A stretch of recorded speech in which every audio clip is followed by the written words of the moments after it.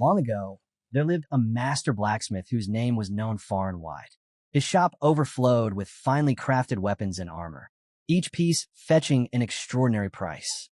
Fortune smiled upon him when the Cairo kingdom sought his skill during a time of war.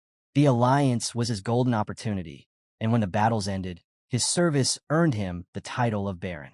This man, the blacksmith turned noble, was the father of Roman, the current heir to this land. In the present, a young Roman sat across from an older man, listening to this tale with unexpected focus. Behind him, a mustached servant looked on, puzzled. Why was Roman so engrossed in a story everyone already knew by heart? The scene rewinds to earlier that day. Roman was questioning something odd, whether he was truly older than the son of the Dimitri family, whether the kingdom of Cairo was real, and if this so-called world of Murim even existed. The mustached man blinked in surprise. Of course it was true. What was wrong with him? Roman wasn't known for his brilliance, but this was unusual.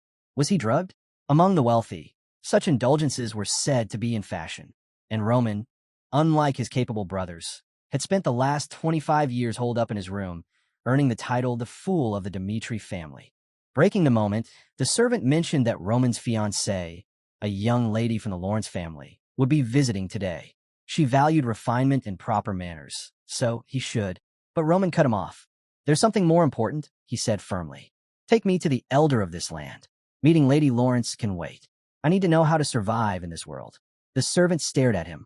Why would someone born and raised here say such a thing? Still, a servant's role wasn't to question, only to obey. And so, in the present moment, the elder finished speaking. That's all I know. Roman nodded. You've been helpful. I'll see to it you're rewarded. The elder replied that speaking with Roman had been an honor. Roman's thoughts drifted inward, to a name that wasn't his here, Baek Jong-hook. In his true life, he had walked the path of a Murim martial artist, carving his way through a turbulent world. He had achieved every goal he sought and had accepted death with a calm heart. Yet, for reasons beyond his understanding, he awoke in the body of Roman Dimitri. Was this heaven's will, or punishment from the gods for refusing ascension? His thoughts were cut short by a loud voice behind him. You freak! A crowd gasped and parted as a young boy collapsed to the ground, blood running down his face. 3 men towered over him, kicking and shouting for him to die. The boy struggled to breathe, his body shaking under the blows. The largest of the 3 sneered, calling the boy a rotten brat, and the beating continued. Through the scattering onlookers, Roman's servant pushed his way forward. His eyes caught on a mark, red fangs inked onto the bulky man's shoulder. That was when he noticed something else. Roman was already standing there. Blood fangs, the servant muttered. Roman glanced at him. And who are they? They're a lone shark gang, the servant explained quickly, operating not just here in Dimitri territory, but in the lands around it. If they've gone this far, that boy must owe them a lot of money. He leaned closer, lowering his voice. Master, we should pretend we didn't see this. But before he could finish, Roman was gone. His voice rang out. Enough. The 3 men paused, blinking in confusion as Roman strode toward them. One of them tilted his head, squinting. Roman Dimitri? He spat on the ground. You think being a noble means you can throw your weight around? Idiot. Another, his eyes glassy and unfocused, barked a laugh. Get lost, Roman. Don't embarrass yourself. Leave before you get hurt. Hans, the servant, hurried after him, bowing quickly to the men. Master, please, let's go. The Bloodfangs aren't people to mess with. But Roman interrupted him. Hans, I still don't know much about the laws of this world. Explain them to me. His gaze stayed fixed on the gang members. Who's in the wrong here, and what punishment should they face? Hans froze. Well, since the boy failed to pay his debt on time legally, it's his fault. But the Bloodfangs had no right to hand out judgment themselves. More than that, they had insulted Roman, the eldest son of the Dimitri clan. By the law of this land, such disrespect toward a noble was a crime punishable by death. Execution would not be unusual in this case. The gang members looked at him without a hint of fear. Roman's voice cut through the air. You've broken the laws of this land. He bent down, picked up a sturdy stick, and continued. I am Roman Dimitri, eldest son of Lord Romero Dimitri, and I will see justice done. One of the men smirked. I get it. You're noble, but you clearly don't understand how things work out here. You're putting us in a bad spot, and you don't even know the situation you're in. Their hands went to their weapons. Roman's lips curved slightly. That confirms it. The leader frowned. Confirms what? That you're trash, daring to speak to the lord of this land like that. Roman burst forward. I don't care what business you have here. The sudden aggression stunned the bandits. One of them shouted for the others to attack. The largest swung his blade, but Roman slipped past with ease. In the same motion, he drove the stick into the man's neck. The thug froze, eyes wide, before blood burst forth. He clutched his throat, gasping for air. The others hesitated only a heartbeat before rushing him with knives. Master! Hans cried out, panic lacing his voice. Another blade came slashing, but Roman twisted aside, knocking the attacker off balance. A swift movement followed. Roman drove the stick hard into the man's chest. Hans could only stare. Was this truly his master Roman dismantling seasoned thugs, as if they were nothing? In that moment, far away in memory, Baek Jung-hyuk recalled the first sight he had upon waking in this body. A note, left behind by the original Roman, and a scattering of pills on the floor. In the Cairo kingdom, constantly embroiled in war, every noble family was required to send a representative to the army. Roman had been chosen to serve, but out of fear, he took his own life. A pitiful end to a pitiful existence. But that man was gone. Now, in his place, lived Baek Jung-hyuk, Sky Demon Sect leader. And since he now possessed this body, he would live as Baek Jung-hyuk. Roman stood over the fallen Bloodfangs, brushing his stick clean. It was slick with blood. A sudden shift in the air made him pause. His instincts whispered, "Monster?" Behind him, the young man who'd been watching tried to bolt. Roman caught him by the hair, forcing him down to his knees. For order to exist, Roman said evenly, the law must be upheld. I won't take your life, but you'll still pay. The boy cried out, a sharp scream cutting through the murmurs of the onlookers. Blood trickled down to the dirt, pooling at his knees. I am Roman Dmitri, he declared. Gasps rippled through the crowd. If anyone here has a problem with the punishment I've given, they're welcome to speak to me directly, anytime. In his past life, Baek Jung-hyuk had ruled Murim through unmatched power. Hundreds, no, thousands, of masters had come for his head, only to be cut down. Rivers of blood marked his path, until the world itself acknowledged the Sky Demon Sect as the unchallenged ruler of Murim. Now, looking at the blood on his own hand, Roman frowned. Why did it take me this long to deal with a mere gang? Hans, he barked. Call the guards. Report what happened here. Have them investigate. Hans, still dazed, nodded. Understood, he said quickly before running off. Roman clenched his hand. This body is worthless, barely any vital energy, and the flow is a mess. I need information, and I need to rebuild my strength fast. A faint voice called from behind. It was the battered youth, swaying on unsteady legs. Thank you for helping me, he managed. Roman looked at him sharply. You've misunderstood. I didn't do this for you. The Bloodfangs broke the law, so I punished them. And you're no exception. Tell me the truth, without lies. Otherwise, his eyes flicked to the unconscious gang members. You'll share their fate. The boy swallowed hard. I understand. My parents, they borrowed money from the Bloodfangs to buy farmland. We could have paid them back easily, once we sold the harvest. Kevin's voice broke into a yell. They destroyed all our crops. We couldn't pay them back, and then I found out why. Those monsters did it because they wanted my little sister. His knees hit the ground, fists clenched. It's not fair. We've never harmed anyone. Please, please, at least save her. Roman studied him.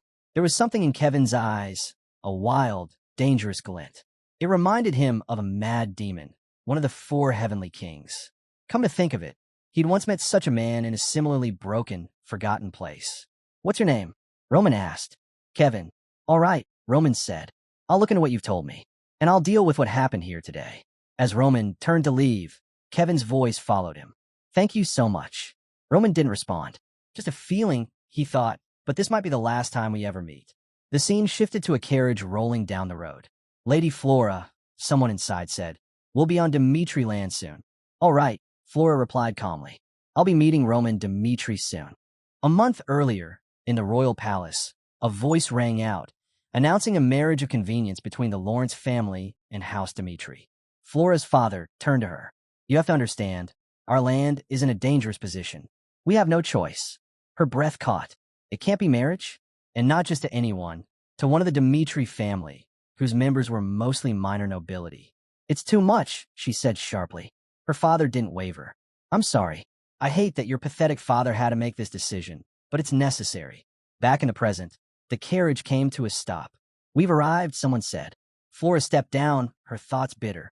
I should have been promised to the second son. He has a bright future ahead of him. But no. Instead, the eldest, Roman Dmitri, the man who lives only for his own amusement, demanded this marriage. Even knowing the sorry state of Dmitri territory, she couldn't go through with it. She had to speak up now. Facing Roman, she said, "Please forget about this marriage." Roman exhaled heavily. "Fine." The answer caught her off guard. "What? I've heard plenty about this arrangement," he said. "Frankly, I don't understand how an idiot like me would dare to marry someone like you. I'd like to cancel it myself." Flora stared at him. He sounded serious, but something about it felt strange. "Then I'll inform my father," Roman said simply, turning to leave. "Wait, hold on a second," Flora blurted, her voice tight with surprise. Roman paused mid-step and turned. "What is it?" She hurried to close the distance between them. "I heard you were the one who insisted on marrying me. And now you're suddenly canceling it without a single good reason? Forgive me if I'm a little taken aback." Roman's brow lifted slightly. "Do you want to marry me?" Flora hesitated, then admitted, "Not really."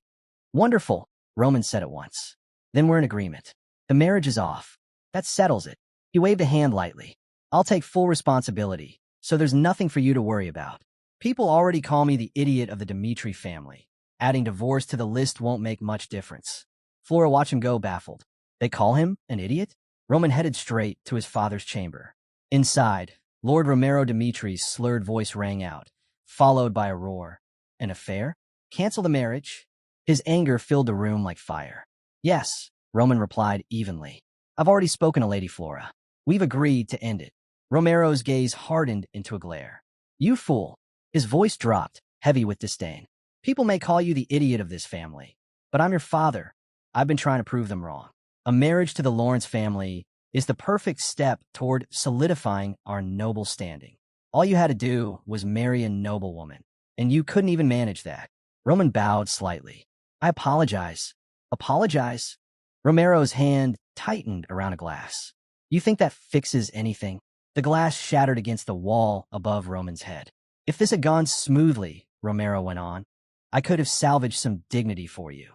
But now, in 6 months, you'll be sent to the battlefield." Roman said nothing. "One more thing," Romero added coldly. "I heard you had trouble with the Bloodfangs. Witnesses claim you punished them." He let out a sharp, bitter laugh. "And who would believe that? I can't even deal with them. Someone must have helped you.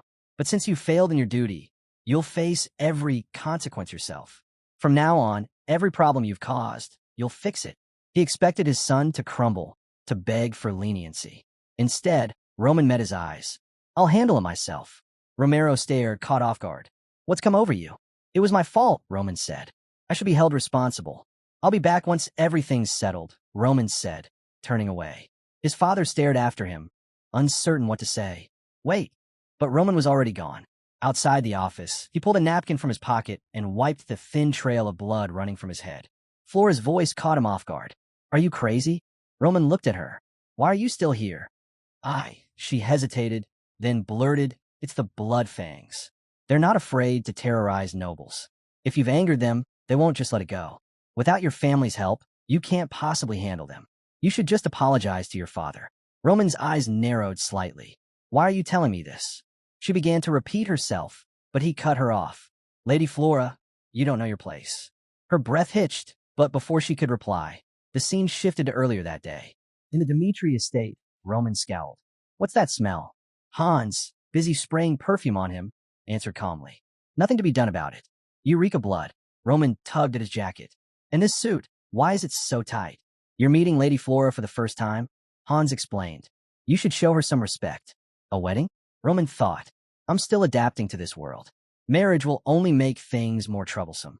Hans suggested they wait for her arrival together in the hall. Roman considered it. There was no reason to treat poorly a woman who hadn't wronged him. If he could cancel the engagement without hurting her pride, so much the better. But when Flora appeared, it became clear she had no intention of showing him any courtesy. That left him with little reason to extend himself. "You're rather arrogant, aren't you?" Roman said, his gaze steady. "You came here to break off our engagement without even considering my circumstances.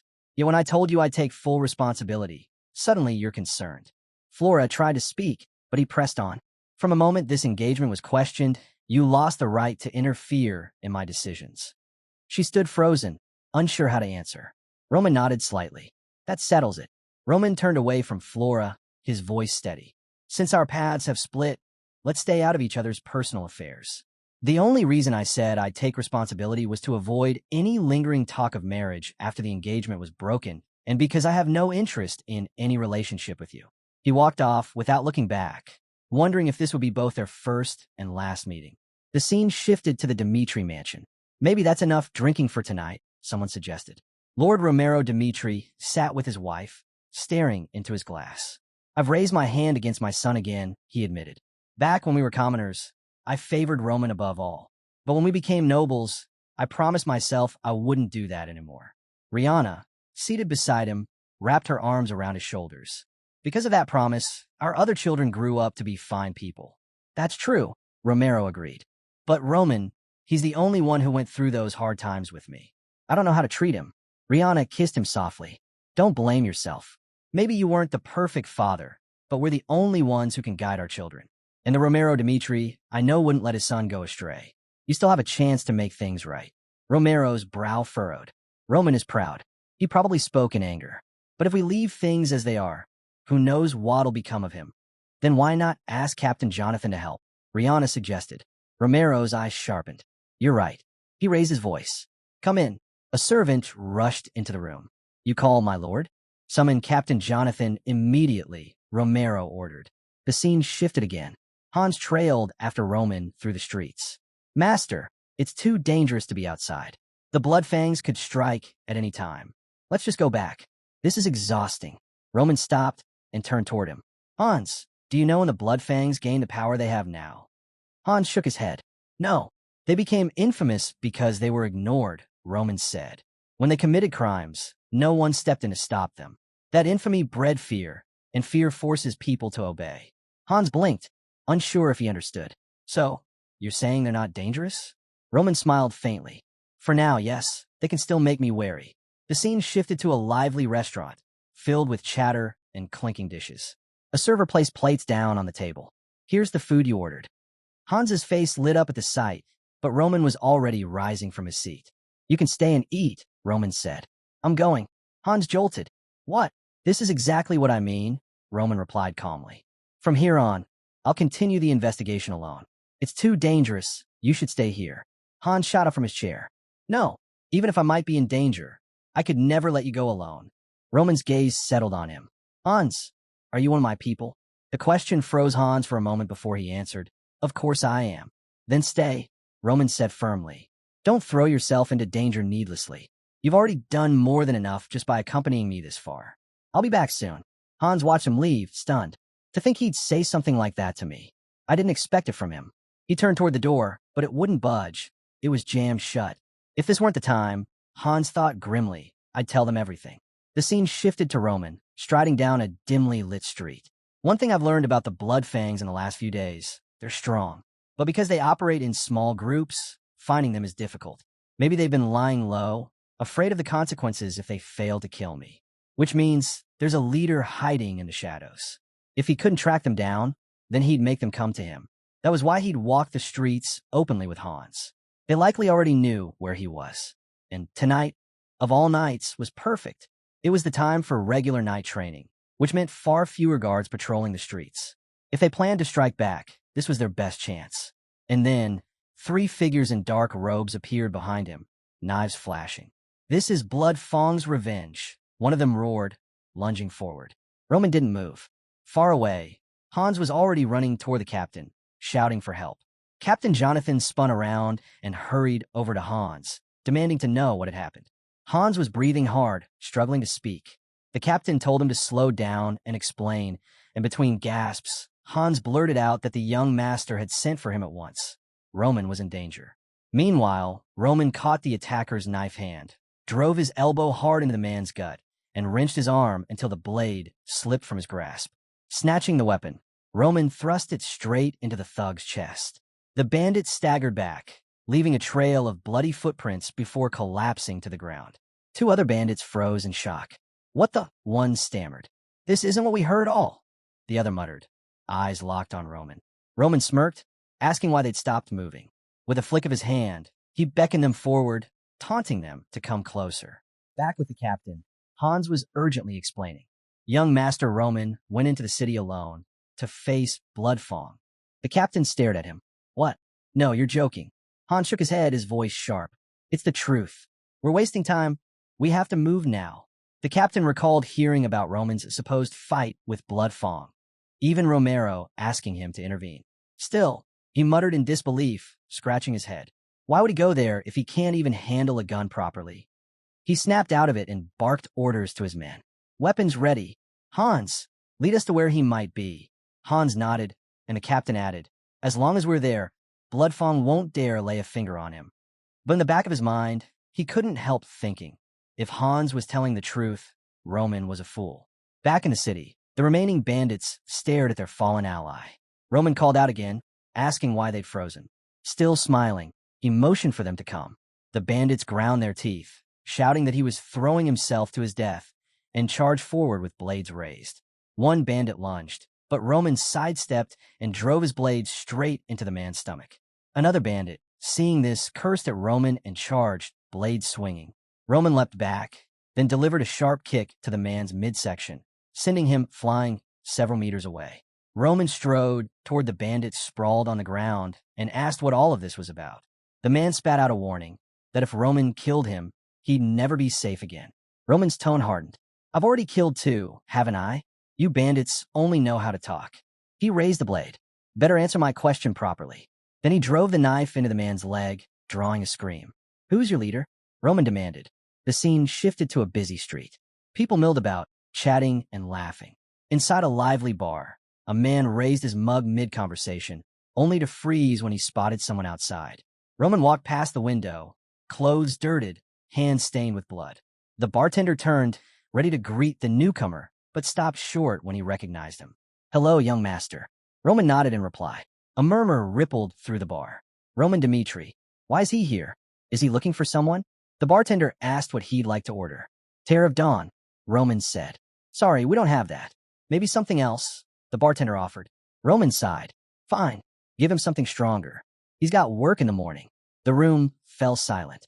Eyes turned toward Roman. He added, almost casually, or maybe the dew of dawn. The injured bandit's earlier words connected. That was the code. The bartender froze, realizing Roman had just spoken it perfectly. Tear of Dawn, something stronger in the morning to work. The air in the pub grew tense. Without Roman noticing, the bartender's hand slipped behind the counter, pulling out a hidden knife. In one swift motion, he swung it and shouted for everyone to attack.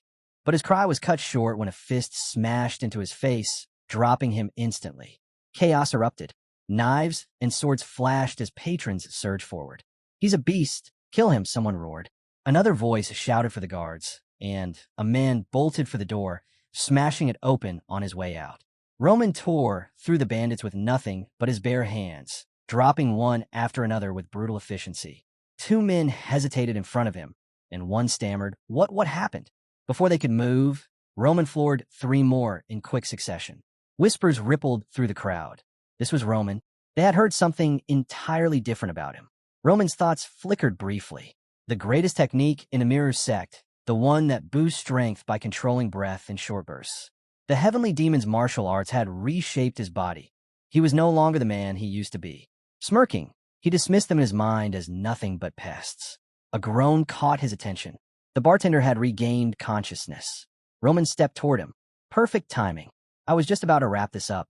The bartender, nose swollen and bruised, asked in a shaky voice what Roman was doing there.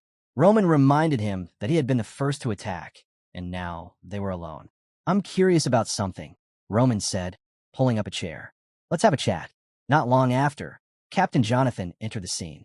His eyes swept over the room, full of unconscious bodies. Was this your doing, young master? Before Roman could answer, a soldier called out from upstairs. They'd found a survivor. The man had said Roman was heading toward Lawrence. Lawrence?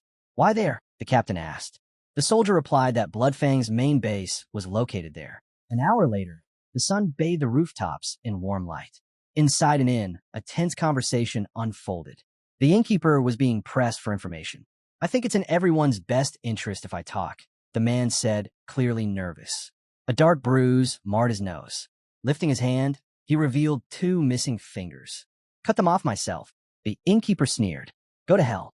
I'm not telling you a thing. He was tied to a table, staring up at the man who'd taken his fingers. A man grinning through bloodstains, holding a pair of scissors. Kill me. The innkeeper spat. Bloodfang will make you pay. The man's smile only widened. I should have done it right away. You know, I even like people like you. The man's smile didn't fade as he leaned in. People who stay silent even after the worst tortures, they're not afraid of death.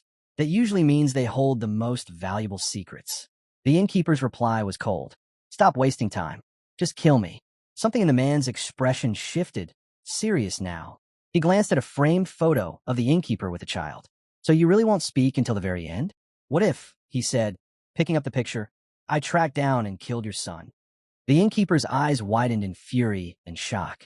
That's not my son, he growled, turning his face away. You think you can fool me? We're the same kind of man. You can't lie to me, the interrogator said, stepping closer. The innkeeper gritted his teeth and cursed him, spitting out his disgust at an aristocrat threatening his family. The man ignored the insult. I learned something interesting about Bloodfang. For revenge, their people are willing to throw away their lives. And here's the curious part. The innkeeper began to tremble. They're not all monsters, the man continued. Most of them just owe Bloodfang money. And Bloodfang doesn't just stop at making them debtors. They turn them into slaves. Families are held hostage. People pushed to the edge, threatened with the deaths of their loved ones. Sounds reasonable enough, doesn't it? The innkeeper sneered. Knowing the truth changes nothing. Gamefang always gets what he wants. The man leaned in, his voice low. I wouldn't be so sure. He dropped the photo at the innkeeper's feet, grinding his boot down on it slowly. I meant every word. I'll let my men find her boy. Then I'll kill him. Slowly. Painfully. And I swear it on my name. Then he stepped back slightly. But I'll give you one last chance. Keep your mouth shut for Bloodfang's sake and watch your son die. Or tell me what I want to know so I can destroy them. The scene shifted to a dimly lit building. What happened? One man demanded. Another answered. A witness says Roman Dmitri single-handedly wiped out an entire squad of our men.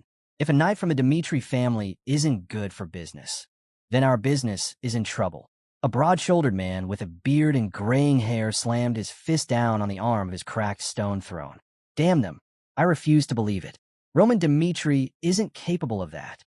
But his thoughts told a different story. We were supposed to make our name by crushing the Dmitris. Yet entire squads have been taken down by someone who avoided even the Royal Swordsman Academy. Where is he now? He demanded. Just left Dmitri territory, the other man replied. I got the information from a morning source. They took care of this alone? Yes, sir. The man rose to his feet, his voice sharp. Then he could attack our bases without warning. Gather the forces immediately. Yes, sir. The subordinate answered with a bow before leaving. The bearded man's eyes narrowed. Roman Dmitri dares challenge Bloodfang. Today, I'll kill him without mercy and hang his core in the town square. Bloodfang will reclaim its honor. The setting changed to an opulent mansion. This is the Barco family, someone said as a man unfolded a letter. They think they've made their choice. Inside the hall, a feast was underway. Influential figures sat around a long table, quills scratching across parchment as they discussed strategy. There's a rumor, a red-haired man announced, that the family's taken a massive loan from the gold bank. Only one reason for that: preparing for war. All eyes turned toward the white-haired man seated at the center, his expression tight with anger. Beside him, a black-haired man spoke evenly. The start of this war is only a matter of time. First, we must gather our strength. The white-haired man steepled his fingers, closing his eyes. If things stay as they are, I believe the unrest can be contained. But in his thoughts, a grim realization stirred. I never imagined this could happen when I first received my family's documents. The black-haired man spoke first. I never imagined the central government would side against us. At this pace, our lands will be handed over. Another white-haired man slammed his hand on the table. We must hold the land at all costs. Our family survives only because of its fertile fields. The room erupted into shouts and arguments.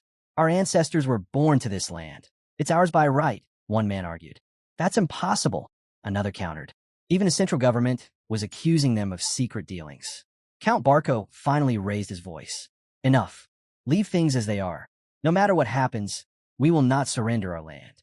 If we falter, Other families will swarm like hyenas to claim it.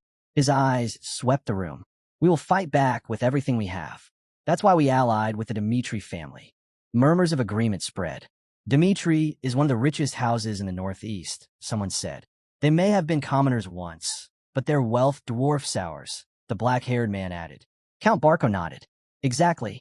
That's why I gave my only daughter to that fool from the Dmitri family, for the sake of our family survival. The head of the family assured him, you did the right thing. There's no reason to blame yourself. The others echoed their agreement. At that moment, the doors opened. A young woman stood hesitating in the doorway, her face pale. What do I even say to him? She thought. Her heart pounded. No, I broke off the engagement. I can't even meet his eyes now. But what's done is done. This is my life. I won't sell it to an idiot like him. Still, her father's plan and the family's future weighed on her. How do I tell him I can't marry someone I feel nothing for? Before she could act, a soldier came running down the hall toward the meeting room. She turned to look as he stopped in front of her, bowing deeply. Miss Flora, he greeted. Yes, she replied, startled. Urgent message, he shouted. The scene cut sharply. Somewhere else, a voice rang out over the din. We've already beaten the hell out of them. From atop the wall, a man barked an order. Hand over the weapon and follow procedure. Then he demanded, what are you planning? The man below shot back, warning that young Master Roman was in danger. If anything happened to him, they'd never forgive it. The wall guard found the claim ridiculous, until a soldier ran up in a panic. Captain's in serious trouble, the soldier blurted. Is that true? The wall guard asked in disbelief. Yes, the soldier said. Riots are breaking out in the square right now. A grim thought flashed through the wall guard's mind. Don't tell me. They're about to break open the gates to hell. In the streets, frightened townsfolk whispered, unsure of what was happening. Their eyes fell on a bloody trail, ending at a corpse. Fear rippled through the crowd. From the other side of the square, Roman appeared, dragging the battered leader of the Blood Fangs behind him. The gang boss, moments ago arrogant, had once thought defeating a single noble brat would be child's play. One man from the gang should have been enough. They had numbers. They had weapons. Losing hadn't even crossed his mind. Until now. Until he'd seen every last one of his men lying dead. That's when he knew. He was next. Shaking, stumbling over his words, he pleaded for his life. Clutching Roman's leg, he promised anything. Servitude, loyalty, even becoming a dog. Just not death. Roman didn't even slow down.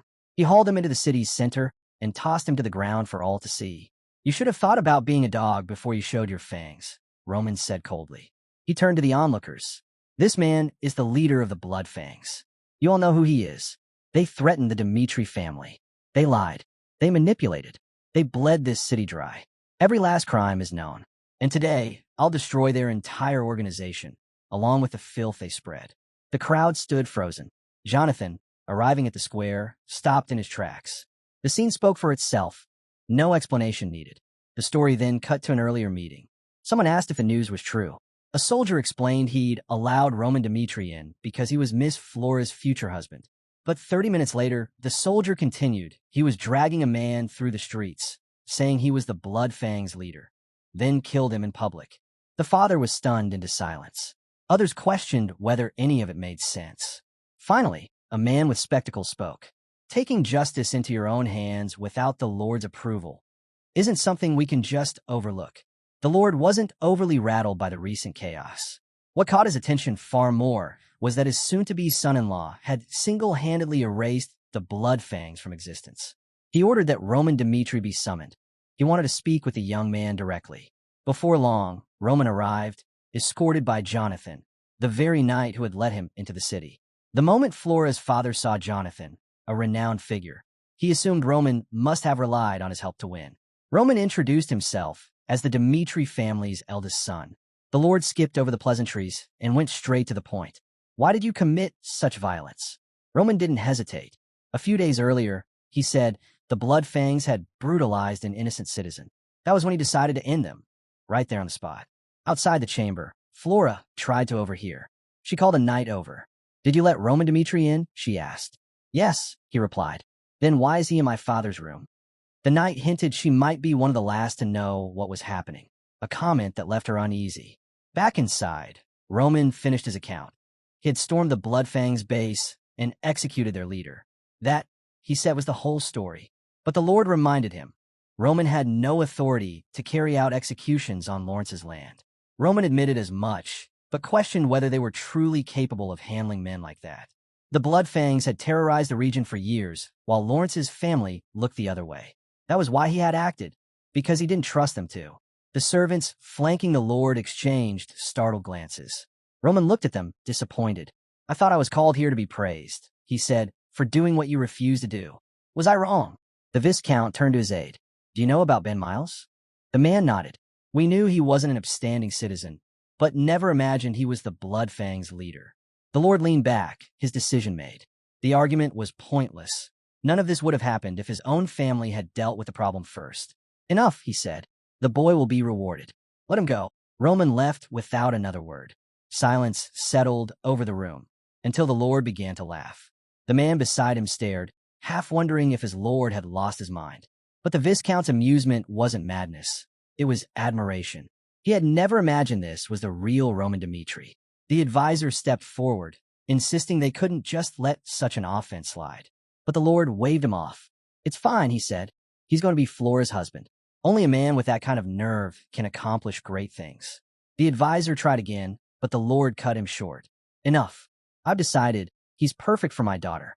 He then ordered Flora to be brought in so they could speak. Meanwhile, on the road back to Dmitri territory, Jonathan glanced at Roman. "You shouldn't have told them everything," he said. "Even if you wiped out the Bloodfangs, the Lord looked like he was holding back anger." Roman's reply was calm. "All I did was make it clear their negligence caused the situation. And since he doesn't know the marriage has been called off, he won't punish his future son-in-law." Jonathan blinked, realizing Roman had anticipated this from the start. It left him wondering, was this even the same Roman Dmitri they used to know? In Roman's mind, another voice stirred. It called him by his real name, Baek Jung-hyuk, and reminded him of his birthright, son of the celestial demon. "If you want to succeed me," the voice said, "you must prove your worth. Survive hunger, cold, and the unyielding earth. If you die, I'll simply have another son. The only proof I'll accept is ruling over all others." Beck remembered those days vividly. A heavy-set boy sneered, disappointed. "So this is the son of the celestial demon? I thought you'd be stronger. Turns out you're just a loudmouth brat." Blow after blow landed. Beck staggered, unable to fight back. The other children didn't interfere. They simply thought he was a fool. While most had the shelter of family during childhood, Beck had grown up in a place where only strength kept you alive. Back in Dmitri territory, Roman now lay in a steaming bath, sinking into the quiet. Even after everything, he was surprised at how drained his body felt from what should have been a simple task. Since waking in this world, Roman had faced countless trials. To crush the Bloodfangs, he'd cut down every obstacle in his path and felt no remorse for it. It only confirmed what he already knew. He hadn't changed. If someone crossed him, he'd break them. If someone tried to take his life, he'd erase them. That had always been his way, and becoming Roman Dmitri hadn't altered that truth. The real challenge now was different. Moving openly was growing more dangerous. This world's inner workings were still unfamiliar, and his strength had diminished far from its peak.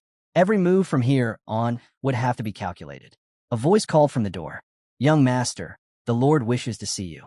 In the room ahead, Romero Dmitri was speaking with Jonathan. "Did he truly do all that?" Romero asked. Jonathan nodded. "Yes, my lord. Roman has changed." Romero's curiosity deepened, but the night went on. "This is not the same young master we once knew." The Lord leaned back, reflecting. Roman had always been his greatest challenge, his only son without any remarkable traits. Yet he was also the only child who endured their harshest days in poverty without complaint. A memory surfaced. Years ago, Roman had handed him a small piece of candy. "What's this?" Romero had asked. "It's sweet," the boy had replied simply. Romero had been deep in mines that day when his son came wandering in. He'd scolded him for entering such a dangerous place, warning it wasn't safe. But Roman only smiled. "You work too much, father. I brought you something sweet so you can finish faster and come home sooner." All Romero had ever wanted was his son's happiness. That was why he favored him, why he gave him extra money to avoid the sting of being called poor. He had never imagined that kindness might lead Roman astray. In truth, a part of him had given up hope. But hearing that his son had destroyed the Bloodfangs had lit a spark inside him again. At the door, Roman's voice rang out, asking to enter. Romero thought, no matter how he did it, he wiped out the blood fangs. If that's true, I'll do anything for him. This will be my way of making up for the times I failed as a father. When Roman stepped inside, Romero looked him over. I hear you defeated the blood fangs on your own, he said. Baek Jung-hyuk, inside Roman's body, studied the man before him. He could sense Romero's anxious hope, waiting for words that might change everything. And he knew that if he spoke the truth, his father would see him in an entirely different light. The trouble with achieving more than anyone expected was that it always came at a cost. If Roman played things carefully now, he could buy himself the time he needed to grow stronger. As his father's voice called to him, Baek weighed the choice, tell the truth or lie. The safer answer was clear, keep the truth hidden. His mind flashed back to his childhood, back to a time when he'd been knocked to the ground, a bully sneering above him. That's all you've got? The boy taunted. Baek's hand closed around a rock. Without hesitation, he smashed it into the bully's face. The boy collapsed, bloodied and groaning. Baek stood, picked up another stone, and moved to finish the job. From that day on, no one dared to cross him. He had learned a brutal law. In a lonely world, only the strongest rule. He'd declare that the boy he'd beaten was their group's former leader. Now, Baek was in charge. Victory meant nothing unless it was absolute. That same instinct guided him now. Yes, he told Romero. I'm the one who took down the blood fangs. Neither Baek nor the celestial demon bloodline had ever been good at hiding their superiority. Later, in the city's training grounds, young swordsmen were drilling under their instructor's eye. Stop, the man barked. Show respect to the Lord. The trainees bowed in unison. Among them, a blonde-haired boy blinked in surprise. Why is Roman Dmitri here? The instructor stepped forward. Today, you'll be testing your sword skills against Mr. Roman. Step forward if you wish to challenge him. No one moved. Sweat beaded on foreheads. The blonde boy frowned, baffled. Why are they acting so afraid? Who would even want to fight that fool? An hour earlier, when Roman had confessed to his father that he was indeed responsible for the Bloodfang's downfall, Romero had asked the obvious question. How? Roman explained he had been secretly training in swordsmanship. Why keep it a secret? Romero asked. If you'd told me, I would have given you every resource you needed. I was tired of wasting my life, Roman answered. I wanted to prove that even the fool of the Dmitri family could accomplish something alone. Romero still doubted him. No one can master the sword to that level without help. Not enough to kill trained men. Roman countered that the blood fangs thrived through intimidation. That was why he'd set a trap, forcing their leader to come to him. Romero pressed further.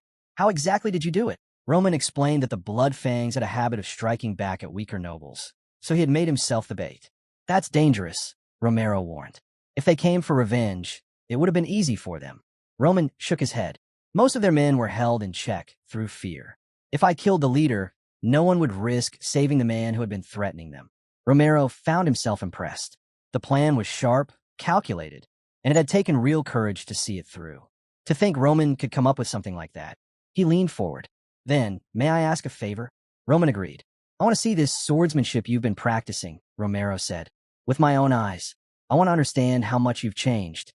Now, back at the training grounds, Romero stood watching, surprised that no one was stepping forward to challenge Roman. The blonde trainee thought he understood why. If you fought Roman and won, you'd probably be expelled for striking the Lord's son. If you lost, you'd be expelled for being pathetic. Either way, no volunteers. Jonathan frowned. They needed someone skilled enough to beat Roman without much effort, both to prove the knight's ability and to test Roman's claim. If no one steps forward, Jonathan called out, I'll choose for you. As a master of the Dmitri Knights, he couldn't take part himself. That left only one clear choice. Chris, he said, step forward. The name made Chris stiffen. Vice captain of the Dmitri Knights. He knew this wasn't going to be a normal spar. He remembered the first time he had met Roman, about a year ago. They'd gone to a bar after hearing complaints about a drunk causing trouble. Inside, a man was shouting, demanding to know if people were trying to make a fool of him. Are you trying to shut down this place? The drunk barked. The attendants apologized, unsure of how to calm him. Then Roman, reeking of alcohol, spoke up. Trash like you shouldn't even talk, he sneered. Get over here. The man hesitated, but Roman hurled his bottle at the wall, shattering it. Chris stepped in. That's enough. Roman turned, glaring. And who are you? Chris reached for his wrist, intent on dragging him out. You're embarrassing yourself. Roman slapped him across the face.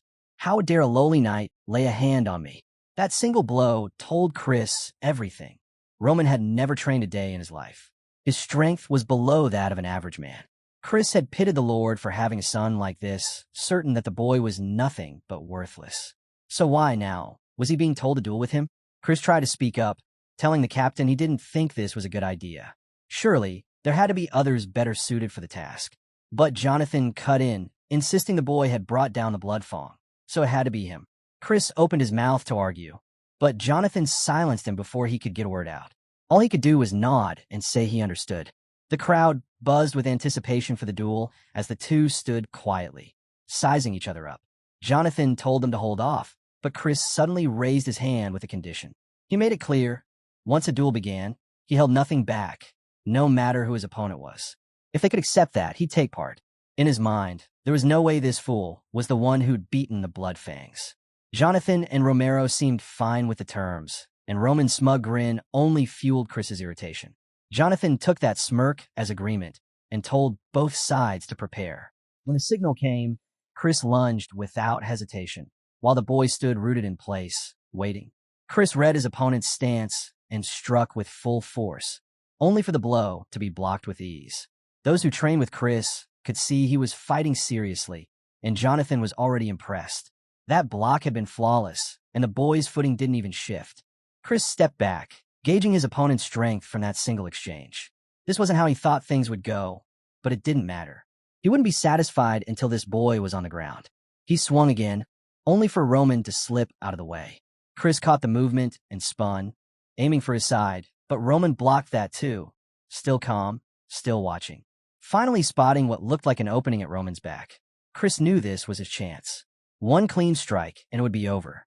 But before he could land it, Roman ducked, and Chris felt the rush of an attack pass, so close it clipped his hair. His blood ran cold.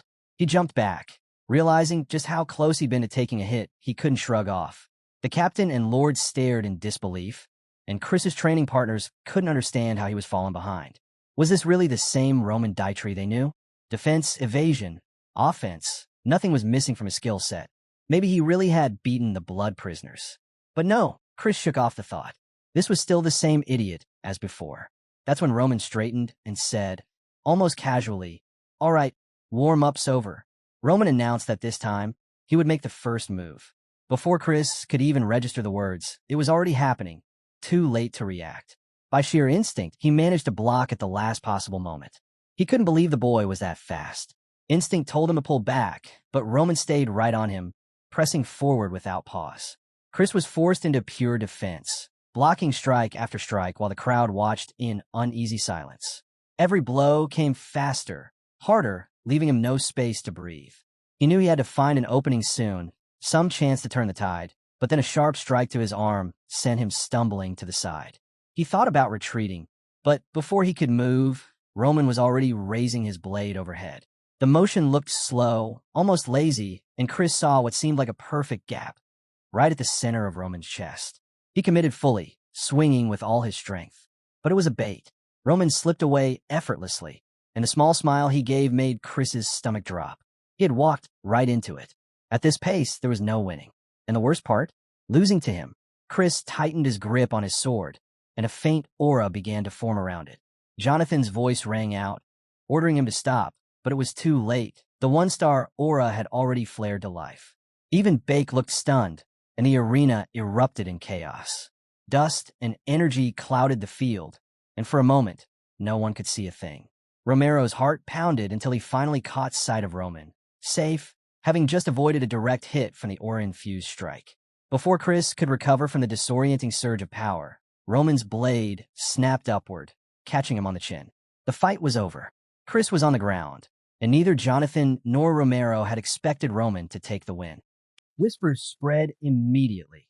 Everyone wanted to know more about this young man who'd caught the captain's eye. Those who knew spoke of him as one of the most talented they had ever seen. Despite his age, he was already a 2-star knight. Rumor claimed he had begun sensing mana just 6 months into training, reached 1 star in under 3 years, and wielded a sword with unmatched skill. The women in the crowd leaned closer, eager to hear his name. Jonathan remembered their training sessions. When he called a day, Chris would always ask for one more round.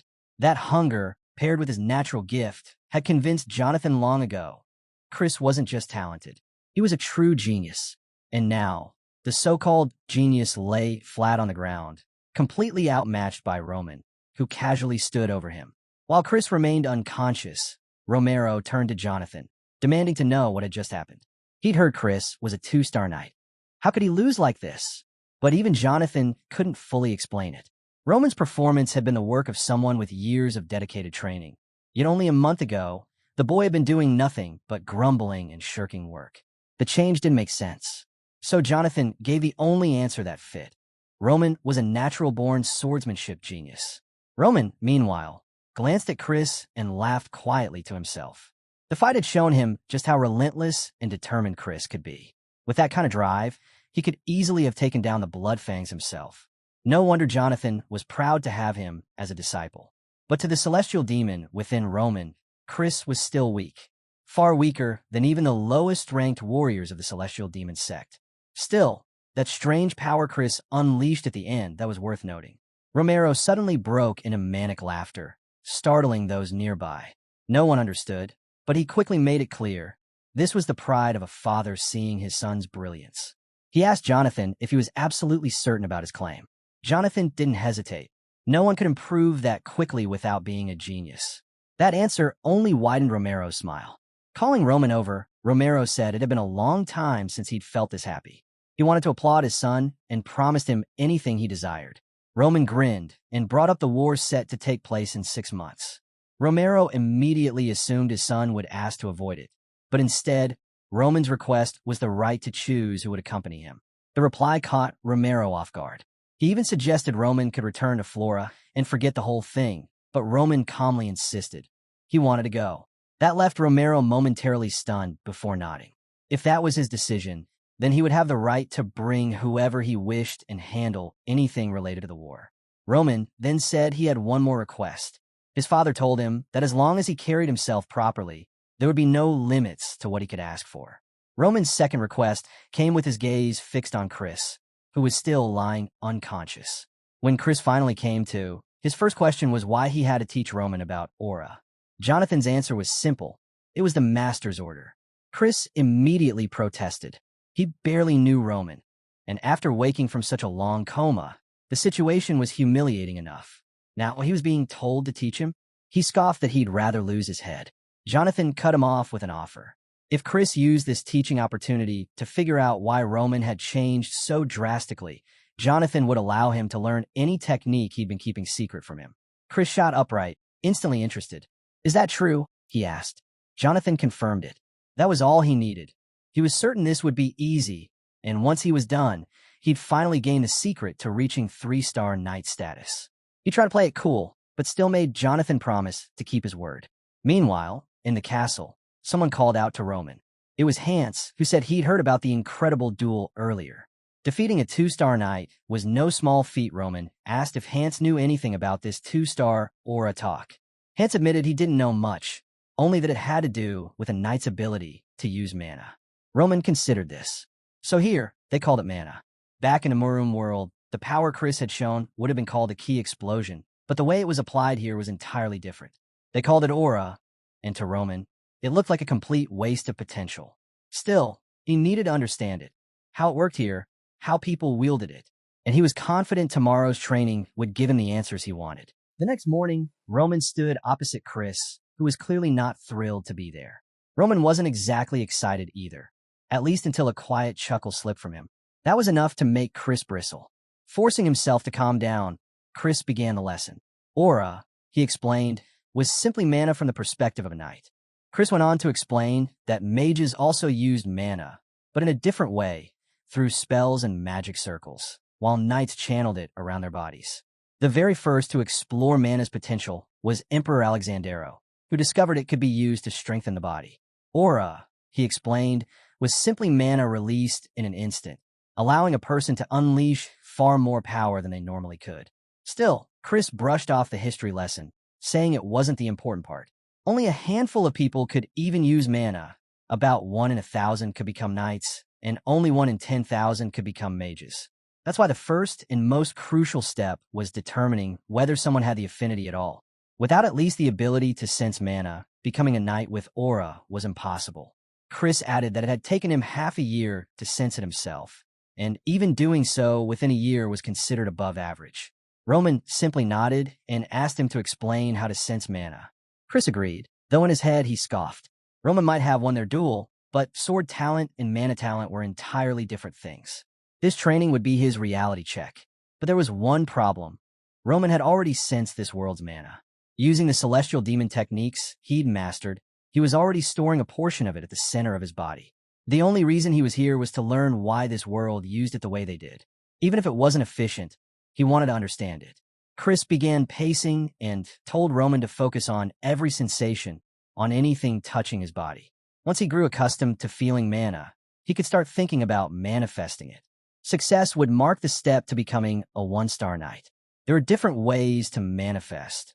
Channeling aura into a sword, or spreading it to cover the body, for example. But before Chris could go on, he noticed something that stopped him cold. Roman was already standing beside him. Mana activated, manifesting aura. Chris had no words. Roman, however, had plenty of thoughts. He knew exactly what he was seeing and exactly how flawed it was. In his world, energy was purified and concentrated deep within the body. Here, they let mana drift in naturally, hoping it would stay. In a Miram world, mana was scarce and dense, hard to gather, but also stable once inside. In this place, mana was abundant but feather-light, slipping away as easily as it entered. The two methods couldn't even be compared. In a Miram world, you strengthen both the inside and outside of your body. Here, the exterior wasn't strengthened at all, and mana wasn't stored properly. Worse still, spreading energy thinly across the body was a complete waste. If Roman had relied on such a method, he wouldn't break into the top 10 even in 100 years. Shaken, Chris demanded to know how Roman had done it. Roman replied that Chris probably already knew the answer. Chris pushed harder, saying that was exactly why he was asking, because it had taken him half a year just to sense mana. He accused Roman of pretending not to know how to use it, just so he could show off. Now, it was starting to make sense to him why he'd lost. Roman dismissed the idea. Chris was only assuming what he wanted to believe. But Chris couldn't wrap his head around it. He'd spent 10 years climbing to the rank of 2-star knight, and here Roman was doing this effortlessly. Suddenly, Roman laughed. Chris narrowed his eyes and asked what was so funny. "You," Roman said. That only annoyed Chris more. "Are you saying my effort is a joke?" Roman tilted his head and asked, "In all those 10 years, did you ever once question the methods you were taught?" Chris opened his mouth to answer, but Roman cut him off. "Ordinary people never questioned it," he said. They simply trusted what had been passed down for generations, believing it must be right. When he had learned aura, he'd asked himself why everyone followed a method riddled with flaws. Was it ignorance? Blind faith in Captain Jonathan? Or simply because it was the easiest path? He wouldn't deny Chris had worked hard, but it was still amusing that he had never once asked why. Roman stepped past him, continuing. Nothing in this world was perfect, not even the things he once thought were absolute truths. Over time, everything changed. Questioning your own path was painful, especially when failure followed every attempt. But it was in those moments, facing criticism, enduring despair, that change became necessary. That was why he had abandoned his father's teachings and forged his own art. Turning back, Roman said the training was over. But before he could walk away, Chris called out, asking, "Then what should I do from now on?" The scene shifted to a memory. A man stood before a boy, asking if he would keep suffering or finally admit defeat. From now on, the Blood Demon sect would follow Beck, he said. But there was one thing he needed to know. How could he become as strong as Beck? He was ready to devote his body and soul, as long as they could both grow stronger. All he wanted was to know what to do from that point on. Roman recognized the look instantly. This was someone who had let go of their pride. He found it interesting. The Blood Demon had once been so powerful that he united all the sections. As ruler of the Murum world, it was inevitable he would one day clash with Beck. After a long, grueling battle, he lost. Roman remembered it well. How he himself had once swallowed his pride and sought guidance. The desire to grow stronger, even at the cost of pride, reminded him of that same Blood Demon. Returning to the present, Roman told Chris that he was asking how to get stronger, but unfortunately, he didn't have an answer for that. Chris frowned, confused. "Then what should I do?" "I already answered," Roman replied. "The one thing you can't do is follow what you've been taught without question. If I told you how to do it, you'd just be blindly following me instead. Find the answer yourself.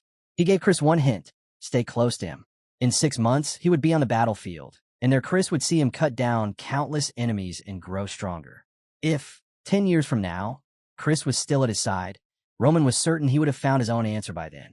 That night, Chris lay alone in his bed. Memories ran through his mind.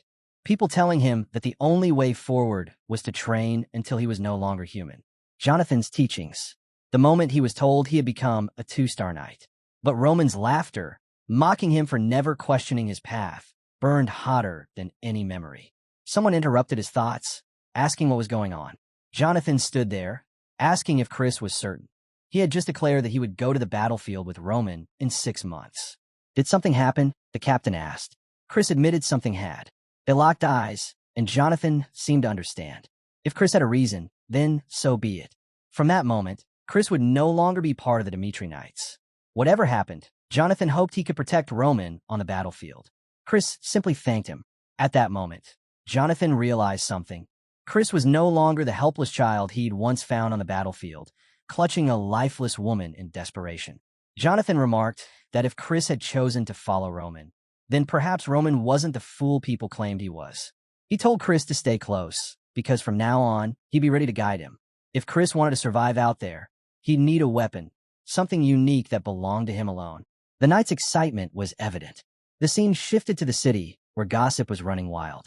People whispered about a shocking rumor.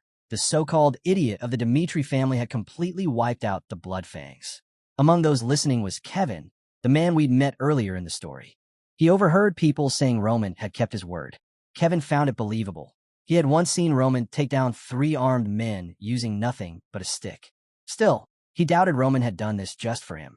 No, Roman wouldn't go to such lengths for someone like him. Before he could dwell on it further, his boss barked at him, snapping him out of his thoughts and ordering him back to work. Kevin sighed inwardly. All he wanted was enough strength to protect his family. He knew there were still plenty of groups like the Bloodfangs roaming the world, but as a simple peasant, what could he do? Training was out of reach. People like him didn't get opportunities like that. Just then, someone called his name. The shock made him drop the crate he was carrying. When he turned, it was Roman. "It's been a while," Roman said. Kevin started to ask why he was there, but quickly corrected himself, dropping to the ground in gratitude. He thanked Roman for saving his family. Roman asked how things were going. Kevin told him life was better now. The Bloodfangs had stopped hunting them, and he'd even found work. What he didn't know was how to truly repay Roman. Roman told him not to think about it, because an opportunity was coming. If Kevin accepted, his family would never have to worry about money again. They'd have a home, good food, and freedom from backbreaking labor. Their lives could change completely. The cost? Kevin would need to swear his loyalty and live for Roman. Kevin stayed silent for a moment, then lowered his head to the ground. He vowed to serve Roman, to kill if ordered, and to die if commanded. If Roman promised to care for his family, that was all he needed. Roman recognized this kind of loyalty, the kind that ran deep in a man's blood. In his past life, as the Mad Demon, he had the power to erase entire clans with a single command. Perhaps that was why, the moment he thought of summoning someone, Kevin came to mind. Seeing him again was worth it. Roman told Kevin plainly. From this moment on, he belonged to him. Back at Dimitri Castle, Roman handed Kevin over to Hans, asking him to help the boy settle in. Roman said he'd return later. Kevin, still overwhelmed, thanked him once again before leaving with Hans. Roman, meanwhile, made his way to the library.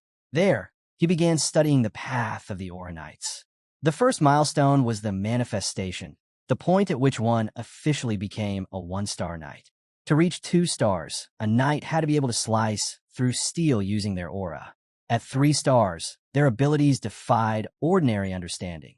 Such knights were regarded as exceptional in any kingdom. On the Salamander continent, a handful of 6-star knights existed, but no one had ever reached the mythical 7th rank. Even among the 10 most powerful figures in the world, not all were 6-star knights. Roman judged that, given Chris's abilities, Jonathan was likely a 3-star knight. 6 stars, however, were on an entirely different scale. The aura of such a warrior could tower 12 meters high and shake the entire world. Only 12 such knights lived in the entire world. Their power was undeniable, though Roman noted they reached such heights with methods that were far from perfect. Then there were the archmages, sorcerers who had achieved the 7th circle. In this world, they were seen as beings who stood between humanity and godhood, capable of bringing ruin wherever they appeared. A single spell from one could cleave the sky in two. Magic like that didn't exist in Urim, but now Roman had some understanding of it. Even if the chance of facing one was slim, he knew he could not afford to make such a figure his enemy. Not yet. Their unpredictability made them even more dangerous. Still, Roman was not the kind of man to hide away from the world. He thrived on experiencing it, learning its truths firsthand. And this, he thought, was going to be interesting. The scene shifted. Hans was opening a door. Roman asked what the room was for. A servant explained it was the old forge, abandoned and sealed off for years. Roman smiled. It was exactly what he needed. He told Hans he'd be staying there for the next week and ordered that no one was to enter or bring him food. He made Hans swear that unless his people faced mortal danger, he wouldn't let anyone disturb him. Hans agreed. Once Roman was alone, he noticed the floor was covered with straw. Hans must have put it there to make the place more comfortable. Roman appreciated the thought, but he preferred the bare floor. 4 days now, he had been storing energy at his core. It was time to use it to revive the techniques from his previous life. He began with the first stage of the Celestial Demon Arkansas. Step 1 was to circulate all his energy and purge the impurities from his body. The process was brutal. Blood spilled across the floor. Roman had expected it. That was why he had gathered the precise amount of energy beforehand. There was no time to waste. He needed to reclaim his former power as fast as possible. This first stage was called the human stage, the initial step on his long path forward. A week later, the scene shifted. A bald servant offered tea and refreshments to Count Lawrence and Miss Flora. Lawrence entered and immediately asked where Roman was. The servant replied that Roman was occupied with other matters, then closed the door behind them. Lawrence took a look around and muttered that it was obvious they weren't welcome here. He told his daughter they would have to wait, gesturing for her to sit. Then, addressing her by name, he explained the reason for this meeting. He wanted to undo the mistake she had made. Flora calmly replied that she understood. She recalled the moment her father had shouted at her upon learning she had broken off the engagement. She had already spoken to Roman about her situation and had even tried to follow her father's advice. Yet before she could continue, Lawrence cut her off. Calling her by name again, he reminded her that he had always seen her as an intelligent child, which made her decision all the more disappointing. She needed to realize that the Barco family had borrowed a massive sum from the bank, proof that war was inevitable. Their marriage to the Dmitri family hadn't been just a matter of preference.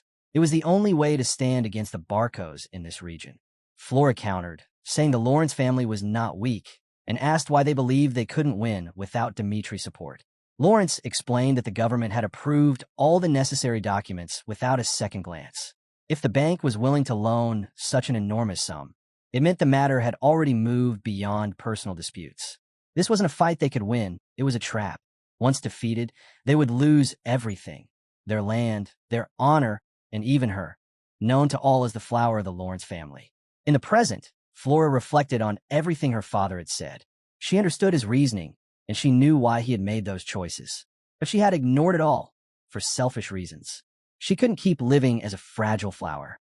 It was time to face reality. Elsewhere, Hans wandered the halls, debating what to do.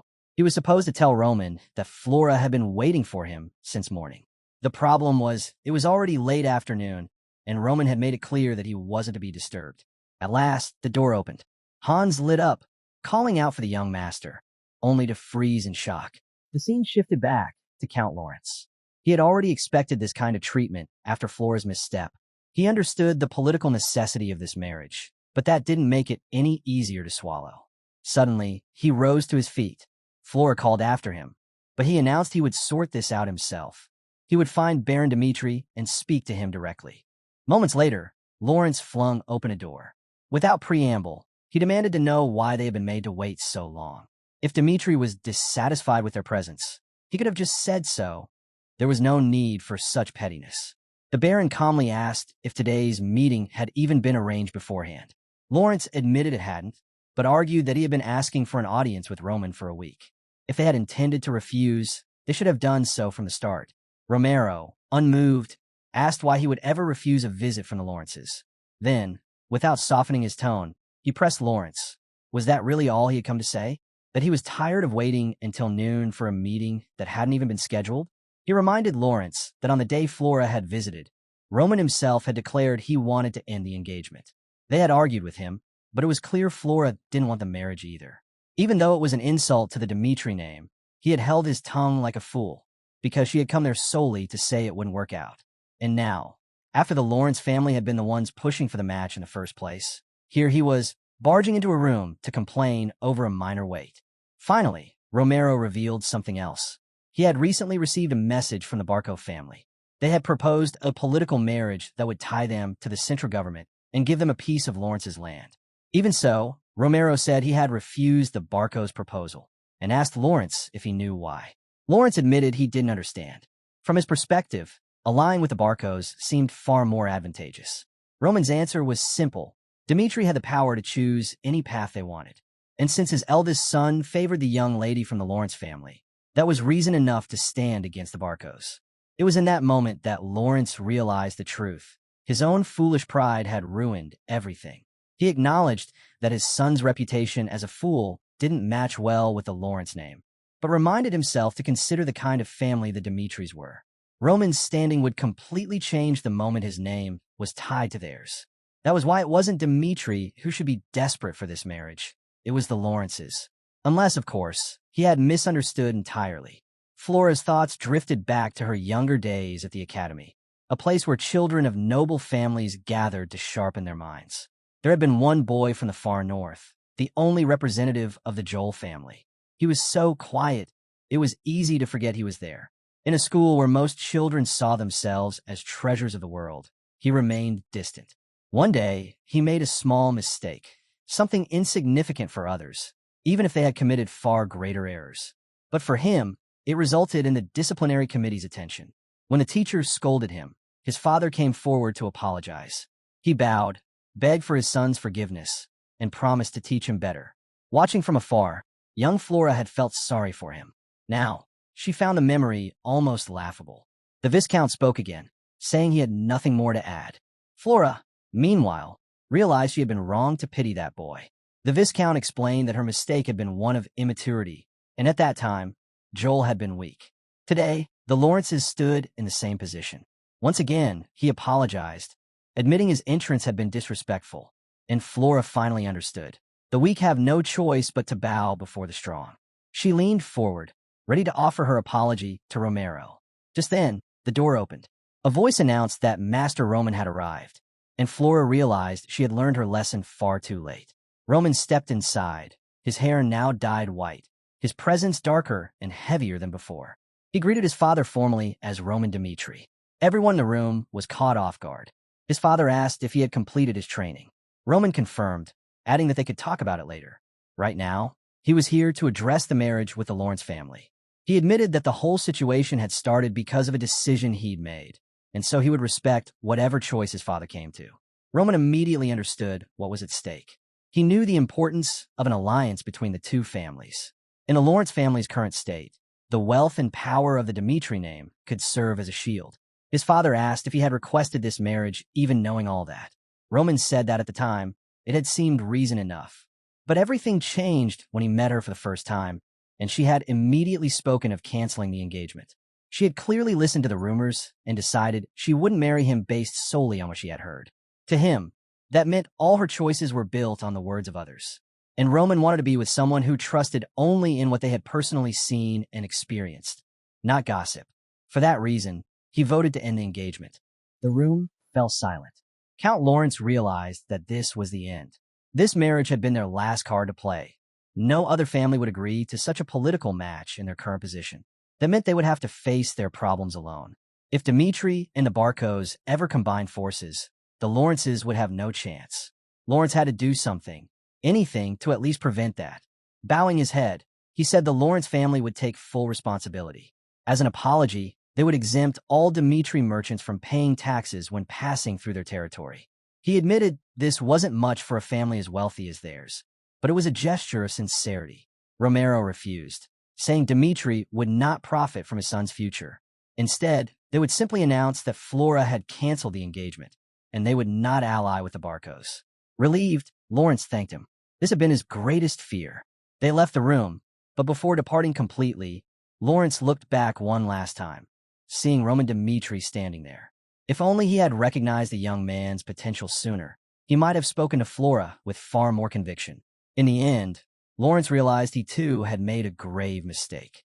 After they left, Romero turned to his son and asked what had happened to him over the past week. Roman explained simply his training had been focused on purging impure energy to advance to the human stage. In the Miram world, this was nothing remarkable. It was the basic foundation of his techniques. But here, things were different. This land was rich in mana, and when it built up in his body, purifying it triggered an extraordinary change, even altering his skeletal structure. It was clear he had become someone entirely different. He told his father that he had awakened on his own, and that the transformation came from feeling mana flow through his body for the first time. Romero was shocked. This was the kind of phenomenon that could take years, and even then, only a rare few ever experienced it naturally. But Roman had already pulled off one impossible feat after another, starting with defeating the Blood Fangs. None of it made sense, yet Romero couldn't forget. This boy was still his son. He told Roman that no matter the challenges ahead, he would never face them alone, and he should never forget his name, Roman Dmitri, because his father would always stand behind him. At that moment, Roman recalled a memory from his training days in his past life. His father back then had seen him as a pathetic fool, but the man in front of him now wasn't cold or ruthless. He didn't push him to the brink of death. And though Roman didn't thank Romero out loud, he thought to himself, it wasn't so bad after all. Leaving the room, he heard someone call his name. It was Flora. She hesitated, unsure of what to say, before apologizing for judging him unfairly and bringing trouble to both families. Roman brushed it off, saying there was no need to apologize. He had never planned to accept the arrangement in the first place. Flora continued, saying she understood he didn't like the engagement, even though it was meant for the good of both families. She was the one who chose to break that promise, but before she left, there was something she wanted him to know. The reason she had called it off went back to a social gathering in the north, where nobles from across the region had assembled. When word spread that she was engaged to Roman Dmitri, the whispers began. Terrible rumors spread like wildfire. The worst was hearing that he, and Roman Dmitri himself, used drugs. That rumor came from Dare. She knew such things could destroy a person's reason and intelligence. She wasn't saying the claims were true, but she couldn't ignore them. Roman cut her off, saying that none of it mattered. Whatever had happened didn't change their relationship, and she no longer needed to worry about him. Flora was left standing there, abandoned. Later that night, Roman found it odd that she had mentioned drugs. He felt nothing like that in his body. Any impurities had already been burned away through his metamorphosis. Still, the comment stuck with him. Calling for Hans, he asked if he had ever heard rumors of him using drugs or doing anything of the sort. Hans looked confused, unsure if he should answer. Roman assured him he wouldn't be punished. He simply wanted to understand more about the choices his former self had made. Relieved, Hans admitted he had never seen it with his own eyes. Still, there had been times when the young master's behavior seemed strange. Roman asked when. Hans explained that about 15 days ago, he had returned from a social gathering acting oddly. Nothing noteworthy had happened at the event itself, but afterward, he seemed different, listless. He stayed shut in his room for days and, every night, requested absurd amounts of alcohol. That was one of the reasons Hans had suspected drug use. But now, looking back, it felt like a foolish assumption. Roman remembered Flora's mention of noble gatherings and asked who had hosted that particular event. Hans answered, it was Anthony, eldest son of the Barco family. Roman's suspicion sharpened. It was too coincidental. Right after word spread that Flora would be his fiancée, he suddenly took his own life. He had always found aspects of his past self's death troubling. The letter left behind claimed he had taken his life out of fear of going to war. But at that time, the marriage to Flora had already been arranged, a union that would have made avoiding the battlefield almost effortless. Yet, despite that, he had supposedly chosen death. It didn't add up. Roman then asked if he and Anthony Barco had been close. Hans said they had been friends for years, but lately, things had soured. The tension began when the Lawrence marriage proposal surfaced, since it posed a major obstacle to the Barcos' ambition of seizing Lawrence land. The fastest way to do that was to ensure the marriage never happened. That was enough for Roman. Now he was sure. The Barcos had been behind that letter. Hans mentioned that a few days back, another letter had arrived, this time, an invitation to a party hosted by Barco. It caught his attention, but he explained he hadn't passed it on since Roman had been in seclusion for training. Now, I wanted to know what should be done with it. Roman chuckled, finding it amusing. Clearly, these people were looking down on him, something the celestial demon despised above all else. He asked when the party would be. Hans replied, 2 weeks from now. Without hesitation, Roman ordered him to send a reply. He would be attending without fail. The scene moved to the following day. Kevin was being led to meet Roman. Hans had already warned him. Roman's appearance had changed, so he shouldn't be startled. Kevin stepped inside and asked if Roman had called for him. Roman turned and confirmed, but Kevin froze for a moment, blurting out, "What happened to you, young master?" Roman brushed past the question and asked instead how he was settling in. Kevin replied that everything was fine. The place suited him, and he had no issues. However, there was one thing he still didn't understand: his role here. He was willing to dedicate his life to Roman, but as a commoner, he wasn't sure how he could truly be of use. Roman told him plainly he would serve as one of his swords. Kevin hesitated, asking what that meant. Roman didn't answer directly. Instead, he explained that no one could decide another person's path, so he would give him 3 choices. If Kevin feared killing, he wouldn't be a sword at all. He'd be hands and feet, learning every skill necessary to serve as a loyal aide. That was the first path. The second was to truly become a sword, standing at Roman's side as his protector. Kevin quickly objected. He had never wielded a sword, so that was impossible. Roman said he had expected that answer. If Kevin chose this path, he would undergo skeletal contortion, a process of agony so intense it would feel as though his bones and muscles were being shattered. It would be a test of determination, measured not by words, but by how much pain he could endure. Finally, Roman drew his blade and offered the third option: take the sword and cut off his own hand. If Kevin could face pain from his own hand and endure it to the very end, he would gain the strength to surpass anyone. After all, even the mad demon, who had no knowledge of martial arts, had risen to be a king. Everything depended on his willpower. Roman told him to decide. No matter which path he chose, it would be worth it. The only thing he was choosing was how Roman would use him. Far from Dimitri Castle, in a rundown cabin, Kevin had been born. He'd grown up working from a young age, doing anything and everything to survive. There wasn't a task he didn't know how to do. But no matter how hard he worked, someone stronger always took what was his. That was the life of the week. And that's why he could never forget the day he witnessed Roman's overwhelming strength. He still didn't fully grasp what cutting off his own hand had to do with this destroying one's body business. But if that was what it took to become as strong as Roman, he was willing. Roman said nothing, simply watching as Kevin took a deep breath and raised the sword. Outside, Chris was chatting about how he'd decided to follow the young master, only for Roman to vanish into isolated training soon after. Spotting Hans, he asked where Roman was. Hans replied that he was training with Kevin, but warned no one could enter. Chris frowned. He'd never heard of Kevin before. Back inside, Kevin shouted and brought the blade down. Roman didn't stop him, just stood there, watching. Later that night, Hans noticed the sword was stained in blood. When he asked, Kevin simply said there was nothing to worry about. The blood wasn't his. In truth, Roman had planned to trap him in an illusion. That was the beauty of the celestial demon's illusions. They could break a person without a single wound. But Kevin had moved faster than expected. If Roman hadn't intervened, the boy would have severed his arm completely. There were still 2 weeks until the party and 6 months until the war, but Roman's schedule was already full. Too many people to train, too little time. He told Kevin the mana cultivation method he would be teaching was dangerous. Kevin's eyes lit up. Was he truly going to learn mana? Roman confirmed with a simple yes. What he didn't mention was that it was a technique passed down from the mad demon himself, a spiritual art that devoured the user's mind in exchange for power. Only someone capable of enduring unbearable pain could survive it. It was the same process Roman had once forced the mad demon through, turning him into something useful. Kevin hadn't hesitated even when it came to cutting his own arm. Roman was certain this boy could learn it, and he promised that this technique would make him stronger than ever. The pain this time would far surpass what Kevin had endured yesterday. But Roman had only one reason for teaching this technique. Despite its dangers, it was the fastest way for an untrained youth to grow. And once mastered, it would grant the strength to protect anyone he wished. Kevin's eyes lit up. He called out to Roman, saying he couldn't put his gratitude into words. But one thing still puzzled him. Why did Roman trust him so much? Loyalty could be sworn, but nothing would stop someone from running away once they'd gained power. So why place faith in him? Roman's answer was simple. Because I do. That left Kevin even more confused.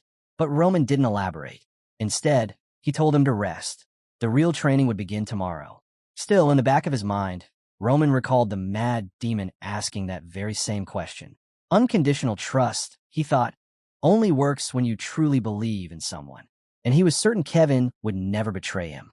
After all, once the boy grew stronger, he would understand exactly how dangerous it was to cross the celestial demon. Who in their right mind would dare?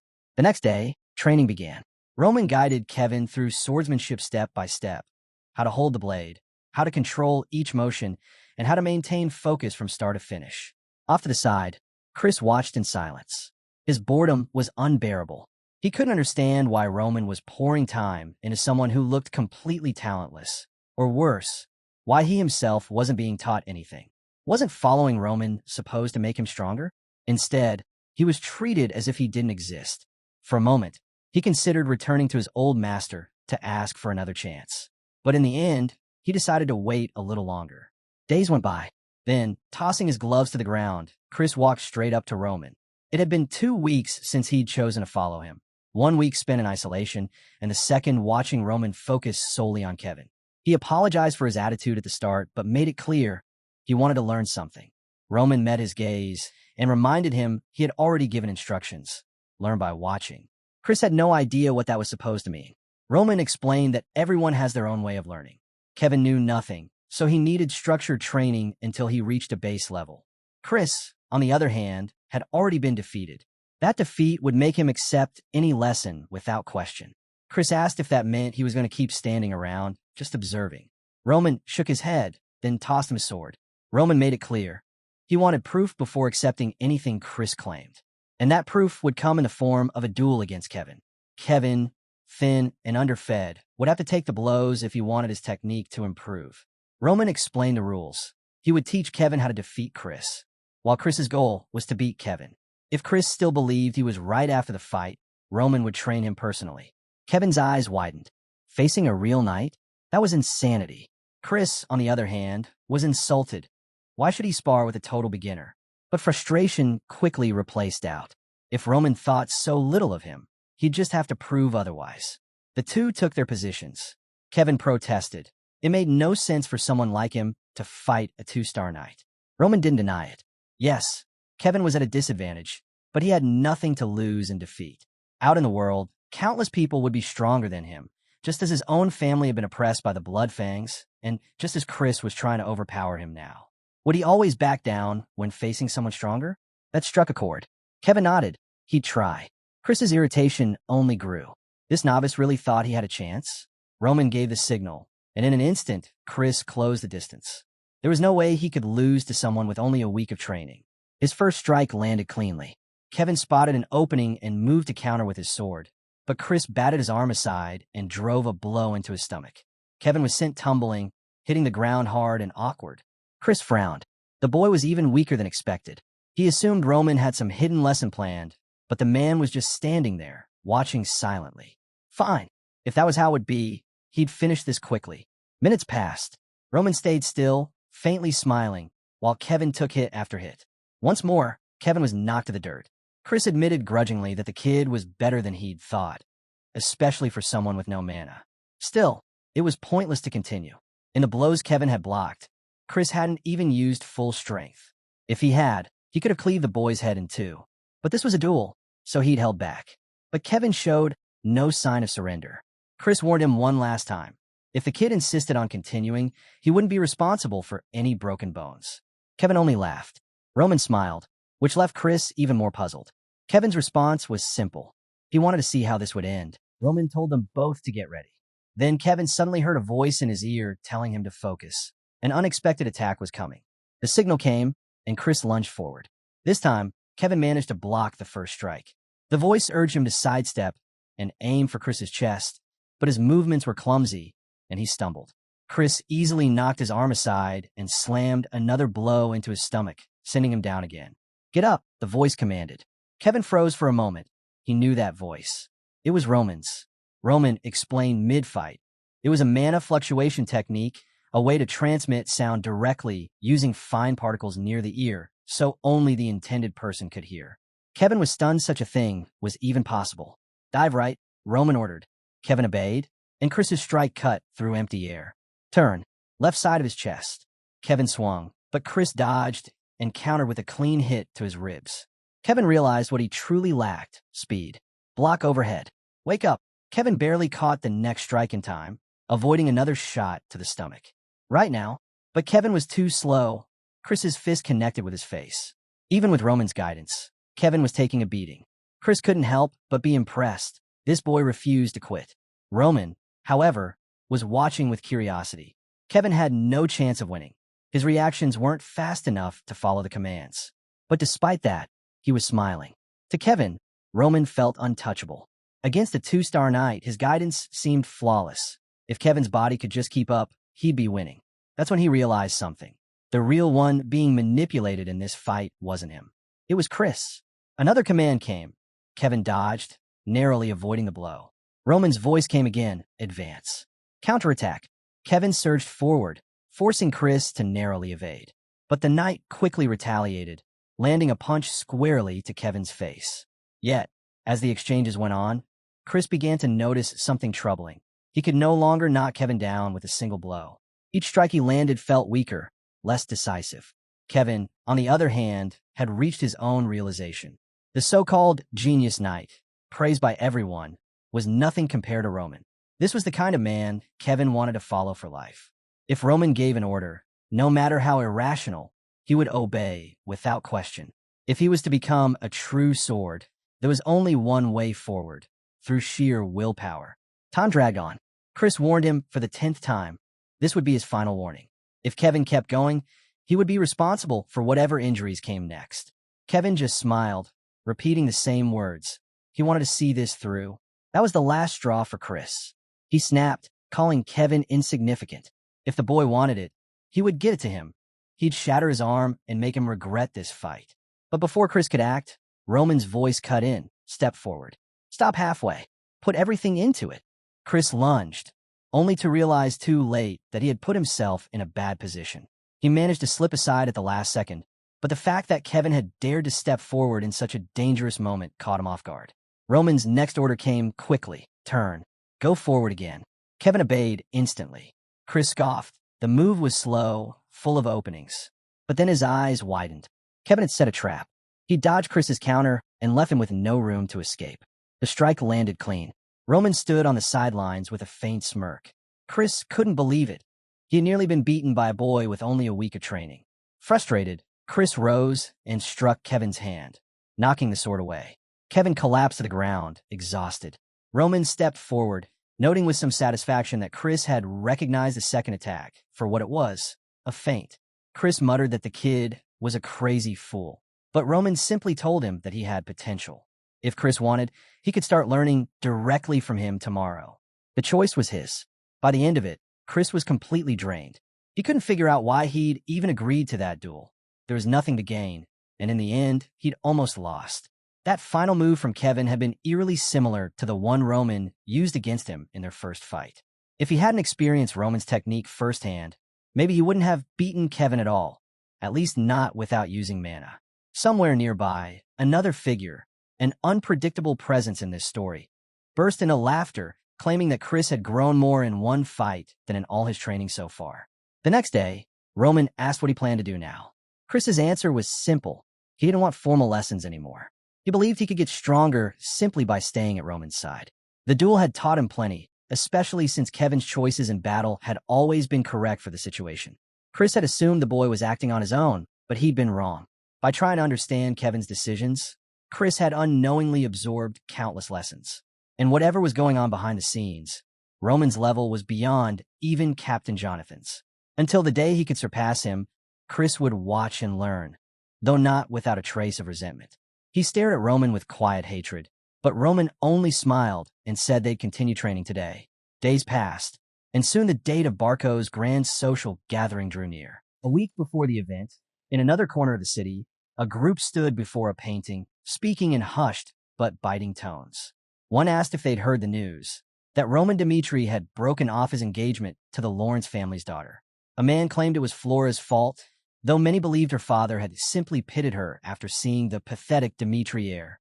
A woman scoffed at the idea, pointing out how absurd it was, especially with war against the Barcos looming. The man beside her muttered that it only proved Dimitri's eldest was worse than everyone thought. A maid chimed in, mentioning the rumors of him defeating the Blood Fangs, but another servant dismissed it as a fabricated story to save face after the broken engagement. Meanwhile, in another room, someone laughed with unrestrained amusement. Manipulating that boy was far too easy. He turned to his butler and confirmed Roman Dmitri would attend the party. The butler nodded. Anthony Barco leaned back, pleased. Everything was falling neatly into place. The coming week would be entertaining. The day of the gathering arrived, and Roman eyed the outfit in doubt. "Do I really have to wear this?" he asked. Hans replied firmly, "Of course. This is your first public appearance since the broken engagement. You need to make an impression." He launched into a long spiel about the outfit's quality, cost, and craftsmanship. How it was something most people couldn't get even if they saved for a lifetime. Still, Hans already knew Roman wasn't the type to bother with it. But Roman smiled. "If you went through all that trouble, I'll wear it." Meanwhile, outside by the carriage, Chris tapped his foot. "He's taking forever." Just then, Kevin came running, looking noticeably younger. "Sorry, I didn't know how to put the armor on." Chris stared. "Why are you like that?" Kevin shrugged, saying no armor ever fit him properly. Chris remembered all too well that he'd nearly lost to this kid in a spar, only winning thanks to Roman's help. And yet, here Kevin was fumbling with a helmet like it was his first time seeing one. "Listen up," Chris said sharply. "We're not just Roman's escort. We represent the Dmitri name. Our actions reflect on the whole family." Kevin gave a mock salute. "I'll remember that, Sir Knight." Chris couldn't help grinning. He liked the sound of that title. Good to know you've learned something. The scene shifted to the castle hall, filled with nobles from the most influential families in the region. One man swirled wine in his glass. "So it's true? Roman's actually coming?" After throwing away the engagement he fought for. Another smirked, especially when the Barcos are after the Lawrence. Everyone thinks he's a fool now. The Dmitri family's standing had grown uncertain, all thanks to Roman's decisions. Someone else added, "At least he's showing up, maybe to clean up the mess he made." A blonde woman asked, "What's this Roman Dmitri like?" The man beside her scoffed. "Terrible first impression. No strength, no looks, short and weak. Any woman would run from that marriage." Someone else chimed in. Just then, the butler cleared his throat loudly. "The eldest son of House Dmitri has arrived." All eyes turned as he entered, platinum hair catching the light. No one recognized him. The women exchanged flustered whispers. "That's Roman Dmitri? How is that possible? He was shorter before, and even his hair is different." The blonde woman, momentarily stunned, stepped forward without hesitation. "It's an honor to meet you," she said warmly. "I'm Sophia of the Grizel family. You've probably never heard of us. We're a small house, but my father devoted his life to the kingdom of Cairo." Roman nodded. "Of course I've heard of you." Her eyes widened in surprise. He continued, "It's impossible not to know a family with a legacy stretching back hundreds of generations." She had no idea that, sometime earlier, Hans had handed Roman a thick book detailing every noble house in the Northern Territories. When Hans asked why, Roman's answer was simple. Knowing the people he would meet was basic courtesy. If he wanted to earn the trust and goodwill of others, especially when he had the reputation of being the Dmitri fool, he needed to know their histories and accomplishments. In Sophia's case, he even recalled that Grizel wood was prized throughout the region, and that one of her brothers had recently awakened the ability to sense mana. "Congratulations on both achievements," he said sincerely. Those nearby exchanged puzzled glances, unsure what to make of this version of Roman. A man stepped forward. "I am Magna of House Vol." Roman smiled. "A pleasure to meet the eldest son of a house whose lord has won so many recent victories." Magna gave a small nod. "I'm grateful you think so." Then came a pink-haired woman. "You've changed so much," she remarked. "And you, Lady Heiress," Roman replied smoothly, "are as beautiful as ever." One by one, others approached him, each conversation light and pleasant. Someone admitted, "I misjudged you. I always thought you were drunk." Roman smirked. "I was considering a drink, but if that's the case, perhaps I'll hold off for now." The butler's voice cut through the chatter. "Young Master Roman, the heir requests your presence in the back room." At last, Roman would find out who had been stirring trouble against him. Outside, the courtyard swarmed with knights. Every noble family had brought their own retinue. Kevin eyed the scene. What's with this party, anyway? Don't bother, Chris said. You'll never get invited to one. Now, fix your helmet. Across the yard, a knight with green hair spotted them. That's Dimitri's escort. Kevin was still fussing with the straps when someone nearby burst out laughing. What a joke, they shouted. The mocking voice carried on. I heard the Dimitri heir was a lost cause, but I didn't think he'd show up with a kid who can't even hold a sword. Chris muttered to Kevin, ignore them. But another knight sneered. What did you expect? This is the standard of House Dimitri. The scene faded to a memory. Years earlier, at a glittering social gathering. Roman had been scanning the crowd when his eyes landed on someone. Who's that blonde girl? He asked quietly. Anthony, a friend standing beside him, glanced over. That's Flora, the pride of the Lawrence family. People call her the Flower of Lawrence. From that moment, the young Roman was captivated. Now, back in the present, Roman entered a richly decorated room. Anthony was already there, a grin on his face. Well, you've changed since the last time I saw you, Anthony said. Roman stayed quiet, studying the space. There were faint signs that others had been there earlier, but they were gone now. Clearly, Anthony had sent them away for a private talk. Roman decided to ease the mood. Honestly, I'm not sure how much I've changed either. I spent a ridiculous amount just to improve myself, to the point I've lost track. But it's good to see you again. Anthony gave a slow nod. Change isn't always bad. Still, I never understood what was going through your head back then. Roman tilted his head. Back when... Anthony smirked. When you were caught with your cousin, even though you were promised to the Lawrence girl. That was a bold time. He chuckled. And yet, here you are, ready to embrace that marriage. If you're at this party, I'm guessing you're accepting the offer. Don't worry, I'll keep your little past mistake a secret. Anthony leaned in. Anyway, let's talk about your marriage in a house, Barco. Roman froze. This was news to him. Before he could ask, a strange feeling washed over him, and an old memory surfaced, betraying Anthony Barco, then pleading with his father to arrange a political marriage with the Lawrence family. Still, he didn't want to avoid Anthony now. If anything, this was his chance to mend what had been broken. That day, Anthony had introduced him to Emily Barco.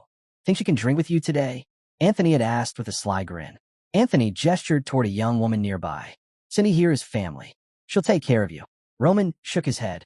I can serve myself. Anthony's expression shifted instantly. What's this? Feeling important just because you're getting married? Roman blinked, unsure if he'd heard right, but Anthony quickly waved it off.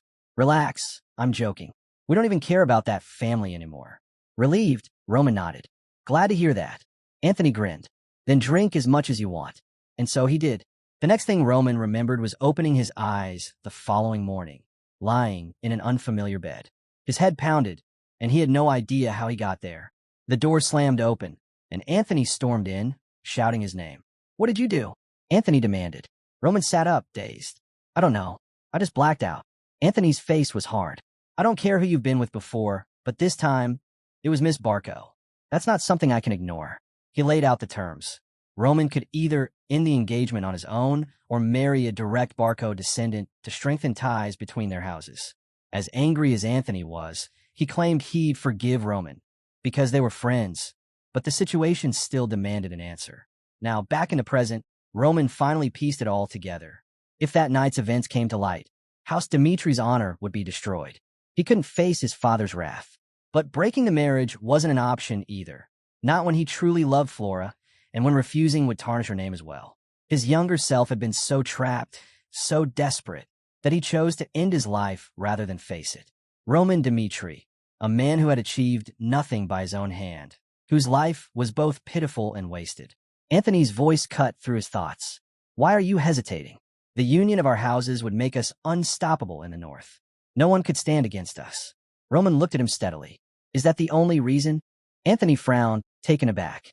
Do I have to accept this just for political gain? Roman pressed. Anthony's tone hardened. This isn't a choice. Refuse, and everyone will hear what happened that night. Roman leaned back, planted his foot on the table, and spoke with deliberate calm. Seems you've forgotten, Anthony. So let me remind you. House Dimitri has no reason to accept a Barco proposal. Outside, the gathering carried on without a hitch until Sophia spotted him. Where have you been? She asked. Had something to take care of, Roman replied. And now, unfortunately, I have to leave. Her expression fell. I wish you could stay a little longer. It's urgent, he said, though the surrounding guests urged him to remain, saying they had much to discuss. Roman offered polite excuses and turned to go, until a sharp voice cut through the crowd. Take that back. He recognized the voice immediately and moved closer. Through the shifting crowd, he caught sight of a helmet clattering to the ground just as a knight struck Kevin across the face. Earlier, Kevin had overheard talk of the Barco Knights and, unable to stomach their arrogance, had been ready to confront them. Chris, level-headed as always, had tried to hold him back, urging him to ignore the bait. But two Barco Knights swaggered over, mocking Kevin for his ill-fitting helmet. Chris, never one to lose a war of words, shot back, asking if the Barco Knights spent more time polishing their insults than their sword skills. One knight boasted his blade was far superior to Kevin's, and then spat an insult at their leader, calling him a fool. Kevin, fiercely loyal to his lord, demanded he take it back. Instead, the knight drove his fist into Kevin's face. Chris's hand went to his sword but stopped halfway. A fight here would spiral quickly, and with tensions between Dimitri and Barco already high, the consequences could be dire. Kevin pushed himself up, blood at the corner of his mouth, and declared, "I'm a knight of my lord. I don't have time for Barco thugs who only pretend to be knights." The Barco knight pulled his arm back for another punch, but froze as the atmosphere shifted. Roman stepped into the scene. Without a word, he struck the knight across the face. Once, twice, again. Each slap cracked through the air, leaving the man stunned and humiliated. Roman's eyes were cold as he ordered, "Lift your head." From nearby, Anthony Barco watched, momentarily speechless. Not long before, he had been accusing Roman of dishonoring a woman from his family and pressing for a marriage alliance. Roman met Anthony's glare with a smirk. "Being insulted doesn't bother me. It's nothing new. And as for that closer bond you wanted between our families, you've already gotten it." His voice sharpened. "Tell me, Anthony, would you drag the Lawrence family into your schemes just to settle a score with me?" Roman went on to explain that he had looked into the Barco family's background. Their strength, he discovered, came almost entirely from ties to the central government.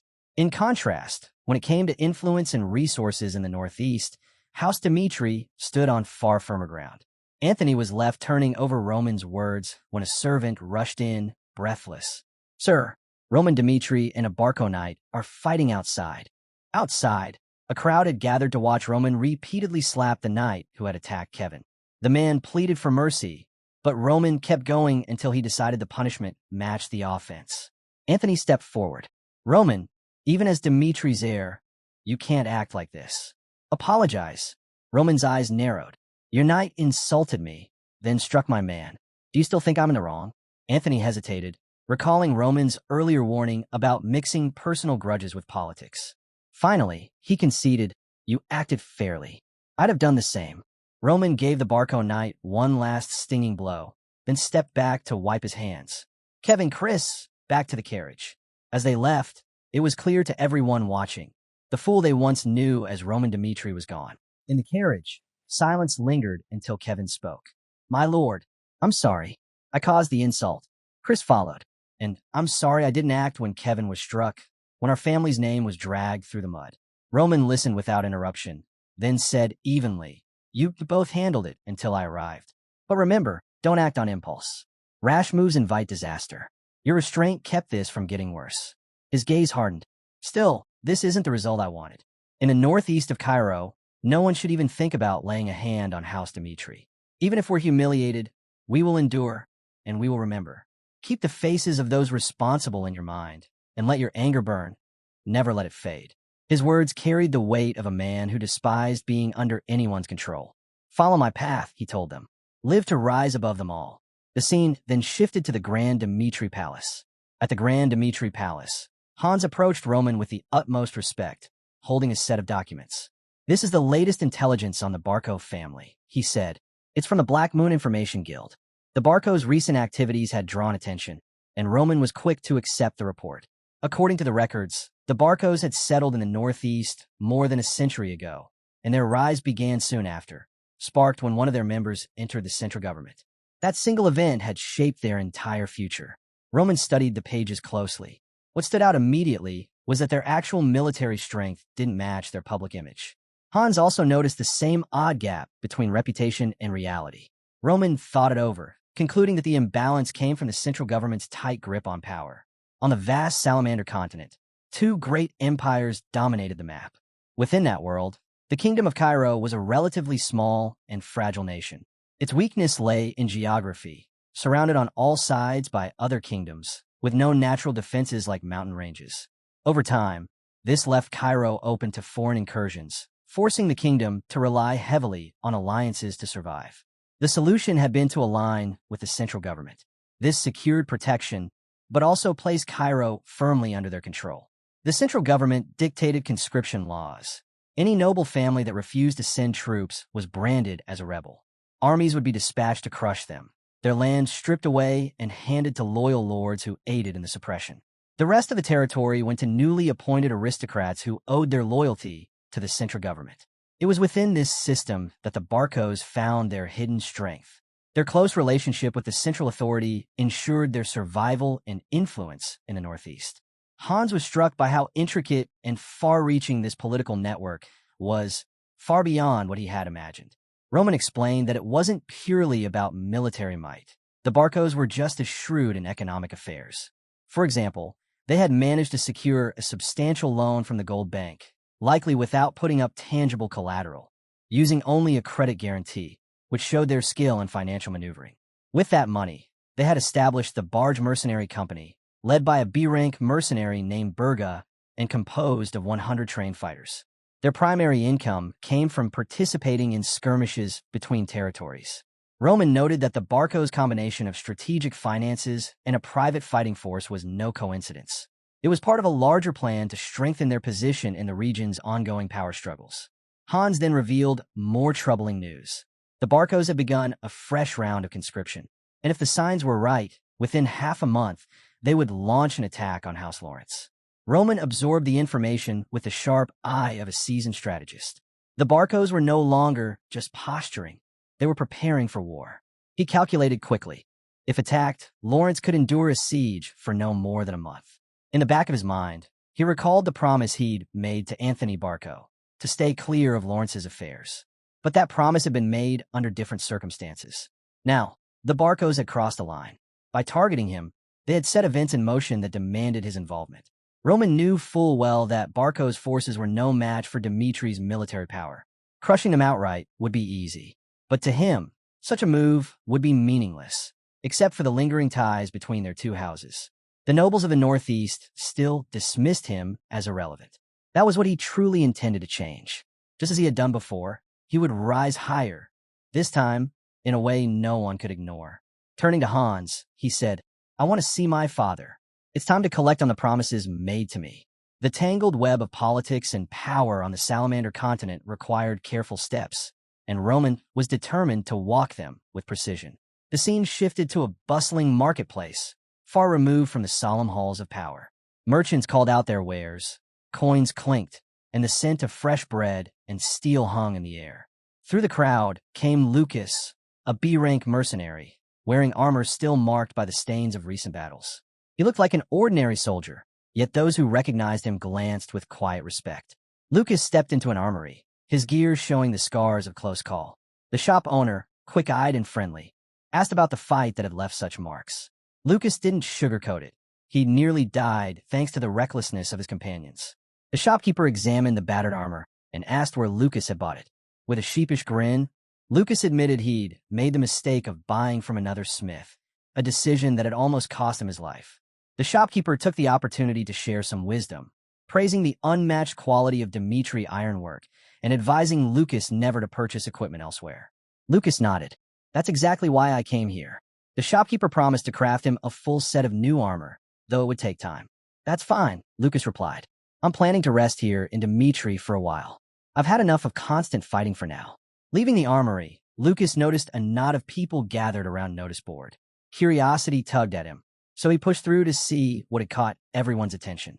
A recruitment poster was pinned there, calling for private soldiers. Nothing unusual in a land where allegiances shifted like the wind. The terms were simple: be in good health, seek personal growth, and join a group limited to 30 recruits. The pay was set at 8 silver coins per month. More than enough, considering the average cost of living for a family of 4 was about 5 silvers. It was tempting, but one detail stood out. These soldiers would serve only Roman Dmitri, owing loyalty to him alone, not to the wider Dmitri family.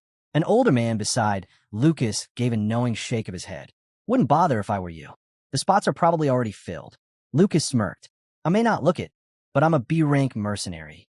If someone wants my loyalty, it'll cost 50 silver coins a month. Still, he couldn't ignore that a surprising number of people had already submitted applications. That was strange enough for him to ask the old man. What's the real value here? The old man raised a brow. What do you mean? Lucas leaned in.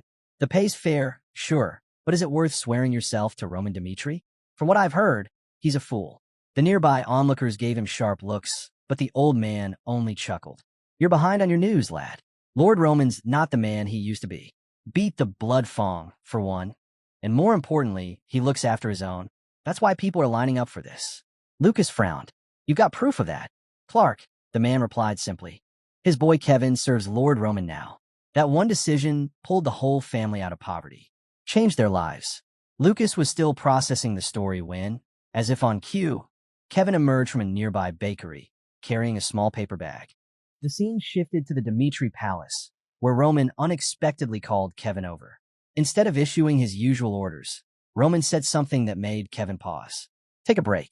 For a moment, Kevin just stared, wondering if he'd heard right. Roman went on to explain his unusual order. Starting tomorrow, take 3 days off, he said. It wasn't just a break, it was part of Kevin's training.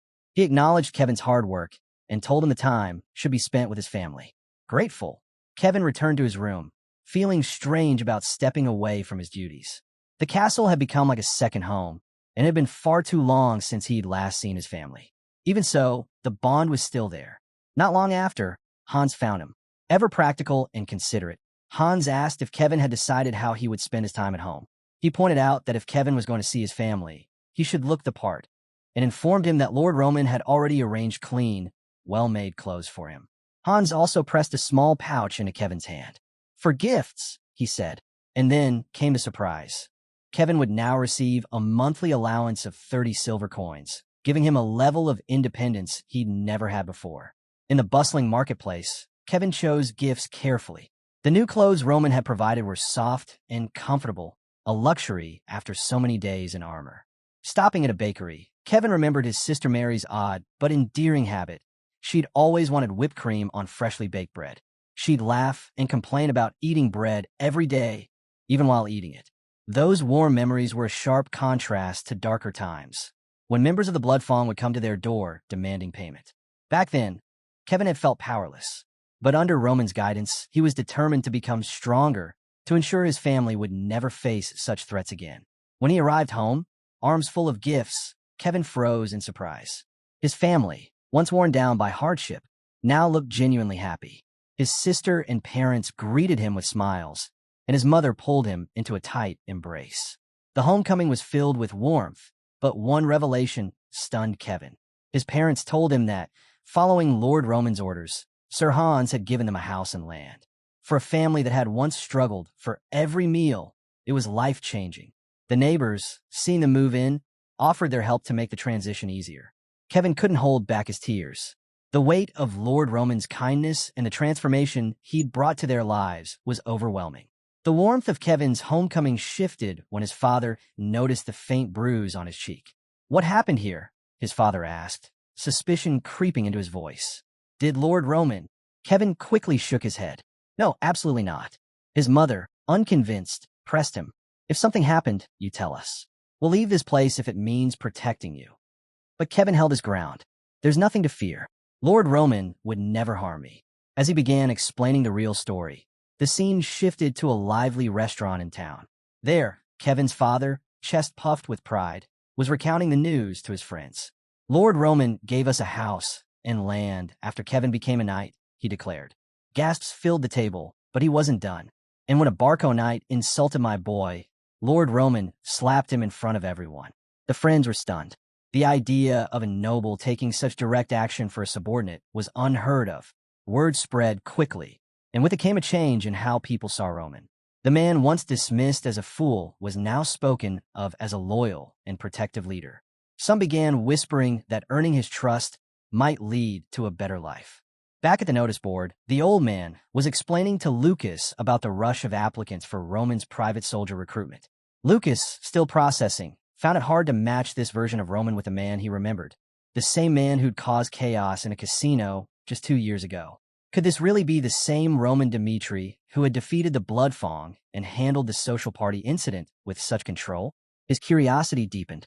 Meanwhile, at the Dmitri Palace, Baron Dmitri received a report from Jonathan about preparations for an upcoming trial. Everything was on schedule, and Roman would oversee the proceedings. The Baron raised an eyebrow. "How much time do we have?" Jonathan hesitated. "This is your last chance to reconsider.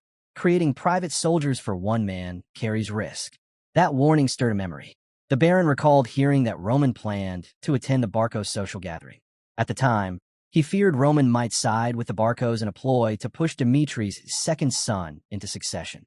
Instead, Roman had slapped a Barco knight in front of dozens of nobles, defying expectations and making it clear he stood on his own, even when Anthony Barco could have joined forces against him. Roman's recent actions had shattered the old image that had clung to him for years. Once dismissed as a fool, he had begun steering his own fate ever since the Bloodfang incident. Baron Dmitri recognized the change. He wanted to support this new path his son had chosen, but he also understood the delicate politics surrounding it. In the quiet of his study, the Baron turned to Jonathan. "How many have applied for the trial?" Given Roman's unconventional reputation, the Baron was prepared for a modest turnout. 50 applicants would have been considered a success. Jonathan's answer was nothing like what he expected. Over 500. The Baron's eyes widened. Such overwhelming interest meant only one thing. Roman's standing among the people had grown far more than anyone had realized. The trial wasn't just attracting soldiers. It was attracting hope. The next day, the palace courtyard was filled with applicants, the hum of anticipation in the air. Chris approached Roman with a crisp salute. "Everything's ready for the trial." Meanwhile, at a cozy inn on the eve of the event, Lucas nursed a drink. The atmosphere buzzed with energy. The crowd of hopefuls was far larger than he'd imagined. From the noise and chatter, it was clear that every person there saw the trial as a rare chance.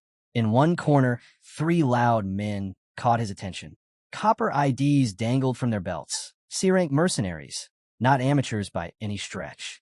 At the bar, another trio stood apart.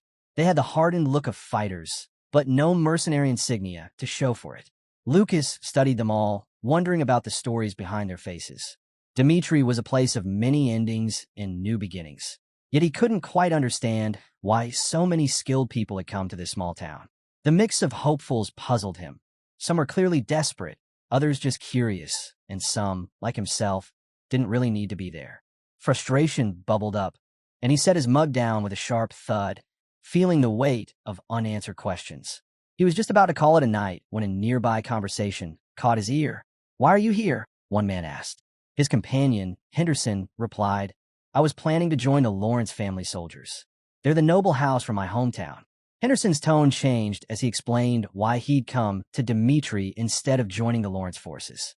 "Everything changed," he said, "when I saw Roman Dmitri take down the Bloodfang in Lawrence." The mention of Roman's name shifted the atmosphere in the inn. Henderson spoke with vivid detail.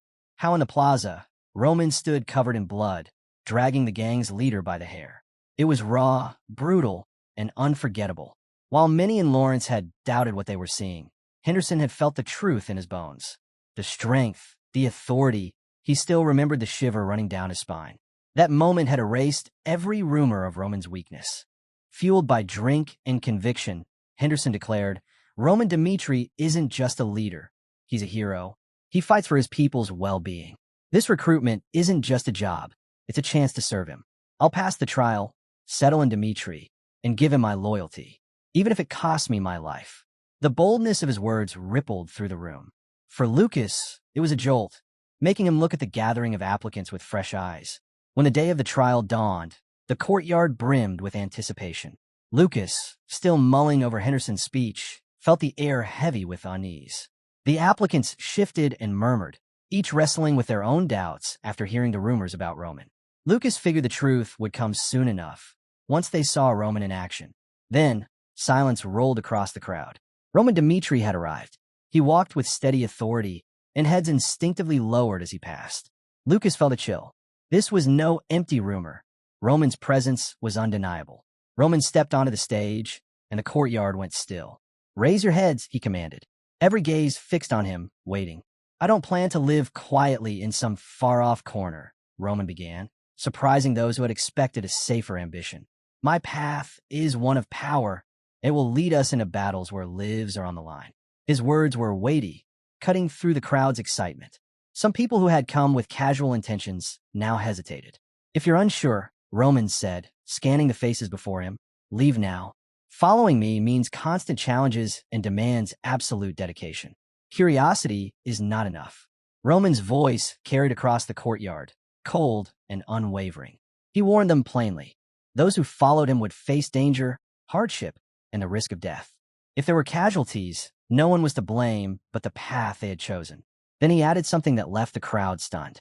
"If you regret anything, it will only be missing the chance to stand beside me when I become the most powerful man on this continent."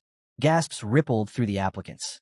The ambition in his words unsettled them, and Lucas felt disbelief knot in his chest. Roman Dmitri, who once seemed unsure of his own place within his family, now spoke as if conquering the entire continent was inevitable. It sounded arrogant, yet there was something in his presence that made the idea feel disturbingly possible. Chris stepped forward, breaking the tension. "First trial," he announced, his tone brisk and urgent. The rules seemed almost absurdly simple. An archer would fire 3 arrows at the applicant standing in a marked position. Pass by remaining perfectly still. Fail if you move. The simple part faded fast when Chris added that the arrows might graze you or strike you directly. Serious injury was a real possibility. A wave of skepticism swept the room. Someone muttered about the madness of aiming live arrows at recruits. Trusting that an archer wouldn't miss fatally seemed insane. Chris ignored the complaints and began calling names. The first applicant stepped forward, jaw tight. The archer drew, loosed. The arrow whistled past, missing the man's neck by a hair before burying itself in the wall behind him. The crowd exhaled. Maybe it was just a psychological game, meant to test their nerves. Then came a second shot. The arrow slammed into the applicant's right leg. He collapsed with a cry, clutching the wound. The atmosphere changed instantly. The trial wasn't symbolic, it was brutal. Chris didn't flinch. "Get him to the medic," he ordered, then turned back to the crowd. "This is what lies ahead if you follow Lord Roman." The room had gone still, the weight of Roman's ambitions suddenly very real. As the injured man was carried away, Chris called the next name. The second applicant approached, but his eyes were locked on the blood dripping from the first man's leg. Seeing the fear, Chris addressed him directly. "If you're afraid of being hit, leave now. But hear this. If you take the arrows without flinching, even if you're struck, you'll pass the first trial." The choice stood plain before them. Face the trials or walk away. Chris's patience thinned. "If you're thinking of leaving," he challenged, his voice cutting through the murmurs, "then go. But if you stay, be ready to take the hit." The air grew heavy with the weight of that decision. A few days before selection day, Roman himself had addressed the recruits. Standing with an archer at his side, he'd introduced the man as an expert, someone who could put an arrow exactly where he intended, every time. Roman assured them the shots would aim for non-fatal areas. The archer, steady and confident, confirmed there would be no stray hits. Then Roman revealed a box filled with gold coins. A murmur ran through the group at the sight of it. Before the excitement could build, Roman reminded them, "You will be hit by an arrow. Medics will be ready, but the pain will be real." He had asked if they still wished to proceed. Every man there had said yes. Later, Chris asked why Roman would go this far. Roman's answer was simple but deliberate. "Threats won't show me the people I'm looking for. I need to see who will face danger head-on. Even if an arrow is unlikely to kill, most will still fear it. The ones who can stand there anyway. Those are the ones with the heart of a beast." To him, this trial wasn't about skill alone. It was about mindset, about finding the rare quality that sets certain people apart. Kevin had it. He followed orders without question. Chris had it too. Even after defeat, he sought strength. Back in the present, the trial had whittled the crowd down to about 100. Many had walked away, unwilling to face the reality of Roman's tests. The ones who stayed stood as potential candidates for the next stage, those who might have that unshakable core. Roman called for the trial to continue. Lucas scanned the field and spotted Henderson stepping forward. The same man who had praised Roman so fiercely the night before now stood frozen as the archer drew his bow. The first arrow whistled past, close enough to ruffle Henderson's hair. The crowd tensed, the air between the next breath and the next shot stretched thin. The second arrow sliced the air past Henderson's right arm, so close that the thought of quitting hit him hard. The fear of the third shot settled in his gut. But before he could decide, the archer loosed again. The third arrow struck the dirt between Henderson's legs. Lucky, too lucky, but it was enough. Henderson had passed. Watching from the sidelines, Lucas exhaled, realizing just how narrow the gap was between pushing through and giving up. As the rest of the applicants faced their turn, the scene shifted to the trial's end. Out of roughly 400 who had started, 120 had succeeded. Many others had walked away or failed outright. Roman studied them. Some were visibly shaken. Others wore indifferent expressions. But they all had one thing in common. They had stood their ground. That alone mattered to him. Still, he knew this wasn't enough. He needed more than bravery. He needed to separate those with true potential from the ones here for the wrong reasons. He wanted followers who respected him, not ones who feared him. Addressing the 120 survivors, Roman's voice carried over the courtyard. Passing the first trial proves your worth as warriors, but I will take only 30 of you as my subordinates. The words cut through the crowd. The challenge had only begun. The second trial, Roman continued, will decide who those 30 are. He made it clear that success meant becoming part of his personal guard, living as predators, not prey. Lucas felt the weight of the moment. Roman's tone left no doubt. The standards would be brutal. Then came the explanation. Wooden swords were laid out before them, each participant free to choose one. The task was simple in theory but daunting in practice. Every applicant would face Roman Dmitri himself in a one-on-one duel. Lucas couldn't believe the audacity of it. Roman was going to fight all 120 back-to-back. Roman's expression didn't waver. Victory is not required, he told them. Roman laid out the rule for the second trial. Anyone who could last even 1 minute against him would pass, and those who did would receive conditions far better than promised in the notice. A bald man stepped forward first. Name? Roman asked. Vulcan, came the answer. Roman glanced at the wooden sword in Vulcan's hands. Is that fine for you? Vulcan smirked. More than fine. His confidence, however, came from underestimating Roman. He'd heard the rumors about Roman defeating the Blood Fong, but he didn't believe someone could take him down in under a minute. Chris signaled to start. Vulcan charged, aiming to impress. But Roman's movement blurred. A single sidestep, a swift pivot, and Vulcan was flat on his back with Roman's sword resting against his neck. The entire courtyard froze. The speed and precision weren't just impressive. They made the gap in ability painfully clear. Next, Roman said evenly, his tone leaving no room for hesitation. Lucas's eyes followed Roman. His strikes weren't only fast. They seemed to bend reality itself. This trial was going to be far more brutal than the first. A faint purple aura radiated from Roman as the next opponent fell, just as quickly. Gasps rippled through the onlookers, shock giving way to disbelief and then reluctant admiration. As the duels continued, some participants began to believe that Roman's endurance would falter with time. If they could face him later, maybe they'd have a chance. They were wrong. An hour passed. 60 opponents had stepped forward. 60 had been defeated, none lasting the full minute. Roman hadn't slowed, hadn't stumbled, hadn't even broken a sweat. Henderson, who had once doubted Roman's strength, felt his earlier assumptions crumble. Roman's words from before, the ones that had sounded arrogant, now rang with a different weight. This wasn't just another fighter. This was a predator. Watching him dominate duel after duel, Henderson could feel it, an undeniable presence that wasn't just about physical skill, but absolute control. The fool of Dmitri had vanished, replaced by a force that could shape the chaos of this world. Henderson's thoughts sharpened.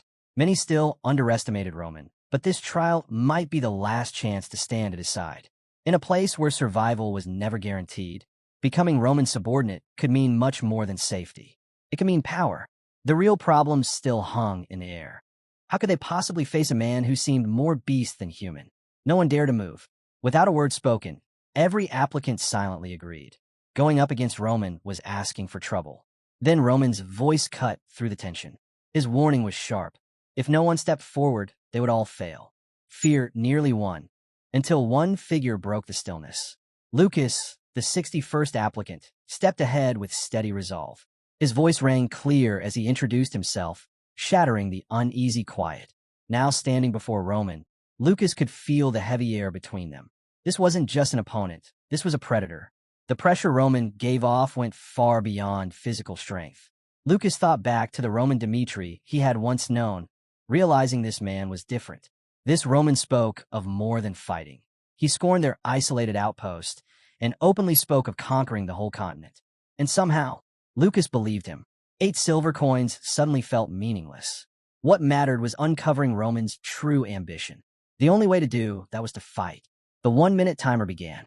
Lucas threw hesitation aside and lunged forward. From the sidelines, Chris watched closely. Other than the first challenger, Lucas was the only one who dared to attack head-on. His opening move was clever.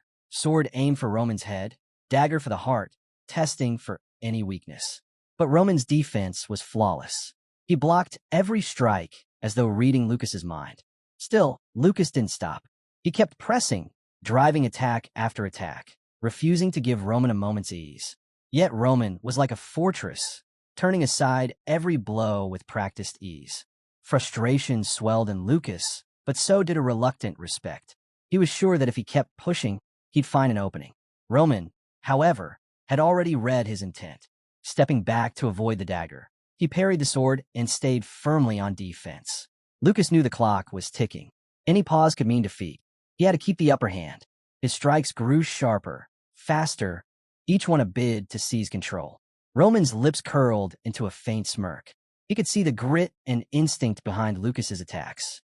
In his eyes, Lucas wasn't a bad opponent at all. But his warning was clear. Bad judgment in battle could not be excused. 1 minute was not a reprieve. It was a trial. And through it, Roman intended to show every applicant exactly what kind of leader they were dealing with. Deciding the match had gone far enough, Roman ended it in one clean move, sending Lucas hard to the ground. Lying there, Lucas faced a bitter truth. The ceiling of a B-rank mercenary was closer than he'd wanted to believe. Hard work and risk could get anyone to B-rank, but stepping into A-rank territory demanded something else entirely, the power to wield mana. And that was something Lucas simply didn't have. The thought stung, but it didn't crush him. He had survived where countless others had fallen. Every battlefield he'd walked away from had taught him one thing. Victory meant using whatever tools you had. That memory pulled him back to the fight, still unfolding. He reached for a last resort, a small bag of sand, and flung it straight at Roman's eyes. Chris, watching from the side, found the tactic fair. Roman's only instruction had been to last 1 minute. Nothing was said about how. The sand hit its mark, blinding Roman for a moment. Lucas sprang to his feet, charging forward to capitalize on the opening. But as he closed in, a chilling sight stopped him in his tracks. Roman's crimson eyes staring through the haze of grit as if nothing had touched them. Lucas couldn't help but grin at the absurdity of it. Dropping his weapons, he conceded on the spot. Far away from this arena, in a heavenly demon god cult, young disciples learned an unusual first lesson before training seriously. Never blink in battle. One blink could cost a life. Just as breath carried the flow of energy, the eyes had to remain unbroken in their focus. Cult members drilled this until it became instinct. Eyes open, always, no matter what. Back in the arena, Lucas stood aside as Chris handed Roman a container of water. Roman tipped it over his face, rinsing away the sand. Behind him, Lucas shifted uncomfortably, replaying the ending in his mind. He had wanted only to survive the minute, to pass the trial, and had chosen his method without shame. Yet now, the result felt hollow. A question lingered. Had Roman looked at him with disappointment? Maybe Roman had never expected anything from it all. The thought lingered in Lucas's mind, and with it came another worry, punishment. He had, after all, thrown sand in the middle of a duel. But Roman didn't raise his voice. He didn't scold. He simply turned and called for the next applicant. Lucas wasn't the only one stunned. Every set of eyes in the arena shifted between the two men, expecting anger. Instead, there was only calm. What they didn't know was that Roman had seen the pouch in Lucas's hand long before the sand left it. He'd allowed it. He wanted to see how far Lucas would go, how much grit and resourcefulness he could muster. Roman couldn't know the exact weight of Lucas's past, but he could sense it. The blood Lucas had seen spilled could have filled an ocean. That kind of life forged a certain kind of fighter, the kind Roman understood well. The trial moved forward. Roman invited the next applicant, and the duels began again. What followed was a string of 1-minute battles.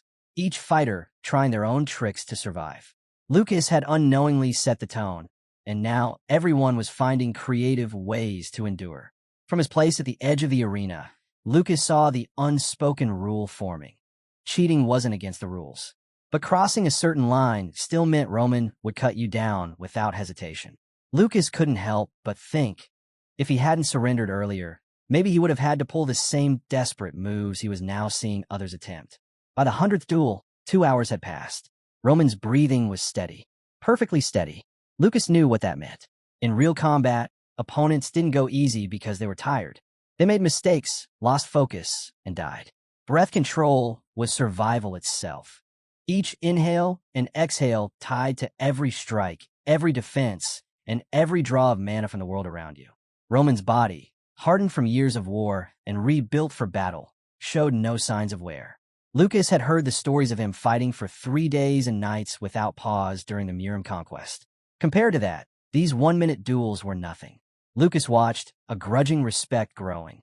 This was stamina born not from training alone, but from surviving in places where the air itself was thick with death. When it was finally over, Chris gathered everyone and gave the verdict. No one had passed the second trial. But then he added, almost as an afterthought, that this didn't mean there were no successful applicants. Out of the 120 who came, only 30 names would be chosen. The rest would have to wait for the notice. Chris commended them for their efforts before dismissing everyone for the day. The air was thick with tension as the would-be members of the Heavenly Demon God cult filed out, each carrying their own thoughts about how they performed. Later, in Roman's office, a new stage began. Roman handed Chris a list, the 30 successful applicants, and entrusted their training to him. Chris accepted with quiet determination, promising to do his best. As his eyes moved down the list, one name stopped him, Vulcan, the same man who had dared to challenge young Master Roman in front of everyone. Chris could see why Roman might respect such boldness. But another name made him pause, Henderson. There was nothing about him that stood out in Chris's mind. If Roman had picked him, it meant there was something Chris wasn't seeing. Then he reached the name that shocked him most, Lucas. Unable to hold back, Chris asked about it. Roman's gaze didn't waver. Is there a problem? Chris admitted Lucas was skilled for a B-rank mercenary, but he couldn't ignore what he'd seen during the duel, the sand, the early surrender. To Chris, Lucas was the kind of man who'd put his own survival ahead of the team. A risk in battle. Roman's answer was the opposite of what Chris expected. That's exactly why I chose him. Roman explained that while Lucas had broken from traditional notions of honor, he'd shown something far more valuable in a real fight, a sharp, pragmatic instinct to survive and adapt. In the chaos of battle, Roman said, it was men like Lucas who found ways to keep going, bending the rules when they had to, solving problems no one else could. He challenged Chris's assumption that this meant Lucas would betray his allies. Surviving didn't have to mean disloyalty.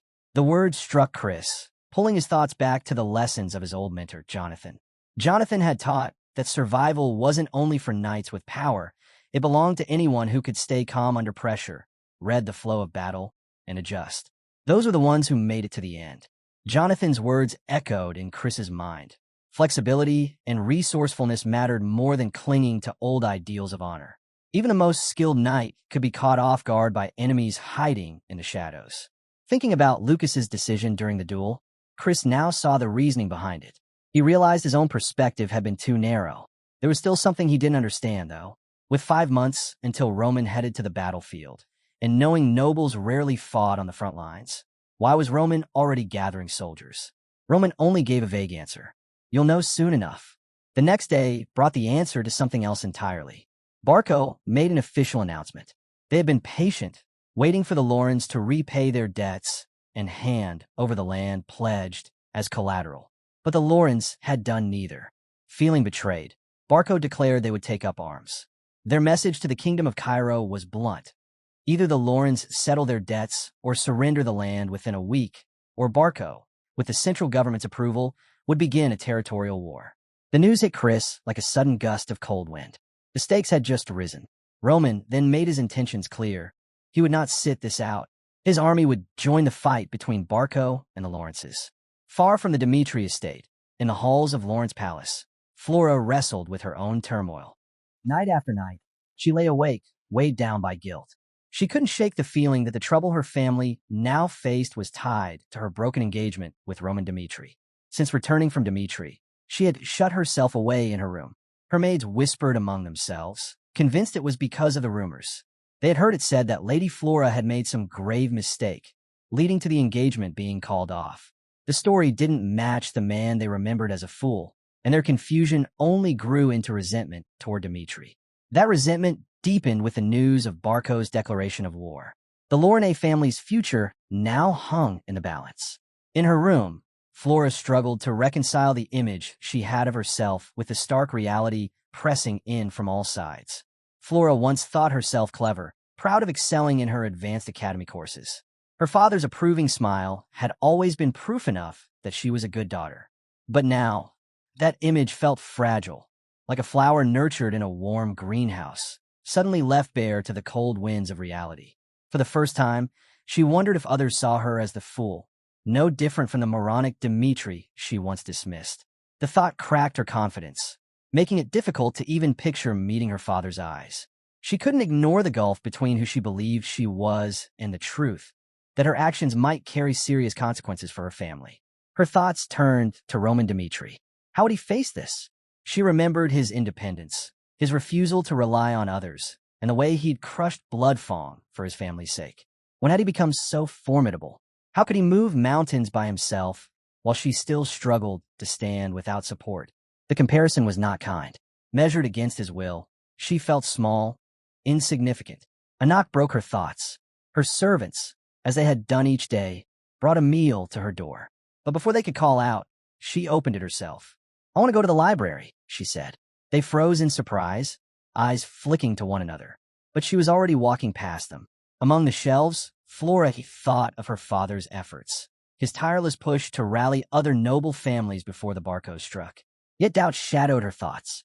She suspected no one would come to Lawrence's aid.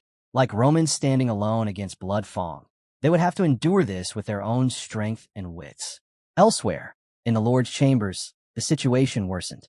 Every attempt to secure allies had been met with rejection.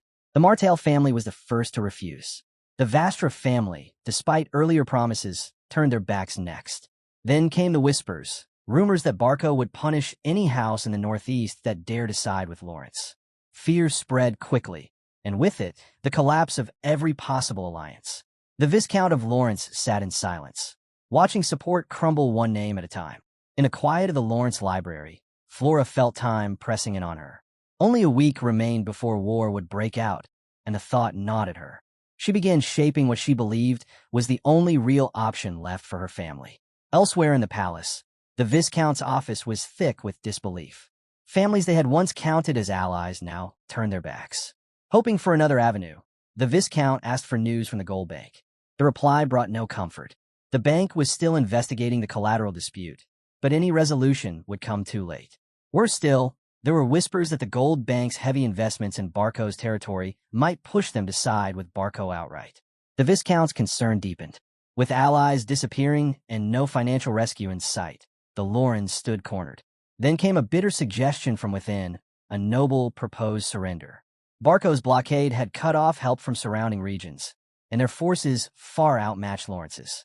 The noble argued it would be wiser to yield, preserve the soldiers' lives, and protect whatever land they could, even if most of it was handed over to Barco.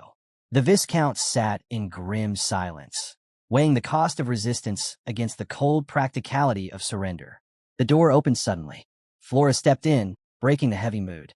She insisted on speaking with her father, her urgency drawing both the Viscount's and the noble's attention. Far from Lawrence, in the halls of Dmitri Palace, another decision was taking shape. Roman stood before his father, declaring his intent to enter the coming war, not as a neutral observer, but under the banner of Roman Dmitri. Baron Dmitri's reaction was sharp. Did Roman truly understand what this meant? The war between Barco and Lawrence had the blessing of the central government. Interfering could damage ties with the nobles of the Northeast and even provoke the government into sending its own soldiers to crush any perceived rebellion. He reminded Roman that the engagement to Lawrence's daughter had already been broken. Helping them now could appear dangerously political. But Roman's reasoning ran deeper.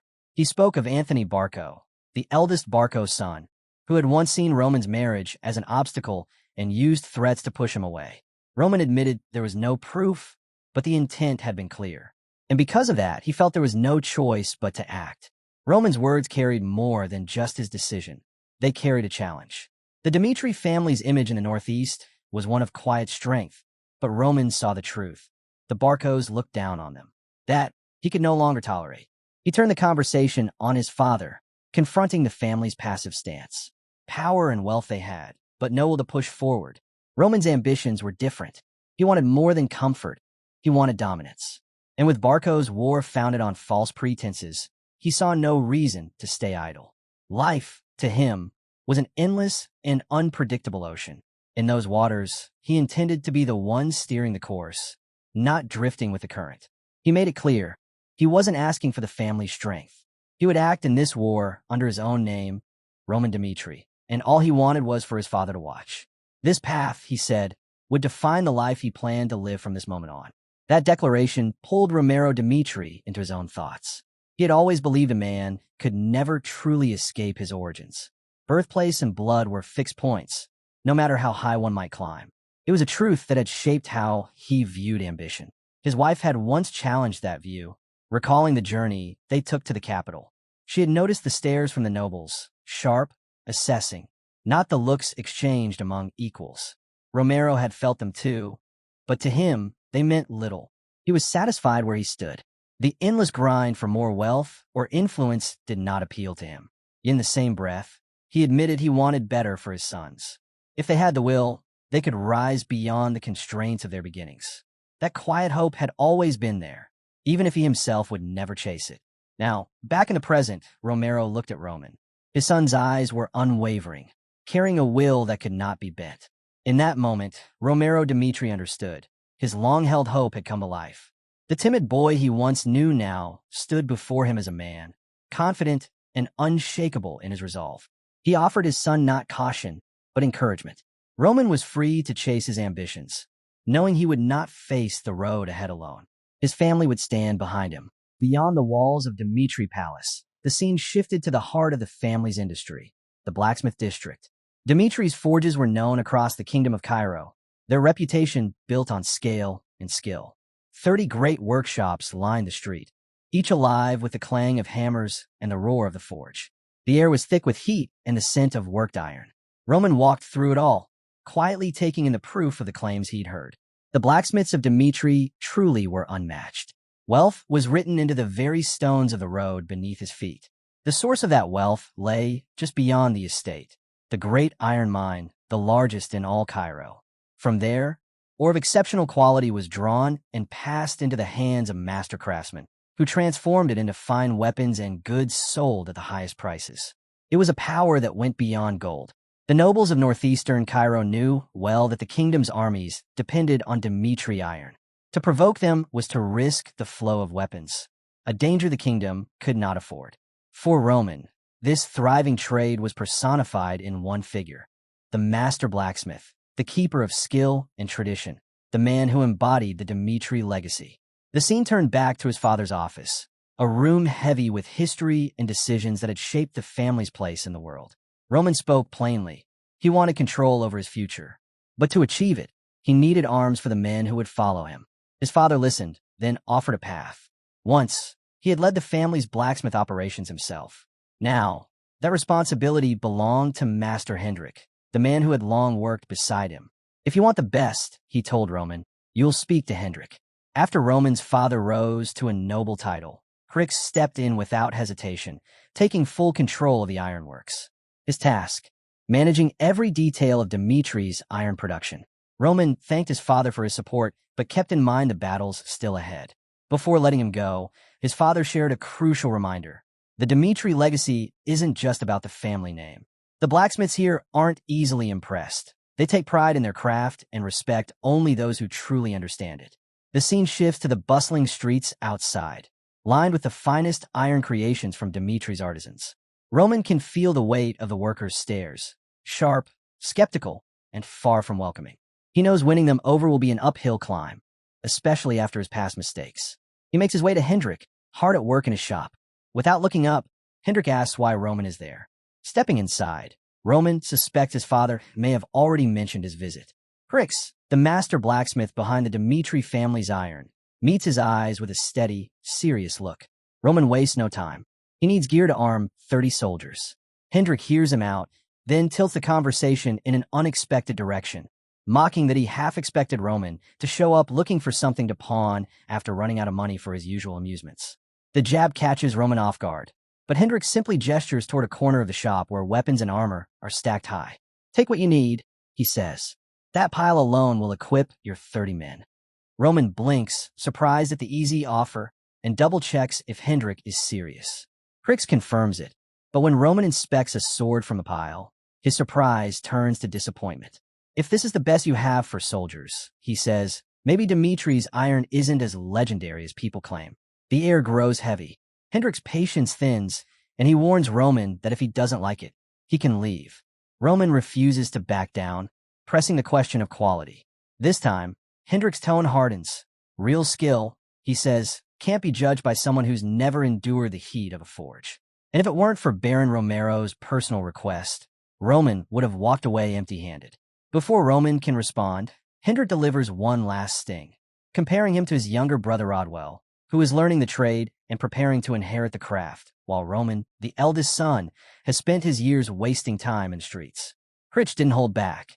He told Roman outright that even the discarded tools on the workshop floor were worth more than him. Roman met his gaze again, a strange familiarity settling over him. He acknowledged the tension hanging in the air and told Hendrik he understood why he was angry. Still, there was no avoiding the real issue, the sword in his hand. He pointed out its flaws: uneven force during forging, poor craftsmanship, and a surface that discolored in sunlight. This, Roman said, couldn't possibly come from Dimitri's famed ironworks. Hendrik ignored the criticism, choosing instead to attack Roman's character. But Roman didn't flinch. He told of a recent battle, where one of his men died because his sword failed. The blade, too weak to cut cleanly, left the soldier vulnerable, his life lost in the chaos because of faulty equipment issued under the name Roman Dmitri. Hendrik was taken aback by the bluntness, but Roman pressed on. He gestured to a set of armor, questioning its worth. "Heavy armor should protect," he said, yet the chainmail given to his troops had failed, costing another soldier his life. In another case, a piece made by an unknown blacksmith had shattered under attack, leaving the wearer gravely injured. Hendrik, still processing the accusations, asked for more details. Roman explained that this wasn't just about bad gear, it was about neglect.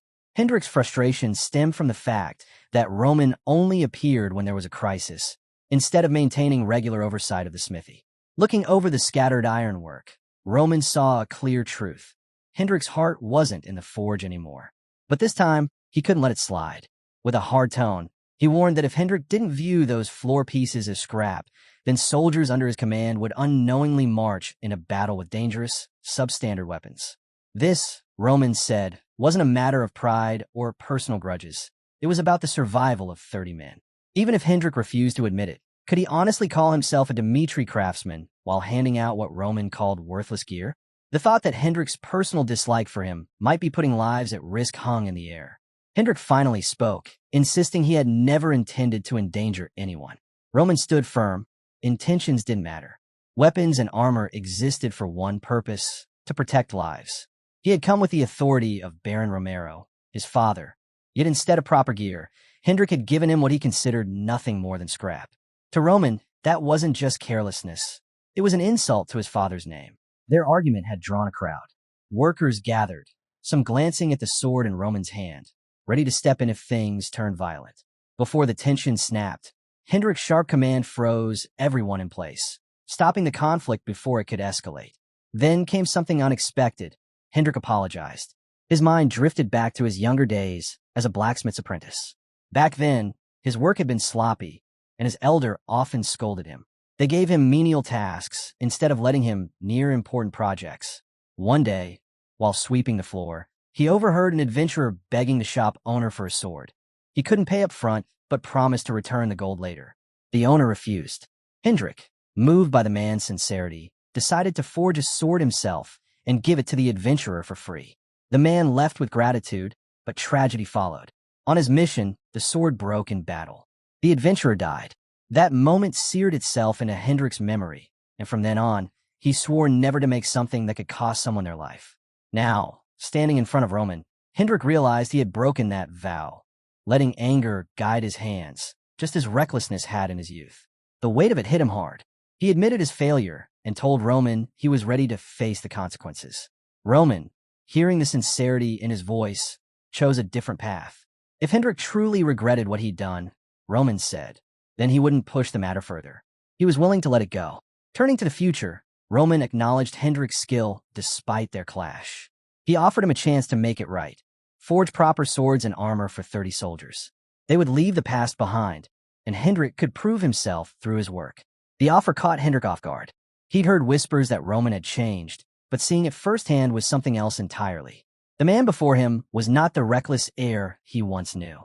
Roman stood by his promise. His soldiers' safety came first. Hendrik, fully aware of the weight of his earlier actions, apologized again. This time, he vowed never to repeat the mistake and swore to craft weapons and armor worthy of the Dmitri name. The sincerity in his voice impressed Roman, sealing not only the deal for the equipment, but also forging a mutual understanding between them. With a faint smile, Roman watched as Hendrik ordered his workers back to the forges. The workshop, once tense and heavy, now pulsed with focused energy as hammer strikes rang out, steel heated, and sparks flew. Every movement now driven by the goal of protecting lives. But in the midst of the renewed bustle, one worker spoke quietly to Roman, revealing a detail that cut deep. Hendrik's resentment toward him wasn't only about today. It stretched back 3 years. Back then, after losing his allowance and desperate for money, Roman had slipped into the smithy under the cover of night. He stole Hendrik's prized sword, his masterpiece. 6 months spent on design, 3 months on forging, and Roman had sold it for a mere pittance. The memory hit Roman like a blow. He knew he'd been reckless in his youth, but this was more than a mistake. It was a betrayal. As Roman prepared to leave, Hendrik stepped from the shadows. He acknowledged Roman's current request as a step toward reconciliation, a chance for redemption, but made it clear he hadn't forgiven him for the theft. He admitted his own faults, but reminded Roman of the smithy's place in the heart of Dmitri. If Roman ever crafted a poor sword himself, Hendrik said, then his opinion might change. Roman smirked, confident, and replied that it wouldn't take long for him to prove himself. With a casual farewell, he promised to return once the weapons were finished. Later, Roman arrived at the workshop where he'd been training alone. The space was exactly as he had instructed, orderly, every tool in its place. With quiet determination, he set to work on forging his own sword. His mind drifted to when he was 18, a member of the Murim. Those were turbulent days, filled with uncertainty over who would lead the demon cult. Rivalries flared, and assassination attempts were common. One of the deadliest came from his 11th brother, Beck, who tried to end his life. During that fight, Roman's trusted sword had shattered, and he had barely escaped death. From that day forward, he swore he would craft a weapon that could survive any battle. He traveled beyond Miram, learning from blacksmiths across distant lands. Before every major fight, he forged a blade suited to his growing strength, each one an extension of his resolve. Through countless battles, Roman's swordsmanship and his blades evolved. That journey had led to the creation of his 39th weapon, the heavenly demon sword, a masterpiece beyond price. Now, with war looming, he felt the call to forge a blade that reflected the man he had become.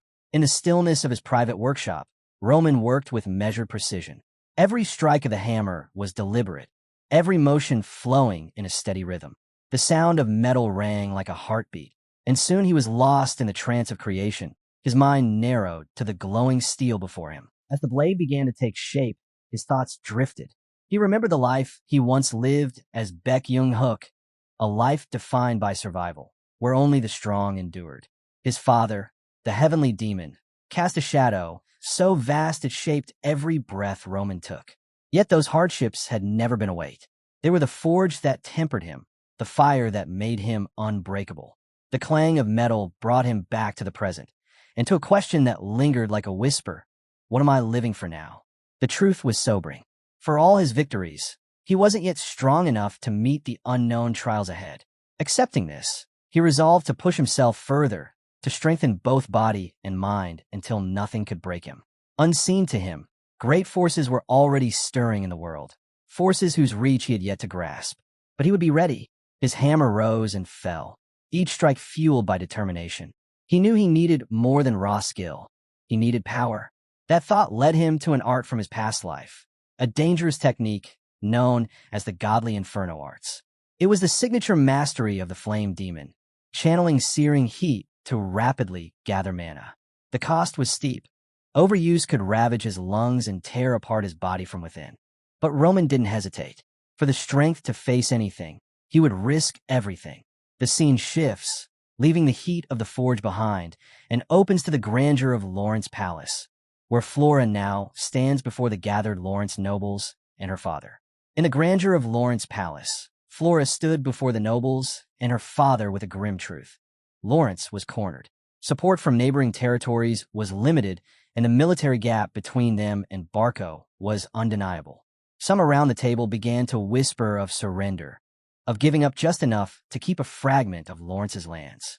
But Flora rejected the idea outright. To her, surrender was not just a loss of land. It was a betrayal of the very spirit that defined their heritage. The room fell silent until her father, Viscount Lawrence, slammed his hand on the table. His voice was firm. Perhaps surrender, he argued, was the wiser choice. Better to save lives than to throw them away in a war they were bound to lose. His reasoning was backed by troubling news. Barco had secured a massive loan from the prestigious Gold Bank through powerful connections in the central government. Flora listened, but her reply was steady and calculated. If Barco truly had obtained the loan, she reasoned, it was likely unsecured, no collateral. That meant crushing interest rates. And the benefits wouldn't just flow to Barco. The Gold Bank would profit as well. Once Barco took control of Lawrence, she warned, their land and people would bear the full cost of occupation. The table stirred with uneasy surprise. Her father, unsettled by her insight, asked what she believed they should do. But the answer he received was not the bold, miraculous plan he'd expected from his sharp-minded daughter. "Close the castle gates," she said. Her father frowned, thinking it too simple. But Flora's strategy went far beyond walls. She explained that true survival meant endurance and sacrifice. Lawrence must burn the fields and give up the entire year's harvest, denying Barco the resources they sought. It was a plan not just of defense, but of deliberate deprivation, turning the land itself into a weapon. Her words carried the weight of desperation, but also the clarity of someone who understood that survival sometimes meant scorched earth. Viscount Lawrence stared at his daughter, stunned by the audacity of her plan. Holding out until winter was no small feat. It was a challenge unlike anything Lawrence had faced before. Flora pressed on, unwavering. Barco's advantage, she explained, stemmed from their ties to the central government. But such leverage couldn't last forever. The loan they had taken from the Gold Bank would come with punishing interest rates, growing heavier with each passing month. And the Gold Bank, she reminded them, was no ordinary institution. Its influence spanned the entire continent, and its patience was short when profit was at stake. The longer the war dragged on, the more the debt would crush Barco. What's more, the mercenaries bolstering Barco's forces were paid with Gold Bank funds. If the bank's pressure mounted, their strength would wither. And as winter closed in, siege warfare would no longer be in Barco's favor. Time, Flora argued, could be their greatest weapon. Around the table, her words landed like sparks on dry wood, quiet but electrifying. Even Count Lawrence, who had once doubted her judgment after the incident with Dmitri, saw her now in a new light. This was not the same young woman from before. "You're right," he said at last, his voice steady with resolve. From that moment, Lawrence committed itself to Flora's plan, a desperate stand to defend their lineage, no matter the cost, no matter the odds. They would fight until there was nothing left to give. The scene shifted to Roman, deep in his own world. His sword was finished, a creation that carried more than steel in its edge. It was his first true masterpiece, a weapon that embodied exactly who he was now. For its name, he looked to the world around him and chose Salamander, a symbol of fire, endurance, and renewal. Back in Lawrence Palace, the weight of decisions and the forging of destinies continued. The very next day, a knight from House Barco marched forward, halting before the towering gates of Lawrence Castle. Acting as Viscount Barco's envoy, he carried words that would decide the fate of both sides. Barco's message was simple, yet heavy with consequence. 3 choices lay before Lawrence. First, surrender. step outside the castle walls, lay down arms, and in doing so, spare the lives of Lawrence's soldiers. Second, accept open war, a clash of armies on a fair battlefield, overseen by a neutral judge sent from the central government. And third, resolve the matter through single combat, one warrior from each side, any method of battle permitted, with the outcome binding for both houses. Barco pledged to honor whichever path Lawrence chose. But Viscount Lawrence did not bend. He denounced the so-called evidence of his ancestor's death as nothing but a fabrication. To him, Barco's call to arms was unjust, a baseless provocation. Raising his voice for all to hear, Lawrence declared he would not offer up his people to slaughter. Instead, he presented his own option. They would resist, entrenched within their fortress walls. The Barco knight, receiving this defiant answer, announced that his lord would respect the decision. Yet he also warned that Barco's forces were ready, and bloodshed was now unavoidable. And then the unexpected struck. Before Lawrence's men could even settle from the exchange, they saw it. Barco's army was already in formation, weapons gleaming, prepared to march. A charged silence gave way to the thunder of war drums, echoing through the air as the siege began. From atop the battlements, Lawrence's archers loosed a rain of arrows. The sky filled with whistling shafts before they fell in deadly rhythm, striking Barco's advancing troops and sowing chaos in their ranks. Viscount Barco, who had anticipated swift surrender, was shaken. He held 3 times Lawrence's numbers, yet the resistance was fierce, sharper than he had imagined. What he thought would end in an hour dragged on, turning into a grueling fight. Lawrence's defenses had been carefully laid. Beyond the walls stretched a deep moat, dug in preparation to choke enemy advances. The ceaseless storm of arrows revealed not desperation, but foresight. Lawrence had stockpiled supplies and prepared for a drawn-out war. When word of these measures reached Viscount Barco, his face hardened. Frustration gnawed at him. This was no simple conquest. Lawrence had proven far more formidable than expected. A week slipped by after the last clash, yet Viscount Barco still wrestled with disbelief. Lawrence's choice had shattered every expectation. By his calculations, surrender was the obvious path. Yield, preserve their lives, and cling to what little land could be spared. Instead, Lawrence had slammed their gates shut, embracing resistance even at the risk of total destruction. Barco replayed it all in his mind, searching for where his strategy had faltered. His soldiers, restless and uncertain, turned to him for direction. To their surprise, Barco gave a firm order: prepare for the battles ahead. The men were taken aback, but he carried himself with calm certainty. In his eyes, Lawrence was not truly steadfast. He remembered the past, how Viscount Lawrence had nearly buckled once before, almost handing his daughter into the Dimitri family, a move Barco himself had schemed into motion. To Barco, Lawrence was a man who shrank in the face of hardship, a leader more fragile than he appeared. Meanwhile, within the halls of Lawrence Castle, urgency hung in the air. Count Lawrence knew another strike was inevitable and commanded his soldiers to ready themselves for what was to come. Yet Barco's movements were unpredictable, and that uncertainty weighed on him like an approaching storm. He turned to his daughter, Flora, recalling her earlier insights. She had been right. Barco had faltered and pulled back his forces. Intrigued, Lawrence asked how she had seen it so clearly. Flora stepped forward with newfound resolve. No longer timid, she declared that waiting for fate to decide her path was meaningless. If she wished for change, she would have to create it herself. Her words carried conviction, a pledge to grow stronger and take hold of her own life. Her father, hearing this, felt a pang of regret. He confessed his remorse for nearly forcing her into marriage with the Dimitri family.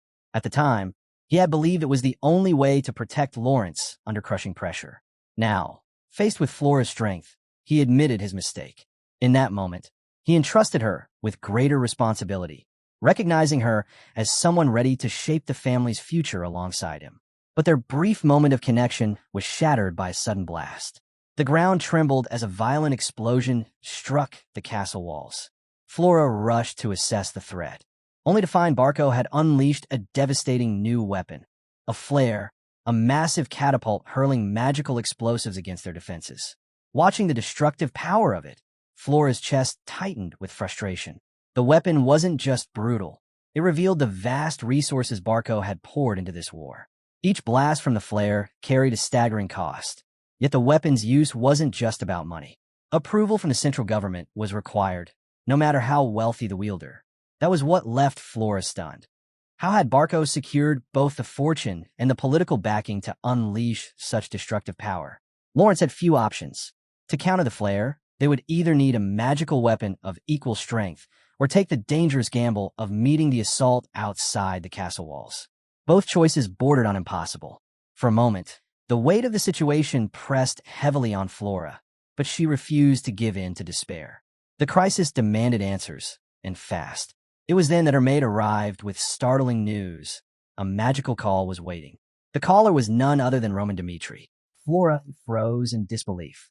Roman, the man she had once regarded as an enemy, was now reaching out with an offer of help. Driven by both shock and curiosity, she agreed to take the call, eager to hear what he had to say. Roman wasted no time.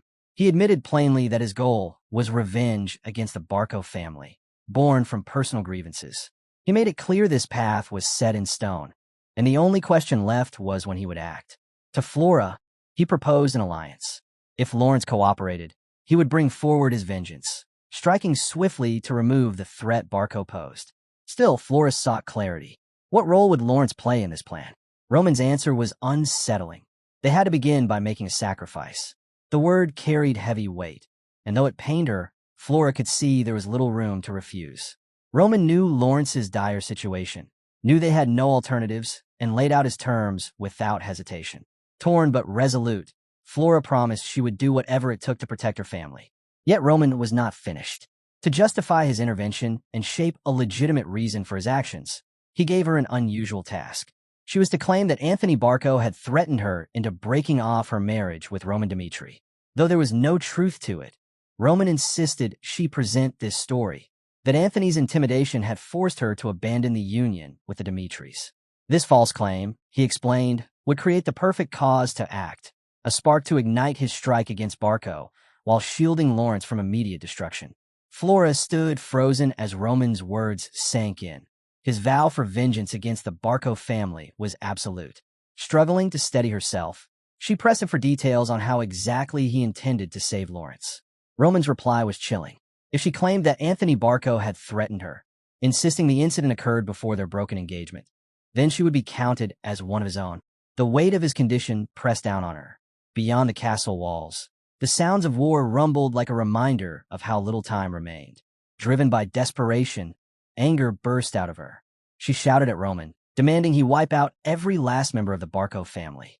Back on the battlefield, Viscount Lawrence directed his troops as Barco's soldiers swarmed the walls. In the chaos, one enemy fighter managed to climb up and strike at him. But just as the blade swung, an arrow pierced through the attacker. Flora, standing behind her father, had loosed the shot and saved his life. With no time to lose, she urged her father to open the gates and face Barco's army directly. Lawrence faltered, uncertain. Seeing his hesitation, Flora revealed Roman Dmitri's promise. Roman would destroy Flare, the devastating magical weapon, if Lawrence engaged Barco head-on. Still bewildered, Viscount Lawrence asked why Roman would suddenly involve himself. Flora had no time to unravel the details. All she could do was assure him that Roman was a man of his word, urging him to trust her conviction and move forward with this bold gamble. Far away, deep in the forest, Roman ended his magical call with Flora. His companion Chris stepped forward, pressing him. Lawrence's defenses were faltering, and Flare's destructive power could bring their walls down at any moment. Chris argued they should strike Barco's rear immediately before Lawrence collapsed entirely. Roman, however, did not rush. Instead, he turned the question back to Chris, asking why he should act now. Caught off guard, Chris laid out the urgency, emphasizing that only swift and decisive action could prevent Lawrence's downfall. But Roman remained unmoved. He admitted plainly that the fate of Lawrence meant little to him. What mattered above all was the safety of his own people. Their survival came before anyone else's, even Lawrence's. Roman made his stance clear. He would never force those who had pledged loyalty to him to become pawns in another man's war. If Lawrence fell because of weak leadership, so be it, but his people would not be sacrificed in the process. Chris, though taken aback, accepted Roman's conviction and held his silence. Back at Lawrence Castle, Viscount Lawrence's frustration boiled over. With righteous fury, He ordered the gates flung open and led his men in a direct charge against the Barco army. The clash was fierce, but hope was short-lived. A single fighter from the Berga mercenary company cut through Lawrence's soldiers with ease, felling several in one strike. The sight of such overwhelming strength shook the defenders, and panic drove them back behind the walls. Yet Flora refused to let despair consume them. She commanded the soldiers to stand their ground, urging them to resist the urge to retreat. Still, doubt gnawed at her. If Lawrence could not serve as bait, would Roman ever come to their aid? Her answer came sooner than expected. Out of the chaos, Roman made his move, launching a precise strike deep into Barco's ranks. The timing was sudden, even for him. His soldiers had been thrust into battle earlier than planned, and the air grew heavy with unease. For Roman, the reality was harsh.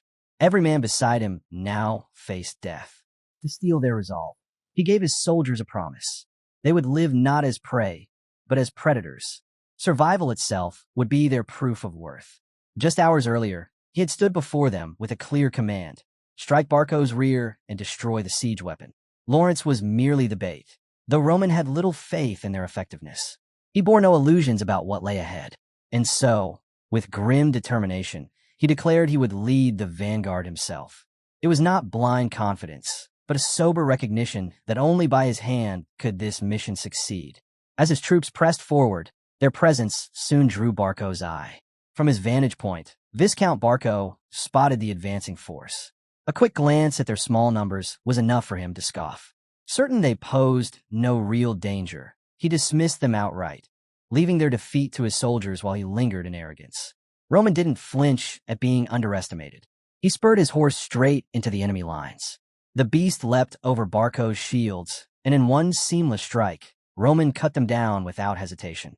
As the dust rolled back, Roman's thoughts drifted to an old teaching from the Murim's Orthodox sect of the heavenly demon who always led the vanguard. That figure was seen as unstoppable, a storm of destruction that made resistance pointless. But why would such a being take the most dangerous position at the front? The answer was simple: to crush the enemy's spirit before the battle even began. That belief was what drove Roman forward. His presence alone froze the Barco soldiers in place. They had just witnessed one of their own fall instantly, and fear gnawed away at their will to fight. Roman, towering amidst them, let a dark grin spread across his face. He called out to them with chilling confidence: "Come at him or suffer the price." His words weren't just a taunt. They were a weapon meant to break his opponents before blades even clashed. Kevin, his loyal commander, roared back in response, rallying Roman's men. His command was sharp: stay with him and crush everything in their path. Fired up, the soldiers surged forward with renewed energy, their momentum unstoppable. In the chaos, a Barco soldier lunged for Kevin's horse, aiming to topple him and disrupt the charge. But Kevin reacted instantly, his blade cutting down the attacker before the strike could land. The flow of Roman's assault didn't falter for even a heartbeat. At the same time, Chris unleashed his aura, sweeping through several enemies in one devastating blow. The Barco troops tried to tighten their formation, raising defenses to slow Roman's push, but it was futile. Roman tore through their line as though it were nothing. Ahead, the weapon flare he sought loomed into view, a target he was determined to erase. The battlefield was shifting rapidly. The Barco soldiers, overwhelmed and shaken, couldn't grasp the force that bore down on them. And then, from among their ranks, a figure stepped forward: Berga, known across the kingdom as an A-rank mercenary and a 2-star Aura Knight. The captain now stood face-to-face with an opponent he had not anticipated. Berga hadn't expected Roman to appear on the battlefield. The mercenary captain weighed his options carefully. Was siding with Barco worth risking the future of the Berga mercenary group? In the end, he chose to act. The clash began. As an A-rank mercenary and a 2-star Aura Knight, Berga's mastery of aura manipulation made him a dangerous foe. His sword came down with overwhelming force, but Roman didn't budge. With calm precision, Roman's counters dismantled Berga's offense. Blow after blow, Roman broke through, leaving the mercenary stunned. In just a few exchanges, the A-rank fighter was crushed, collapsing in defeat to the disbelief of everyone watching. Cheers erupted from Roman's side. Chris, Kevin, and the soldiers couldn't contain their excitement. Roman had just toppled an A-rank mercenary, and the statement it made was undeniable. From the rear, Viscount Barco seethed at the sight. He barked at his soldiers to rush Roman, but his men stopped him, urging caution. They convinced him to pull back and rethink, the wiser choice now that the tide had clearly shifted. Roman, undeterred, turned his focus on the massive magical flare weapon, the enemy's trump card. This strange device, unlike anything the Murim had known, loomed before him. A dark aura surged around him as he invoked the heavenly demon god art. With the first form of the heavenly demon sword unleashed, Roman delivered a strike that tore the weapon apart in one devastating blow. The flare shattered, and Roman stood tall amidst the wreckage. He lifted his sword high, declaring victory. His voice carried across the battlefield, and both Lawrence's soldiers within the castle and Roman's men at the enemy camp erupted in celebration. The destruction of Barco's siege weapon wasn't just a win, it was the turning point. Flora, watching from within, felt her heart stir. This moment marked a shift no one could ignore. Stripped of their key weapon, Barco's forces had little choice but to retreat. What had been chaos moments ago now rang with the aftermath of Roman strategy and might. Amid the celebrations, Chris revealed his own growth. Taking inspiration from Roman, he began condensing his aura differently, focusing on efficiency over raw output. This method slashed his mana use drastically while keeping his strikes sharp. Others mocked him for copying Roman, but Chris only smirked. He knew the path he followed was working, and perhaps it was the right one all along. Chris took a moment to study the men fighting under Roman's banner. Despite the grueling battle, every single one of the 30 soldiers kept their formation, pushing forward without breaking rank. Their faces showed strain, their breaths came heavy, yet not one of them fell behind. Even more striking, none bore serious wounds. Chris understood then, this wasn't mere chance. Their survival was the result of following a leader who turned the impossible into reality. Roman's presence on the battlefield was monstrous, a force that warped the natural order, and his soldiers' safety was proof of it. For the first time, Chris realized the true reason Roman had chosen them. When Roman finally rejoined his men, his words carried pride. He praised their endurance and declared their duty finished for the day. From the castle, Lawrence's defenders lowered the bridge, opening their gates to welcome Roman and his warriors inside. The people greeted them with overwhelming gratitude. Freed from the looming terror of the flare weapon, they poured out their thanks, vowing never to forget the courage that had saved them. The air itself seemed to hum with relief and reverence. Watching it all, Count Lawrence was torn. Gratitude swelled in him, but alongside it came regret. From the very first meeting, he had sensed something extraordinary about Roman, and now, seeing him shatter the flare weapon and turn the tide alone, the truth was undeniable. Roman was far greater than anyone had imagined. In his mind, Lawrence likened him to a tiger raised under Dimitri's care, unleashed to dominate the battlefield. It pained him to reflect on what might have been. Had fate aligned differently, Roman could have been tied to his family by marriage. That possibility was gone now, a mischance he could only accept. Setting aside the weight of those thoughts, Count Lawrence stepped forward with a smile. He extended his hand in respect and camaraderie, acknowledging Roman not just as Dimitri's son, but as a hero in his own right. Roman answered with a faint smirk, taking the offered hand. For that brief moment, the tension that often lingered between them seemed to fade. The scene shifted from the courtyard to the grand halls of Lawrence's palace. Roman, unreadable as ever, prepared to step into the realm of negotiation. As he made his way toward the council chamber, Flora intercepted him. Her words carried the weight of sincerity. She thanked him deeply for saving Lawrence from ruin, admitting the role her family played as Bate had been riddled with flaws. Regret lingered in her tone, yet admiration shone through. Roman's unwavering support had guided them through the crisis. Roman answered with quiet humility. He reminded her he had only done what he promised, and in his eyes, Lawrence had fulfilled the role expected of them. But Flora wasn't content with gratitude alone. She promised him her unwavering support in the meeting ahead, vowing to ensure his voice would be heard at the table. Roman let a faint grin slip as he replied that if she truly wished to repay him, he would not stop her. Together, they stepped into the council room, where the air was thick with strategy and politics. Around the table, Lawrence's advisors pushed for reconciliation. Their reasoning was clear. Barco's army was larger, and peace offered the safest path. Why continue clinging to conflict when harmony was possible? Let Barco accept peace and bring the fighting to an end.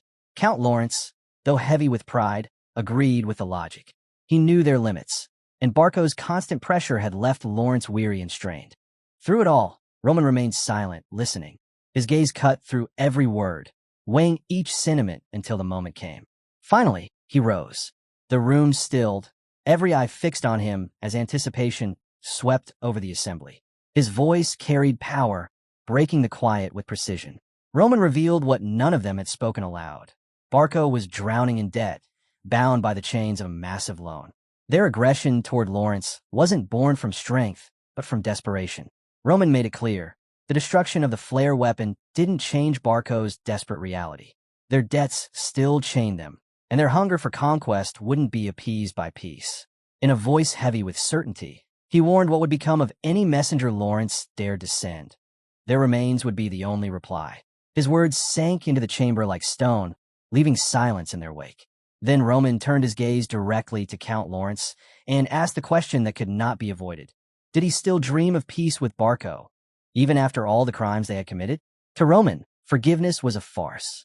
What Lawrence needed was resolve, the iron will to show the world they would not suffer injustice without retribution. Count Lawrence, burdened by the frailty of his position, admitted his helplessness. Roman's answer was uncompromising. He told them they could no longer afford the softness of prey. They had to become predators. Survival demanded it, and so did victory. The perspective shifted then to Barco's camp. Viscount Barco boiled with rage, unable to accept Roman Dimitri's meddling. Yet he, too, saw the truth of his situation. There was only one way forward, through a warrior battle. Ironically, it was the very solution Roman had placed before Lawrence. The terms were clear. Both houses could send up to 3 fighters, and the duel would decide the fate of the conflict. The tradition, sanctified by Valhalla itself, bound both sides to honor the result. To seal its legitimacy, the central government would send a judge to oversee the contest. What was once a noble custom had long since become entangled with politics and influence, with outcomes often bought through wealth and alliances. And Barco's reach stretched far, deep into the central government. With their massive loan from the Golden Bank, their choices of champions carried unsettling implications. As the weight of this reality pressed down, Count Lawrence's unease grew. But before his doubts could unravel him, Roman stepped forward, calm and deliberate. He acknowledged the concerns written plainly across the Count's face. Roman met Count Lawrence's troubled gaze with steady eyes, his expression unshaken. He promised that from this moment forward, he would give him what he sought most, certainty. Curiosity flickered in Lawrence's tone as he asked what kind of certainty Roman could possibly offer in such an uncertain time. Roman's reply was firm and absolute, the certainty of victory. His words rang through the chamber like steel striking stone. Turning to the council, Roman laid out what he knew of Barco's preparations. Their first champion would likely be a 3-star knight, a daunting foe by any measure. But Roman did not hesitate. He claimed that role for himself, vowing to take the field as Lawrence's first warrior. Whether his opponent came as a knight of Barco, or even a master ranked beyond, Roman declared that the outcome would not change. Victory would be his. Yet he cautioned the table against overconfidence. One victory was not enough. To secure Lawrence's future, they had to win again and again. Strategy was the key. That was when Roman revealed his plan. He turned their attention to Chris. Though still only a 2-star warrior, Chris carried an unusual brilliance. Roman believed in him, believed that when the time came, Chris could rise above expectations and even overcome a 3-star knight. This, Roman explained, would give Lawrence the edge in the decisive third match. The room grew, still as his strategy took root in their minds. For the first time, they could see a path forward, a chance for Lawrence to rise again and reclaim honor lost. Roman pressed the point. This battle was not a burden, but an opportunity.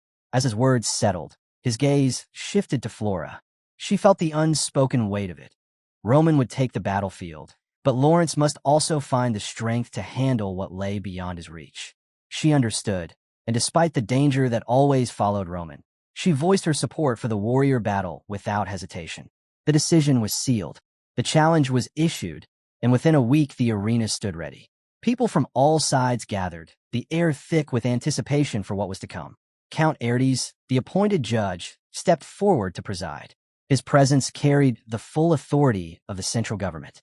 Raising his voice, he declared the duel sanctified by Valhalla itself. The rules were simple. Whatever the result, both families were bound to accept it. There would be no turning back. Erdes made it clear that any violation of the rules would be met with severe consequences, invoking the name of Cairo's kingdom as the highest authority. To ensure fairness, he ordered each faction to select 3 warriors and submit the order in which they would fight. The announcement intensified the atmosphere inside the arena. Every faction now weighed down by the seriousness of what was at stake. Amid the tension, Roman noticed something unsettling. Barco's men appeared far too relaxed, almost careless, as if they knew something no one else did. The behavior gnawed at him, prompting him to approach Viscount Lawrence with a bold suggestion: change the battle order. Lawrence, caught off guard, reminded Roman that the order had been fixed a week earlier. But Roman pressed further, pointing out that Barco had intentionally dragged out the decision, buying himself time to craft strategy. That delay was no coincidence. Their calm demeanor only confirmed that something was hidden beneath the surface. Lawrence, now wary, asked what adjustments Roman had in mind. Roman's sharp eyes caught sight of a powerful figure seated casually near Barco, stronger than the rest of his soldiers. Originally, Roman had planned to fight first, followed by Lawrence's knight, with Chris closing. But his instincts told him otherwise. He proposed a new formation. Chris would open the fight, forcing Barco's hand early. Roman would then adapt in the second match, ready to counter the opponent Barco was saving. It was an unexpected shift, one that left Lawrence and Flora stunned. Roman remained firm, explaining that the only way to stay ahead was to throw Barco off balance and keep the advantage in their hands. His calm decisiveness carried a weight that neither could deny. The moment of truth arrived. Chris strode into the arena, his opponent already waiting, Yin-sun, a 3-star Aura Knight. Standing proud, Chris introduced himself as a 2-star Aura Knight, undaunted by the difference in rank. A wave of murmurs spread through the crowd. Recognition sparked. Chris was the disciple of Jonathan, a genius known across the northern lands. The air grew heavy with anticipation as Chris and Yin-sun prepared to clash. The matchup looked one-sided from the start. Chris, a 2-star Aura Knight, was standing against Yin-sun, a far stronger 3-star. Most of the audience had already written Chris off, convinced he didn't stand chance. But Chris never saw risk as a weakness. To him, taking bold chances was the very path to growth. It was that mindset that pushed him to leave his former mentor, Jonathan, and choose a new master to follow. The battle opened with Yin-sun charging in, unleashing his aura at full force. But Chris had trained for moments like this. Memories of his sparring with Roman surfaced, and he quickly recognized the flaw. Yin-sun's aura was only dangerous if it connected. That realization became the foundation of his plan. Chris began weaving around the attacks, refusing to meet power with power. Each dodge was measured, his focus fixed on waiting for the perfect moment to counter. Yin-sun's patience, however, wore thin. His frustration boiled over, and he shouted at Chris, demanding to know how long he intended to keep running. Then, without warning, Yin-sun unleashed a sweeping red aura strike that caught Chris off guard. Cornered, Chris had a split second to decide. That was when Roman's words echoed in his mind. To break away from ordinary logic, to refine aura into absolute precision. Instead of recklessly pouring out his mana, Chris shifted his focus. He compressed his aura, narrowing it from a broad force into a line, then into a single sharp point. The arena grew tense as both knights prepared to deliver their decisive blows. Their attacks collided in a burst of energy that shook the ground. And when the dust cleared, the impossible had happened. Chris stood victorious. The 2-star knight had toppled the 3-star. The arena erupted. Cheers and applause filled the air as the crowd celebrated not just the win, but the brilliance of Chris's unorthodox tactics. He had turned patience and precision into victory, stunning everyone present. On the other side, Viscount Barco's face darkened with disbelief. His carefully laid plan had just crumbled. Yin-sun, the warrior meant to end things swiftly, was defeated. What was supposed to be a decisive second-round victory had now dragged into the final match. But even as the loss stung, Barco clung to his last safeguard. Hidden from everyone else was a weapon he had poured both effort and wealth into. A trump card, waiting to be revealed. Only Barco knew the full truth of his secret weapon. and that knowledge gave him comfort despite the upset. As the murmurs of the crowd swelled, a soldier quietly approached a man dozing on a chair. It was time. Slowly, Omuro of Barco, his hidden ace, rose from his seat and walked toward the arena. All eyes followed him. The audience buzzed with curiosity, unsure what to expect from this seemingly casual warrior Barco had kept in reserve. On the other side, Chris, Viscount Lawrence, and Flora exchanged startled looks, stunned at the sudden reveal. Stepping into the arena with calm confidence, Omuro introduced himself, a 4-star Aura Knight, ranked 49 on the Valhalla Empire's famed ranking system. The name alone sent a ripple through the crowd. The Valhalla Empire, known as the land where fallen heroes found eternal rest, preserved the legacies of warriors by recording their battles and immortalizing their strength through ranks. To appear on that list meant undeniable power. Count Lawrence, though shaken at first, quickly realized the implications. By fielding such a fighter in the final round, Barco was showing just how carefully he had prepared. Homeros, often called the Wandering Swordsman, had earned fame across the kingdom, traveling endlessly and clashing with powerful foes. Stories of his victories circulated like wildfire, tales of him toppling other 4-star knights and vanishing just as mysteriously. The crowd roared with excitement, their whispers merging into a wave of awe and speculation. Meanwhile, Roman leaned forward, a faint smirk tugging at his lips. He had investigated Barco's plans through the information guilds, but the details he uncovered were shallow at best. Now, seeing Homeros revealed, he finally understood. This was Barco's true card, kept hidden until the last possible moment. To the crowd, Homeros was a living legend, his reputation wrapped in myth. To Roman, he was the final obstacle, a challenge that made the match even more thrilling. The secret trump card was finally on the stage, and the arena crackled with anticipation for the battle that was about to begin. Roman stood ready, his focus fixed on the opponent before him. Across the field, Homeros seemed unconcerned, unaware of the tension rippling through Lawrence's camp. Flora, however, could not stay silent. Fear for Roman's life weighed on her as she pleaded with him to surrender. Homeros wasn't just strong. Ranked 49, he was considered capable of climbing even higher, perhaps into the 30s. To her, the risk was far too great. She urged Roman to step back, to think carefully, to preserve himself for battles he could actually win. Homeros, on the other hand, looked at Roman with absolute certainty, his confidence radiating with every glance. That silent arrogance stirred something in Roman, a dislike that quickly took root. Still, Flora pressed on. She told him this was the time to let Lawrence take charge, that their knight could handle this overwhelming threat. She insisted there was no reason for Roman to gamble his life against someone of Homeros' caliber. She even reached out a hand to stop him. But Roman brushed past her words without hesitation.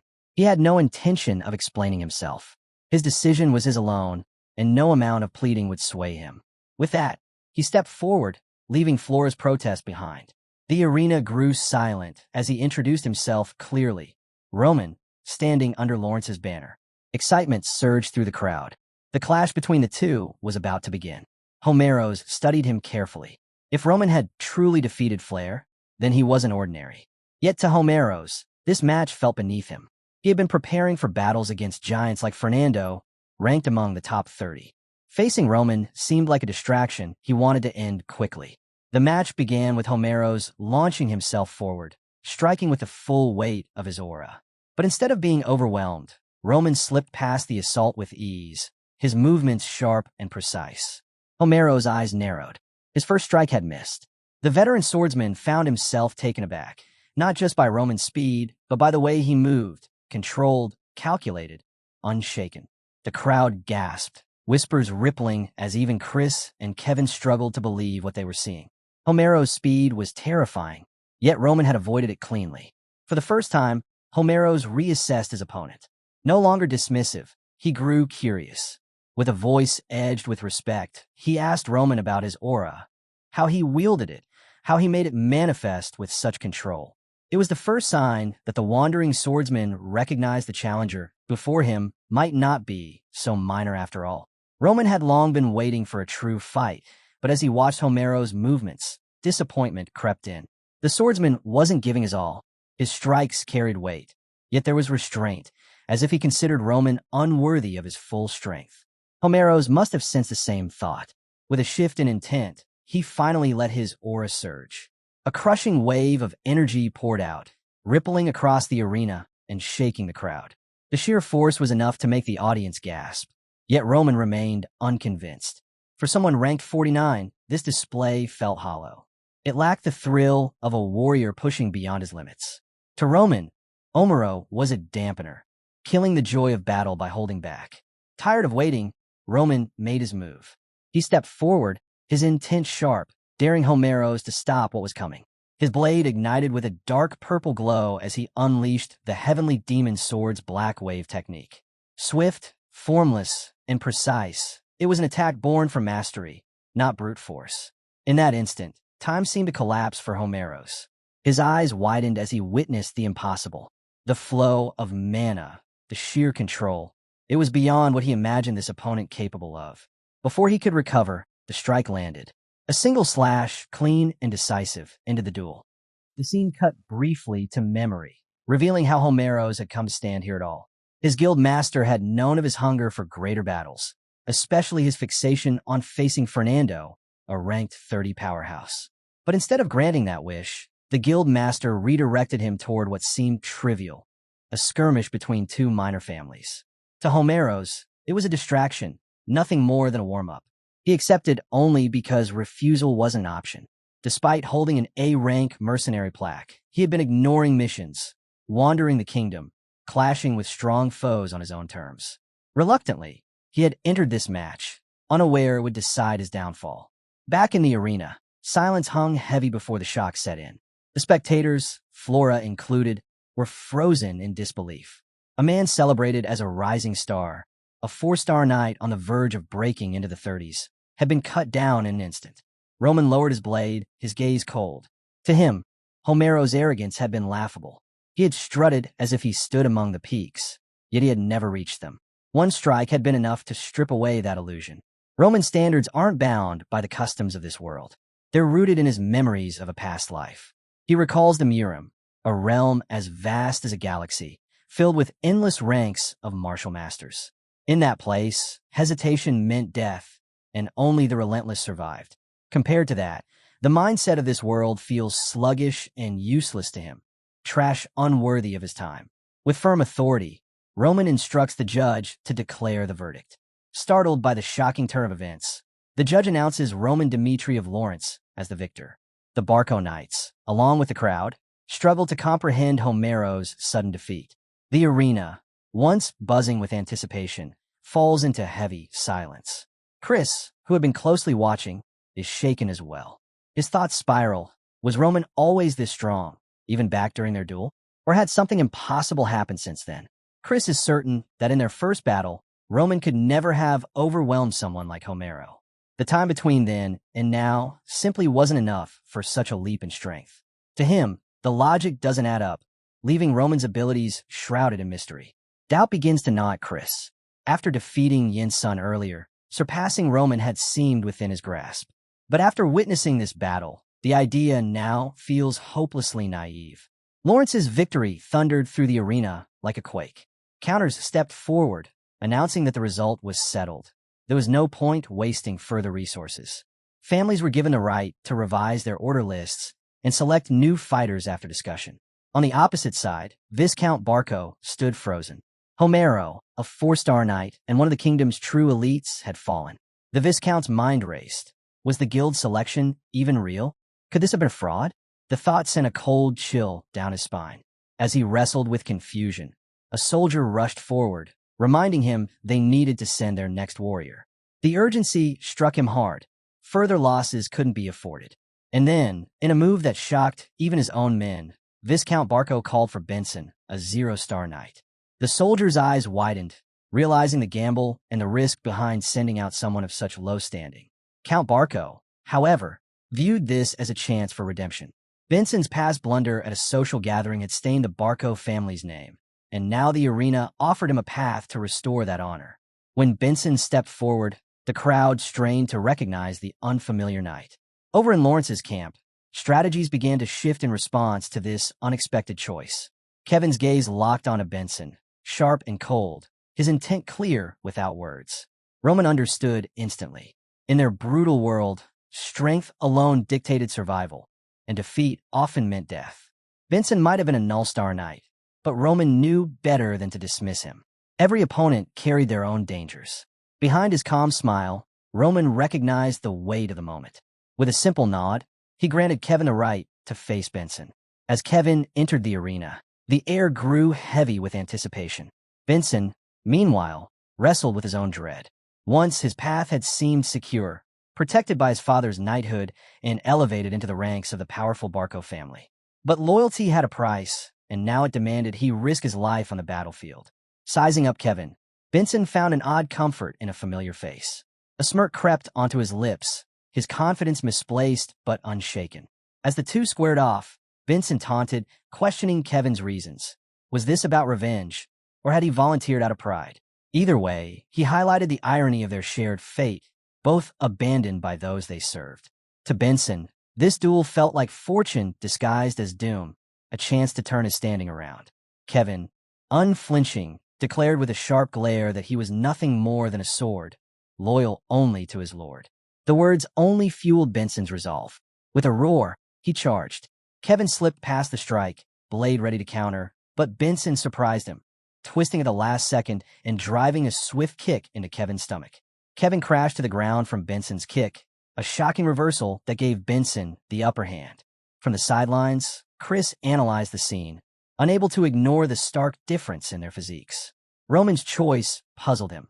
Why send Kevin against such an opponent? Benson pressed his advantage, unleashing a relentless storm of slashes. Yet Kevin endured, refusing to fall, his eyes carrying a flicker of something darker. With each blow, that shadow inside him stirred, a sinister voice urging him to take revenge, to seize control. Roman, watching closely, recognized the signs.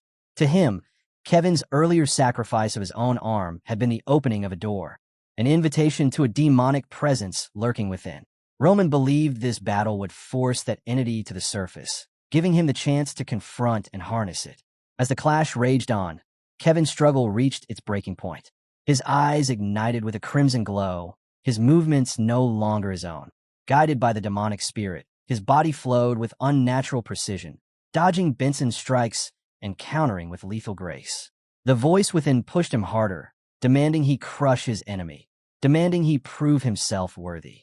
Inside Kevin's mind churned a storm of doubts and desires. His fear of being overshadowed by Chris, his fierce loyalty to Roman, his desperation to prove he was indispensable.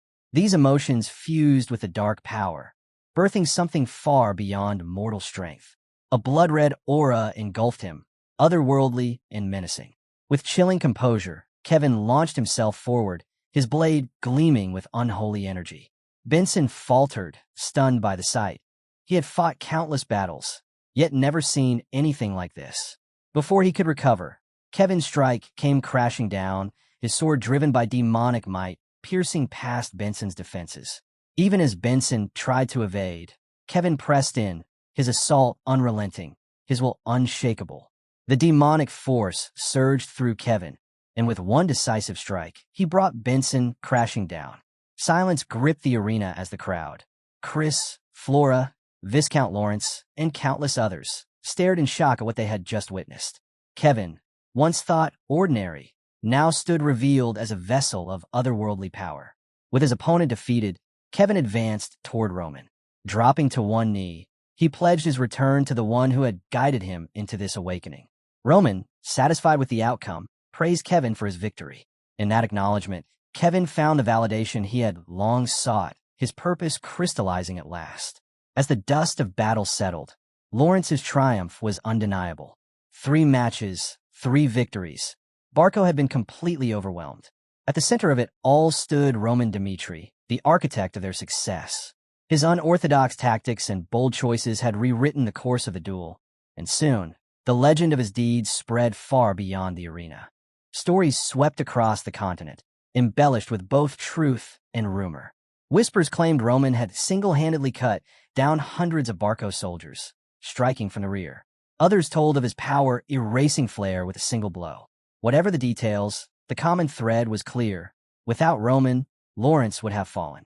Roman Dmitri, once dismissed as the dormant dragon of the Dmitri family, was now seen as a force rising into the skies. His name carried on tales that grew with every retelling. Meanwhile, in Barco Castle, the atmosphere was far different. Viscount Barco sat under the crushing weight of failure. Notices from the Golden Bank piled high. Demands for principal and interest he could not hope to repay. The loss of Homero, the void left in manpower, and the looming threat of blame from the mercenary guild pressed down on him like iron chains.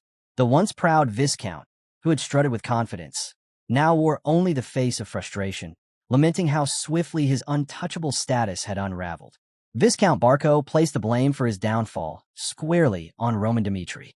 Once hailed as the dominant force of the Northeast, the Barco family had enjoyed the eager support of countless nobles. But now those same allies acted as though Barco no longer existed. To the Viscount, it was Roman's interference that had triggered this rapid collapse. As he brooded over the matter, Barco recognized something deeper.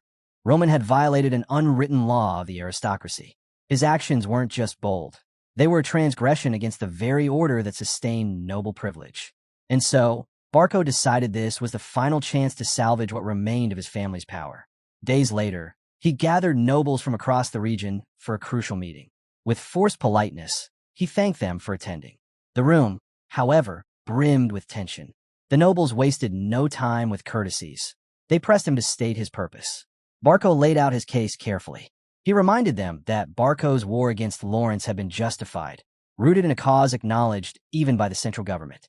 The very fact that a judge had been dispatched to oversee the conflict was proof of its legitimacy. He framed Barco as the wronged party, acting within noble law and tradition. Then his tone shifted, frustration sharpening his words. Roman Dmitri, he argued, had entered the conflict without justification, orchestrating an ambush that cost Barco the powerful flair. And when the warrior battle was fought, not one Lawrence knight had even stepped into the arena.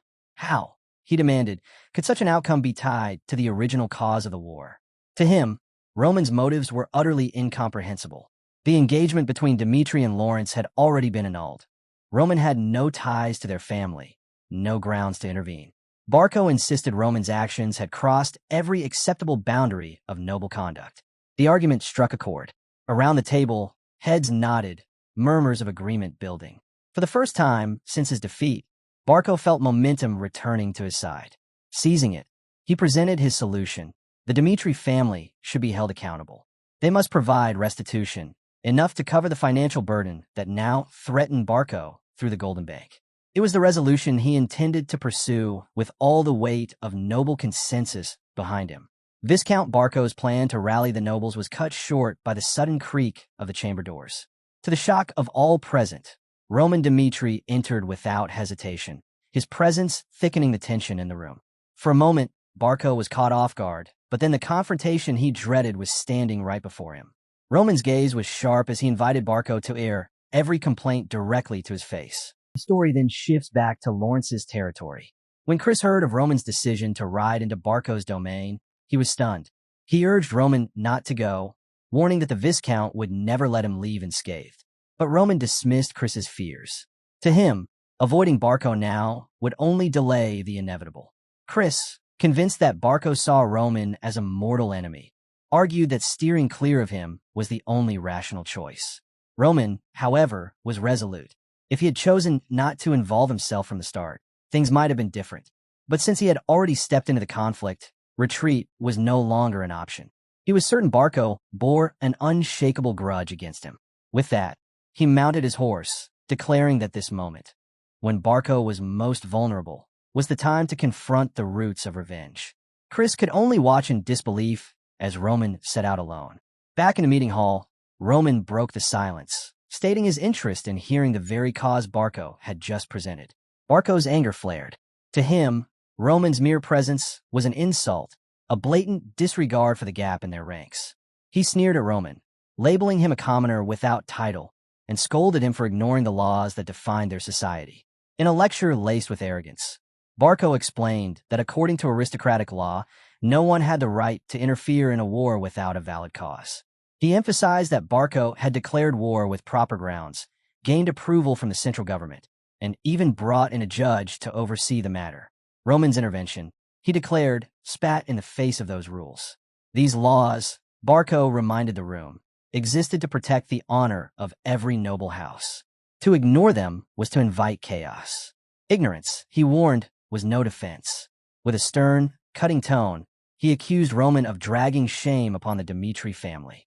And in his eyes, the consequences of such reckless defiance would not fall on Roman alone. They would ripple out and strike the entire Dmitri line. After Viscount Barco's biting words against the Dmitri family, the northeastern nobles quickly followed suit, piling blame on Roman. To them, he was nothing more than the clumsy, incompetent son who had dragged his family into disgrace. Roman, unfazed by their sneers, calmly asked Barco if he had finished. Then his tone shifted. A shadow crossed his expression, catching Barco off guard. With deliberate weight in his voice, Roman unveiled a truth none of them expected. He reminded the room that the Dmitri and Lawrence families had once been bound by an engagement. To the nobles gathered, Roman was now nothing but a discarded fool, unworthy of marriage ties. But Roman asked them directly, why did they think the union was broken? Because of his reputation? Because of rumors about his dealings with women? He dismissed those assumptions as baseless. The reality, he revealed, was far darker. The marriage had ended because Anthony Barco, Viscount Barco's own son, had threatened him. Gasps rippled through the chamber. Even Barco himself looked rattled. Roman pressed on, recounting a carefully laid trap at a social gathering within the Barco estate. Invited by Anthony, whom he once considered a friend, Roman had found himself lured into a room with Emily Barco. That moment was twisted into leverage. Anthony's scheme to force Roman into breaking the engagement with Lawrence, tearing apart the alliance before it could ever take shape. The revelation shifted the mood in the chamber. Nobles who had been quick to condemn Roman now hesitated, suspicion stirring that Barco might not be as righteous as he claimed. Seizing the moment, Roman declared with confidence that once a weakness was revealed, it no longer held power over him. Barco, flustered and unwilling to concede, spat back that Roman's story was nonsense, a feeble attempt to mask his own failures. But Roman had anticipated that denial. Without missing a beat, he delivered another blow. Anthony Barco had gone even further, threatening Flora Lawrence herself. It was this outrage, Roman explained, that led Flora to end her engagement with him. Locking eyes with the Viscount, Roman challenged him to deny the truth, and urged him to confirm it with Flora if he dared. The room grew heavier as the nobles exchanged uneasy glances. Finally, Roman made his stance clear. His involvement in the war, he said, was not born from recklessness nor disdain the Dmitri name. It was a choice rooted in strength, a direct response to Barco's deceit.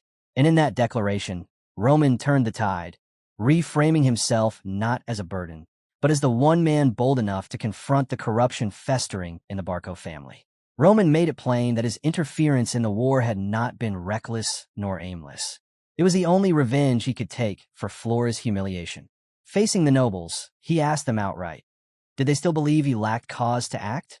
The weight of his words dismantled Barco's accusations, reframing his actions as personal retribution, not lawlessness. Barco froze. His entire argument that Roman had no cause crumbled in front of everyone. Struggling to recover, he considered his next steps. Buying time seemed the only option, so he muttered about confirming the truth later, hoping to escape the corner Roman had backed him into. But Roman pressed harder. He presented Barco with two choices, both decisive, both inescapable. The first was simple: punish Anthony for his crimes and settle the matter as a personal feud. The second, far darker, was to let the conflict spiral into a full-scale clash between the houses of Barco and Dmitri. Roman left no room for delay. The decision, he warned, had to be made immediately. If not, he would return home and reveal everything to his father. Barco's composure faltered. The thought of war with the Dmitri family at this moment, when his own house was weakened and close to collapse, was unthinkable. Such a battle could spell the end of Barco entirely. Desperate, he suggested a compromise. Anthony could kneel and apologize. Roman rejected the offer outright. The guilty, he declared, did not get to choose their punishment. Anthony's fate would be decided by him, and him alone. The scene shifted. In the dim confines of Barco's office, Anthony knelt, shoulders heavy with dread. He pleaded with his father to defy Roman's demands, terrified of being forced into a judgment duel. He knew Roman's strength, and he was certain it would mean his death. Viscount Barco, attempting to steady his son, reminded him of the brutal truth. His life was no longer his own. It was bound to the survival of their family. If he faltered, the entire Barco line might collapse with him. Count Barco's patience snapped as he forced Anthony to accept the grim fate that awaited him. He told his son to prepare himself, warning that losing at least an arm was inevitable. With that cold truth, Viscount Barco left, leaving Anthony collapsed on the floor, a broken figure weighed down by despair. The scene shifted to the arena, where nobles gathered in anticipation, eager for the duel between Roman and Anthony. The atmosphere was thick with tension as the two stood face to face. Anthony, shaken and terrified, stammered out apologies for his past actions against Roman. But Roman, calm and unshaken, offered no response. Instead, he slowly unsheathed his sword, a clear signal that the fight was about to begin. Desperation overtook Anthony. His pleas shifted from shallow apologies to begging for his life. He swore he would repay Roman forever if only he was spared. The sudden desperation stunned the crowd, and even Viscount Barco was shaken to see his son reduced to such pitiful weakness. Roman stood unwavering, his sword in hand. He turned Anthony's words into a test, questioning if the Barco family had any true means of repaying their massive debt to the Golden Bank. He dismissed the illusion of safety that came from Barco's political ties, making it clear that no power could shield them from collapse. With each step forward, Roman pressed the truth. The Barco family's downfall was close. He reminded Anthony of the humiliation and betrayal he had endured, demanding to know why he should grant mercy to someone who had given him none. The arena fell silent as Roman made his decision. With unwavering resolve, he struck, ending Anthony Barco's life in front of everyone. The shocking finality left Viscount Barco frozen in disbelief. Then, the story drew back to Roman's past. A childhood drowned in blood and survival. Night after night, assassins hunted him, forcing him to strike back, sometimes even killing his own brothers to survive. It was a life of constant struggle where compromise never existed. His eldest brother, Baek Hoi, often rebuked him, calling that merciless nature a fatal flaw. Unlike Roman, Baek Hoi was both powerful and shrewd, able to absorb defeated rivals into his ranks. He warned Roman that a life without compromise would only lead to ruin. But Roman stood firm. To him, sparing enemies only meant creating dangers for tomorrow. Eliminating them completely was the only way he knew to survive.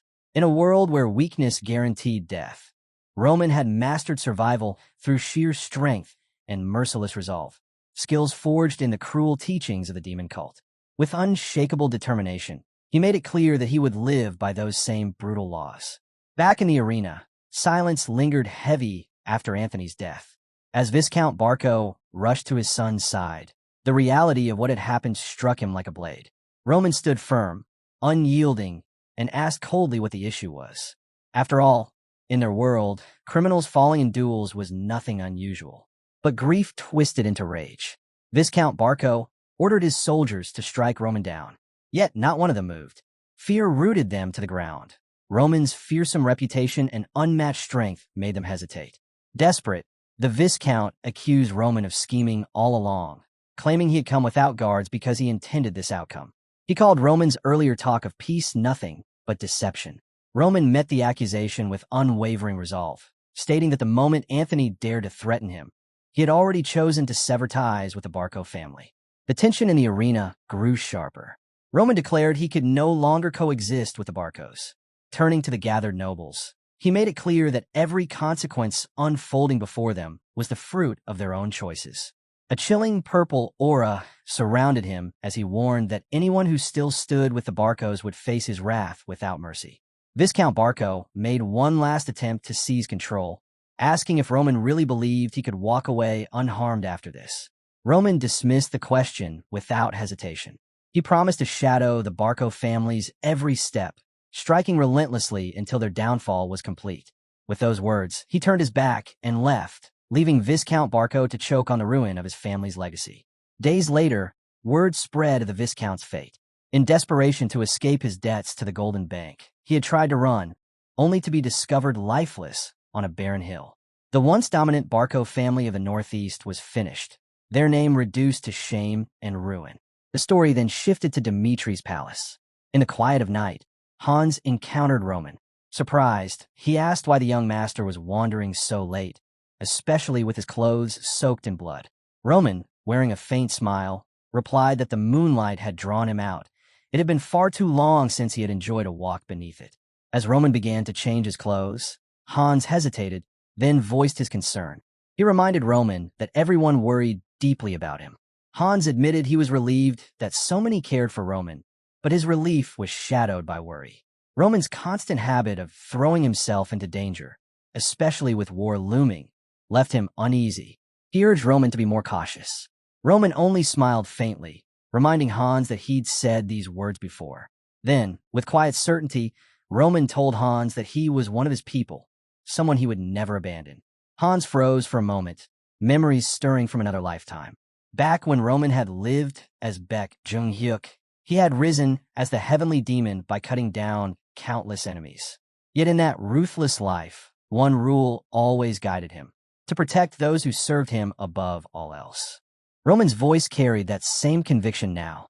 To him, a single ally he cared for was worth far more than any number of enemies. He ended with a vow: he would protect those under his wing with everything he had. Meanwhile, in the wake of the Barco family's downfall, the Maloke family moved swiftly to adapt to the shifting tides of power. They organized a grand social gathering, orchestrated by Helena Maloke herself. Helena was graceful and calculating, fully aware that Dimitri was destined to rise as the dominant power in the Northeast. This gathering was her chance to cement that allegiance. The night unfolded with elegance, every detail guided by Helena's hand. Behind the warm greetings and laughter, the true purpose of the evening was clear: to signal unwavering loyalty to Dimitri. One by one, guests arrived, their anticipation reflecting the weight of the moment. Helena, radiant in her attire, warmly welcomed Rihanna Dimitri, the formidable matriarch of the Dimitri family. As Baron Dimitri's wife, Rihanna had long been a cornerstone in navigating noble politics. Where her husband Romero lacked political instinct, Rihanna excelled. Through careful networking and deliberate alliances with other noblewomen, she had quietly strengthened Dimitri's position. When the Barco family tried to interfere, it was Rihanna's foresight that shielded Dimitri from collapse. Now, standing before the gathered nobles, she gave her thanks to the ladies who had stood by her. She emphasized that the gathering was not just a pleasant occasion, but a vital moment of unity. Her words carried weight, urging the region's nobles to move forward together as power shifted. As the women gathered around the table, the atmosphere grew purposeful. Helena seized the moment and turned her focus to Rihanna. With a careful, almost probing tone, she asked what Rihanna thought of her daughter, Veronica. Helena's words caught everyone by surprise. She openly suggested that Veronica would make a good match for Roman. At 25, Helena argued, Roman was at the right age to shoulder greater responsibilities. It was time for him to marry and build a family. A move that would not only secure Dimitri's standing, but also strengthen the Maloke family's influence in noble society. She was careful to clarify her intentions. This wasn't just a mother's wish for her daughter. With sincerity, she explained that she truly believed Veronica had the qualities to stand by Roman's side and be a fitting partner for him. But before Helena could finish, murmurs rose around the table. Several noble women interrupted, pointing out that Veronica was already being considered for marriage with another household. The suggestion was dismissed almost immediately, leaving Helena's words hanging in the air. The focus of the room shifted, and with it came a wave of curiosity about who else might be suited for Roman. Seeing the opening, the other noble ladies eagerly turned to Rihanna. One after another, they expressed their interest in pairing their own daughters with Roman. Hopes of securing a tie with Dimitri lit up their eyes as they leaned into the discussion. Rihanna, seasoned in the art of politics, took a moment to reflect before responding. Memories of the past 6 years surfaced. Roman, once seen as a burden in noble circles, had been overlooked and dismissed. His future seemed dim since he wouldn't inherit Dimitri's wealth or position. Yet everything had changed. Roman's rise as a 4-star knight had rewritten his destiny, making him a man of promise and strength. As the noble ladies pressed her, Rihanna acknowledged their respect, but her answer carried a different weight. Roman, she reminded them, had endured countless hardships. For him, marriage should not be reduced to strategy or arrangement. Instead, she declared, he deserved the chance to choose someone he truly loved. Her bold announcement silenced the room for a moment. Then, to everyone's surprise, she ended all talk of arranged marriages entirely. Whoever captured Roman's heart, she said, would be the one to marry him. The ladies welcomed this change with excitement. It freed them from tangled negotiations and gave them hope for possibilities they had not considered before. The scene shifted to Lawrence Palace. In the quiet library, Flora sat deep in thought. The weight of recent losses pressed on her. Lawrence's defeat at the hands of Barco still stung, and she had clung to the hope of holding out until winter to find a chance at redemption. But those fragile hopes had been crushed by unfolding events. In stark contrast, Roman had read the situation perfectly. He had acted with foresight and strategy, maneuvering through the chaos while others faltered. Thinking of him brought an unexpected warmth to her cheeks. At first, she had disliked him, but now, admiration grew. His strength, his clarity, and his willingness to face challenges directly changed how she saw him. What began as disdain was quietly turning into respect, and perhaps something more. In the circles of high society, Roman carried a reputation as a proud, arrogant man, someone who cared only for his own ambitions. Yet as Flora reflected on him, doubt began to creep in. She couldn't help but wonder where his strength truly came from, and what kind of person he was beneath that image. Closing her book, she stepped outside for some air, her mind restless with curiosity. Though he still seemed distant and mysterious, she reminded herself that their paths had diverged once their engagement had ended. In her heart, she believed there would be no reason to cross paths with Roman Dmitri again. That belief was shattered when she suddenly heard a voice call out, "Sis." Turning in surprise, Flora saw her cousin Sylvia Lawrence standing there, an unexpected visitor. The surprise quickly shifted to questions. Why had Sylvia come? Seeking answers, Flora went straight to her father. She asked about the party in Dmitri that Sylvia had mentioned, shocked that she had not been informed. Viscount Lawrence met her question with honesty. Recent events, he said, had forced him to reevaluate family affairs. He praised Flora, recognizing the sharp judgment she had shown in the past, especially when she brought Roman Dmitri into a decisive battle that led them to victory. He admitted with regret that he had underestimated her before. With sincerity, he promised never to make that mistake again. From now on, he would support her dreams without placing family burdens on her shoulders. Flora was moved by his words, but doubts lingered. Sincerity was rare in noble families, and politics always ran deeper than appearances. Still, she nodded, preparing herself for the party. Her curiosity pressed further, though. Why had Sylvia been invited from the capital? Sensing her suspicion, Viscount Lawrence admitted the truth without hesitation. His reasons were not entirely pure. He wanted to strengthen ties with Dmitri, and bringing Sylvia was part of that plan. Hearing this, Flora quickly understood. Her father intended to rebuild the bond between Lawrence and Dmitri through Sylvia. Acknowledging his motives, she agreed to accompany Sylvia to the gathering, seeing it as a chance for her family to repay the debt they owed Roman Dmitri. Viscount Lawrence assured her she needn't worry. He would ensure she remained uninvolved with Roman. But Flora's resolve was firm.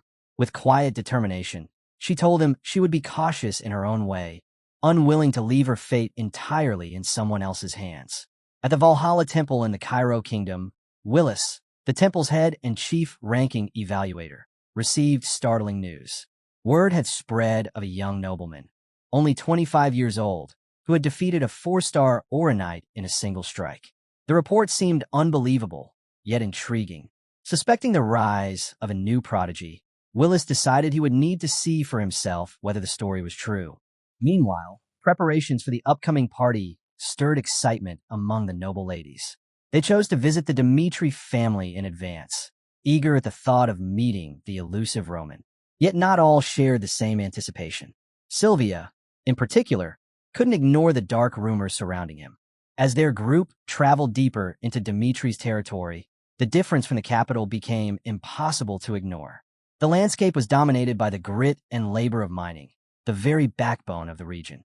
For women accustomed to refinement, the scene felt crude and unappealing. Compared to the polished beauty of the capital, Dmitri seemed far too rough.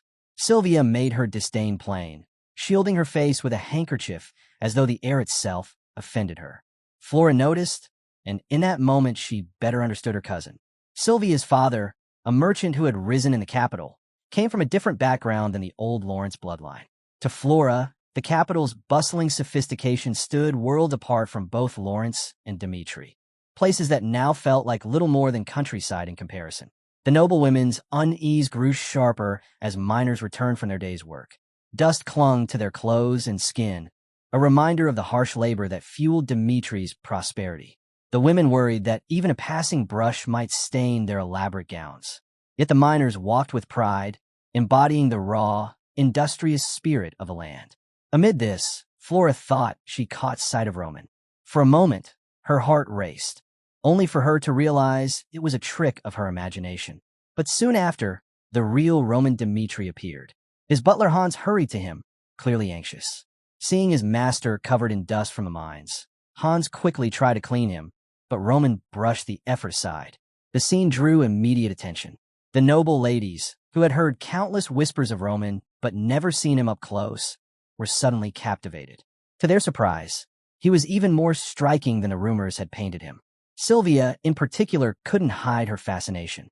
As she studied him, her thoughts circled back to the gossip that Roman, as the Dmitri family's second son, might lose his claim to inheritance. She couldn't help but wonder if those whispers carried any truth. To Sylvia, one thing was certain. No family preparing an heir for leadership would send him to labor in the mines. Convinced of this, she urged the noble ladies to approach Roman before the evening gathering. With excitement building, the group made their way to him. Sylvia stepped forward first, introducing herself as a member of the Lawrence family. She expressed her gratitude, thanking Roman for the help he had given her family when they were in dire need.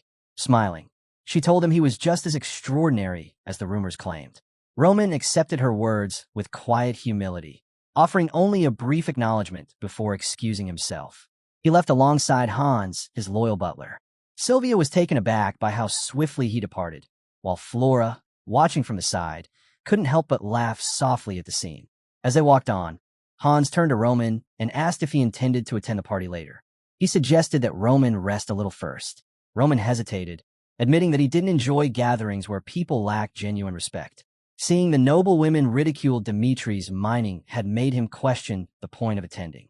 Still concerned, Hans asked how long Roman had been working in the mines and whether the Lord had personally instructed him to do so. Roman explained that Dimitri's true identity lay in blacksmithing and iron mining.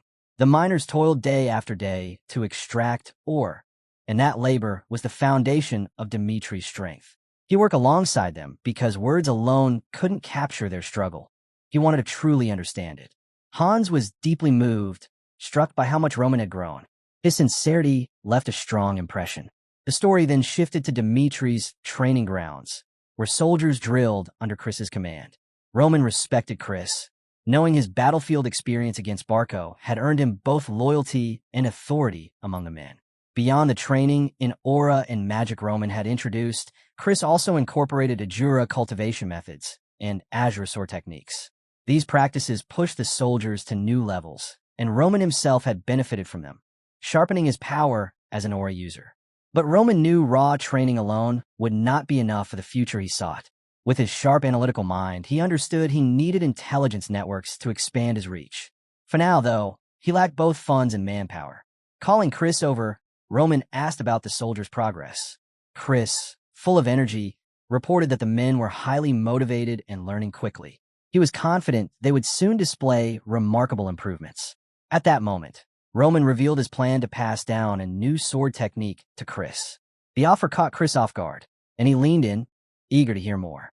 Roman explained that Chris had a way of doing things that was different from everyone else. He pointed out that Chris had already built his own fighting style, which made learning new techniques more challenging. Still, Roman believed the time had come for Chris to take on something new. With a sense of importance, Roman introduced the technique, Lightning Flash. It was a move once admired across the Murim, connected to a legendary event known as the Great Master of the World. For Chris, mastering Lightning Flash marked the next step in his growth, a path toward greater strength and mastery. Meanwhile, the Dmitri Palace was alive with music, laughter, and celebration. The butler announced Roman's arrival, and the noble ladies lit up with excitement. The moment he stepped in, his presence drew every eye in the room. The young women blushed and quickly gathered around, eager to know why he had disappeared earlier in the day. With an easy smile, Roman explained that he had wrapped up his work and wanted to return properly dressed for the event. His simple answer, paired with his calm charm, only deepened their admiration. Among them, Sylvia couldn't help but express her thoughts. She remarked that Roman lived up to every rumor she had heard, even joking about how unusual it was for someone of his status to mingle so freely. Laughing, she wondered aloud how her life might change if she had someone like him as a husband. Roman, staying modest, brushed off her words, saying she was giving him too much credit. The night carried on, with Roman naturally becoming the center of attention, his approachable manner winning over everyone around him. Later, he slipped away to the balcony, seeking a moment of peace. He didn't notice Flora step up behind him until she spoke. She complimented how well he carried himself among the nobles, surprising Roman, since she had always thought of him as someone indifferent to such things. To her, this side of him was completely unexpected. Roman explained that his behavior at the party was different only because his parents and their guests were present, and he wanted to respect that. As their conversation unfolded, Roman thought back to his very first meeting with Flora, reflecting on how much had changed since then. Flora understood what he meant, brushing her hair back as if to show she accepted his point. She realized that even though she had once treated him disrespectfully, he had never let it affect how he treated her. Curious, Flora asked what kind of experiences had shaped Roman's unshakable mindset. What puzzled her even more was his sudden decision to spend time in the mines earlier that day. For someone destined to lead, such labor seemed out of place. Unable to hold back her curiosity, she asked why Roman had chosen such an unusual path. Instead of giving a direct answer, Roman turned the question back on Flora. He asked her to think about how the Lawrence family had gained their wealth.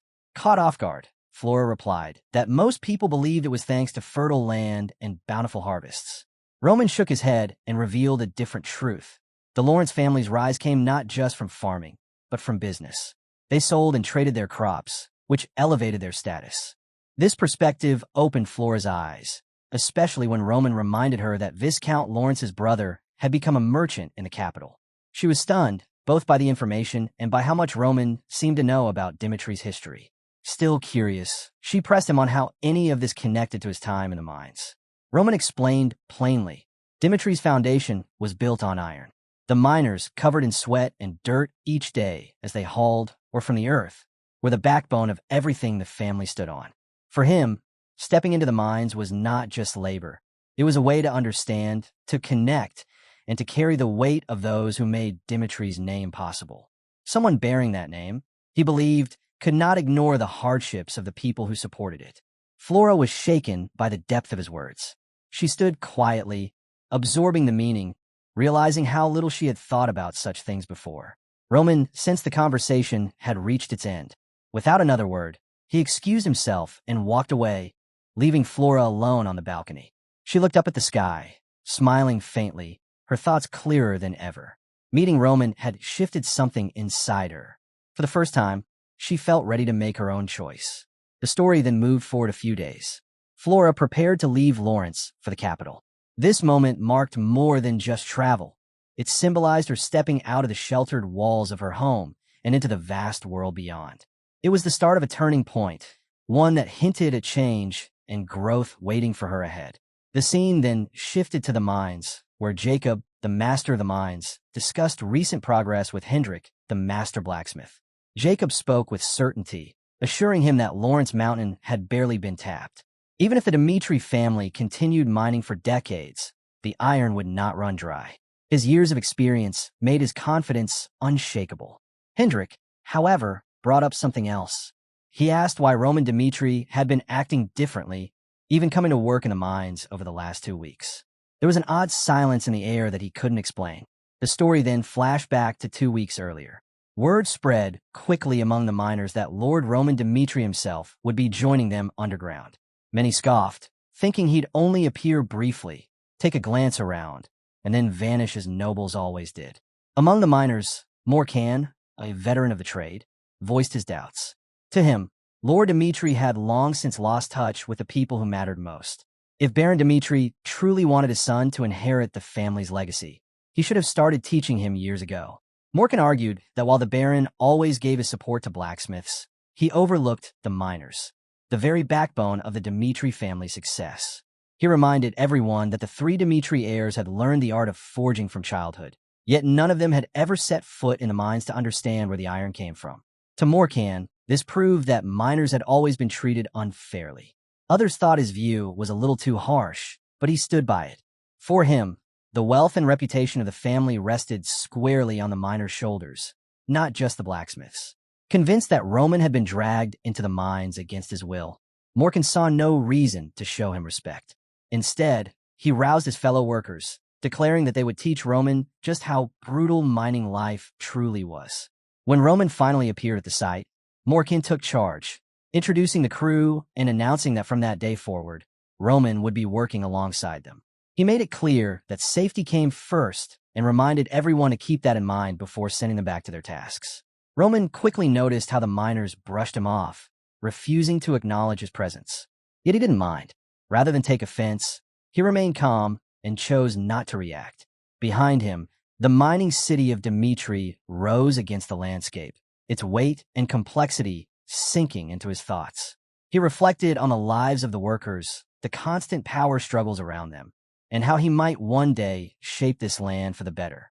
As he watched, the miners fell into their rhythm. Their movements were smooth and precise, each step of the process fitting together with practiced ease. From striking the rock to hauling the ore, every job was done methodically, revealing just how well they had mastered their routine. Roman studied their work carefully. He noticed how evenly the labor was shared, no task left to one man alone. And as he observed, his mind wandered to the reputation of Dmitri's iron. People praised the blacksmiths for their unmatched craftsmanship, but Roman began to see the truth. The secret lay not only in the skill of forging, but in the quality of the iron itself. Dmitri's strength came from possessing the finest ore, an advantage few others could match. Where other regions faltered, losing money in the trade of poor-quality iron, Dmitri thrived. Roman realized that it wasn't luck, it was the family's control over every step of the process that secured their dominance. The estate held on to profits that other regions lost through complicated trade. By handling extraction, forging, and sales entirely within its own borders, Dmitri had created a cycle that was self-sufficient and highly profitable. This system had fueled the estate's prosperity for generations. What set Dmitri apart was its ability to supply and sell without relying on outsiders. With the estate rooted in a city full of blacksmiths, every step of the process strengthened its position and filled its coffers. Roman marveled at the precision of this model. Every detail was planned, every stage connected, ensuring Dmitri remained the undisputed leader in ironwork. The sheer wealth it had built over time was greater than even he had imagined, a true testament to its lasting success. But his quiet reflections were cut short by Morin, the stern overseer of the mines. With a sharp tone, he reminded Roman that the mine was no place for idle thoughts. This was a place for sweat and grit. Either focus on the work or leave. Realizing he had been distracted, Roman gave a respectful apology and assured Morin that he would stay on task. Days passed, soon turning into a week. Roman pushed through the labor, often left to work alone. During breaks, he noticed how little the miners spoke to one another.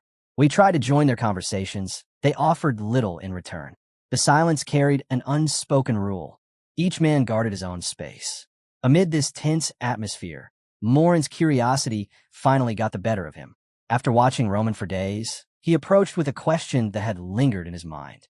Why was Roman, the eldest son of Dmitri, spending his time here? Even Rodwell, the strong second son, had never once stepped into the iron mines. To Morin, it looked as if Roman was playing at being a successor without truly understanding the role.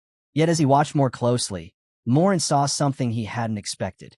Roman wasn't slacking, nor was he just going through the motions. He worked with steady determination, showing an energy that even impressed the hardened overseer. Task after task, Roman not only kept pace, but often surpassed expectations, proving himself valuable to the team. The more Morin saw, the greater the puzzle became. Why was the heir of Dmitri here, working like a common miner? The mystery only deepened when a servant from the castle quietly revealed that Lord Dmitri had never ordered Roman to work in the mines at all. This revealed that Roman had stepped into the mines of his own free will. Still puzzled by his intentions, Morin chose to confront him directly. When he asked, Roman countered with a question of his own. Did Morin want the idealistic answer or the realistic one? Morin smirked and told him to give both. Roman began with the idealistic view. He explained that he wanted to truly understand the lives of the people who built Dimitri's strength. The city thrived because of its mines, and Roman felt a deep need to experience the struggles of the workers firsthand. To him, sharing in their daily hardships was the only way to connect with the foundation of Dimitri's wealth and honor. Morin challenged him, asking why such a journey was even necessary for someone of his status.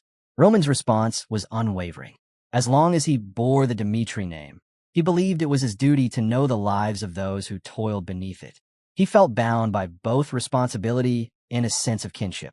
Nearby, Carmen had been listening quietly. To him, Roman's words carried the weight of noble ideals, the kind of answer that people hope to hear from their leaders. It sounded like the very spirit of what nobility should stand for. But then Roman shifted gears. His second answer struck a different chord, far more practical, far more blunt. Though the Dimitri name was tied to immense wealth, Roman admitted most of that wealth belonged to his father, not to him. He hadn't come to the mines just for noble ideals. He was also here to prove himself, to contribute directly, and to earn a rightful share of the legacy. This caught Morin off guard. After a moment of silence, he let out a laugh. The thought of the heir working in the dirt and sweat to stake his claim was not what he had expected. But in that laugh came a realization. Roman wasn't just playing at being noble. He understood the realities of Dimitri's power as well. With the tension eased, Morin opened the door for Roman to ask whatever he wanted. Roman didn't hesitate. Question after question, he pressed for details, and Morin answered patiently, guiding him through the truths of the mining operation. From their exchange, Roman learned that Dimitri's iron mine wasn't just large. It was the greatest in the kingdom, rivaling even the vast reserves at the edge of the continent, outside Dimitri's borders. Yet Morin tempered the pride with honesty. For all its scale and reputation, the mine's actual output was far below what it should have been. The harsh conditions of the mines constantly slowed progress and kept productivity lower than it should have been. Lord Dimitri had enforced safety measures, but in truth, danger was never far away. The northeastern mountains were known for sudden earthquakes, a reminder that no matter how much humans prepared, nature's strength could shatter everything in an instant. That reminder came without warning. The ground shook violently, and in seconds, chaos swept through the mine. Morin rushed toward the commotion, only to hear the grim report. The eighth shaft had caved in, trapping a worker beneath the rubble. Fear spread like fire. No one dared to move, too afraid that another collapse would bury them as well. Amid the panic, Roman stepped forward. With firm resolve, he declared that he would go down himself to rescue the trapped man. Morin's eyes widened. He warned Roman that even with the strength of an Oronite, a second collapse could mean death. But Roman's voice was steady as he looked him in the eye. Carrying the Dimitri name, he said, meant carrying its responsibility, especially in moments like this. Morin could only stare, struck speechless by Roman's resolve, as the young heir moved into action. Roman slipped into the unstable shaft, his movements sharp and controlled, weaving between rocks that could shift at any moment. Every heartbeat felt stretched into an eternity for those waiting above, caught between dread and hope. Then, finally, Roman emerged from the darkness, carrying the injured miner on his back. Relief exploded into cheers, echoing through the cavern, a mix of gratitude and awe. Without hesitation, Roman set the man down and immediately tended to his wounds. His hands moved with unexpected precision, wrapping the injuries with practiced care. Morin watched in silence, quietly impressed at how natural Roman seemed in the role. Once the first aid was complete, Roman ordered the others to get the injured man to a doctor at once. He promised he would personally cover the cost of any potions or treatments needed. Without delay, the workers lifted their comrade onto a stretcher and hurried him away. With the immediate crisis handled, Roman gathered the miners together. He knew that for most, accidents like this felt inevitable, just another harsh reality of their work. But Roman didn't leave it at that. He spoke with conviction, acknowledging their fear while offering something else: hope. Roman stood before the miners, declaring that as a son of the Dimitri family, he would share their burdens however he could. What shocked Morin most was the quiet confidence in Roman's voice. He believed this effort wouldn't take long. The story then shifted to the Baron's office, where weighty decisions and private concerns often collided. Baron Dmitri, worried as both a leader and a father, confronted Roman directly about the accident. He demanded to know why his son had risked his life so recklessly. Roman tried to ease his father's fear, assuring him that he had walked away unharmed. But the Baron wasn't satisfied. His concern only grew sharper as he pressed for details. He reminded Roman that even as an aura swordsman, his strength didn't make him invincible. Some dangers couldn't be met head-on, no matter how skilled one was. Speaking with the authority of both a father and the head of the estate, Baron Dmitri warned him that this time he had been lucky. Next time, fortune might not be so kind. His words carried no favoritism, only the cold truth of how easily the family could have lost its heir. Roman, however, stood his ground. He answered firmly, saying he acted because it was the only choice he could make. If he could go back, he would do the same again without hesitation. His conviction wasn't born only from family pride, but from a greater sense of duty tied to the Dmitri name itself. That answer only deepened his father's frustration. The Baron's voice rose, demanding why his eldest son insisted on such a dangerous path. Why risk everything when no one had asked him to? Roman's reply was calm but unwavering. To understand Dmitri, he explained, one had to look beyond the forge. Yes, the family was renowned for blacksmithing, but the truth was undeniable. Most of their people lived and worked in the iron mines. If he was to bear the Dmitri name, then he needed to understand not just the fame of the forge, but also the hardships that lay beneath it. Roman's decision to work in the mines wasn't just about experience. It was his way of linking the family's name to the lives of ordinary people. Baron Dmitri, intrigued by this, asked him to share what he had gained from his time underground. Roman described the harsh realities the workers endured, stressing how much his father genuinely cared about their safety and conditions. Though Baron Dmitri was respected by all, even the miners themselves, Roman pointed out that no matter how careful they were, danger was always present. The constant fear of the earth trembling and tunnels collapsing weighed heavily on the workers. Hearing this, Baron Dmitri acknowledged that accidents were inevitable, no matter how prepared they were. Roman, ever sharp and practical, proposed a bold idea, using magical artifacts to minimize risks. These enchanted tools, he explained, could drastically improve safety in the mines. Dmitri admitted the artifacts might work, but doubted whether such an expensive plan was realistic. Roman countered without hesitation. To him, it wasn't just about avoiding danger. It was an investment. He introduced the concept of opportunity cost. While the initial expense would be high, the potential gains in production and the opening of new mines would far outweigh it. With better safety, operations could expand smoothly, making the mines more profitable in the long run. Beyond that, he suggested forming a dedicated safety team to constantly manage risks, while a portion of future profits could go towards supporting the workers, protecting lives, and strengthening loyalty at the same time. At first, Baron Dmitri hesitated, but Roman's well-thought-out plan captured his attention. He began to see the possibility of transforming how the mines were run. Wanting more details, Dmitri pressed Roman for numbers and proof, recognizing that this was more than a casual idea. It was a potential turning point in managing his lands. As this discussion unfolded, the narrative widened its focus, revealing the broader world of Miram, a place divided between the powerful and the powerless. Within this structure, two distinct groups stood out, masters of gathering secrets and controlling the flow of information. Two major forces controlled the flow of information in Miram: the Beggars sect and the Ignoble clan. The Beggars sect spread its network across the world, using beggars as silent gatherers of stories and whispers. The Ignoble clan, on the other hand, relied on ties with the vulnerable and overlooked, drawing intelligence from those society ignored. Instead of following the expected path of becoming a blacksmith, Roman chose to step into the mines. His true aim was to better understand the Northeast and strengthen his influence there. With his father's backing and a skilled team, he set out to make the Ignoble clan the most formidable information network in the region. Yet Roman knew that local dominance wasn't enough. To truly rival the Beggars sect, he would need broader reach, sharper systems, and specialists capable of managing and refining the constant stream of data. Building ties with high-ranking figures in Dmitri was also essential for this vision to take shape.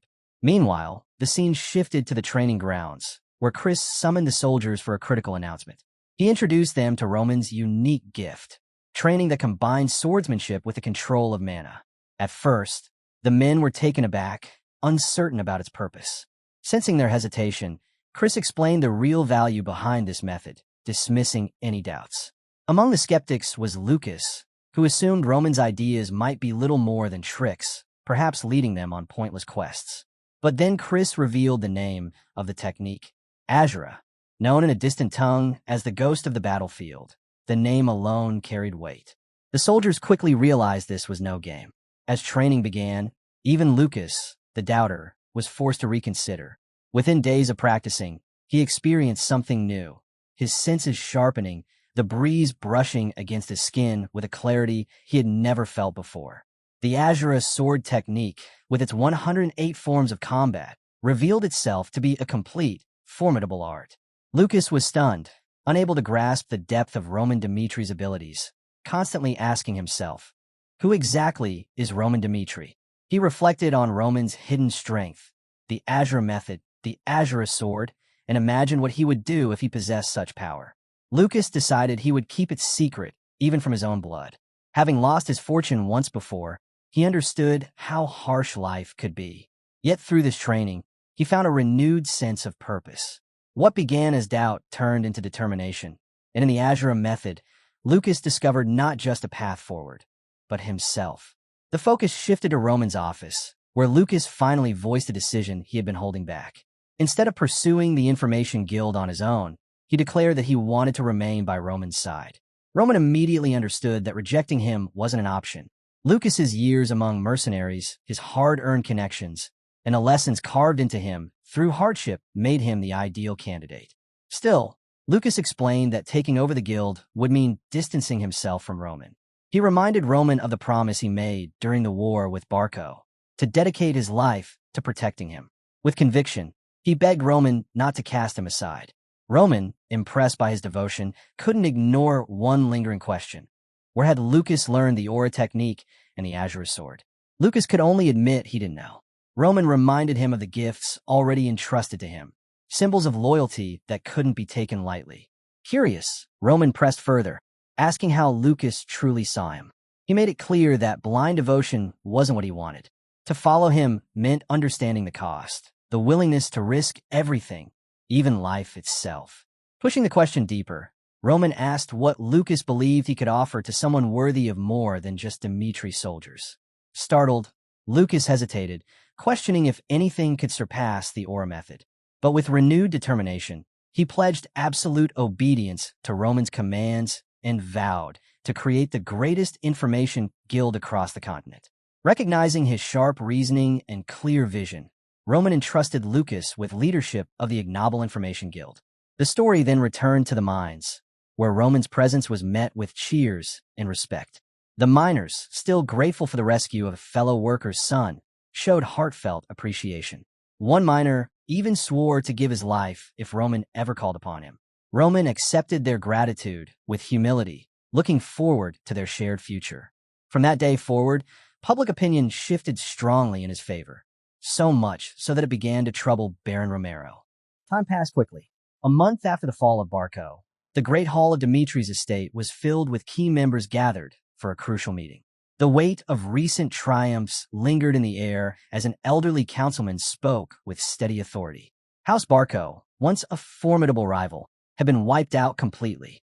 With measured words, the old man declared that in the northeast, no power remained capable of matching Dimitri's strength. Even those who once sided with Barco now sought to align themselves with the house that had risen to the top. The atmosphere in the hall shifted as the old man continued his report. He explained how the situation in the northeast had changed, but the tone grew heavy when he touched on a delicate matter. With Barco's defeat, their former allies now sought reconciliation. The old man asked Baron Dimitri how they should be handled. Dimitri's reply was unwavering. Mercy, he declared, was not an option. To forgive those who had once raised their swords against him was not kindness, it was arrogance. He firmly ordered that no negotiations be made with them and vowed that those who opposed Dimitri would face the full weight of their decision. With that resolved, Baron Dimitri turned the discussion toward strategy. Jonathan stepped forward, analyzing the war's deeper layers. He pointed out that Barco hadn't stood alone. They had called in outside forces, which posed dangerous complications. If it had come to a direct clash, the risk to Dmitri could have been severe. Jonathan warned of unpredictable variables such as Flare and Homero, urging Dmitri to expand its military strength. He also advised the acquisition of magical weapons, tools that could serve as a shield against future threats. Baron Dmitri agreed without hesitation. Military power was the backbone of their survival, and adapting to these new challenges was essential. The discussion then turned toward money. Despite the heavy expenses from installing magical artifacts in the mines, Baron Dmitri reassured the council that the estate's finances remained solid. This stability was thanks to Roman's foresight. His initiative had not only protected the miners, but also boosted iron production by 30% in a short time. The old man, drawing on his years of wisdom, predicted even greater prosperity ahead, confidently claiming that production could double if this growth continued. True to form, Baron Dmitri pressed for clarity on the losses tied to these investments. One of his men explained that profits had already outpaced costs, securing their position. Silently, Dmitri acknowledged the wisdom of Roman's judgment. By working in the mines himself, Roman had seen the struggles firsthand and devised practical, effective solutions. That hands-on effort had transformed public opinion, earning him newfound respect. At that point, Jonathan, keen as ever, shifted the conversation to a more sensitive matter, the question of succession. Baron Dmitri acknowledged that succession planning was already underway. Jonathan reminded everyone of the decision made 3 years prior, when Rodwell was chosen as heir. Back then, Roman's reckless behavior made him unfit for such responsibility. But much had changed since. The war with Barco, his bold ideas for the mines, and his growth as a swordsman had shifted the picture entirely. Jonathan argued that Roman's recent actions proved he had the makings of a leader. The council agreed, recognizing that Roman's reputation had been rising swiftly. The old man then proposed a fair contest between Roman and Rodwell to determine the next heir. Though not an official decree, the suggestion sparked unease in what was usually a calm discussion. Dmitri considered it carefully. Roman's rapid rise stood in stark contrast to Rodwell's long-standing status as the chosen successor. Realizing how delicate the decision was, Dmitri resolved to wait and watch events unfold before making his choice. After the meeting, he withdrew to his office, weighing the matter more seriously. Succession, he knew, wasn't a choice he could make alone. The approval of influential figures within his power structure was essential. The loyalty of vassals, the iron mine master who oversaw the backbone of Dmitri's economy, and Hrich, the master blacksmith whose expertise in weapons and strategy was unmatched, all of their voices would carry weight. Without Hendrik's backing especially, the decision would lack foundation. Summoning Hans, Dmitri asked directly if Roman was a suitable candidate to lead House Dmitri. Hans answered without hesitation. Had the question come 3 months earlier, his response would have been no. But what he had witnessed since then had changed his view entirely. Curious, Dmitri pressed him to explain. Hans described how Roman had transformed, showing a dedication he had never displayed before. Instead of keeping his distance, Roman had immersed himself in the lives of his people. By working in the mines alongside the laborers, he proved humility and a willingness to face hardship directly. He wasn't just learning about Dmitri, he was living it. Hans explained that Roman now truly understood what it meant to carry the Dmitri name. Pleased with this insight, Baron Dmitri dismissed him, taking time to reflect on what he had heard. Next, he summoned Jacob, the Iron Master, to address a pressing matter, the recent collapse in the mine. Jacob entered with Morin, a man who had witnessed the event firsthand. As Morin introduced himself nervously, Dmitri immediately recognized his name from past dealings and wasted no time asking for his account. Morin began recounting the incident, which had occurred just a week after Roman started working in the mines. When the shaft caved in, a worker was trapped underground. Panic spread among the miners. Some insisted on waiting for rescue crews and sticking to the safety manual, while others feared another collapse if they tried to intervene. In the midst of their indecision, Roman stepped forward without hesitation. Declaring that he would save the worker himself, he moved straight to the collapsed area despite the risk. With boldness and skill, he managed to pull the man out alive. At first, Morin admitted he hadn't thought much of young Master Roman, but witnessing that moment changed everything. Roman's courage and leadership left a mark on him, and in the silence afterward, Morin realized how foolish his earlier doubts had been. He recalled Roman's words, that as the eldest son of House Dmitri, it was his duty to take responsibility for the people. That promise, spoken and upheld in the face of danger, proved to Morin that Roman was not just helping. He was committed to something greater than himself. If Baron Dmitri were to ask, Morin said he would answer with certainty. Roman was a leader worth trusting, a successor deserving of loyalty. Baron Dmitri listened carefully. Morin's account matched the growing consensus surrounding Roman, yet the burden of choosing an heir still weighed heavily on him. It was not a decision that could be taken lightly. The scene then shifted to the bustling smithy. A worker approached Hendrik, unsure how to handle the large number of items arriving for repair under Roman's name. Seeking guidance, he asked what should be done. Hendrik hesitated, conflicted, but in the end instructed him to accept the items. The choice carried a trace of reluctance. Yet Jacob's story about the mine incident, combined with Hendrik's growing respect for Roman, had quietly swayed him. When the equipment was finally delivered, the workers were stunned by its condition. The gear looked battered, worn down from relentless training. One of them couldn't help but admire the soldiers' commitment, seeing just how much their drills had pushed the equipment to its limits. Amid all the broken and damaged items, Hendrik's eyes locked onto one particular sword. The sight left him speechless. The blade was polished to a flawless edge, perfectly balanced, its grip wrapped with a level of craftsmanship far beyond ordinary work. Even in a land of skilled blacksmiths, this sword stood apart. It was a masterpiece. The more Hendrik studied it, the more intrigued he became. The weapon wasn't just finely made, it reacted to mana. That revelation alone shocked him. For a sword with natural mana sensitivity could completely change the battlefield for Aura swordsmen. What struck Hendrik most was that this weapon didn't need mana to shine. Its quality alone was astonishing. Though he was proud of his title as the continent's greatest blacksmith in ironwork, Hendrik felt a humbling sense of awe before this creation. He realized that crafting such mana-sensitive equipment was an entirely different challenge, one he had never conquered. His curiosity only grew stronger, and he knew he had to speak directly with Roman about this blade. The scene shifted. The repaired equipment was soon handed back to Chris, who was shocked to see the work finished so quickly. What usually took 2 weeks had been completed in record time. A worker explained that Master Hendrik had been unusually driven, rallying all the blacksmiths to focus entirely on this task. With a heavy look, Hendrik approached Chris, his thoughts consumed by Roman. He wasted no time and pressed Roman about the sword. His tone was firm, his expression sharp, demanding answers. Roman, however, remained calm. Everything was unfolding just as he had expected. He explained that the sword wasn't acquired from anyone else. This answer startled Hendrik, and he immediately demanded to know where the blade had come from. Roman didn't hesitate. He claimed that he had forged it himself. Hendrik's frustration boiled over. The claim was outrageous. How could he believe that someone like Roman had crafted something as complex as the salamander, a sword unlike any other he had seen? Yet Roman stood his ground. With steady resolve, Roman declared that the salamander was his own creation, a weapon without equal on the continent.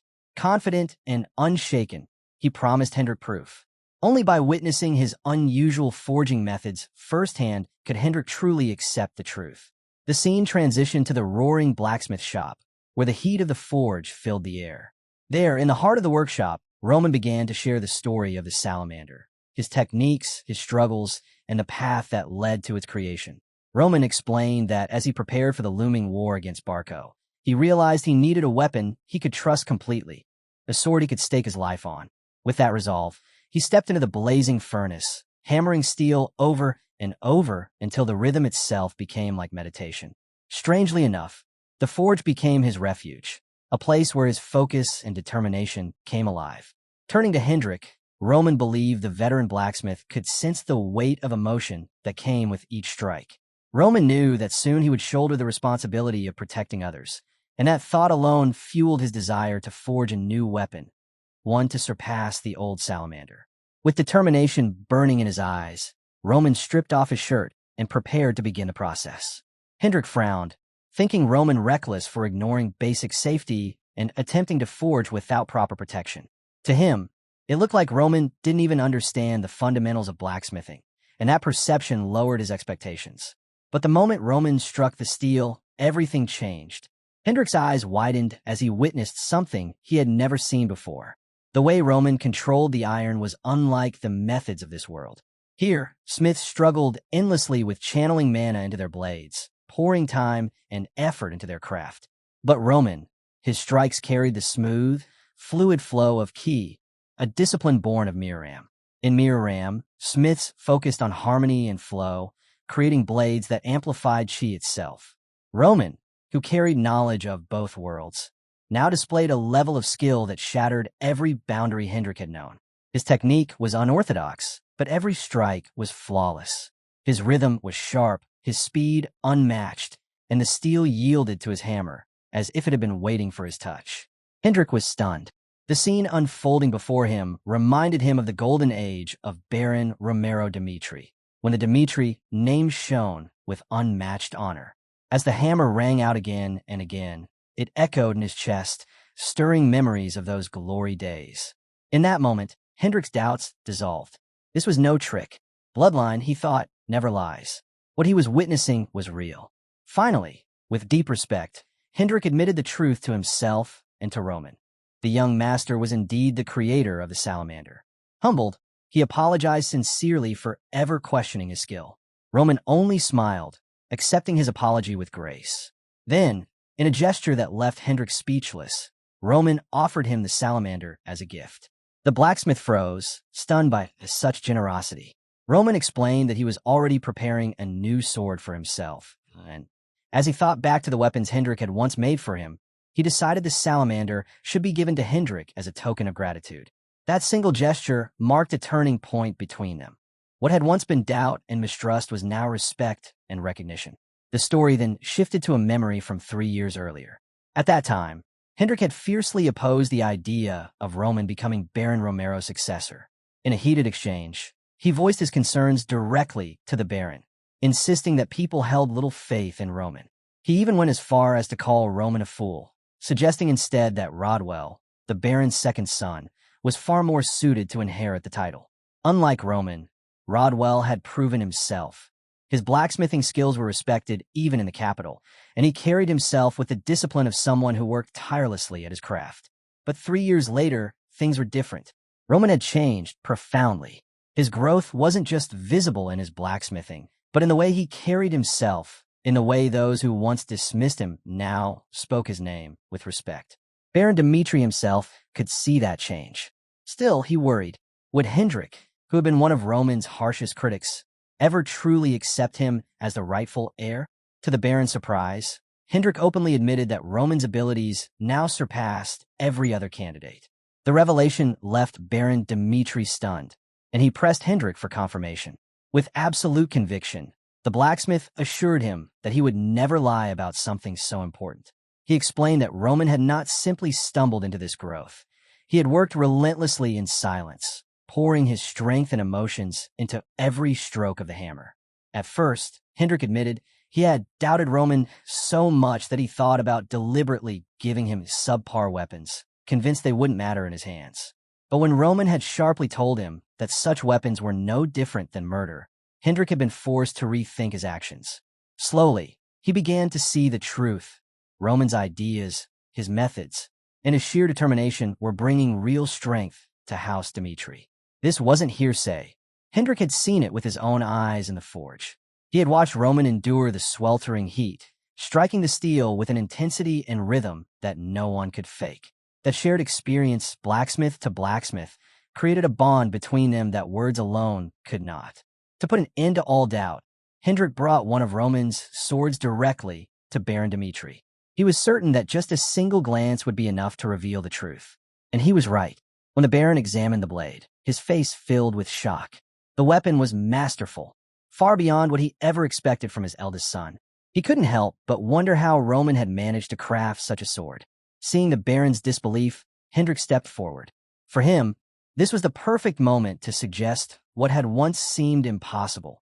That it was time to reconsider the decision they had made 3 years ago. Roman's remarkable craftsmanship had the power to reshape how House Dimitri saw him, not just as a son, but as a pillar of their future. After Hendrik left, Baron Dimitri sat in his study, holding a letter he had taken from his drawer. It was from his second son, Rodwell. In a letter, Rodwell proudly announced that he had achieved an S rank at the Royal Academy in Cairo. He wrote that instead of sitting through endless theory lectures, he wished to gain real battlefield experience as a commanding officer. He promised his father that he would graduate with the highest honors, and when that time came, he would bring great pride to House Dmitri.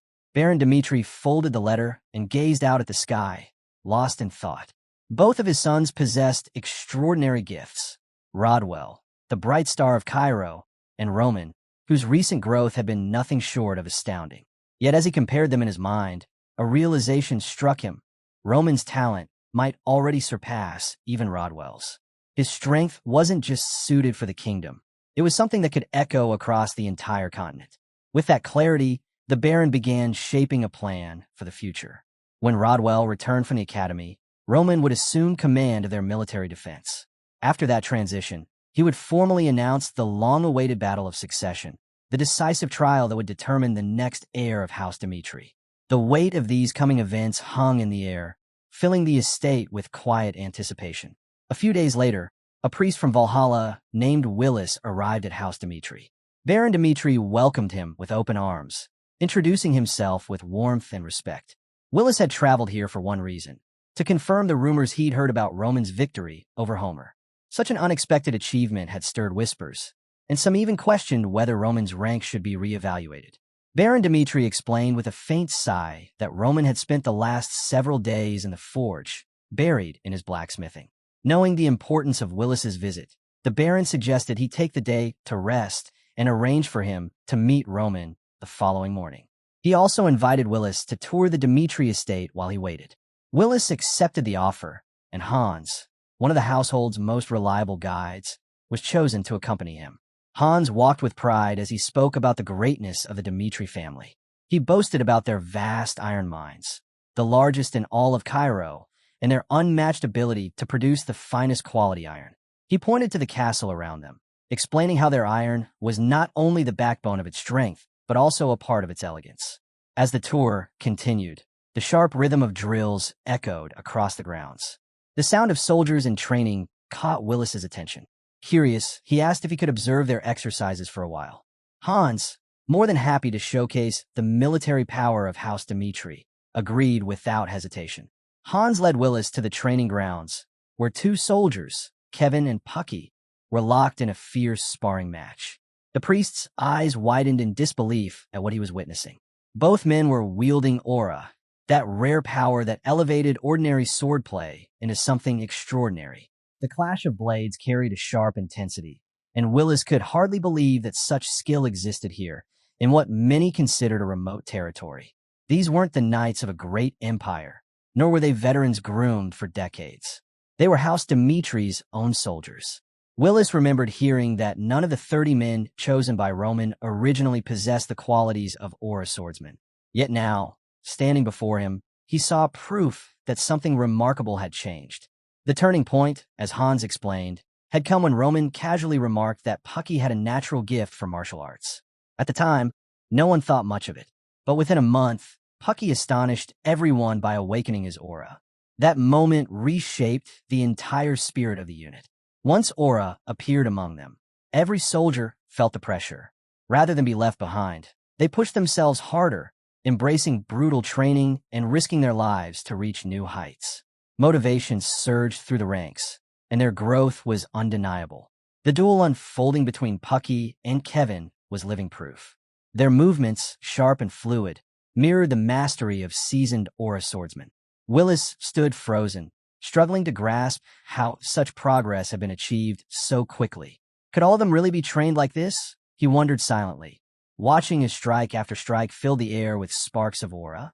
The sight left him unsettled. To Willis, it felt as though he was no longer looking at a small group of soldiers from a rural house, but at a force that resembled the elite warriors of Valhalla itself. He found himself questioning when House Dmitri had become so powerful, and how such strength had gone unnoticed by the rest of the kingdom. He wasn't alone in his astonishment. Another judge who had accompanied him whispered his suspicion that these men must belong to the famed Dmitri Knights, once commanded by Baron Romero. But Hans quickly shook his head, a proud smile tugging at his lips. "No," he said firmly, "these aren't the Knights of Baron Romero. They are the personal soldiers of the young Master Roman. The revelation hit Willis like a hammer. Ordinary soldiers, molded into aura swordsmen. Under Roman's command, it was almost unthinkable. Unable to contain his disbelief, Willis pressed Hans further. Did they join because of heavy payments? Or are they training to become knights? Hans laughed lightly at the suggestion, then explained. Kevin had once been nothing more than a commoner, while Pucky was a C-rank mercenary who had only recently stepped onto the path of swordsmen. Both had been shaped not by wealth or promises of knighthood, but by Roman's training. And that truth left Willis more astonished than ever. What Hans revealed made one thing clear. Roman wasn't just a warrior. He was a leader who could see hidden potential in others and bring it to life. To Hans, that ability made Roman invaluable to House Dmitri, not just as an heir, but as someone who could shape its legacy for generations to come. Willis, however, was left deep in thought. Everything he had learned so far clashed with the image he once held of Roman Dmitri. Who exactly was this man? What was he truly capable of? The more Willis heard, the more he looked forward to meeting him face to face. The following day, that moment finally came. Willis sat at a table, his mind racing with questions. To him, Roman was like a hidden dragon, a figure shrouded in mystery, waiting for the right time to reveal his true strength. But doubts lingered. Was Roman's reputation built on genuine talent? Or was he simply a man glorified by a few lucky victories? The sound of the door opening snapped Willis from his thoughts. Roman stepped into the room. The atmosphere shifted instantly, his presence alone altering the mood. Willis studied him closely. Roman's eyes, naturally angled downward, carried a quiet sense of assurance. His face showed no nervousness, only calm composure, as though this kind of moment was nothing unusual for him. Willis quickly realized this was someone who had grown accustomed to being strong. Roman walked closer, introduced himself, and took his seat with an ease that only deepened Willis's curiosity. Wasting no time, Willis asked directly about the rumor that had brought him here. Did you really defeat Homero? Roman answered with a simple, unwavering yes. Willis leaned forward, emphasizing the weight of what that meant. Homero was no ordinary opponent. Ranked 49th, he was a 4-star fighter whose growth showed no signs of stopping. Yet Roman, at only 25 years old, had beaten him in battle. To Willis, that victory was proof of genius, perhaps even the greatest fighter Cairo had seen in its history. And yet, Roman didn't seem to grasp the significance. For Roman, it was just another battle. He dismissed the praise with a calm shake of his head, telling Willis that he was overthinking. His words carried confidence, claiming that the outcome had simply been the result of clear logic and inevitability. Then, with quiet authority, Roman urged Willis to move on. Let's get straight to the point. Willis, caught off guard by Roman's bluntness, nodded and began to explain. In the ranking system, there are 2 types of battles, Willis said. Official and unofficial. An official battle requires a temple observer to be present. Once approval is given, the result is immediately recorded, and the victor receives an ID to confirm his new rank. But in unofficial battles, like the one you fought, if a ranked fighter is defeated, the system only updates after 1 full year. Roman wouldn't be able to claim the rank of the opponent he defeated in an unofficial fight. Still, the idea that he might secure the lowest rank this way made the air heavy with tension. A faint grin spread across his face. If he pulled this off, he could enter the rankings at number 100 by proving himself in such a battle. Guiding him along, Willis reminded Roman of the rules. The Valhalla Temple required undeniable proof. They only trusted what they could see with their own eyes before recognizing a victor in unofficial duels. To handle this, Willis produced a device, the aura gauge. He explained that this tool would confirm Roman's eligibility. The process was simple. If Roman met the benchmark Willis set using the gauge, he would officially earn the lowest rank. In formal matches, identification made rank verification quick, but unofficial fights required extra steps.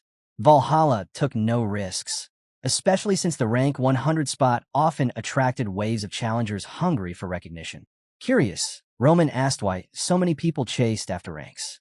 Willis, clearly invested in Roman's growth, admitted he wanted Roman's reputation as a swordsman to spread across the world. He asked if chasing glory without guaranteed rewards was really worth the risk. Roman, still smiling, proposed an alternative, defeating a higher-ranked fighter in an official duel. Willis was taken aback, but admitted Roman was right. Nothing surpassed the credibility of an official battle. However, arranging one wasn't easy. The northeastern region of Cairo had no rankers, which meant setting up a sanctioned match was impossible. Realizing this, Roman prepared to face the test before him. Willis walked him through the process. The aura gauge, though plain in design, was a vital tool for determining strength. By channeling mana into it, the device would shift colors to display power levels. Red meant 1 star, orange 2, yellow 3, and green 4 stars or higher. Since Roman had already taken down a formidable 4-star swordsman, expectations for him were high. To qualify, the gauge needed to glow at least yellow, 3 stars. With that in mind, Roman stepped forward confidently, ready to reveal his strength. As he placed his hand on the device, he thought about the stark difference between this world and Miraram. Here, mana dictated everything, and tools like the aura gauge determined a warrior's standing. He couldn't help but wonder about the mages of this land. Were they anything like the sorcerers of Miraram, or had they evolved into beings closer to gods? One thing was certain. The power of magic in this world was not something he could overlook. At Willis's signal, Roman began. He reflected on the stark differences between this world and Miraram, wondering what might happen if he unleashed his mana the way this world demanded. A smile crept across his face. It was the perfect chance to test his boundaries and discover just how formidable this world's magic truly was. He placed his hand on the aura gauge and released his power. Instantly, mana surged outward, wrapping him in a brilliant purple glow that spread through the room. Willis, standing by, could only stare in shock at the overwhelming force. The gauge lit up, its color shifting rapidly from orange to yellow in a matter of seconds. Normally, the process took minutes, even for skilled fighters. The sheer speed of it left Willis struggling to believe what he was seeing. Roman knew the tools of this world had their flaws. Instead of stopping, he pushed further, applying techniques he had mastered back in Miraram.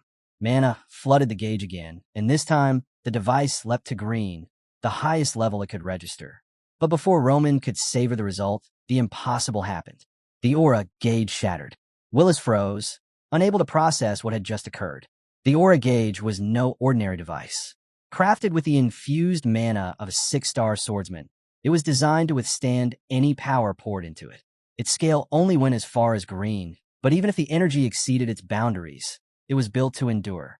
Breaking it should have been impossible. Roman, calm as ever, asked if perhaps the gauge was faulty. Willis, stunned, couldn't form an answer. His mind replayed the moment just before it broke.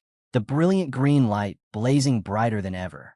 That image alone forced him to reconsider everything he thought about Roman. What stood before him wasn't a promising newcomer. This was something else entirely, a monster in human form. A swordsman with the potential to climb into 6-star territory, a level that could overturn everything. If Roman's existence came to light, it wouldn't just shake Cairo. The entire Salamander continent would feel the ripple. A warrior like him could rewrite the rankings and threaten the very balance of power. As Willis absorbed what had happened, the weight of the moment sank in.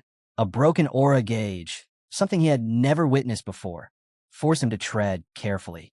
He knew better than to rush to conclusions, but his sense of responsibility pushed him to act. He assured Roman that the results would be handled properly, then stepped out, a pressing urgency settling over him. Encountering Roman Dmitri had shaken him. There was clearly more to this man than anyone realized. Back in his office, Willis sat in silence for a moment, trying to make sense of all before turning to the records. He began piecing together Roman's past. The files painted a picture of a life that seemed ordinary until the age of 25, when everything shifted. The crushing of the Blood Fong, the clash with Barco, these stood out as milestones, marking a transformation that was almost too extreme to believe. What unsettled Willis most wasn't just the events, but the sharp contrast before and after. The man who once blended into obscurity had turned into someone capable of changing the tide of battles. Roman's decisiveness, his willingness to gamble with his own life, revealed a mindset carved from resilience. It wasn't raw power alone. He carried a keen mind and unshakable will. Willis's gaze drifted to the shattered aura gauge resting on his desk. It was built to handle anything, yet it had failed here. There was no flaw in the tool, no hidden defect. The only explanation was that Roman's strength had exceeded what it was ever meant to measure. That realization pushed Willis to his feet. This had to be reported immediately. But before he could move, a magical call reached him. A voice from the Valhalla main branch cut through his thoughts. Sharing the details, Willis explained what had happened with Roman Dmitri. The response he received shifted everything. The higher-ups didn't dismiss it. They made a decision. Roman wasn't just an outlier. He was someone to be brought into Valhalla. It was in that moment Willis understood. Valhalla was far more than a gathering of reckless warriors. Behind their power lay strategy, subtlety, and vision. They wielded tradition, the ranking system itself, as a weapon of influence. Small in number, perhaps, but sharp enough to recognize talent and ambitious enough to claim it. Willis's superior wasted no time in making the decision. Roman Dmitri had to be recruited. The orders were precise. Elevate Roman's evaluation to an A rank and secure him for Valhalla. But secrecy was paramount. Integrating someone from another land required subtlety. If handled carelessly, suspicion would spread, and Valhalla couldn't afford that. Willis listened intently, taking the directive to heart. His role was clear. He would explain the supposed issue with the aura gauge to Roman, then adjust his official standing. Roman Dmitri, once seen as a 4-star, would now be labeled a 3-star swordsman and given an unofficial placement at rank 100. Willis understood the weight of this maneuver. A move like this could send ripples through Cairo's fragile social balance. The following morning, news of the announcement spread like wildfire. The city buzzed with disbelief. The youngest ranker had appeared. Roman's sudden entry into the rankings disrupted long-standing norms and caught everyone off guard. In the heart of the capital, Marquis Benedict, one of Cairo's most powerful aristocrats, sat in his office reviewing the report from his aide. The details were clear. Willis had confirmed Roman Dmitri as a 3-star swordsman, and rumors of his victory atop Homero's Peak were spreading fast. Still, Benedict was skeptical. Whispers claimed Homero had been ambushed, unable to unleash his full 4-star strength. The truth, Benedict suspected, was more complicated. His curiosity deepened when he learned Roman's age, just 25. To achieve such mastery at that age was astonishing. Roman wasn't only a promising warrior. He was a potential force of influence in the outer territories. The thought pushed Benedict to consider the wider chessboard of politics. He asked about the movements of Kronos and Valhalla, two powerful empires that rarely wasted opportunities.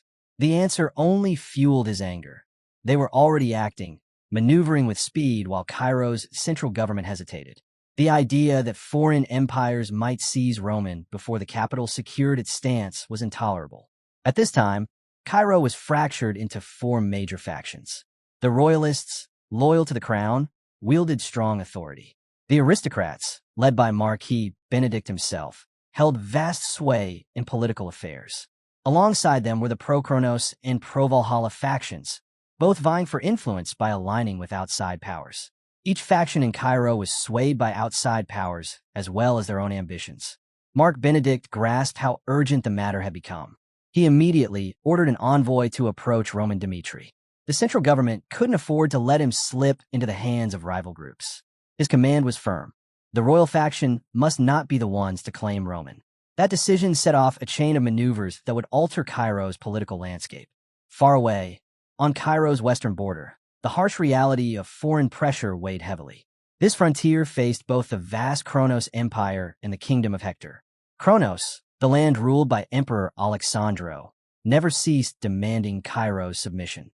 For years, the empire's attacks had worn the soldiers thin, leaving them in constant battle. Inside Cairo itself, Kronos' influence even reached the people. Some openly called for surrender. Amid this turmoil stood Roman's brother, Rodwell Dmitri, serving on the Western Front. Life here allowed no rest.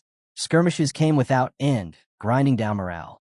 One day, a fellow soldier rushed to him with surprising news. Roman had become a ranker. Rodwell scoffed at the idea. To him, the Roman he remembered couldn't possibly achieve such a feat, a 3-star rank. Impossible. He dismissed it as rumor, convinced the truth would eventually surface. Back at Dmitri Palace, Roman faced an unexpected guest. The man carried authority and swore loyalty to the king of Cairo. His purpose was clear, to offer Roman a place as a royal knight, an honor reserved for the most elite. To the royal faction, Roman Dmitri was no longer just a frontier lord's son. He was the hidden dragon, and they intended to secure him. That single move set all 4 factions in motion, each planning how to claim the rising swordsman. Political games and hidden strategies began to swirl, with Roman unknowingly at the heart of it all. In private, the elder spoke openly with Roman. He stressed the significance of becoming a royal knight, Cairo's highest honor for any warrior. Normally, the path required years of grueling trials, but Roman had been chosen for a rare exception, to pledge loyalty directly to the throne. Curious, Roman asked why such a privilege was being offered to him. The man explained, as the eldest son of the Dmitri family, Roman's position was unique. The royal family saw value in him and wanted him at the capital. If he accepted, he could bypass the usual ordeals and rise swiftly into the ranks of the king's most trusted knights. Roman didn't look impressed by the proposal. He calmly asked if a mansion and an elevated family title were truly the best rewards the royal family could offer. The elder blinked in surprise, unsettled by Roman's indifference. Sensing hesitation, he asked directly, was Roman really planning to refuse such a prestigious opportunity? Roman's response was steady. As the eldest son of House Dmitri, he already had what he needed. Why, then, should he abandon his position and travel to the capital simply to wear the title of royal knight? The elder tried again, repeating the benefits, a mansion of his own, and the rise of his family standing. But Roman pressed further, his tone unwavering. Were these really the greatest gifts the royal family could bestow? Then he revealed something the elder hadn't expected. Just 5 days earlier, someone from the renowned Gregory family had come to him with their own offer, one far greater than the king's. Land in the capital, a mansion, wealth in gold and silver, and even a proposal for marriage into the Gregory bloodline. The elder's expression darkened. Shock turned quickly to anger. He warned Roman he was making a dangerous mistake. The emperor's interest, he explained, was not in what Roman was today, but in what he could grow into. The path of a royal knight offered rewards beyond imagination, far greater than the empty promises of noble houses. He cautioned that Kronos was already weaving its schemes, and turning down the king's hand now could prove disastrous. But Roman was not finished. He recounted the string of approaches he had faced in just the past few days. 3 evenings ago, an envoy of the Denver family had arrived, speaking of support and guidance for the road ahead. And only last night, a messenger from the Benedict family had made their case. Their terms were generous, more refined than those of the others, with 3 distinct points of advantage. Then Roman revealed his true intent. By next month, he planned to make Dmitri independent. The elder was stunned. He immediately argued against the idea, calling it reckless. To him, the royal faction was the only path forward. The other families, he warned, were traitors seeking to tear the kingdom apart.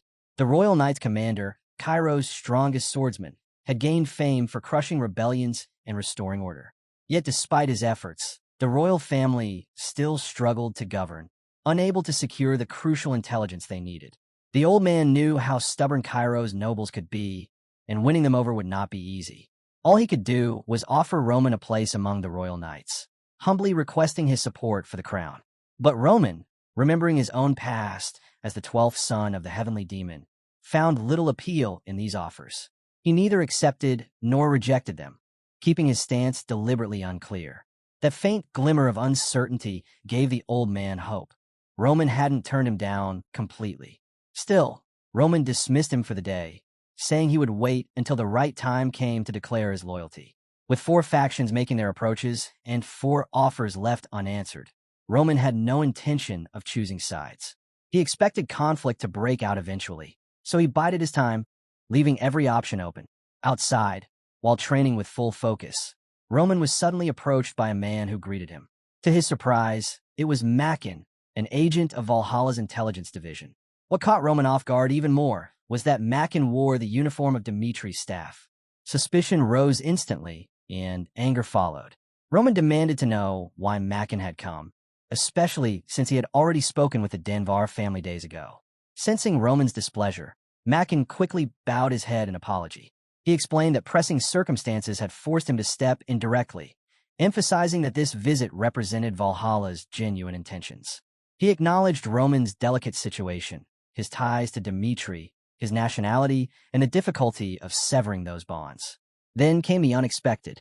Makin laid out Valhalla's offer, a noble title, control of an iron mine, and fertile land. It was a deal that allowed Roman to continue his craft as a blacksmith while securing his family's livelihood. Roman weighed the proposal carefully. It was tempting, yet heavy. Accepting meant more than just land and wealth. It meant aligning himself with Valhalla. The thought pressed on him like a burden. Sensing hesitation, Mackin leaned in with sharper words. For a swordsman, he said, power was everything. To make the deal irresistible, he revealed Valhalla's greatest treasure, access to their first-class treasury. Inside lay ancient records, meticulously preserved, methods to sharpen the mind, forgotten sword arts, and secret techniques passed down through generations. Roman was taken aback by the weight of the offer. The mention of Valhalla's treasury, filled with rare records on mind refinement and sword techniques, drew his attention more than anything else. Knowledge preserved from generations past, secrets most kingdoms could only dream of, was now being placed within his reach. The promise of such wisdom gave Valhalla's proposal an entirely new depth, one that was hard to ignore. Mackin then laid out Valhalla's vision. Their ambition was nothing less than to dominate the continent, uniting it under a single empire. Remaining in Cairo, he explained, would play a crucial role in achieving that destiny. The idea of Roman contributing to the rise of such an empire gave the heir a sense of inevitability, as though fate itself was calling him. With persuasive words, Mackin urged Roman to seize the opportunity, promising him security, wealth, and a future far brighter than Cairo could ever provide. It was an offer designed to leave no room for refusal, yet Roman declined without wavering. The atmosphere immediately tightened, Mackin's surprise visible in the silence that followed. Few men had ever turned down Valhalla's hand. Knowing his refusal might seem strange, Roman chose to explain.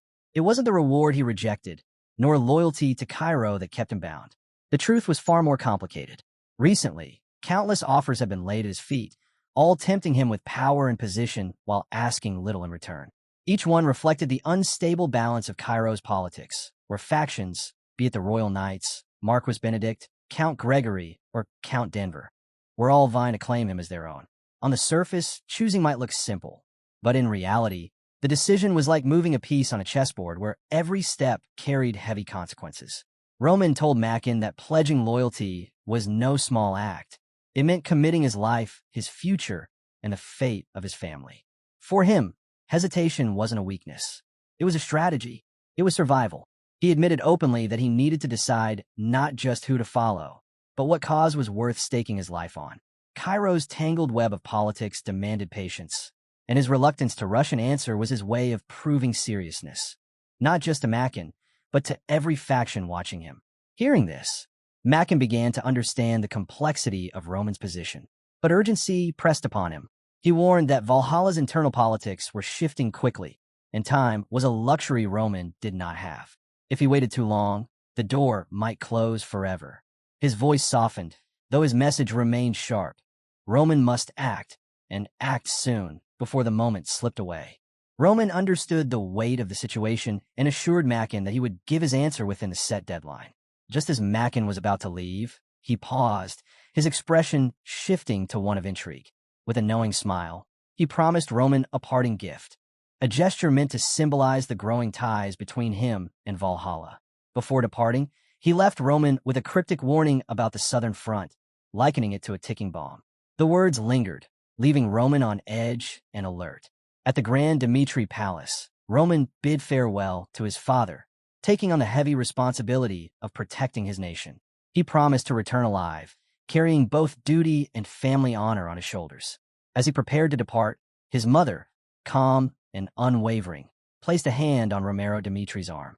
She told him not to worry, reminding him that Roman wasn't being sent to the dangerous western border with the Kronos Empire, but instead to the southern front, which was believed to be far safer.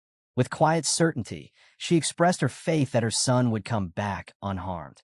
Her words a reflection of a mother's unshakable trust in her child.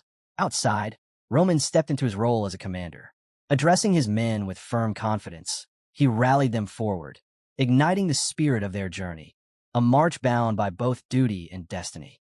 Their path led them to a final resting point before reaching the southern front, a place where they would stay until dawn before advancing further. As the camp settled, Roman noticed commotion in the distance. Kevin and Chris were locked in a heated argument with Henry Albert, the second son of the prestigious Albert family. Earlier that day, Roman had read a letter from the central government. Marquis Benedict, concerned for Roman's well-being and impressed by his loyalty to the kingdom, had arranged for him to be stationed in the south rather than the far harsher west. Over the past months, Benedict had shown consistent support for Roman, making it clear that he valued Roman's unusual strength and tactical mind, especially his ability to stand toe-to-toe with the royal knights.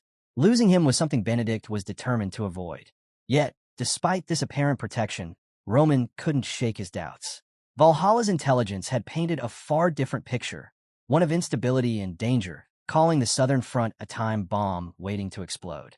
Back at the inn, the clash between Henry Albert and Chris escalated. Henry, puffed up with the pride of his noble lineage, sneered at Chris and Kevin. He demanded that the inn be handed over to him and openly mocked them as lowborns unworthy of speaking in his presence. The tension was thick, insults being thrown back and forth, until Roman appeared. Stepping into the scene, he cut through the heated exchange with a single question. What was going on here? Chris quickly explained the situation.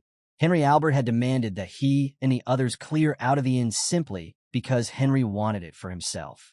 Chris had stood his ground, reminding Henry that he had already booked the entire place. But Henry, unconcerned, brushed off his protest as if it meant nothing. From the sidelines, Roman watched carefully. It was clear that the Albert family was still clinging to an outdated sense of superiority, unaware that their influence had diminished. Roman saw the perfect moment to step in. Calmly but firmly, he asked Henry why he thought others should give up the inn for him, directly challenging the entitlement he carried as a noble. Henry, unfazed by Roman's words, turned the question back on him. He wanted to know if Roman was truly the one leading these soldiers. When Roman confirmed it, Henry scoffed and issued a warning. Ignoring him, Henry said, would bring trouble. He reminded Roman that they were both bound for the southern training camp, and then arrogantly gave him 5 minutes to disappear from sight. Roman's thoughts flickered to his family. House Dmitri, small and overlooked, had long endured such treatment from larger, noble houses. Yielding here would only reinforce that old hierarchy, and that Roman could not allow. Instead of backing down, he chose to confront the matter head-on. Without hesitation, Roman drew his sword, his intent sharp and clear. He declared that if Henry managed to defeat him, he and his men would vacate the inn without argument. Henry blinked, caught off guard by the sudden challenge. He reached for his weapon, ready to retaliate, but before he could, his own soldiers rushed forward to restrain him. Panic laced their voices as they quickly explained who Roman truly was. They painted a vivid picture. The youngest ever to earn his rank, the man who had clashed with Barco's forces and cut down Baron Barco's eldest son in direct combat. They spoke of Roman as a force of nature, a warrior who struck without hesitation, leaving no mercy on the battlefield. The truth hit Henry like a blow. His arrogance faltered as he realized the man before him was no ordinary commander, but someone leagues beyond his reach. His soldiers warned him again. Crossing swords with Roman would bring nothing but disaster. Desperate to escape the situation with his pride intact, Henry hastily claimed he had remembered another pressing engagement. He suggested they let the matter drop, but behind his forced composure, he seethed. Roman's defiance was an insult to House Albert, and Henry vowed to find another way to settle the score. As Roman stepped closer, his presence loomed heavy. Henry instinctively retreated, slipping to the far side of the room to avoid the pressure Roman exuded. Watching this unfold, Roman thought to himself that perhaps such scenes were common in the Southern Front, a place where pride and politics clashed just as fiercely as blades. That day, Roman's name alone was enough to silence 3 different men, proof of the fearsome reputation he had already carved out. Later, he sought out the innkeeper, hoping to make sense of the strange atmosphere surrounding the Southern Front. The innkeeper, used to seeing such things, explained plainly. Unlike the brutal Western Front, the southern border had a cordial relationship with Hector. For that reason, it had earned the nickname the Resort. Nobles who couldn't avoid conscription flocked here, where training was light, danger was scarce, and service could be completed in comfort. Roman listened, but his thoughts drifted back to a report from 48 days earlier. Scouts from Hector had crossed the border, only to retreat after observing activity in the southern region. Even though they pulled back, they never stopped watching from distance. Their true intentions remained unclear, whether they were preparing for war or simply observing. Still, Roman trusted his instincts. The peace of the Southern Front was fragile, an illusion waiting to break.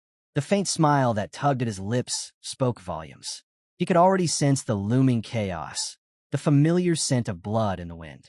The next day, the noble recruits gathered at the southern training camp. Their commander, Viscount Bale Frank, stepped forward to address them. He introduced the camp as a place where new soldiers would undergo 3 weeks of basic training before joining the Reserve Corps, fulfilling their duty on the Southern Front. His words carried weight. It was the beginning of their true military lives. Bale's expression hardened as he spoke. He ordered them to leave their titles and noble pride at the door. In the camp, they were not lords or heirs. They were soldiers and soldiers alone. Discipline was absolute, and breaking rules carried consequences. The punishment, he declared, was transfer to the Western Front. To most, the threat was chilling. To Roman, it felt almost lenient. Once the introduction was over, Bale continued, explaining that the recruits would be given a detailed training schedule later that evening. For now, they were to settle into their assigned quarters. Not long after, a soldier approached Roman with a message. The commander wished to see him privately. Without hesitation, Roman agreed and made his way to Bale's office. Inside, Bale greeted him warmly. He asked about Roman's trip south, to which Roman replied that the journey had been smooth. Smiling with genuine relief, Bale shared how glad he was to have Roman at the Southern Front. To Viscount Bale, the presence of Cairo's youngest ranker at his camp spoke volumes. It hinted at the hidden potential within House Dimitri, a family often overlooked. Without wasting time, Bale got straight to the point. He asked Roman directly if it was true that Marquis Benedict had arranged for his assignment to the Southern Front. Roman confirmed it. Though he hadn't personally asked for Benedict's help, he had learned afterward that the Marquis had intervened on his behalf. Bale paused, thinking carefully. The Marquis's continued investment in Roman was no small matter. Sensing opportunity, Bale laid his intentions bare. He admitted he wanted to leave a strong impression on Marquis Benedict. Life in the Southern training camp, he said, was far different from the comfort of the central government, but he promised to make Roman's stay as smooth as possible. In return, he asked only one thing. When Roman eventually met with Marquis Benedict, he hoped Roman would speak favorably of him, mentioning how Bale had treated him well. Roman saw the logic behind it. The exchange was simple, practical, and harmless. There was no reason to refuse. After leaving Bale's office, Roman ran into Henry Albert. Henry's glare was sharp, his words venomous. He accused Roman of making a grave mistake, boasting that Viscount Bale, the commander of the camp, was his uncle. With a smug grin, Henry warned that Roman would soon regret crossing House Albert. But Roman remained calm. He asked coldly what exactly he was supposed to do with that information. His composure only fueled Henry's rage. Unable to contain himself, Henry stormed off and barged into his uncle's office. Inside, Henry claimed someone in the camp had threatened him. Hearing this, Bale's protective instincts flared immediately. As Henry's guardian figure, he couldn't ignore such a complaint. Fueled by concern, he marched out, ready to confront the so-called threat. But when he arrived, his eyes widened in disbelief. The dangerous rival Henry spoke of was none other than Roman Dimitri. The situation flipped instantly. Without hesitation, Bale raised his hand and struck Henry across the face, right in front of Roman. The sharp sound of the slap echoed, leaving Henry stunned. Tears welled in his eyes as he looked at his uncle, the man he had trusted more than even his own parents. The sudden rebuke from someone he had always admired shook him to the core, leaving him both hurt and bewildered. Turning to Roman, Bale quickly gathered himself. He apologized sincerely, acknowledging that Henry's actions had been disgraceful and needed correction. Roman, in turn, responded with unexpected grace. He told Bale he would overlook the matter, recognizing that the Viscount had handled it directly and with sincerity. As Viscount Bale led Henry away, his patience began to unravel. Outside, he turned on his nephew with sharp words. He warned Henry never to treat Roman as an enemy. Roman had already earned the notice of Marquis Benedict, and crossing him was a mistake even the Albert family couldn't afford. Henry, still stunned from the slap, asked why his uncle had reacted so harshly. Bale's reply was firm and unyielding. He told Henry to grow up, to stop hiding behind his noble name, and to take responsibility for his actions. The reckless behavior he had displayed back at the Albert estate would not be tolerated here. If Henry carried on like this, Bale would not be able to protect him from the consequences.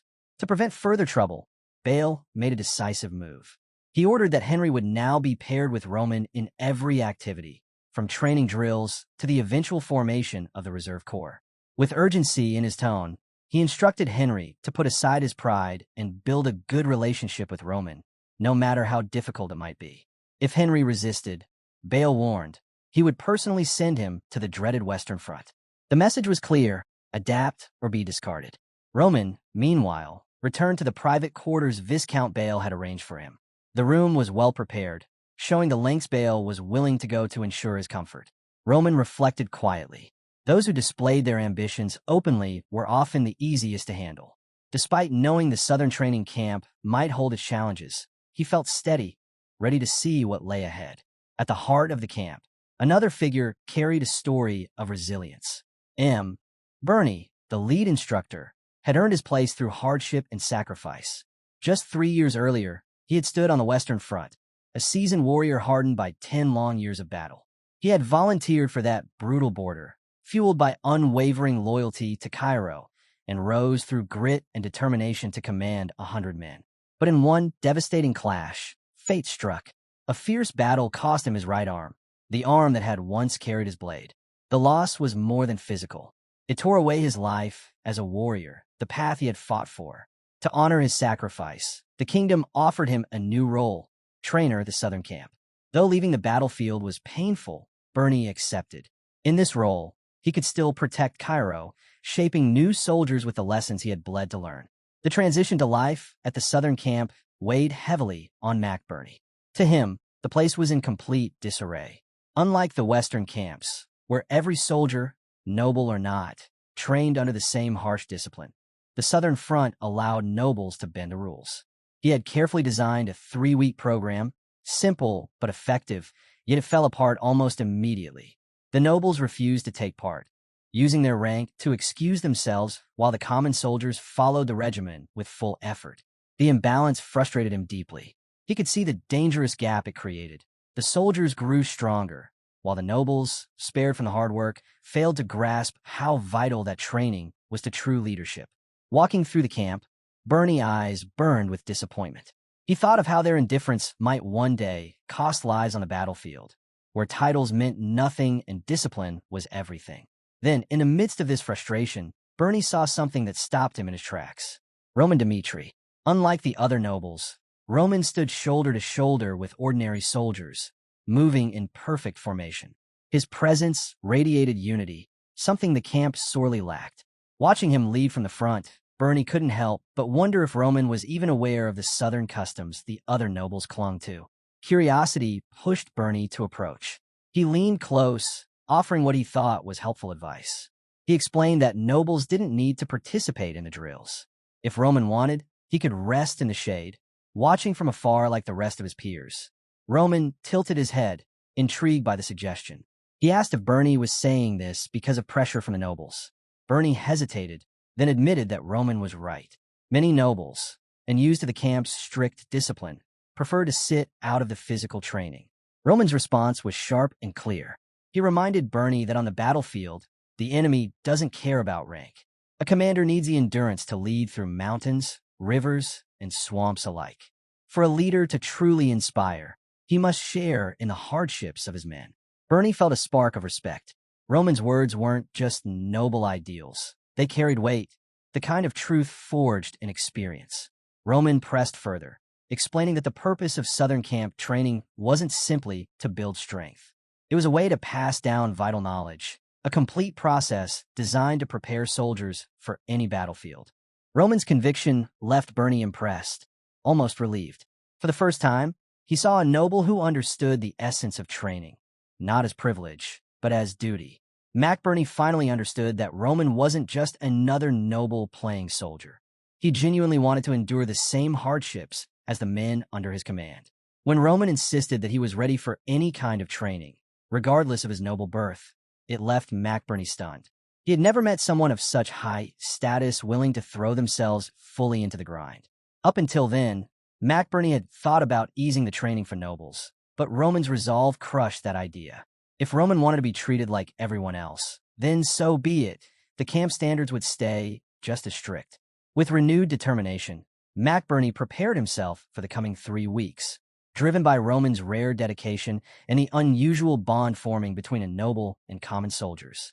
When the troops gathered, McBurney stood before them and announced the start of their first week of physical training. He declared they would begin with the infamous Training Hill, a brutal program designed to prepare soldiers for the harsh and unpredictable nature of war. Every single day, no matter the weather, they would climb the mountain. The announcement shook the soldiers, especially after seeing the strength and endurance Roman and his squad displayed during drills. McBurney reminded them that war wasn't just about muscles. It was a test of the mind, with no clear end in sight. Their drills had no fixed limits. They would swing, march, and train until their body screamed. Quitting halfway wasn't an option. Anyone who faltered would train even longer, even if it cost them sleep. As the days dragged on, exhaustion set in. Some soldiers tried to cool themselves in a nearby river, their bodies aching. One muttered that he might have endured better if he had the same level of training as Roman's men. Henderson overheard and pressed him about his background. The soldier admitted he'd been training for only a year and figured Roman's group had been training for years. But Henderson corrected him. Roman's men had only been training for 3 months. He looked the soldier in the eye and told him plainly. It wasn't a lack of preparation holding him back. It was that he hadn't given everything he had. As Henderson spoke, his thoughts drifted back to his own quiet hometown and the day his life changed forever, when a simple recruitment poster caught his eye. Henderson's life shifted the day he considered that recruitment poster. At first, it seemed like a simple choice, just trading his farming tools for a soldier's weapon.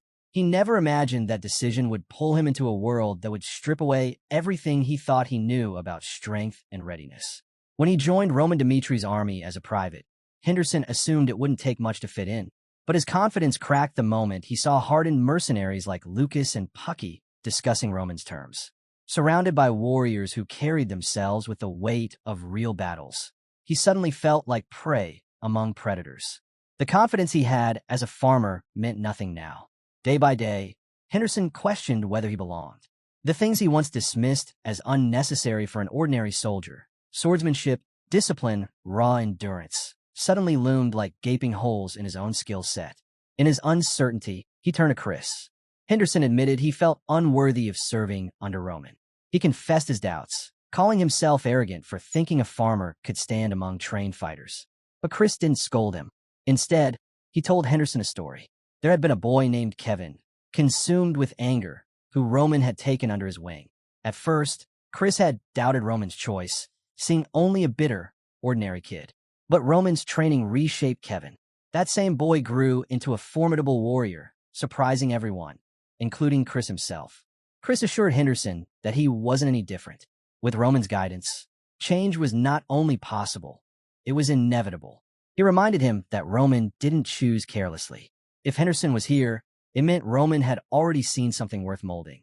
Encouraged by Chris's words, Henderson began to look at himself differently. He realized that Roman's decision to take him in wasn't chance. It was trust.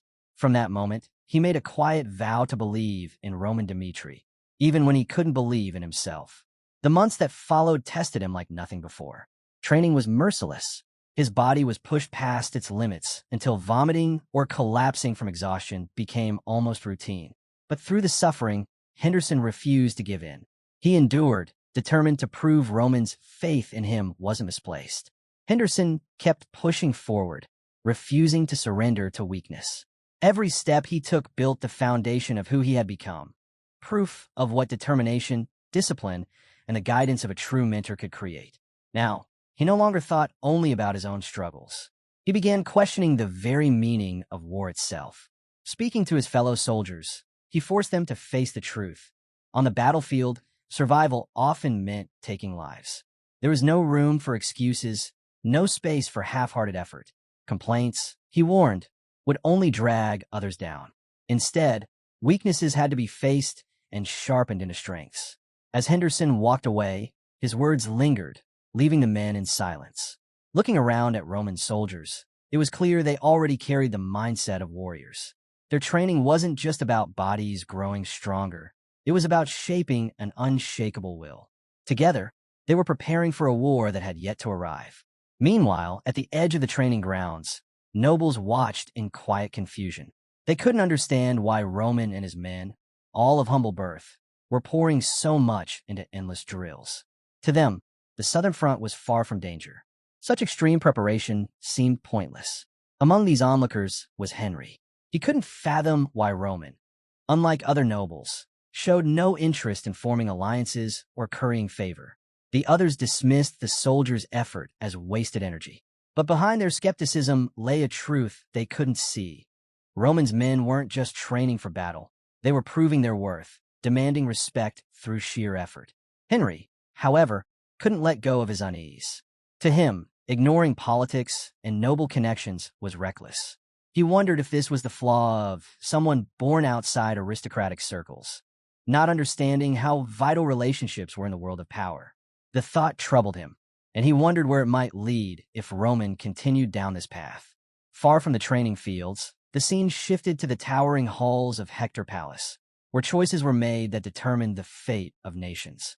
There, Jackson, the seasoned captain of the Ranger Corps, stood before the king of Hector, delivering a meticulous report. Over the past year, his men had infiltrated Cairo's southern front 48 times, gathering intelligence. His findings revealed a dangerous truth. Cairo's defenses were heavily concentrated on the western side, locked in conflict with the Kronos Empire. That left the southern front thinly guarded, vulnerable, and ripe for attack. Jackson's report left no room for doubt. Capturing the southern front would be an easy victory. That piece of intelligence was more than just a tactical advantage. It carried weight in the wider political balance of the continent. From there, the story turned to the history of Hector itself. Once a kingdom that rivaled the might of the Kronos Empire, Hector had fallen into decline after a crushing defeat at the hands of Valhalla. Its strength shattered. The nation dwindled until it stood on the same level as Cairo, no longer a dominant power, but reduced to one of the 6 smaller kingdoms barely holding their place. In this time of weakness, Prince Edwin Hector brought grim news before his father, the king. He laid out the harsh reality: 5 years of poor harvests and the crippling burden of debt from the Golden Bank, interest eating away at what little remained. The kingdom stood on the brink of collapse, and Edwin warned that if nothing changed, Hector might soon lose its identity entirely. Speaking plainly, Edwin admitted where things had gone wrong. After their defeat, Hector had deliberately avoided war, hoping to preserve what was left of their strength. But now that avoidance had become a slow poison, he told his father it was time to stop running. War could no longer be delayed. Over the past year, Hector had quietly prepared, anticipating the inevitable. Now, Edwin insisted, the moment had come to act. The king listened, weighed down by the enormity of the word his son spoke so easily. War. Coming from Edwin, a man both determined and unwavering, it demanded to be taken seriously. Still, he asked his son directly, was he truly certain about this path? Edwin stood firm. He would never have suggested war if he had not believed it was the only way forward. His conviction reassured the king, who made a fateful choice.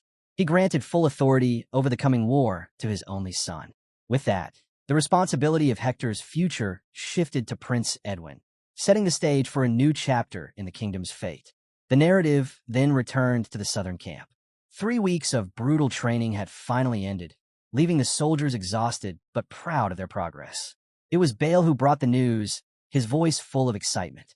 He told Roman and the others that those who had endured the grueling program were now officially members of the prestigious 5th Defense Lines Reserve Corps.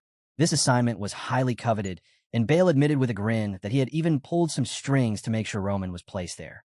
Roman received the news with gratitude, turning to Bale with a sincere thanks. But Bale only brushed it off with a friendly wave, telling Roman there was no need for thanks. He could always count on him for support, even beyond the training camp. Soon after, McBurney stepped forward, his tone filled with quiet sincerity. He thanked Roman as well. The past 3 weeks of training had given him a new sense of direction, something he hadn't felt in years.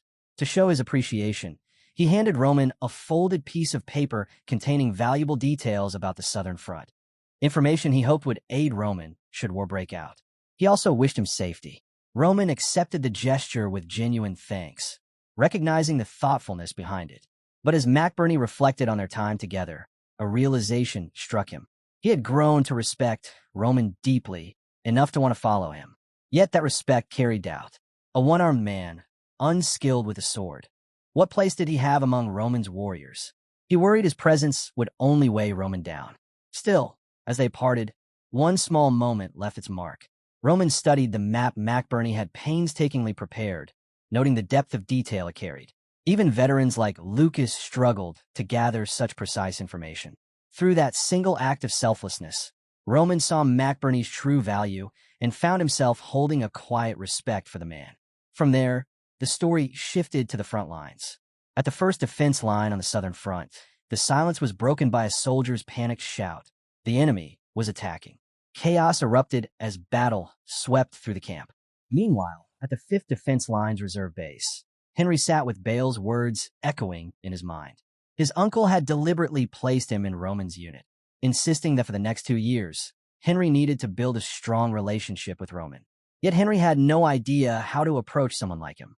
He knew this task demanded both strategy and sincerity, but the uncertainty weighed heavily on him. Then, a blaring emergency siren shattered the camp stillness. Hector had declared war. Soldiers scrambled into formation, the air thick with urgency. But in the rush, Henry noticed something unsettling. Roman Dmitri, the very man he was meant to stand beside, had vanished from sight. The war erupted with brutal force, and Hector's first strike came crashing down on the southern front. The first defense line, once secure, was overwhelmed as Hector's troops smashed through the gates, threatening to unravel the entire region's defenses. At the 5th defense line, Baron Bruce, its commander, watched with dread. He couldn't ignore the truth. What had once been the proud bulwark of the South had rotted under his own watch. The line had become a sanctuary for nobles who indulged in comfort instead of duty, more concerned with status and wealth than holding the border. Corruption and neglect had hollowed out its strength, leaving it brittle in the face of a real assault. Still, Bruce tried to rally his men. He told them to stand their ground, reminding them that if Hector broke through, countless civilians would be left defenseless. The words sounded strong, but they lacked weight. As the battle raged, Bruce's own resolve faltered. Behind his orders, fear gnawed at him. In the end, he revealed his true intent. He would seek aid from the royal family, and his soldiers were to buy him time. Meanwhile, Roman saw the danger clearly. He immediately ordered the reserves into motion, pushing them toward the collapsing 5th defense line. He understood the stakes. The southern defenses were in shambles, equipment broken, morale at its lowest, and a commander unfit for war. Even worse, the reserve corps had been stationed 2 hours away from the front, a fatal miscalculation that left them scrambling to reach the fight in time. Roman's command was clear. They would reach the 5th defense line within an hour, no matter the cost. As they advanced, Roman encountered Baron Bruce. The man wasn't with his soldiers, but instead demanded Roman escort him to the rear, choosing his own safety over reinforcing the crumbling defenses. Roman stopped in his tracks. He didn't move, didn't obey. Instead, he asked why the commander was away from his men in the midst of battle. Bruce's response was sharp, dismissive, laced with authority. He scolded Roman for daring to question him. That was the last straw. Roman had no patience left for empty authority. With a single motion, he seized Bruce by the neck, his voice cutting like steel as he accused him of abandoning his men. He reminded him that desertion, whether by soldier or commander, was punishable by death. Rank offered no protection from such disgrace. And then, in a decision as ruthless as it was final, Roman executed Baron Bruce on the spot. A man who had once commanded a fortress fell in an instant, a stark reminder of war's brutal truths. Honor, survival, and duty often collided on the battlefield, and sometimes the harshest choice was the only one left to make. After dealing with Baron Bruce, Roman pressed forward, determined to reinforce the crumbling 5th defense line. On the battlefield, one soldier fought desperately against Hector's forces, struggling to hold them back alone. His heart sank when he caught sight of a commander fleeing in the middle of the fight. With their line moments away from collapse, hope was fading fast, until Roman appeared, cutting into the fray and halting Hector's advance just in time. When the clash slowed, Roman approached a soldier named Stephen, first confirming his identity. Then he delivered the grim news: Baron Bruce was dead. The burden of command now fell to Stephen. Roman recalled Lucas's words, remembering how much trust he had placed in Stephen to hold the line. With that in mind, Roman asked Stephen directly what he thought was the best way to secure their position. At the same time, he made one thing clear: If the fight became hopeless, he wouldn't hesitate to call for a retreat. Stephen studied the battlefield, weighing the options. Retreat seemed like the safer choice, but it came with a dangerous cost. If Hector took the defense line, they would also seize control of vital supply routes, turning the war into a drawn-out struggle. Roman then proposed a bold alternative. They would block Hector's advance by sealing the gate with railings. He promised to buy the time needed for the defenses to be set up, while Stephen rallied the troops for the maneuver. Stephen was taken aback by the plan's audacity. The risk was enormous, especially with Hector's soldiers surging forward. But Roman stood steady, assuring him this wasn't reckless bravado. To prove it, he slipped past an enemy's strike with effortless precision, felling his opponent with a clean counter. His movements carried the calm of a man who knew his limits. Stephen could only watch, stunned, as Roman struck down another soldier with flawless skill. In that moment, Chris turned to Roman for orders. Roman answered without hesitation. They would cut a path to the gate. With sharp resolve, he commanded his men forward. His soldiers responded instantly, their loyalty and discipline shining in the chaos. The sight left Stephen speechless. For the first time, he truly grasped what made Roman's leadership different. His men didn't just follow him. They trusted him with their lives. Stephen stood in stunned silence, unable to grasp the invisible bond between Roman and his men. It wasn't just duty binding them together. It was trust, respect, and something far deeper. Roman turned to him and said calmly that the real war was only beginning. As Roman soldiers fell into formation with practiced ease, Stephen finally understood.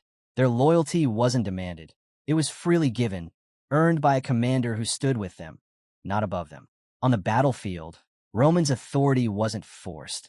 It was born from the respect he had cultivated among his people. With that, Roman hurled himself into Hector's forces. Yet even as he fought, a question gnawed at him. Did someone like him, who lacked strong love for his kingdom, truly belong here? War felt less like a noble cause and more like a pit where the weak were crushed for the gain of the powerful. Even though Cairo now held him in high esteem, Roman couldn't ignore the reality. He, too, benefited from the privileges of the strong, while smaller nations suffered. Amid the blood and steel, his mind drifted to the life he once had, simpler yet far removed from this brutal stage. Still, the battlefield gave him something that life never had: purpose. The bond he shared with men like Chris, Kevin, and the rest of his squad grounded him. Fighting together, side by side, they carved through enemy lines. And wherever Roman struck, death followed. The numbers mounted quickly. 10 kills, then 20. Each strike spread fear through Hector's ranks. At first, their soldiers fought on confidently. But after 20 fell by Roman's hand, the truth hit them. This wasn't just a skilled opponent. This was a force they couldn't stop. Whispers spread like fire. Roman Dmitri was no man, but a monster. The fear broke their lines, and soldiers began to retreat. Watching his troops pull back, Baron Bruce, commander of Hector's forces, was thrown into confusion. Victory had seemed within reach when they broke the gate. Yet now, inexplicably, his men were fleeing. Then he saw him. Roman stood amidst the chaos, his eyes meeting Bruce's from across the field. The shock on the Baron's face mirrored the unraveling of the battle. When Roman charged forward alone, Bruce thought he understood. This arrogant fool meant to challenge him directly. Convinced of Roman's recklessness, he ordered his men to encircle and overwhelm him. But Roman was no fool. In the swirl of chaos, he had already found his opening. From countless battles, he had learned a truth most feared to face. The fastest way to end a war was to cut down the enemy's leader. As Hector's lines wavered, Roman seized the moment. He surged forward with lightning speed, unleashing the second form of his heavenly demon's sword technique. The strike tore through the enemy ranks, cutting down swathes of soldiers in an instant.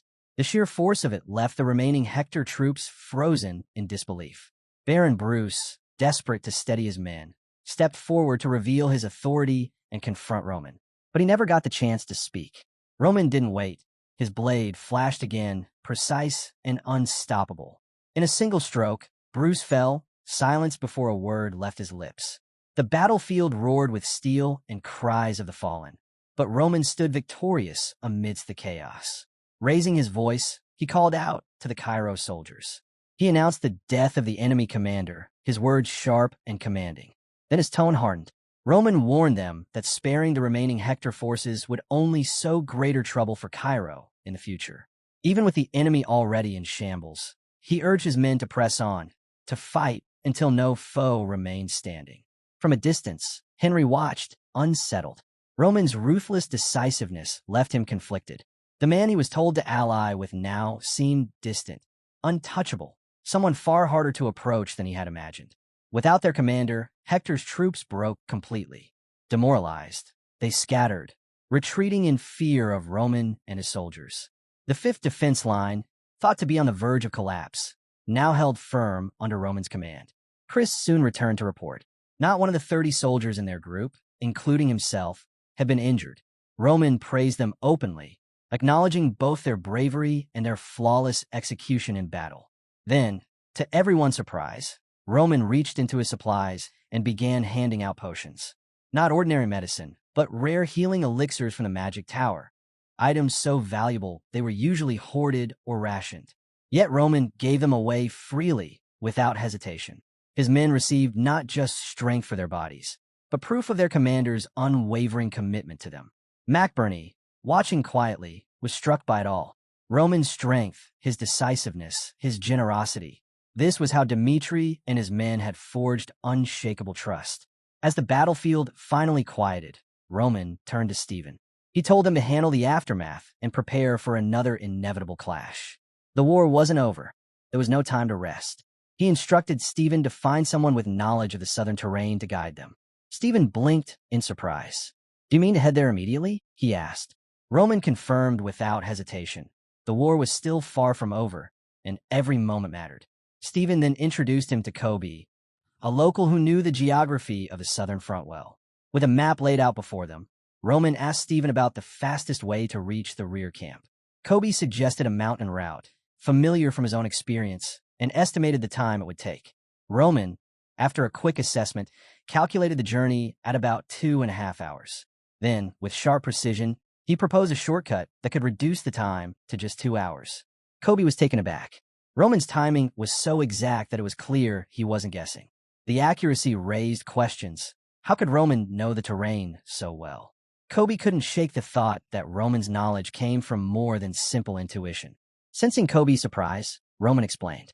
He admitted he only had basic information, which was why he sought out someone like Kobe who knew the land intimately. His approach wasn't arrogance. It was careful planning, filling in the gaps with local expertise. Kobe was struck by the difference. Unlike nobles who sought easy lives in the military, Roman's every move was deliberate, informed, and purposeful. His strategies weren't about personal comfort, but about protecting and strengthening the southern front. For the first time in a long while, Kobe felt a spark of hope. Perhaps, with Roman's leadership, this neglected region could finally begin to change. When Roman left the room, the atmosphere shifted. Chris was waiting, reporting that 30 soldiers, including himself, were ready to depart immediately. Their discipline and readiness reflected the cohesion Roman had built within his ranks. But then, an unexpected figure appeared, Henry Albert. Roman's gaze hardened as he demanded to know why Henry was there. His expression left no room for tricks. Henry understood the weight of the moment. If he confessed his true motive to get close to Roman, he risked being cast aside instantly.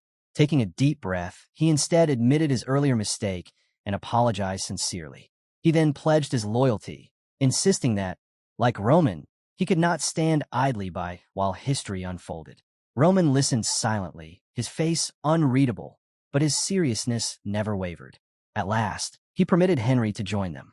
But his warning was clear and sharp. If Henry hindered his plans, there would be consequences. Roman, Henry, and the 30 men advanced along the mountain path with Kobe guiding the way. The march was tense, each step heavy with urgency. Midway through, they stumbled upon a wounded soldier from the southern training camp. Roman immediately knelt down, his voice steady but sharp as he demanded to know what had happened. Trembling, the soldier revealed that the camp had been attacked. From his description, Roman quickly pieced it together. The strike had not come from the front, but from the rear. More fleeing soldiers arrived, confirming the report. The assault had taken place about half an hour earlier, and the attackers were fast-moving units from Hector, striking in coordination with the main offensive on Cairo's defense lines. Roman's expression hardened. He knew what this meant. Without hesitation, he gave the order to change course. The army would head directly to the southern training camp. His tone carried such urgency that no one dared question it. The scene shifted to the camp itself, now drowning in chaos. Among the wreckage, 2 Hector soldiers sneered as they tormented McBurney. Anger burned in his eyes as he demanded they stop mocking him. Though injured and disadvantaged, he did not falter.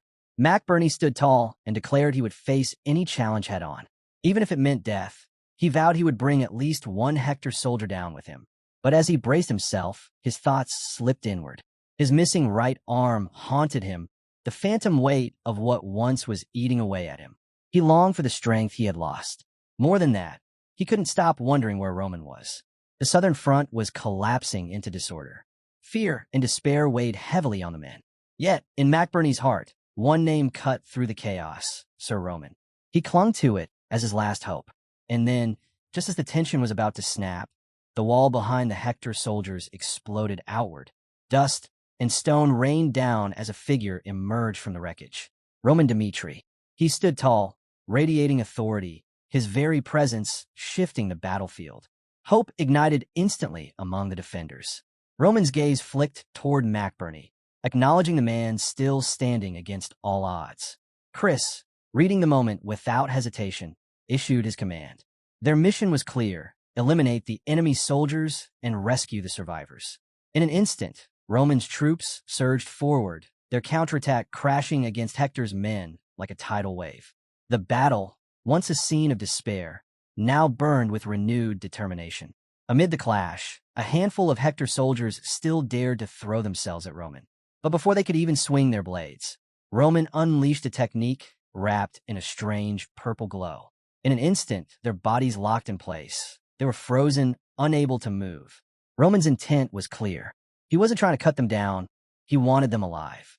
Every move he made carried strategy. With the soldiers immobilized, he bought himself precious time. But one Hector soldier, fueled by desperation, broke free and tried to flee. McBurney, despite being battered and worn, stepped in. With grit and precision, he intercepted the soldier, trapped him in a headlock, and forced him to the ground.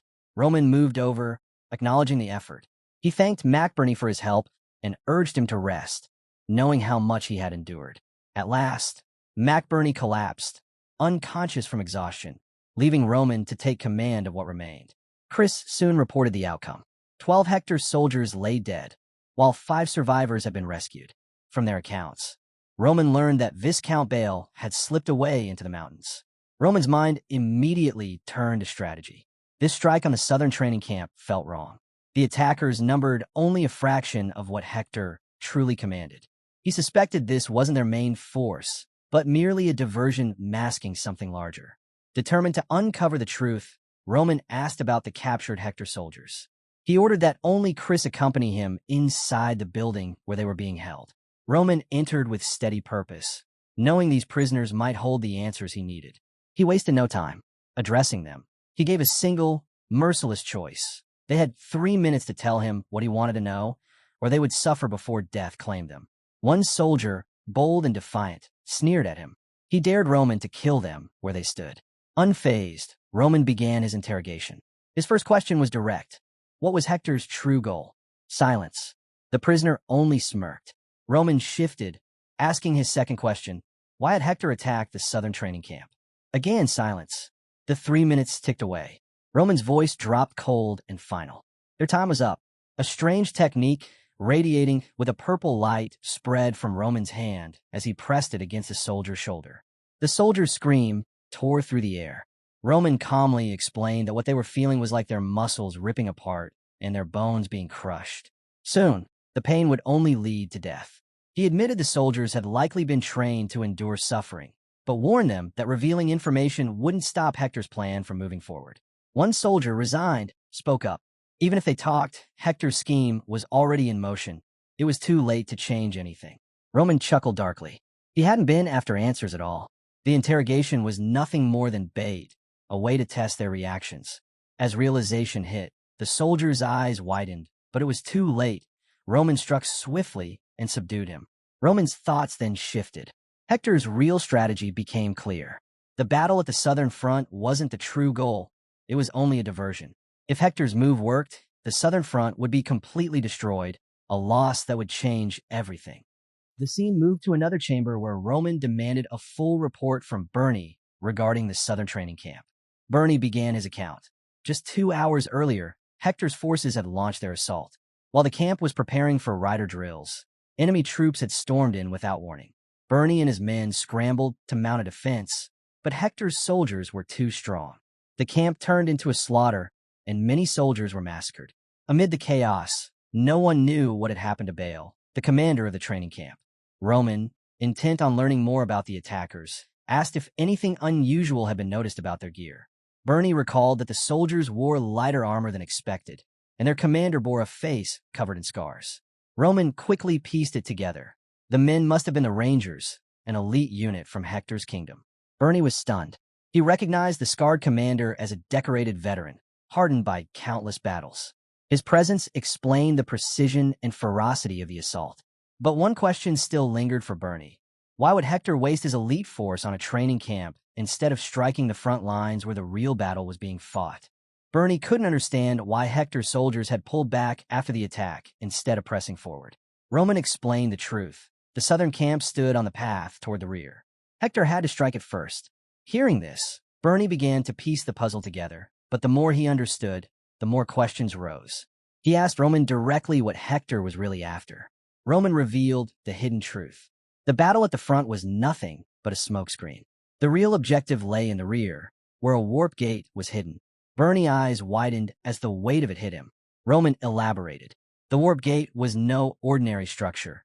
It was a crystal of immense power, capable of transporting armies instantly across distances. Whoever controlled it could block enemy reinforcements and turn the tide of war. And now, Hector had seized control of it. With the gate's coordinates in his grasp, he could launch devastating counterattacks at will. But there was a catch. The gate was fitted with a self-destruction device, designed to deny enemies the chance to use it. That, however, only made Hector's plan clearer. Roman explained that Hector's entire campaign was built around this move. By locking down the gate, his kingdom could gain overwhelming dominance in the war. Shaken by the implications, Bernie urged them to rush to the rear and support their troops before it was too late. Roman only gave him a sharp look and asked if he had heard any distress calls from the rear. The silence was enough of an answer. He then revealed that Hector's Rangers had already abandoned the southern camp more than an hour earlier. By now, the gate was likely in enemy hands. Reinforcements would never come. Roman's voice grew firm. Survival was all that mattered now. The situation had turned dire. Without the kingdom's support, they were stranded in hostile territory with no margin for error.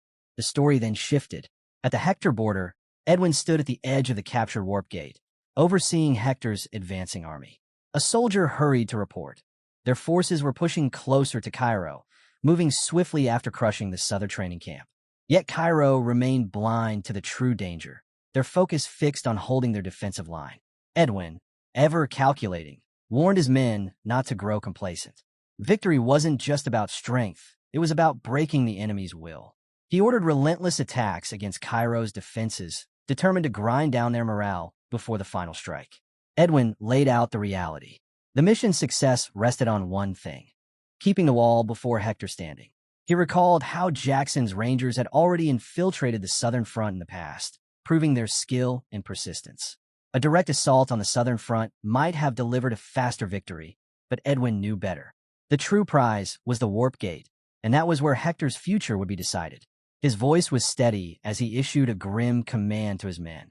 If the situation turned against them, they were to be ready to destroy the warp gate. It was a drastic order, but one that could reshape the entire war. Edwin's mind ran through the consequences. If they failed and the warp gate was destroyed, Hector's forces would be forced to initiate the second phase of their strategy. This was no choice he gave lightly, but his resolve was unshakable. Among the soldiers, one man silently reflected on Edwin's ruthless clarity. This was the man they called the Cold of Hector, the embodiment of Hector's might and the figure their people placed their hopes upon in such a desperate time. Meanwhile, further back near Cairo's lines, the commander of the Rangers tightened his grip on the situation. The battle was entering its decisive stage. He declared that the time for war had truly come. Their mission was crystal clear: forge the connection while keeping the warp gate a secret. Their success would decide Hector's future. The story then shifted back 1 year earlier. A pivotal conversation unfolded between Edwin and Jackson, the Rangers' leader. Edwin had seen the kingdom's growing fragility. Poor harvests had drained them. The Golden Bank's pressure mounted, and whispers spread that the gods themselves had cursed Hector. Desperation hung in the air. It was then that Edwin made his move. He proposed a partnership to Jackson, to stand beside him in defending Hector's southern front against Cairo. The timing was urgent, and Edwin, ever the strategist, understood that the era demanded a hero to rise amidst the chaos. His words carried the weight of both necessity and foresight. Action soon followed. Hector's army conducted 48 scouting missions across the southern front, gathering every detail they could. Spies worked tirelessly, digging hidden tunnels beneath enemy lines. And within those shadows, Jackson's Rangers slipped quietly through, their path leading them straight to the Warp Gate, the key that could decide the fate of kingdoms. In the present, Jackson and his men finally established the connection with the Warp Gate. The portal shimmered with swirling energy, and from it stepped Prince Edwin, ready to take command. Always thinking several steps ahead, Edwin immediately began assigning responsibilities. The 1st Battalion was placed under Kellyan's leadership, tasked with holding the rear and strengthening defenses should Cairo attempt to send reinforcements. Yet even in this moment of clear direction, unease tugged at Edwin. Turning to Jackson, he brought up a troubling matter. They had lost contact with Baron Myler, who commanded the 5th line of defense. Edwin asked if Jackson had heard anything. Jackson explained that his soldiers were already looking into it. To calm Edwin's concerns, he brushed it off as a minor issue. After all, it was only the 5th line, a place long known for its weaknesses. Jackson speculated that a handful of enemies could topple it. Edwin nodded in agreement. Even if the 5th line fell, his orders would remain the same. Jackson was to continue the assault. Jackson accepted the command without hesitation, fully aware of its importance. But Edwin's expression hardened as he added one final remark. Once the operation concluded, no matter the outcome with Baron Myler, there would be consequences. What Edwin didn't know was that, despite all his foresight, 2 unexpected variables were about to change everything. The battlefield was shifting faster than anyone had anticipated. The story moved to Cairo's 1st line of defense. A messenger arrived with urgent news for Count Donald, the commander. The southern training camp had sent word. Donald quickly answered the call, and Roman's voice came through. He was stationed at the 5th line of defense. Roman wasted no time. He explained that Hector's kingdom was using a massive smoke screen to conceal their true goal, seizing the Warp Gate at the rear. The danger was clear. If Cairo didn't act, they risked being trapped between Hector's forces from both the front and the back. Roman urged that the castle be abandoned immediately and that all surviving forces retreat into the mountains to regroup. Count Donald hesitated. The southern mountains were treacherous, the terrain unforgiving. The retreat would be brutal. But in the end, he agreed to see the situation for himself and ended the call. Left alone, Roman reflected on what Donald's decision meant. With the retreat, every defense line except the 5th would be abandoned. Wasting no time, he ordered the soldiers to gather their belongings and prepare for the mountain retreat. The scene then returned to Cairo's 1st line of defense, where Count Donald, now troubled, attempted to establish contact with the rear camp. But the connection would not go through. Donald tried again and again to make contact, but every attempt failed. Roman's warning echoed in his mind. Reinforcements from the southern front and nearby garrisons would take nearly a month to arrive. Frustration weighed on him, yet he forced himself to think. If they could just hold the fortress until help came, there was still a chance to endure. Hours later, his hopes crumbled. Hector's forces had completely encircled them. With control over Cairo's Warp Gate, enemy troops poured in from both sides, cutting off every defense line. Even so, Donald kept his composure. He saw how hard his men had worked. The fortress walls had been reinforced, the weapons prepared, and every mistake from their first battle corrected. With these preparations, Donald believed survival was possible. He rallied his soldiers, urging them to brace for a siege. Gathering the 1st line of defense, he announced grim news. Hector had seized the Warp Gate. There would be no reinforcements, no outside help. But Donald reminded them of their first battle. They had fought, endured, and learned. This time, he told them, they would stand until reinforcements broke through. The counterattack began with renewed determination, only for disaster to strike. Hector unveiled a devastating weapon, a flare that shattered the fortress walls in an instant. The breach sent chaos rippling through the ranks. Donald and his men fought valiantly, but the fortress quickly fell into enemy hands. In those final moments, Donald recalled Roman's warning. Everything Roman predicted had come true. Moments later, Edwin himself delivered the decisive blow, crushing Count Donald and seizing full control of the southern front. From Edwin's perspective, the strategy had been flawless. Using the flare at the start secured victory with minimal casualties. Hector now held the advantage, and time worked entirely in their favor. Wasting nothing, Edwin ordered all captured soldiers to be gathered in one place, ensuring no unexpected uprisings. He also commanded that ammunition be collected and stored, resources that could later be used in negotiations with Cairo. Jackson agreed with the plan, and at first, Edwin felt confident. But a nagging unease lingered. Something was off. His instincts proved correct when a soldier rushed forward with troubling news. Baron Myler had fallen. The 5th defense line had collapsed, and communication was completely severed. Edwin's expression darkened. He demanded details and ordered the soldier to bring forth the person who delivered the report. Soon after, Edwin stepped toward the weary messenger, ready to uncover exactly what had unfolded at the 5th line. The soldier's account was grim. At first, the defense lines appeared ready to withstand Hector's assault. But the moment the attack began, their weakness was exposed. Hector's forces smashed through the fortress walls, and Baron Myler, seeing the situation collapse, gave the desperate order to destroy it. The soldier's voice faltered as he went on, his eyes filled with fear. He told Edwin of something beyond comprehension. A monster had appeared on the battlefield. Edwin froze at the words. The soldier described its overwhelming power, how it tore through soldiers like they were nothing. Even Hector's elite Aura Knights, the pride of the kingdom, had been felled with a single strike. The revelation left Edwin shaken. This creature had completely shifted the tide of battle. Though Hector's troops succeeded in breaking through the fortress, the sudden appearance of the monster turned everything in Cairo's favor. Hector's forces were left with a bitter defeat. Edwin could hardly believe it. A year of meticulous preparation undone in an instant. His thoughts turned toward the one name tied to this unexpected twist, Roman Dmitri, Cairo's youngest ranker. Leaving the soldier behind, Edwin walked through the aftermath of battle, his mind racing. The monster's intervention had changed everything. If Hector's campaign was to survive, careful negotiation and calculated choices would now be more important than brute force. Back at the command center, Edwin summoned Jackson for a report. Jackson confirmed that the 5th line of defense had been abandoned. The Cairo soldiers had vanished into the mountains. He suggested forming a pursuit team to hunt them down, but Edwin shook his head. Hector already controlled the southern front, and with that advantage secured, the wiser move was diplomacy. A pursuit could wait.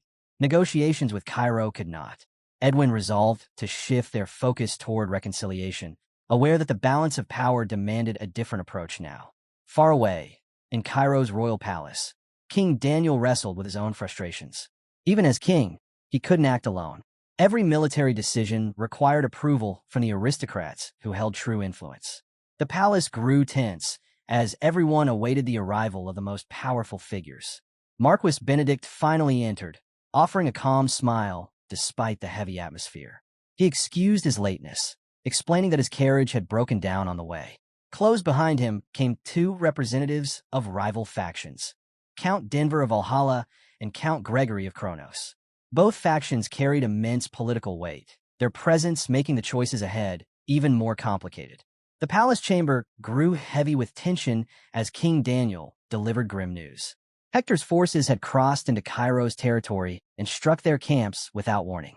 The southern front stood on the edge of collapse. Marquis Benedict was the first to respond, urging that reinforcements be dispatched immediately to counter the ambush. But Daniel, his tone sharp, cut him off. He expected that plans for reinforcements were already in motion. The room fell into uneasy silence until a soldier rushed in, bringing even worse news. Hector had seized control of Cairo's warp gate. Shock rippled through the chamber. Benedict, usually composed, was visibly shaken. With the command structure already fractured into 4 competing factions, the kingdom's safety was in even greater peril. Daniel's patience snapped. His frustration poured out as he demanded to know how the others planned to answer for this disaster. If he had been given the authority to act from the beginning, he declared the Southern Front would not be teetering on the brink.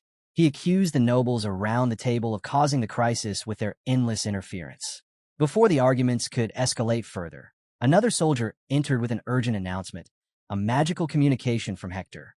The nobles gathered quickly, and Edwin's voice echoed through the chamber. Edwin spoke with authority, laying out Hector's terms. The kingdom demanded war reparations, to be paid in gold equal to the value of Cairo's southern front. Benedict and Count Denver erupted in anger, challenging the fairness of the demand. They accused Edwin of waging an unjust war, of being the true instigator of the conflict. The meeting grew heated, voices clashing across factions, but Edwin never wavered. Marquis, with cold certainty, he issued an ultimatum. Cairo had 3 days to comply. If they delayed, Hector would claim the southern front entirely, and the hostages already captured would be executed. When the call ended, the nobles sat in uneasy silence as more details emerged about Hector's own troubles. Their kingdom was strained by poor harvests and overdue debts to the Golden Bank, their economy on the verge of collapse. Though Edwin no longer held a high seat in Hector's command, he thought of the suffering of ordinary people. His resolve hardened. To protect them, he was prepared to become ruthless, whatever it took to shield those under his care. Back in Cairo's war room, Daniel faced the reality he had been resisting. The enemy controlled the warp gate. Their southern front was collapsing, and their choices had dwindled to one. With reluctance, he admitted the truth. Cairo's only option was to yield to Hector's demands. Agreeing to Hector's demands seemed like the only way to minimize losses. But Benedict worried aloud. What if Hector's price was too steep? He asked if there was another path forward. Daniel's patience snapped. He shouted for someone, anyone, to suggest an alternative. Silence answered him. In that silence, Daniel saw the kingdom's weakness laid bare. Internal rivalries aside, when it came to real crisis, Cairo's leadership was powerless. With a heavy heart, he admitted the harsh truth. The safest course was to accept Hector's terms. Count Denver, however, wasn't convinced. He brought up the name everyone knew, Roman Dmitri, the soldier stationed at the southern front. Recent reports confirmed that Roman had successfully held the fifth line of defense. Denver argued that with Roman, Cairo might still have a chance to fight back. Daniel acknowledged Roman's skill, but doubted it would change the war. A talented 3-star swordsman in his 20s was promising, but hardly enough to shift the tide against Hector. Benedict agreed with Daniel. He admired Roman's potential and believed he represented Cairo's future, but insisted the kingdom should focus on survival rather than gamble on a single man. Denver, however, knew more than he was willing to reveal. Rumors from the Pravala faction claimed Roman's ability exceeded even that of a typical 4-star swordsman. Denver believed Roman could be the key to Cairo's salvation. But instead of revealing the truth, he asked for just 3 days. 3 days to prove what Roman could do. Daniel, feeling the weight of the decision, offered a compromise. If within 3 days the Southern Front showed no signs of a major turnaround, they would accept Hector's conditions. Cairo would balance its negotiations with its war effort carefully, waiting to see if Roman could alter their fate. The scene then shifted to Cairo's first line of defense, where Henry faced disaster. Hector's troops had overrun the position, leaving his forces broken. Stunned by the collapse, Henry ordered an immediate retreat into the mountains.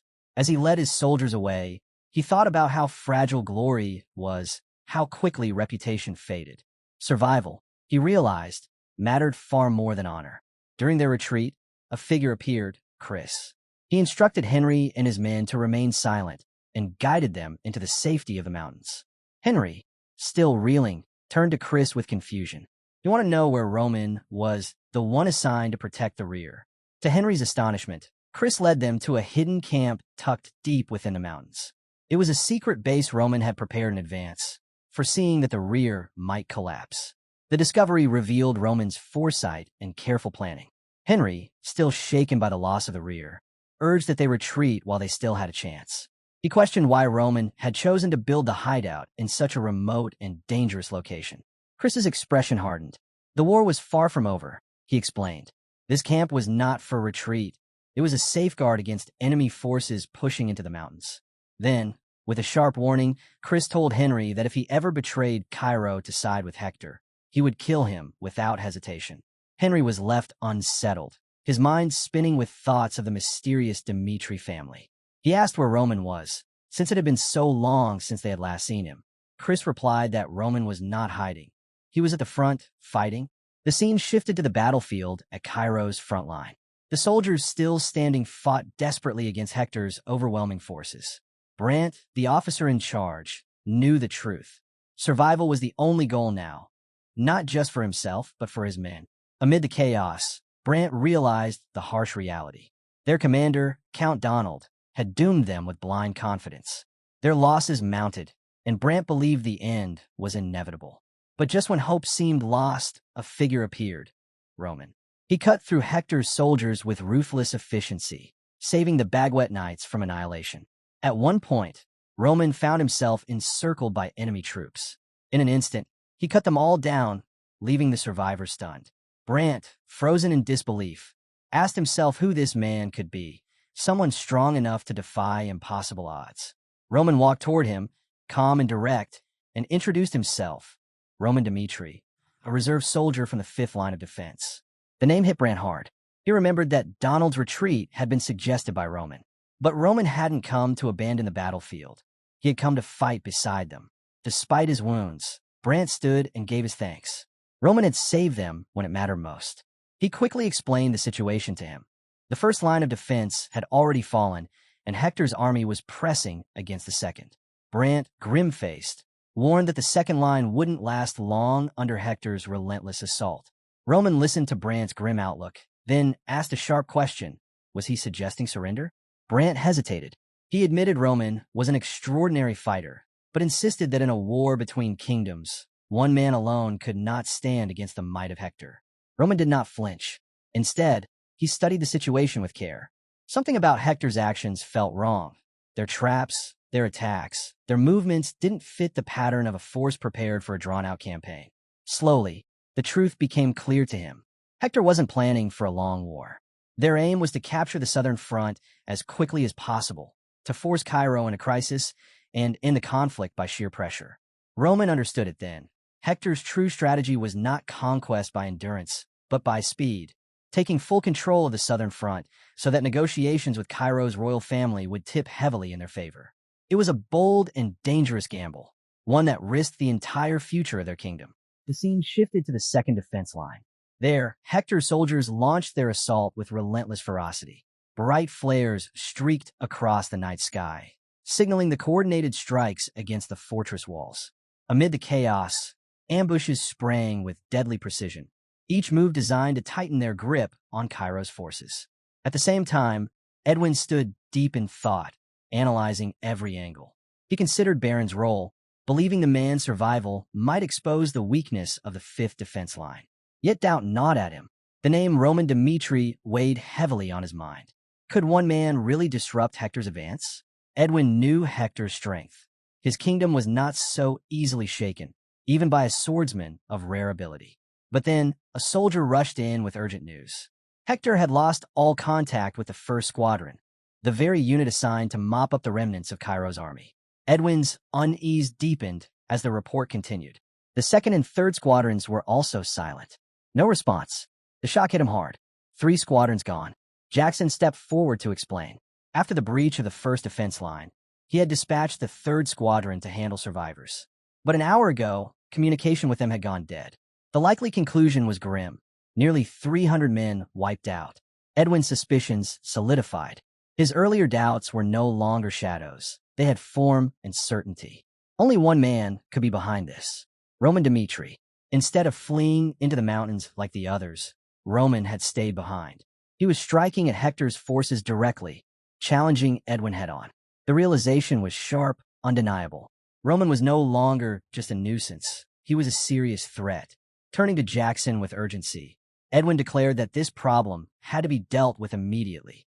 Edwin warned that leaving Roman unchecked would only lead to disaster. Jackson, however, dismissed the concern.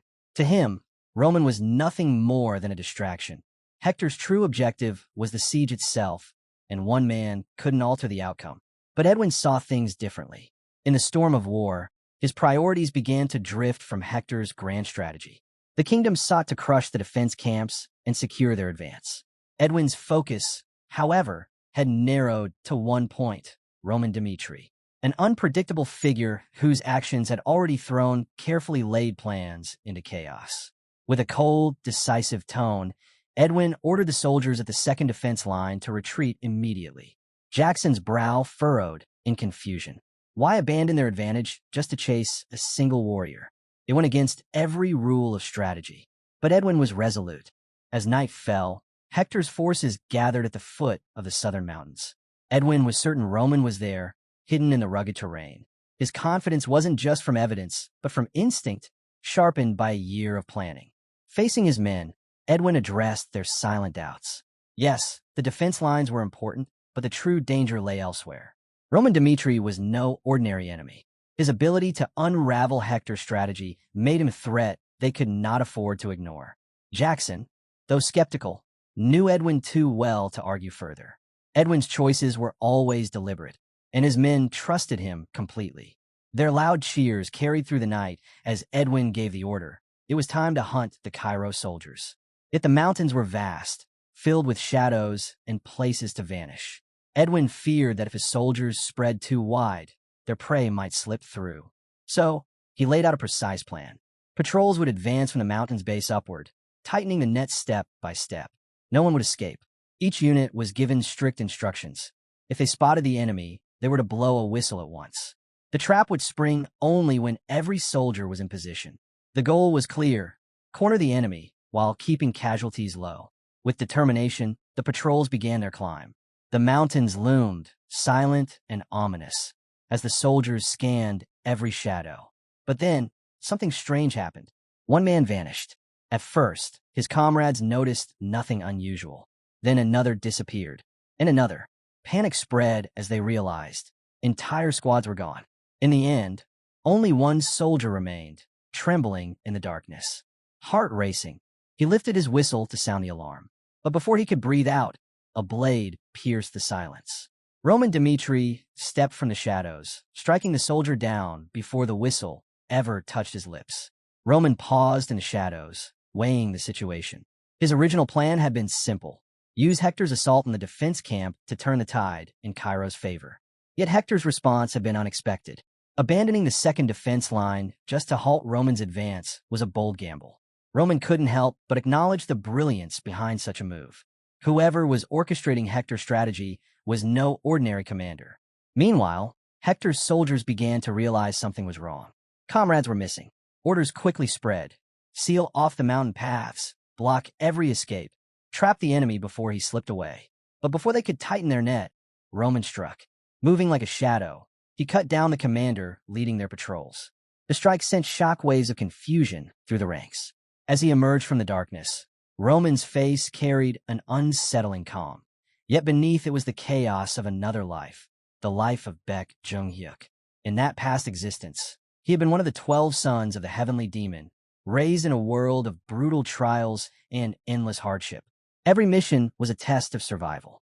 On one such mission, he was ordered to hunt a troublesome low-ranked cult follower. The task, meant to break others, he completed in 3 days. But greater challenges soon followed. Against an opponent who seemed impossible to defeat, Baek turned not to brute force, but to knowledge. Searching through the cult's hidden records, he discovered the legacy of the Night King. Once a petty thief, the Night King had mastered the art of shadows and darkness, rising to legendary infamy before greed consumed him. His end was tragic, but his techniques endured, etched in Amira's history. Fascinated, Baek devoted himself to those teachings. Within a single year, he mastered them to terrifying perfection, silencing 38 martial masters with unmatched precision. Whispers spread of his new name, the Shadow Phantom, a being who embodied the darkness itself. Now, in the present, Roman called upon that very legacy. Darkness enveloped the soldiers of Hector, their sight useless, their senses overwhelmed. Fear not at their resolve. Even the Oranites, proud warriors of Hector, recognized the danger and began pulling back. But retreat was not an option Roman would allow. With deadly resolve, he slipped through the chaos, his movements silent and precise. In moments, the leader of Hector's first squadron was struck down. The enemy ranks erupted into confusion, soldiers scrambling, unable to comprehend the force hunting them. One soldier, realizing the battle was lost, decided his only duty now was to report. With trembling hands, he reached for a magical communication device to send word to his commander. But above him, unseen, Roman was already there, perched silently on a tree branch, eyes fixed, blade ready. The shadow phantom had chosen his next target. Edwin felt his world crumble as the grim reality struck. Turning to Soldier Thompson, he urged him to stay calm, warning that their enemies were using the darkness itself as a weapon. Thompson's expression was grave as he delivered the truth. Hector's soldiers were being slaughtered, one after another, by an unseen hand. No matter how sharp their senses, no one could pinpoint where the strikes were coming from. Even Thompson, famed for his heightened perception, was helpless against this invisible predator. Edwin's thoughts raced. Could it be an Oronite? Yet the idea didn't fit. Someone with Thompson's skill should have sensed such an opponent long before now. Still, the soldiers continued to fall, cut down in silence. The possibility of magic crossed Edwin's mind. Perhaps the enemy had cloaked themselves in sorcery. But that too made little sense. Magic had limits. It required energy, pauses to recover. What they faced was relentless, without the slightest opening. Nothing added up. Even as confusion threatened to overwhelm him, Edwin forced himself to stay steady. He told Thompson not to yield to fear.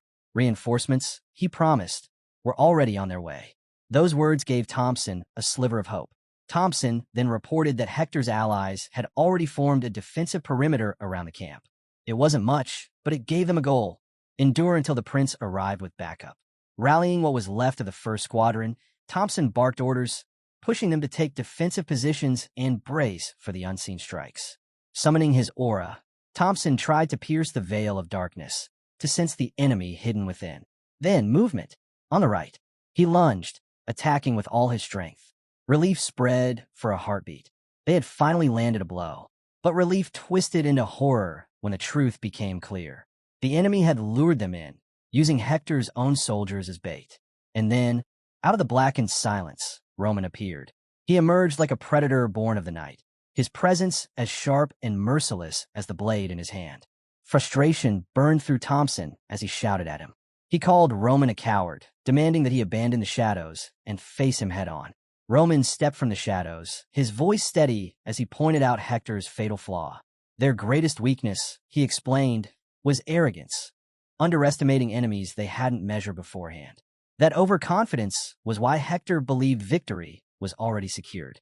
He shifted his gaze to Thompson. And do you truly think that just finding me makes defeating me any easier? The weight of Roman's words sank in. Thompson clenched his fists, realizing there was no choice but to fight. The atmosphere grew heavy, thick with tension. Thompson resolved to finish the battle quickly. But Roman didn't give him the chance. With blinding speed and surgical precision, he struck. Thompson collapsed, his cry of pain swallowed by silence. Roman had already sealed the area with mana, ensuring no sound could escape. No reinforcements would come. Pinning Thompson to the ground, Roman ripped the magical communication device from him. Without hesitation, he used it, knowing Edwin was on the other end. His voice cut through the line with confidence. Roman exposed the truth Hector had tried to bury. The kingdom was starving. A famine had swept through their lands, leaving their people desperate and their army stretched thin. Hector's campaign against Cairo was not an act of strength, but of survival. It was a gamble to seize resources before their nation collapsed. He detailed their dire condition.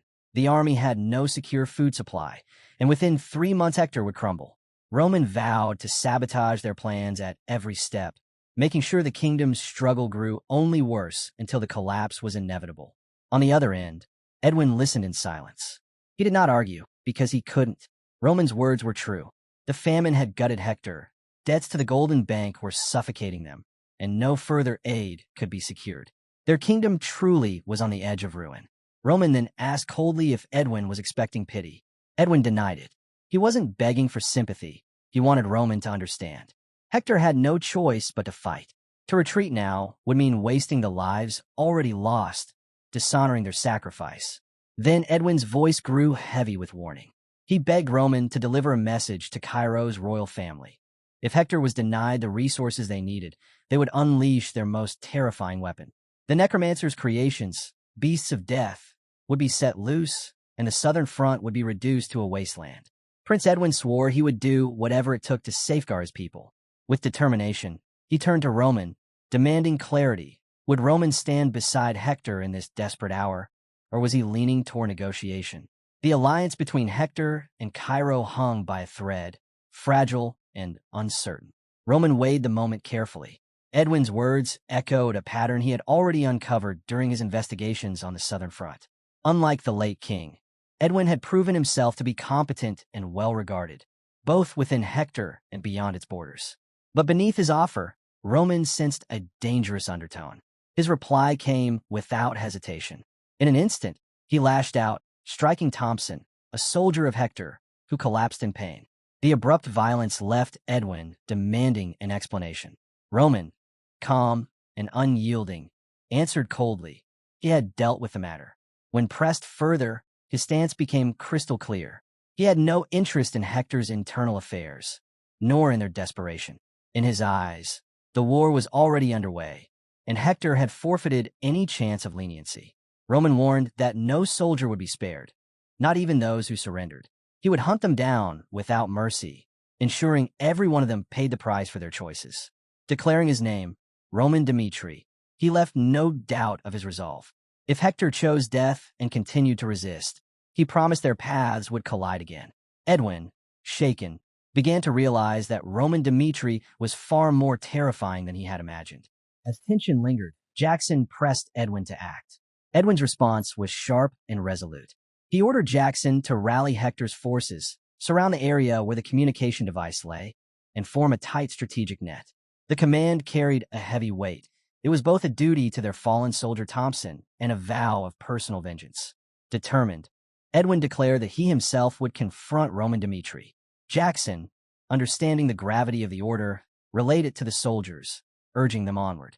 Despite the loss of comrades, they pressed forward, climbing the mountain with one mission: cut off Roman's escape and trap him where he stood. The atmosphere grew heavy as Hector's troops prepared for battle, each step fueled by resolve and the will to avenge their fallen. At the same time, Roman turned to his own men, pointing out the battlefield's hidden truth.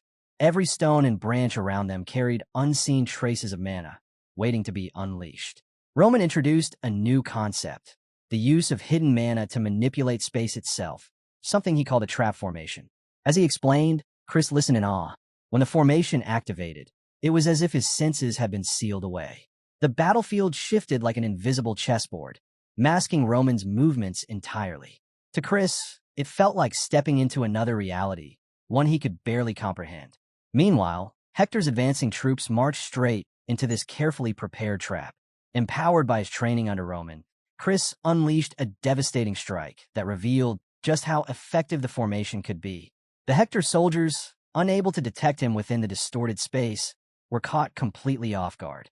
Seizing the moment, Chris rallied the Roman soldiers to attack, using the warped battlefield to conceal their approach and throw the enemy into chaos. Chris was no longer the warrior he once was. After countless duels with Roman, his skill had reached a level most would consider impossible. His growth was evident in every move he made. Surrounded by a radiant blue glow, he cut down his opponents one after another, executing his technique, the lightning flash, with blinding speed. Confident they had carried out Roman's strategy, Chris quickly took control of the situation. Knowing reinforcements could be on their way, he ordered a retreat, regrouping the soldiers at their next position to maintain the advantage of surprise. Across the battlefield, other skirmishes raged on. Kevin, his body enveloped in a sinister red aura, tore through Hector's ranks with calculated precision. Each clash only reinforced his belief. Roman's plan was unstoppable.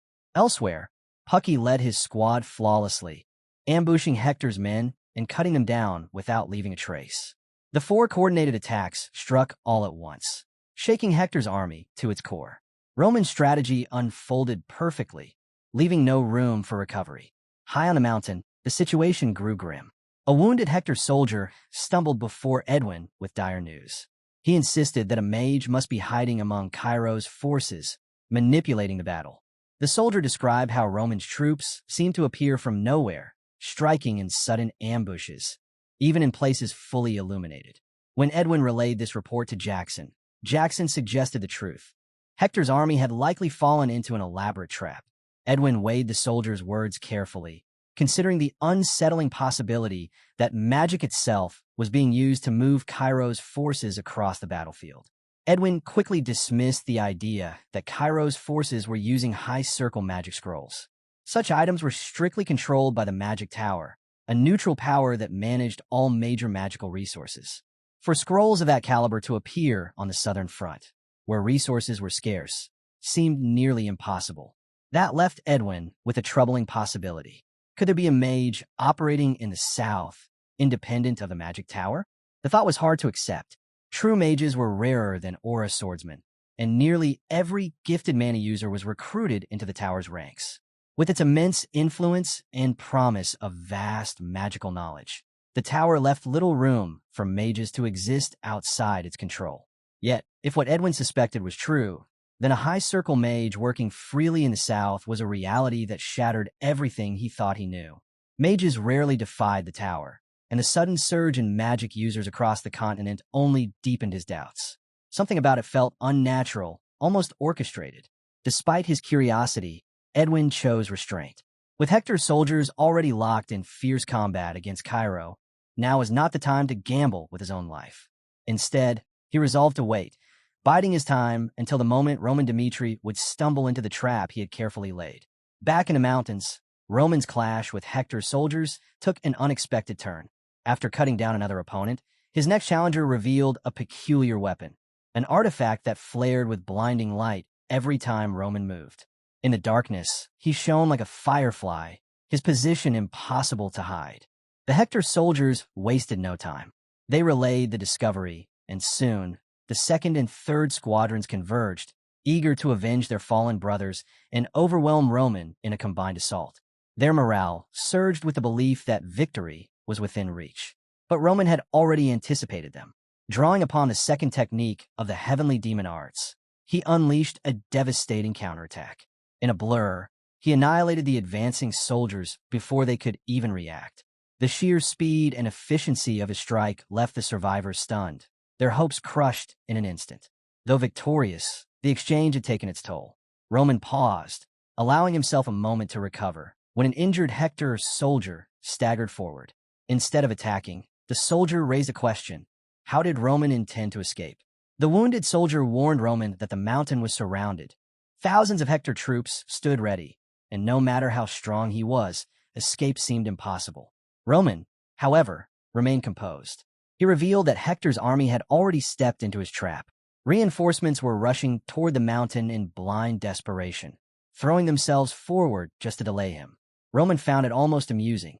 Their recklessness only made them easier to deal with. A faint smile crossed his face as he muttered that he would take his time, toying with Hector's soldiers until dawn. But his brief moment of ease was cut short. From the shadows, a voice rang out, declaring that Roman's end had arrived. Roman turned, his eyes landing on a man clad in light armor with a scarred face. Recognition struck. This was Jackson, the captain of Hector's elite ranger unit. Roman immediately gauged his strength. Jackson's power ranked at least 4 stars, and Roman couldn't help but wonder if Hector had deliberately hidden him away for this moment. The air thickened with tension as the two warriors squared off. Their swords collided with a deafening crash, echoing through the mountains as sparks flew. Jackson shouted fiercely that Roman was finally cornered within the dense forest. Though his official rank in Hector's military was unimpressive, outsiders knew him as the de facto leader of the Rangers. His reputation carried weight, his true abilities whispered about but never fully confirmed. Now, in the glow of the forest where blue light illuminated the battlefield, his strength was on full display. Yet, Jackson quickly realized something was wrong. His attacks failed to force Roman back. Blow after blow landed, but Roman remained unshaken, countering with sharp, deliberate strikes. Jackson's confidence wavered. He remembered the reports. Roman Dmitri was said to be no more than a 3-star swordsman. But here, in front of him, Roman's ability told a very different story. Anyone above 4 stars was considered a disaster on the battlefield. And suddenly, Jackson understood why Hector's soldiers had been crushed so easily. Roman, calm and calculating, dismantled Jackson's offensive with precision. And though Jackson had entered this fight expecting to overwhelm his enemy, he now found himself forced to acknowledge the terrifying truth of Roman Dimitri's strength. Channeling his aura, Roman unleashed a strike that sent Jackson staggering backward. In that instant, Jackson was forced to admit Roman Dimitri was no ordinary opponent. Even so, Jackson clung to the belief that he could still claim victory.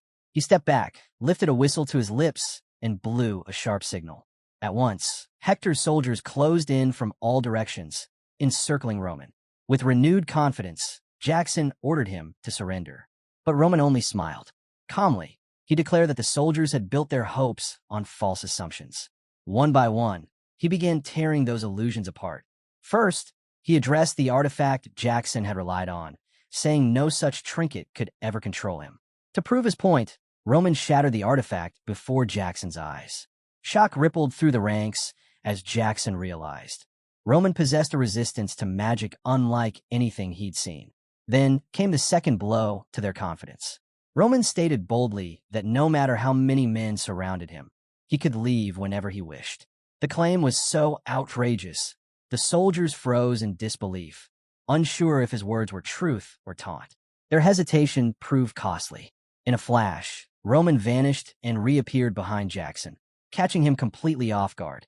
With a mocking tone, he pointed out the obvious. At this critical moment, Prince Edwin's promised support was nowhere to be found. Jackson's confidence cracked. He realized Roman had outmaneuvered him entirely.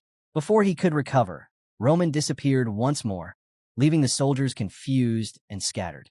Panic rose as Jackson shouted for them to give chase, warning that Prince Edwin was now in grave danger. Meanwhile, Roman raced toward Hector's command post. Strategy consumed his thoughts. Against a larger army, the surest path to victory was clear: eliminate the enemy commander, and their forces would collapse. Guided by the faint mana radiating from Edwin's communication device, Roman moved with lethal precision. At the base of the mountain, the enemy camp stretched before him. Roman cut through the soldiers guarding it, his movements sharp and merciless. None were able to stand against his speed, and his advance was relentless. Step by step, he closed in on Edwin Hector. But just as Roman prepared to strike, his plan faltered. Edwin revealed an unexpected weapon: fire magic. Flames burst forth, twisting and flowing with unnatural grace. Roman was caught off guard, forced to recognize that Edwin's power was far greater than he had anticipated. Mana coursed through Edwin, moving with a rhythm of its own. In the thick of battle, he unleashed a spell, Inferno, hurling a torrent of flames straight at Roman. Roman reacted instantly, raising his defenses to withstand the searing blast. But Edwin pressed forward without pause. With a swift incantation, he cast Entangle. Thick roots erupted from the earth, wrapping tightly around Roman. For a moment, it seemed he was bound, but with one decisive slash, Roman severed the roots and broke free. Just as he steadied himself, another danger emerged. From the shadows stepped a swordsman cloaked in a radiant yellow aura.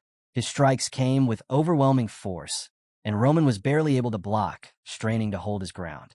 The man revealed himself: Butler, captain of Hector's second highest Royal Knight Order, a 5-star swordsman. It struck Roman at once. This was no coincidence.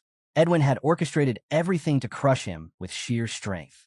Butler's aura burned with raw power, his presence suffocating. Watching from the side, Edwin's confidence swelled. With Butler now in the fray, he believed their combined might would finally put an end to Roman Dimitri. As Butler pressed forward, Edwin cast another spell, Windblade. Razor-sharp gusts cut through the air as Butler charged in with his sword glowing like molten steel. Roman was pinned between the slicing wind and Butler's ferocious assault. Forced to defend both sides, Roman faltered. Butler's blade struck with such force that the impact exploded through the forest, shaking the ground and sending shockwaves outward. The blast tore through the battlefield, and when the dust settled, Roman was left bloodied and kneeling. In the chaos, his mind raced. He had expected obstacles, but not this. A prince wielding such magic, nor Butler, a 5-star knight hidden in plain sight as if he were nothing more than a soldier. Yet instead of despair, Roman felt something else: excitement. The closer he edged toward death, the more alive he felt. His smile returned, his spirit burning even brighter in the face of danger. Butler, watching him, felt a rare unease. How could a man barely in his mid-20s withstand the combined assault of both a prince's magic and a five-star swordsman? Roman's resilience defied reason, leaving Butler to wonder what kind of power this man truly held. Spotting Roman's exhaustion, Edwin seized the moment.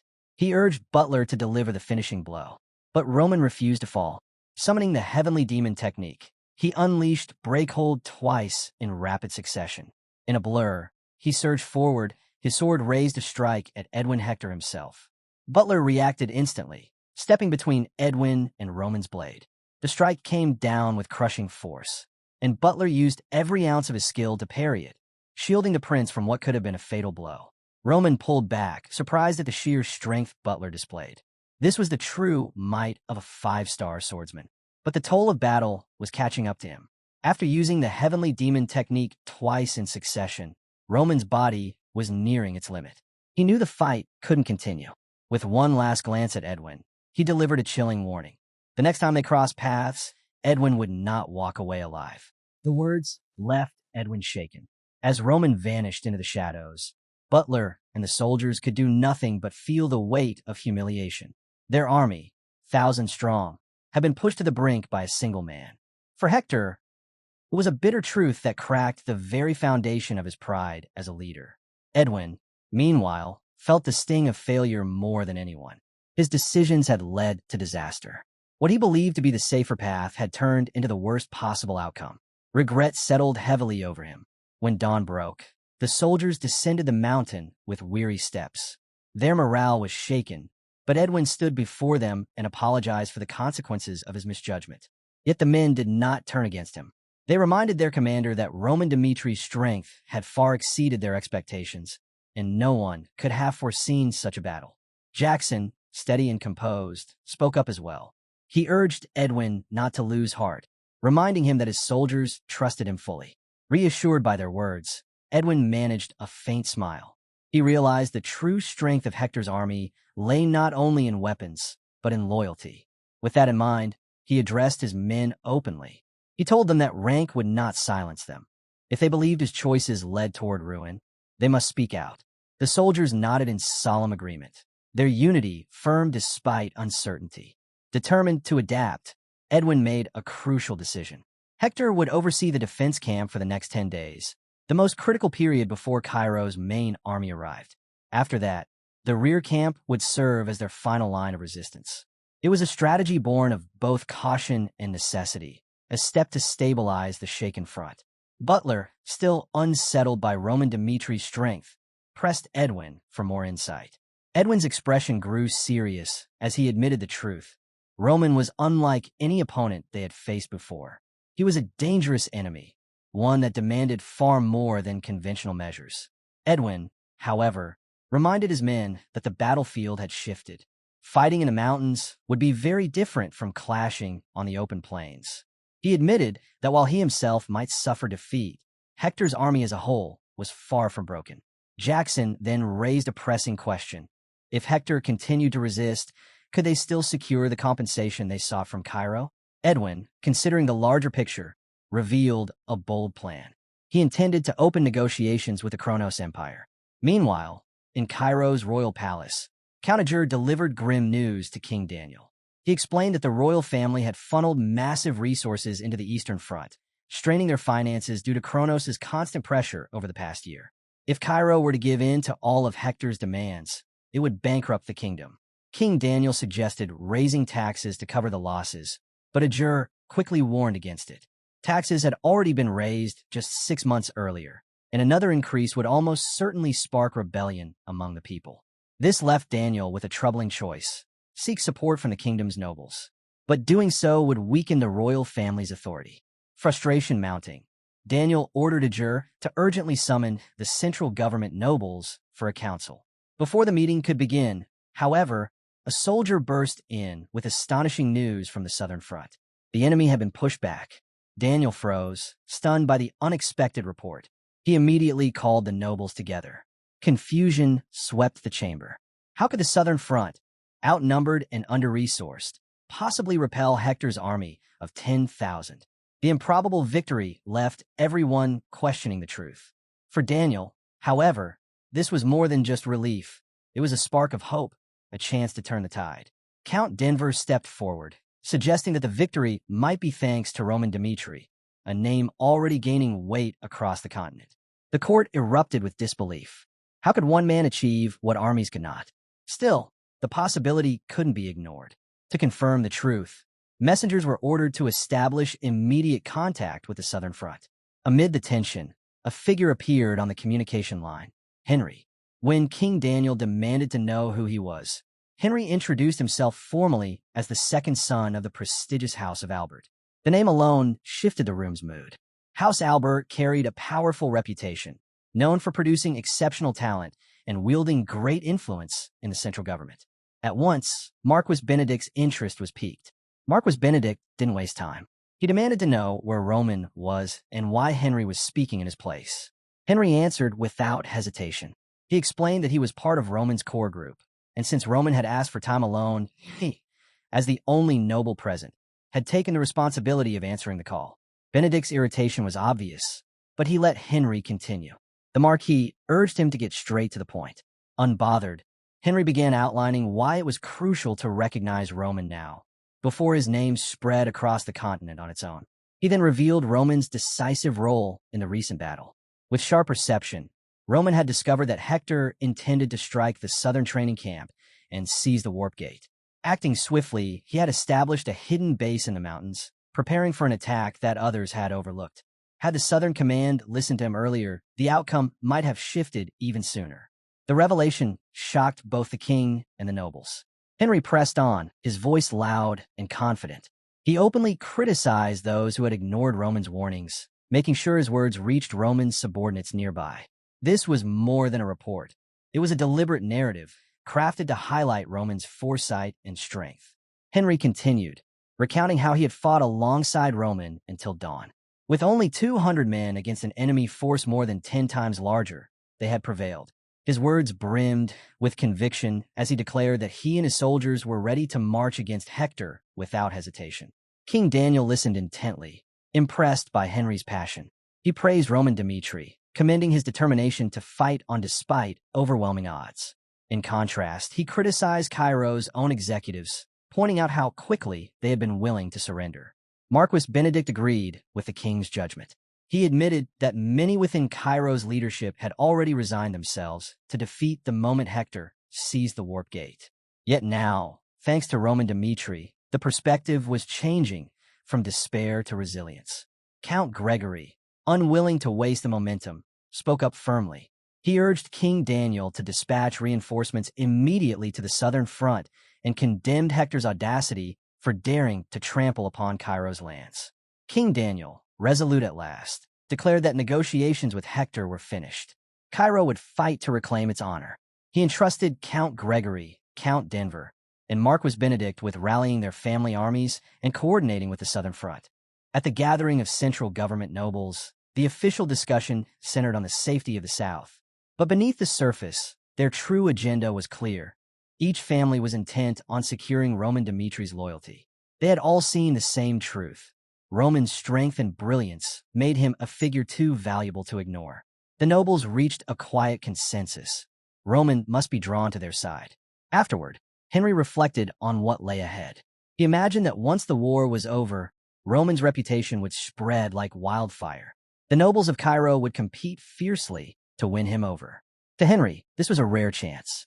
By aligning himself closely with Roman now, he could secure his own future advancement. With that thought in mind, Henry approached Chris, offering him high-quality food in a show of friendliness. But Chris, ever perceptive, saw through his intentions. He bluntly told Henry that winning favor wasn't about gifts. It was about proving one's reliability on the battlefield. The words struck Henry. For the first time, he began to reflect on how trust was earned and how essential it was in building alliances that lasted. Later, in a more casual gesture, Henry shared some of the food with Kevin. Not long after, orders from the royal family arrived at the southern defense line. The command was clear: support Roman Dmitri and hold the line until Cairo's main army could reinforce the south. Meanwhile, at Cairo's third defense line, Commander Baron Vasilii considered the recent reports.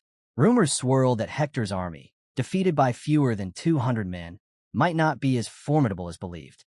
Speaking with another soldier, Vasilii speculated that famine could have weakened Hector's troops.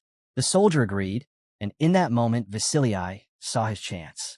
After 3 long years stationed in this remote post, Vasilii hungered for recognition. He believed this was his opportunity to make a mark. If someone as young as Roman Dmitri could achieve the impossible, then he too could carve out his moment of glory. Determined, Vasilii ordered his men to gather immediately. His plan was bold: strike Hector's army with guerrilla tactics and prove the strength of the third defense line. The odds were daunting, with 3,000 enemy soldiers advancing toward them, but Vasilii was eager to meet them head-on. Fueled by ambition, Vasilii set his men into position for an ambush.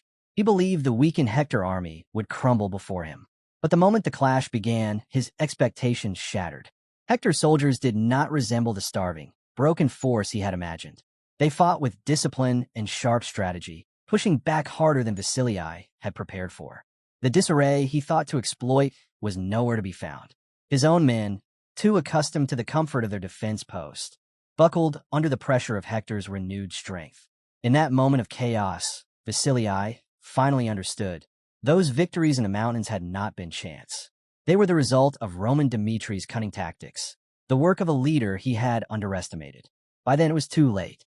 Overwhelmed on all sides, Vasilii's forces collapsed. The commander himself fell on the battlefield, cut down by Hector's advancing soldiers. News of his death traveled quickly to Cairo's royal palace. A messenger delivered the grim report to King Daniel. Baron Vasilii, commander of the third defense line, had been killed. Worse still, both the third and fourth defense lines were under simultaneous attack, and their collapse seemed imminent. Then came another desperate call from the second line. They could not hold for another 10 days. Reinforcements were needed immediately. The scale of the disaster sank in. King Daniel realized Cairo's defenses were crumbling, and his kingdom's strength alone was not enough to hold back Hector. Every victory they had claimed so far had rested on the shoulders of one man, Roman Dmitri. The king felt a wave of vulnerability and, almost instinctively, demanded to know Roman's whereabouts. Far from the palace, Roman was in a secluded cave, training relentlessly. His body pushed past exhaustion. His mind wandered through the mysteries of the world. He reflected on the enigma of magic, comparing it to Muram, a harmony of drawing in natural energy like roots spreading through the earth and refining martial arts. Roman acknowledged a hard truth. Had Edwin Hector's magical ability been stronger, his own escape might have been impossible. His resilience as a heavenly demon had carried him far, but he lacked the ability to recover quickly. The memory of his recent battle with Edwin and Butler weighed heavily. Edwin's cunning spells and Butler's 5-star swordsmanship had nearly cost him everything. Roman knew one thing for certain. He needed a new plan. Despite the danger, Roman felt a rush of excitement at the thought of facing such powerful foes. The idea of risking everything against enemies who pushed him to his absolute limits stirred something inside him. He didn't crave comfort. He craved battle. Roman began running through countless strategies in his mind, plotting ways to bring down both Edwin and Butler together. At last, he stood firm in his decision, declaring to himself that he was ready for war. Outside the cave, Henry and Chris waited patiently. Henry, uneasy, admitted that the royal family was urgently searching for Roman. But Chris stood his ground. No one would be allowed inside until Roman chose to emerge. Henry glanced at the cave, wondering what Roman was doing in seclusion. When Roman finally stepped out, looking worn yet composed, Henry asked about his rough state. Roman explained simply that he had been preparing, sharpening himself for the battles ahead. Chris then delivered grim news. The third and fourth defense lines had collapsed in a single day. Even worse, Hector had seized the second line and taken all the war supplies before retreating to their rear camp to ready themselves for a decisive battle. Concerned, Henry suggested leaving the matter to Cairo's main army. But Roman disagreed. He told Chris to open a line to the royal family. Soon, Roman stood face-to-face with King Daniel through the communication device. The king, already aware of the collapse of the defense lines, immediately pressed Roman for answers. What had he been doing while the South was falling? Roman did not hide the truth. He explained that he had spent the week laying out his strategy. King Daniel acknowledged Roman's efforts, but voiced his frustration. The southern lines had fallen too quickly, and the kingdom was in greater peril than ever. Seeking clarity, the king asked why Roman hadn't intervened sooner. Roman's answer was blunt. He had left the outcome of those battles to chance. If Hector had forced them into open field combat, there was little he could have done to change the result. Hector had staked everything on this war, and their greatest weapon, Butler, a 5-star swordsman, was already in play. Then came the revelation that shook the king. Edwin Hector was not just a commander, he was a mage. Roman emphasized the danger this posed. On open fields, a mage's power could dominate entire armies, and Edwin was no ordinary spellcaster. That was why Roman had chosen to hold back until Cairo's main army arrived, because only then could Hector be properly confronted. Marquis Benedict sided with Roman, admitting that the southern front was in no position to continue with its current forces. Count Denver, on the other hand, was stunned by the revelation that Butler had entered the war. That alone proved Hector was fighting with everything they had. Benedict then told King Daniel there was no reason to question Roman any further. The other nobles quickly agreed, and the king, respecting their counsel, promised he would not press Roman again.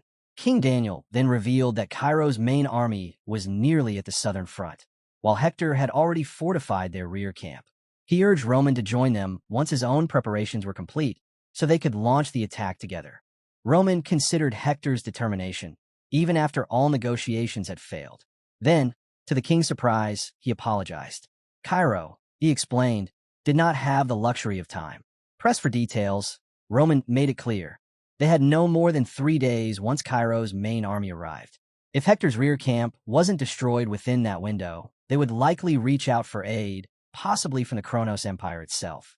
The king, shocked by the prospect, asked Roman what Cairo should do next. Roman's answer came with a smile.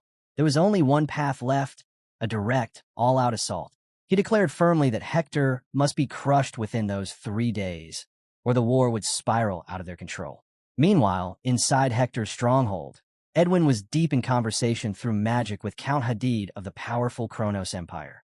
Edwin proposed an alliance, Kronos and Hector together, striking at Cairo's southern gate. The idea intrigued Hadid, but he hesitated. While the prospect of controlling the southern front was tempting, he worried about provoking Cairo too openly. In the end, Count Hadid agreed, but only under one condition. Hector had to hold the rear line for an entire month. The demand frustrated Edwin. He couldn't understand why Kronos sought only to profit from the situation while Hector bled. But with no better options, he accepted. The urgency of the situation left Edwin no choice but to act quickly. He turned to Jackson, one of his most trusted men, and ordered him to use the warp gate to contact the royal family. Jackson was tasked with securing both manpower and supplies to sustain Hector for the long month ahead. He nodded, understanding the weight of the responsibility, and prepared to depart immediately. As Edwin considered the warp gate, he calculated it would take at least 3 days to establish the connection. Still, he was confident Hector could endure until then, and when he returned, he believed he would bring the reinforcements and supplies that would spark new hope for Hector's survival. The scene then shifted outward, the winds of war stirring across the battlefield. Inside a military tent, Count Hadid, commander of the forces, sat with Baron Tal of the Pro-Kronos faction and Baron Brahim of the Pro-Valhalla faction. They waited in tense silence for Roman Dimitri's arrival. As they waited, Hadid couldn't help but wonder. This war offered little in the way of gain. So why had the central government's high-ranking nobles taken such an interest? His thoughts circled back to one answer: Roman Dimitri. Perhaps winning his support was the true key to success. Their uncertainty deepened until Roman finally entered the tent. Hadid rose at once, greeting him warmly and addressing him as the hero of Cairo. He recalled how Marquis Benedict had once brushed aside the southern front as unimportant, yet later made his true intentions clear. Roman's favor was everything. Benedict had warned Hadid that if Hector won this war, the royal family would take the blame. Worse, if Roman were swayed to join rival aristocrats, the balance of power in Cairo could collapse. Roman's background only made things more complicated. A man born of common blood, yet powerful, respected, and still only in his mid-20s. Hadid recognized the immense potential in securing him. If he could persuade Roman to align with Benedict's faction, the rewards awaiting him would be significant. With these thoughts in mind, Hadid led Roman to a seat and introduced himself. making his allegiance clear. He spoke of his loyalty to Marquis Benedict and reminded Roman that Benedict had a personal connection to him through the Southern training camp, proof that he cared about Roman's well-being. Hadid then delivered an apology on the Marquis's behalf for the difficult circumstances he had faced. Roman, calm and composed, simply replied that there was no need for concern. Encouraged, Hadid pressed further, asking for time to prepare a special gift for Roman, a hint at the rewards that could come if Roman chose to support their cause. But before the discussion could continue, Baron interjected. He announced that Count Gregory was waiting for Roman with important information. Baron Brahim added that Count Denver had already dispatched men from his own family to reinforce Roman on the battlefield. Roman paused, curious, and asked outright what the intentions of the commanders truly were. Baron was taken aback by the directness of the question, but quickly realized Roman's sharp perception. It was clear he already understood the politics at play. Acknowledging their motives, Roman wasted no time. He redirected the discussion, reminding them that the enemy had already planted their flag on Cairo's soil. Future plans could wait. Right now, only the battlefield mattered. While the threat pressed down on them, Roman spoke of his ambitions for after the war, envisioning himself as the strongest swordsman in Cairo, daring to challenge the current rankings. But that dream would have to wait. For now, he urged the commanders to focus only on the danger at hand. He vowed to prove his worth and declare that his blade would serve only the leader truly deserving of it. Those words eased the strain in the room, allowing them to continue with a more formal discussion. The clash between Hector and Cairo promised to be brutal. With the castle itself hanging in the balance, the commanders searched desperately for a strategy, yet no clear plan surfaced. Hadid then turned to Roman, proposing a direct confrontation against Hector's army of 10,000. Cairo had its own vast forces. Surely sheer numbers would overwhelm Hector. But Roman quickly shattered that illusion. Numbers alone meant little when Hector's mages were involved. Their power could turn the tide. Cairo might look stronger on paper, but victory wouldn't come so easily. Roman hinted that there was another path forward, though he kept his thoughts guarded. Soon, Hector's scouts sounded the alarm as Cairo's army advanced.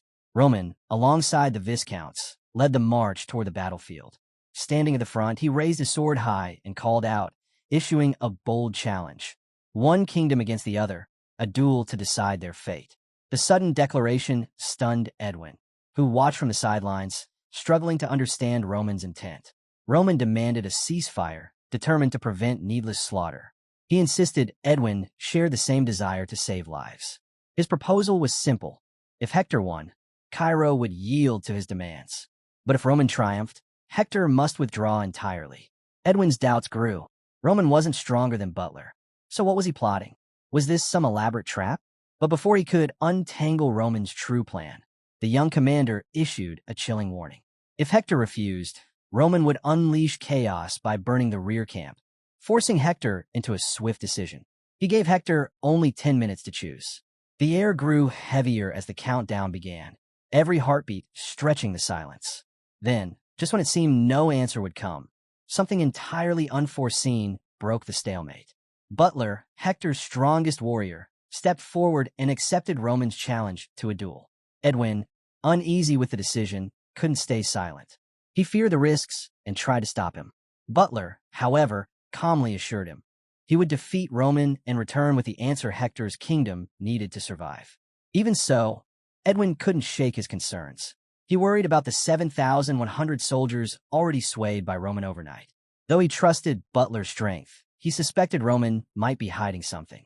Butler dismissed the concern with confidence, promising he could handle whatever schemes Roman had prepared. He had followed Hector's king through countless dangers. Traps didn't scare him. Still, Edwin pleaded with him for one thing. If anything felt wrong, he must retreat. Butler gave his word, but vowed he'd return in victory. As he walked forward, he reflected on Roman's strangeness. He had met unusual opponents before, but Roman was unlike any of them. Whether there was a trap or not, Butler resolved to give his all when the battle began. Roman then spoke, reminding Butler of the strike he had once landed on him in the mountains. Since that moment, he had longed for a true fight to the end. He swore there were no tricks this time, only a duel between warriors. Roman urged Butler to fight with everything he had, declaring that if Butler killed him, his mission would be complete. Butler bristled at Roman's reckless, almost insane resolve, and prepared himself for combat. The two warriors charged, colliding with full force as the duel erupted. As the clash unfolded, the importance of reaching the five-star realm became clear. Warriors of that level were powerful enough to alter the course of an entire war. With Hector's kingdom on the line, Butler released his overwhelming aura, proving his resolve to end this swiftly. He never intended to prolong the fight. His aim was to strike hard and finish it quickly. With that determination, Butler launched forward, carrying the weight of Hector's future. But to everyone's shock, Roman met the attack head-on, blocking it with extraordinary skill and speed. The impact was so immense that the ground beneath Roman split apart, sending tremors through the battlefield. The spectacle stunned everyone watching, Edwin, Hector's soldiers, and Cairo's commanders alike. Yet Butler refused to falter. Without hesitation, he pressed on, driving his assault with even greater ferocity.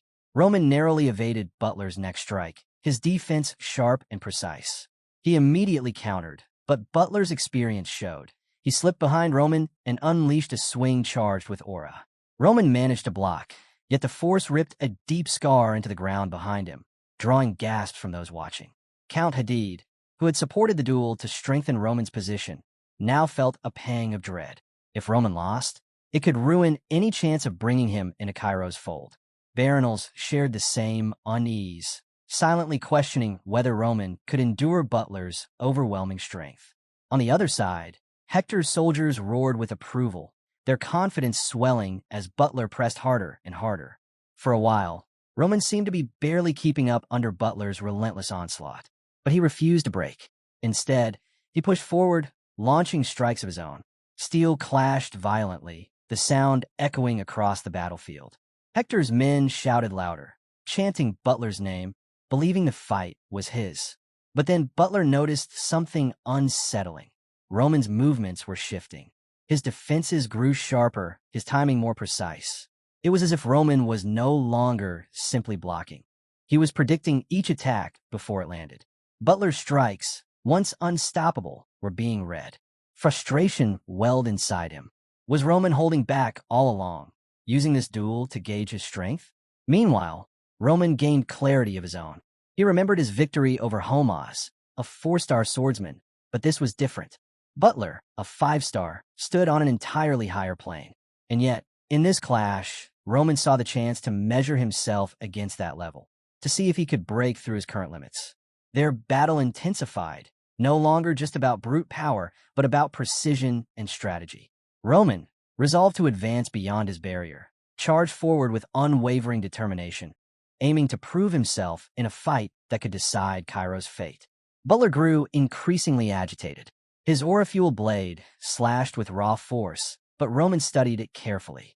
He noticed the flaw hidden within the brilliance of aura itself, its instability. No swordsman could maintain perfect control over mana. The aura along Butler's blade surged unevenly, parts of it flaring too strong, others weakening as a result. Roman quickly pieced it together. If one section of the blade carried 120% of the aura's power, then the rest dropped to only 80%.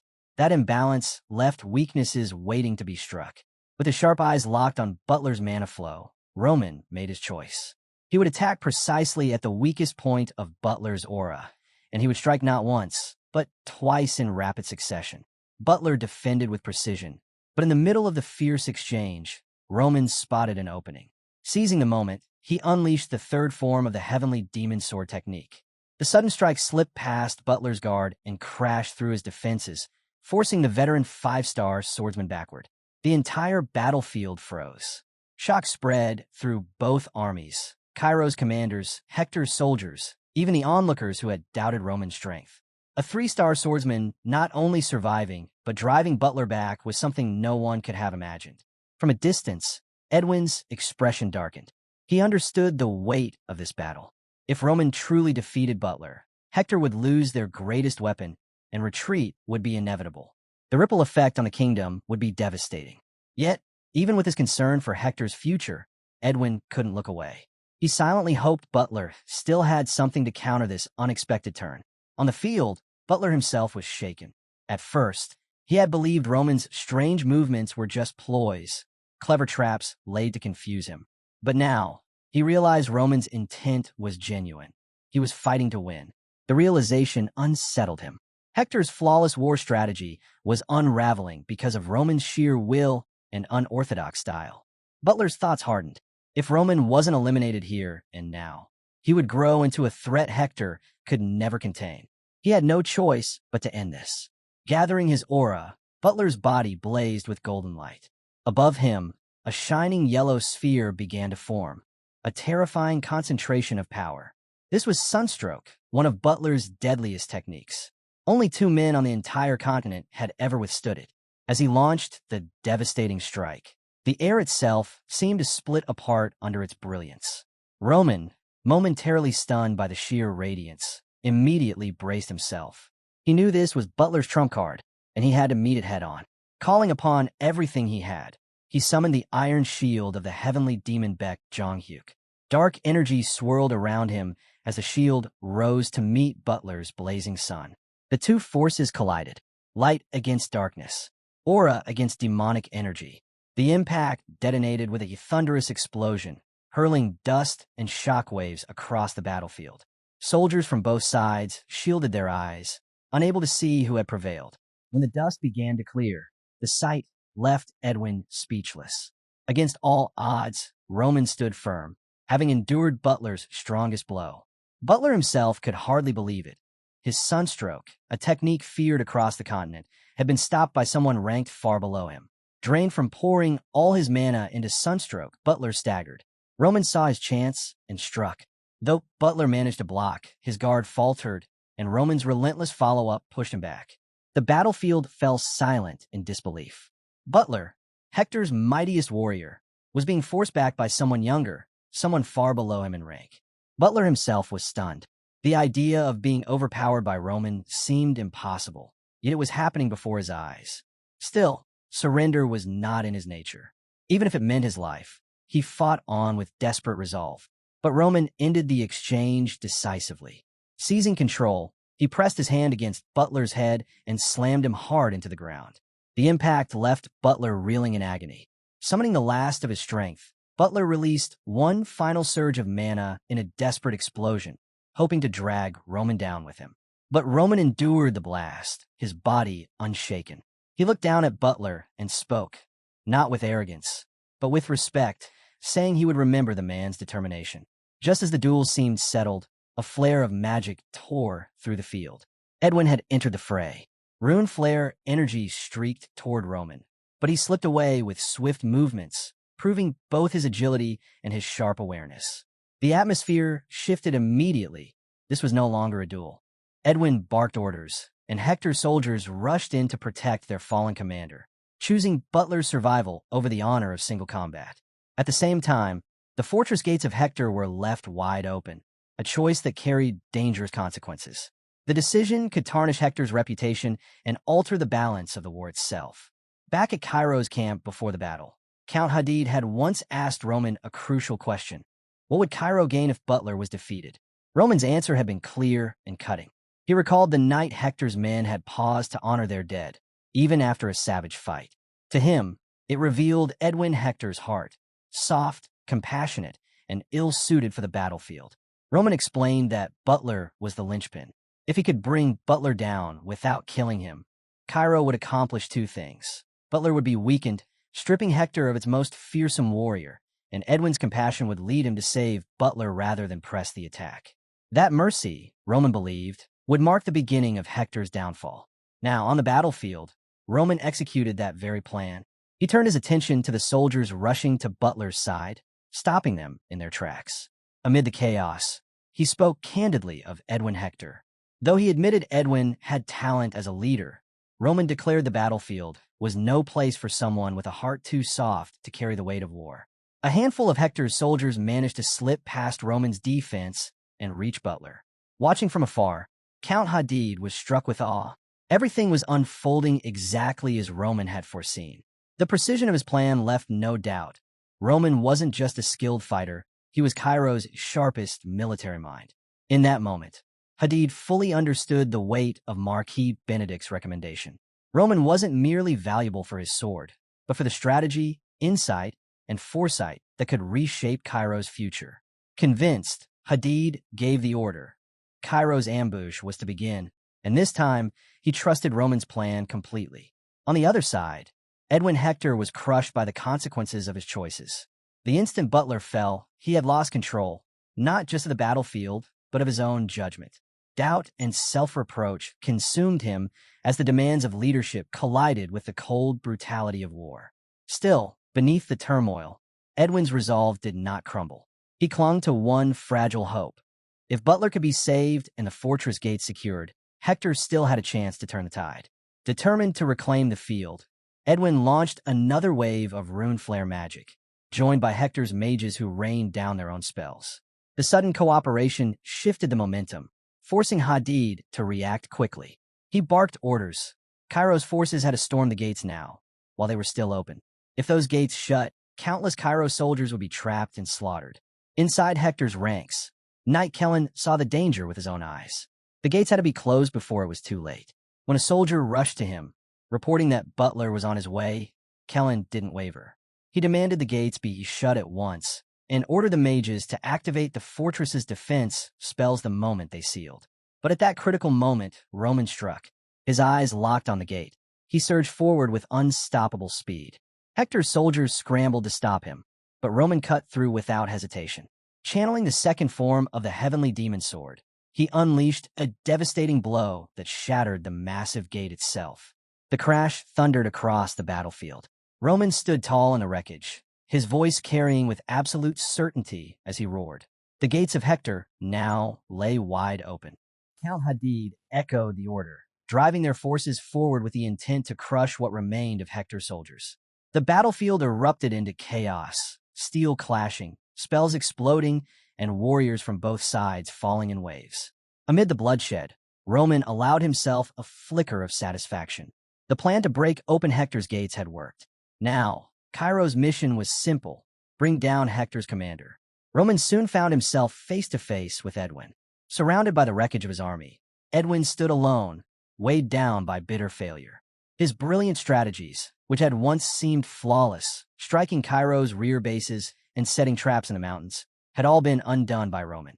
The deaths of 1,000 Hector soldiers burned in his mind, and despair clawed at him as he wondered why fate had chosen him to lead and why it had sent Roman into Cairo's path.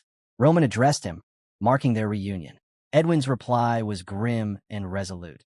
If he died here, Roman would not leave the battlefield alive either. Summoning fire and wind, Edwin unleashed a devastating combination spell. But Roman held his ground, deflecting the assault. Seeing their commander falter, Hector's aura soldiers rushed in, striking at Roman together. Roman answered with the heavenly demon sword, cutting all three down in a single, overwhelming strike. Edwin, undeterred, poured everything into his next attacks. Vines of entangling magic erupted from the ground, while a blazing inferno swept forward. Roman tore through them as if they were nothing. Desperate, Edwin launched bolt after bolt of lightning, striking Roman directly. For a fleeting moment, he thought victory was his. But Roman reappeared behind him in an instant. His cold voice declared the battles, and as he raised his blade for the finishing strike. At that critical moment, Kellen, the knight who had closed Hector's gate, threw himself between them. With no hesitation, he sacrificed his life to shield Edwin. Edwin froze, watching his loyal comrade fall before him. Roman, prepared to strike again, radiated malice. But before he could deliver the fatal blow, Jackson and his unit burst onto the scene. Their sudden arrival forced Roman back just enough. Jackson grabbed Edwin, pulling him out of harm's way. In the middle of the chaos, his voice was sharp and unyielding. He demanded to know, did Edwin truly wish to die here, remembered only as a coward and a failure? Jackson's words cut through the chaos, urgent and unrelenting. He pressed Edwin to live, to understand that survival itself was now the most important task. Still reeling from Kellen's sacrifice, Edwin finally began to grasp the brutal truth of war. Every life lost carried a weight he had to bear. Jackson guided him firmly, almost like a father to a son. He reminded Edwin that the fallen had not given their lives in vain, and that their sacrifice demanded he endure. Pulling him back from despair, Jackson ordered a retreat. The soldiers quickly obeyed, forming a wall of steel around Edwin. their only goal now to keep him alive. But Roman was not so easily stopped. With raw, merciless strength, he tore through the defenders, cutting them down as though they were nothing. Edwin, battered and bleeding, could do nothing but watch as Roman carved a path forward. In that moment, Roman appeared less like a man and more like the embodiment of war itself. Unyielding, merciless, unstoppable. Amid the carnage, a wounded soldier stood before Roman, summoning the last of his courage. He admitted Hector had already lost and begged Roman to spare the survivors. But Roman's response was cold and final. He reminded the man that Hector had been warned of this outcome. There would be no mercy.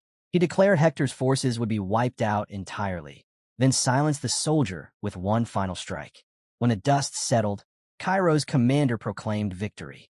Yet the true shock came moments later as the main Cairo army, accompanied by its high-ranking leaders, marched through the gate. There, they found Roman, standing tall among the ruins of Hector's forces. His daring actions had completely reshaped the war's outcome, a single man altering the tide of history. Roman Dietrich's name spread like wildfire. Shrouded in mystery, his presence now carried undeniable weight, and his reputation soared to new heights. With a faint, shadowed smile, Roman looked on as Cairo's army poured into the conquered gate. For Cairo, this was more than victory. It was proof of Roman's unmatched power and cunning. Celebrations erupted in the streets, joy sweeping through the city as the news reached its people. But even before the cheers could echo into the capital, unsettling rumors began to spread. Word came from the south. Merchants carried grim stories. Hector's kingdom had crossed Cairo's borders and launched an attack on the southern front. Fear stirred once again. Whispers spread that Cairo might hesitate to raise taxes despite the looming threat of war. And as unease thickened across the kingdom, the scene shifted to the Royal Academy of Cairo, where a fierce match was underway in the D-class arena. The duel in the Academy arena was between William Castro and Loren Dimitri, Roman's younger brother. William charged in with fiery determination, his strikes fast and heavy. Loren struggled to keep pace, barely managing to defend himself as the pressure mounted. Backed into a corner and panicked, he lashed out blindly. William sidestepped with ease and landed a decisive blow, sending Loren sprawling helplessly to the ground. After the match, a stern instructor confronted Loren. Though he had enrolled to learn swordsmanship, his fear of facing an opponent's blade and the instinct to shut his eyes in combat were glaring weaknesses. The instructor's words were cutting. Loren lacked talent. If he didn't show progress in the next exams, he would be dropped to E-class. The warning left Loren shaken. At 18, being placed among 15-year-olds would be a humiliating fall. Alone on a bench, he sat deep in thought, the weight of his uncertain future pressing down on him. It was then that William approached. Calm and confident, William spoke with casual authority. He said that when he was younger, he believed every member of the Dimitri family was exceptional. But as he grew older, he learned that some people were simply born with limits. He reminded Loren that miracles, like Sir Rodwell's rise to greatness, didn't happen twice in the same bloodline. Loren listened in silence, sadness settling heavily over him. He realized Rodwell's brilliance would forever overshadow his own ambitions. William's friends, watching from nearby, remarked on how dull the exchange was. They soon shifted the topic to the rumor that Roman Dimitri had defeated Homero. Skeptical, they questioned whether it could possibly be true. William dismissed it outright. To him, such rumors were fabrications, stories spread by the Dimitri family to hide the shame of their eldest son's foolish reputation. Looking directly at Loren, William bluntly stated that the third Dimitri son hardly seemed impressive either. Loren's thoughts lingered on Roman. He didn't remember his older brother being cruel or worthless, but William's certainty that Roman could never defeat someone like Homero planted doubt. Torn between his memories and the rumors, Loren's heart wavered. Just then, a sudden commotion stirred near the Academy's entrance. Curious, Loren followed the noise. Whispers filled the air. Cairo's southern front had nearly collapsed under Hector's assault, only to be saved by a miraculous victory that no one had expected. At the heart of Cairo's stunning turnaround stood one name, Roman Dimitri. Whispers of his feats spread like wildfire. People claimed he had crushed Hector's army with only 200 soldiers and even bested Butler, a 5-star swordsman, in a duel. Loren struggled to take it all in. The stories seemed impossible, more like wild exaggerations than truth. Could this legendary figure truly be his older brother, the same Roman Dmitri he had always known? Before he could sort through his thoughts, a commotion rippled through the academy gates. A soldier called for the crowd to part. Roman Dmitri, the hero of the South, was arriving. Riding in on horseback, his presence was commanding, the atmosphere heavy with awe. Loren froze, unable to hide his shock at the sight of his brother's triumphant return. The scene then shifted to the royal palace, where King Daniel personally welcomed Roman. The king expressed genuine joy at finally meeting him and thanked him deeply for saving the southern front. Roman's actions, he said, not only defended Cairo's borders, but also displayed the true strength of its people. Moved by his accomplishments, the king offered Roman any reward within his power. To everyone's surprise, the king revealed his true intention. Count Nicholas, captain of the Royal Knights and the strongest swordsman in Cairo, was preparing to step down. Daniel proposed that Roman take the position of vice captain, with unrestricted access to the royal family's library. On top of that, he relieved Roman of his border duties. Roman immediately recognized this was more than a gift. It was a calculated move. King Daniel, who had risen to the throne young after the sudden death of his predecessor, was often dismissed as weak. But Roman understood the truth. The king was consolidating power, securing strong allies against the influence of the aristocracy. Aligning Roman with the royal faction was a bold step towards strengthening his reign. Not everyone agreed. Marquis Benedict objected strongly, insisting it was unfair to load so much responsibility onto someone with such a bright future ahead. Several nobles sided with him, arguing that the so-called reward felt more like a burden. But King Daniel stood firm. He declared this was the honor he wished to bestow upon Roman, and he would not waver. In an unexpected gesture, King Daniel declared that the choice was entirely Roman's to make. The nobles in the hall were stunned. Such freedom was rare when dealing with the royal family. To Roman, however, this revealed a glimpse of the king's true character. Though honored by the offer, Roman made his stance clear. He didn't feel bound to serve the royal family out of obligation. Instead, he asked for time to decide his path. Then, before the court, he revealed his personal ambition. He intended to enter Cairo's open ranking competition. Starting from rank 99, he would climb all the way to the top, aiming for rank 1 after fully preparing himself. The announcement drew murmurs of disbelief. Even King Daniel was caught off guard. The ranking battles were notorious. Fighters challenged one another until either one yielded or was unable to continue. Victories meant taking an opponent's position, but losses could bring crippling injuries or even death. Concerned, Daniel warned Roman of the risks. Roman answered calmly. He knew the danger, but this was the path he had chosen. Wealth and recognition meant nothing to him.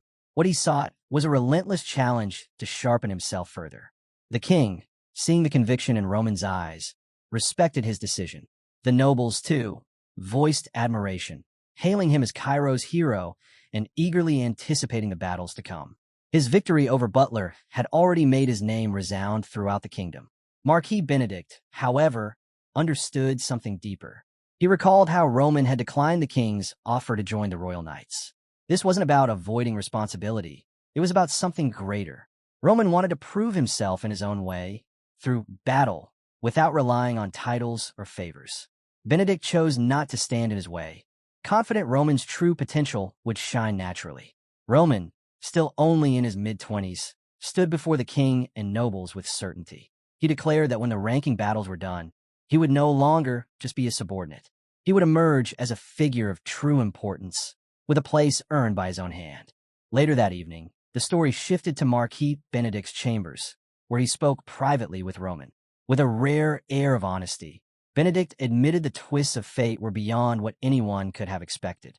He had sent Roman to the southern front, believing it was the best path for him, never imagining Hector would declare war. Yet, against all odds, Roman had been the one to crush Hector's advance and alter the kingdom's destiny. Roman expressed his gratitude to Marquis Benedict, admitting that the war with Hector had been a harsh but valuable experience, one that had strengthened him in ways nothing else could. When he shared his vision for the future, Benedict was taken aback. Roman explained that the battles had shown him just how vast the world beyond Cairo truly was. To measure his own strength, he would first conquer the kingdom's ranking battles. Once he proved himself as Cairo's strongest, His next step would be to leave the kingdom and carve out greatness in the wider world. Benedict listened, then reflected on his own past. In his youth, he too had dreamed of exploring beyond Cairo's borders. But when faced with the endless expanse of the world, he chose instead to find fulfillment in the life he now led. Then, with uncharacteristic openness, Benedict revealed something deeply personal. He spoke of his daughter, whom he had raised alone after her mother's passing. He had devoted his life to her, ensuring she grew up with care and stability. To Roman's surprise, Benedict offered a proposal. He compared Roman to the extraordinary men he had once known in his younger days. Despite Roman's lack of natural gifts, Benedict admired his relentless will and his ability to stand shoulder to shoulder with those born with rare talents. Seeing Roman's potential, Benedict suggested the possibility of marriage between his daughter and Roman. But he made his stance clear. He would never force her hand. Her happiness and choice came first. He proposed only an introduction, with the hope that mutual respect and affection might naturally grow. His sincerity was unmistakable. He had been watching Roman carefully, past and present, and now invited him to walk alongside him, offering his full support to help Roman achieve anything within Cairo. Benedict also understood the weight Roman carried.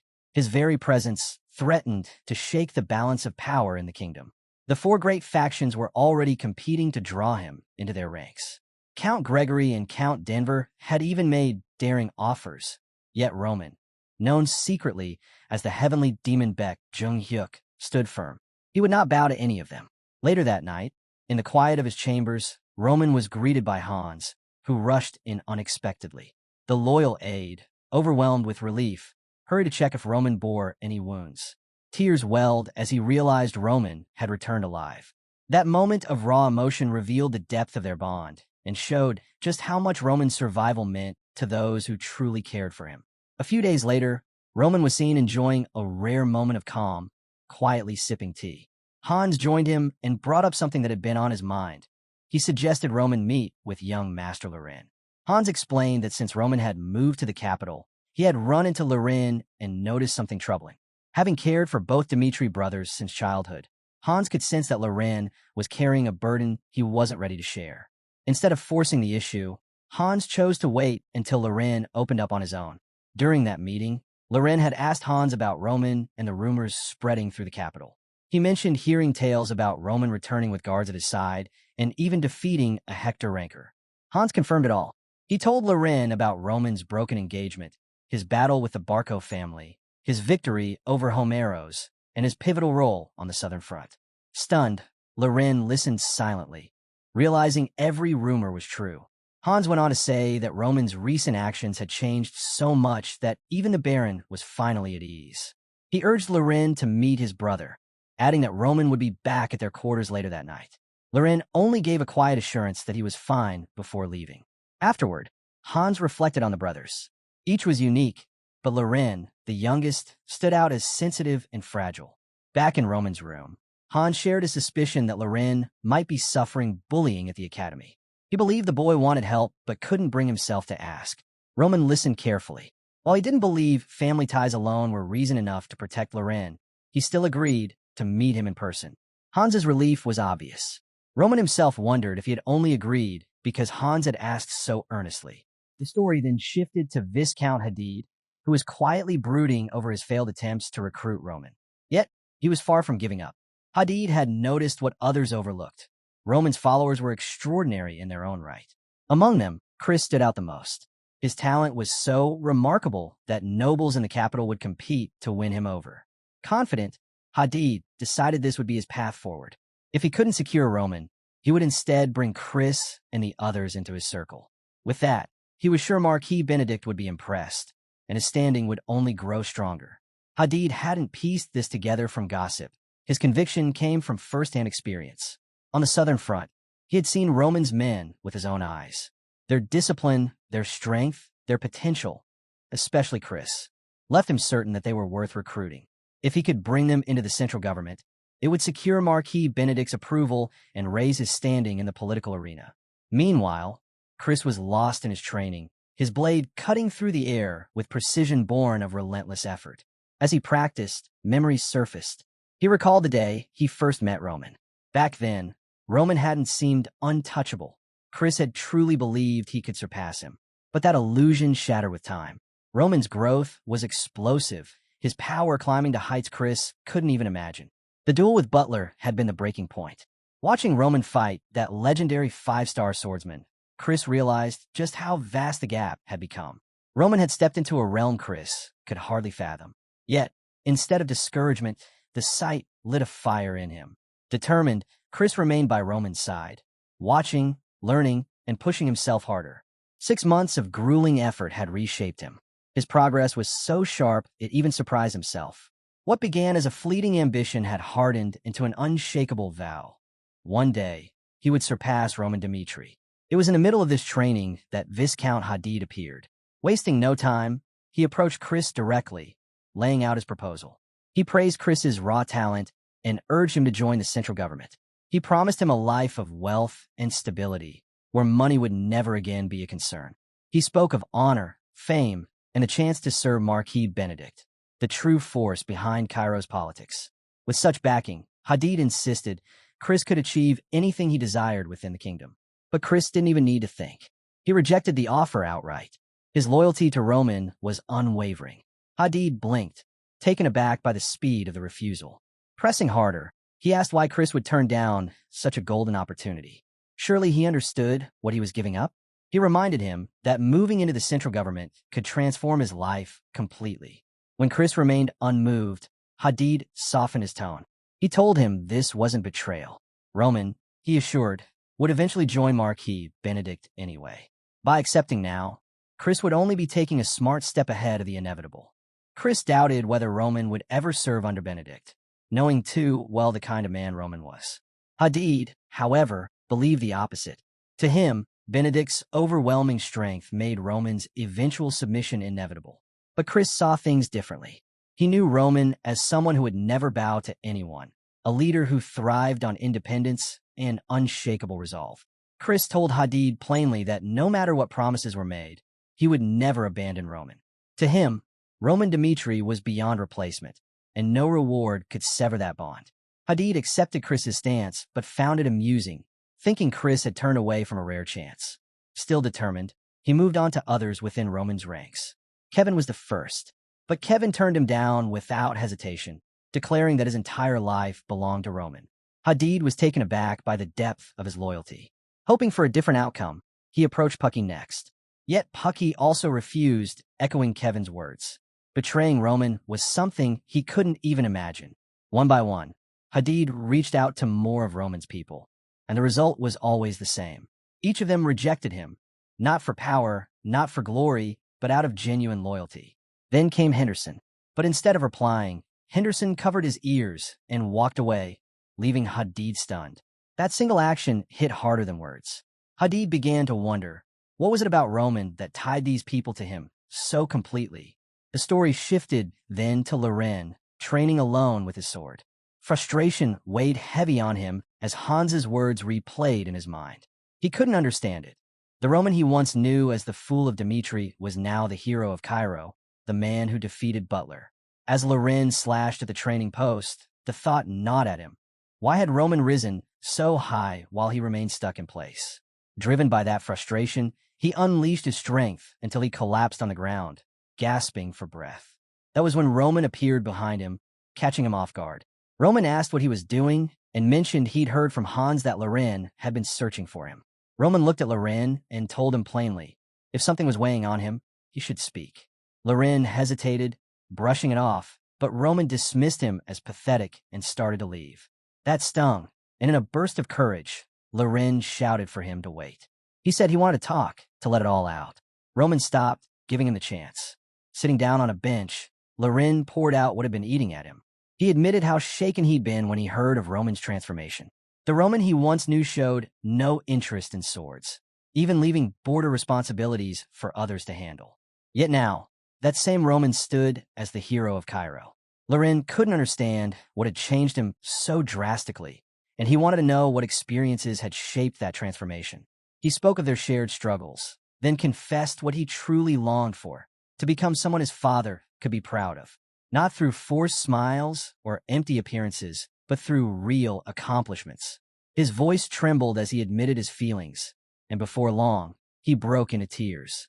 Roman, seeing Lauren's vulnerability, reminded himself that at 18, Loren wasn't ready to carry the same weight he had. He thought back to how the people of Dmitri had embraced his new self, setting aside the fool he used to be and giving him another chance. That acceptance had mattered more than anything.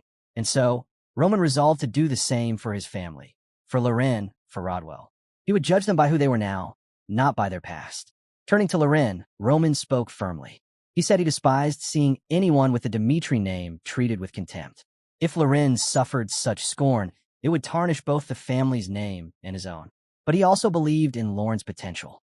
He urged him to prove himself in the upcoming Academy swordsmanship exam.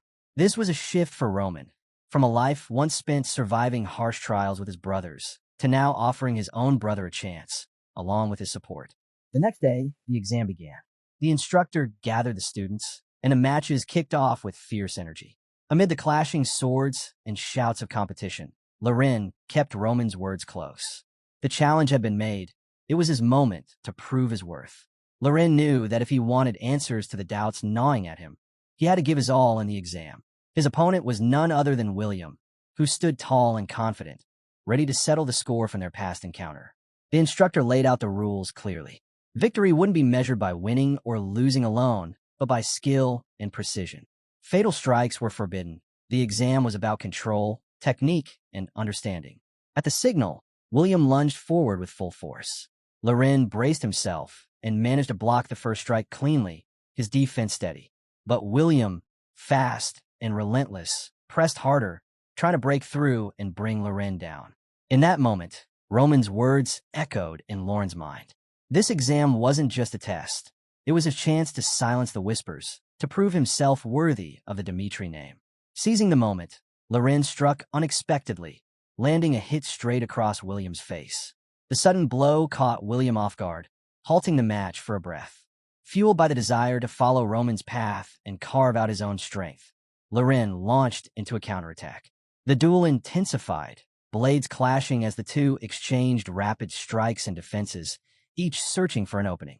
William grew frustrated by Loren's persistence and went for a crushing blow. But Loren, driven by sheer determination, met it head-on with a strike of his own. The fight reached its climax as both fighters exchanged a storm of synchronized attacks, their movements blurring in a fierce display of skill. Then the scene shifted. Loren came back to himself, catching his breath as the match ended. The teacher, impressed by the fierce contest, acknowledged the strength Loren had shown. Even though William had been the aggressor, it was Loren's swift dodges and sharp reactions that stood out. The teacher's praise went beyond the day's exam. They pointed out how fear had often chained Loren in past matches, holding back his true ability. But today, his performance told a different story. He hadn't just shown skill. He had shown growth, courage, and the strength to rise above his fears. The instructor explained that pitting him against William had been intentional. William was meant to be his trial, a genuine test of character and strength. Shocked, Loren asked if the teacher truly meant that. Without hesitation, the teacher assured him that they always spoke with honesty to their students and encouraged him to start believing in himself more. The teacher also pointed out how much Loren and William resembled each other, urging Loren not to let fear chain him any longer. Taking in those words, Loren felt a weight lift, quietly grateful for the advice as the scene shifted. Meanwhile, William was boiling with rage over how close the duel had been. His pride refused to accept it. Even as his friends tried to calm him down, William brushed them aside. To him, Loren had dared to challenge him not just with his sword, but with his very eyes, and that was unforgivable. Driven by spite, he rallied his companions, insisting they help him teach Loren a lesson. His friends cautioned him against it, warning that such actions could stir trouble between families, even drawing Roman Dmitri into the matter. But William ignored their concerns. He sneered, boasting about his position as the eldest son of the Castro family, reminding them that his father shared close ties with Marquis Benedict. In Cairo, he claimed true power rested in alliances and influence, not in empty names like Lawrence. With arrogance, he declared that he would use that power to crush Loren, then ordered his followers to drag him over. But before they could act, a voice cut through the shadows. Roman stepped forward, demanding William repeat every word he had just spoken. The air shifted instantly. The hero of Cairo stood before them. Roman's presence shook the group, but William, clinging to his pride, brazenly claimed he would say it again if Roman wanted to hear it. He didn't get the chance. Roman closed the distance in an instant, seizing William by the throat and lifting him effortlessly from the ground. His voice thundered with authority as he told William that his family's power meant nothing in the face of true strength. He rebuked him, not only for trying to harm Loren, but for daring to insult the Dimitri name. Then, without loosening his grip, Roman ordered him to take him straight to the Castro family estate. Stunned and gasping, William could hardly process this sudden reversal. When Roman finally released him, his words carried a weight that none present could ignore. Parents, he said, must answer for the actions of their children. The scene shifted once more, this time to the grand halls of the Castro family palace. There, Viscount Hadid reported to Count Castro. Every attempt to win over Roman's men had failed. Hadid explained that Roman's followers didn't even recognize the opportunity before them, dismissing it as blindness born from their humble origins. Count Castro let out a laugh, amused, and asked Hadid what was so remarkable about Roman. Hadid quickly defended Roman's value, pointing out that Marquis Benedict himself was working tirelessly to bring Roman under his wing, even going so far as to consider him as a potential son-in-law. That revelation piqued Count Castro's interest.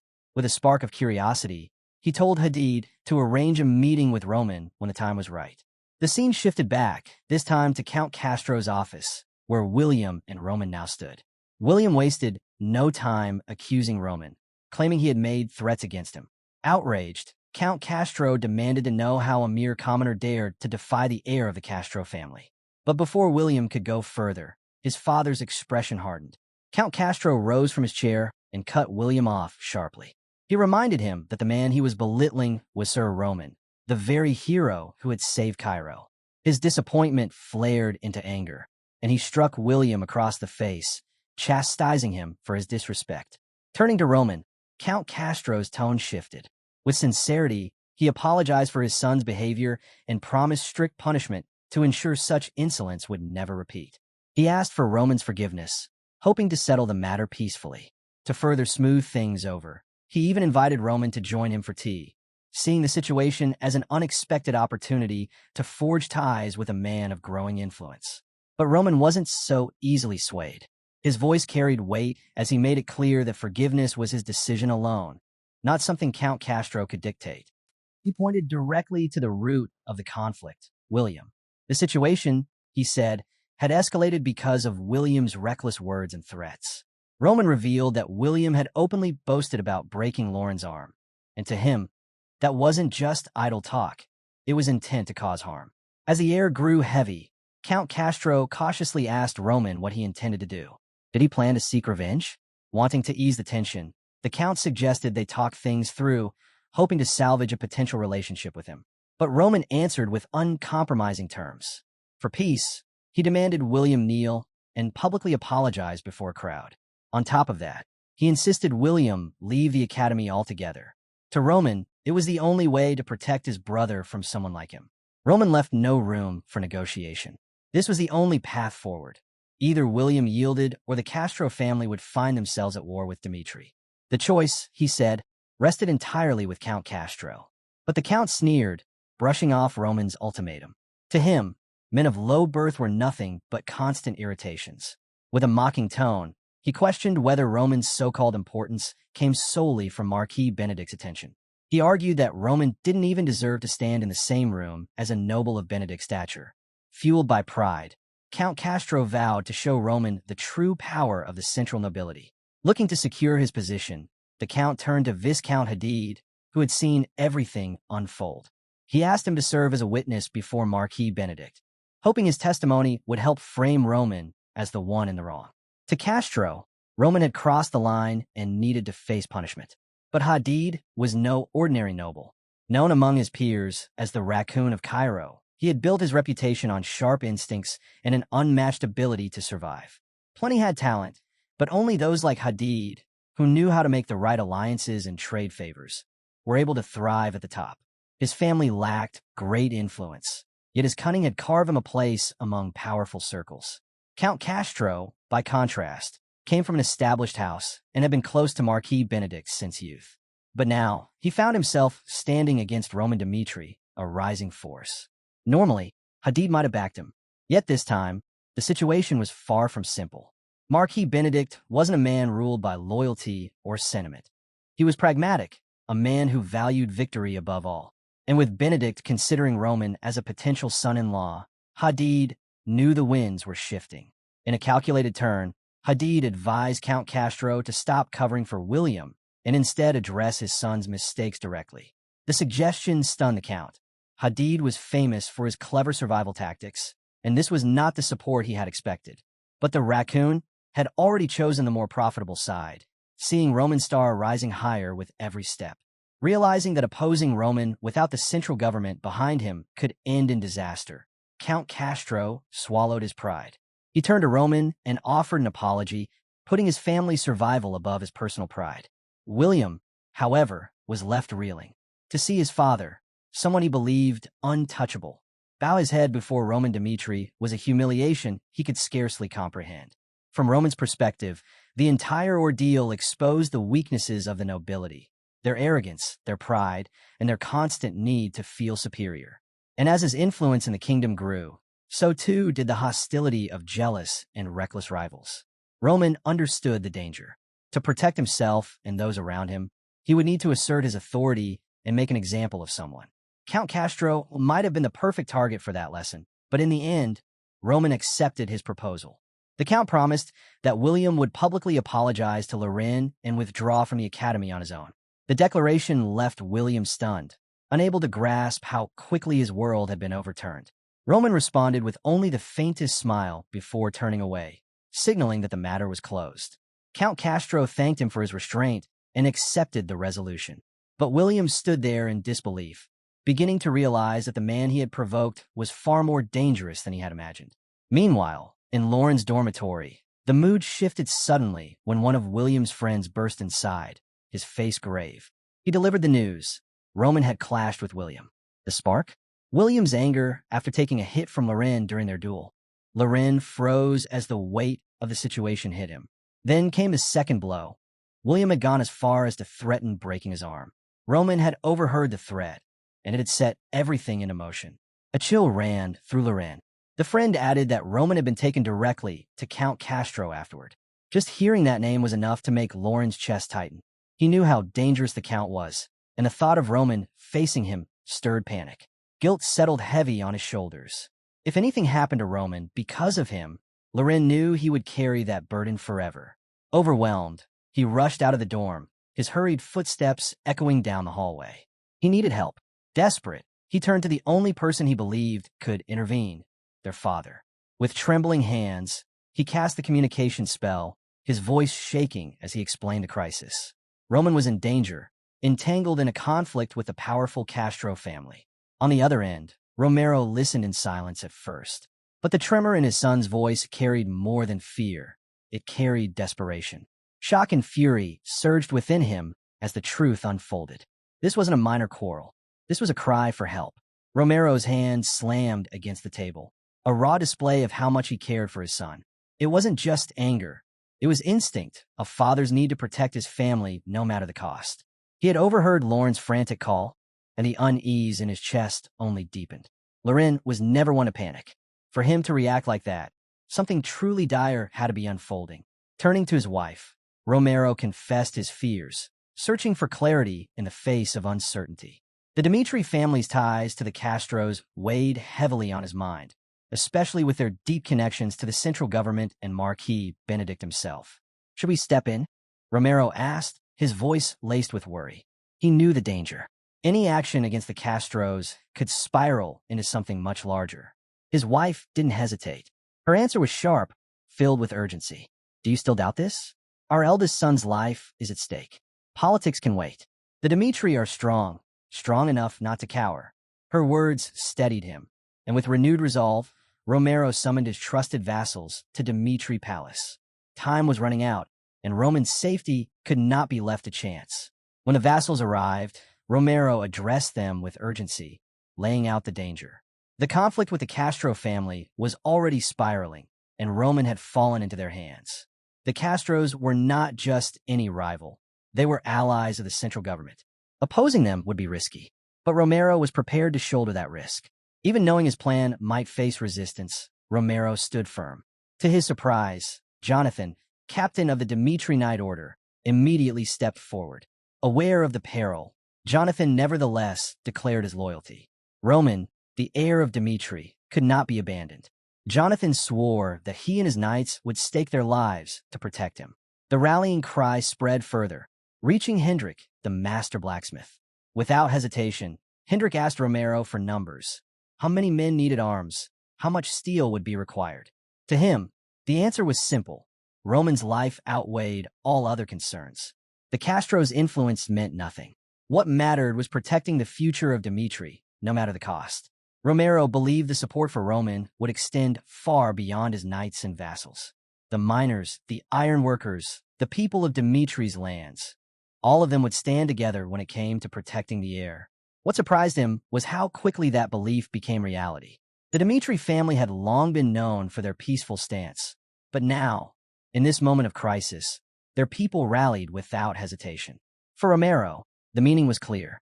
Dmitri could no longer stand quietly in the background. It was time for the family to take its place as leaders of the Northeast.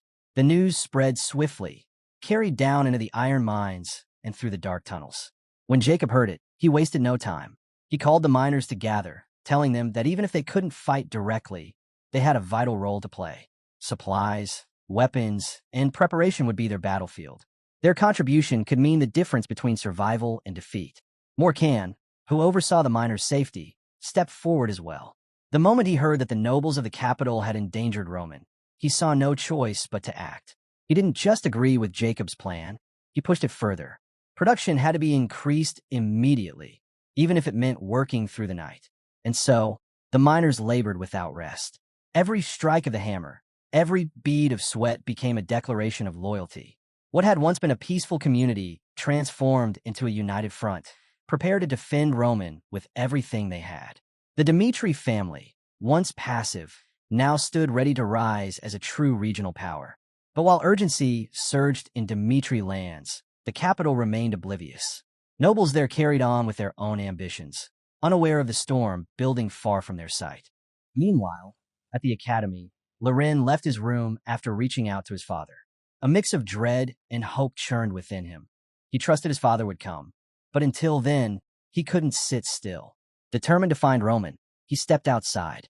There, a strange sight greeted him. A crowd of students had gathered, speaking in hushed tones.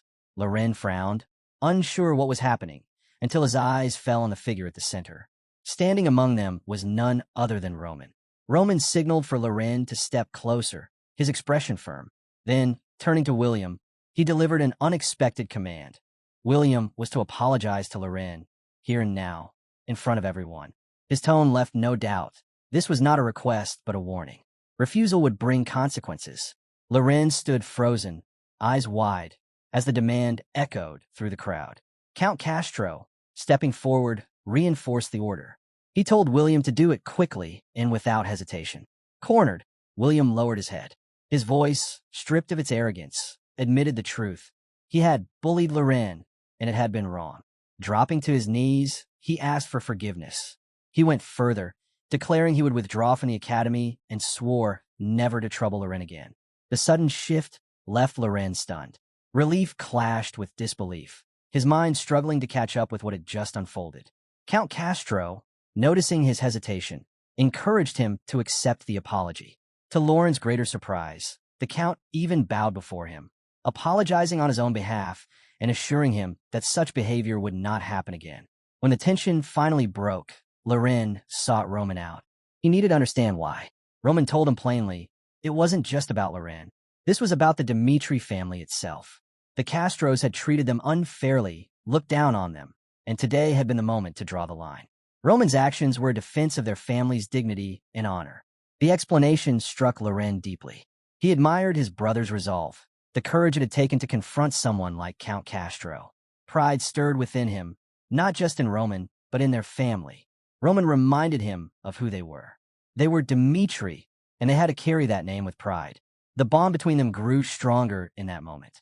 For Loren, It was a lesson and a promise. He would no longer allow anyone to demean him. Roman, seeing his brother's resolve, allowed himself a small, relieved smile. At last, the storm seemed to be settling. But then Loren remembered his earlier plea to their father. Panic resurfaced. He urged Roman to contact Romero quickly, terrified of how their father might react once he learned of the fight. Far away in the Castro palace, the consequences of William's actions were already crashing down. A sharp slap echoed through the chamber as Count Castro unleashed his fury on his son. He reminded William of who Roman Dmitri truly was, the savior of Cairo, a man whose name carried weight even among the most powerful. Though William was the eldest son of the Castro family, he had crossed a line when he humiliated Roman's younger brother. Forced to kneel before the academy and give a sincere apology, he dragged the Castro name into disgrace. Whispers spread quickly. People mocked the family, calling them blind nobles who couldn't even manage their own house. The title of foolish count began to follow Castro's name, and the sting of it gnawed at him. Count Castro seethed at the humiliation, but beneath his anger lay deep unease. The family's standing had already been shaken, and now another storm loomed. How would Marquis Benedict, one of the most influential men in the region, view this disaster? As he brooded over his tarnished reputation, a servant rushed in with unexpected news. Romero Dmitri was calling through magic. The count was taken aback. Of all people, why would Romero be reaching out now? The answer came with thunder. Romero's voice carried a weight that left no room for doubt. He told Castro that looking down on Dmitri blood had been a grave mistake. Whatever status the Castros claimed through their ties to the central government, they would find no weakness in Dmitri resolve. This insult to his son would not be ignored. Confused, Count Castro wondered why Roman's father would stir matters further when the incident had already ended. But Romero pressed on. At dawn, he declared, the Dmitri family would formally petition the central government for a wardship over their territory, a move that directly challenged the Castro family's hold on power in the northeast. Then came the second blow. Dmitri merchants would cut all trade with the Castros. Supplies, coin, and resources would dry up overnight. It was both a financial strike and a public declaration of defiance, shaking the Castros' foundation. Romero was not finished. He vowed to collect every debt the Castros owed to the Golden Bank, a pressure point that could grind their finances into ruin. And beyond money, he revealed something more dangerous. Dmitri had already reached out to the enemies of the Castro family, giving them both gold and backing. With enemies now gathering both inside and outside their circle, the Castro family stood on the edge of collapse. Romero made his intention clear. He would see the Castros brought down, no matter the risk or sacrifice. For him, this was no longer just a defense of his son. It was a war to erase the Castros' influence once and for all. Count Castro could hardly believe what he was hearing. Romero's demands sounded so absolute, so heavy with consequence, that he struggled to grasp the weight of them. The idea that the Dmitri family would go this far over the incident was beyond anything he expected. But Romero Dmitri did not back down. His voice carried a final warning. Release Roman at once. Startled, Count Castro quickly protested. There must be a misunderstanding, he insisted. He was not holding any member of the Dmitri family. To calm the storm, he explained that the issue with Loren, the spark of this conflict, had already been resolved. He even pointed to William's public apology as proof that the Castros wanted peace. Hearing this, Romero felt an awkward wave of embarrassment. For all his fury, it seemed he had been mistaken about Roman's situation. Count Castro reassured him again, promising that the matter was over and vowing to prevent such incidents from ever happening again. Somewhat unsettled, Romero ended the call. Back in Dmitri lands, Romero reflected on the exchange. He thought about what it meant to be a true leader, not someone who ruled by fear or force, but someone who inspired trust and loyalty even in hardship. And everywhere he looked, from the highest officials to the miners in the tunnels, he saw proof that Roman had already become such a figure. His son had grown into someone loved and respected across their entire territory. That realization humbled him. And at the next gathering with the Dmitri people, Romero made a surprising declaration. There would be no war. Instead, they would hold a celebration. He urged everyone to cast off their worries and enjoy themselves without restraint, as if tomorrow might never come. The announcement filled the community with joy. Excitement spread quickly, lifting the heavy air that had hung over them. By the following day, The markets buzzed with gossip. Everyone was talking about what had happened. The sight of William, the eldest son of the Castro family, kneeling to apologize to young Loren. The act had shaken the capital, leaving nobles and commoners alike whispering about whether the balance of power in Cairo was beginning to shift. Merchants who once traded loyally with the Castros began severing ties and turning toward Dmitri. Among them was Lucas, who spoke openly about the meaning behind these changes. The Dmitri family, he said, had won the favor of the elites, reshaping the region's political map. Not long ago, no one would have believed that a border family could stand against the mighty Castros. Yet the incident had flipped expectations.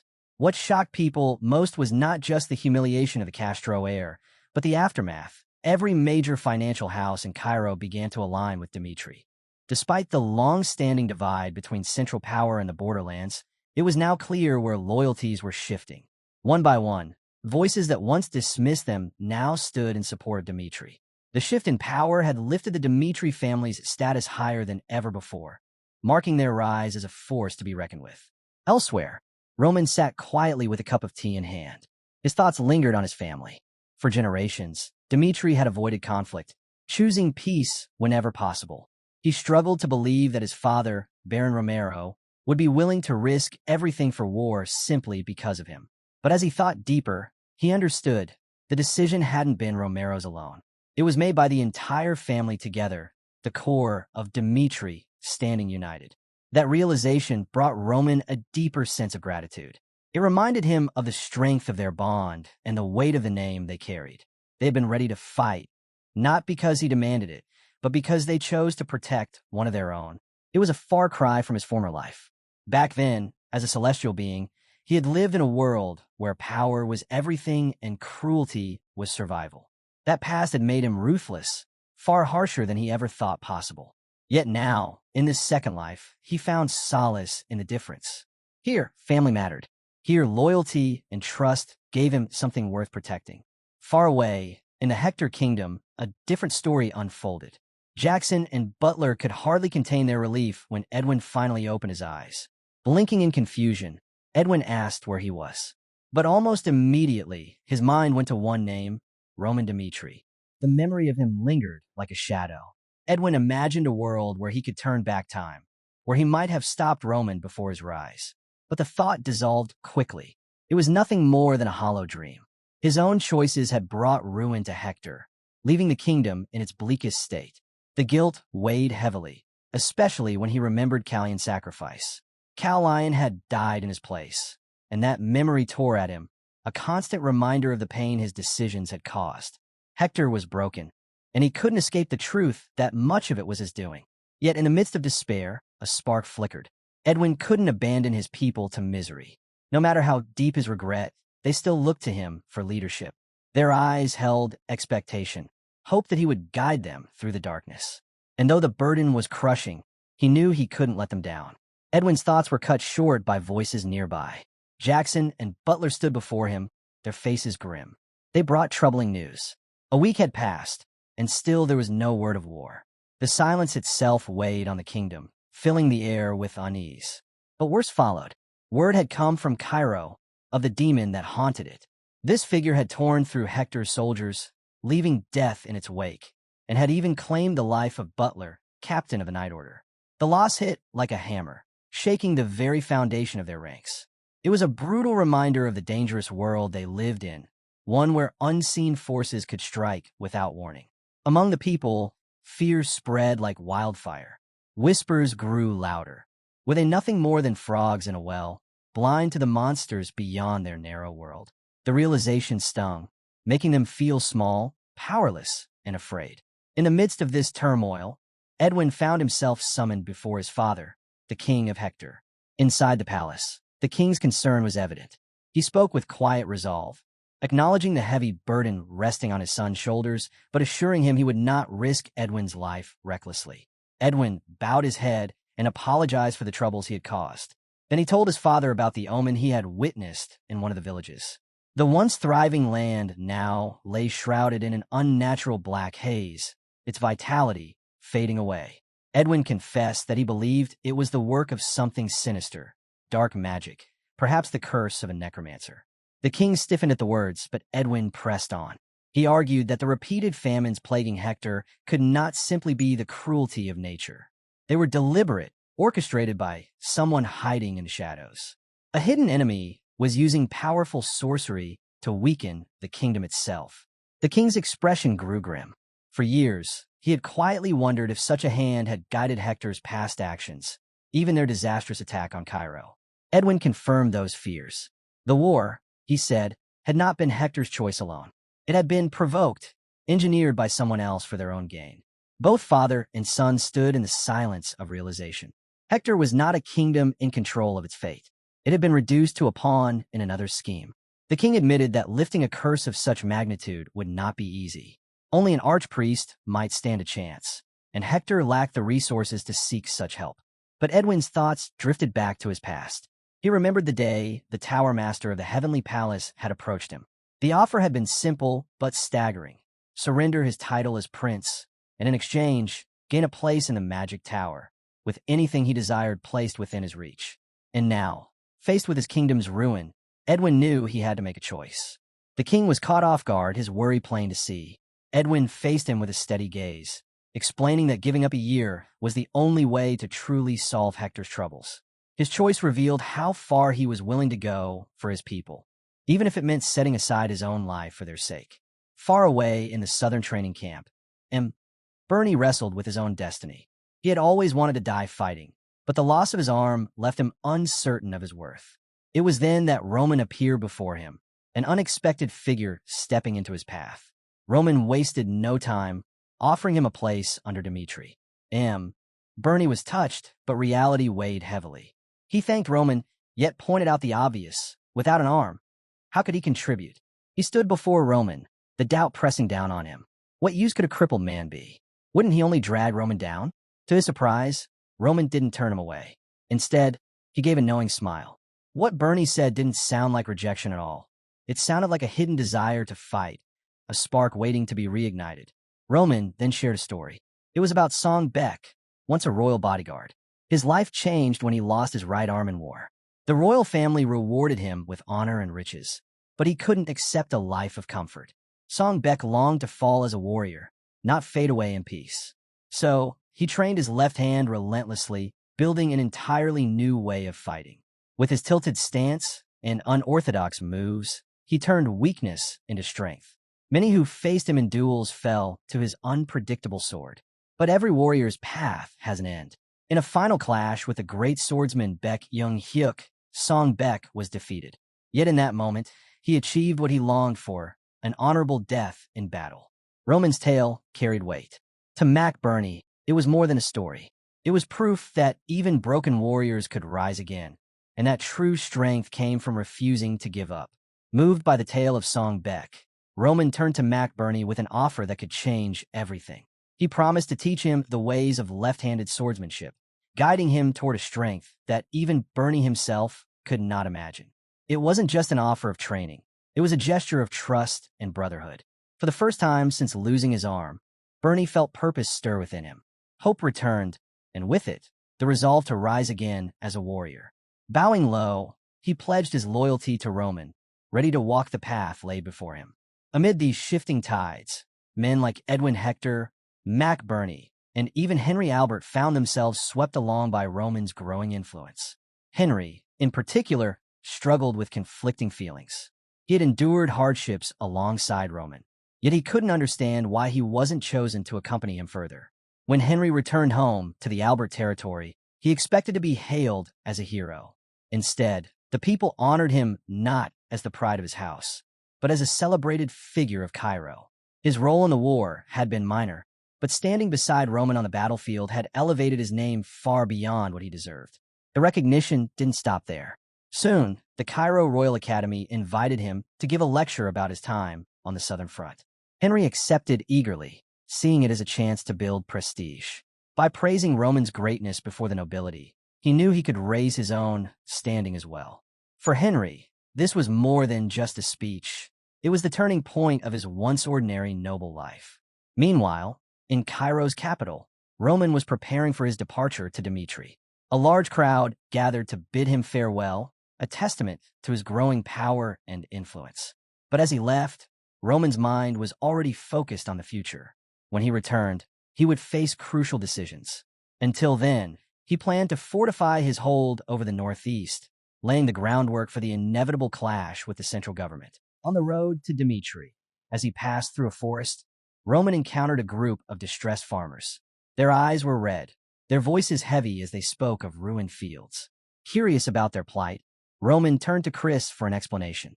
Chris guessed the farmers were from Dmitri. Roman asked why they had wandered into Conrad territory, and Chris explained that Dmitri lacked farmland. Some families were forced to rent land from Conrad to survive. Hearing this, Roman insisted on speaking with them directly. The farmers stepped forward and revealed their plight. They had signed a 10-year lease with the Conrad family, but just a week before harvest, they were ordered off the land. When they refused, Conrad's men destroyed their crops. Now, desperate and empty-handed, they begged Roman for justice. Chris quietly reminded Roman that his hands were tied. The land belonged to the Conrad family, and interfering could spark conflict. He then broke down the situation further. Conrad's strength didn't lie in wealth or armies alone, but in their alliances. The Northeastern nobles, though weak on their own, had banded together for survival. Like a flock that survives only when it moves as one, these families protected one another, making them dangerous to challenge. Roman listened, but his resolve didn't waver. To ignore this injustice would only embolden Conrad and his allies. If left unchecked, their influence would spread. Even knowing the risks, Roman declared that the matter must be dealt with swiftly. Justice for the farmers would not be delayed. Bound by duty, Chris accepted his decision. When they finally reached Dmitri, the people welcomed Roman with open arms, cheering him as Cairo's hero and the pride of their land. At the manor, his father, Romero Dmitri, embraced him warmly. Roman asked after his health, and Romero reassured him that all was well, even hinting at a grand celebration prepared for his return. But before the festivities could begin, Roman requested a private conversation with his father. There was something urgent he needed to discuss. In Romero's office, Roman wasted no time bringing up the plight of the farmers in Conrad territory. Romero nodded. He already knew of the issue. Calmly, he explained that the Conrad family would eventually reclaim their land, and warned Roman not to meddle. Interference, he said, could bring harsher consequences for the farmers later. But Roman's expression hardened. He asked if things would be different if Dmitri were backed by the powerful Benedict family. With Marquis Benedict's influence, Conrad would never dare to touch their fields. Roman pressed further, pointing out that with the Barco family's downfall, Dmitri now stood as one of the strongest forces in the Northeast. Romero agreed with his son's reasoning, but urged restraint. Strength alone wasn't enough, alliances mattered. Provoking conflict with the Conrad family could upset the delicate balance among the nobles. Roman didn't flinch. He declared that Dmitri's strength was real, yet Conrad and the other nobles refused to see it. Too arrogant and complacent, they dismissed Dmitri as nothing more than another house without central government protection, like Barco once was. That blind arrogance was why they dared to trample Dmitri's farmers. With a frown, Roman pressed his father for his true opinion. Conrad boasted of unmatched power, yet their actions betrayed weakness. Roman believed the time had come to make a statement, to prove who truly ruled the Northeast. He insisted that Dmitri not only had the strength, but also the moral duty to protect its people. Why, he asked, should they stand idle while Conrad trampled over their citizens' rights? With conviction, Roman requested permission to act. He promised he would bear the responsibility himself, even if it required violence. Later, after Roman left, Romero sank into his chair, deep in thought. His son's words lingered. He could see how much Roman had changed. Memories surfaced, days when Roman had worked at his side, quietly, dutifully. Those memories tied them together in a way Romero couldn't shake. Perhaps, he wondered, Roman's fierce determination now was born from the way others had always dismissed him as a lesser noble. Romero reflected long into the night and reached a quiet conclusion. What Dmitri needed was not only power, but also wisdom at its helm. Roman's fiery resolve was proof that a new chapter had begun, one where leadership would be measured not just by might, but by the strength of one's character and decisions. Days later, Dmitri Palace was alive with celebration. A grand banquet had been arranged in Roman's honor, and nobles from across the Northeast poured in, including the prominent Vault and Grizel families.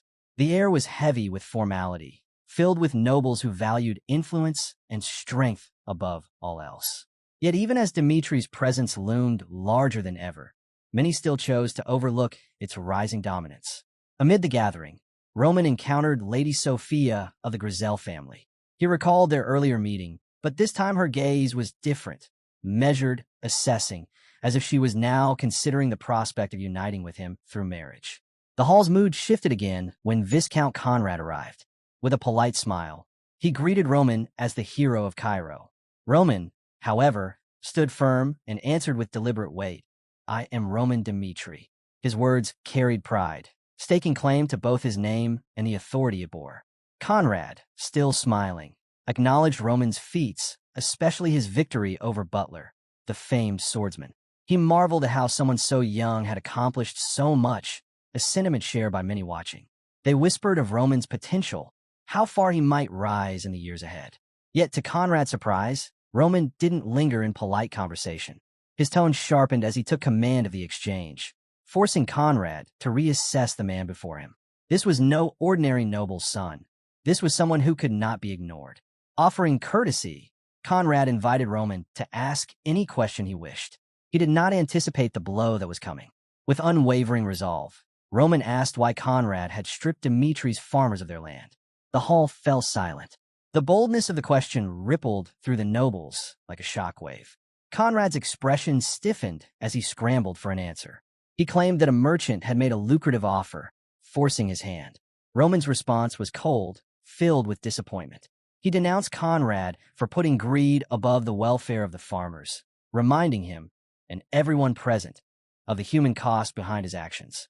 The tension in the room grew thick, nobles whispering uneasily, as Roman made it clear that this was not a matter to be brushed aside. Struggling to recover, Conrad attempted to steer the conversation back toward lighter topics, trying to return the hall's focus to the celebration of Roman's return. But the moment had already left its mark. Conrad tried to smooth things over, reminding Roman that the banquet was meant to honor him, not humiliate the Conrad name before the entire assembly. But the warmth in his expression had already slipped away, replaced by a tightening scowl. Irritation clouded his face, and with clear discomfort, he prepared to withdraw from the conversation. Roman's voice cut through the hall like steel. He ordered Conrad to stop. If the Viscount walked away now, he warned, the matter would escalate into something far larger, something that would weigh heavily on Conrad's family. Roman declared that he would not let this issue be brushed aside until a just resolution was reached. The hall stirred uneasily, and finally Conrad snapped. His voice rose, filled with frustration, as he admitted outright that he had forced the Dmitri farmers out. Yet he justified it with pride, claiming the land had always belonged to the Conrad family. He argued that he had merely reclaimed what was rightfully theirs. With cold arrogance, he reminded everyone that the Conrad family owed no allegiance to Dmitri, nor were they required to explain their actions to Roman. The nobles murmured in support, siding with Conrad's assertion of property and rank. The tension in the room grew thick, until one voice suggested Baron Romero Dmitri should intervene and convene a formal meeting to resolve the conflict. Others echoed the sentiment, questioning whether it was even appropriate for Roman to involve himself. The gathering, they said, was for celebration, not territorial disputes. Whispers of doubt spread. What right did Roman truly have to demand answers here? A few nobles went further still, chiding Roman for speaking so sharply to a viscount. They reminded him that Conrad was the head of his house, a man of higher standing, and should be treated with respect. Their words made clear what they all thought, that Roman had overstepped. Roman's eyes narrowed as he considered their reactions. If the Barco family had been in Dmitri's position, the nobles would never have spoken this way. Their condescension existed only because they viewed Dmitri as weak, a house they could manipulate without consequence. The thought settled, and Roman made his choice. Stepping forward, he closed the distance between himself and Viscount Conrad. The hall fell silent as he fixed his gaze squarely on the Viscount, his presence heavy, his intentions unmistakable. Roman's voice was calm, but every word struck with weight. He asked the hall how it could be fair for one territory to meddle with the people of another, reminding them of the rules that bound the Cairo kingdom together. The farmers Conrad had expelled were not strangers. They lived within Dmitri's lands, paid taxes to Dmitri, and swore loyalty to Dmitri. The room grew taut with silence as Roman pressed further, questioning whether all the formalities mattered when speaking to someone like Viscount Conrad. The Viscount froze, caught off guard by the boldness of Roman's words. Roman didn't stop there. He revealed that the matter had already been discussed within his own house, and that Baron Romero himself had granted him full authority to act. The nobles shifted uneasily. Realizing this was no reckless provocation, but a deliberate stand. Conrad's expression darkened with shock, but Roman pressed the blade deeper. He pointed out how reluctant Conrad had been to even consider an apology. His words cut through the hall, demanding attention. Then came the warning. Any harm done by outsiders within Dmitri's borders would be met with swift and merciless punishment. With a sly edge to his tone, Roman turned on the nobles who had criticized him earlier, daring them to belittle the matter now. The hall rippled with whispers, nobles stunned by his conviction. Conrad, realizing the trap he had walked into, measured Roman with new eyes. This was no mere swordsman. This was a strategist who cornered his opponents, leaving them no escape. Roman fought with words as fiercely as with steel. Still, Conrad bristled, determined not to back down. He saw this clash as an opportunity to rally the Northeastern Alliance Association to his side. But before he could seize it, the hall shifted again. Viscount Lawrence rose, his voice steady as he cut through the tension. To everyone's surprise, he sided with Roman. He held Conrad accountable, stressing the importance of respecting boundaries and following proper procedures for the sake of Dmitri's people. His words condemned Conrad's failure to even notify Dmitri of his actions, painting them as careless and immoral. Then Lawrence struck harder, reminding everyone of the past. When Lawrence had faced his own troubles with the Barco family, Conrad had offered him no aid. Now, Conrad found himself abandoned in turn. Lawrence's clear support for Dmitri threw the alliance into disarray. The unity Conrad had hoped to rely on fractured before his eyes, leaving the Northeastern Alliance Association in chaos. Lawrence's open support for Dmitri struck the alliance like a hammer. The room went still, nobles shifting uneasily, unwilling to take sides too quickly. But silence couldn't last. Slowly, cautiously, one noble after another began nodding along with Lawrence, their resistance crumbling. Soon the tide turned. Voices once filled with criticism now demanded Viscount Conrad make amends. To Conrad, it was clear this wasn't about justice for farmers. It was a calculated maneuver to cut down his authority. Hemmed in on all sides, Conrad saw the danger of standing firm. Resistance would only isolate him further. Grinding his teeth, he bowed stiffly to Roman, forcing out an apology he didn't mean. He promised to act with more caution in the future. It was bitter to admit defeat, but Conrad understood the price of clinging to pride, losing his place entirely in the aristocracy. Meanwhile, in Romero Dmitri's office, concern lingered. Romero questioned whether Roman's bold display had been wise. Challenging the Northeastern Alliance so openly could provoke retaliation. Roman, however, stood resolute. He explained his vision. A clear hierarchy had to be established. Dmitri's enemies needed to rise with everything they had, so their inevitable defeat would expose their weakness to all. Only when the alliance understood the futility of opposing Dmitri would the foundation for his greater plan take shape. The story then shifted to the alliance's meeting room, where the air was thick with anger. The nobles fumed at Roman's defiance. They called him arrogant, fearful that yielding to him had damaged their image and diminished their authority in the region. Viscount Conrad, stripped of influence, searched for guidance. Yet none of the others had an answer. Frustrated, he spoke bluntly, questioning the very worth of their alliance when set against Dmitri's growing power. Roman's skill, especially his triumph over Hector's famed butler, proved that old methods of rivalry and intimidation would no longer suffice. The silence that followed was heavy until one voice broke through. A member suggested turning to the central government. Conrad seized on the idea immediately. With the Barco family gone, the Northeastern Alliance had already been strengthening ties with the Central Powers. Perhaps now was the time to use that connection, to bring down Dmitri through a force even Roman could not ignore. Viscount Conrad was convinced the moment had come to use his ties with the central government. Determined, he reached out to Viscount Hadid, a man of influence at the heart of power. At first, Hadid responded positively, agreeing to hear him out. Conrad quickly laid out his grievances against Dmitri, hoping to secure central backing. But just as he began to press his case, the connection abruptly cut. Confused and unsettled, Conrad ordered his assistant to restore the line immediately. When the call resumed, he apologized hastily, blaming the interruption on poor borderland communication. Viscount Hadid was not amused. His voice turned sharp, scolding Conrad for wasting his time. He mocked Conrad, asking if life on the outskirts had dulled his sense of what truly mattered. To call upon the central government over a quarrel with Roman Dmitri, he said, was foolish. Conrad tried to salvage the conversation, but Hadid silenced him with firm rejection. Dmitri was not an easy opponent. Roman Dmitri's position was far too strong. What sealed the matter was Hadid's next revelation. Marquis Benedict himself favored Roman and was even considering him as a future son-in-law. The news hit Conrad like a blow. His hopes of gaining leverage crumbled instantly. What was the point of opposing a man protected by such influence? Before ending the call, Hadid gave his final advice: abandon hostility, and instead, seek peace with Dmitri. Shaken and cornered, Conrad had no choice but to reassess. Another noble, who had earlier suggested turning to the central government, now urged him to apologize to Dmitri.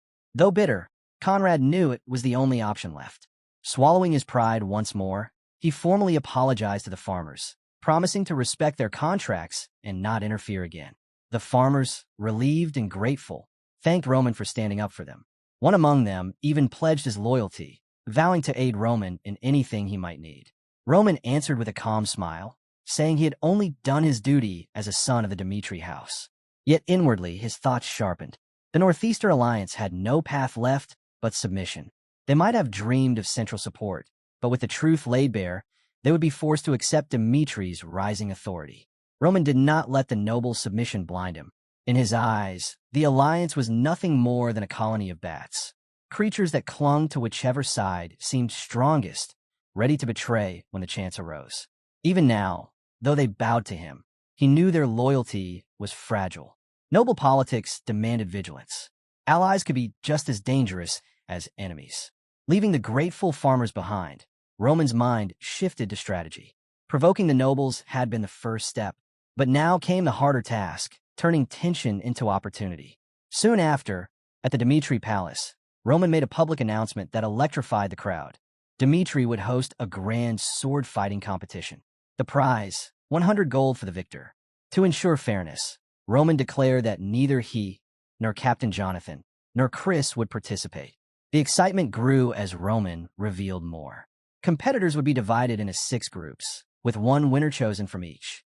Drawing on their experiences from the Southern War against Hector, Dmitri's warriors had grown stronger, and now it was time to showcase that strength. To make it fair and meaningful, Roman explained that each group would be overseen by one of his most trusted subordinates. And the true reward was more than gold. Anyone who defeated a Dmitri subordinate and emerged champion would also earn one wish from Roman himself. The crowd erupted. When asked if outsiders could join, Roman confirmed they could, so long as they were proven swordsmen from the northeastern region. He set the date for 1 month later and urged everyone to train well, promising a gathering filled with worthy challenges and fierce camaraderie. Far away, in the conference room of the Northeastern Alliance Association, the announcement sparked intense debate. The Dmitri family's influence was impossible to ignore, and the competition carried weight. Viscount Conrad, still nursing the sting of recent humiliation, saw an opening. He argued that if one of their swordsmen could win, then the prize, a wish from Roman himself, would belong to the alliance. Instead of asking for mere apologies, Conrad urged his peers to take a more diplomatic approach, rebuild their ties with Dmitri, and mend their battered reputation. The idea intrigued many, but one problem remained. Could they win? The nobles voiced their doubts. Dmitri's subordinates were formidable, and even beyond Dmitri, skilled fighters from across the region were already preparing to take part. The competition, they realized, would not be an easy battlefield to claim. The alliance members grew uneasy as they thought of Dmitri's warriors. Fighters like Chris and Kevin, men who had already proven themselves in duels against the Barco family, loomed as obstacles too great to ignore. Victory seemed distant, but Viscount Conrad refused to let doubt spread. He laid out a strategy. Since the tournament was divided into 6 groups, Chris and Kevin would inevitably be separated. If the alliance concentrated its best swordsmen in the other groups, they stood a real chance of securing at least one victory. The members murmured in agreement, the plan giving them a flicker of hope. Conrad pressed further, his voice sharp with urgency. The tournament was only a month away, he reminded them. This was no ordinary event. It was a chance handed to them by fate itself. If they failed to act, the Dmitri name would shine brighter, while their alliance would sink into irrelevance. To tilt the scales, Conrad proposed something bolder, secretly bringing in an outside expert. This mercenary would pose as one of their members, giving them the edge they needed. Victory, Conrad declared, was non-negotiable. Even if they had to bend the rules, they had to claim at least one group. Meanwhile, on the other side, the Dmitri training grounds buzzed with energy. Roman summoned his soldiers, the air heavy with anticipation. His words carried weight as he addressed them. He announced that in 1 month, they too would face the sword competition. Only 6 would be chosen to represent the Dmitri army, and past achievements meant nothing. Only performance in this trial would decide. The soldiers, caught off guard, listened in silence. Many had returned from bloody campaigns against Hector, but now a new kind of test awaited them.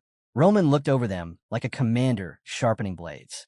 Each man was a sword, and swords dulled if left unused. He demanded that they never stop honing themselves, never stop growing stronger. To drive them, he promised reward. The 6 chosen would carry the honor of Dmitri, and if any of them won the competition, they would earn the right to learn advanced techniques under his personal guidance. Roman swore that he would give them everything, his knowledge, his training, his support, so long as they proved worthy. The soldiers' surprise began to turn into determination. The fire of competition had been lit, and with Roman's words, they understood. This was not only about a tournament. It was about the rise of Dmitri's name and their place in it. Hucky, one of Dmitri's more thoughtful soldiers, felt his heart stir at Roman's words. To him, this competition wasn't just about pride or honor. It was a chance to grow. The thought of training under Roman himself, of mastering techniques that could one day set him apart on the battlefield, burned like fire in his chest. And he wasn't alone. Around him, his comrades were the same look, hopeful, determined, eager. They all recognized Roman's unmatched skill, and this chance felt like something that might never come again. Roman let their excitement build before revealing his deeper intentions. The tournament wasn't only about rewards. First, it was meant to open the eyes of the northeastern nobles, to show them the reality of their position and the limits of their strength. Second, and more important, it was training, harsh but invaluable. He wanted his soldiers to understand not just the edge of their blades, but the weight of the struggles they would face in the future. With that vision set, the training ground transformed. Every sparring match carried ambition. Every swing of the blade echoed with purpose. Roman watched, a sly smile tugging at his lips. In a month ahead, the northeastern region would be a stage, and the performance was only just beginning. As drills thundered on, Roman's mind drifted. Memories of his past life as the heavenly demon, Baek Jung-hyuk, resurfaced. His entire existence had been tempered in life-or-death battles. Danger had shaped him into what he was now. But he also knew that only a fool sought death needlessly. Preparation was the key. At that moment, Lucas, leader of the Howl clan, stepped forward. Roman entrusted him with a quiet but important task. He handed over his sword and gave a single command: sell it. But from this day forward, the blade would bear a new name: Blaze. Roman also stressed secrecy. The sword's true owner must never be revealed. Lucas turned the weapon in his hands, admiration plain in his eyes. The blade was flawless, its craftsmanship beyond anything common. He couldn't understand why Roman would part with such a treasure. Still, he respected his master's will. With Roman's permission to decide the method, Lucas weighed his options. He thought about anonymous sales, auctions, anything that might draw out those sharp enough to see the weapon's worth. Whoever recognized its value would pay dearly. With that, Lucas set off on his mission. The story then shifted to Adelion, a bustling city alive with commerce and trade, its streets crowded with merchants and deals being struck at every corner. In the northeastern region, wealth flowed partly thanks to the Warp Gate station there. Inside the bustling auction house, Lucas slipped in quietly, his cloak concealing his identity. He handed over a sword to one of the staff members, who immediately inspected it with keen interest. A faint blue glow radiated from the blade, an unmistakable sign of its unusual quality. Intrigued, the worker asked how Lucas wanted the auction arranged. Lucas requested that the sale remain anonymous, leaving the bidding open to the crowd. The worker, accustomed to such requests, reminded him of the standard 10% fee for handling. Lucas accepted without hesitation and followed him deeper inside for a full appraisal. In the evaluation chamber, Lucas was introduced to Morris, the esteemed manager of Adelian's auction house. As the sword was tested, the examiner marveled at its flawless craftsmanship, commenting on its unmatched sharpness and strength. He quickly noted that a sword of this caliber was rarely seen, estimating its worth at no less than 30 gold coins. What caught his attention next, however, was the weapon's mana absorption. Measured on a scale from 1 to 10, even a rating of 3 made a sword highly valuable to artisans. Yet when he tested this blade, the results were staggering. A perfect score of 10.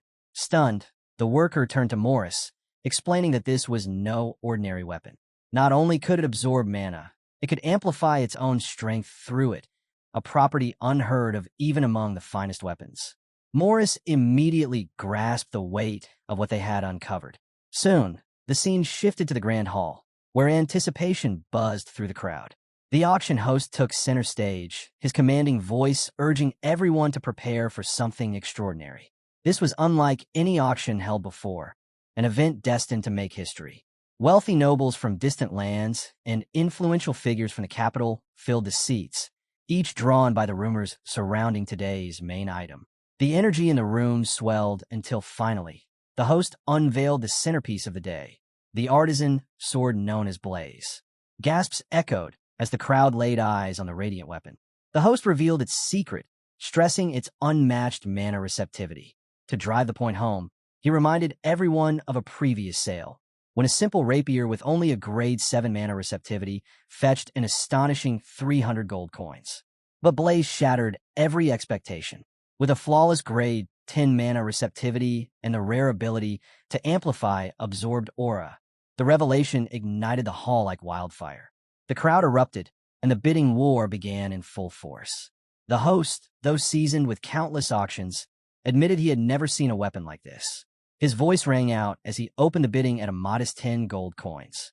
Instantly, hands shot into the air. The number rose quickly, 10 becoming 20, then 30, soaring past 50 within moments. The energy in the room swelled as the crowd pushed harder, each determined to claim Blaze. The battle only grew fiercer as the numbers climbed higher, shattering records with every raise. Gasps filled the hall when the bids broke past 600 gold coins, and the tension reached its peak. Just as the host was about to bring down the hammer, silence fell. From the back, bidder number 53 calmly raised his sign. The offer, 1,200 gold coins. The host froze, stunned by such a leap. Whispers rippled through the crowd until the name surfaced. Marquis Valentino. Known throughout the continent as the master of a vast merchant empire, Valentino's wealth and influence stretched farther than most could imagine. Though he avoided politics, his obsession with rare treasures was legendary. The host could barely contain his thrill as he declared Valentino's bid, noting it was the highest ever recorded in Adelian auction house history. The crowd erupted again, astonished not only at the sum, but at the bidder himself. For Valentino, Blaze wasn't just a rare sword. He understood its deeper worth. A blade that could perfectly channel aura could change everything. For most, magical swords were stepping stones, simple tools for beginners. But true masters knew that only pure swords could unleash the full potential of their aura. A weapon like Blaze could lead swordsmen to the unreachable, perhaps even the 10th stage, a realm no one had ever touched. And if this blacksmith could create more? If second and third blades like Blaze appeared, the original would become priceless beyond measure. Valentino's eyes gleamed with foresight, knowing this sword could be the key to rewriting history itself. In the world of artisans, the very first creation always held unmatched prestige, its value elevating not just itself, but the entire line that followed. Everyone in the auction hall knew this truth, and though many hungered for Blaze, none dared to challenge Valentino's overwhelming bid. The host, his voice ringing with finality, declared Marquis Valentino the victor at 1,200 gold coins.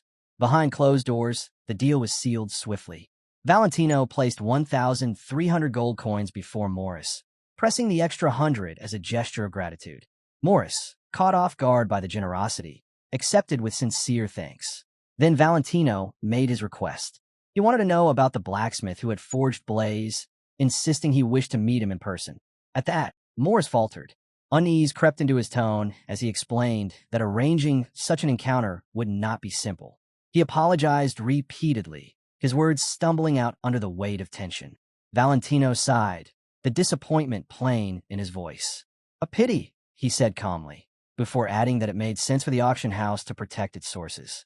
Still, he gave clear instructions. If the blacksmith ever submitted another piece, Morris was to inform him immediately. It was vital, he stressed, to stay ahead. Soon after, Valentino stepped into his carriage, Blaze resting firmly in his grasp. He turned the blade in his hands, unable to tear his gaze away from its flawless edge and its extraordinary ability to resonate with mana. Even with his trove of renowned swords, none compared to this. Blaze was in a league of its own, resolved to uncover the mind behind such brilliance. Valentino leaned toward his subordinate and gave command. "Start with Dimitri's master blacksmith." Since the sword had surfaced at Adelian's auction house, there was a good chance Dimitri was the link. The subordinate bowed in acknowledgement, already set to begin the search. As Valentino's carriage rolled into the distance, his determination hardened. He would find the creator, no matter the cost. Meanwhile, at Dimitri's training grounds, the clang of steel echoed as Chris sparred with Henderson. After securing the win, Chris shifted his focus toward the upcoming competition, carefully weighing who to bring. He was certain about himself, Kevin, Vulcan, and Pucky, but the final two spots left him undecided. Just then, a sudden shift rippled through the air. Chris froze mid-thought, glancing upward. The sky itself seemed to stir, a strange turbulence pressing down as if the heavens had been disturbed. He narrowed his eyes, unsettled by the inexplicable phenomenon. Elsewhere, Roman was immersed in his training, his sword slicing through the air with unwavering focus. His thoughts drifted back to his clash with Butler. He wondered what would have happened had he faced Butler immediately, and in that reflection, he understood the truth. Victory demanded preparation. Without it, he would never have been able to withstand the overwhelming force of a Stage 5 aura. This realization weighed heavily on him, pulling him into a deeper struggle. The memories of his past life as Beck Jung-hyuk clung tightly, reminding him of the arrogance he once carried. Back then, he had been an unstoppable warrior, cutting down any enemy who stood in his way. But Roman Dimitri was not him anymore. He was no longer in the same world, and brute strength alone would not be enough here. Against foes like Butler, survival demanded not just skill, but an iron will that never wavered, day after day, night after night. By the furnace, Roman pushed his body to its limits. The heat seared his flesh, blistering his skin, yet he continued hammering the steel without pause. The pain became part of the process. He wasn't just reforging a weapon. He was remaking himself. Through the technique known as flame recreation, he absorbed the fire into his mana, molding both body and spirit as though he too were being reforged in the blaze. Hours later, Roman emerged from the furnace chamber, transformed. The weight of his second transformation coursed through him, filling him with renewed strength and confidence. Closing his eyes, he pictured himself fighting, not against one Butler, but two at once. The mental trial honed his senses, sharpening his swordsmanship in ways mere drills could not. He thought back to the Heavenly Demon sword technique. It held 3 stages, early, middle, and final. Until now, he had only grasped the first. But with this new transformation, he could feel himself nearing the next breakthrough. Roman vowed that once he achieved the 3rd transformation and mastered the final stage, there would be no one left who could bring him down. Yet doubt crept in. Each time he swung his blade, the force he unleashed felt different, raw, explosive, at times even surpassing the polished techniques of Miram itself. It made him question whether following the exact path of Beck was the right choice. And at the same time, he wondered if completely embracing the methods of this world was necessary either. Standing between the two, Roman realized he was forging something entirely his own. Roman chose not to walk in the exact footsteps of his past, nor to be confined by his present. Instead, he carved a new road, one that merged the wisdom of his old self with the possibilities of Roman Dimitri. Channeling the Heavenly Demon Sword style's middle stage, he let loose a surge of violet energy. The air trembled as his blade tore through the phantom image of Butler, scattering it with a single strike. In that instant, Roman recognized the truth. His power no longer belonged to his past or present alone. It was something greater, something uniquely his own. The sword in his hand glowed with an eerie purple radiance, its aura wrapping around the steel like living flame. Roman stared at it, realizing just how strange this second life had become. When he first awoke in this world, he thought it would be ordinary, peaceful, even. Yet fate had pulled him back into a life of battles, forging a destiny more extraordinary than the one he left behind. Standing in the quiet of the training grounds, he let out a faint smile. The irony wasn't lost on him. Reborn into what should have been a simple life, only to find himself once again walking the edge of greatness. Memories from his past surfaced, but instead of weighing him down, they now gave him purpose. The heavenly demon sword style, once so familiar, had begun to change beneath his hands.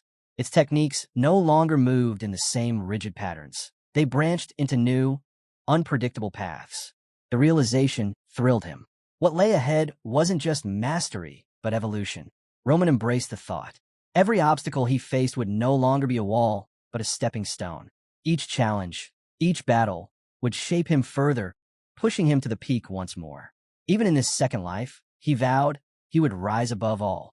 Just then, hurried footsteps echoed across the grounds. Chris, Kevin, and Pucky burst onto the scene, alarm flashing in their eyes. They thought their lord was under attack. But when they saw him standing calmly in the center of a vast crater, one carved without a trace of magic, their breaths caught. The devastation was beyond anything they had imagined, and Roman's composed stance made it even more surreal. What happened here? They pressed, shaken by the sight. Roman glanced at them, his tone steady. I'm fine. Leave it. Though confusion lingered on their faces, they obeyed, retreating from the grounds. Alone once more, Roman returned to his training, his mind fixed firmly on the path ahead. Chris couldn't shake the awe he felt. Roman's latest breakthrough wasn't just strength. It was proof of a will that refused to break, a relentless pursuit of growth. Once dismissed as weak, Roman had shattered yet another barrier, leaving Chris and the others unable to fully grasp the depth of his transformation. As Chris walked away, a knot of frustration tightened in his chest. The gap between Roman's progress and his own efforts weighed heavily on him. With the competition drawing near, Chris resolved that he didn't just want to win. He wanted to crush every opponent, to make his strength undeniable. The three left the training grounds with renewed determination, each silently vowing to grow stronger. A month passed, and Roman's tireless labor bore fruit. Standing before his comrades, he unveiled a sword forged by his own hands. Unlike his earlier blades, Salamander and Blaze, which marked new beginnings, this one demanded a name that mirrored his present self.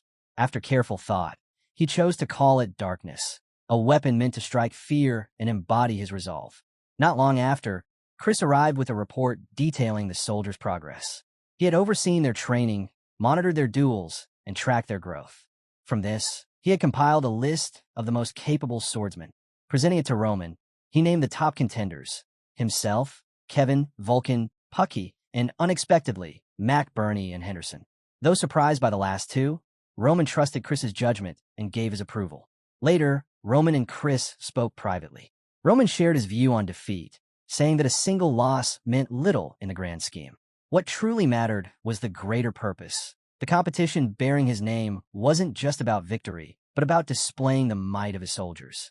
Chris listened intently, then nodded, fully aligned with his lord's vision.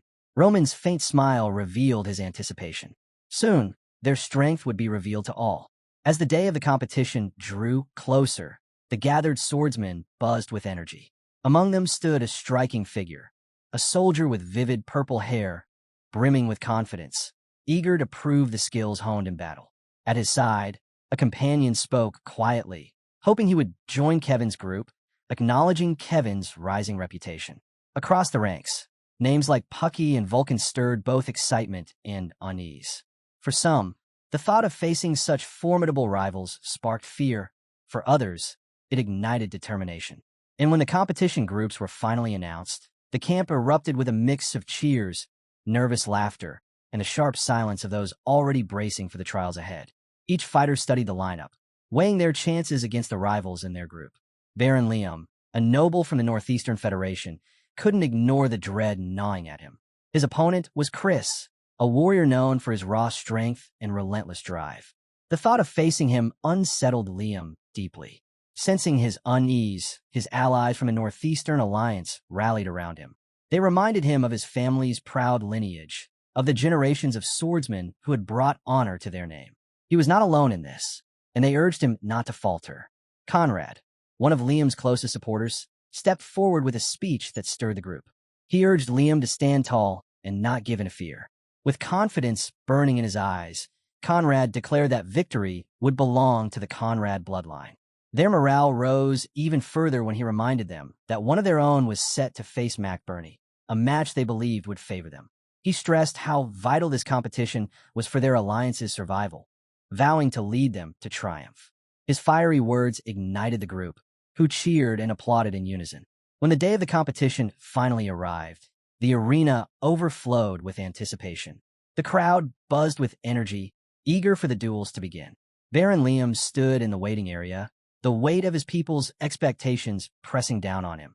He turned to his loyal soldier, Max, and urged caution, warning him not to risk his life recklessly. Max, however, answered with firm resolve. Though he acknowledged Chris's strength, he proudly reminded Liam that he was a two-star swordsman. His confidence sparked a flicker of hope in Liam's chest.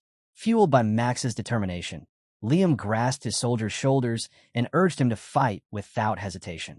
He promised that if Max's life was ever in danger, he would step in himself. Moved by his lord's trust, Max saw this duel as his moment to prove his worth, not just to Liam, but to the countless eyes that would be watching. As Max stepped into the arena, determination burned in him. But the instant his gaze locked with Chris's, his heart stuttered. The sheer pressure radiating from his opponent was overwhelming, freezing him in place. Forcing himself to steady his breathing, Max pushed down the fear. He gripped his sword tightly, focusing every ounce of his energy. The signal was given. Max charged forward, pouring everything into his attack. But Chris remained calm, his movements sharp and deliberate. With one effortless motion, Chris disarmed him. And with a single precise strike, the match was over. 3 seconds. That was all it took. Chris, carrying the pride of the Dmitri bloodline, stood victorious as the crowd roared. Baron Liam, frozen on the sidelines, stared in disbelief. The gap between Max and Chris was far greater than he had ever imagined. Meanwhile, Kevin, another warrior of the Dmitri line, stepped into the arena and dispatched his opponent with little effort, advancing to the second round. Vulcan and Pucky soon followed, each claiming decisive victories of their own. Their dominance left the spectators wide-eyed, whispers rippling through the stands. Rumors that had once seemed exaggerated now felt like undeniable truth. The might of Chris, Kevin, Vulcan, and Pucky was overwhelming. With the four tearing through their matches, attention shifted toward the remaining Dmitri representatives, Henderson and Mac Burney. Perhaps, some thought, these two would reveal flaws the others had not. But when the group announcements confirmed Henderson's participation under the Dmitri banner, the reaction was immediate. Soldiers exchanged startled glances, some even laughing in disbelief. To them, Henderson was still the clumsy farmer from the Lawrence family, the man who once couldn't even grip a sword properly. How could someone like him stand in a competition of high-level swordsmen? Even within Roman's chosen six, opinions diverged. Chris and Kevin carried their infamous reputations, the Flash and the Devil of Cairo, names whispered with both fear and respect. Few dared to imagine crossing blades with them. Vulcan and Pucky, hardened by mercenary blood and fierce appearances, inspired intimidation of their own. Mac Burney, with his missing arm, and Henderson, with his farming past, however, were dismissed as weaker links. Of the two, Henderson was considered the lowest of the low. The crowd murmured and chuckled, mocking his failures. To many, being paired with Henderson meant good fortune, an easy path to the next round. Jealous glances were thrown at Taylor, Henderson's opponent, who was already expected to win without difficulty. While the audience gossiped, Baron Romero Dmitri approached Roman, his expression skeptical. He questioned whether this competition was truly necessary. To him, it seemed like little more than a spectacle, a way for the Dmitri family to look approachable. He doubted the nobles of the Northeastern Alliance had any real intention of bowing to Dmitri authority. Roman met his father's doubt with calm reasoning. The competition wasn't for show, he explained. The Alliance might believe they could oppose Dmitri power But if today proved otherwise, if they realized resistance was futile, they might lay down their pride and surrender without a fight. The first round for Group 5 soon began, and all eyes turned to the arena. Henderson stood across from Taylor, a respected swordsman with solid skill and reputation. Few gave Henderson even a sliver of hope. Yet, as the two met, Henderson offered Taylor a polite greeting. Taylor, surprised, responded in kind. Recognition flickered across his face, memories from the past surfacing. He remembered Henderson as the farmer he once helped on a quiet day, never imagining that same man would one day stand before him with a sword in hand. Now, seeing Henderson grip his blade with steady confidence, Taylor's disbelief deepened. This was not the helpless farmer he had once known. Taylor's eyes softened with recognition as he studied his opponent. He remembered the farmer he once helped, a man who had seemed so far removed from the life of a swordsman. Now, seeing Henderson standing before him with steel in hand, the contrast was almost surreal. Taylor spoke earnestly, recalling his own journey. Not long ago, he had broken through to the level of a 2-star swordsman after a profound realization, and he wished to share that wisdom. With sincerity in his tone, he told Henderson that this fight might well be their last meeting as friends. He urged him to reconsider before it was too late, warning him that one-sided battles only ended in needless bloodshed. If Henderson withdrew, there was still a way to avoid unnecessary pain. But Henderson's reply carried no hesitation. He told Taylor to forget the man he once knew. The farmer, named Henderson, was gone. Standing here now was a swordsman, loyal to Lord Roman, and he would not be swayed. His voice hardened as he warned Taylor that mercy on the battlefield would only open the door to defeat. Taylor, though troubled, nodded in acknowledgement. He respected Henderson's resolve, even as he quietly hoped his old friend would not come to regret this path. The match began. Henderson exploded forward, each step fueled by raw determination. His sword came down with a ferocity that startled the crowd, and Taylor himself. For the first time, Taylor saw it clearly. Henderson's strikes carried aura. Though shocked at first, Taylor steadied himself. He could feel the weight behind each blow. Henderson's intensity wasn't just for show. It was real. Then Henderson's blade shifted, glowing faintly as he unleashed the Azura sword technique, infusing his strikes with aura that cut sharper and faster. With every swing, Henderson's vow echoed in his heart, to push beyond his limits, to honor Lord Roman, and to surpass the man he once was.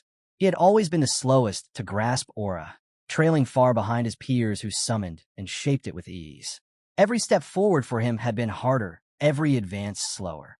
But he refused to stop. Like the slowest runner who still refuses to quit the race, Henderson pushed onward. The spectators, who once mocked him as the weakest link, now watched in stunned silence as he pressed Taylor back, nearly overwhelming him. Even Taylor himself struggled to believe it. This was the same Henderson he had pitted once, now forcing him onto the defensive. Realizing he could no longer hold back, Taylor released his own aura. A golden light flared around him, surging across the arena as he prepared to end the fight. He hadn't wanted to use it against Henderson, but the battle demanded no less. Yellow aura clashed violently with Henderson's violet aura, the two swordsmen colliding with everything they had. And in that blazing moment, Henderson's thoughts drifted, not to his opponent, but back to a conversation he'd had with Chris a month earlier. Chris had witnessed Henderson's journey from the start. The shaky grip on his sword, the constant setbacks, the look of a man ready to give up. But he had also seen the change. Henderson's refusal to bow to defeat, his decision to fight and carve a place for himself beside Lord Roman. That determination had rewritten his path. Chris had told him as much, reassuring him that he was strong, that he belonged among Roman's chosen men. Those words had etched themselves into Henderson's heart, driving him forward to this very moment. Back in the arena, the clash of auras reached its peak. Henderson's violet aura roared against Taylor's golden glow, each strike ringing louder than the last. But then, in an instant, Taylor faltered. Henderson's unpredictable strength broke through his guard, sending him crashing to the ground. With his sword leveled at Taylor's head, Henderson stood tall. The referee declared his victory. The arena erupted. Cheers thundered across the stands, shouts of Henderson's name echoing from every corner. The crowd could hardly believe their eyes. The farmer once mocked as useless had just bested a skilled swordsman. Gasps of disbelief turned to cries of admiration. The whispers spread quickly. Had Conrad misjudged him? Was Henderson really the weakest among Roman's six? Conrad, however, urged his allies to remain composed, his voice steady. He insisted that despite this upset, the Northeastern Alliance would ultimately claim victory. Then came Group Two's match. Kevin stepped forward, his expression sharp and intent. Though calm on the surface, he carried a lingering frustration. He was always measured against Chris. Whenever people spoke of the sword of Lord Roman, the answer was unanimous: Chris. To many, Kevin was a step behind, slower by 5 seconds. But today, he would prove himself in his own way. His opponent, Miles of the Northeastern Alliance, faced him with open hostility. To him, Kevin was not just another fighter. He was Dimitri's devil, and defeating him would be a statement. Without hesitation, Miles charged, striking with everything he had. Kevin didn't flinch. He slipped past the attacks, fluid and controlled, and landed a precise blow to Miles's stomach that left him reeling.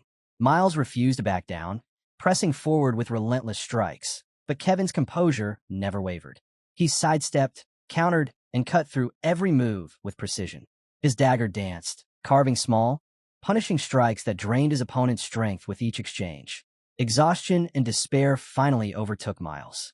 Unable to withstand the onslaught, he dropped his weapon and surrendered. The Northeastern Alliance watched in silence, stunned by yet another crushing loss. For Kevin, the victory was more than just advancement. It was proof.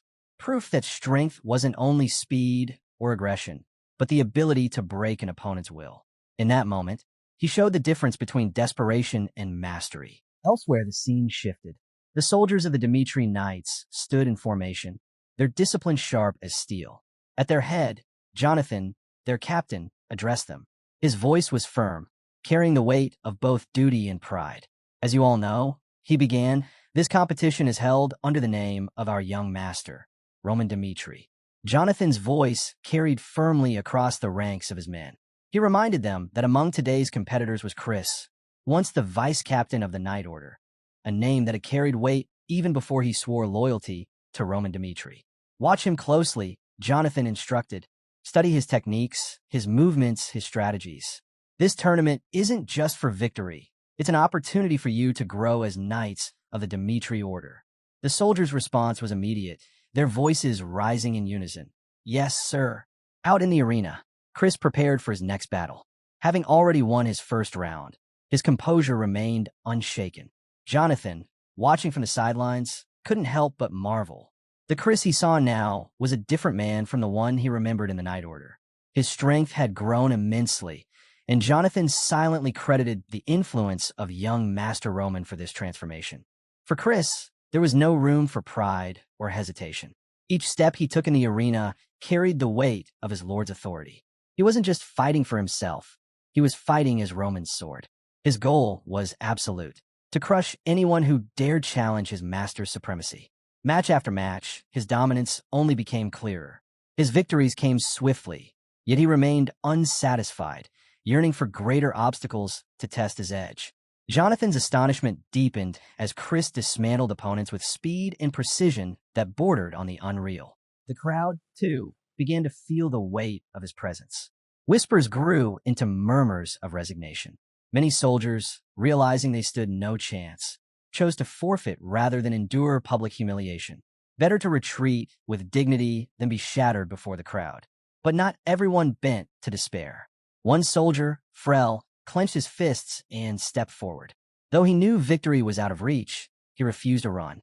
His goal was modest, to endure a single minute against Chris, to prove that he could stand against overwhelming odds. The signal was given. Before Frel could even brace himself, Chris exploded forward, closing the distance in a blur. With a single, crushing strike, the duel was finished. The arena fell silent. Seconds, that was all it had taken. Jonathan stared, breath caught in his throat, while the spectators sat frozen in awe. Chris's power wasn't just impressive, it was devastating. From there, his momentum only grew. Round after round fell before him. By the time he reached the end of the preliminaries, Chris had cleared 5 matches in a combined total of just 27 seconds. The audience was left in shock. The Northeastern Alliance could only watch in dread as their hopes were dismantled before their eyes. Each victory of Chris's hammering home the gap in strength. And he was not alone. In Group 2, Kevin's relentless determination carried him to victory. In groups 3 and 4, Vulcan and Pucky overwhelmed their opponents with sheer physical might, their battles ending in decisive fashion. One by one, Roman Dimitri's chosen proved their worth, shaking the entire competition to its core. Henderson's shocking triumph in Group 5 had already rattled the Northeaster Alliance, but the tournament wasn't finished yet. All eyes now turned to their final hope, Group 6, where Mac Burney would face off against Conrad's prize knight, Gabriel. Conrad studied his champion carefully. Gabriel's composure never wavered. His confidence radiated with every step. Years of training under the Conrad family's rigorous discipline had shaped him into their hidden weapon, a warrior forged for moments like this. A 3-star swordsman, his skill was unmatched among the Alliance's ranks. Though the use of Oro had been forbidden in this competition, Gabriel's talent alone was enough to place him above nearly every fighter present. As Mac Burney advanced through the earlier rounds, Conrad considered whether Malak's influence had played a role in his survival thus far. But in his mind, this was where the road ended. Roman Dimitri's knight would fall, and Gabriel would be the one to deliver the decisive blow. Before sending him into the arena, Conrad reminded Gabriel of the Alliance's humiliations up to this point. All their fighters had been crushed one after another. He commanded Gabriel to show no mercy, to strike without hesitation. This was no time for pity. Gabriel nodded firmly. The thought of losing to a one-armed opponent seemed laughable to him. However, his pride demanded he approach this with all seriousness. This was his chance to prove himself as the Alliance's savior. Stepping into the arena, Gabriel's gaze locked onto Mac Burney. The knight's unsteady posture made his disability obvious. His missing arm was a stark reminder of the battles he had endured. To Gabriel, it was almost incomprehensible. How could a man who once struggled even to achieve knighthood with both arms now stand as a contender in a tournament meant to showcase pride and strength? The match began. Gabriel surged forward, brimming with confidence. He deliberately withheld his aura, determined to establish superiority through pure technique alone. His strikes came fast and sharp, meant to crush Mac Burney beneath overwhelming pressure. Yet, to his growing surprise, every blow was blocked. Mac Burney movements, though awkward at a glance, carried precision that defied Gabriel's expectations. Reading his opponent, Gabriel predicted the next step, a dodge to the right. And indeed, Mac Burney shifted exactly as expected, leaving his flank exposed. Gabriel lunged to exploit it, but in the blink of an eye, Mac Burney blade intercepted his strike with flawless timing. The crowd gasped. Gabriel froze for a moment, startled. Mac Burney's style was strange, unorthodox, unpredictable, but undeniably effective. What should have been an easy match devolved into a back-and-forth struggle. Mac Burney pressed forward, countering relentlessly, forcing Gabriel to defend in ways he never anticipated.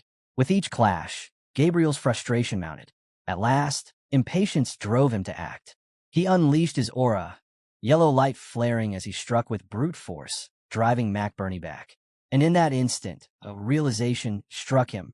Burney advanced to the third round hadn't been luck. It was the result of grit and ingenuity. Where others saw a missing arm as weakness, he had turned it into a weapon, reshaping his style around it instead of letting it cripple him. The scene shifted to a memory.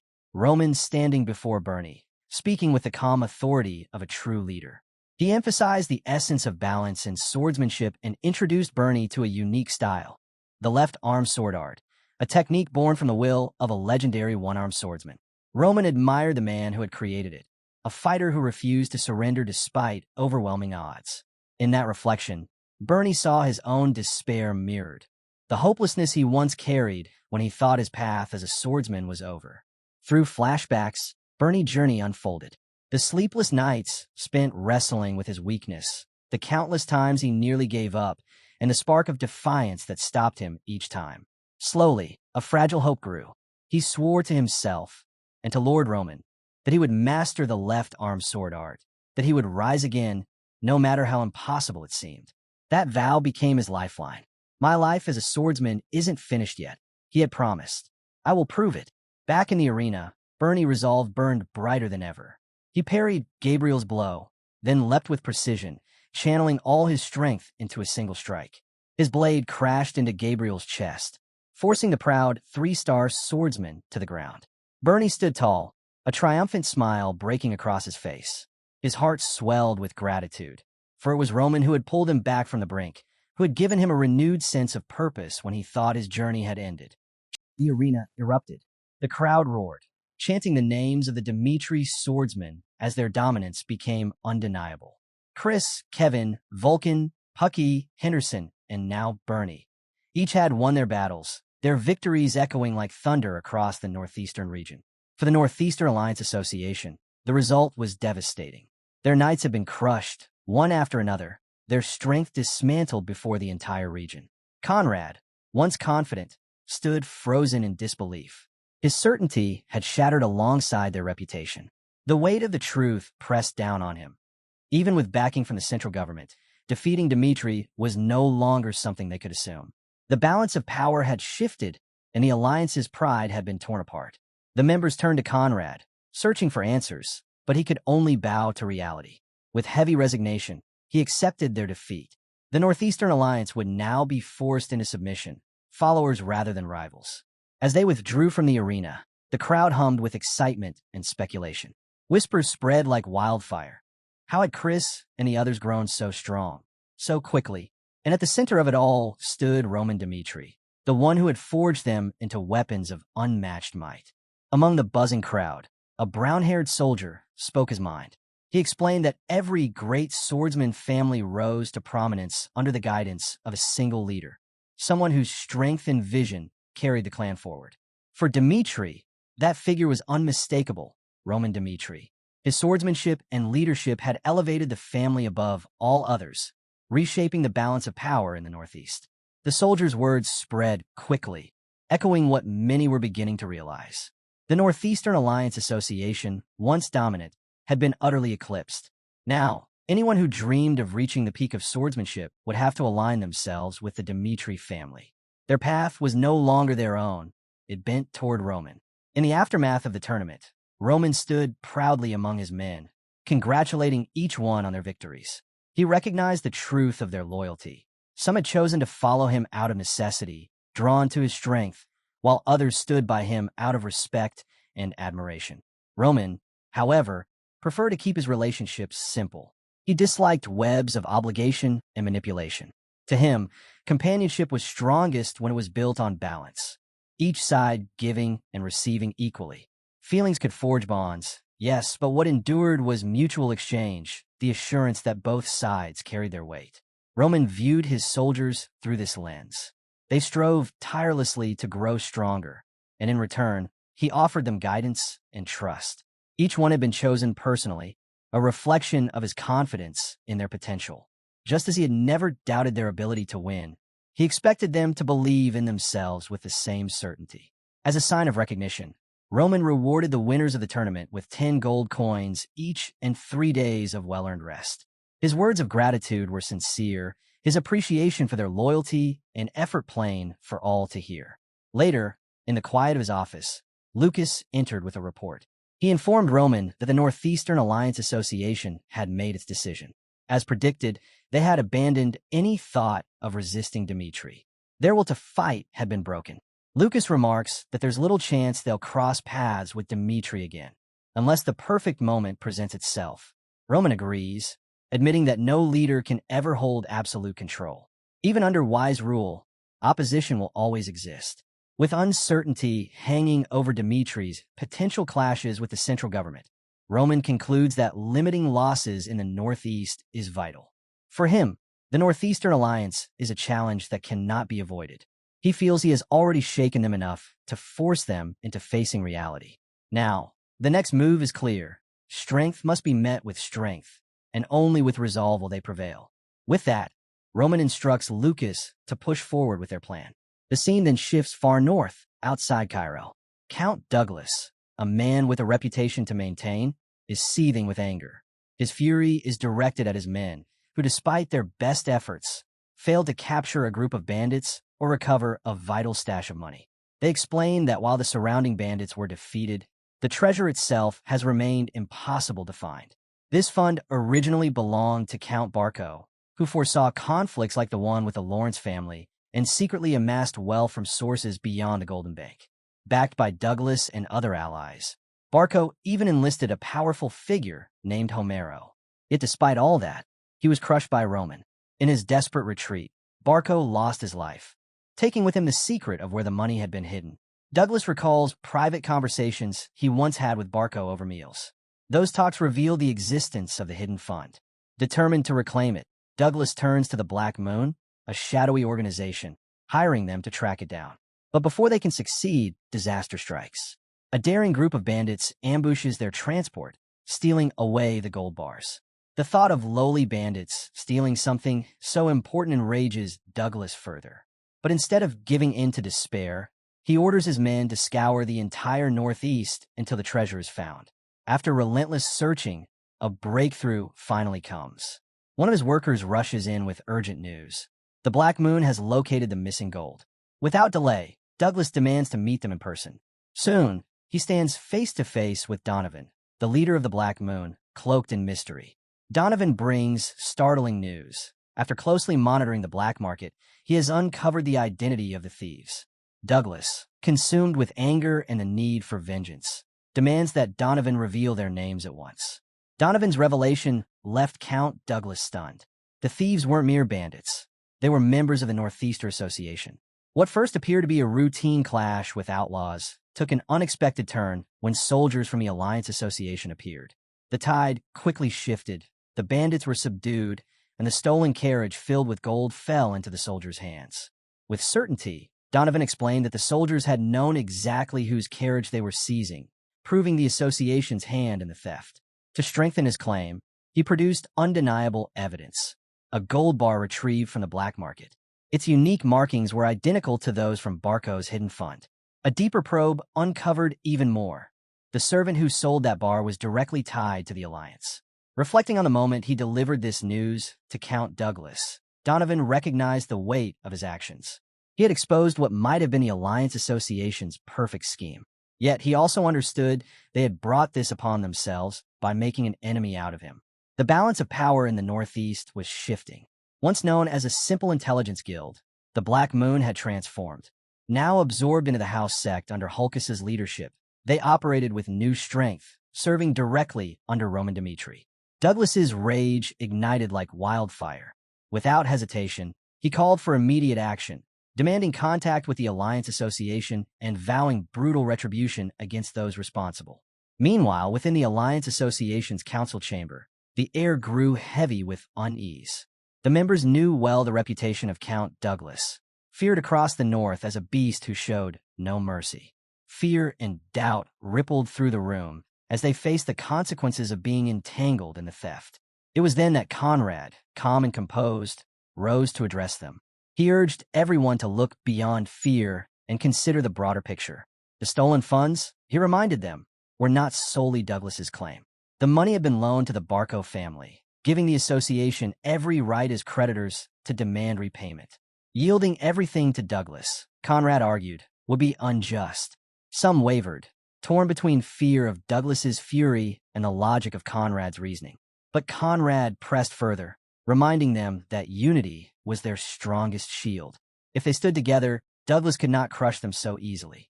In the end, though unease lingered, the members aligned behind Conrad's words. They understood that a united front was their only chance to withstand Count Douglas, even if it meant defying the beast of the North. Their tense meeting was suddenly interrupted when a worker arrived with urgent news. The Douglas family had requested communication. Conrad, anticipating confrontation, agreed to take the call.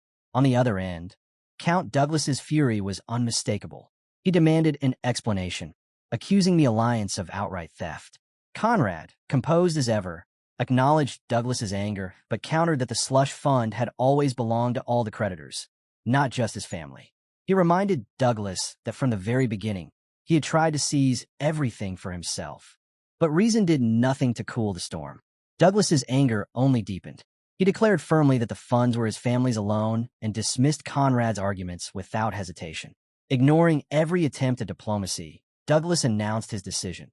He would appeal to the central government and launch a territorial war against the entire Northeastern Alliance Association.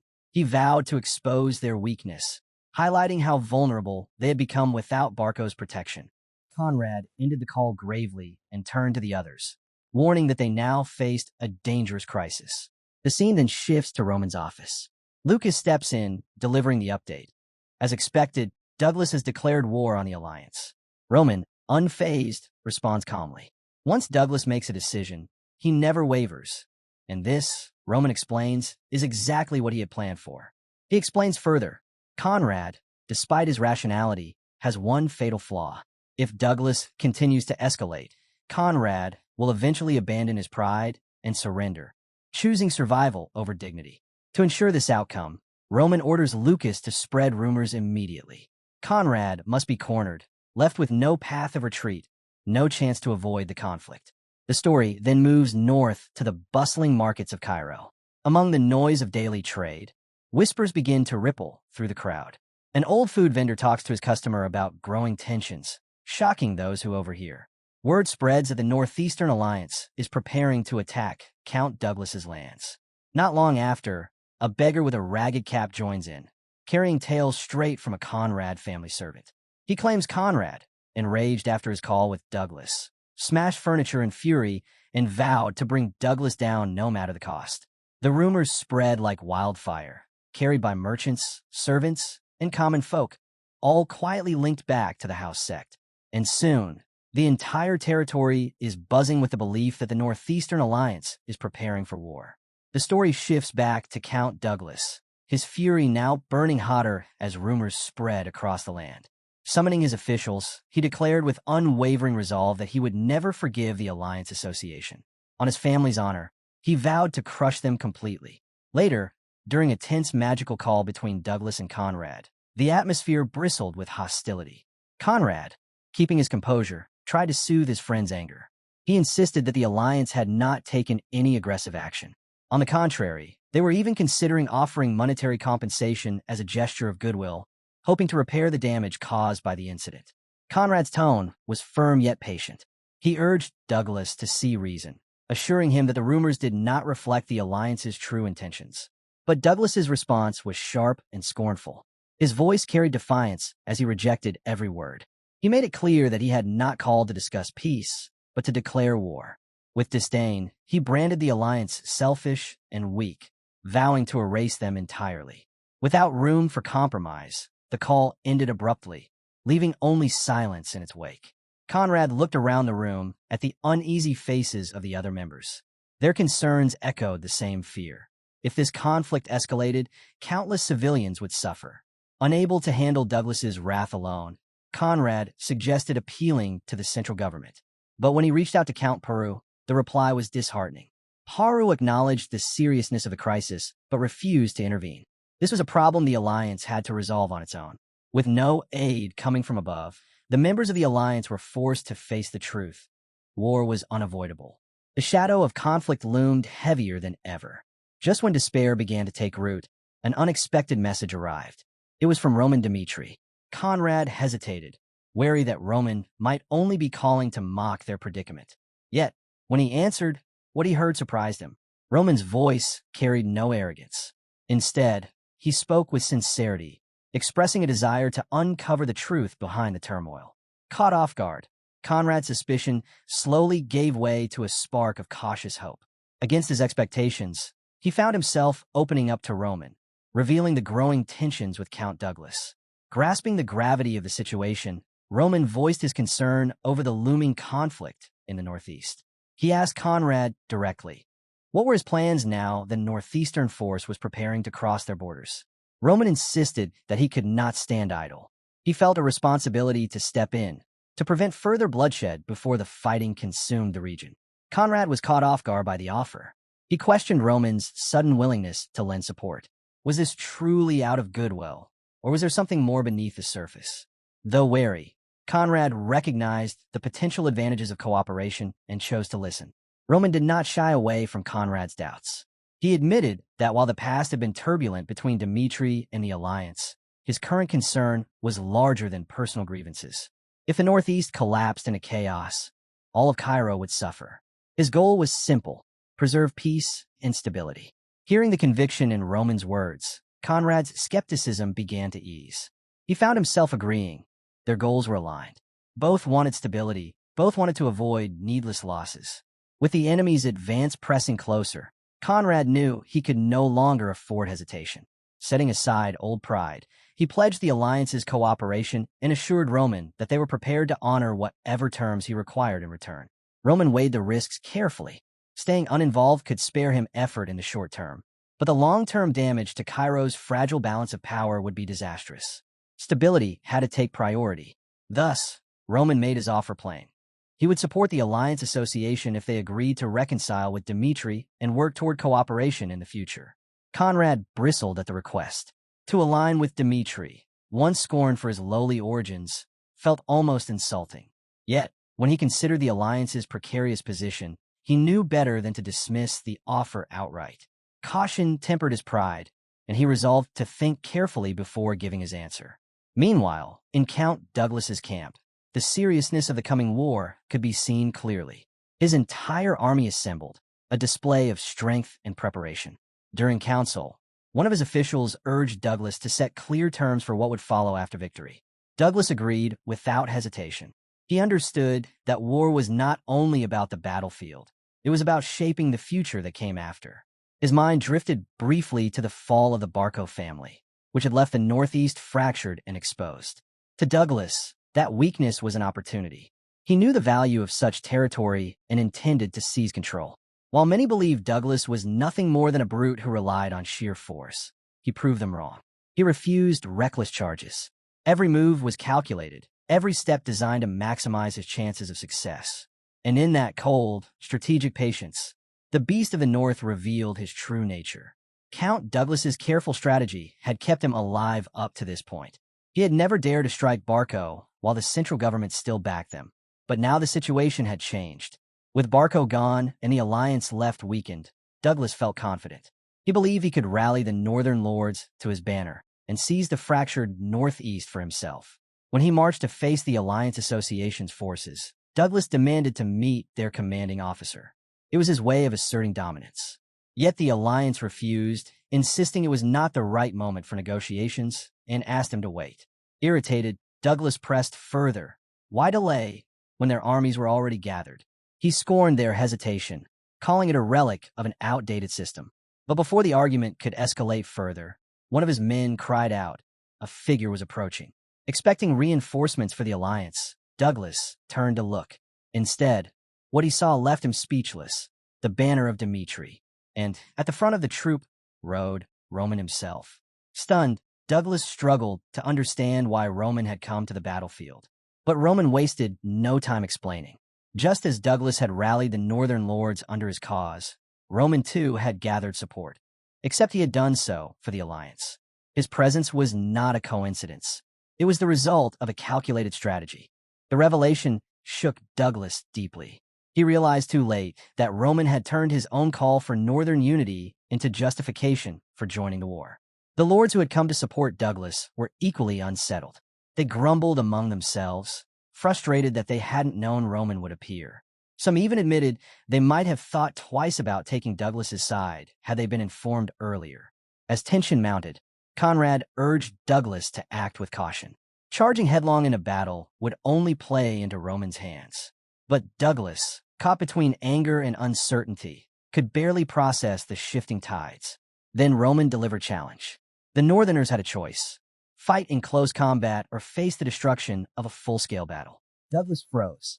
The idea of clashing with Roman directly filled him with dread. Despite having more troops than the alliance, he knew Roman's reputation as a warrior was legendary. Against him, sheer numbers might mean nothing. For the first time, Douglas found himself at a loss. His confidence shaken, his strategy crumbling before his eyes. Unable to see a clear way forward, Count Douglas wrestled with the weight of the looming conflict. Then, with unshakable confidence, Roman made an audacious proposal. He declared that Douglas could send 3 swordsmen against him at once. And if that wasn't enough, he was even willing to face 5. The sheer boldness of the challenge left Douglas momentarily stunned. Though he respected Dmitri's strength, Roman's suggestion felt unbelievable. Could one man truly think he could stand against 5 seasoned fighters? Yet Roman's tone carried no mockery. He spoke earnestly, expressing a genuine desire to prevent unnecessary bloodshed. This duel, he explained, was his way of reaching a peaceful resolution. All that remained was Douglas's answer. Needing time, Douglas asked for a moment to reflect. The scene then shifts to a quiet forest clearing where Douglas gathered with 5 northern lords. After careful thought, he announced his decision. He would accept Roman's challenge. With 5 skilled warriors, he believed their combined strength could finally overwhelm even Roman's formidable skill. Not everyone agreed. 2 of the lords voiced hesitation. They warned Douglas not to underestimate Roman, recalling his victory over Butler, a renowned swordsman, and reminding everyone of the danger they faced. But Douglas remained firm. No matter what choice they made, a clash with Roman was inevitable. Better to face him now than to allow him to dictate the terms later. Douglas pointed to his trusted twin swordsmen, Vinton and Vintel, who had once defeated a 4-star opponent. Their coordinated skill, combined with the other 3 warriors, gave him confidence they could at least match Roman blow for blow. Rumors painted Roman as an unstoppable force, but Douglas insisted this duel was their chance to prove otherwise. To Douglas and the northern lords, Roman's decision looked reckless. If they could defeat him during this display of confidence, the balance of power in the northeast would be theirs. Victory over Roman Dmitri would mean dominance over the entire region. With renewed determination, the lords agreed to Douglas's plan. Together, they would make Roman regret his arrogance. As preparations were made, the arrival of a representative from the central government added even greater weight to the upcoming duel. Now, Roman faced impossible odds. 5 opponents united against him, with the eyes of the government watching. The soldiers began forming their strategy. The twin brothers, Vinton and Vintel, took the lead. Their plan was simple yet deadly. They would attack from opposite sides, striking where Roman's vision could not reach. While the twins drew his attention, the other 3 would seize the opening and strike with full force. The stage was set. The air grew heavy with anticipation. The battle that would decide the Northeast was about to begin. The twins, full of confidence, assured the others that their coordinated strikes would create the perfect opening to bring Roman down. They promised that victory would bring shared glory and wealth, urging the remaining soldiers to commit fully to the plan. When all were in position, the duel began. Vinton and Vintel surged forward together, their energy focused, their movements perfectly in sync. But their unity meant nothing before Roman's power. With a single devastating strike, he cut through their assault and dropped them instantly. Gasps echoed across the field. Count Douglas and the northern lords could only stare, stunned at how easily Roman had broken their strongest fighters. Roman did not press the attack. Instead, he turned to Douglas and the gathered lords, his voice calm but unyielding. He spoke of the past, of how, during the Barco family's reign, negotiation had always been favored. Yet when Dmitri rose to power, no one ever tried speaking with him or the alliance. They had dismissed him, ignoring the weight of his family's growing legacy. That arrogance, Roman warned, was their greatest mistake. His words unsettled the northern lords, their certainty shaken. Then Roman offered them one final choice: withdraw completely and avoid the bloodshed, or commit to a traditional battle, knowing full well the cost in lives. Douglas hesitated. The reality was harsh. In open war, countless of his men would die. By honoring the duel, only 5 lives would be lost. Though bitter, he chose to see the decision through, sparing the bulk of his army. Roman nodded in acceptance, but the remaining 3 soldiers wavered. With the twins defeated, they knew the outcome was already sealed. Fear and doubt crept into their hearts, and hesitation slowed their blades. Roman saw their reluctance and dismissed it as cowardice. To strip away any excuse, he dropped his sword, standing unarmed before them. With unshakable confidence, he dared them to continue. Shame drove them forward. Believing they finally had the advantage, they charged. But Roman's power needed no blade. With a single crushing punch, he shattered one soldier's sword and dropped him flat. The other 2 tried to surrender in desperation, but Roman gave them no mercy. In swift, precise motions, he subdued them both, leaving them broken and defeated. When the dust settled, Roman turned his gaze toward Count Douglas and the northern lords. His stance was unwavering, his expression firm, his presence impossible to ignore. With a voice that carried authority, Roman asked if anyone still had objections. None came. Count Douglas and the northern lords lowered their heads, acknowledging his dominance in silence. When Roman returned to Conrad, he was met with gratitude. Conrad bowed deeply, thanking him for his decisive intervention. Roman assured him that their partnership would continue, a promise of unity in the days ahead. Conrad could not help but reflect. Had the alliance chosen to march into a full-scale war against Dmitri, they would have been crushed. Instead, Roman strategy had secured stability, firmly establishing the Northeast under his influence. A few days later, the scene shifted to the Grand Conference Hall of the Northeastern Alliance Association. Around the table sat Conrad and the other members, with Roman Dmitri now seated at the center. Roman announced that his father had entrusted him with full authority in these matters. He asked if anyone opposed his leadership. Silence filled the chamber. No one dared. A faint smile touched Roman's lips as he prepared to speak. He had news, and it was not something to be taken lightly. His question broke the quiet like a blade. Do you believe the Cairo kingdom is truly on the right path? The weight of his words lingered. It wasn't only Hector's invasion that concerned him, though that danger was real. What troubled him more was the rot within Cairo itself. He spoke of the Southern Front, where commanders treated him with suspicion instead of trust, even as enemy forces pressed hard. He spoke of the central government, where endless power struggles raged like storms, weakening the kingdom from within. Without Roman and his men, the southern line would have collapsed long ago, leaving Cairo wide open to Hector's conquest. His gaze hardened, his voice steady with conviction born of war. If another conflict came, he warned, the central government would not hesitate to draft soldiers from every region, sending them to die as expendable pawns. Families would grieve for their dead, while the government used the chaos to tighten its grip, its influence spreading unchecked across the land. The room grew tense. Concern and unease spread across the faces of those listening. Roman's words cut deep, but they could not deny the truth. Then, with calm authority, Roman offered a path forward. We must look to the root of this conflict, he said. The treatment we endure is unjust. If the nobles of the capital exploit the central government for their own gain, then why shouldn't we, here in the Northeast, unite for our own survival? His words hung in the air like a spark waiting to catch fire. The proposal was bold, a vision of solidarity in the face of chaos. But Roman knew time was not on their side. Once Dmitri moved, the central government would act swiftly, and when that moment came, the Northeast had to be ready. For Roman, uniting the Northeast was more than a political move, it was survival. Only through strength and solidarity could the region resist the suffocating influence of the central government. Breaking the silence, Jonathan raised a question that weighed on everyone's mind. But will our unity truly stand against the central government? His voice carried the doubts shared around the table. He pointed out the glaring vulnerabilities. If regions like Lawrence's were left out, the Northeast would be standing on shaky ground, dangerously close to collapse. Jonathan reminded the council that their survival depended heavily on imports from neighboring territories. Food, supplies, trade, all flowed from outside. If the Northeast defied the central government, those lifelines could be severed overnight. Their businesses, deeply tied to central authority, would crumble. Independence sounded appealing, but in reality, it seemed nearly impossible. Without breaking this dependence, the nobles of the Northeast would always be bound like puppets, dancing to the capital's will. Roman rose to answer. Speaking directly to the counts, he acknowledged their fears but offered a solution. Holding up a sheet of paper, he declared, "This is my plan for developing the Northeast. Our land may be rugged, but its potential is vast."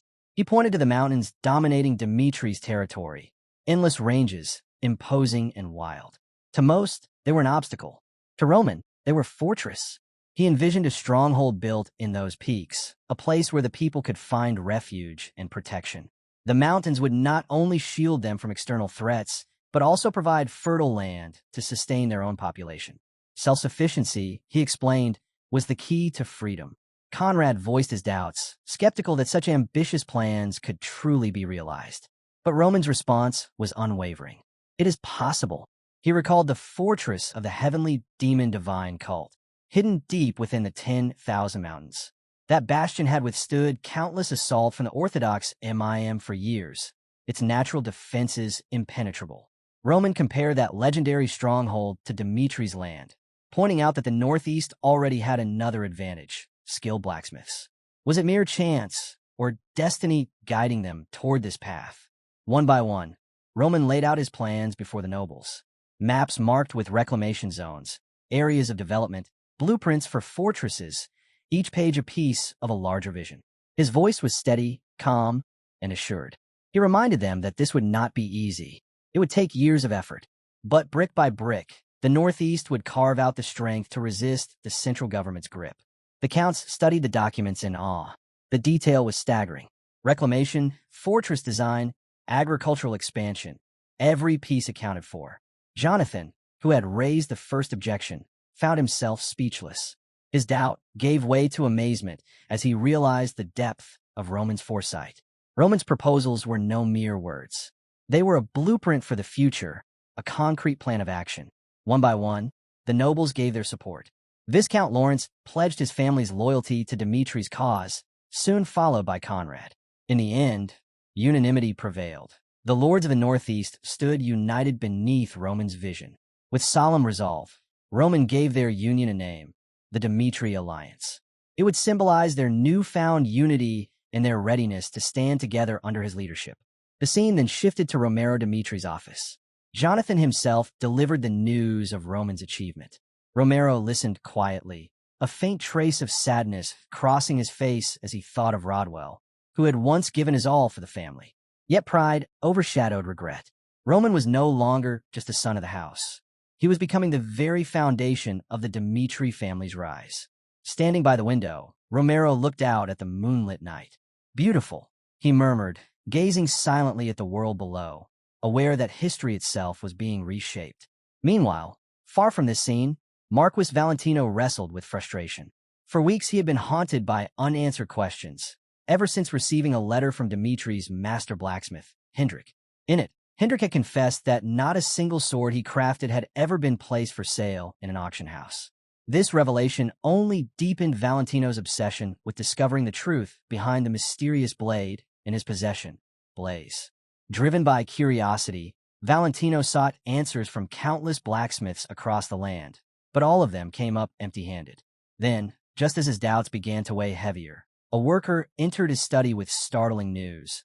Someone had reportedly seen a sword remarkably similar to Blaze, and it was said to belong to a master blacksmith from the Dimitri estate. Stunned, Valentino wasted no time. He ordered preparations for an immediate journey to the Dimitri stronghold. Upon his arrival, he was met by Hendrik, the estate's master blacksmith. Hendrik welcomed him with composure and asked what brought him there. Valentino went straight to the point. He revealed that a month ago, he had acquired Blaze from the Adelian auction house. Hendrik nodded, recalling Valentino's earlier letter about the blade. Without hesitation, Valentino presented Blaze. He praised its flawless craftsmanship, marveling at how it channeled mana perfectly, a feat that placed it far beyond ordinary weapons.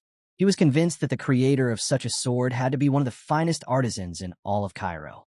As he spoke, his anticipation grew, his eyes locked on Hendrik, eager for any sign of recognition. Hendrik studied the blade in silence, his expression unreadable.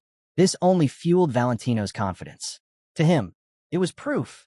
Hendrik knew more than he let on. Pressing further, Valentino remarked that rumors suggested Hendrik possessed another blade similar to Blaze. At this, Hendrik fell quiet. After a long pause, he finally replied that he would retrieve the sword.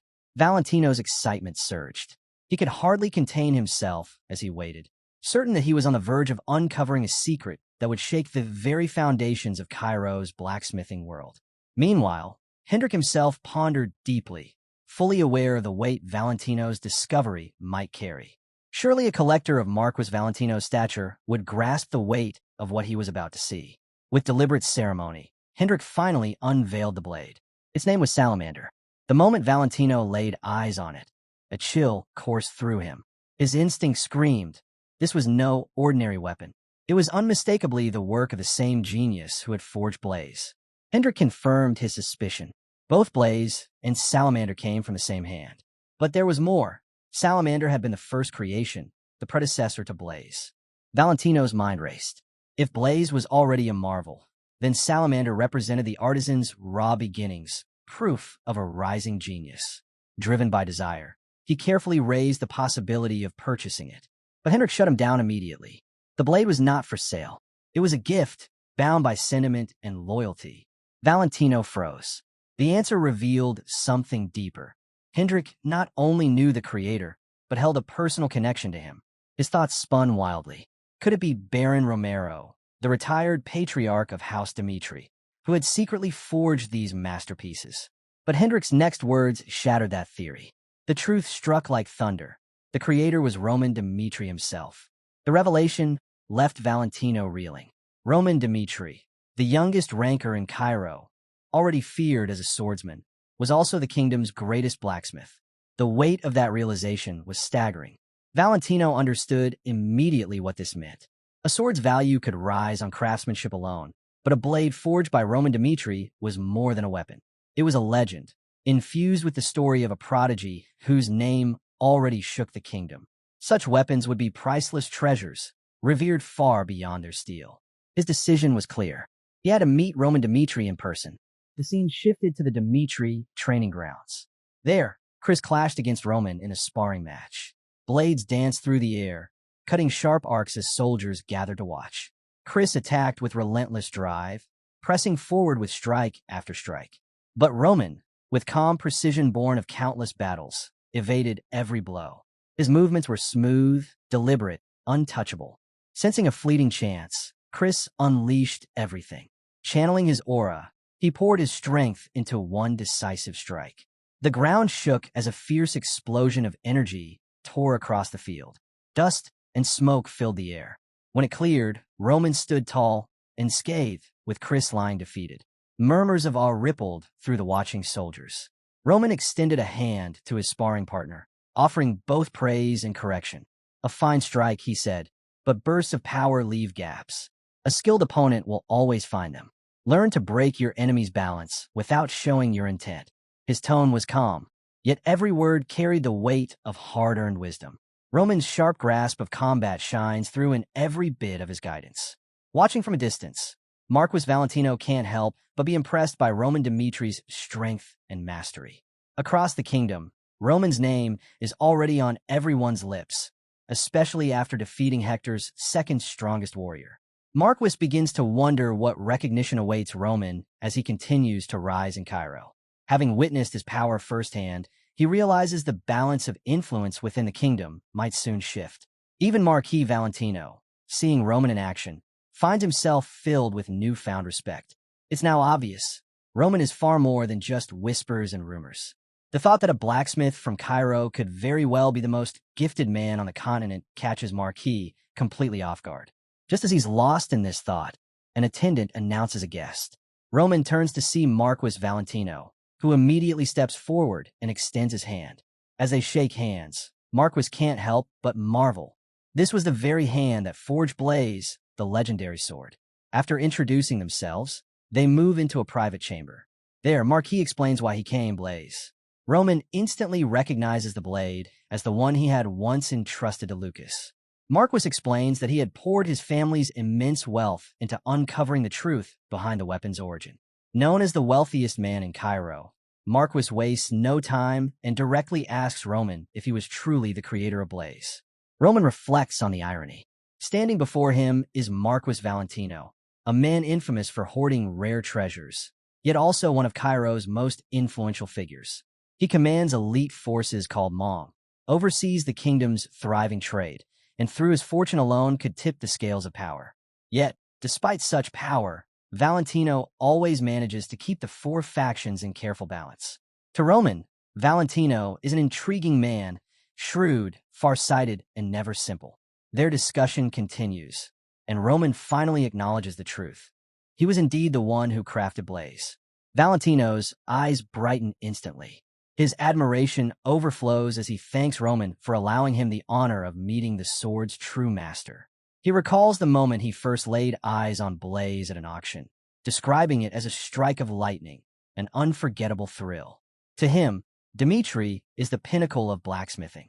With that, Valentino leans forward, asking about Roman's heritage and the secret behind his unmatched skill. Then, with a tone of reverence, he makes his request to once more lay eyes on the sword that had captured his soul. Roman gave a slight nod before placing the sword into Valentino's hands. The moment he held it, Valentino's eyes widened in awe. His voice carried both curiosity and admiration as he asked the sword's name. With calm pride, Roman answered, "Darkness." The name struck Valentino deeply. Instantly, his thoughts drifted to legends like Salamander and Blaze, blades renowned across the land. But this was different. Darkness radiated a power and craftsmanship beyond anything he had ever seen. A weapon infused with the essence of shadow itself. For the first time, he felt he was witnessing the work of a blacksmith still climbing toward even greater heights. The thought thrilled him. If Roman had already forged masterpieces like Blaze and Darkness, what unimaginable creations would he forge in the future? Eyes alight with excitement, Valentino leaned forward and presented his offer. His terms were clear. First, if Roman ever chose to sell a sword, Valentino demanded the right to purchase it before anyone else. Second, no matter when or where, he must be the first to witness each new weapon born from Roman's forge. His determination was unmistakable, his words filled with urgency. If Roman could agree to these two conditions, Valentino declared, then the full strength of the Valentino family would stand behind Dmitri. Roman paused, surprised by the weight of such a promise. Valentino, the very man known for keeping his family neutral among the factions, was he truly willing to break that long-held stance? Seeing Roman's hesitation, Valentino pressed further. He revealed the truth. The four great factions had been closing in, applying pressure from all sides. Neutrality could no longer last forever. Eventually, he would be forced to choose a side. And now, with Roman's growing influence, his leadership, and his unmatched skill as the creator of Blaze, Valentino had found his answer. Aligning with Dmitri wasn't just a political move. It was a chance to secure greater prosperity and seize opportunities others couldn't imagine. With a sly smile, he admitted he was genuinely captivated by Roman Dmitri's potential. To him, joining forces was the most advantageous path. Roman rose to his feet, his voice steady and firm. He reminded Valentino of the loyalty the nobles of the Dmitri alliance had already pledged to their family. Then, with a serious gaze, he asked directly, was the Valentino family truly prepared to cast aside neutrality and stand with Dmitri? Valentino bowed his head respectfully, a warm smile on his face as he pledged the Valentino family's unwavering loyalty to Roman. He promised to follow wherever Roman led, no matter how difficult the path ahead. Roman was taken aback by such wholehearted devotion, an unexpected alliance forming right before him. Gratefully, he returned the smile and thanked Valentino, recognizing the weight of this newfound partnership.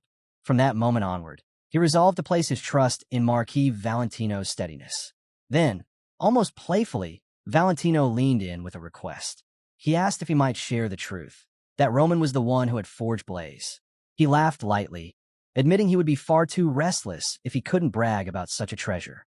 Roman, charmed by his straightforward nature, agreed and gave him permission. Soon, the scene shifted to the glittering halls of the Valentino family palace. There, Marquis Valentino proudly unveiled the sword before a gathering of nobles. His voice carried as he spoke of its astonishing abilities, claiming that even a beginner could hold their ground against a veteran with Blaze in hand. Intrigued, the nobles pressed him for proof. With a glint in his eye, Valentino assured them he had never once exaggerated the value of his collection. He emphasized the weapon's creator, the very artisan who had toppled Hector's fighter and was now celebrated as Cairo's hero. The nobles quickly pieced it together. This was the same sword Roman Dmitri had wielded to defeat Butler. At once, its legend deepened. Valentino went on, revealing that Blaze was only one among 3 masterpieces Roman had crafted. Excitement rippled through the hall as the nobles coined a name for them, the Roman Dmitri collection. As Roman's fame spread, the forges of House Dmitri could barely keep up. Demand for their work surged overnight, business booming in a way none of them had anticipated. But while success filled the air of Dmitri Palace, shadows stirred. One night, Roman walked its vast corridors, his mind weighed with thought. From the darkness, a figure stepped forth. Makin, an agent of Valhalla, emerged silently, his presence carrying tension. He wasted no words. Valhalla, he said, had been watching. Roman's victories over Hector and Butler, and his bold creation of the independent Dmitri alliance in the northeast, none of it had escaped their notice. Makin admitted openly that Valhalla had underestimated him. To their eyes, Roman had become a serious obstacle, one that could endanger their ambitions. He leveled his gaze at Roman and delivered his demand. Choose. Would Roman follow Valhalla or oppose it? Roman's lips curved into a confident smirk. His reply was sharp and unwavering. And why? He asked. Should I obey Valhalla? The question echoed through the dimly lit hall, heavy and unyielding, as Macken's words hung in the silence between them. Macken's tone was sharp as he cautioned Roman about the hostility he was showing toward Valhalla. But Roman didn't waver. Let's get one thing straight, Roman declared firmly. He reminded Macken that it had been him who first drew the line. Roman wasn't looking to force loyalty out of anyone, nor did he intend to bend others to his will. His convictions were unshaken, even with the threat of conflict hanging over them. As Macken's warning lingered in the air, Roman's mind turned elsewhere. Cairo had been under Kronos' eye for years, and if Valhalla dared to strike, the Empire would not stay silent. That thought weighed heavily, but Roman stayed resolute. Meeting Macken's gaze, he issued a stern warning. If Macken wanted to avoid becoming an enemy, he needed to hold his ground and wait. Roman believed the alliance he was building would rise to dominate Cairo's politics. Dmitri would be the spark that brought about change. Macken hadn't expected such determination. He couldn't help but admire Roman's boldness. Still, he didn't hold back. Don't let pride blind you, Macken cautioned. Arrogance only draws challengers. Butler was nothing compared to what Valhalla holds. This continent is vast, and threats far greater than him are out there.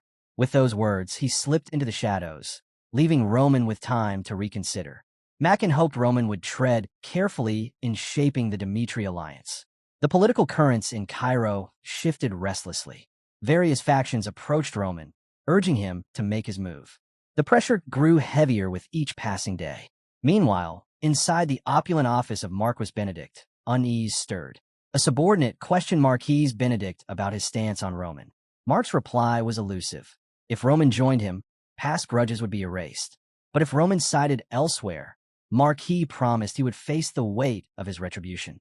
Back in his quarters, Roman stood silently at the window, deep in thought. The Dmitri alliance had stabilized the balance of power for now, but he knew their window was narrow. The next year would decide everything. War loomed closer, and with it, inevitable sacrifices. To endure, Roman had to sharpen his strength, especially his command of magic, the very force that could shift the tide. Across the continent stood 13 grand towers, each one a pillar of magical might. Among the 13 towers, none rivaled the prestige of the Heavenly Palace. It was there that the great conclave of mages was held, where each tower presented their progress and breakthroughs. The Phoenix Tower revealed their mastery of fifth circle spells, an impressive feat on its own, but the crowd barely spared them a glance. Their problem ran deeper than spellcraft. The Phoenix Tower was trapped in an identity crisis, burdened by the loss of their ancient burning grimoire, a legacy handed down through generations. Within the tower walls, Felix carried the weight of this decline. 3 years ago, circumstances thrust him into leadership, a role he had never sought. His mentor's sudden disappearance left a void he couldn't fill, and without the grimoire, his inadequacy only grew more apparent. The tower's members lost faith, their despair compounded by the withdrawal of funding from the Frank Empire. Just when the future seemed hopeless, a sealed letter arrived. The mark of Roman Dmitri blazed upon it. Inside lay a proposal unlike any Felix expected. Dmitri would support the Phoenix Tower, and in return, Felix would serve as Roman's sparring partner for 6 months, receiving a stipend of 1,000 gold each month. It wasn't salvation, but it was a chance. With no other path forward, Felix accepted. Now, as his carriage rattled toward Dmitri, his thoughts wandered. The Dmitri lands were famed for their smiths, not for sorcery. Across the continent, the Heavenly Palace stood as the pinnacle of magic, while 7 of the strongest towers were rooted firmly within the Kronos Empire. Cairo, and especially Dmitri, were considered wastelands for mages. Yet Dmitri was anything but weak. In the harsh northeastern lands, they had carved out a reputation for iron discipline and unmatched strength. That alone had drawn Felix here, to stand at the gates of this unlikely power. At the entry point, order reigned. Soldiers moved with precise efficiency, their actions seamless and deliberate. One guard stepped forward, his expression stern as he carried out his duty with unwavering focus. The guard blocked Felix's path, demanding to know his purpose. Felix, calm yet composed, introduced himself and presented Roman Dmitri's letter of invitation. As he was escorted inside, Felix couldn't help but take in his surroundings. The Dmitri estate radiated discipline. Soldiers moved in perfect unison. Magical devices gleamed in carefully chosen positions, and towering fortress walls hinted at defenses built for war. Even in this remote land, Dimitri's strength was undeniable. At last, Felix stood before Roman himself. Roman's presence was commanding, his authority unmistakable. With a firm handshake and steady gaze, he welcomed Felix into Dimitri's domain. Felix felt a wave of respect. There was something about Roman that demanded both trust and admiration. Not wasting time, Felix asked directly about the offer laid out in the letter. Roman confirmed it without hesitation. 6 months as a sparring partner, 1,000 gold coins per month, a total of 6,000 gold. It was no small sum. Still, Felix questioned it. Why him? Surely there were countless others eager for such an opportunity. Roman's answer was precise. The Phoenix Tower's mastery of flame magic was unrivaled, and Felix's skill in that field stood out. Roman also acknowledged the hardships the tower was enduring, making this partnership valuable for both sides. Paying Felix generously wasn't charity, it was an investment. Roman also set the terms clearly. Any harm suffered during their training would be his responsibility to bear, as long as Felix gave his all. But the risks were real, and Roman would not be blamed for the consequences. Felix's thoughts grew heavy.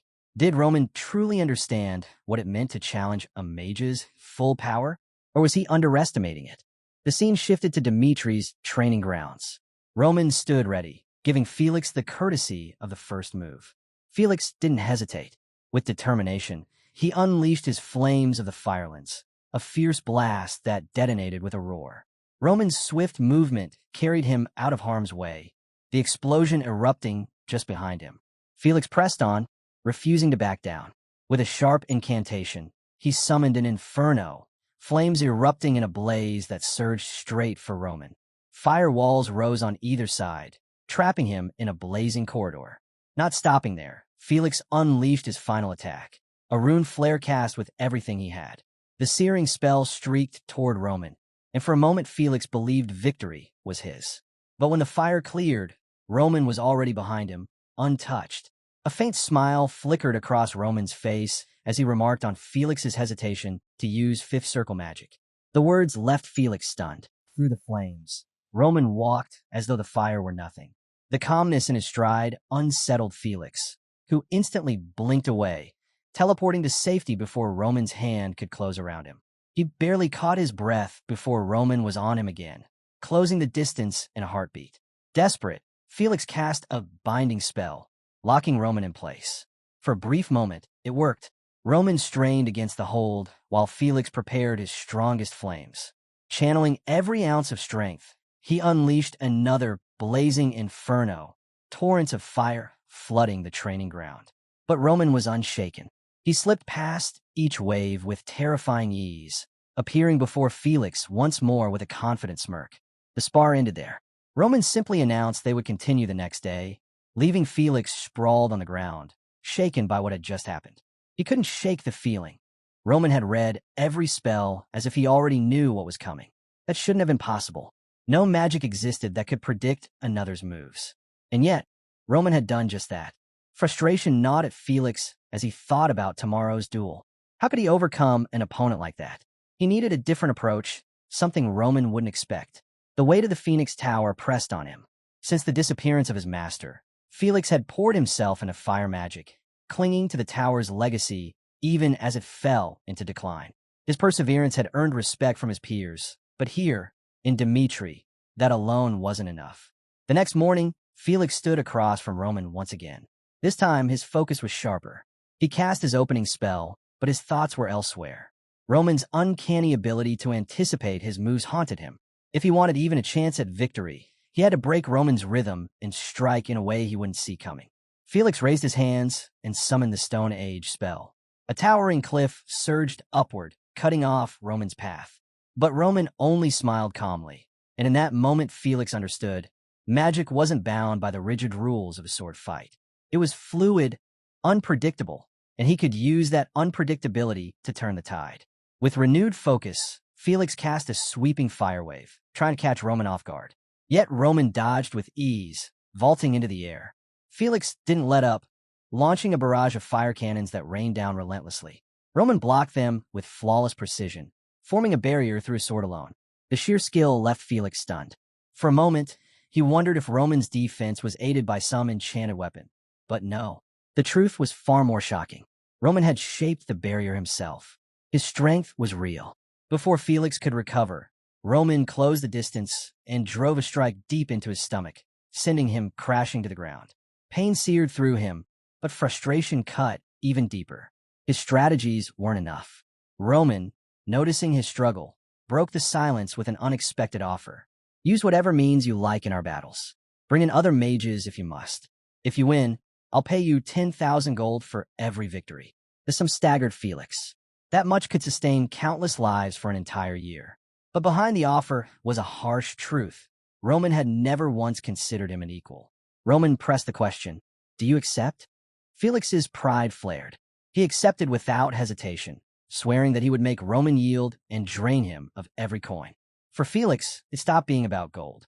This was personal now. From that moment, Felix fought with everything he had. Each loss fueled him. Each setback drove him to adapt. By their 8th duel, he had begun weaving in trickier tactics. Slow miss to drag down Roman's speed. Magic traps to restrict his movement. Yet nothing worked. Roman cut through all. 30 matches passed. 30 defeats. Felix's pride, once unshakable, began to crack. He could no longer deny it. Alone, he could never overcome Roman Dmitri. Desperation drove him to Nox, a formidable 5th circle mage. Felix pleaded for his aid in the duels. But Nox hesitated. Their combined firepower could spiral out of control, and he feared the consequences of striking down Dimitri's heir. Even more, Nox questioned why Felix, a representative of the Phoenix Tower, was entangling himself in a matter so far removed from their cause. The risks, he warned, were far greater than Felix seemed to realize. Despite Nox's hesitation, Felix pressed harder. He reminded him of the reward, 10,000 gold for a single victory. If they won, he promised to split it evenly. That much money was worth the risk. Nox paused, then asked, "So we only need to beat him once?" Felix nodded, but cautioned him not to underestimate Roman. "It won't be easy. He has a natural ability to counter mages. We'll need a plan." Nox dismissed his concern with a wave. "Leave it to me. My team will handle it." Days later, Nox and 3 others stood before Roman, ready for battle. Roman, calm as ever, gave them the first move. They unleashed a storm of spells, a relentless barrage meant to overwhelm through sheer force. Watching from the sidelines, Felix's heart sank. He recognized the flaw immediately. They were making the same mistakes he had made. And just as he feared, Roman dismantled their assault with frightening ease.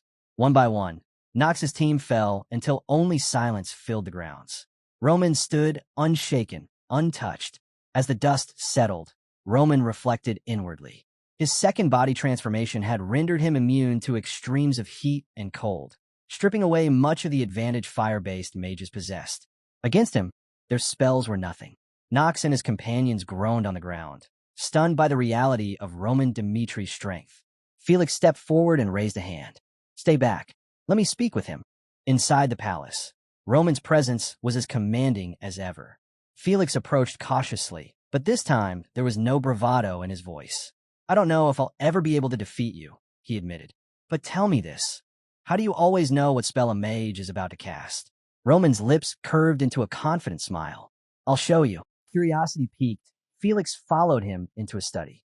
The shelves were lined with grimoires, each one marked and worn from study. Felix's eyes widened at the sheer number. Roman began to explain. Magic, he said, wasn't just power, it was resonance.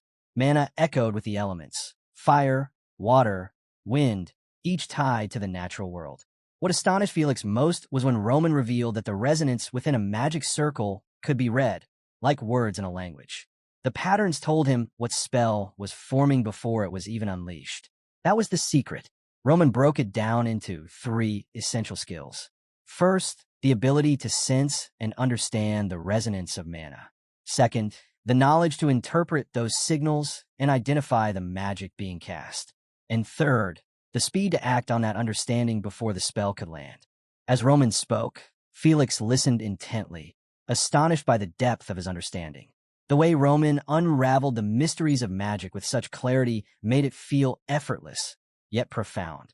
Felix realized then, Roman's grasp of the arcane arts was extraordinary, far beyond what he had ever imagined.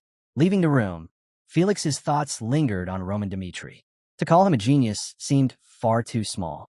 What truly left Felix in awe was Roman's relentless drive for strength, a pursuit so absolute it forced Felix to question his own path. For years, he had used his master's disappearance as a shield, a reason to stagnate. But watching Roman shattered that illusion, Felix admitted to himself that he had been avoiding reality.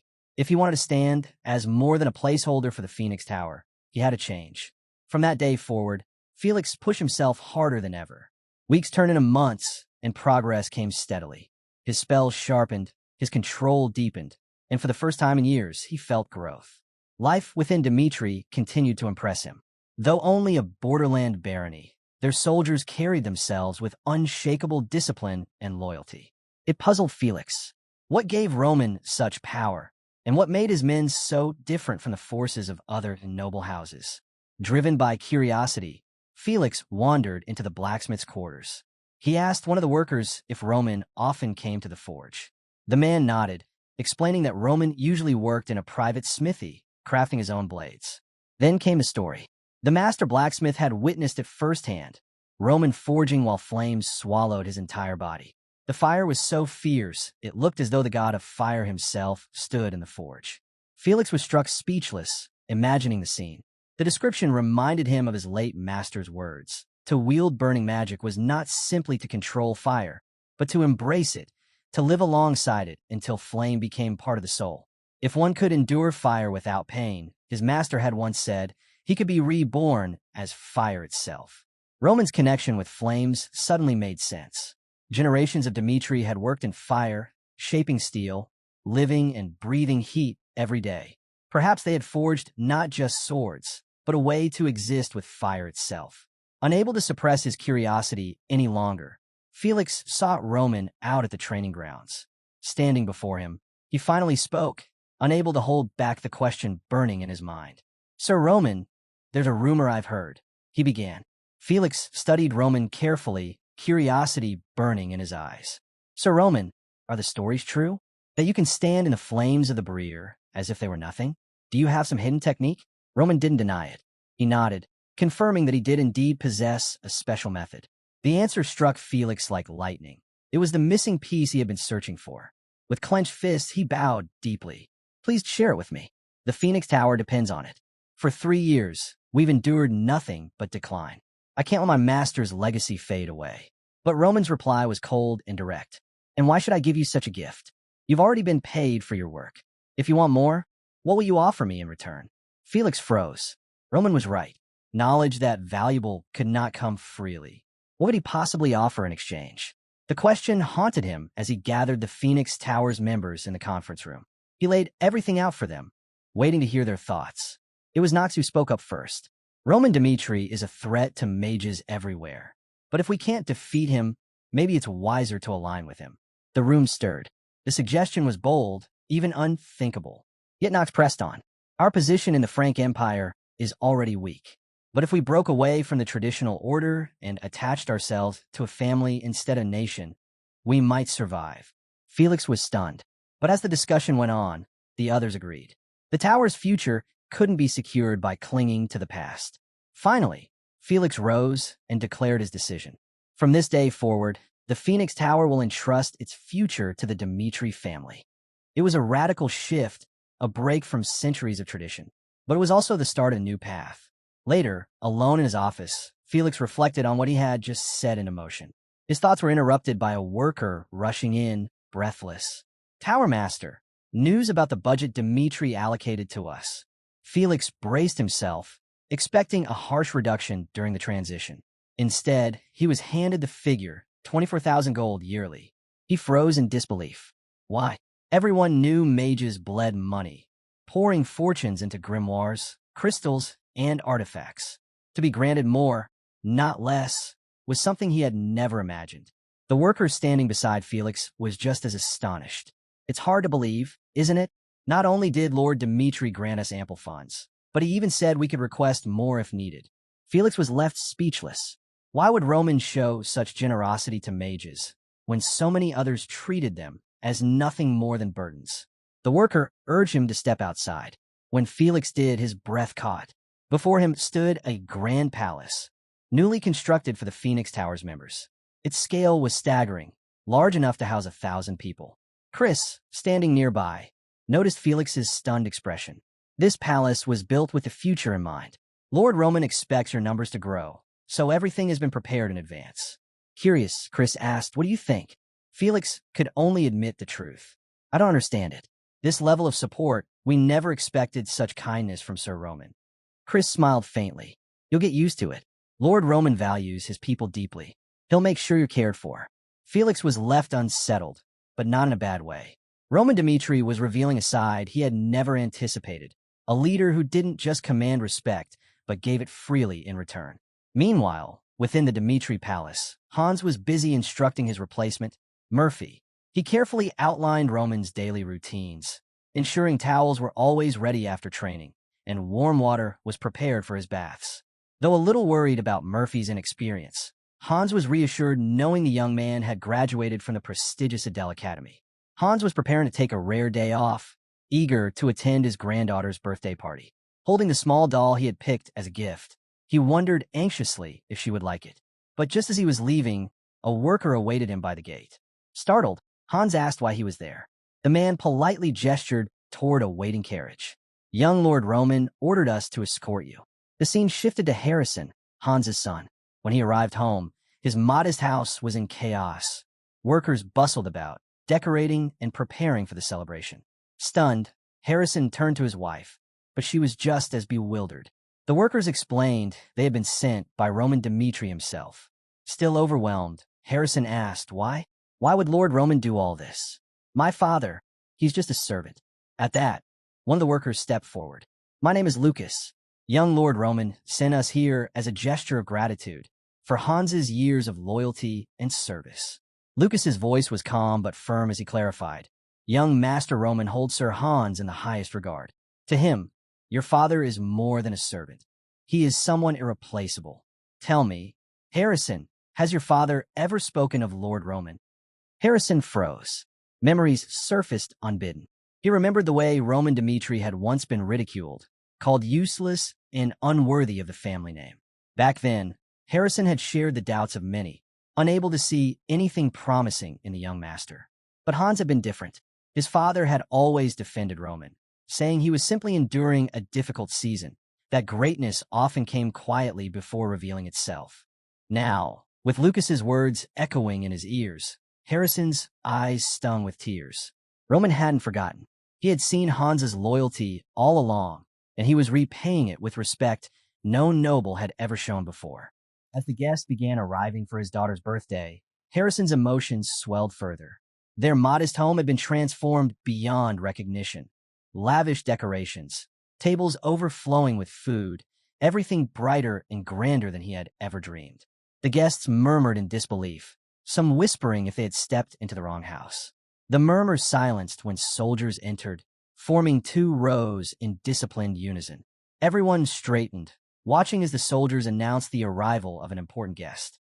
To everyone's astonishment, it was Hans who appeared. Harrison's chest tightened as he rushed forward, embracing his father in front of the entire gathering. The warmth of their reunion filled the room, moving those who witnessed it. For once, there was no trace of servitude in the way people looked at Hans, only respect. The celebration carried on, the mood alive with joy. Harrison's daughter squealed happily as she unwrapped her grandfather's gift, a doll that instantly became her treasure. But the surprises didn't end there. A gift from Count Conrad followed, a gleaming ruby ring that left the guests whispering in shock. Then came a necklace from Viscount Lawrence and a brooch from Count Adelon.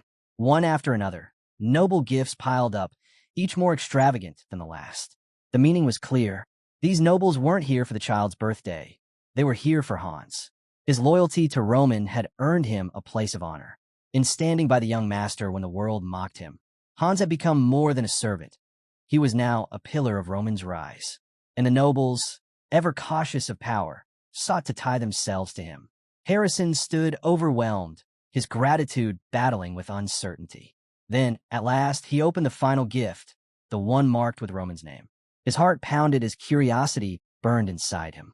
What had Roman chosen for his granddaughter? Inside the final box, Harrison found not a jewel or trinket, but a letter. As his eyes scanned the seal, his breath caught. It was a recommendation to Glory Academy. The significance struck him instantly. Glory Academy, the most prestigious school on the continent, was a dream beyond reach for commoners. Even the wealthy struggled to gain admission, and yet Roman had secured this chance for his daughter. Harrison's hands trembled. This wasn't a gift of wealth. It was a gift of future, a life-changing opportunity no amount of gold could buy. Tears streamed down his face as gratitude overwhelmed him. The scene shifted to Dimitri Palace. Hans approached Roman quietly, humility in his every step. Bowing, he confessed, "My lord, these gifts, they are too much. Serving you and earning your trust has already been more than enough for me." Roman listened, his thoughts drifting to the memories of another life as the heavenly demon. In those years, he had once turned to his closest follower, the mad demon, with the same question that now surfaced in his heart. Had he ever regretted following him? The answer then, as now, was unwavering. The mad demon had sworn that Roman's trust alone had been worth a lifetime of loyalty. Looking at Hans, Roman felt the same truth. This man, who had served him longer than even his own father, was more than a servant. Roman's voice softened as he said, "Hans, you are not just someone who waits on me. You are my family. Your loyalty and sincerity are things I cherish deeply. These gifts are not charity. They are what you deserve." Hans's chest tightened as emotion welled up inside him. To be acknowledged in such a way by the young master he had always defended, it was more than he had ever hoped for. Roman ended with warmth in his tone, congratulating Hans on his granddaughter's birthday. In that moment, the bond between them became something unshakable. A year later, far from Dimitri Palace, the winds of change swept through Cairo. At the Valhalla Temple's Cairo branch, Willis tended lazily to the flowers, boredom etched across his face. But even in monotony, his mind wandered back to the upheaval of the past year. Ever since Roman Dimitri had returned from the Southern Front, the kingdom had been shaken by a single announcement: the ranking battles. Rankers, who once wasted their strength in petty rivalries, now fixed their gaze on Roman. For an entire year, they prepared themselves to face him. Though officially ranked 100 after defeating Homos, it was his triumph over Butler, the second strongest swordsman in the kingdom, that proved his strength was far greater than the ranking suggested. Roman's rapid rise had turned him into a looming threat. With his strength, he could challenge anyone ranked above him, from 99 all the way up to the first seat. Such a move would shake the kingdom's entire ranking system, sending shockwaves throughout the region. One afternoon, a messenger from the Valhalla temple hurried to Willis. "Roman Dimitri has contacted the temple," he announced. Willis's eyes lit up. That could only mean one thing. The long-awaited public ranking battles were finally about to begin. Elsewhere, inside the central government palace, Marquis Benedict leaned over a report. His expression darkened as he read hints of Roman's plans. Cairo's political climate was already volatile. Tower masters across nations, including the Phoenix Towers in the Frank Kingdom, had mysteriously vanished. Meanwhile, the Kronos Empire stirred unrest, accusing neighboring powers and fueling whispers of war. For the smaller nations near Kronos, the future looked grim. Conquest seemed inevitable. Benedict knew Cairo needed strength at its helm. A fragile ruler would spell disaster. And now Roman Dimitri's rise complicated everything further. If he threw his weight behind the aristocracy, it would disrupt the fragile balance of power and provoke the ruling authorities. Benedict leaned back, frustrated. Did Roman plan this all along? To climb the ranks from the bottom, reshaping the kingdom in his own way? Meanwhile, the arena roared with anticipation. Thousands filled the stands, their voices carrying like thunder as the first public ranking battle was set to begin. Roman Dimitri, rank 100, against Jaden, rank 99. The fighters faced off. Jaden couldn't hide his irritation. "Why me?" he muttered. If Roman was as formidable as the rumors claimed, why waste time on someone barely holding the edge of the rankings? It made no sense. Studying his opponent, Jaden expected a grizzled warrior, but what stood before him was a man far younger than he imagined. The arrogance in the rumors, claims that Roman was already preparing for his next opponent, only deepened his irritation. The signal was given. Jaden moved first, pouring all his strength into a decisive strike. But before he could even blink, Roman sidestepped effortlessly. With nothing more than a simple touch, Roman sent Jaden crumpling to the ground. The fight was over before Jaden even understood what had happened. Gasps swept through the crowd as Willis stepped forward, his tone sharp. Was this really necessary? You didn't need to face someone like Jaden. You should have gone straight for the top 30. But Roman's answer came steady, without hesitation. Some hailed him as a rising hero, while others dismissed him as a reckless upstart. Roman paid no attention to either side. His goal was simple: prove his strength by defeating every ranker, one by one, without shortcuts. He would climb from the very bottom and show the world that skill alone was enough. Willis couldn't help but grin at that resolve. Yes, he thought, this is the Roman I wanted to see, the one who will shatter every expectation. The skeptics didn't have to wait long. Within a day of toppling Jaden, Roman faced Delhi, the 98th ranker. The match lasted less than a breath. Roman crushed him effortlessly, and Willis declared him the new 98th without hesitation. Roman didn't pause. He immediately sought out the next challenger. The 97th ranker fell with a single strike, the arena echoing with gasps of disbelief. These were no weaklings. They were all seasoned 3-star rankers who had fought tooth and nail to secure their positions. Yet to Roman, each match ended in under 10 seconds. In just 2 days, he climbed in 91st place. The sheer pace of his ascent left the kingdom in awe. Even those who mocked him before fell silent, unable to deny what they were witnessing. Meanwhile, Jaden stirred awake, his body aching and his mind clouded. The last thing he remembered was facing Roman, then nothing. A temple worker came to his side. You were defeated by Roman Dmitri. That's why you feel like this. Jaden blinked, dazed. Defeated? But how long have I been out? The worker's expression was grim. A full day. You're the only one who's woken up so far. The words struck hard. Jaden's thoughts tumbled over each other. How many has he fought since then? How many has he beaten? 5. The worker answered before he could ask aloud. 5 rankers in a single day, including you. Jaden's breath caught. The scale of it was beyond anything he had imagined. But the worker's next words were even harsher. And none of them were ever his true opponents. A cold dread washed over Jaden. The pain in his body suddenly flared, sharp and overwhelming. The worker pressed a hand to his shoulder. You should know, Roman strike damaged your muscles severely. You won't recover for at least a month. The weight of it all crushed Jaden. He wasn't just defeated. He had been erased from the path Roman Dmitri was carving upward. Jaden, still reeling from his defeat, forced himself to speak out. His body ached, his pride was shattered, but he knew he had to warn the others. He described Roman's crushing power, how a single blow had left him broken. Facing Roman wasn't just about risking defeat. It meant risking one's very future. Injuries from him didn't heal easily.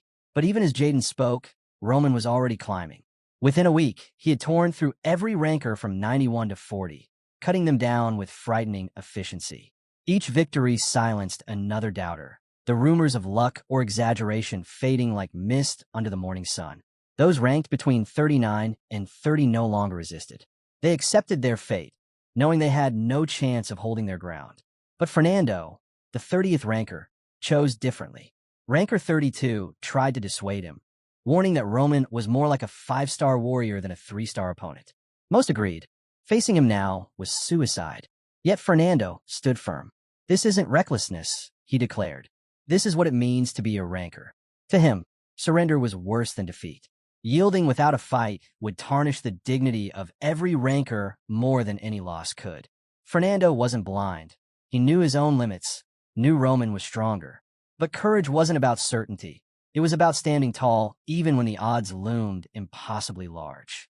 So he stepped into the arena, becoming a symbol of unyielding determination. The crowd whispered furiously as the match began. How long could the 30th ranker last against Roman Dmitri? Fernando's record was clear. While his fundamentals were excellent, he had always struggled against those at 4 stars and above. Sheer willpower had carried him to rank 30, but this was his peak. Against Roman, he feared he might be nothing more than an obstacle, a stepping stone to be brushed aside. And yet, Fernando hoped. If Roman crushed him, perhaps he would at least gain insight, something to push him forward, something that could turn defeat into growth. The signal rang out. With his aura blazing, Fernando charged, every muscle straining, every strike a declaration of resolve. His attacks came fast and heavy, a storm of raw determination. But Roman was already moving. He slipped past each strike, his steps effortless, his body flowing with grace, as though Fernando's attacks had been read before they even began. Fernando pressed on, swinging his blade with all the grace and power he could muster. His sword swept sideways. Roman leaned back, dodging with ease. He followed with a sharp strike aimed at Roman's head. Again, Roman slipped past, regaining his stance effortlessly. Frustration clawed at Fernando's chest. Was this a joke? Was Roman even taking him seriously? For an instant, his pride burned, but he quickly pushed it down. Pride was something he had long learned to abandon. What mattered was growth. Then, suddenly, Roman's voice resonated directly in his mind.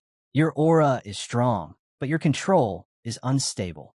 If you keep fighting like this, you'll never advance. The words stunned Fernando. Telepathic guidance. In the middle of a duel, Roman continued, explaining that while Fernando was acknowledged as a 4-star warrior, his aura output wavered. It wasn't a lack of strength, but a flaw in the path his mana followed. Fernando blinked in confusion. Path. He had always believed there was only one system. The standard mana route drilled into every warrior across Cairo and the Salamander continent. Roman shook his head slightly. That's the limit of conventional thinking. Aura surges when mana flows through its channel. Yes, the principles are universal, but the pathway doesn't have to be. The idea rattled Fernando. Creating something new while staying anchored to tradition, it felt impossible. Roman's voice cut through his doubt. So ask yourself, why not forge a new path? Though uncertainty lingered, Fernando found himself trusting Roman. More than honor or reputation, this felt real, an opportunity. Encouraged, he closed his eyes for a moment and focused inward. His energy swirled chaotically, but with effort and concentration, he began to sense the subtle currents Roman spoke of. Steady. Focus. Let the mana guide you, Roman urged. Bit by bit, Fernando's control sharpened. He followed the flow, searching for something hidden beneath the familiar routes. And then, he felt it. A shift, faint but undeniable. A new pathway opening within him. His body shivered with the realization. His aura steadied, stronger, more defined than before. The weight of accomplishment washed over him. For the first time in years, Fernando felt genuine purpose bloom in his chest. In that instant, Fernando truly grasped the depth of Roman's wisdom and the weight of his guidance. With a faint, knowing smile, Roman closed their session. Then, with a single decisive strike, he sent Fernando crashing to his knees, a clear reminder of the immense gap in their strength. The crowd stood stunned, realizing Fernando's role had been to reveal just how overwhelming Roman's power truly was. Yet Fernando refused to waver. Rising once more, he called out to Roman, eager to continue the conversation. Anticipation hung in the air. Later, in the waiting room, Fernando pressed for answers, desperate to understand the clarity Roman had awakened in him. With measured patience, Roman explained the truth behind his struggle. Fernando's aura was vast, but his unstable Horus path had been his greatest obstacle. Hearing this, Fernando was left shaken. Roman's words lit a fragile spark of hope within him, though his heart still wrestled with doubt. He confessed openly, torn between belief in Roman's encouragement and fear that his own strength might not be enough. Despite that unease, he summoned the courage to make his plea. He wanted Roman to teach him the secret art of opening his aura pathway. Roman's response was calm, but unwavering. He agreed the technique could be taught, but reminded Fernando that he favored exchanges where both sides gained something. Still, Fernando pressed on, determined to know the price. His request was not born of desperation, but of a genuine desire to grow stronger. Then came Roman's unexpected demand. He asked Fernando to follow him, to live for his sake. The word struck a deep chord in Fernando's heart. To him, Roman was more than a master. He was a guiding flame lighting the road ahead. Without hesitation, Fernando dropped to one knee, vowing his loyalty, his oath echoing as if sealing their fates together. The scene then shifts to a grand gathering of the aristocratic faction, where delegates from all four sides convene. Their concern is clear. Roman Dimitri's bold actions have not gone unnoticed. Whispers spread, speculating if his growing influence might soon become a threat to Count Nicholas. Benedict steps forward, urging caution. He reminds them of Roman's decisive victory over Butler and warns of the dangerous gulf in strength. Even so, he points out, Nicholas remains formidable. ranked 80th across the entire continent. Count Nicholas, the royal knight hailed as Cairo's greatest swordsman, stood as a figure both revered and feared. But Roman's meteoric rise had begun to rattle that foundation, hinting at a shift that could upend the balance of power. During the heated council, a bold noble finally voiced what many had silently feared. What if Roman actually defeated Count Nicholas? Benedict wasted no time in responding. His voice cut through hesitation, warning of the catastrophic consequences such an outcome would bring. Count Nicholas was more than a man. He was the pillar of the royal faction's authority. If Roman toppled him, it wouldn't just be a victory, it would herald the birth of a force strong enough to reshape the entire continent. Such a future, Benedict declared, must never be allowed. The decision was swift and unanimous. If Roman refused their offer, then he was no longer a rising warrior. He was a threat. With chilling finality, Benedict commanded that Roman be eliminated, no matter the cost. His orders were clear. Each noble house was to quietly gather its troops within the capital. It was a trap being woven, a net closing in to ensnare Roman before he could rise any higher. Meanwhile, back in the roaring arena, Roman had just crushed Heron, the 10th-ranked warrior of the Kronos faction. The crowd erupted in thunderous cheers. Yet Roman's expression was firm, his voice ringing out with frustration and fire. He reminded them of his challenge a year ago, a public call for Cairo's finest to step forward. But now, after defeating the formidable rank 10, he had come to a realization. Roman declared before all that only Count Nicholas remained a true opponent. He had no interest in empty formalities any longer. With unwavering resolve, he announced that in just 3 days, he would fight every warrior from rank 9 through 2, one after another, until none remained. And when the dust settled, he would stand face to face with Cairo's strongest. His words sent shockwaves through the city, igniting a frenzy of speculation and awe. Among the rankers, Bruno of the Valhalla faction, ranked 9th, chose to step down.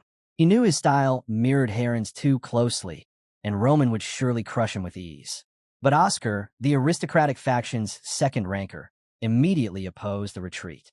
He reminded everyone of Roman's brazen insults toward Sir Geron and his daring vow to topple every ranker in a single day. If Bruno quit now, it would hand Roman an easy victory and leave their reputations in ruins. Oscar's stance was firm. Surrender was not an option. Roman's challenge was not to be faced alone. Every ranker in Cairo must rise together to confront the storm he had unleashed. Oscar stepped forward with authority, urging the rankers to unite. Roman's plans, he declared, had to be crushed no matter the cost. With loyalty to Benedict fueling his words, Oscar promised rich rewards for their cooperation and vowed they would meet Roman head-on, defending their honor as one. His confidence was infectious. His smirk a sign that he was ready to lead them into battle. When the arena gates opened, the crowd roared at the sight. Rankers from 9 through 2 stood together, shoulder to shoulder, defying Roman's challenge. Their unity electrified the spectators, a declaration that nobles would not crumble in the face of crisis. For a brief moment, Roman took it in, realizing that Cairo's aristocracy could stand as one when cornered. Yet, he also understood the truth. Cairo was a land where strength ruled. Either he dominated, or he would be dominated. The battle began with Bruno, the 9th rank, stepping forward. He had prepared himself for a grueling clash, yet his expectations shattered in an instant. Roman struck once, clean and decisive, and Bruno collapsed in defeat. Gasps swept through the arena. Then came the others. Each fighter, ranked higher than the last, fell just as swiftly. What they had built as a united front crumbled one by one under Roman's relentless strikes. With every victory, Roman's resolve only sharpened. Watching from the sidelines, Oscar and the others were left in disbelief as hope drained from their faces. Finally, Roman turned, his expression cold and commanding. Fixing his gaze on Oscar, he declared in a chilling tone, "Only one left." Far from the arena, within the royal palace, a soldier stormed into the throne room. Breathless, he delivered the staggering report to the king. Roman had defeated every ranker from 9th to 2nd in a single day. His voice trembled with both awe and unease. The message was clear. The royal faction had no justification left to deny Roman's challenge against the number 1 rank. King Daniel sat in silence, troubled by the weight of the news. The thought gnawed at him. If Nicholas, Cairo's strongest swordsman, faltered now, it could expose him to the machinations of the aristocracy. Turning to Count Nicholas, he sought reassurance. Nicholas, calm and unwavering, urged Daniel to place his trust in him once more. With a steady nod, he promised to prove why he bore the title of Cairo's greatest. Leaving the chamber, Nicholas was met by his longtime companion, Bender, whose concern was evident. Bender asked quietly how Nicholas was faring. Instead of answering directly, Nicholas sought his opinion on Roman. Bender's reply was stark. He described Roman as a natural predator, someone born with an unshakable sense of purpose. Long before the world acknowledged him, Roman had already been walking the path of strength. His warning was clear: Nicholas must be cautious. If he failed, the consequences would be dire. Nicholas stood resolute, vowing to shield the royal family from any danger. With firm conviction, he assured Bender that he would not fail in his duty. The following day, the arena overflowed with anticipation. The crowd erupted as Roman stepped onto the battlefield, his presence radiating unwavering determination. Opposite him stood Count Nicholas, expression unshaken, sword gleaming beneath the sun as if announcing his intent. Raising his voice, Nicholas declared himself Cairo's strongest swordsman, prepared to teach Roman the unforgiving truth of their world. Roman did not flinch. His gaze burned with focus as he accepted the challenge without hesitation. The battle began in a thunderous clash, their swords colliding with raw force, the sound echoing through the arena. Every strike carried lethal weight, captivating the audience, who could barely keep their eyes on the blur of steel. From the sidelines, Willis watched breathlessly, awestruck by the duel unfolding before him. To witness two of Cairo's greatest crossing blades was a spectacle beyond words. Nicholas's aura surged as he unleashed a fierce attack, his blade cutting through the air with devastating precision. Yet Roman parried with ease, his defense flawless. Gasps swept across the crowd as Cairo's strongest swordsman was met without falter. Respect stirred between them, Nicholas acknowledging Roman's unconventional brilliance, Roman recognizing the might that had built Nicholas's reputation. The arena crackled with tension as the duel intensified. Seizing a moment, Roman pressed forward, his sword imbued with overwhelming energy. His strike forced Nicholas back, rattling even the seasoned knight. A flicker of doubt slipped into Nicholas's mind. Roman's strength was beyond expectation, relentless and growing fiercer with each exchange. Roman, fueled by the thrill of combat, only pushed harder, his body and spirit surging with adrenaline. Nicholas knew the stakes. If he faltered here, the royal family's position could collapse. With grim resolve, he unleashed a mighty, aura-enhanced slash, cutting forward with crushing force. Roman's reflexes responded instantly. He vaulted back, landing gracefully, his focus sharpening. Then, with calm precision, he prepared his ultimate technique, demolition. Energy erupted around him, his aura blazing. Nicholas, undeterred, met the rising storm, channeling his own ultimate power into a devastating strike. The two forces collided. Roman's heavenly demon sword, honed through years of mastery, met Nicholas's overwhelming blow. The impact erupted in a blinding explosion of light and sound, shaking the very foundations of the arena. The crowd staggered under the shockwave, eyes locked on the chaos of a battle that could decide Cairo's future. As the dust settled, the truth became clear. Nicholas, once revered as Cairo's strongest swordsman, was on his knees in defeat. Yet even in that state, his spirit did not waver. Refusing to yield, he pushed himself back onto his feet, insisting the fight continue. His determination burned brighter than the pain in his body. Roman, caught off guard by such resilience, questioned silently why Nicholas forced himself to rise again. In answer, Nicholas offered a confident smile.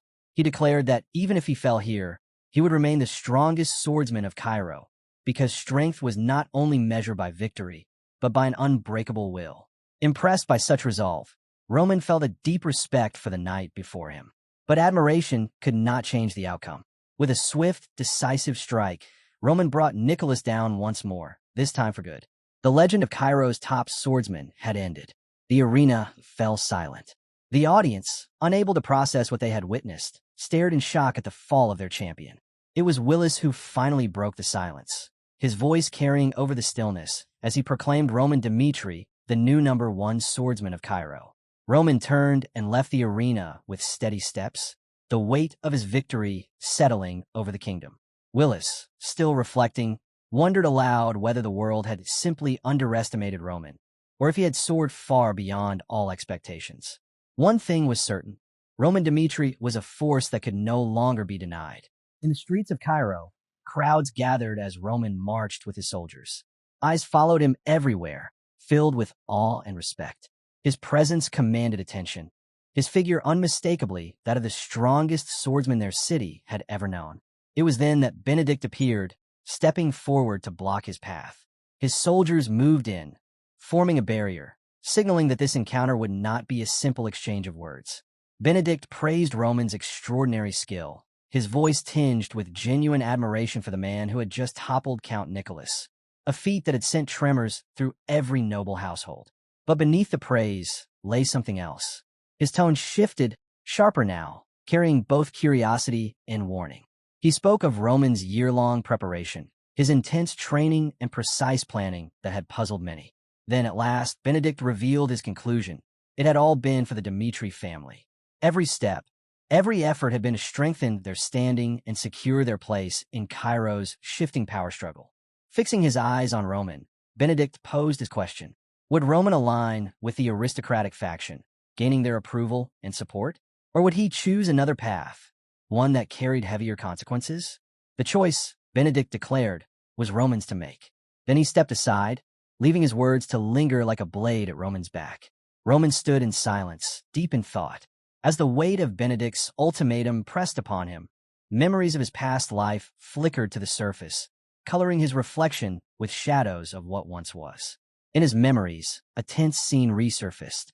Bekhoyal, Roman's elder brother from his past life and the leader of the heavenly demon divine cult, stood before him. Back then, he was not Roman Dmitri, he was young Hook. Their confrontation carried weight that would shape the path of their futures. The choice placed before him was stark. Would young Hook pursue the lure of status and riches, walking alongside his siblings under Hoyal's lead? Or would he step into his rightful role as heir of the heavenly demon divine cult, standing against his brother in defiance? For Roman, the decision had always been agonizing, a battle between duty and desire, between submission and rebellion.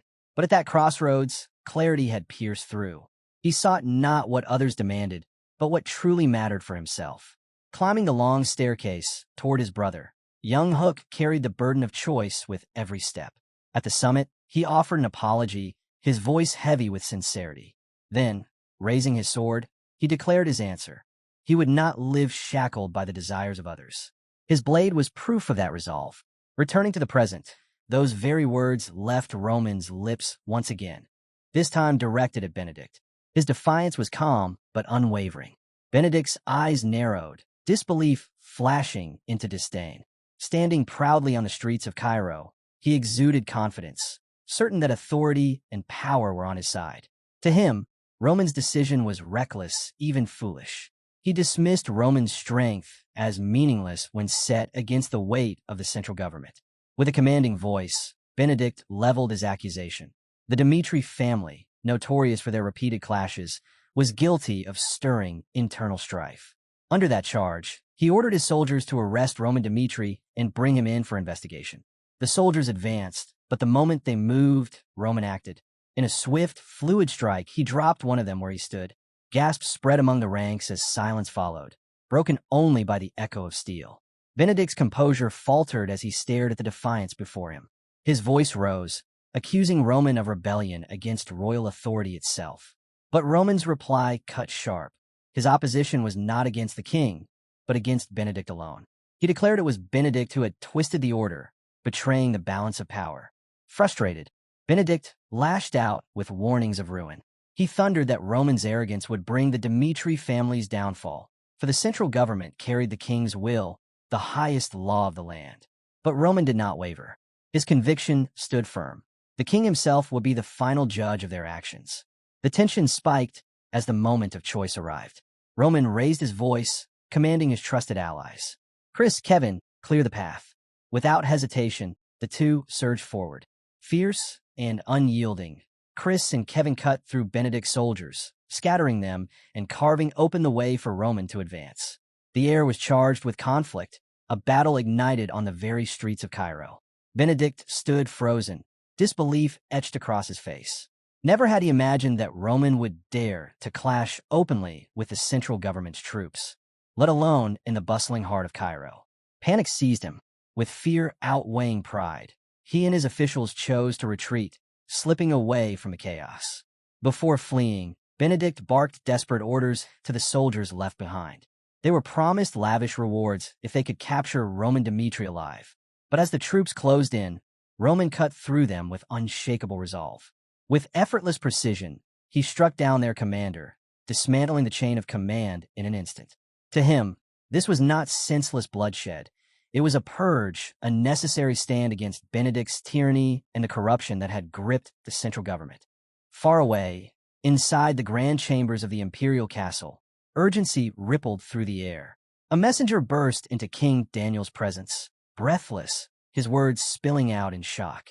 The capital itself had erupted into a battlefield, with Roman at its center, delivering a one-sided massacre against the aristocratic faction. The king's face hardened in disbelief, his thoughts racing. Could it be that rebellion had already taken root within his own kingdom? Before the doubt could consume him, the voice of the royal knights vice-captain rang out, firm and commanding. Orders swept through the hall. Mobilize every royal knight and all imperial security troops. The castle's defenses were to be strengthened at once, ensuring the monarch's protection. The echoes of marching boots filled the corridors, steel and discipline rushing to secure the heart of Cairo. Yet as Daniel sat upon his throne, the bitter truth pressed upon him. Was this the fate of his kingdom?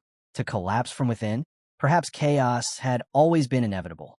Then, another soldier approached, bowing before delivering unexpected news. Roman Dmitri had requested an audience with the king. Daniel, startled by the audacity, gave the order.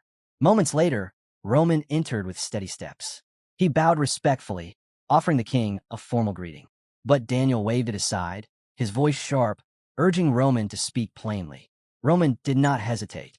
With clarity, he recounted the events, how Benedict, flanked by his retinue, had tried to force him into submission, demanding that he align with the aristocratic faction after the ranking battle. But Roman's loyalty, he declared, belonged solely to Cairo's king, and he had rejected Benedict outright. Then came Roman's proposal, bold, direct, and unwavering. If King Daniel would give him full support, naming the Dmitri family as the sword of Cairo, then Roman vowed to crush the aristocratic faction entirely, restoring balance to the kingdom's fractured power. Daniel sat in silence, absorbing the audacity of the offer.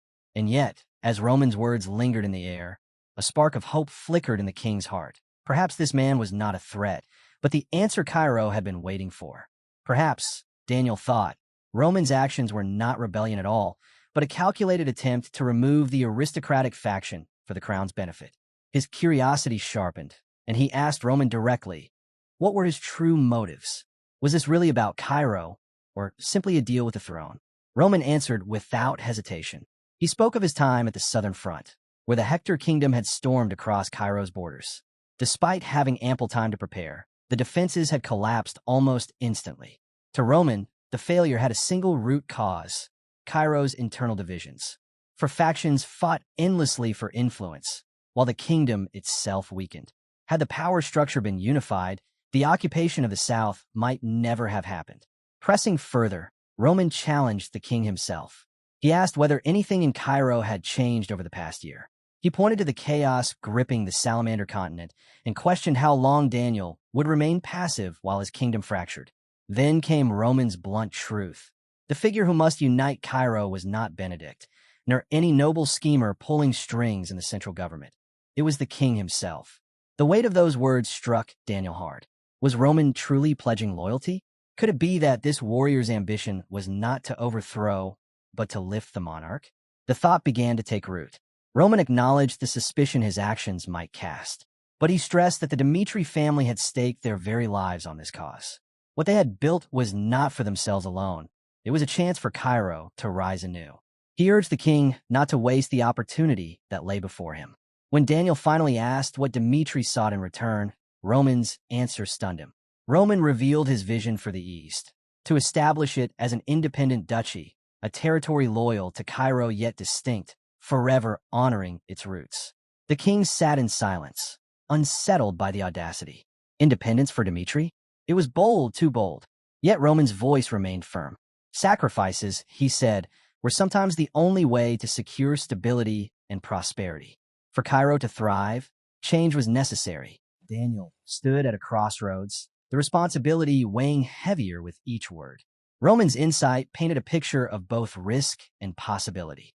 Testing him further, the king posed a question. What if Denver and Gregory joined hands against Cairo? Roman answered calmly, his composure unshaken. He explained that Valhalla, the empire looming over them all, was unlikely to respond swiftly. Logistics alone would delay their hand.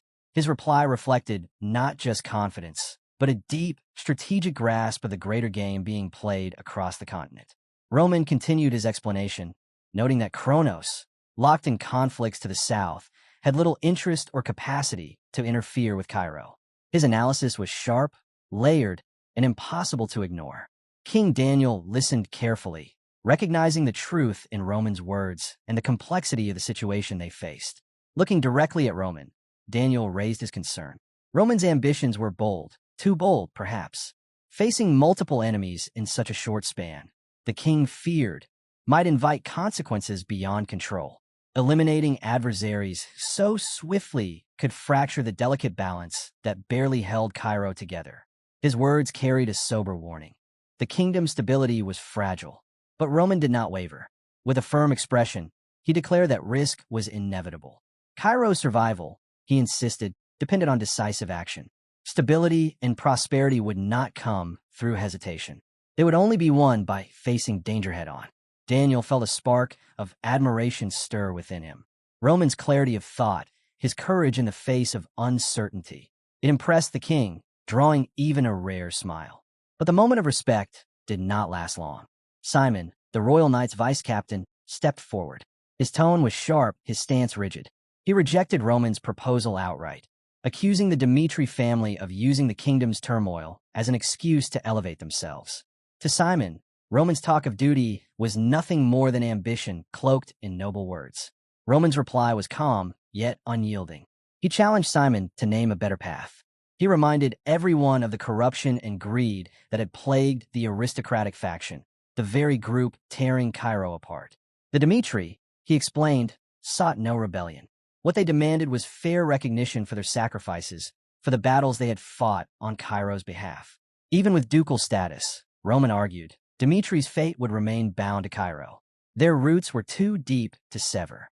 Simon bristled at the response, frustration tightening his voice. But Roman's resolve did not falter. He drew the line clearly. The Dmitri stood for justice, for stability, for Cairo's survival. The chamber grew heavy with silence. Simon's opposition echoed, but beneath it, King Daniel felt the weight of his own weakness. His inability to steer Cairo's course had left him powerless, a king overshadowed by the ambitions of others. As he looked at Roman, Daniel realized a bitter truth. The Dmitri family, and Roman most of all, had grown beyond the reach of the imperial crown. They were no longer a house under royal influence, but a force moving independently, carving their own destiny. This realization pressed Daniel toward decision. He could cling to the current order, fragile and fractured, or embrace change and take bold steps to reshape Cairo's future. In that moment of clarity, the king weighed the factions competing for power. He compared the schemes of manipulators like Benedict to the unflinching honesty of Dmitri. And slowly, the scales within his mind began to shift. Roman's clarity and the Dmitri family's transparent intentions struck a chord with King Daniel. At last, the monarch made his decision. With solemn authority, he declared his support for Dmitri. To honor Cairo's imperial legacy and stabilize the kingdom, he elevated the eastern region into a dukedom. Baron Dmitri would be raised to duke, a proclamation that reshaped the very foundation of power within the realm. With gravity in his tone, Daniel issued his next command. Roman was to bring justice by punishing Benedict, the architect of chaos that had fractured Cairo. It was both a royal order and a recognition of the crisis at hand. Far away, in the domain of the pro-Valhalla faction, Denver brooded over recent events. Roman's bold assault against Benedict in the capital had rattled the noble houses. Denver foresaw the inevitable, a relentless clash between the Dmitri family and the aristocrats, each side prepared to fight to the bitter end. His instincts told him that Roman's next destination would be none other than the imperial palace, seeking the king's backing against their common foes. To Denver, the storm brewing in Cairo was also an opportunity. A war between factions could weaken them all, leaving room for Valhalla to tip the balance of power in its own favor. But his thoughts were cut short when a soldier stormed into the hall, urgency etched across his face. Denver demanded an explanation. The report came grim and sharp. Roman Dmitri had launched a direct assault on the Valhalla mansion. Before Denver could fully process the words, the sound of heavy footsteps filled the chamber. The soldier was suddenly hurled to the floor, and Roman himself entered, his presence commanding the room. His voice rang with authority as he gave Denver no room to breathe. Accept the imperial directives. Denver froze in disbelief. Roman, here, in Valhalla headquarters? With battles raging elsewhere? The shock rattled him, and he struggled to maintain composure. Narrowing his eyes, he questioned Roman's claim of imperial orders, searching for any sign of deceit. But Roman's expression remained unshaken. He accused Denver directly of conspiring with Valhalla, of stealing Cairo's most vital secrets. And with steel in his voice, he declared that King Daniel himself had ordered Denver's capture. Roman's gaze was sharp, his warning merciless. Should Denver attempt to twist the truth or defy him, he would be branded an accomplice to rebellion. And in that case, Roman vowed, he would carry out execution on the spot. Denver's composure broke, his face twisting with fury. He denied the accusations vehemently, his voice echoing with anger and desperation. Do you even understand the consequences of this madness? He demanded. Roman's eyes narrowed as he fixed his gaze on Denver. Knowing full well that Valhalla would not let this humiliation go unanswered, he warned him coldly to choose his words carefully. The room grew heavy as Roman drew his sword, his voice cutting through the silence. He ordered Denver to lower his voice, reminding him of the severity of the situation. You don't even realize the depth of the pit you're in, Roman declared. This fight, he explained, was not merely about crushing the aristocratic faction. It was far greater. His vow was absolute. Every traitor who aligned with Valhalla and Kronos would be eradicated. The weight of his words struck Denver hard. For the first time, he was left speechless before the man he had dismissed as just another upstart. Meanwhile, in a stronghold of the Kronos faction, Gregory engaged in a tense exchange with Simon of the royal faction. Gregory's warning was sharp. Should Cairo continue on this path, Kronos would retaliate. Their empire's hunger for expansion was no secret, and a direct confrontation could shatter Cairo's fragile stability. Simon listened, his expression unreadable, aware of the heavy truth in Gregory's words. Kronos' influence loomed like a shadow over every decision, its presence already solidified by the king's recent decree. But compromise was no longer an option. As their eyes locked, the tension peaked. Suddenly, Simon shoved Gregory to the ground with force. Towering over him, he declared that any threat from Kronos crossing into Cairo would be crushed without hesitation. His words echoed Roman Dimitri's conviction, a reminder that the royal faction, too, had chosen to fight rather than submit. The scene shifted to Benedict's territory, where Benedict raged upon hearing the latest news. Dimitri's loyalty to the king had tilted the balance completely, a turn he hadn't foreseen. While he had expected a struggle for control from the central government, the sudden alignment between Dmitri and the crown was a bitter blow. Still, Benedict believed his strength lay in numbers. If he could unite the majority of the aristocratic forces, seizing Cairo would be inevitable. He acknowledged Roman's power, admitting that his defeat of Count Nicholas had made him the strongest swordsman alive. Yet, Benedict knew well, strength alone did not guarantee survival. Determined, he ordered his men to rally every aristocratic faction member and march toward the capital. But before his plans could fully take shape, a soldier delivered troubling news. Count Fabius had rejected his summons. Furious, Benedict conjured magic, reaching out to Fabius directly. His voice thundered with anger as he questioned the man's sanity. How dare he defy orders? How dare he skip the meeting at such a crucial time? Fabius, however, stood firm, calm and resolute. He refused to blindly follow Benedict any longer. Instead, he placed his confidence in Roman Dmitri. convinced that Roman would triumph in the struggles to come. His decision was clear. His allegiance had shifted. Benedict fumed, warning him that such betrayal would only bring regret. But Fabius did not bend. In a rare moment of honesty, he admitted his past betrayals. But this time, he would not falter. He would stand with Roman, no matter the cost. That confession marked a turning point. Though Fabius knew his days under Benedict's banner were numbered, he had chosen his side. And it was Roman Demetri he would follow into the storm ahead. With urgency in his voice, Fabius reminded Benedict of the whispers spreading across Cairo, rumors of Roman's kindness toward the common people. He stressed that while Benedict clung to his pride as leader of the aristocratic faction, he remained blind to the truth staring him in the face. Their downfall was inevitable. Benedict bristled, anger rising as the harsh reality pressed down on him. Meanwhile, the tides of politics continued to shift. Marquis Valentino, once firmly neutral, had thrown his support behind Roman Demetri. The alignment of the Valentino family marked a turning point. The balance of power in Cairo was swinging rapidly in Roman's favor. The Demetri family acted swiftly, securing alliances and bribing mercenary groups across Cairo. With the neutrals leaning toward Roman's side, mercenaries were no longer reliable tools for the aristocrats. This left Benedict's soldiers in an increasingly difficult position. The scene shifted to a meeting hall where King Daniel, Roman, and key leaders of the royal faction gathered. Together, they planned their next steps.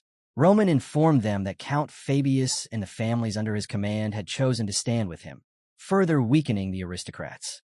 Daniel, reflecting aloud, admitted that had he rejected Demetri's proposal, the coup would likely have succeeded. It was clear to him now that Roman and the Demetri family were the driving force behind this war. Unrolling a map across the table, Roman explained the situation. If the aristocrats had successfully consolidated their forces, they would have advanced on the capital. But with their plans disrupted, they would be forced into defense instead. Roman pointed out the opportunity this created. If all factions mobilized, the royal side could crush the rebellion in one decisive strike. King Daniel pledged his full backing. Roman's commands, he declared, would carry the same weight as his own. The throne's authority was now placed firmly in Roman's hands. With humility, Roman accepted the role of commander-in-chief for the war to come. The perspective shifted to Benedict's castle, where the remnants of the aristocratic faction gathered in uneasy council. Benedict addressed them grimly. Within a week, he warned, royal troops would invade their lands. They must fortify the gates, prepare their defenses, and await the moment to strike back. But doubts stirred among the members. One pointed out the shocking development. That Marquis Valentino, once a strict neutral, had chosen to side with Roman. Their enemies grew stronger, while their own numbers dwindled. Debate erupted. Some questioned whether victory was even possible. Others insisted that they had to take risks, that retreat was not an option. The truth was inescapable. Nearly half their combat power was now unusable. To survive, they would need new allies. One member, distinguished by his yellow hair, suggested seeking support from factions linked to Kronos and Valhalla. He reasoned that with their leaders recently captured, offering favorable terms might draw them into Benedict's camp. Benedict listened carefully before giving his approval. His resolve remained steel-hard, even as desperation grew. Before they moved forward, however, he demanded specifics. How long would it take to secure this vital support? The fate of their rebellion depended on the answer. Benedict shifted his attention to the red-haired strategist, known for his meticulous planning. How feasible is this plan? He asked. After a brief pause, the man replied with measured certainty. It would take at least 2 weeks to gather and secure the support of the needed allies. Benedict nodded, acknowledging the difficulty but also the necessity. Confident in the strategist's capability, he entrusted him with a mission and ordered him to begin immediately. As the meeting continued, Benedict reminded his faction of the years they had spent preparing for conflict with the royal family. Though the war had come sooner than expected, he declared that they were ready. His words carried weight, renewing determination among those gathered. Under his leadership, the aristocrats felt their cause still stood firm. Their rightful claim to seize Cairo's power remained within reach. Elsewhere, within a hidden chamber in royal territory, Count Nicholas stirred from unconsciousness. Slowly, he tested his body, relieved to find that most of his wounds were superficial rather than fatal.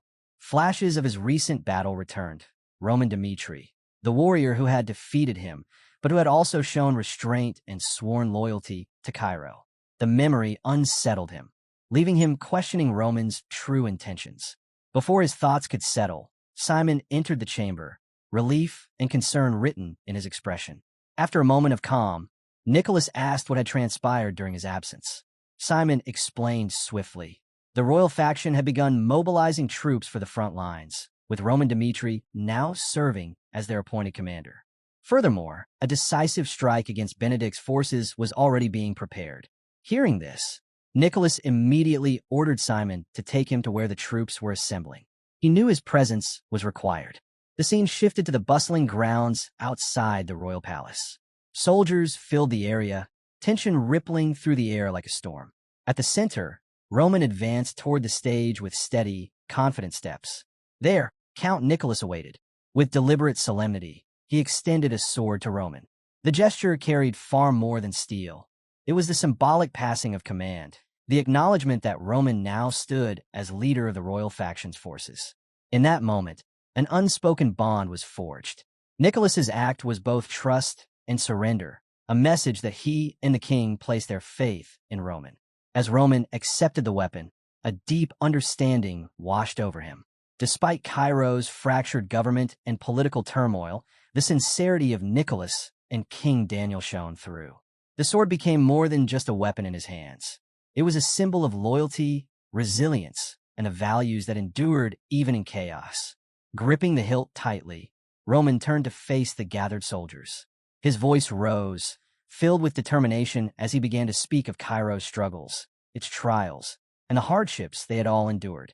Roman's voice rang steady and resolute as he declared that the time had come to set things right, to strike down those who had shattered Cairo's peace. The sword in his hand was no longer just steel. It had become the symbol of authority and justice, the instrument that would restore balance to a city drowning in unrest.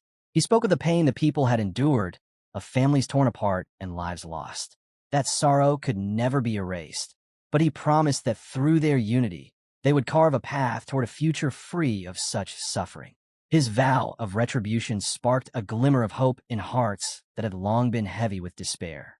Roman looked upon Nicholas and King Daniel, seeing in their eyes a sincerity that mirrored his own determination. Raising the sword high, he turned to the soldiers before him and declared that he would stand at the very front of the battlefield.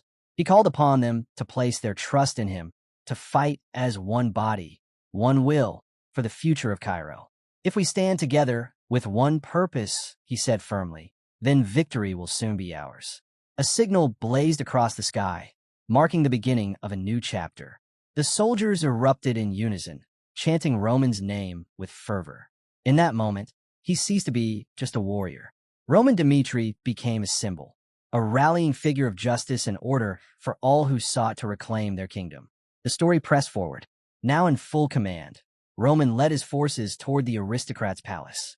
Flare weapons lined their flanks, a calculated move that revealed the careful precision behind his strategy. His orders were clear and uncompromising. Speed was their greatest weapon. There would be no time wasted building defenses, no drawn-out stalemates. They would strike swiftly and decisively, denying the enemy any chance to adapt. Every moment we delay, Roman warned, gives the aristocrats another chance to maneuver. End it quickly, and they will have no options left. Across the battlefield, within the aristocratic camp, their commander Cameron prepared his troops for what was to come. Watching closely, he quickly realized the significance of the flares. Yet his attention turned toward their fortress, Marquis Benedict's castle, now shrouded in a shimmering magic shield. This was no ordinary defense. The barrier could withstand even the devastating flare bombs, its strength renewed continuously by mana stones embedded within its walls. For the royal forces, it stood as a formidable obstacle, an impregnable wall guarding the heart of their enemy. Cameron spots a group in red cloaks gathered near the flare weapons, their sudden appearance leaving him unsettled and questioning their purpose. Across the battlefield, the truth is revealed. These cloaked figures are none other than mages from the Phoenix Magic Tower. As Roman readies for the siege, he knows he's gained a tremendous advantage with their support. Securing their cooperation was no small feat, but Roman understood how decisive their strength would be. Felix, the head of the Phoenix Tower, rallies his disciples. He reminds them of Roman's past kindness and declares this battle their chance to repay it. With resolve, Felix promises to prove the might of the Phoenix Tower, ranked 13th among the continent's magic towers. Acting as one, his mages pour their mana into the flare weapons, amplifying them far beyond their normal limits. The royal army unleashes the empowered weapon, and the result is devastating. A thunderous explosion crashes into Benedict's castle, shaking the air. Cameron stares in disbelief as the once sturdy shield begins to splinter under the pressure. Urgency sweeps through his ranks. No one expected the barrier to falter this quickly. A messenger bursts in, reporting that the protective circle is rapidly collapsing. If no reinforcements arrive, the aristocratic camp won't withstand the continuous bombardment. Cameron clenches his frustration. Why would the Phoenix Tower, famed for its neutrality, side with Roman? Pushing those thoughts aside, he orders emergency measures. Mana stones are hurled into the weakening circle, straining to reinforce the barrier. Every last effort is made to buy more time. The unexpected alliance between Roman and the Phoenix Tower threatens to tip the scales completely, but Cameron steels himself. He refuses to back down, no matter the cost. Not far from the chaos, Simon watches, stunned by the sudden appearance of an army of magicians. Chris, standing beside him, explains that the Phoenix Tower has recently established itself on Dimitri lands. Simon can hardly believe it. A tower that had always kept neutral is now taking sides. Their very presence in Dimitri territory suggests a loyalty that cannot be ignored. As Simon tries to make sense of it all, Chris clarifies further. The Phoenix mages have pledged themselves to the Dimitri family. This revelation leaves Simon unsettled, unable to fully grasp the deeper motives behind their allegiance. Chris explains that this loyalty comes from Dimitri's resolve to become Cairo's sword, a stance that drew the Phoenix Tower to his side.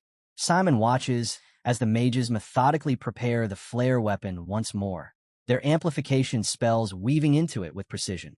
The sight unsettles him. The Phoenix Tower, an institution revered across the continent, choosing to bind itself to a single noble house signals a shift that could reshape the balance of power. Questions whirl through Simon's mind. What role does Roman truly play in all this? How deep does Dimitri's influence reach? And who exactly is the figure pulling the strings behind these alliances? The answers remain out of reach, leaving Simon uneasy as the battlefield crackles with mounting tension. The focus then turns to Roman. From his perspective, the strength of the Dimitri family is becoming undeniable. In his eyes, King Daniel's decision to align with them is a masterstroke that guarantees success in the war ahead. With firm resolve, Roman commands his soldiers to advance, insisting that no obstacle can halt their momentum. The flare weapon is readied once again, and his unwavering gaze reflects absolute conviction in the justice of their cause. As the sun sinks behind the horizon, exhaustion sweeps across both camps. Soldiers on either side steal what rest they can, their bodies aching for a moment's peace amid the chaos. Within the stone halls of Benedict Castle, the air is heavy. Benedict gathers with his fellow aristocrats in a dimly lit chamber. His concern is clear as he asks whether they can withstand the royal faction's relentless assault. Silence follows until one grim voice breaks it. If things continue at this pace, their defenses will crumble in just 10 days. Benedict's expression hardens at the grim forecast. Is this all we can muster? Is this truly our limit? He demands, turning to Viscount Owen, the yellow-haired noble seated nearby. He seeks news of Baron Winston, the man upon whom so much now rests. Owen answers with solemnity. Their forces have already pushed into the northeastern frontier.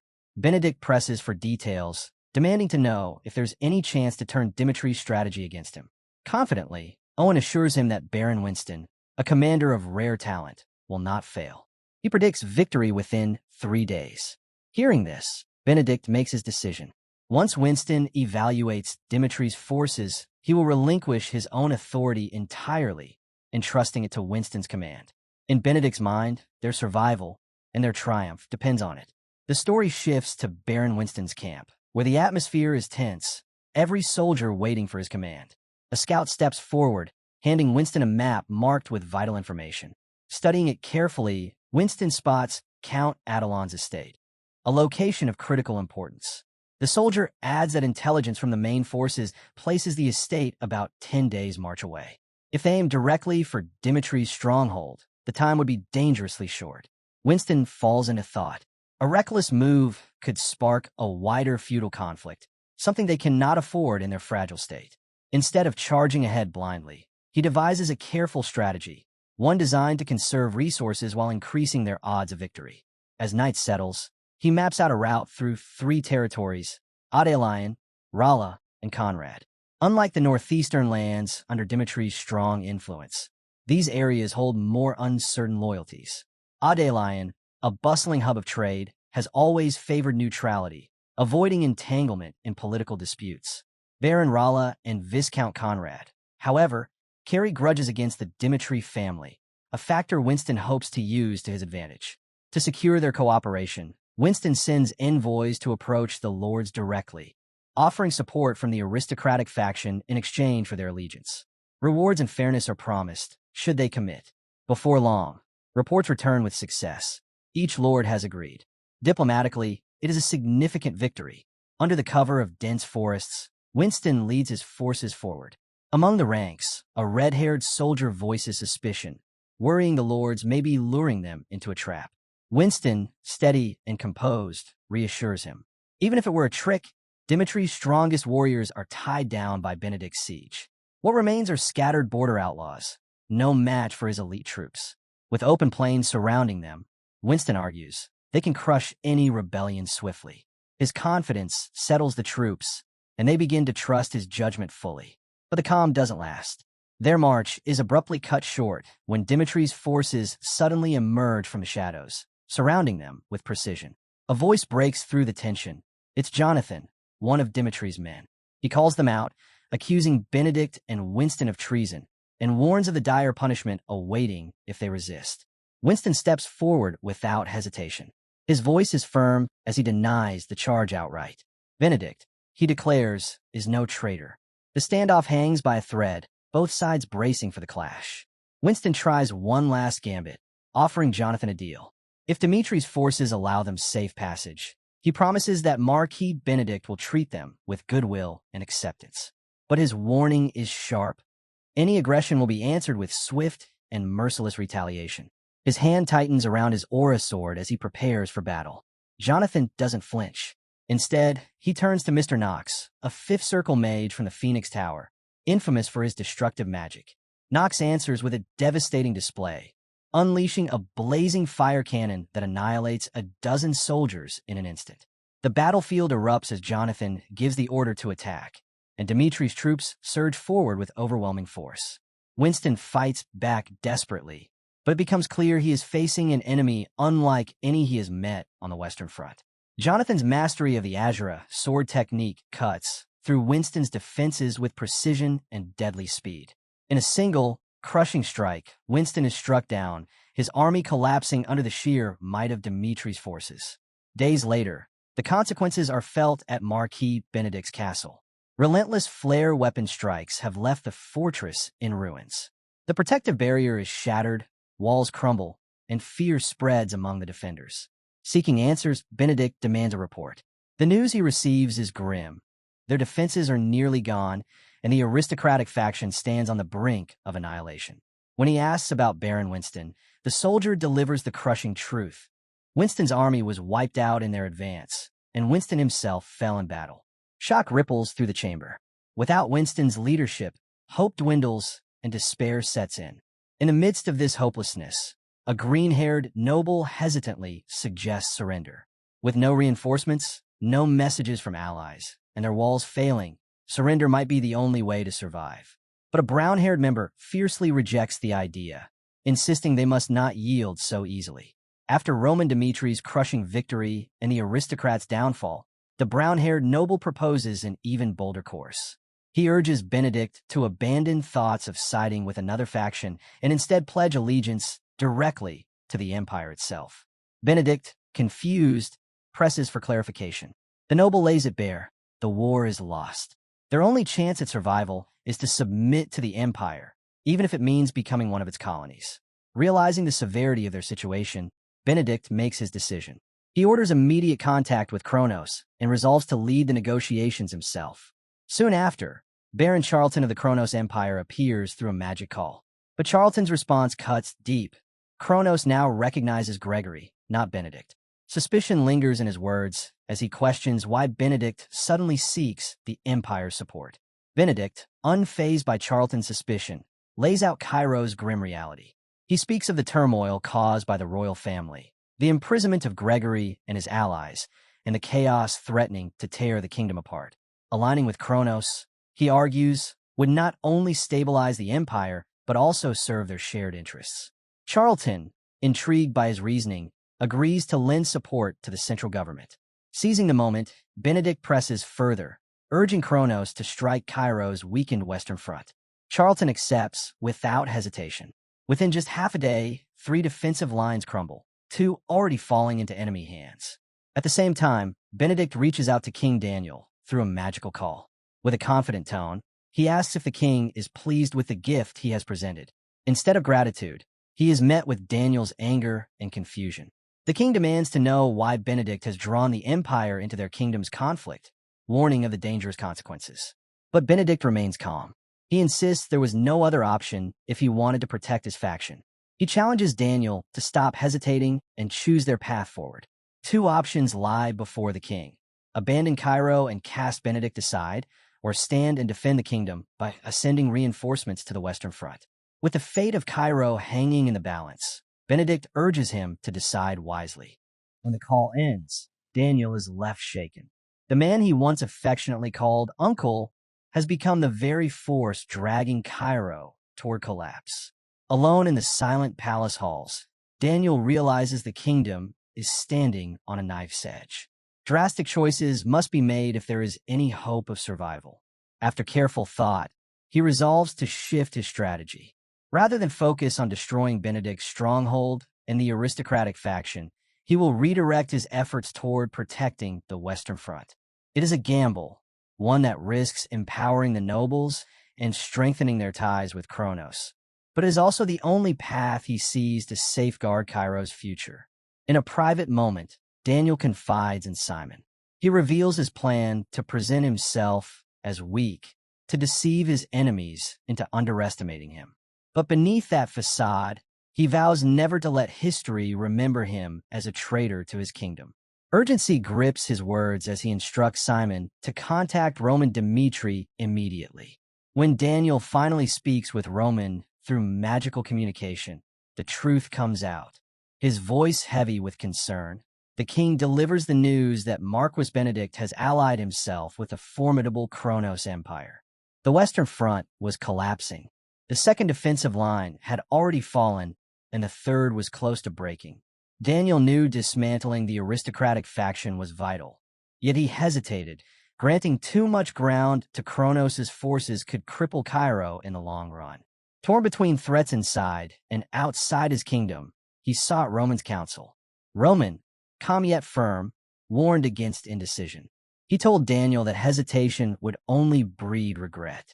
The rebellion had to be crushed swiftly, no matter the cost.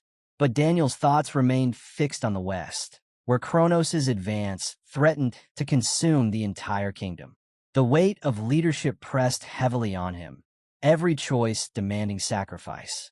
Roman reminded him of their shared mission, to cleanse Cairo of corruption, no matter who opposed them. Sparing their enemies, he said, would only lead to greater losses later. He challenged Daniel to face the truth. Ruling in such turbulent times required painful decisions and unwavering resolve. In a rare moment of reflection, Roman questioned whether Daniel, raised in peace, could truly become the king Cairo needed during an age of chaos. He saw Daniel struggling against the harsh realities of rule, reluctant to embrace the cruelty demanded of a leader. Standing together in the shadowed halls of the palace, Roman laid out the state of the battlefield. Unlike the broken earlier defenses, the third company was solid, disciplined, and well-prepared. Kronos, rushing to press the attack, hadn't managed to gather its full strength in time. This, Roman argued, was their opening. He proposed a bold plan. If the Western soldiers could hold the line for just 3 days, he would personally destroy Benedict's faction in that time. With grim certainty, Roman vowed to move against both the nobles and the Kronos Empire, halting their advance before it devoured the kingdom. Daniel, though burdened, agreed. He swore the Western Front would not fall, no matter the cost. For 3 days they would endure. He urged Roman to strike swiftly and crush the rebellion once and for all. With the weight of Cairo's fate heavy on their shoulders, both men braced for what lay ahead. That night, under the cover of darkness, Roman gathered his forces and set them into motion. Roman's forces moved under the cover of night, slipping into position with precision. By the time the enemy stirred, Benedict's castle was surrounded, every escape route sealed. Trapped inside their fortress, the aristocrats remained unaware that a noose was tightening around them. Roman soldiers waited in silence, eyes fixed on the shimmering barrier shielding the castle, knowing it was only a matter of time before it crumbled. As dawn broke, Roman addressed his men. His voice was steady, carrying across the camp. The shield, he told them, was nearing its end, and when it fell, their final strike would begin. Tension thickened in the air. Then something unexpected occurred. Count Fabius appeared, once counted among Benedict's loyalists. His very presence reminded everyone how swiftly war could twist allegiances. In a solemn tone, he confessed that he had once defied Benedict's orders and chosen instead to support Roman. Now, he asked for the chance to lead the vanguard, not for glory, but to prove his loyalty. Roman was taken aback. Fabius's sudden shift stirred memories of someone from long ago, a blood demon who, despite endless trials and the erosion of time, had stood firm in loyalty until the very end, fighting alongside the true victor, Young Hyuk. The memory was sharp, a reminder of resilience and sacrifice carved into the history of war. Turning back to Fabius, Roman urged him to be honest. There was no need for pretense, he said. If Fabius proved himself in the coming battle, all past wrongs would be forgiven. Then, in a dramatic move, Roman raised his hand and pointed him out before the gathered warriors. He declared Fabius the traitor of the aristocrats. But instead of shame, Fabius's resolve burned brighter. With unwavering conviction, he swore to lay down his life for Roman Dmitri. It was a bold declaration, sealing his loyalty in front of all. As the new day dawned, another revelation spread across the battlefield. The mighty Kronos Empire had formally pledged its support to the aristocratic faction. For Benedict's men, the news was like a gust of wind filling their sails. Pride and hope surged through them, giving strength for the storm that lay ahead. Felix stood before the towering walls of Benedict's castle, his mind fixed on the trust Roman had placed in him. That trust was a debt he intended to repay, no matter the cost. Calling upon the Phoenix Tower's hidden weapon, Felix invoked the spell combustion. From the skies above, a blazing dragon took shape, its presence so immense that even the enemy soldiers faltered in shock. With a single command, Felix unleashed its fury. Fire poured down in a relentless storm, hammering Benedict's defenses. The mighty barrier that had long shielded the castle cracked, then shattered beneath the assault. Panic spread through the ranks of the aristocrats as flames engulfed their fortress.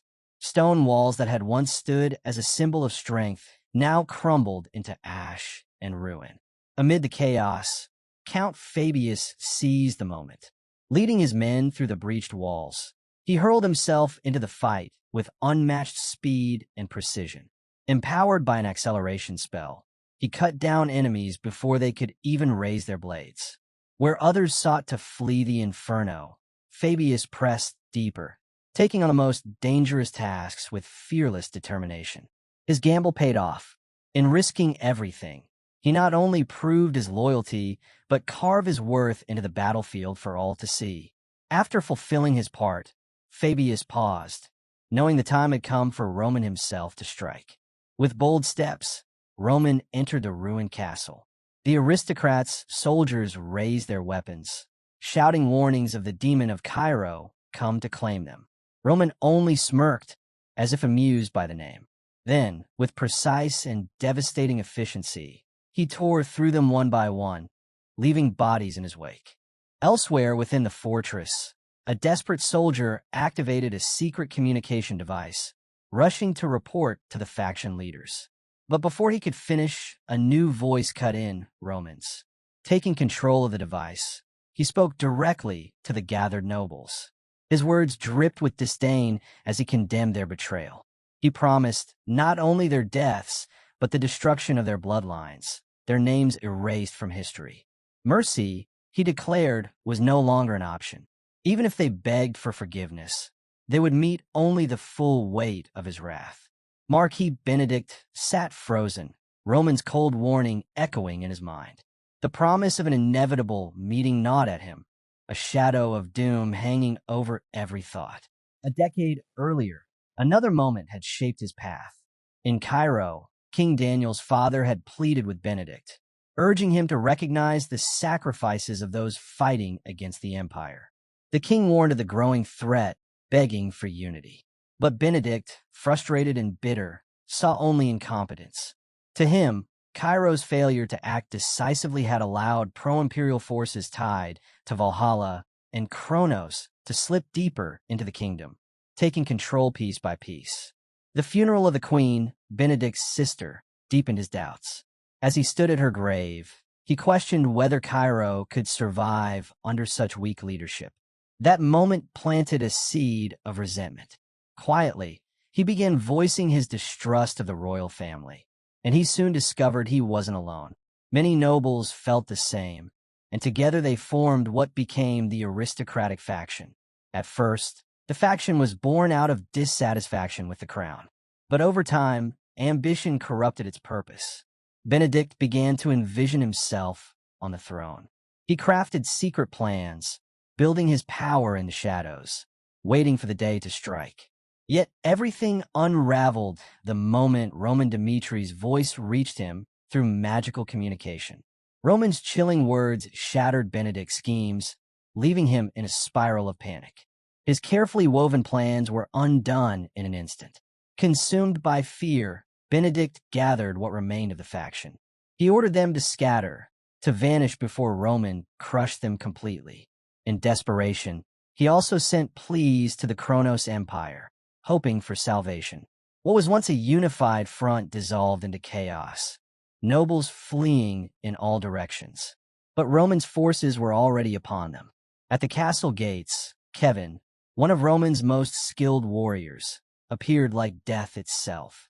Cutting down the guards meant to protect the retreat, he stood in their path, an immovable shadow. Benedict, frantic, shouted for his soldiers to attack. Yet Kevin proved unstoppable, tearing through them with a single devastating strike. The scene left Benedict and his ally Mark trembling, their last hopes shattered. With resistance futile, Benedict abandoned the fight altogether. He turned and ran, racing through the corridors in a desperate attempt to save his own life. But the walls closed in. Out of the darkness ahead, another figure emerged. Chris, another of Roman's loyal men, stepped into his path, blocking his escape and forcing a confrontation face to face. Chris cut through Benedict's guards with ease, leaving the nobleman exposed and trembling. Panic overtook him, and Benedict bolted, his only thought to survive. Thoughts of vengeance simmered faintly in the back of his mind, but survival came first. As he fled, his eyes caught a hidden cave entrance. Without hesitation, he darted inside, clutching at the hope its shadows might conceal him. Behind him, royal soldiers poured from the castle, hunting him relentlessly. For now, the cave offered a brief reprieve, but Benedict knew it was only a matter of time before they found him. In the dark sanctuary, he sank against the stone, his mind churning. His dream of claiming Cairo's throne had crumbled to dust, swept away by Roman Dimitri. What once felt within reach now seemed impossibly far. All that remained was a burning desire to take revenge, to strike back at the man who had destroyed everything. But his grim reflections were interrupted. A shaken aristocrat stumbled in, delivering devastating news. Their escape routes were sealed, their chances of fleeing gone. Soon after, Viscount Owen approached Benedict cautiously, dread clear in his steps. The tension was suffocating, the air heavy with the weight of despair. Then Roman arrived. His movements were precise, his strike merciless. Owen fell before he could react. The cave fell silent as Roman's shadow stretched across the stone. His voice cut through the darkness, commanding Benedict to step out. Benedict froze, torn between hiding and surrender. But the choice wasn't his to make. With no escape, he emerged from the shadows, fully aware his fate now rested in Roman's hands. The scene shifted. In the streets of Cairo, Benedict stood in shackles, paraded before the people under Roman's watch. Rage and humiliation burned inside him as the crowd's eyes weighed down on his pride. Finally, unable to contain himself, he lashed out. He shouted at Roman, insisting that he had sacrificed more than anyone to protect Cairo from ruin under an incompetent king. He demanded to know why someone who had served the kingdom so loyally was now treated like a criminal. His voice grew harsher as he questioned Roman directly. Could he truly pledge loyalty to a ruler like Daniel? Bitterness poured out as Benedict laid blame on the kingdom's corruption and the traitors within, the very ones he accused of weakening Cairo against Kronos' relentless border attacks. In his desperation, he sought Roman's recognition, clinging to the hope that his efforts and sacrifices would at least be acknowledged. Roman listened to Benedict's outburst without anger, his voice calm when he finally responded. He laid out the harsh truth. Despite all of Benedict's schemes, there had been no real results. The aristocratic faction had achieved nothing lasting. They had neither shifted Cairo's power nor strengthened its defenses. Roman urged him to abandon selfish ambition and consider the greater good, to think beyond his own grasp for power. The words struck deep, leaving Benedict shaken. For the first time, he began to truly reflect on the path he had chosen. Roman acknowledged that protecting the weak was a noble aim, but he reminded Benedict that actions carried consequences, and he had only brought chaos. Crushed by the weight of failure, Benedict pleaded for redemption. He offered to swear allegiance to the royal family, hoping for one last chance to make amends. But Roman's judgment was final. He declared it was too late. With one swift, decisive strike, he ended Benedict's reign, silencing a man who had once towered over Cairo's politics.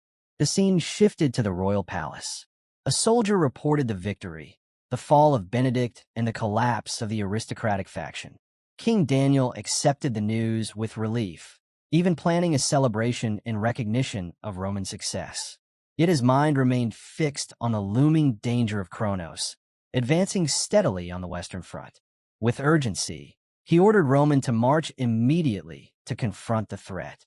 He promised the highest reward once the kingdom was secure, emphasizing that defending Cairo's borders came above all else. Far from the palace, at the western third defense line, the commander's voice carried through a magical device. By the king's order, they had to hold back the rebellion at all costs. If they could endure for just 3 days, Roman Dmitri would arrive to reinforce them. The urgency in his words made clear how vital their stand would be. The focus then turned to Flora, a rising figure at the Western Front. The commander's message tied directly to a prediction she had made earlier, highlighting her growing influence.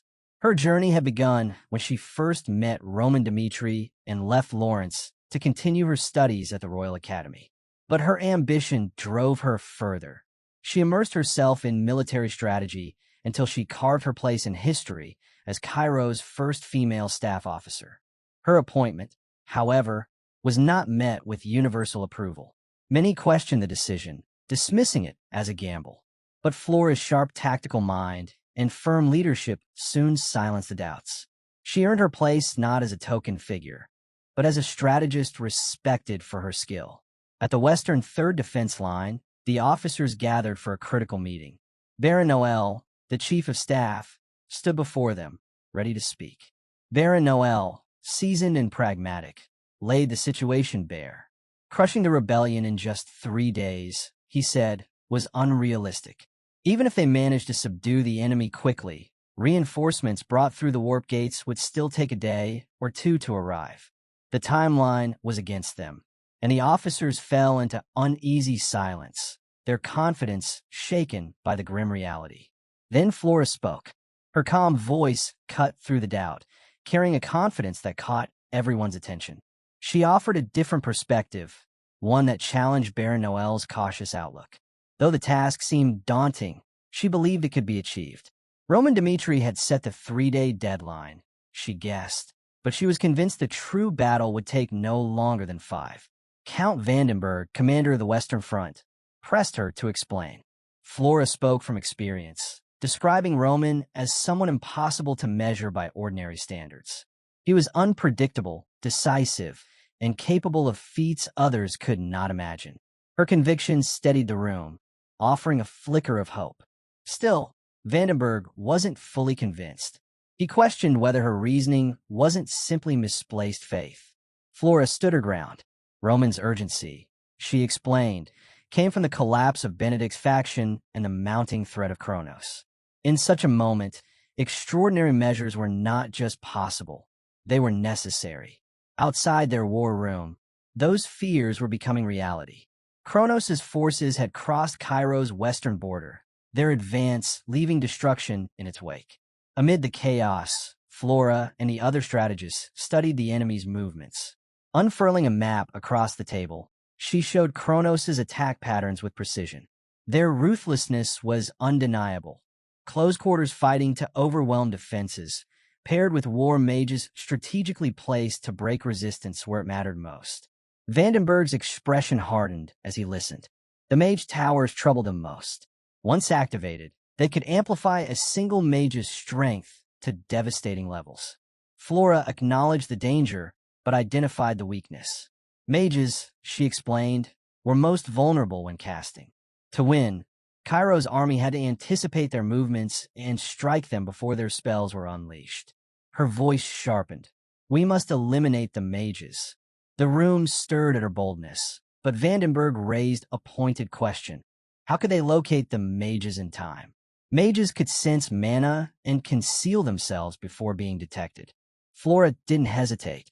We make them reveal themselves, she replied firmly. Her plan was daring. Launch a large-scale warrior assault that would force Kronos to reposition their units. In doing so, their mages would be exposed. Risky, yes, but it was the first strategy that gave them a chance to turn the tide. Count Vandenberg studied Flora's plan carefully. It had promise, but one major obstacle lingered. How could they keep the traps hidden from the sharp senses of the enemy mages? Flora's answer was precise. Warriors, she explained, could manipulate the surrounding mana to mask the traps entirely, rendering them invisible even to the most skilled mage. At that moment, Vandenberg felt a glimmer of hope spark in the darkness. Her plan wasn't just bold, it was possible. But there remained one final requirement. To anchor their forces and inspire the troops, they needed someone to take up the mantle of the Grand Warrior, a symbol of strength in their darkest hour. The room grew heavy with silence, tension pressing down. Then a voice broke through. I will do it. It was Rodwell Dmitri. Often overlooked, he now stood tall with resolve burning in his eyes. He stepped forward, asking directly to take part in the Grand Warrior battle. Count Vandenberg saw the determination in him and agreed. Rodwell would play a pivotal role in what was to come. Later, outside the command post, Flora sought him out. His sudden eagerness puzzled her. Why would Rodwell, whose official service had ended, continue to throw himself into the chaos of war? To her, it seemed less like patriotism and more like a man refusing to face his fate. Yet she realized something else. Rodwell was necessary. He carried the potential of a leader, someone the future might depend on. Rodwell then revealed his true motivation. He wanted to surpass the legacy of the Romans. Flora was taken aback. Rodwell, once hesitant to embrace change, now declared his ambition not only to follow the example of Roman Dmitri, but to surpass it. That burning goal kept him tied to Cairo's cause. In turn, Flora shared her own reason for fighting. She wanted to learn from her mistakes, to face them and avoid repeating them again. Their exchange grew solemn. Finally, Flora asked him to fight with everything he had, to win at all costs, for Cairo and for his own survival. The next day, The battlefield was suffused with tension. Rodwell stepped forward, steady and resolute, his gaze locked on the enemy. From across the field, his opponent emerged. Oxford, a formidable three-star aura swordsman of Kronos, ready for the duel that would decide the tide. Rodwell quickly grasped the grim reality of his duel. In Cairo, his status as a three-star warrior placed him among the elite. But in Kronos, such strength was nothing. Their lowest-ranked soldiers started at 4 stars. The sheer disparity underscored just how overwhelming the enemy truly was. When the battle began, Oxford charged with brutal force, his aura blazing like a storm. Rodwell fought desperately, his sword barely keeping up against the relentless flurry of strikes. Behind Oxford, Kronos' soldiers roared in support, their cheers echoing across the battlefield and crushing down like a weight. For a moment, Rodwell felt the old wound reopen, the same feeling he had carried back home, where no matter how hard he tried, he could never surpass his brother. But he refused to let despair break him now.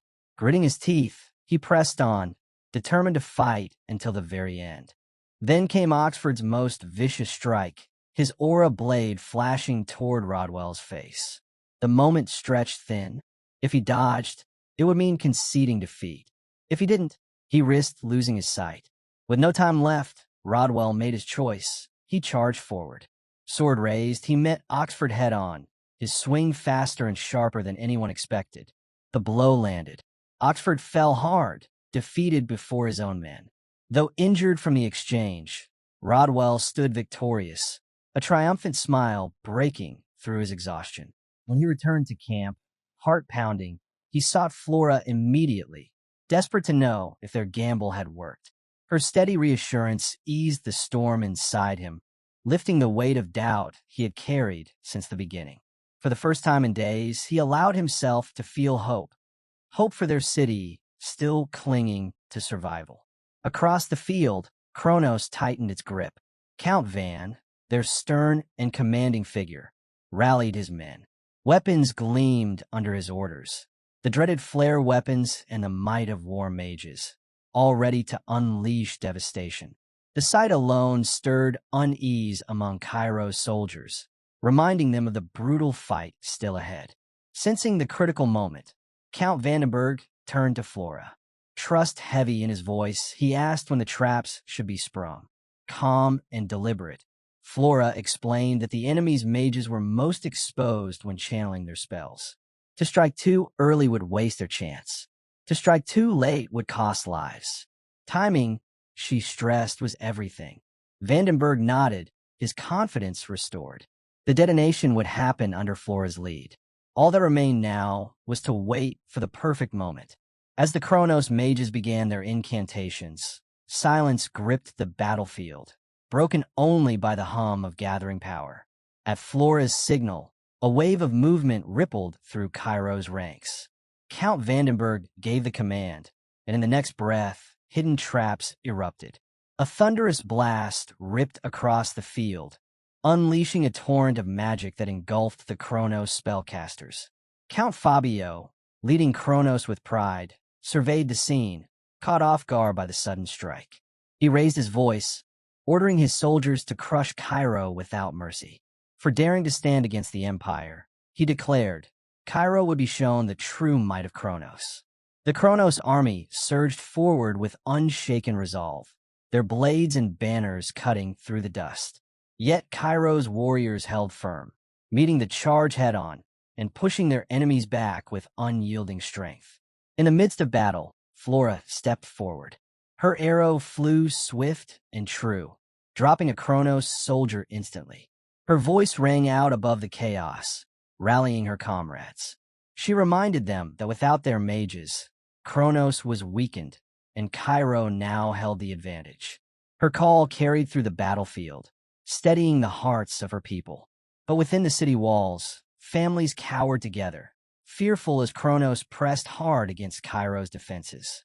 The relentless clash brought the city to the edge of collapse. Day by day, Kronos edged closer to breaking through. By the third day, the tide began to shift. From the west, Lord Roman Dimitri's forces stormed onto the field.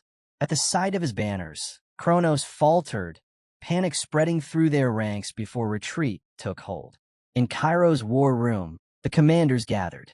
Count Vandenberg marveled at how swiftly Roman's arrival had crushed the rebellion and offered his gratitude. Yet Roman, stern and composed, warned them not to grow complacent. The war, he said, was far from finished. Puzzled, Vandenberg asked why more troops were necessary. Roman leaned over the map, tracing the bold advance Kronos had made into Cairo's lands. Waiting passively, he explained, was no longer an option. With the king's blessing, Roman declared that he would lead the counterattack, driving Kronos back with force. Roman ordered the commanders to ready the troops, declaring that they would not simply defend anymore. They would chase down the invaders and drive them back. The bold shift in strategy caught many off guard. Among them was Rodwell, stunned by the change in his older brother. He remembered a very different Roman, careless, reckless, drowning in bad habits, and often tangled in tavern brawls. The man standing before him now, calm and resolute, felt almost like a stranger. Yet there was no denying it was Roman.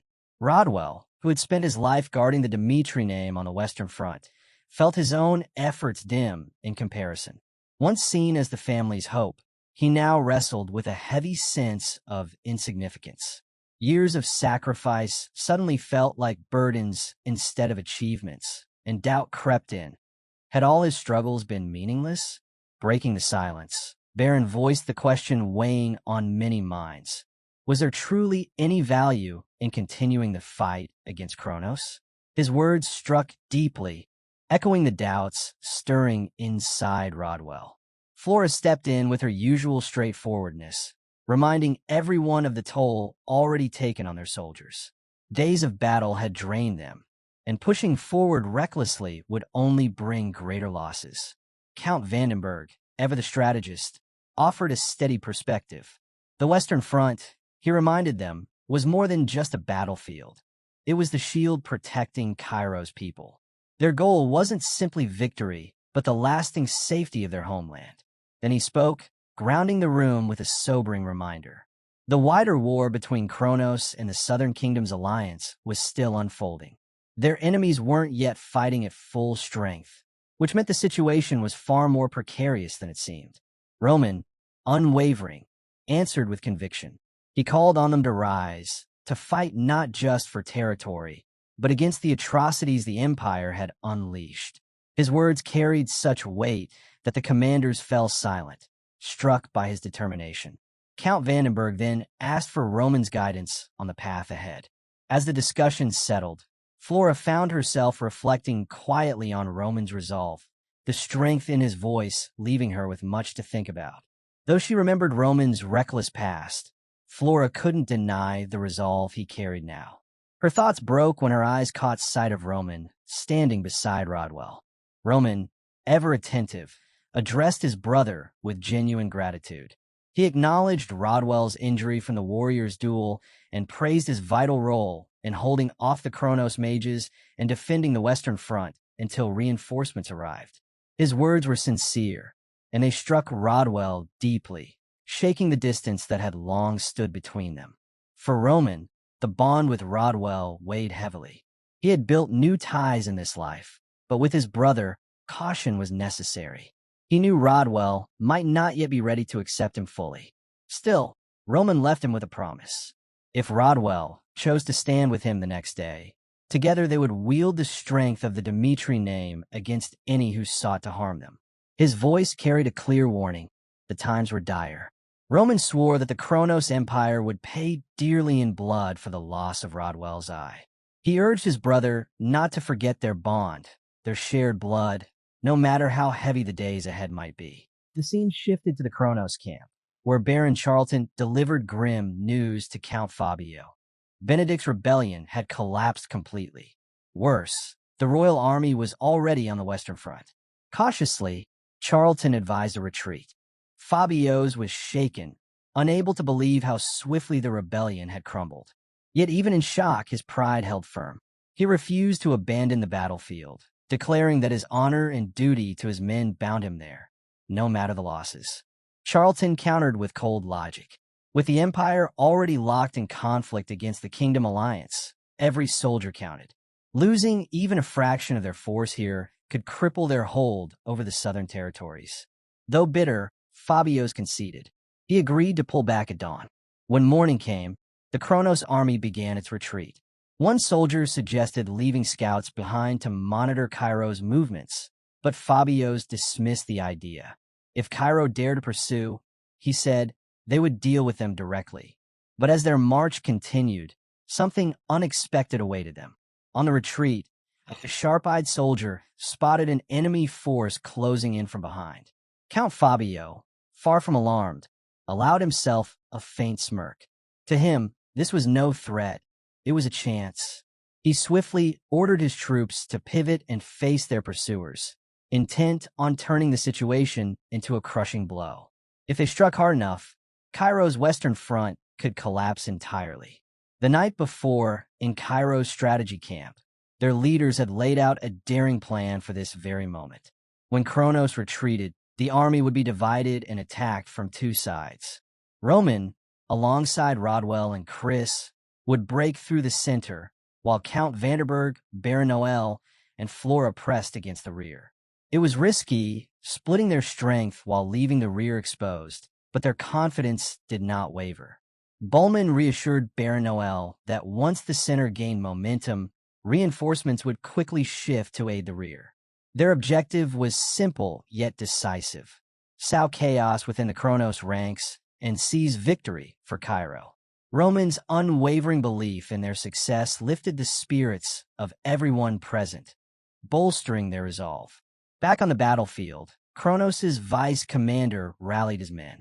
He reminded them of their duty to the Empire and urged them to stand unbroken against Cairo's strike. His words reignited their spirits, and with renewed vigor, the Kronos soldiers pushed back fiercely. Count Vanderberg, watching their resilience, understood the challenge they faced. The Empire, seasoned by countless invasions, was far from easy to topple. Concerned by the shift, he urged his own troops to fight harder, to hold firm, and keep pressing the assault. Yet the field told two different stories.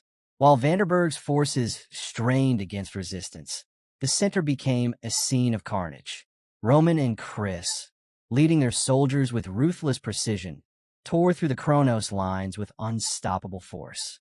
Rodwell, caught in the thick of it, could scarcely believe his eyes. The Dmitri troops, once considered strong, now seemed like an overwhelming storm, far beyond what he'd ever imagined. Watching their relentless advance, his thoughts drifted back to a memory. He recalled the night Roman had asked him to join their cause, vowing to reveal the true power of the Dmitri name. At the time, Rodwell hadn't understood. But here, amid the chaos, the meaning of those words began to take shape. Rodwell's thoughts spun as Roman laid out their next move.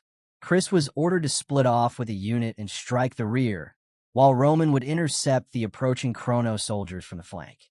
The sudden division caught Rodwell off guard. As Chris led his men away, a knot of unease tightened in Rodwell's chest. Was Roman leaving him behind? At the rear lines, the situation grew dire. Cairo's soldiers were slowly being forced back by the relentless Kronos advance. Seeing the danger, Flora signaled Count Vanderberg. His command spread quickly, and the troops locked shields together, forming a solid wall. Kronos warriors crashed against the defense again and again, but the line held, refusing to break. Then Chris arrived with his unit. His presence reignited Cairo's fading spirit, and hope surged across the rear. Vanderberg seized the moment, ordering the shield wall to break formation and launch a counterattack. Raising his voice, Chris called upon his men to fight with the pride of the Dmitri legacy. Side by side, they cut into Kronos' ranks with flawless coordination, their strikes sharp and devastating. Watching from behind, Flora was taken aback at how effectively Roman's knights turned the tide. Amid the chaos, a formidable enemy stepped forward, a 3-star knight prepared to duel Chris. But before the man's sword could rise, Chris unleashed his flash technique. In an instant, his blade struck, dropping the knight in a single decisive blow. Meanwhile, at the center, Roman stood alone, unwavering as waves of Kronos soldiers bore down on him. Count Fabios watched, stunned, as Roman carved through the troops with unmatched ferocity. In the midst of this struggle, a messenger arrived with urgent news. The rear was in danger. Fabio, his frustration boiling, dismissed the warning. Roman, he declared, must be dealt with first. Once Roman fell, the rear would collapse on its own. What Fabios failed to see was Roman's intent. Amid the chaos, Roman had already begun moving toward him, closing the distance with purpose. But before he could advance further, a new figure stepped onto the field. Gustavo, commander of Kronos' 10th Night Squad. His reputation preceded him, ranked 78th across the continent and 35th within the empire itself. A dangerous opponent, seasoned and feared, now stood in Roman's path. The clash began with Gustavo releasing his aura, forming a barrier meant to halt Roman's advance. Roman didn't flinch. For a brief moment, the two warriors stood still, measuring each other, knowing the fight ahead would be fierce. With the grace of a seasoned knight, Gustavo vaulted into the air, his aura-infused sword crashing down in strike after strike. Each blow carried immense power, yet Roman met them all, dodging, parrying, and blocking with flawless precision.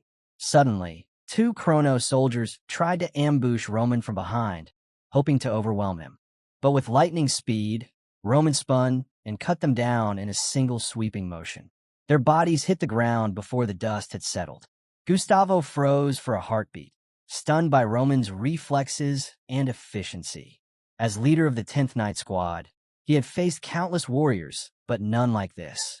In that instant, he realized Roman Dmitri was far more dangerous than he had imagined. Pressed to his limits, Gustavo considered a desperate measure. His hand moved to his abdomen, drawing upon a hidden force. Roman's eyes narrowed, sensing the strange shift. A yellow aura began radiating from Gustavo's body, the manifestation of life force itself, something no art or training could replicate. Roman, well read in the mysteries of the continent, knew how rare and perilous this power was. A year ago, such an attack might have overwhelmed him.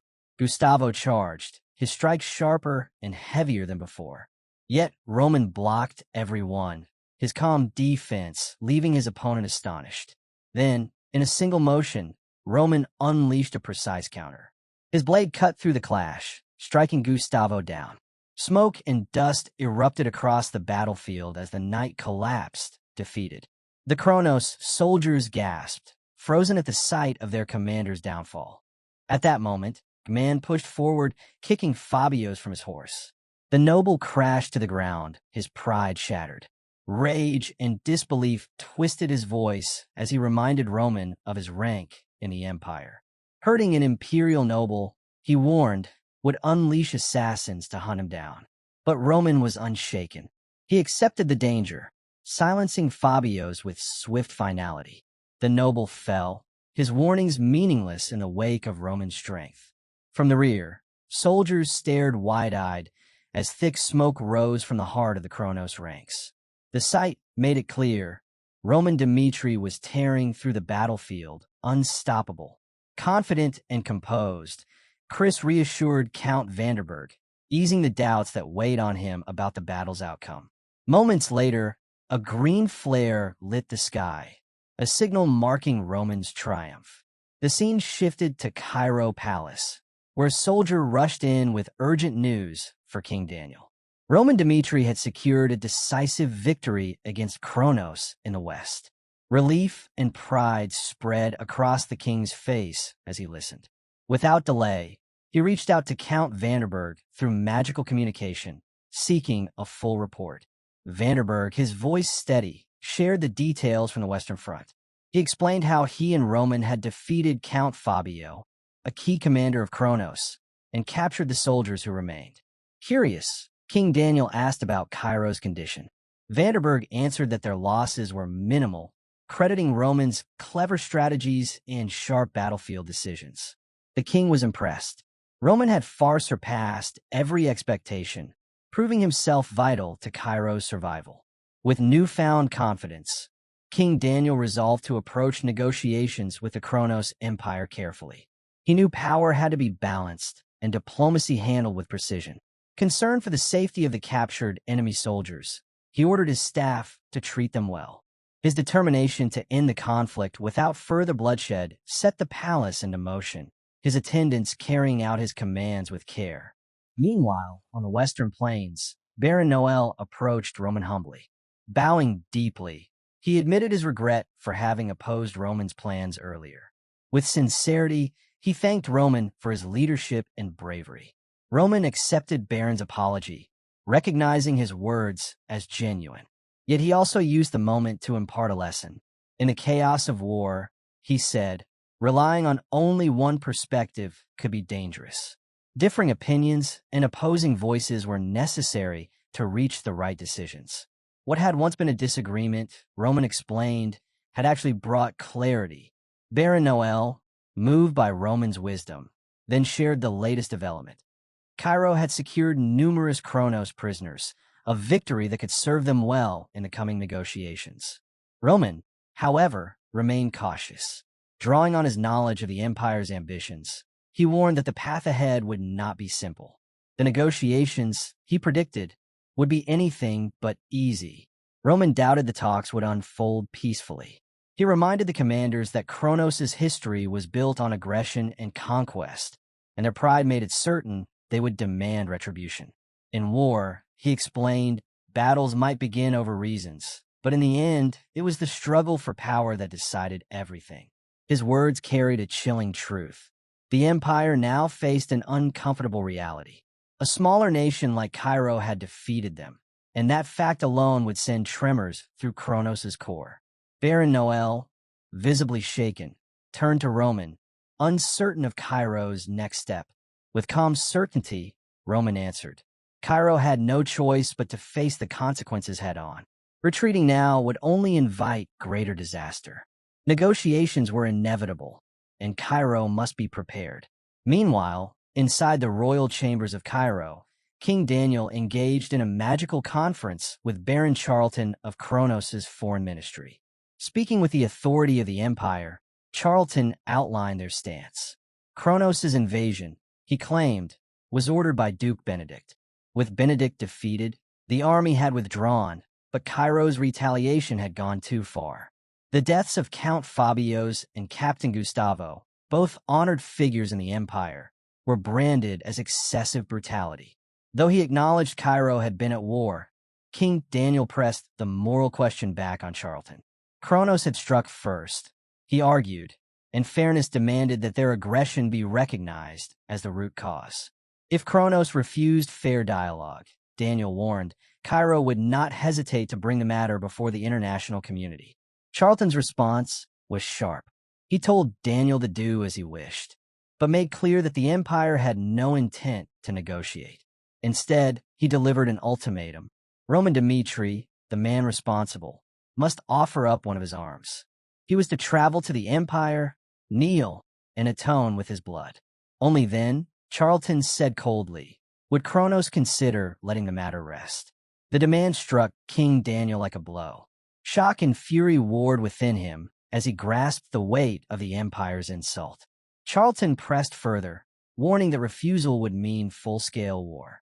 The decision, he declared, must be made within 10 days. As the communication ended, silence filled the chamber. King Daniel's frustration burned, humiliated by Cairo's position, yet bound by the risk of war. Then Prime Benner stepped forward with heavier news. Kronos now viewed Roman Dmitri as a long-term threat. But the king would not waver. Fiercely, he defended Roman, calling him a hero of Cairo and a man who had won the people's loyalty beyond question. The threat aimed at Roman forced King Daniel to act decisively. Wasting no time, he ordered Roman to be summoned, knowing he needed to hear directly from the warrior who had carried Cairo through its darkest hour. The kingdom's future was uncertain, and only a frank conversation with Roman could guide the next step. 2 days later, Roman stood before the throne. The weight of the moment was unmistakable. King Daniel laid out everything: Baron Charlton's harsh ultimatum and the peril it carried for Cairo. With worry clear in his tone, he asked Roman for counsel. Roman's reply was firm. To accept Kronos' demand, he said, would strip Cairo of its dignity and reduce it to a subject state. Instead, he proposed something bold. He himself would go to the empire to confront the matter directly. His offer showed not only resolve, but also a willingness to sacrifice for Cairo. The king faltered. Sending Roman into the empire's heart was dangerous. Kronos wanted vengeance, and the risk of losing their strongest champion was too great. The room grew tense, the air heavy with uncertainty. At that moment, Count Fabius stepped forward with a suggestion. Rather than risking Roman's life, another could serve as envoy to defend Cairo's position. His calm words opened a new path. King Daniel, intrigued, asked plainly if Fabius meant himself. The count confirmed it without hesitation, declaring he was ready to stand as Cairo's voice before the empire. The king considered carefully. Fabius was no stranger to politics. His past decisions, even during Benedict's rebellion, had proven his judgment. His support for Roman only strengthened the king's faith in him. Perhaps he truly was the right man for the task. Yet the danger remained undeniable. With a searching look, the king asked if Fabius truly understood the risks. Fabius's answer was resolute. He pledged to do everything within his power to see the mission through. Turning to Roman, King Daniel sought his opinion. The scene shifted. Roman and Fabius walked side by side down a long hallway. Roman broke the silence, his curiosity plain. Why, he asked, had Fabius volunteered for such a dangerous task? Roman pressed Fabius for his true reasons. What drove him to accept such a dangerous responsibility? Fabius did not hesitate. He spoke plainly, knowing Roman might doubt the word of a man once branded a defector. Yet he swore his loyalty, promising to serve Roman for the rest of his life. This mission, he explained, was his chance to prove it. He asked Roman to see his decision not as reckless ambition, but as a step towards strengthening their bond. Fabius was realistic. He did not expect to be treated as a trusted advisor. Instead, he wanted to be used in whatever way best advanced Roman's goals. Then came his ambition, laid bare. Fabius desired a life of power, wealth, and honor at Roman's side, and he was unashamed of saying so. His words were direct, almost daring. Roman, caught off guard by such honesty, found himself impressed. Fabius's understanding of their roles, lord and servant, was clear, and his request to join Roman's inner circle was made without hesitation. A smirk touched Roman's lips. He respected such bold clarity.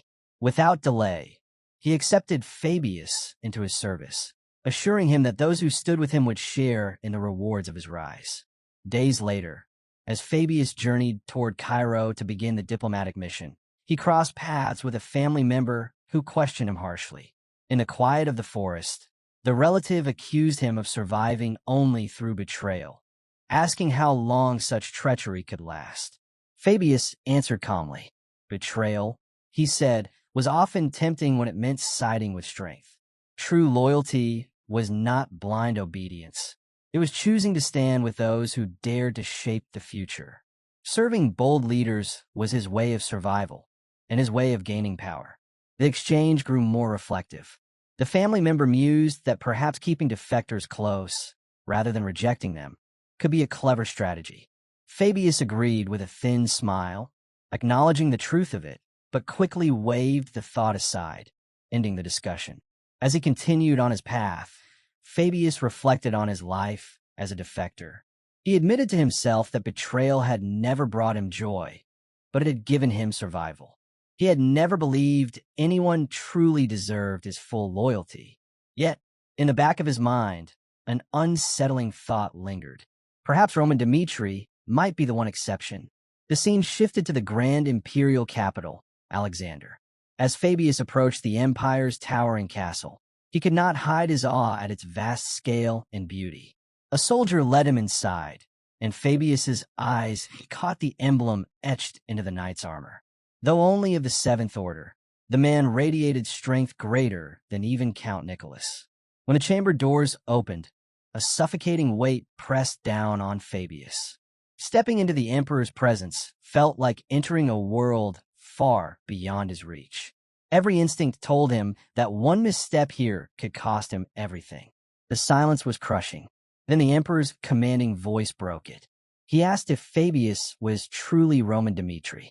The question froze Fabius in place, his breath caught in his throat. Before he could stammer out a reply, the escorting soldier slammed him to the floor, forcing his face against the ground. The Emperor continued coldly. Roman was expected to come himself, to kneel and sacrifice his arm. Anything less would not be accepted. Without hesitation, he ordered Fabius to be taken away and declared war on Cairo. His words rolled through the chamber like thunder, heavy and merciless. Desperation drove Fabius to act. He raised his voice, boldly protesting that Cairo did not seek a full-scale war. He begged for the chance to speak directly. If his words failed, he promised to accept whatever punishment the emperor chose. Intrigued, the emperor relented, but warned him sharply. One mistaken speech, and the consequences would be severe. Gathering himself, Fabius began carefully. His tone was deliberate, measured, crafted to show respect while still pressing Cairo's case. He argued that the empire had no valid reason to involve itself in Cairo's civil war. To strengthen his point, he reminded the emperor that 5 kingdoms, not including Valhalla, had voiced support for Cairo's position. The statement was bold, a declaration backed by international recognition. The scene cut briefly to a night when Roman had offered Fabius strategic guidance. Forming an alliance with 6 kingdoms might win a war on the battlefield, Roman had warned, but the true challenge would come afterward, particularly with the looming hostility of Valhalla. Roman had told him, focus on that issue above all. It was the wisest course for Cairo's future. Back in the Emperor's hall, Fabius echoed that counsel. Cairo was still working toward peace, he said. If the empire still wished for war under such conditions, then let the punishment fall on him alone. The chamber fell silent. Then, to Fabius's astonishment, the emperor accepted his reasoning. On the condition that the Kronos prisoners be released, the empire would overlook the matter for now. But Roman Dimitri's case was different. The emperor announced that from this day forward, an assassin would be sent after Roman every night to avenge the fallen soldiers of Kronos. The declaration struck Fabius like a blade. His thoughts reeled. Did the emperor intend for open war with Cairo all along? It became clear that the empire's strategy was calculated. By targeting Roman, they would pressure Cairo to release the prisoners while restoring Kronos' prestige on the international stage. It was a ruthless move, one meant to display strength and reclaim influence. Yet the emperor dismissed the idea that subtle tactics alone would work any longer. His words hinted at something more, a shift toward harsher, more decisive measures. Fabius left the chamber with a heavy heart. He had hoped to prove his worth through this mission, but instead he had only glimpsed how deep and dangerous the emperor's plans truly ran.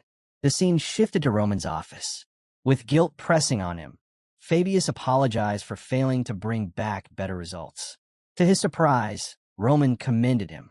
Despite the circumstances, he said, Fabius had done well. Confused, Fabius asked if Roman had expected such an outcome. Roman's reply was calm. Kronos had always kept its eyes fixed on him. Assassination attempts were nothing new. Concerned, Fabius asked if he would truly be all right. Roman answered firmly that he would manage, and told him not to worry. As he turned to the window, Roman's thoughts drifted. Assassination had become a shadow, following him constantly. Quietly, he wondered what kind of agents the emperor would send this time. Meanwhile, in the grand halls of Cairo's palace, another confrontation shook the kingdom. King Daniel stood before Count Gregory, his voice firm and unyielding. He accused Gregory of endangering Cairo's security by colluding with Kronos and demanded an explanation. Gregory did not deny it. Instead, he questioned aloud whether his loyalty to the empire had been a mistake. He claimed that his ties to Kronos were no secret to anyone. Daniel's face hardened. Such words alone, he said, were enough to mark Gregory as a traitor. But Gregory did not waver. With boldness, he turned the accusation back, suggesting perhaps the king was the one at fault. He warned that executing him would not go unnoticed. Kronos' emperor had already sworn revenge, and such an act would only fan the flames. Instead, Gregory proposed an alternative. Send him to the empire, he suggested, rather than condemning him in Cairo. By doing so, the king could avoid drawing greater wrath upon the kingdom. King Daniel paused, unsettled. As much as he despised Gregory's betrayal, there was truth in his words. Daniel had considered executing all who carried ties to Kronos. Yet if Gregory were killed, the empire's vengeance might turn toward Roman Dmitri, the very man who had become Cairo's shield. Roman suddenly spoke up, turning everyone's attention to him. He addressed King Daniel directly, revealing that the emperor of Kronos had already declared Roman would be made to pay in blood. But Roman quickly made it clear, this wasn't the same as Count Gregory's case. He explained that Gregory's standing was insignificant compared to men like Count Fabio's or knight Captain Gustavo, whose influence carried far greater weight. The empire's eyes were already fixed on him, Roman said, and even if Gregory was executed, it wouldn't change the path Cairo was already on. Benedict's death had set everything in motion. The collapse of Cairo had begun. Roman urged the king to think carefully, for the kingdom's future depended on this decision. Hearing Roman's words, King Daniel felt a deep respect for his loyalty. But the gravity of the situation demanded action. The king declared that Gregory's betrayal wasn't just about secret dealings with Kronos. It was a stain on Cairo's honor itself. When Gregory tried to defend himself, King Daniel silenced him, declaring that a traitor who endangered the kingdom deserved only one punishment, death. The scene shifted to Cairo Plaza, where Count Gregory faced his fate. Looking back on his choices, he realized he should have seen Roman not as someone to sway, but as a threat to the empire itself. Still, he made one last attempt. Gregory urged Roman to submit to Kronos, reminding him how small and powerless he was compared to the empire. He brought up Gustavo, the man Roman had fought, pointing out that he ranked only 78th on the continent. That, Gregory said, was proof of just how terrifying Kronos' true strength was. He pressed on, warning about Valhalla, a place filled with warriors far stronger than Roman. Could he really stand against such enemies alone? Even if he severed ties with Kronos, Gregory warned, Valhalla would remain an unstoppable threat. If Gregory was executed, Roman's connection to Valhalla would vanish completely. But Roman's reply was calm and steady. He said he welcomed the challenge. Gregory was stunned, calling him a fool for provoking both Kronos and Valhalla, the two greatest powers on the continent. And with that, the downfall of Cairo's three great factions began. Inside the royal palace, King Daniel turned his attention to Count Vanderburg, commending him for his leadership on the Western Front. It was thanks to Vanderburg's courage and command that the Kronos invasion had been pushed back. In that war, Vanderburg had risen as a hero, earning honor for Cairo with his deeds.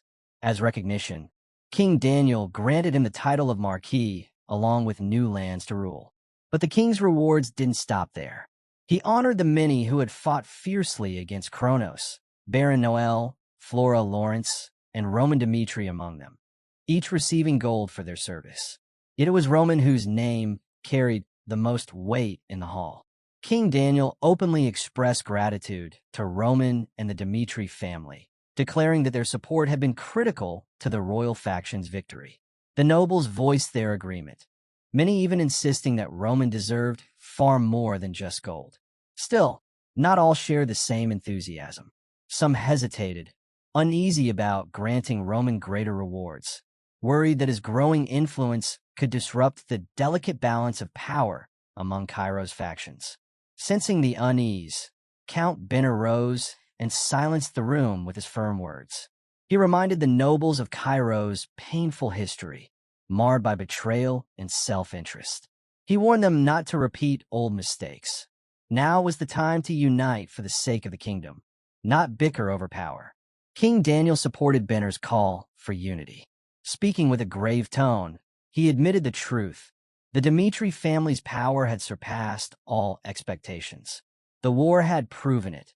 The Dmitris were stronger than Cairo itself. Instead of treating them merely as vassals, the king declared they must be recognized as true allies, almost a nation of their own. To seal this new future, King Daniel made an unprecedented announcement. He granted the Dmitri family the title of duke, elevating their territory in the east into a full dukedom. When the Dmitris officially claimed their new rank, the king himself promised to personally congratulate them. This was a historic moment. The once quiet lands of the Dmitri family were now a recognized dukedom, their place in Cairo's future secured. Word of this spread quickly across the kingdom, sparking awe and debate. Roman Dmitri, the man who had not only ended Cairo's factional strife, but also stood boldly against the might of Kronos, had changed the course of history. Out on the streets, whispers spread from mouth to mouth. People spoke in awe, wondering who could possibly stand against the unstoppable Roman Dmitri. Even the king had witnessed his strength firsthand, leaving the public to speculate just how far Roman's power reached. At an age when most were still nameless, Roman Dmitri was already stepping into greatness. Rumors claimed that Cairo's rising swordsman might soon be ranked among the top 50 fighters in the world. For the first time, his name wasn't just celebrated within Cairo, it was spreading across the continent, inspiring admiration from foreign lands. Bards carried tales of his battles, their songs echoing from city to city, each one adding to the ever-growing legend of the Dmitri family. But these rumors didn't spread naturally. They were carefully nurtured. Inside a certain mansion in Cairo, a butler reported to his master that interest in Sir Roman was growing rapidly across the continent, and before long, his fame would extend far beyond Cairo. The master, Henry, smiled with satisfaction. Their plan was unfolding just as he had hoped. Yet in Henry's mind, this was only the beginning. It had taken him 2 years to elevate a small baron's household into the powerful Dmitri dukedom, but Henry's ambitions soared higher. He dreamed of a day when Roman Dmitri would be hailed not just as a hero of Cairo, but of the entire continent. For that, Henry knew Roman's victories had to be remembered everywhere, his deeds carved into history itself. Reflecting on his own journey, Henry Albert realized how far he had come. What began as gathering a small circle of supporters for Roman had grown into something much larger. Now he stood as a lecturer at the Cairo Royal Academy, teaching the children of the nobility and receiving overwhelming praise. His household, once worried about survival, now held their heads high, proud of Henry's achievements. The true turning point came during one of his lectures. A professor, deeply moved by Henry's words, admitted he had finally grasped something important, that it was the sacrifices of Cairo's heroes on the southern front that had kept the kingdom safe. Henry's lectures had not only spread Roman's legend, but had awakened gratitude in those who had long overlooked the defenders who risked everything for Cairo. One day, Henry was struck by a sudden realization. He finally understood why people were so drawn to him. The answer was simple. They weren't truly fascinated by Henry himself, but by Roman Dmitri as seen through his words. Henry was no hero, yet his role as Roman's voice and his ties to the royal family had made him someone others respected. At first, Henry thought this admiration might be misplaced, but then he realized even scholars and nobles like the professor from the Royal Academy valued him highly. It was human nature to admire those who stood beside great figures. History itself was filled with such examples. Heroes remembered through the voices of the ones who told their stories. From that day on, Henry understood his purpose: to spread Roman's deeds far and wide, ensuring his name would echo through history. Later, in the quiet of his mansion, Henry reflected further. He and Roman weren't especially close, yet Henry still felt compelled to share Roman's greatness with the world. Perhaps it was fate, or simply his choice, but Henry knew this was the role he was meant to play. The scene shifted to Dmitri territory. After a long absence, Rodwell finally returned home. Walking through the familiar streets, he noticed how much had changed since he'd left. He stopped at a small restaurant and listened quietly as the townsfolk spoke with reverence about Roman's name. Hearing this, Rodwell felt a pang of displacement. The Dmitri family no longer felt like it was his. For the first time, he wondered about his place in it all. Should he remain and accept his role in the family, or leave once more and return to the Western lands? Soon after, the focus moved to Baron Romero's office, where Roman and Rodwell stood before their father. Baron Romero explained why he had summoned them. Cairo had elevated the Dmitri family into a dukedom, and with this new chapter came the question of succession. The future demanded strength and leadership, but Baron Romero struggled with the choice of who should inherit the family. Before his father could decide, Rodwell broke the silence. He declared that he wished to renounce his claim as heir. In his eyes, Roman was the one best suited to lead the Dmitri family into this new era. Rodwell made his choice for the sake of the family's future. He asked his father to release him from the role of heir. Baron Dmitri was stunned by his words, but Rodwell only requested some time alone before quietly leaving the room. Later, Baron Romero spoke to Roman in private. He recalled how, in the past, he had worried about the weight placed on Rodwell's shoulders. The Dmitri family had risen from humble origins, mocked and doubted by other nobles. Wanting to silence that doubt, Rodwell had thrown himself into training, his dedication a clear sign of his determination to prove their worth. To his father, Rodwell had once stood out as the ideal successor, someone capable of carrying the family's banner forward. But that determination had come with a cost. Instead of enjoying his youth, Rodwell had lived under the constant burden of expectation, devoting his life to the Dmitri name. Today marked the moment when his father realized the truth, that passing the role of heir to him would no longer serve the family's future. Though the decision filled Baron Romero with regret, he knew it was necessary. Turning to Roman, Baron Romero told him that he believed the future of the family rested in his hands. But before handing over that responsibility, he had one final request. Roman, serious and attentive, urged his father to speak. With a heavy heart, Baron Romero asked him to look after Rodwell, who had endured so many hardships and losses. It was his last wish as head of the Dmitri family.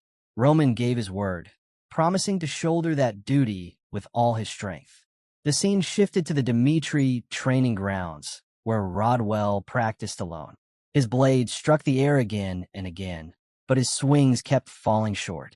No matter how hard he tried, he couldn't land his strikes properly. Frustration weighed heavily on him. Roman appeared, watching silently for a moment before stepping closer.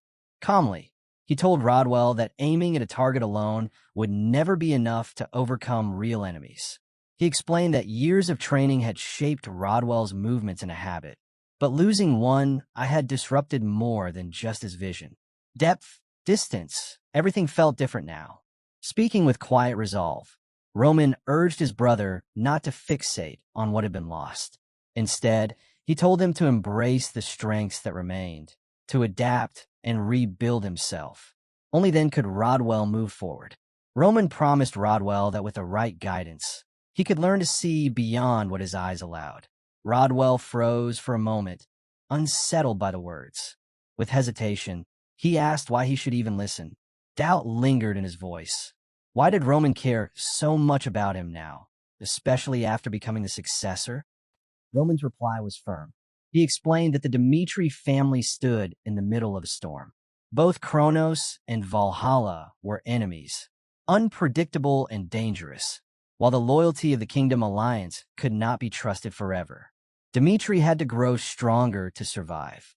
Roman admitted that up until now he had carried the burden alone, but the day would come when he could not. If war broke out and the Empire's army marched, he would have to fight at the front. Looking Rodwell in the eye, Roman said that if anything happened to him, he wanted his brother to stand as the one to protect Dmitri.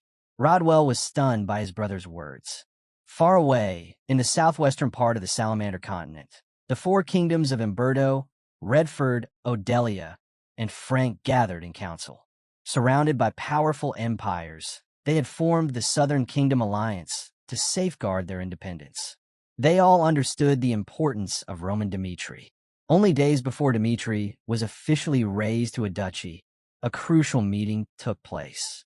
Nobles from all four kingdoms sat in a conference chamber, with Count Verde of Umberto speaking first. He recalled Cairo's massive rebellion, the greatest in its history, and praised Roman for suppressing it with skill. He also acknowledged Rodwell's role in uniting the alliance to prepare for any imperial retaliation. Roman, Verde declared, was more than a warrior. He was a leader with foresight. But Verde also voiced concern. The alliance was fragile. To strengthen it, he proposed a bold idea: marriage. Roman was still unmarried, and Verde suggested uniting him with the princess of one of their kingdoms. Some hesitated, worried about the princess's feelings, but Count Verde countered sharply. Personal emotions could not outweigh such an opportunity.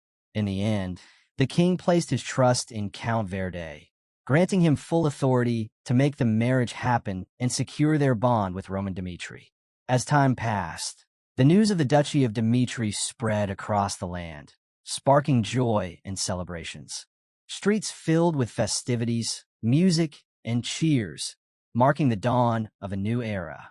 Within the shining halls of Dmitri Palace, Duke Romero and his wife greeted Count Verde with warmth.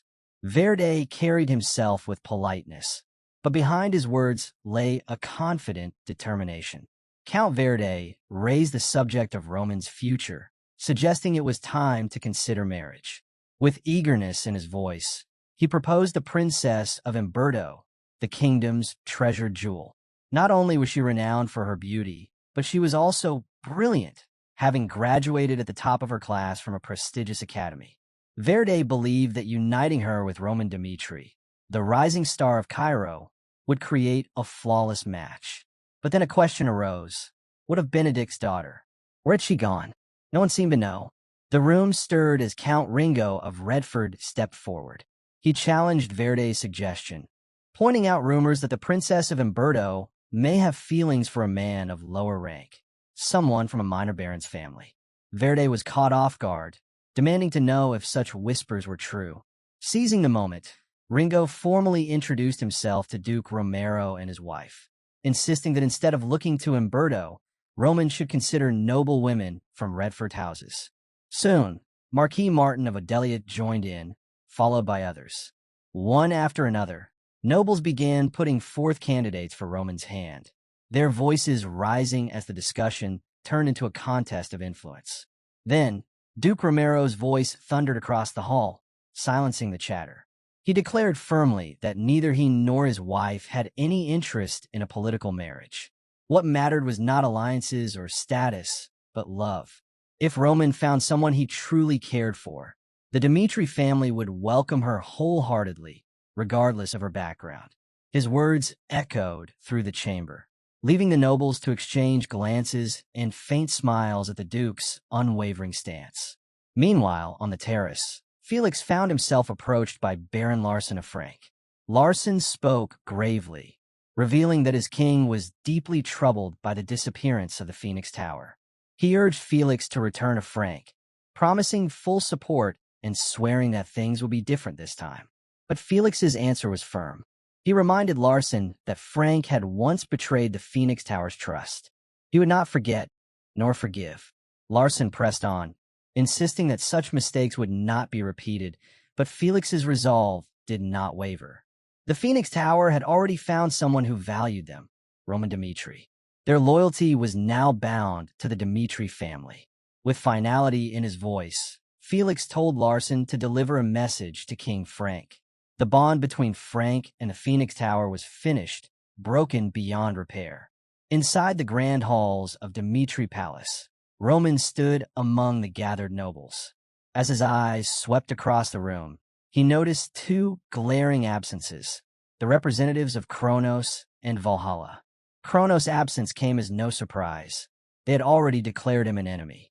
As for Valhalla, Roman guessed they still harbored resentment over Count Denver's death, especially since their ambition was nothing less than continental domination. With the weight of the moment pressing on him, Roman's thoughts turned to the fragile bonds between the kingdom alliance and its neighbors. These ties were useful for now, but he knew they would not last forever. If Cairo wished to endure, it had to grow strong enough to stand alone against the empire's might. Just then, Hans entered and announced an unexpected visitor waiting in the reception chamber. Roman frowned, asking if any meeting had been scheduled.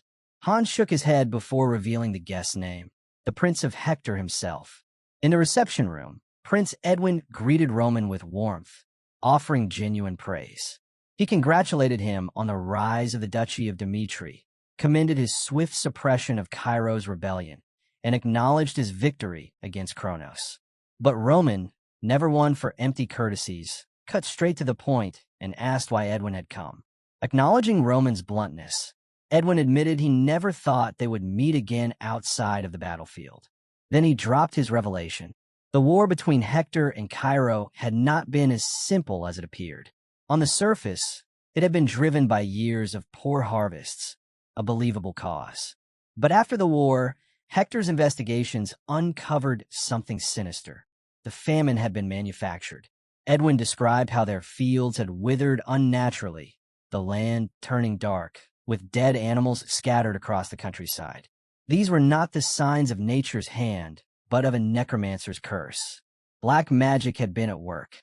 And such magic, Edwin warned, was a forbidden force, something humanity should never attempt to control. But there was more. Hector's search revealed a disturbing pattern. A decade earlier, the Kronos Empire had suffered a nearly identical agricultural collapse. At the time, Kronos had hidden the truth, but later evidence confirmed it. Dark magic experiments had been the cause. And now, Kronos had moved far beyond secret experiments. They were openly advancing a campaign to seize the northern regions, pushing for complete control. Edwin looked Roman in the eye and made his warning clear. This was no longer just Hector's problem. If left unchecked, the shadow of Kronos could soon stretch to Dimitri itself. To prevent that future, Edwin proposed an alliance. Hector and Dimitri, standing together against the Empire's growing threat. Edwin approached Roman with Hector's proposal for an alliance. Roman showed no surprise. In fact, he told Edwin that he had already expected this move. Edwin was taken aback. Hector had only just begun discussing the matter, yet Roman had already predicted it. With calm confidence, Roman explained that his sources had hinted at the situation. It wasn't difficult to see the advantages Hector stood to gain after its war with Cairo. But Roman wasn't quick to accept. He pressed Edwin with a sharp question. Why should he even consider Hector's offer? Edwin faltered, asking if Roman was outright rejecting the alliance. Roman clarified that rejection wasn't the issue. The real problem was whether Hector even had the right to propose such a deal in the first place. At present, Hector was exhausted, struggling to restore its barren lands. Even with aid trickling in from the heavenly palace, Edwin had no real solution. Roman leaned forward, his gaze firm, and told Edwin to stop wasting time with needless words. If he wanted Dimitri's support, he needed to provide a convincing reason. Edwin, caught off guard, admitted the truth. Hector was weak, yet he couldn't understand why Roman would want to tie himself to a kingdom that could only play a minor role in Roman's much larger ambitions. Edwin suggested that Hector's struggles were exactly what made them a fitting partner for Dimitri, aligning with Roman's vision of uniting kingdoms against the empire. Roman acknowledged this, but pushed harder. Did Edwin truly believe in the kingdom alliance? Was Hector willing to stand firm until the bitter end? Because, Roman warned, alliances could crumble as easily as sandcastles. His tone shifted, turning reflective. Human relationships, he explained, were always fragile. People distrusted outsiders, but trusted those nearest to them, even when it wasn't deserved. Then Roman laid out the truth about each kingdom. He spoke of Umberto first. Its constant battles with Kronos had left it bleeding, its internal stability shaken. To Roman, this made them ripe for exploitation, vulnerable enough for Dimitri to pull away at the right moment. Then he moved on to Redford. Its king, consumed by gambling, had drained the kingdom's coffers. Though his advisors tried to hold things together, the debts had grown so severe they were forced to borrow from the Golden Bank. Roman pointed out that betrayal might be the only way left for Redford to escape its downward spiral. Finally, he turned to Frank and Odelia.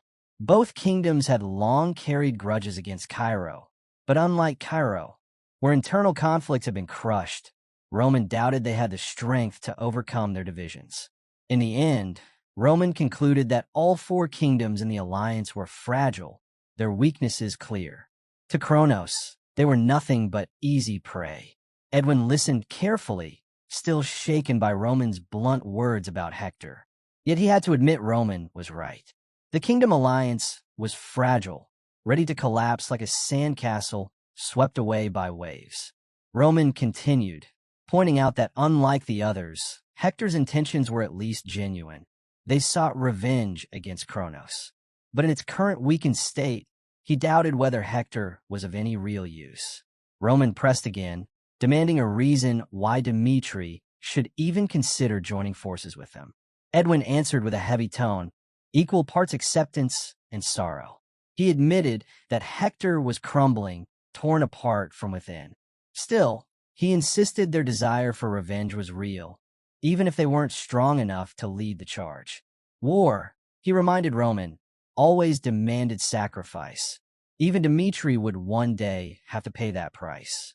Edwin promised that when the time came, Hector would stand at the front, sacrificing first if necessary.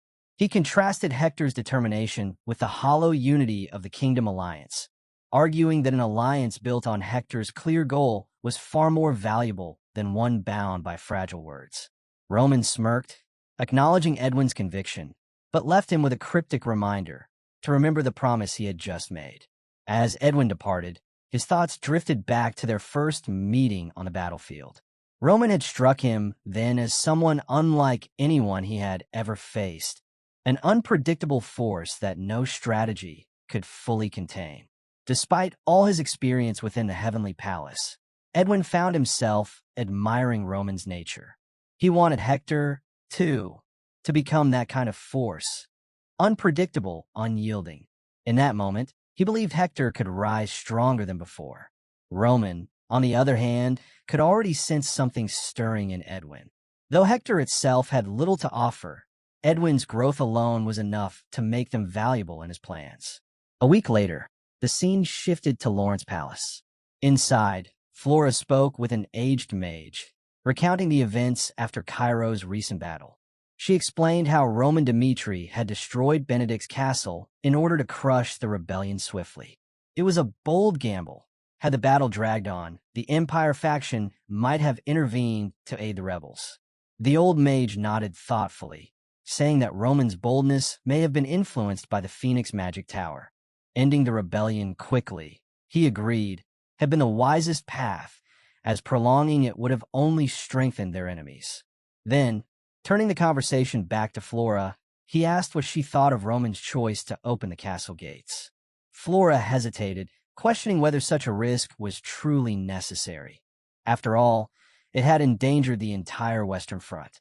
The old mage agreed with her doubts, admitting that Roman's decision, while effective, was undeniably reckless. The old mage explained that Roman's confidence came from his belief he could defeat Knight Captain Gustavo. That single certainty had been the cornerstone of his bold plan. Then, leaning closer, the old man shared a deeper truth with Flora. War, he said, teaches lessons no book ever could. Even reckless choices, if guided by skill, could alter the outcome of a battle.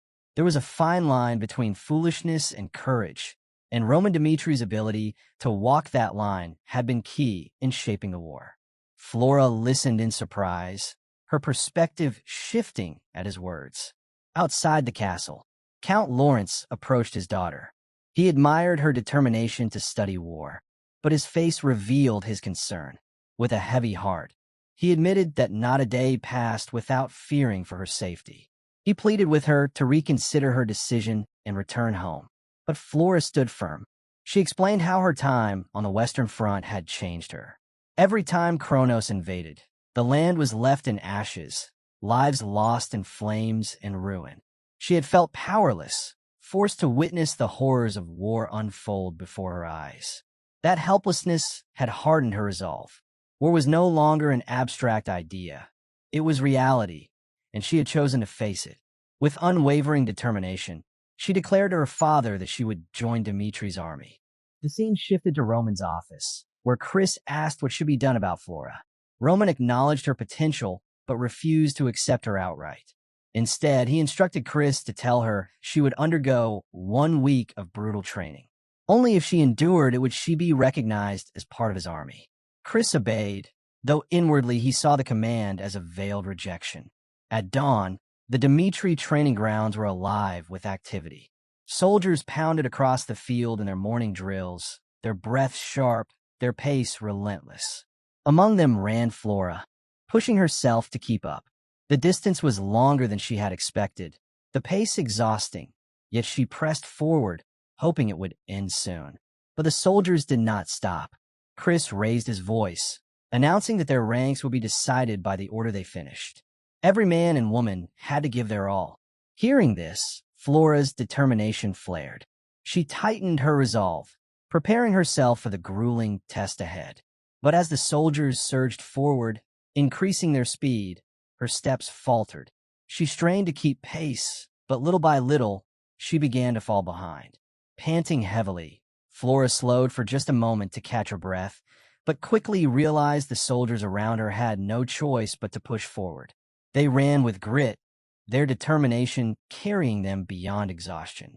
When the run finally ended, Chris gathered them together. His voice was sharp as he told the soldiers to abandon the idea that they would ever go into battle fully prepared. A real warrior, he said, had to push themselves to their absolute limits every single day. Stamina wasn't just training, it was survival. Whether charging across uneven terrain or enduring the chaos of a prolonged fight, endurance was what determined who lived and who died. Though Flora had finished the run, Chris's words seemed to echo directly at her. She reminded herself that she had trained stamina long before coming here. Her own daily routine included an hour-long warm-up run, followed by another through the mountain trails. That thought gave her some comfort. Chris soon announced the next phase of training, sword sparring. As the soldiers paired off, Flora prepared herself for the challenge. Chris continued to instruct, reminding them that in battle, efficiency was everything. When exhaustion took over, it was no different from being shackled. That, he explained, was when a warrior's true ability was tested. Later, Flora sat beneath the cool shade of a tree, watching the others spar. What shocked her most wasn't the harshness of the training. It was how the soldiers responded to it. She had always believed such grueling routines would lead to complaints or resentment. But here in Dimitri, the soldiers trained with energy, enthusiasm, and unwavering discipline. The intensity amazed her, but it didn't weaken her resolve. She knew it would take time to adapt, but she refused to back down. Days passed, and training continued under Roman's watch. Chris reported to him, acknowledging Flora's determination. Though her stamina still needed work, she had never once quit. Her archery skills were above average, but she struggled in close combat. However, Chris emphasized her standout performance during combat strategy drills on the third day. Out of 10 matches, she had won 9, using clever, unpredictable tactics to outmaneuver her opponents. Curious, Roman asked Chris what he truly thought of Flora's worth to Dimitri. Without hesitation, Chris declared she was a valuable asset the faction needed. Hearing his trusted man's confidence, Roman smirked. Perhaps Flora's presence carried more importance than he had first believed. With the rebellion ended, Dimitri had now been officially recognized as its own duchy. 2 weeks passed in relative calm, until one evening, in a narrow alley of Dimitri, Thomas, a local restaurant owner, accidentally collided with a cloaked figure. She brushed past him with only a brief warning before vanishing into the shadows. It was Sierra, the Chronos commander and vice master of Aurcha. From the cover of darkness, she ordered her subordinates to move that very night. Their mission: remain hidden, gather intelligence, and uncover every detail of Dimitri's security. From the shadows, Sierra's subordinates gave silent nods, acknowledging her command. The scene shifted to Dimitri Plaza, where Sierra sat quietly on a bench, eyes scanning the heavy security. She hadn't expected Dimitri's ordinary soldiers to move with such energy, almost resembling trained knights. The thought tightened her focus. This mission would be far more dangerous than anticipated. Surviving here would not be easy. One of her subordinates slipped close and whispered their findings about the iron mine. If anything went wrong, Dimitri's forces could respond within 5 minutes. Skilled fighters filled the area, making even the smallest mistake fatal. Sierra listened, her lips curving slightly as she wondered just how much preparation Dimitri had made against Kronos' assassination plot. Instead of discouraging her, the danger excited her. The challenge of breaking through their defenses to reach Roman Dimitri sent a thrill through her veins. Resolute, she gave the order. The plan would proceed, no changes.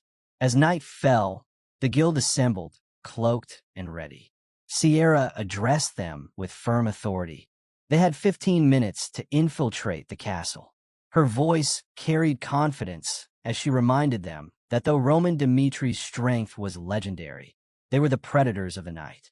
Shrouded in magical cloaks that bent light around them, Sierra and her team moved like shadows toward the castle's outer walls. Spotting 2 patrolling soldiers, Sierra saw her chance. She struck fast from behind, only to be stunned when her blade was blocked with ease. In the same instant, the soldier triggered a magical flare, a blazing signal warning of intruders. The other soldier drew his weapon, both ready to fight. Sierra froze briefly, realizing with disbelief that their infiltration had already been exposed. With no time to hesitate, she barked an order for her team to kill the guards and escape. But before blades could clash, a figure stepped forward from the darkness. It was Lucas, master of the house sect. Sierra's eyes narrowed. She knew the name well. The house sect was Cairo's most renowned intelligence guild. Calm and steady, Lucas addressed her. He revealed that he had known of their movements for weeks. His spies had watched every step of the infiltration. The fruit vendor, the blacksmith, the miner, even the beggars in the alleys. Every single one had been part of Dimitri's network, reporting directly to him. At last, Sierra realized just how grave the situation had become. Remaining in Dimitri territory any longer was suicide. She barked an order for her team to carve out an escape route. But before they could even react, the enemy struck. Their movements were precise, lethal, and merciless. Within moments, Sierra's subordinates were cut down, leaving her frozen in shock. Lucas stood before her, calm and composed, his tone almost casual despite the danger. He gave her 10 seconds to explain herself. Desperate, Sierra revealed that they had dispatched their finest assassin to kill Roman Dimitri, and that the assassin was already closing in on him. She demanded mercy, threatening that sparing her would be the wiser choice. Lucas, unmoved, dismissed her plea. He told her they already knew of the assassin's mission, then asked one final time if she had anything else worth saying. Before Sierra could answer, Lucas moved. His strike was smooth, decisive, and final. Sierra collapsed. Her life ended in an instant. One of the soldiers at Lucas's side asked if they should rush to protect Lord Roman. Lucas shook his head, his voice steady. Don't worry. Lord Roman will be enjoying himself with her. The scene shifted to a hidden chamber within Dimitri Castle. There, the assassin Ilya, the famed sword of the Assassin's Guild, stepped silently into the shadows. Feared across the continent, she had never once failed an assignment, her blade having claimed countless powerful lives. Casting a pathfinding spell, she released a small mouse that scurried ahead, guiding her toward her target. When it stopped before a certain room, Ilya's sharp eyes glinted. This was it. But just before entering, a sudden chill ran down her spine. Still, she pressed on, slipping silently into Roman Dimitri's chamber. The man surrounded by so many rumors lay asleep, his breathing slow and steady. Ilya scoffed, thinking him a fool for leaving himself so defenseless.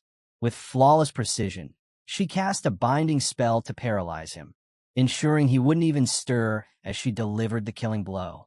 But before her strike could land, Roman opened his eyes and asked calmly, "Why are you here?" Ignoring his words, Ilya lunged. To her horror, Roman raised just one finger and effortlessly stopped her attack. A crushing aura erupted around him, freezing her in place, splitting her senses as though her very body was being torn apart. Staggering back, she tried to regain control. Roman stepped forward and threw a devastating punch. But before his strike connected, Ilya triggered an escape spell. A burst of blinding light filled the room, and in that instant, she vanished from his grasp. Outside, Ilya ran with everything she had, her thoughts in chaos. The mission was over. Failure was clear. Even with the full power of the Akorch Guild, survival was now the only thing that mattered. Up ahead, she caught sight of someone standing at the end of the street, Chris. He was cutting down guild members effortlessly, each strike ending a life in an instant. Ilya's chest tightened. Of all people, he was the one they couldn't afford to face. Kairos Flash, a warrior feared by everyone. Her mind spun. Had Dmitri anticipated their move from the start? Was this entire operation nothing but a trap? Panic drove her feet faster as she veered toward another escape route, desperate to reach the path her comrades had secured. But waiting on the other side was Kevin. He was dismantling what was left of the Akorch Guild, taking them out one by one with terrifying precision. Soon, only Ilya remained. With no other choice, she lunged at him in a final attempt to break through. Kevin didn't even flinch. His blade moved once, clean, decisive, and Ilya fell, her last thought cursing the guild's reckless choice to ever take on this mission. A week later, the setting shifted to an interrogation room. Ilya sat under Lucas's piercing gaze, forced to give him everything he wanted. Lucas understood the weight of her words. Instead of ending her there, he released her deliberately. She would be the message. Proof of what happens when the Akorch Guild crosses Dmitri. Lucas then revealed something more. Lord Roman had already departed for the Kronos Empire a week earlier, after Dmitri uncovered the guild's hidden base. The news shook Ilya, her thoughts turning from their failed mission to the survival of the guild itself. Meanwhile, at the Akorch Guild's base, their leader Braha spoke through a magical link with Baron Charlton of the Kronos Empire. The Baron's tone carried doubt. An entire week had passed with no news, suggesting the mission had failed. Braha, however, remained firm. He urged patience, insisting the guild would not disappoint. The Baron reluctantly agreed, but made his warning clear. Failure would not be forgiven. When the link ended, silence filled the room. Braha's mind was heavy. None of the members sent against Dmitri had returned, and the possibility of total failure loomed. If the Kronos Empire withdrew support, the consequences would be catastrophic. With no better option, Braha made his choice. He canceled all other missions and directed every resource of the guild toward Roman Dmitri. Risky, yes, but survival demanded it. As Braha sank deeper into thought, a sudden chill swept through the room. A presence loomed behind him. Turning, he froze. Roman stood there, silent and close, his very existence pressing down like a shadow. Startled, Braha reacted instantly, hurling daggers straight at him. But Roman didn't flinch. A shimmering aura barrier rose, deflecting them with ease. The sight left Braha stunned, his hand trembling above the emergency alarm. Before he could act, Roman closed the distance, his fist lashing out, clamping onto him with a crushing grip. His voice was steady, unyielding. He had found the Akorch Guild's leader. Braha's disbelief was clear. Roman had invaded the heart of their territory just to reach him. But before Braha could summon his assassins, Roman made the move himself. His hand slammed down on the emergency alarm. A piercing siren filled the base. Braha smirked through the tension. He warned Roman that the sound would bring a wave of assassins crashing down upon him. Did Roman truly believe he could handle them all alone? But Roman's calm never wavered. He spoke the truth. There were only 30 fighters left in the base, not counting those on missions elsewhere. Their defenses were hollow. Braha's confidence cracked, his face draining of color. And then came the final strike. Roman revealed he had already eliminated every soldier guarding the compound. The sheer precision of his assault sent dread coursing through Braha. Before he could recover, Roman seized him and hurled him into the wall. Staggered and helpless, Braha watched as Roman swept up the documents detailing the guild's operations. Quickly piecing them together, Roman unraveled the web of the Akorch Guild's assignments. It wasn't just about hunting him down. The Kronos Empire had laid out something far larger. Their targets included Amberto's eldest son, heir to a military powerhouse, and a billionaire in Redford. The implications were clear. This was more than assassination. It was the Empire's scheme for control. Roman's expression hardened, his resolve steeling. Meanwhile, back at the Cairo branch of the Assassin Guild, Ilya returned to her team in haste. She ordered them to establish magical contact with the Akorch Guild. No answer came. Her unease deepened. If they could not reach the guild, there was only one other option, the client. She commanded a subordinate to reach out to Kronos. Soon, Baron Charlton's voice came through. His tone carried disappointment and weight. The plan, he admitted, seemed to have collapsed. Ilya quickly reported the truth. Roman Dmitri had anticipated everything. He had sprung a trap and, worse, crossed borders to strike directly at their headquarters. Baron Charlton cut straight to the point, asking if Ilya was hiding something. The question threw her off balance. Gathering herself, she demanded to know if he had been using her as bait all along. Charlton's response was sharp. He called it disappointing that she would think that way. If she and her guild had carried out the mission flawlessly, he said, she would have been paid without issue. He reminded her that the order to eliminate Roman Dmitri had come from the king himself. Kronos' target was no secret. Then, with a chilling calm, he posed a question. If word spread that the attempt on Dmitri had failed, what would that do to Kronos' reputation? The weight of his words struck Ilya. She realized he wasn't speaking out of malice, but cold calculation. To Charlton, this was strategy. He even went so far as to thank her guild for drawing Roman out of his stronghold. Ilya's frustration boiled over as she tried to argue, but then a wave of nausea hit her. Her body weakened, and the realization hit. Lucas had poisoned her drink, using a slow-acting toxin to ensure she'd reach out to Kronos. Her thoughts swirled. Roman Dmitri was far more dangerous than the Empire had imagined. Yet as her fading vision caught Charlton's smug grin, she chose to remain silent about him. Moments later, her body gave way, collapsing to the ground. The scene shifted back to Roman, who had already wiped out the remnants of Ilya's guild and moved on.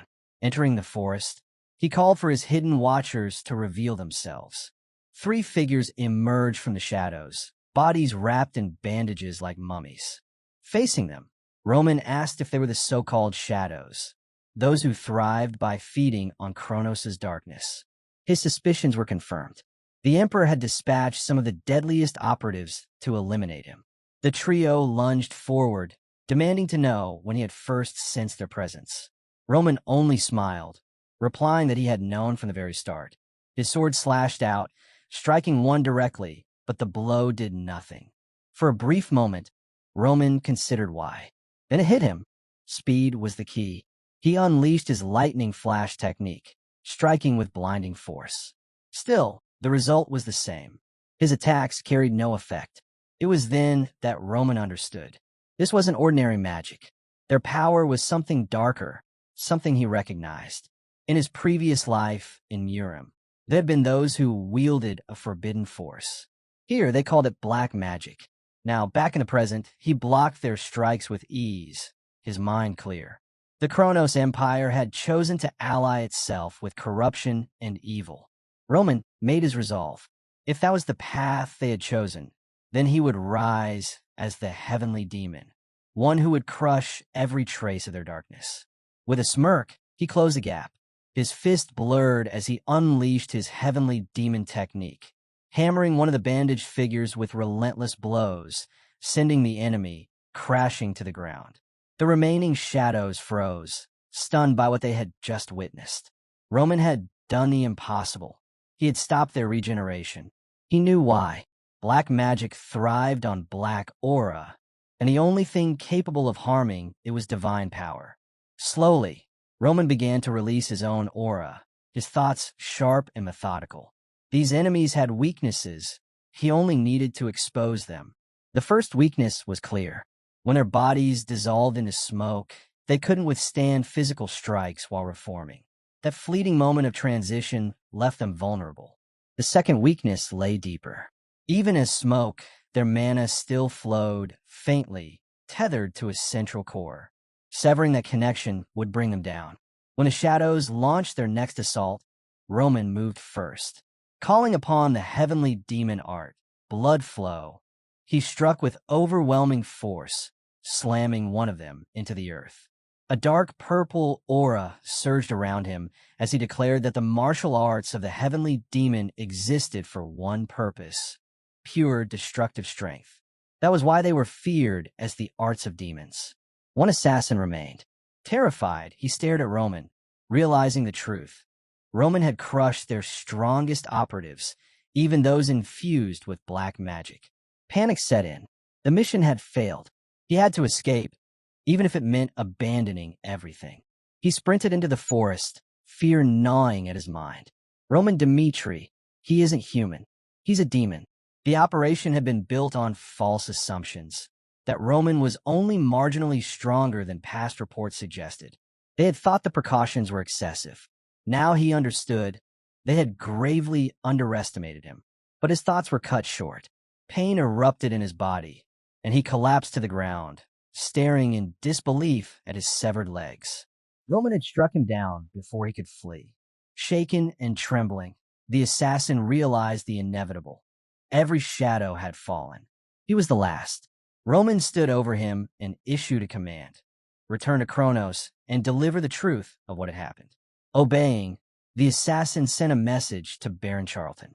When asked if Roman Dmitri had been eliminated, he confessed the mission had ended in failure. Charlton's voice sharpened, demanding an explanation. The assassin recounted it all. Their entire understanding of Roman was wrong. Even with Kronos' most elite shadows, they couldn't so much as scratch him. Their powers had no effect. Roman had concealed his true strength all along. Hearing this, Charlton finally acknowledged the truth. Roman was far stronger than anticipated. He admitted the plan had failed, but his voice carried no defeat. Instead, he warned Roman directly: Kronos does not give up. If we fail once, we will try again. If we fail twice, we will try a third time. Baron Charlton's voice hardened. Kronos will keep sending assassins until you fall. How long can one man endure the Empire's endless strikes? Roman only smiled. He delivered a final warning before cutting down the last shadow operative. Then, with measured words, he told Charlton that hidden somewhere within his mansion was a gift, a poison left behind for when Roman came for him. He reminded the Baron that assassination wasn't a skill unique to Kronos. Roman ended with a taunt: if you truly want me dead, it would be faster to declare war. Charlton froze in shock.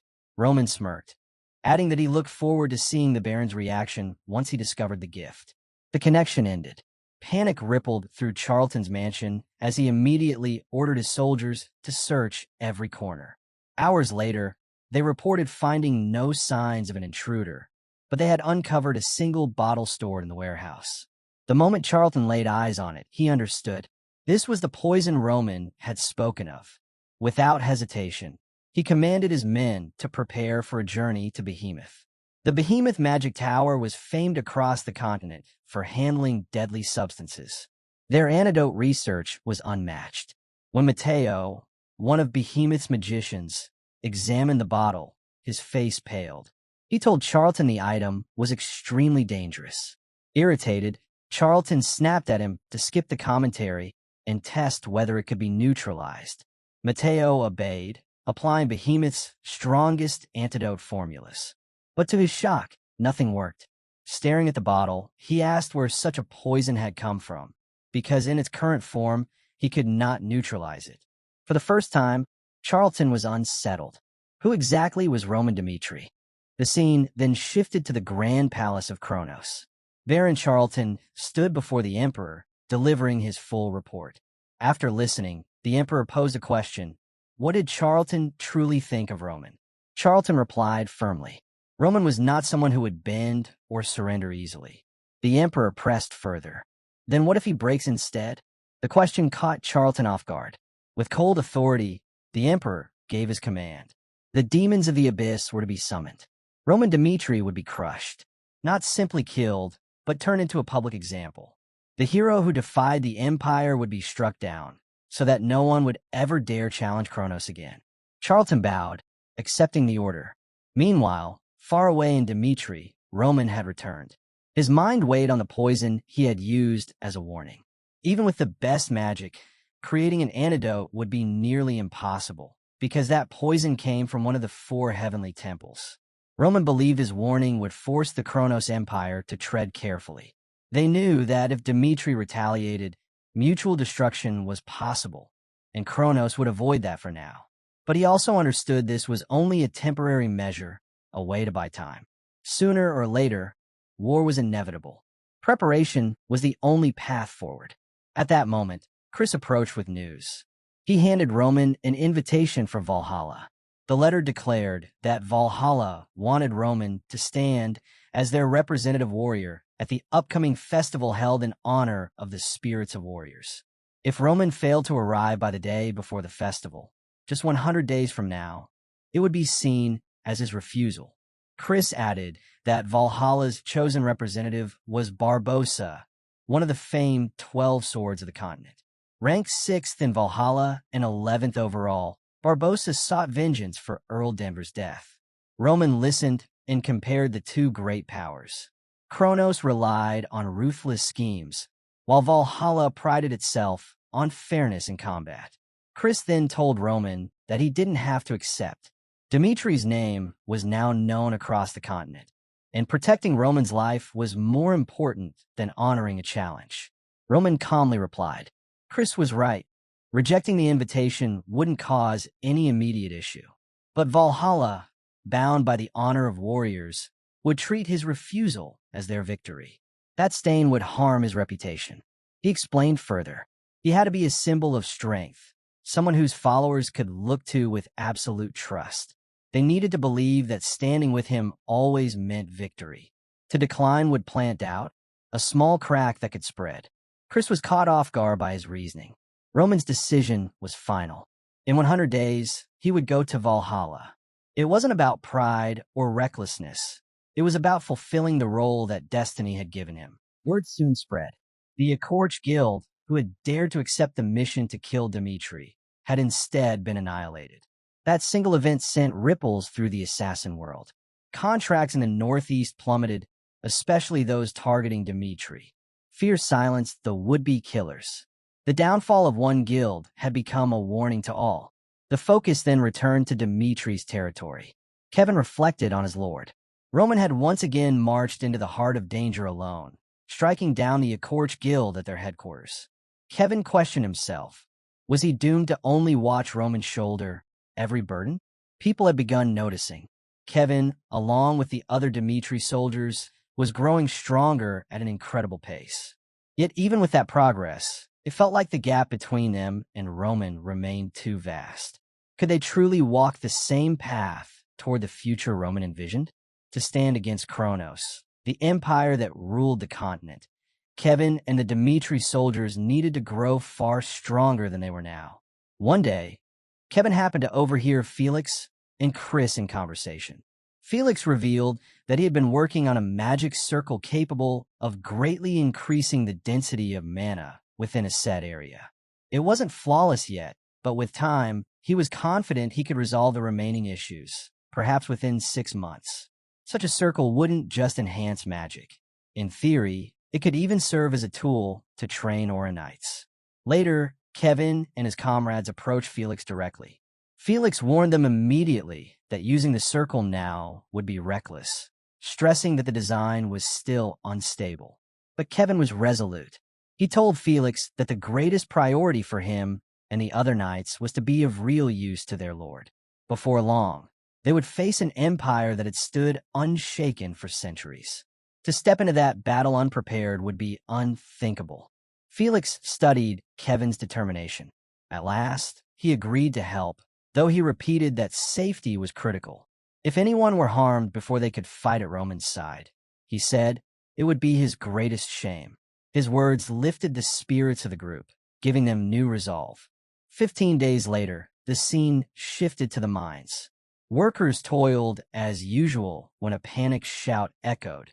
One of the tunnels was about to collapse. Just as the walls began to give way, the air shield artifact activated, stopping the cave-in and saving their lives. When the dust cleared, a worker spotted something unusual. He quickly called for Morkan. Morkan stepped forward and stared in disbelief. Before them was a massive underground passage, sealed by a steel gate. Who could have built such a thing? He wasted no time and summoned Felix. Felix arrived and examined the gate closely. His eyes narrowed as he explained that it was saturated with magical energy. Forcing it open would have triggered a devastating explosion. Instead, he cast interpretation magic to decipher it. The spell succeeded. The lock gave way. But the instant the gate opened, a volley of arrows shot outward. Felix leapt back in shock, but Roman was already there. With a single sweep of his aura, he blocked them all. Felix's face was pale. Beyond the gate stretched a dungeon, and judging by its entrance, it was likely riddled with deadly traps. He turned to Roman, urging him to wait so they could study it first. Entering recklessly was too dangerous. Roman, however, was unmoved. He explained that if anyone dwelled within that dungeon, they already knew of their presence. Waiting would only worsen the risk. He ordered Felix to stay behind and stepped inside without hesitation. Inside the dungeon, Roman studied the surroundings. The traps reminded him of those once used by the Jagal clan. Suddenly, more arrows whistled through the air, but his aura shield deflected them with ease. A voice echoed from the darkness, commanding him to halt. This was their territory, the voice warned, and if he dared advance further, they would strike. Roman drew his sword with calm authority. I am Roman Dmitri of the Dmitri family. The endless mountain range belongs to us. It is you who must declare who you are. From within the shadows, someone scoffed, calling his words nonsense. But Roman didn't waver. He stated that he was not here to fight, but to speak. Cairo's laws placed the endless mountain range within its territory, and Dmitri governed that land. If they refused to cooperate, he would consider them enemies. At that moment, a figure stepped forward. The leader revealed himself, and Roman was taken aback to see a dwarf. The dwarf leader declared that human laws held no meaning for them. They had lived underground for generations. Roman's sharp eyes noticed the faint trembling of the dwarf's body. This was no ordinary encounter. There was an entire hidden race beneath the mountains. He weighed his response carefully, then spoke.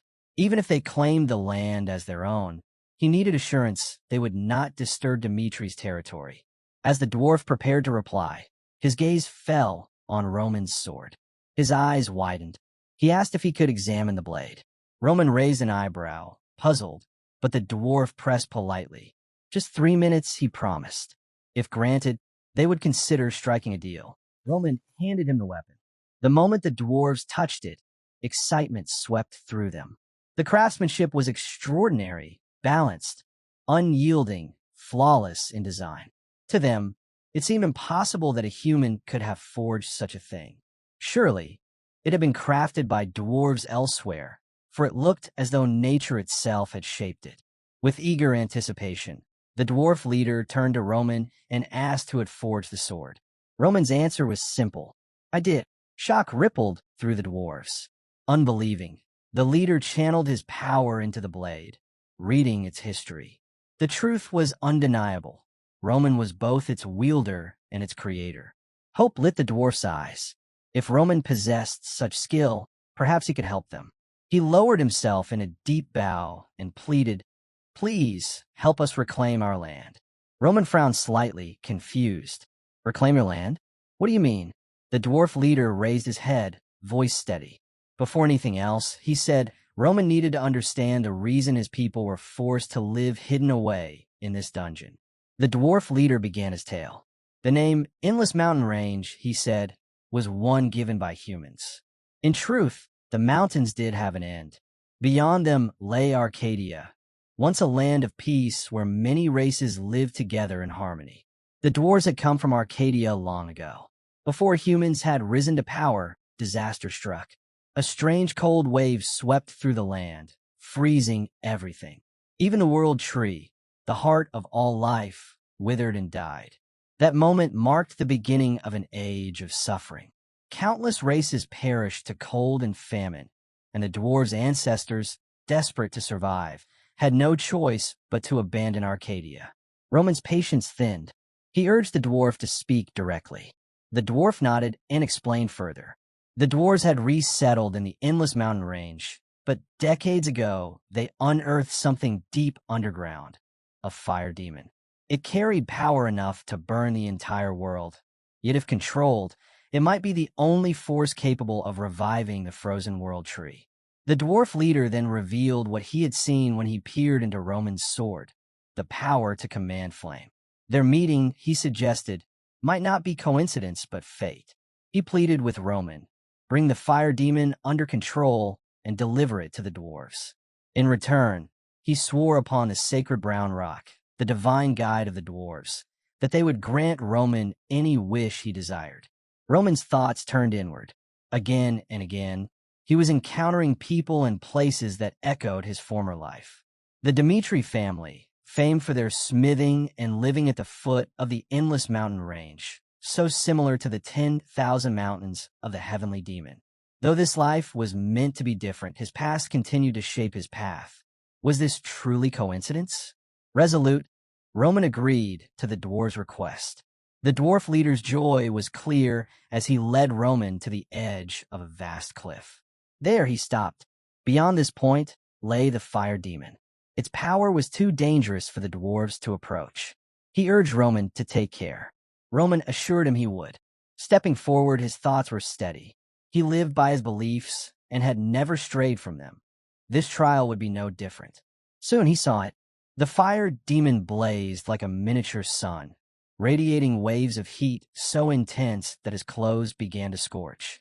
The air itself seemed to ignite. Roman knew this was no ordinary opponent. If he wished to overcome the flame demon, he couldn't resist it. He had to accept it.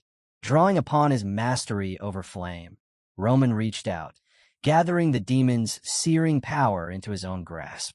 As Roman reached out toward the fire demon, one thought guided him. If his path and destiny aligned, it was not fate. It was his own choices that had brought him here. The flame demon spoke, its voice echoing like fire itself. It urged Roman to accept it, declaring that he was blessed by fire and that their destinies were bound together. But Roman was unmoved. He cared nothing for its identity or words of fate. He told the demon plainly, if it wanted to remain with him, it would have to obey his will. The flame demon let out a laugh, calling it a worthy answer. When Roman returned from the cliff, he carried the flame demon's power with him. The dwarf leader was stunned beyond words. Roman handed the demon over, entrusting it to the dwarves. For a moment, the leader hesitated. His ancestors had long warned of human greed and the dangers it brought. Yet Roman was different. He had proven he was not like the humans of old. With reverence, the dwarf leader vowed that from this day forward, the dwarves would pledge loyalty to Roman Dmitri. Roman smiled and promised in return that Dmitri would always honor and respect the dwarves. Inwardly, though, he felt something else. Part of the flame demon's fire had fused with his own dantian. He wondered quietly how he might use this newfound power. The story then shifted to the Redford Ministry of Finance. A worker brought grim news to Count Rondon. The Golden Bank had issued its final warning. If their debts were not repaid within 2 weeks, collectors would be sent. At this rate, Redford was on the edge of bankruptcy. Rondon asked if negotiations were possible, but the worker explained the bank had refused any compromise. Frustration weighed heavily on Rondon. He had worked tirelessly to save his country, but crises continued to pile up. When he asked about the king's stance, the worker replied bitterly. The king was not the man he once was. Someone had forced him into this position, and unless that influence was removed, Redford's problems would only deepen. Rondon's thoughts turned inward. The people held him responsible, blaming him for every failing. Unlike his father, who was admired and respected, Rondon bore no such trust. Even so, he pressed on. He instructed his worker to compile a list of any groups capable of helping them, prioritizing the desperate need to pay back the Golden Bank. But his efforts had been fruitless. 10 meetings, 10 refusals. Many of the contacts he once trusted wouldn't even grant him an audience. And so, his thoughts wandered reluctantly to Dmitri, a new territory, newly risen, yet now one of the only places left where he might seek support. Rondon never imagined he would have to turn to them, but his options were running out. At Roman's training grounds, Han approached him with news. A guest had been waiting several days for an audience. Roman stepped out of the training room, saying he had been about to leave anyway. As he watched him, Han noticed something. Roman seemed different than before, sharper, more resolute. Curious, Han asked how his training was progressing. Roman replied that thanks to Han's guidance, he had been able to follow his plan without distraction. Then he asked who exactly was seeking him. The scene shifted to Roman's office. Waiting there was Count Rondon. Roman recognized the name immediately. He had seen it before, on the Akorch Guild's kill list as one of Kronos' major targets. Rondon began without preamble. He apologized for the boldness of his request, but asked Roman to lend him 100,000 gold. If Redford could not repay its debt to the Golden Bank, bankruptcy was inevitable. He emphasized Redford's importance, not just to itself, but to the world at large. Roman smiled faintly, realizing what Rondon was doing, cleverly shifting the focus away from money to the strategic value of his land. Roman respected the tactic. Rondon pressed on. If Redford collapsed, the Kingdom Alliance would lose one of its most vital footholds against Kronos. Without help, Redford's survival was only a matter of time. Roman responded evenly. He said he had heard rumors of Rondon, the wealthy man of Redford accused of amassing riches through unfair dealings, a man many branded a villain, even heartless. But the man before him did not match those whispers. Intrigued, Roman asked Rondon to explain himself, why he worked so tirelessly for Redford. Rondon's expression hardened. He revealed that he lived under constant surveillance, unable to be recognized as a patriot like his father.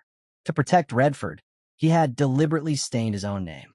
The fortune he supposedly squandered had not been his greed. It had been targeted toward dismantling corrupt traitors aligned with Kronos. All of it, he explained, was to ease the suffering of Redford's people. To him, the true source of their hardships was none other than the Kronos Empire. To secure Roman's aid, Rondon pledged not only the Rondon territory, but also his family's treasured heirloom, vowing that Redford would rise again. Both his family and his kingdom, he swore, would never forget the kindness Roman showed them now. Roman agreed to the deal. Rondon froze, startled by how easily the answer came. Roman added calmly that just as Cairo must endure, so too must Redford. If they did, Rondon would find opportunities ahead. Rondon was struck silent, stunned by Roman's response. Rondon's thoughts drifted back to his father's words. Never give up, because the right chance will always come. Snapping back to the present, he bowed his head to Roman and vowed that he would one day repay the kindness shown by the Dmitri family. Outside, rumors swirled among the people. Talk of the upcoming festival honoring Valhalla's warriors was everywhere. It had been announced that Barbossa of the 12 Swords had chosen Roman Dmitri as his opponent. This was monumental. It was the first time someone of such high rank had chosen a warrior outside the empire. But alongside the excitement, darker whispers spread. Word was that Roman had refused the invitation. To many, it seemed obvious he was afraid. After all, even continent-ranked challengers like Butler Nicholas and Gustavo were far below Barbossa. Even if the two of them fought together, no one believed they could make him falter. Back in his office, Roman read over the official letter. A small smile tugged at his lips. Valhalla's intentions were becoming clearer. Dmitri would have to answer in kind. Later, Kevin entered Roman's office with a question heavy on his mind. Why had he not been chosen to join the expedition to Valhalla? Roman explained with calm conviction. The risk of this journey was not his alone. If Roman left Dmitri territory unprotected, it would become dangerously vulnerable. That was why the person he trusted most had to remain behind, and that person was Kevin. Kevin's chest swelled with pride. In his heart, he felt a surge of happiness. Roman trusted him even more than Chris. With excitement, he thanked Roman and swore he would protect Dmitri with everything he had until his lord's return. Roman, seeing his enthusiasm, told him to settle down. Then he turned away, his mind steeled. This challenge could not be avoided. Dmitri had to prove itself by achieving the impossible, to show the world that even the Empire was not untouchable. Roman knew his path led straight to Valhalla. Later, outside, Roman walked with Rondon. He told him that there were many ways to protect a kingdom, but one question lingered. Why had Rondon chosen not to reveal the truth of Redford's situation? Rondon answered without hesitation. Redford's problems weren't just the king's. Removing the king wouldn't fix anything. It would only plunge the kingdom into deeper chaos, a nation without a leader. Until Redford was strong enough to survive on its own, someone had to shoulder the burden. For now, he would bear the people's hatred in silence. The truth had to remain hidden. Roman listened and was reminded of someone from his past life as the heavenly demon, a demon scholar named Yu Yan. Yu Yan had been unlike anyone else. He truly believed in the goodness of people. Though born into a respected family, he sought no power for himself. Perhaps it was because his life had been so different from Baek Jung-hyuk's. Roman recalled how they used to talk for hours. Yu Yan would tell him about his journeys into villages, where he spent his days helping ordinary people. Baek Jung-hyuk once told Yu Yan that while his kindness came from the heart, people would twist it. If he gave once, they would expect him to give again. And if he failed to return, they would turn on him, resenting him for not fulfilling their expectations. Rich or poor, it was human nature to demand more once something had been offered. Yu Yan only smiled. He admitted that perhaps people would come to hate him, just as Roman predicted. But that wasn't the point. He was simply following his heart. And if the world had men like Baek Jung-hyuk, then it also needed people like him to keep the balance. Baek Jung-hyuk couldn't help but smile at that. Though Yu Yan's ways were completely different from his own, he didn't dislike him. A year later, tragedy struck. News reached Roman that Yu Yan had been killed in a village. Rage consumed Baek Jung-hyuk. He stormed into the village, determined to find the one responsible. The killer was no mastermind, just a common man. He stammered an apology, swearing he hadn't meant to kill Yu Yan. He only wanted the fine, clothes Yu Yan wore. But Jung-hyuk didn't listen. With a single strike, he ended the man's life. Rich or poor, it doesn't matter, he thought. Humans are all the same. Those who sacrifice themselves will eventually be consumed by that choice. Back in the present, Roman looked at Rondon and couldn't help but be reminded of Yu Yan. Rondon, bowing gratefully, thanked Roman for his support and promised to repay every debt. Roman clasped his hand and told him simply, "Return safely." When Rondon's carriage rolled into the center of Redford, his thoughts returned to those words. Roman had warned him, the moment people believe the Redford family and its kingdom are no longer strong, anything could happen. Sacrificing himself wasn't the only path. If he truly wanted to protect his people, he had to endure no matter what. A small smile touched his lips. If only Roman Dmitri had been born a citizen of Redford. With the Golden Bank's debt finally settled, Rondon dreamed of using this turning point to restore his kingdom. But his hopes shattered in an instant. From the shadows, attackers descended upon his carriage. Shouts rang out as steel clashed.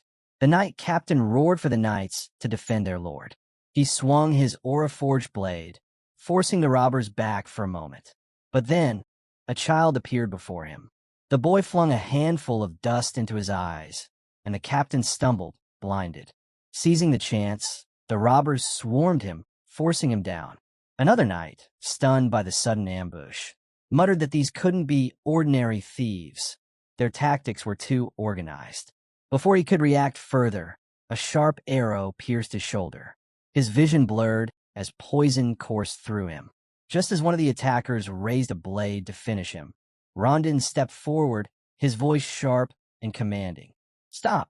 Rondon raised his voice, trying to reason with the attackers. The gold in the carriage wasn't his, he explained. It was vital for Redford's survival. Without it, the kingdom would collapse under its debts. If they were truly Redford's people, they should not attack their own. At that moment, a man stepped forward from among the robbers. His name was Jacqueline. His glare was full of contempt as he called Rondon a traitor. Without hesitation, Jacqueline struck him, sending Rondon crashing to the ground. The robbers swarmed the carriage, hauling out chest after chest of gold. The scene shifted to Dmitri territory. Roman was preparing to depart for Valhalla. Crowds had gathered to send him off, voices filled with hope for his victory. Kevin stood by his side and vowed to guard Dimitri's lands with his life until Roman's return. Meanwhile, Lucas was rushing through the streets, desperate to reach Roman before he left. Something urgent had to be said. Elsewhere, inside a dimly lit restaurant, Jacqueline sat listening as one of his men relayed the latest gossip. Rumors claimed that Rondon's family had embezzled the kingdom's wealth and that Rondon planned to flee to Dmitri territory the next morning for protection. Jacqueline's anger flared. He swore he would not let Rondon escape with stolen gold. He rallied his men, determined to intercept him. Back in the present, the robbers stared wide-eyed at the fortune spilling from the carriage. At least 100,000 gold. Jacqueline looked at it in disbelief. With this amount, Redford's people could endure for a year. Convinced the rumors were true, he declared that Rondon had betrayed the kingdom. He vowed to return the treasure, stolen by the so-called traitor, back to the people. To Jacqueline, he was no thief at all, just a man reclaiming what had been taken. The story then shifted to Redford's council chamber. A Golden Bank officer sat across from Redford's representatives, his tone sharp. The bank, he said, had shown great patience in light of the kingdom's troubles. But the reality was grim. Redford had no means to repay the original loan, much less the interest. A Redford official bowed deeply, apologizing. He insisted that Count Rondon was a man of reliability, one who had never failed to attend his meetings. Surely something unforeseen had delayed him on his way back to the city. The officer dismissed the excuse coldly. It made no difference, he said. Rondon had personally pledged Redford's repayment, yet had delivered nothing but delays. Now, he hadn't even bothered to appear. To the officer, the truth was clear. Count Rondon had abandoned Redford to save himself. At that very moment, a knight entered the chamber and announced an unexpected visitor, Roman Dmitri. Both the bank officer and the Redford official turned in shock as Roman stepped inside. Calm and composed, he apologized for the delay, then gestured for them to begin. Let's get straight to business. At the Golden Bank, an officer questions Roman about why he's there. Roman explains that Rondon couldn't make it due to an incident, so he's come in his place. He asks the bank to handle everything directly with him. The officer responds that if Roman truly represents Rondon, then he should already understand the situation. The bank views Redford as a dangerous borrower, and their priority is to recover every coin. Time is money, he adds sharply. Roman smirks, telling him to stop circling around and get straight to business. The officer then lays it out. Since the payment was 5 minutes late, an additional 10% interest has been added. If Roman pays 110,000 gold, the bank will overlook the delay. The Redford worker is stunned, especially since Roman had just mentioned Rondon's absence was due to unforeseen issues. Roman asks plainly if paying 110,000 gold is the only solution. The officer insists the bank only follows its rules. Deadlines are absolute, and late fees must be collected. Roman presses further, asking if the Golden Bank's goal is really just repayment, or if they're stirring trouble under the guise of lending. Both the worker and the officer are taken aback.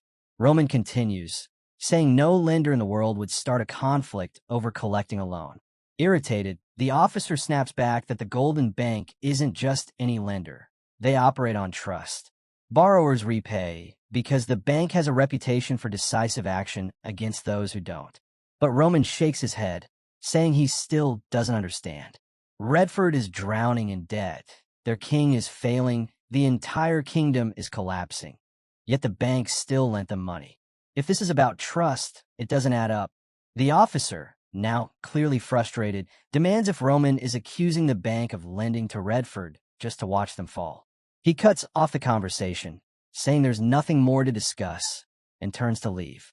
Before he can exit, Roman calls out, he'll repay the entire Redford debt himself. The officer acknowledges it, but warns that the Dmitri family has just made a grave mistake.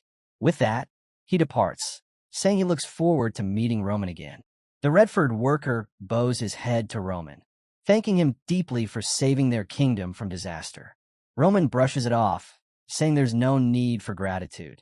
He had his own reasons for stepping in. They soon go to check on Rondon. When he wakes, his first question is about the gold in the carriage. Roman explains that by the time he learned what happened, the attackers had already handed all of it over to the people of Redford.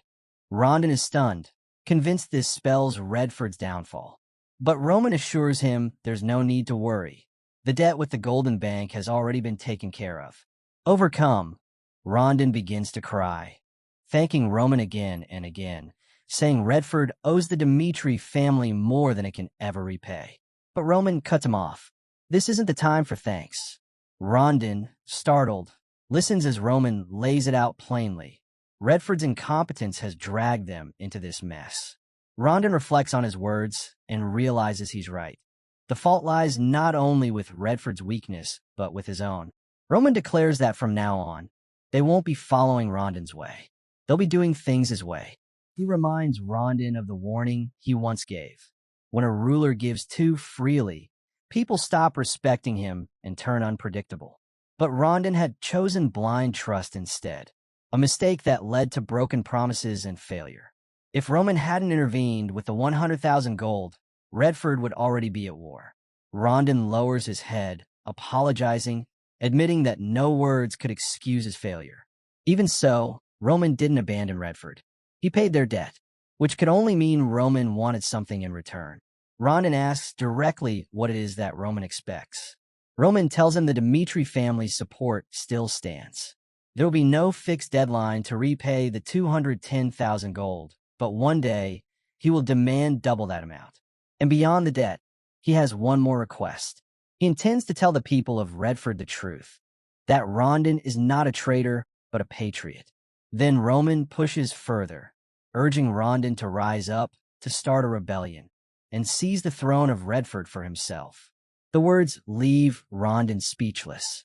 Meanwhile, elsewhere in Redford, Jacqueline and his group gather in a restaurant, celebrating their recent victory. One teammate laughs that since they could overwhelm even the Aura Knights when fighting together, maybe those knights aren't as powerful as everyone believes. Their spirits high, they agree that if the Imperial family dares to send soldiers after them, they'll stand together and fight back. The doors suddenly slammed open, and Chris marched in with soldiers at his back, declaring that he had come for Jacqueline. He ordered the men to seize him. Jacqueline froze, wondering if this was an arrest. His comrades rose in defiance, one of them rushing at Chris, only to be flattened with a single strike. The sheer force of the blow stunned everyone in the room. Chris warned coldly that anyone who stood in his way would be cut down just as easily. Kevin stepped forward, asking if the man before him was truly Jacqueline. The moment Jacqueline confirmed, Chris shoved him to the ground without hesitation and dragged him toward the plaza. The sight enraged the people nearby. Voices shouted that they wouldn't allow harm to come to Redford's hero. Grabbing whatever weapons they could find, the citizens rallied together and stormed toward the plaza. There, Roman stood watching the crowd gather. To himself, he thought the stage was set. Stepping forward, he introduced himself as Roman Dmitri of the Dmitri Dukedom and proclaimed that he would punish the criminal Jacqueline. Roman accused him of inciting the people and stealing gold from Rondon, but the crowd shouted back in protest.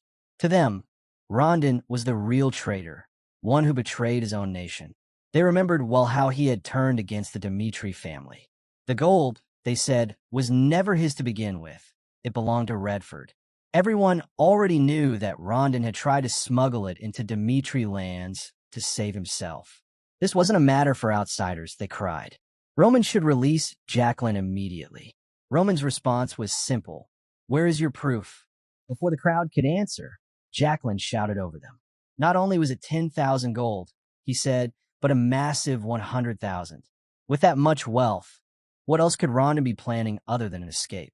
Roman dismissed it as nothing more than wild guesses. Jacqueline pushed back, claiming that everyone in Redford knew Rondon was corrupt. Without another word, Roman tossed the document at him. Jacqueline picked it up, stunned to see the seal of the Golden Bank. It confirmed that Roman Dmitri himself had repaid the 110,000 gold debt owed by Redford. Roman explained the truth. The 100,000 gold wasn't for luxury or escape. It was borrowed from him to cover Redford's debt. When Rondon received the final warning from the Golden Bank, he had no choice but to seek Roman's help. But thanks to Jacqueline's reckless schemes, not only was the gold lost, they had been forced to pay an extra 10,000 on top of it. This, Roman declared, is the truth Redford has been blind to. Jacqueline's face twisted in shock. He shouted back that it was all lies, a forgery. He accused Rondon of turning his back on Redford's suffering, living in wealth while his people starved, deceiving merchants for special privileges, and indulging in luxuries that ordinary citizens could never hope to touch. Roman pressed Jacqueline again, demanding real proof. Words and accusations weren't enough to condemn Rondon as a traitor. Jacqueline fell silent, unable to answer. Roman turned to the people, explaining that everything they thought they knew about Rondon was nothing but rumor, lies spread by the barons, repeated until they became accepted as truth. In reality, the true traitor was Baron Dread. He had been secretly leaking information to the Kronos Empire, and it was for that reason Rondon risked his life to drive him out of Redford. The crowd erupted in shock. Roman's voice carried over them, declaring that if anyone could truly prove Rondon betrayed Redford, he would release Jacqueline on the spot. Then he revealed something more. He had once asked Rondon why he endured the insults, why he stayed silent instead of defending himself. Rondon's answer was simple. If the man being accused was the king of Redford, then unrest would spread into open rebellion. It would tear the kingdom apart. For the sake of Redford, he chose to bear the shame. Roman turned sharply back to Jacqueline, asking if this entire riot was something he had planned. Jacqueline, caught off guard, stammered, demanding to know what Roman meant. Roman didn't let him breathe. He explained that the information about the gold in the carriage, money meant to settle the Golden Bank's claim, was a tightly kept secret. Only an insider could have leaked it. Roman looked Jacqueline dead in the eyes and asked who had told him. Was that person even still around? At that moment, Jacqueline realized he hadn't seen the informant since the day before. A chill ran through him. Roman pressed further. How had Jacqueline's group so easily defeated the swordsman guarding the carriage? Didn't that strike him as odd? Jacqueline had the chance to question it, to uncover the truth, but he chose not to. Roman declared that Jacqueline had been manipulated, used by enemies from the Empire to create chaos. Because of that, Rondon had been slandered, loyal soldiers had died, and Redford itself had been thrown into turmoil. Staring hard at Jacqueline, Roman asked, "Do you really believe you're the hero who saved Redford?" The words struck deep. Jacqueline staggered, his confidence crumbling as he realized how badly he had been deceived. Around him, the very people who had rushed to defend him slowly lowered their weapons, shaken by Roman's words. Jacqueline's mind reeled. He remembered a moment with one of Rondon's workers, how he had mocked the man, saying it must be miserable serving a traitor. He had even accused Rondon of stealing wages. But the worker hadn't gotten angry. Instead, he had quietly told Jacqueline that Rondon wasn't what people believed. He couldn't explain much, only that Jacqueline shouldn't judge too quickly. For the first time, Jacqueline wondered if he had been wrong. Back then, he dismissed it as blind loyalty. But now, with the truth crashing down around him, he wasn't so sure. In that moment, Jacqueline finally realized the weight of what he had done. The truth crushed him. His mistake was unforgivable. Trembling, he dropped to his knees, apologizing to everyone. He turned to Roman, desperate, asking what he should do, admitting he was lost and didn't know where to go from here. But even though he had accepted the truth, it was more than his heart could bear. Roman reminded him coldly. Jacqueline had stolen the gold and handed it to the people, believing he was fighting for justice. But lives have been lost because of that choice. Innocent blood spilled due to his misunderstanding. And no amount of regret or apologies could ever bring those lives back. To ensure something like this never happened again, Roman unsheathed his sword. He declared that Jacqueline would answer for his crimes. Turning to the people of Redford, Roman's voice rang out. He told them to remember this day. Jacqueline was not their hero. Instead, by taking on their sins and dying, he would be remembered as the one who shouldered the burden to save others. Roman warned them that if Redford repeated the same mistake again, there would be no one left to bear that weight. With that, Roman struck down Jacqueline before the eyes of the crowd. The scene shifted. Rondon and his soldiers were marching toward the king's palace. Along the way, he thought about the fury of the people, how dangerously close Redford had come to falling into chaos. If the kingdom's root problems weren't solved, this cycle would repeat. For the sake of Redford's future, the king had to be removed. Rondon never imagined he would be the one to do it. But now he had no choice. He told his knight commander that if the royal knights stood in their way, his men should fight without hesitation. This is a battle for Redford's future, he declared. If he didn't seize the throne, the kingdom would only continue down its path of ruin. His commander gave a firm nod of understanding. As they approached the royal palace, the castle gates opened. The royal knights stood ready, blocking their way. Rondon braced himself. There would be no avoiding battle.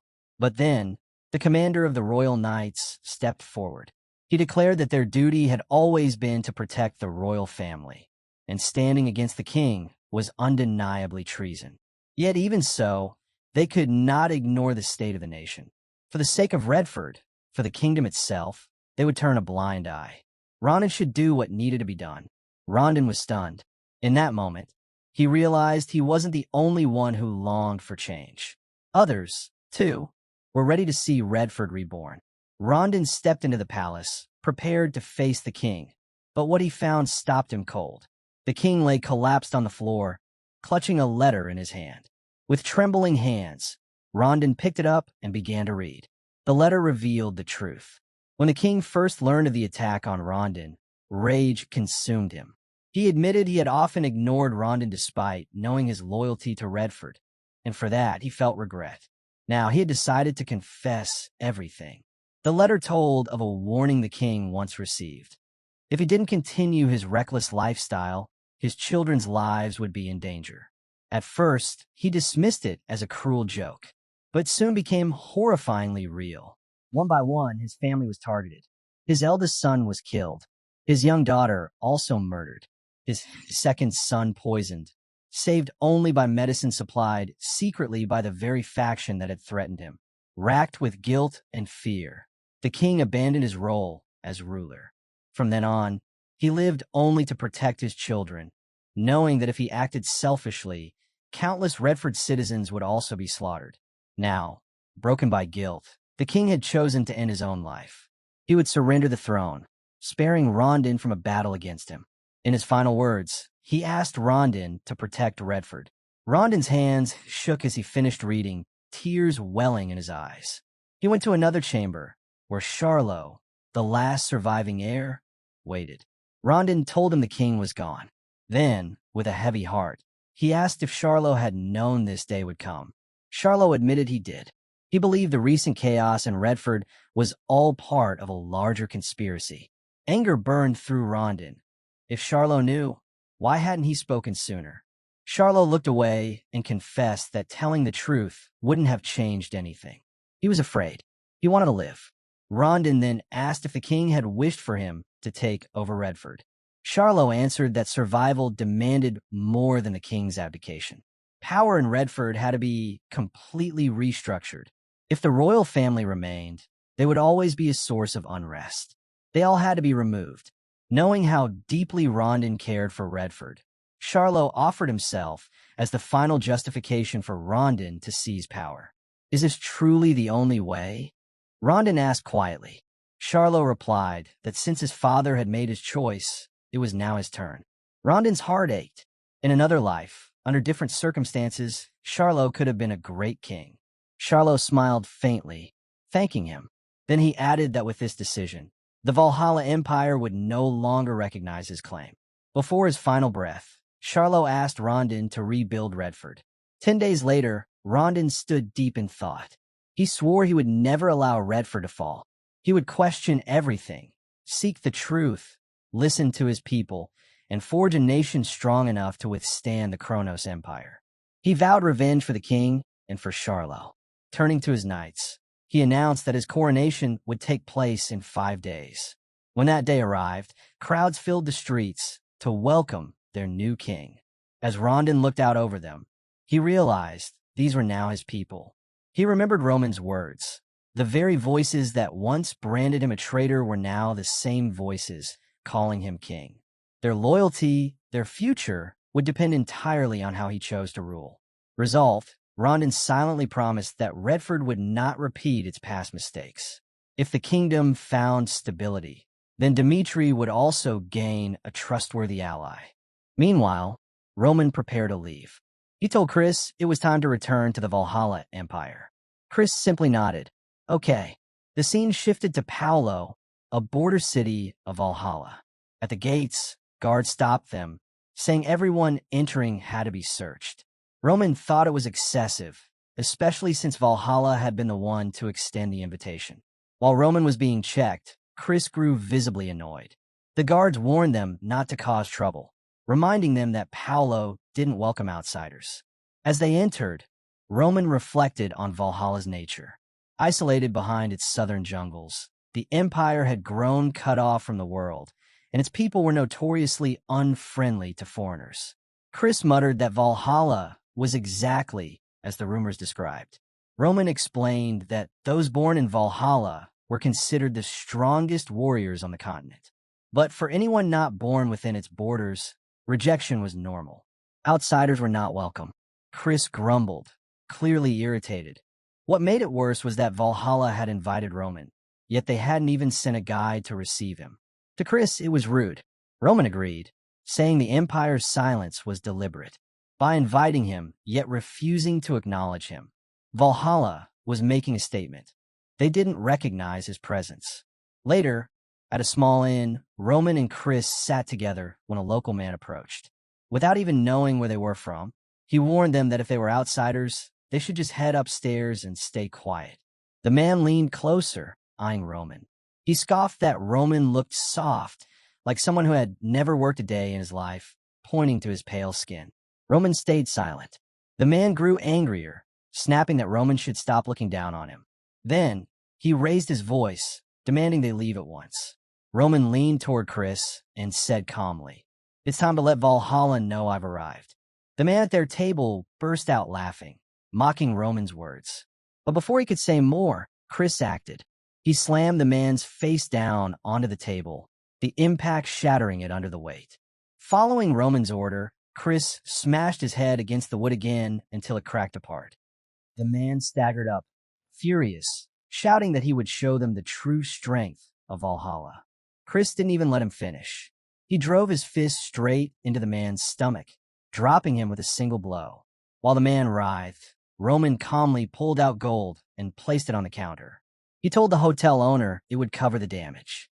The innkeeper froze, stunned by the amount, before quickly nodding in agreement. Roman then instructed him to guide them to the busiest part of Paolo. Delighted by the generous payment, the owner led them to Pooh Square, a bustling marketplace where crowds flowed endlessly through the streets. It was the perfect place for word to spread. Still, the owner nervously warned Roman not to stir up trouble, reminding him of what had just happened. Roman, however, was already deep in thought. To him, Valhalla calling itself an empire was laughable. An empire should command respect. Yet this land still clung to barbarism. And compared to Kronos, whose greed had already consumed it, Valhalla was no different. He knew exactly how he would act. Stepping into the square, Roman raised his voice. He declared himself Roman Dmitri, heir of the Duke of Dmitri, and challenged anyone brave enough to face him. The innkeeper, terrified, slipped into hiding to avoid what was about to unfold. The people of Paolo stared, muttering that Roman must be insane to cause trouble here. Then, one man stepped forward, shouting at Roman for daring to disturb Valhalla and accepting the challenge. He swung his weapon fiercely, but Roman's movements were faster. With one effortless dodge, he closed the distance and struck. The man collapsed instantly, defeated with a single blow. The crowd erupted in outrage, jeering at the fallen fighter, calling him a disgrace to Valhalla. On the ground, the man looked at his trembling hands, realizing Roman's strength was beyond human. Fear clawed at him. If he admitted defeat now, the humiliation would be unbearable. So, he lay still, pretending to have lost consciousness. But Roman saw through the act. He told the man to get up, exposing his cowardice before the entire crowd. Meanwhile, in the mansion of Paolo, word of the disturbance reached the Baron. A servant rushed in with a report. Roman Dmitri was in the square, openly challenging people to fight. At the Paolo mansion, the Baron listened to the report. He wasn't surprised. This was exactly why he hadn't sent a guide for Roman in the first place. When the servant added that none of Roman's challengers could stand against him, all had surrendered, the Baron's expression hardened. If the warriors of Valhalla were bowing their heads so easily, then he would personally remind Roman what Valhalla truly was. Back in Paolo Square, the ground was littered with the defeat of countless warriors. Roman stood tall, unshaken, when a Paolo commander approached with soldiers at his back. The commander demanded to know what Roman was doing. He reminded him that he was a guest in Valhalla and asked why he was causing chaos in their streets. Unless Roman had a good reason, he warned, punishment would follow. Roman answered calmly, almost dismissively. He said he didn't understand what the commander meant by a good reason. In Valhalla, strength was the only law. Paolo itself had asked him to prove himself, and that was exactly what he was doing. The commander was caught off guard. He hadn't expected Roman to be this bold, more aggressive than even Valhalla's own people. Still, he couldn't ignore what had happened. In Valhalla, a duel was sacred, but never was it permitted to disrespect a defeated opponent. By those rules, Roman had to be investigated. The commander said once the investigation was complete, he would personally escort Roman to the capital. Roman shook his head and refused. Anger flared in the commander's voice as he reminded Roman that in Valhalla, he didn't have the right to refuse. Roman smiled slightly and replied that he would face this matter by Valhalla's own laws. He declared trial by combat. If the commander wanted to investigate him, then let him and all his soldiers try to capture him by force. The commander wasted no time. He ordered the soldiers to seize him. As the men advanced, Roman noticed something about them. These weren't ordinary soldiers. They were the Wild Ones, a tribe from the northern forests.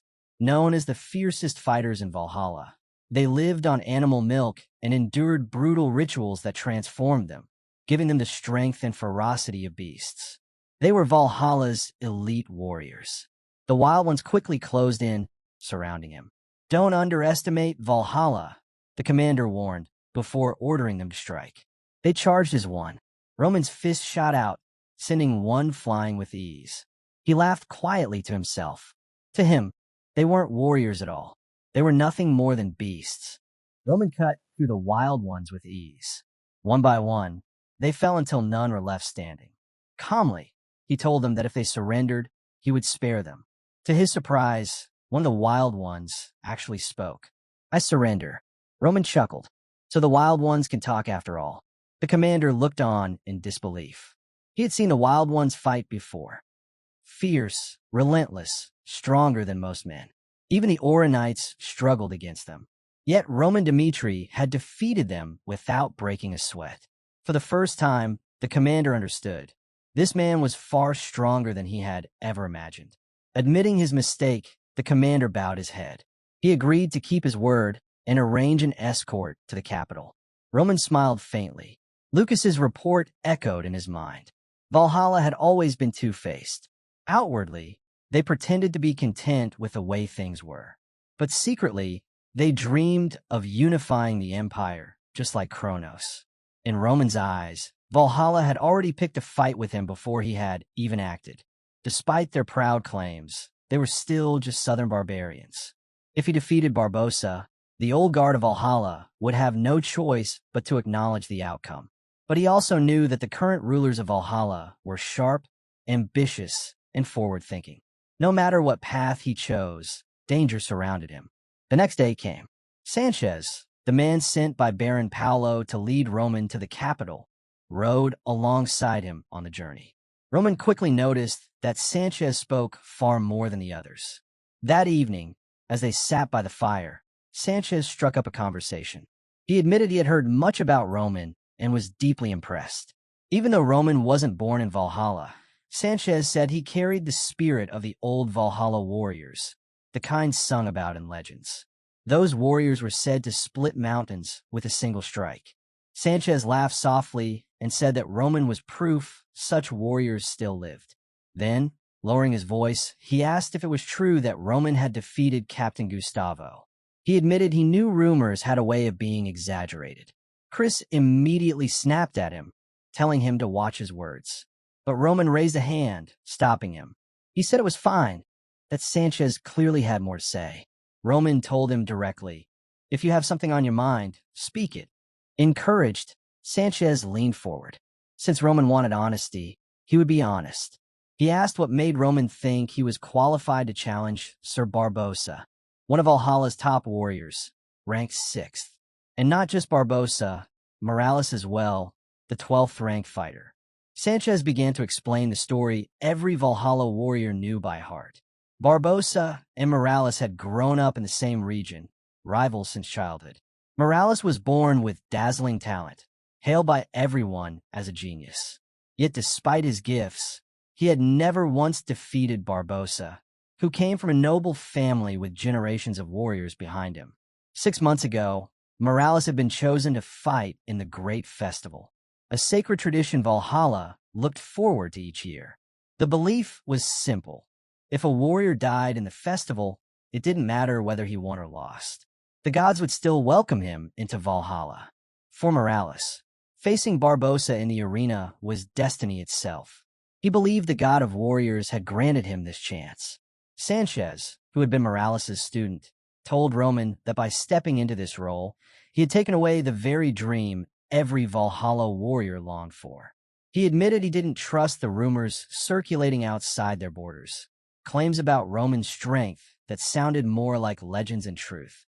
He added that no warrior on the continent had ever reached such power in their mid-20s. Then, staring at Roman, Sanchez asked directly if he truly believed he was worthy of fighting Sir Barbossa in Morales' place. Roman's reply was sharp. "Why do you think I'm not?" Sanchez answered without hesitation. He didn't need a reason. Roman's reputation simply hadn't been proven yet. Roman leaned forward, eyes steady. He told Sanchez he would prove in person. When Sanchez frowned in confusion, Roman clarified. He wanted Sanchez to spread the word across Valhalla. Roman Dmitri would fight anyone who challenged him for the right to enter the festival. He even smirked, adding that Sanchez himself could step up if he dared. Feeling provoked, Sanchez's hand went to his weapon. "Such a challenge is an honor," he growled, "and you shouldn't speak of it so lightly." But then his eyes caught Chris. A sharp aura flared around him, ready to strike.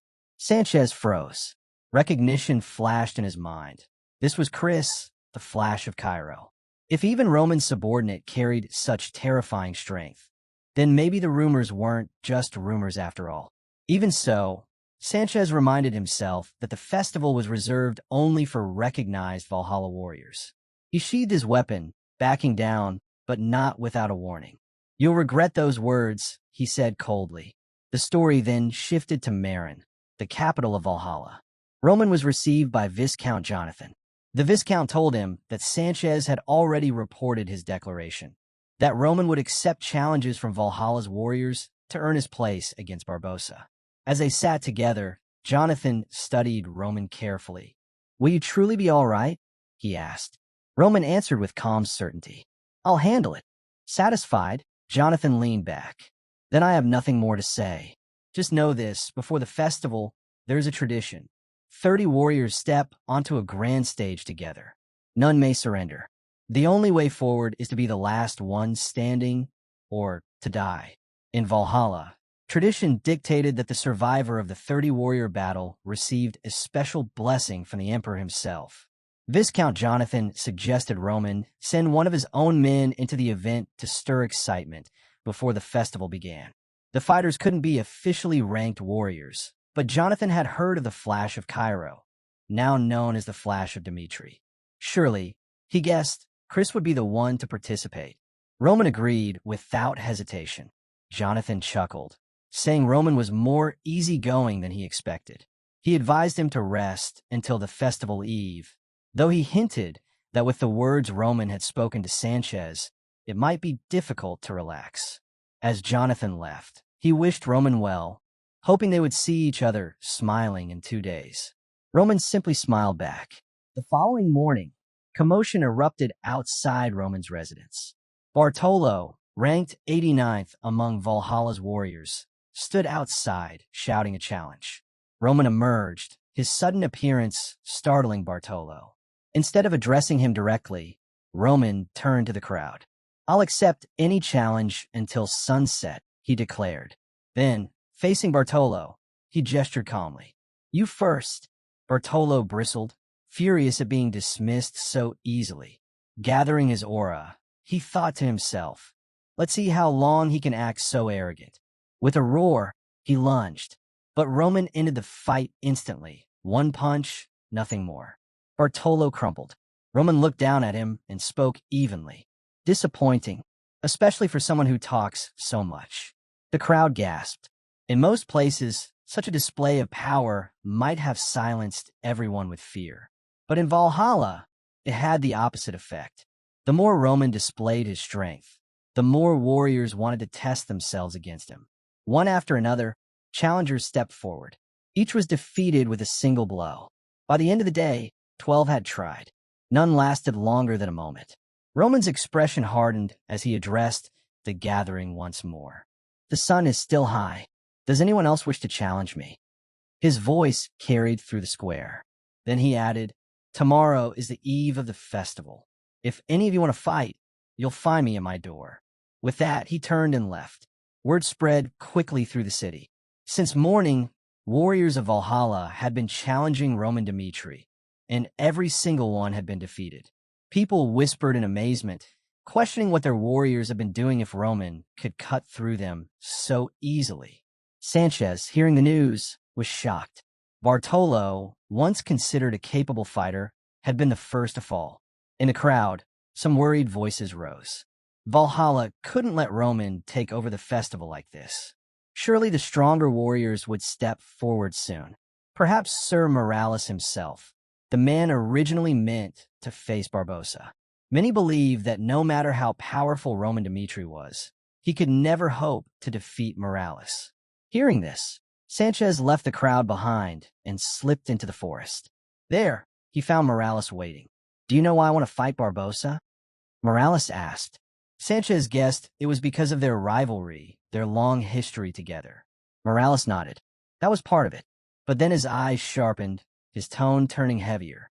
"The real reason is because Barbossa may be strong, but he lacks the pride and honor of a true warrior. And for that, he must be challenged."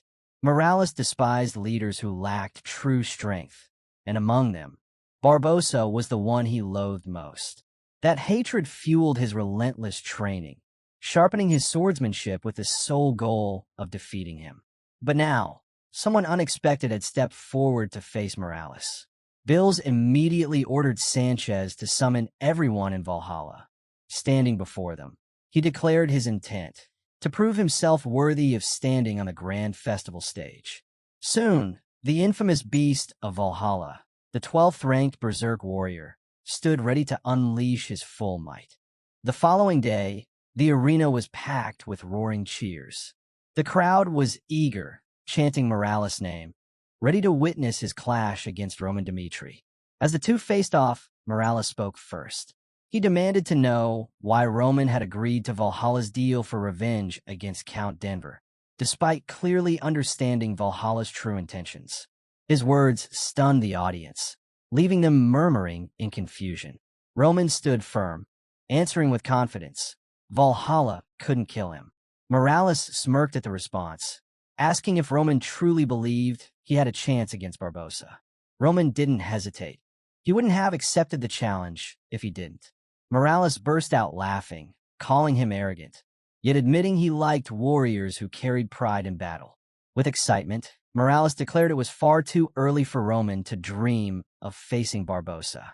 Roman revealed his aura, unshaken. He found Morales amusing, telling him that no opponent he'd ever faced believed they would lose.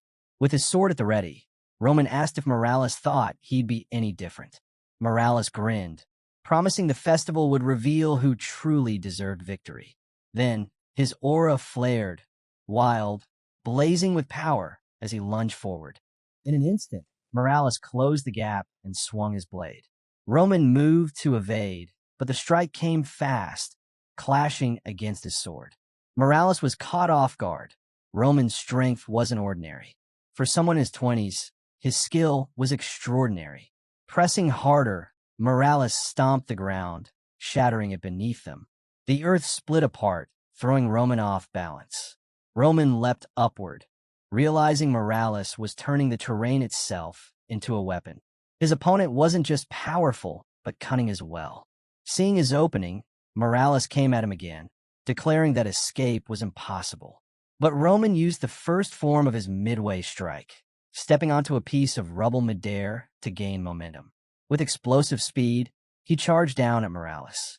Startled, Morales questioned if such a move was even real, yet he managed to block the attack. Roman immediately followed up, slashing from another angle. Morales caught that strike as well, but before he could reset, Roman's kick landed squarely, launching him into a wall. Gasps erupted from the crowd, stunned by what they'd just seen. Yet Morales rose from the rubble, smiling wide. Instead of anger, he was thrilled. He declared the warm-up was over. From this moment on, he would unleash his full strength to crush Roman. Morales' demeanor shifted. His presence turned fierce as raw energy gathered around his fists. Roman narrowed his eyes, watching with interest as Morales unleashed a relentless flurry of punches. Each strike came faster than the last, sharper and more precise. Roman quickly realized Morales wasn't just moving differently. He had grown even faster. Still, Roman remained calm. He believed he could withstand it. Choosing his moment, Roman unleashed his midway strike. The clash was brief but decisive. Morales was struck down. Standing victorious, Roman acknowledged his opponent in silence. Morales wasn't just another fighter. He embodied the very spirit of Valhalla. Roman was grateful to have crossed blades with such a warrior. Lying defeated, Morales accepted his fate. He knew this might be the end, but there was no regret in his heart. With a powerful voice, he called out to the people of Valhalla, demanding they remember this day. Roman Dmitri had answered their challenge, fully aware it was a trap, yet came anyway, proving himself a true warrior. Morales condemned what Valhalla had become, a land where power was seized through deceit and schemes. He urged them to welcome Roman, to honor his coming duel with Barbosa, and above all, to stay out of it. The people fell silent, shaken by his words. Morales believed that soon, someone worthy would rise to challenge Barbosa in his place. Among the crowd, Sanchez broke into tears. His mind returned to the words Morales had once spoken about the possibility of falling to Barbosa. Morales knew death awaited him, yet still chose the fight, hoping his example might remind Valhalla of its lost honor. He had even smiled back then, asking Sanchez if such a cause wasn't noble. Now, in the present, Sanchez's chest tightened. To him, Morales had been reckless. If he died, what would happen to those who had believed in him? As he wrestled with his thoughts, the arena erupted. The crowd began chanting Roman Dimitri's name with thunderous voices. Far away, inside the palace, Marquis Belfer received the news. Morales had been defeated by Roman. The Marquis smiled, intrigued. He admitted he hadn't expected Roman to possess the strength to topple Morales. Just then, Jonathan entered, offering a suggestion. If the Marquis wished, Baron Jonathan could eliminate Roman before his next fight. But Belfer shook his head. Morales had been clever, carefully swaying the hearts of the people before his death. Any interference now would draw suspicion. Roman's duel with Barbosa could not be disrupted. Instead, the Marquis turned the conversation toward Barbosa himself. Jonathan acknowledged Barbossa's status, one of the 12 strongest warriors across the continent, a proud representative of Valhalla. Belfer explained further. Barbossa was not only powerful, but also cunning and merciless, willing to do anything to claim victory. He decided to let Barbossa deal with Roman, just as he had with Morales. With certainty in his voice, the Marquis declared that no matter how fiercely Roman fought, survival was beyond his reach. The scene shifted to Roman's residence, where he sat across from Sanchez. Roman asked why he had come, since the fight with Morales was already finished. Sanchez lowered his head and apologized for his past disrespect. He explained that he was there because of Morales' final wish. Handing Roman a document, Sanchez revealed it to be Morales' will. In it, Morales declared his intent to expose Valhalla's hidden truths. Sanchez explained that this went far beyond a fight with Barbossa. Even if Roman managed to defeat him, there was no guarantee he would leave Valhalla alive. According to the will, certain members of Valhalla were secretly tied to Kronos, and the Kronos Empire itself had influenced Roman's invitation to the festival. The plan was simple. Roman was never meant to survive. Sanchez urged him to leave Valhalla at once, promising his help in escaping. Roman nodded, saying he already understood. He explained the fragile relationship between Kronos and Valhalla. To outsiders, it seemed Valhalla ignored Kronos' atrocities. In truth, the two nations were cooperating, united temporarily by shared interests and mutual restraint. Sanchez was stunned.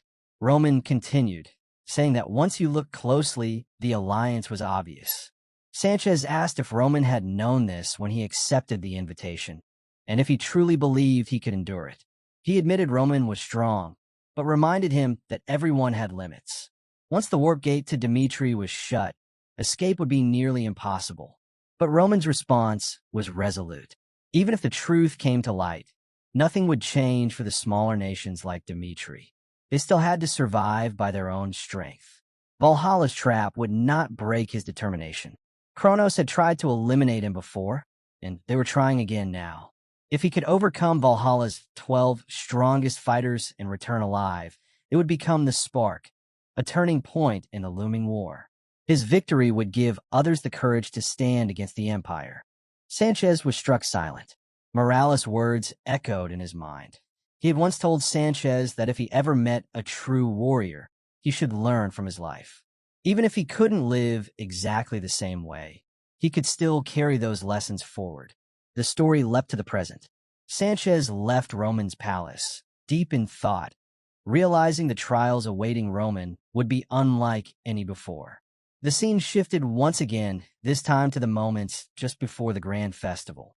The announcer's voice thundered across the arena, declaring that 30 contestants would step onto the stage together, each representing Valhalla's pride and power. The crowd erupted in excitement, buzzing with predictions and debates. The pre-festival stage had always been unpredictable, and today promised to be no different. From the stands, voices rose above the buzz of excitement. Someone shouted that perhaps Dimitri's flash would take the victory. Another mentioned they were eager to see Chris fight, though they doubted whether he could handle the strength of Valhalla's warriors. Yet, others reminded them, Chris served Roman, the same Roman who had defeated Morales. That alone meant he couldn't be ordinary. The announcer's voice boomed as the fighters were called into the arena. First came Gonzalez of House Jonathan, then Neravian of House Isle, Carwin from House Lilat, Clea of House Dur. The names kept coming until, finally, Chris of the Duchy of Dimitri stepped into the light. The story flashed back to a memory. Roman had warned Chris before their journey began. This trip to Valhalla, he said, will be dangerous from beginning to end. The pre-festival fighters wouldn't just be rivals, they might try to kill him outright. Roman told Chris that he was the sword he trusted most. To prove his worth, he was to face all opponents alone and claim victory. Kneeling, Chris swore to follow that command and bring glory to Dimitri's name.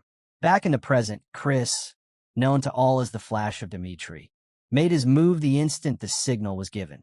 He sprinted forward, blade flashing. One warrior sneered, mocking Chris for choosing him first. But before he could finish his words, Chris's flash strike cut him down in a single blow. Chris knew hesitation was his enemy. To defeat 29 fighters, he had to keep pressing forward, never stopping, never faltering. Strike after strike, his sword tore through opponents, too fast for the eye to follow. The audience erupted, cheering in disbelief at his blistering speed. Soon, only one warrior remained. Releasing his aura, the Valhalla fighter charged, his power shaking the ground. Chris blocked the attack, but the impact drove him back. Smirking, the warrior taunted him, convinced the tide had turned. In the blink of an eye, Chris countered. His blade flashed once more, cutting through the warrior's defense. The final opponent fell, leaving the arena silent for a heartbeat before the cheers exploded again. Roman, watching, was quietly impressed. Chris's technique and speed had surpassed his expectations. The announcer's voice echoed, declaring Chris of the Duchy of Dmitri the victor. Chris dropped to one knee, exhausted and bloodied. Frustration welled within him. His body refused to move. Then, Roman's voice reached him, clear in his mind. He instructed Chris to channel his aura, to push his body to heal just enough to rise again. Focusing his energy, Chris forced his wounds to close. Slowly, he stood, his figure unbroken before the roaring crowd. The announcer declared that the winner must now show respect to his majesty. But inside, Chris thought only one thing. There was only one man in this world he would bow to, and that man was Roman Dmitri. To everyone's astonishment, Chris bent his knee, not to the Emperor of Valhalla, but to Roman. The arena erupted with whispers. Some muttered that a foreigner showing such defiance was an insult to Valhalla itself. Intrigued, the Emperor raised his voice, asking who this fighter was. Chris introduced himself, and the Emperor nodded. Winning in Valhalla as an outsider, he said, was no easy feat. He praised Chris's display, admitting his performance was remarkable. Then, with calm curiosity, he asked why Chris had chosen to bow to Roman instead of to him. He assured Chris there would be no punishment. He simply wanted to understand. Such defiance was rare before the throne. Chris answered with conviction. Valhalla's warriors fought for their emperor, but he entered the arena for one man only, his lord, Roman Dmitri. The emperor studied him, remarking that Chris was not only talented, but fiercely loyal, a quality that made him stand apart. Since Valhalla honored strength and loyalty, the emperor made an offer. If Chris pledged himself to Valhalla, he would be granted riches and rewards far beyond anything he could receive in Dmitri. The offer surprised Chris, but he stood firm. His strength, he said, was born from his lord's guidance. The worth of his blade did not belong to him alone. It belonged to Roman Dmitri. He respectfully declined, thanking the emperor for his generosity, but refusing to betray his master. The emperor accepted his decision without another word. The ceremony concluded, and Chris was still rewarded handsomely for his victory. Meanwhile, inside the palace, Marquis Belfer's temper boiled over. He lashed out at Baron Jonathan, furious that his exaggerated promises had left him humiliated before the emperor. Jonathan begged for another chance, but the Marquis dismissed him coldly. There was no need. Barbossa had already made his move. Belfer placed all his hopes on Barbossa's success, believing it was his last chance to recover his honor. Elsewhere, in Roman's quarters, a servant quietly set food and tea before him. Leaning close, the servant whispered a warning, not to eat, for Barbossa's plot was already in motion. But before the servant could say more, Roman spoke directly into his mind, demanding to know his true identity. Startled, the servant revealed that he belonged to a faction still loyal to Morales. Their only wish was for Roman to see through Barbossa's schemes and triumph. Roman considered this, realizing Morales' influence still lingered strongly within Valhalla. Then, without hesitation, he lifted the cup and drank, leaving the servant stunned. The servant, alarmed, blurted out a question. Why was Roman drinking so recklessly? Did he not realize what might be in the cup? Roman set the cup down calmly. He knew Barbossa was a master of poisons, but poison, he said, had no effect on him. Then his eyes narrowed as he challenged the servant.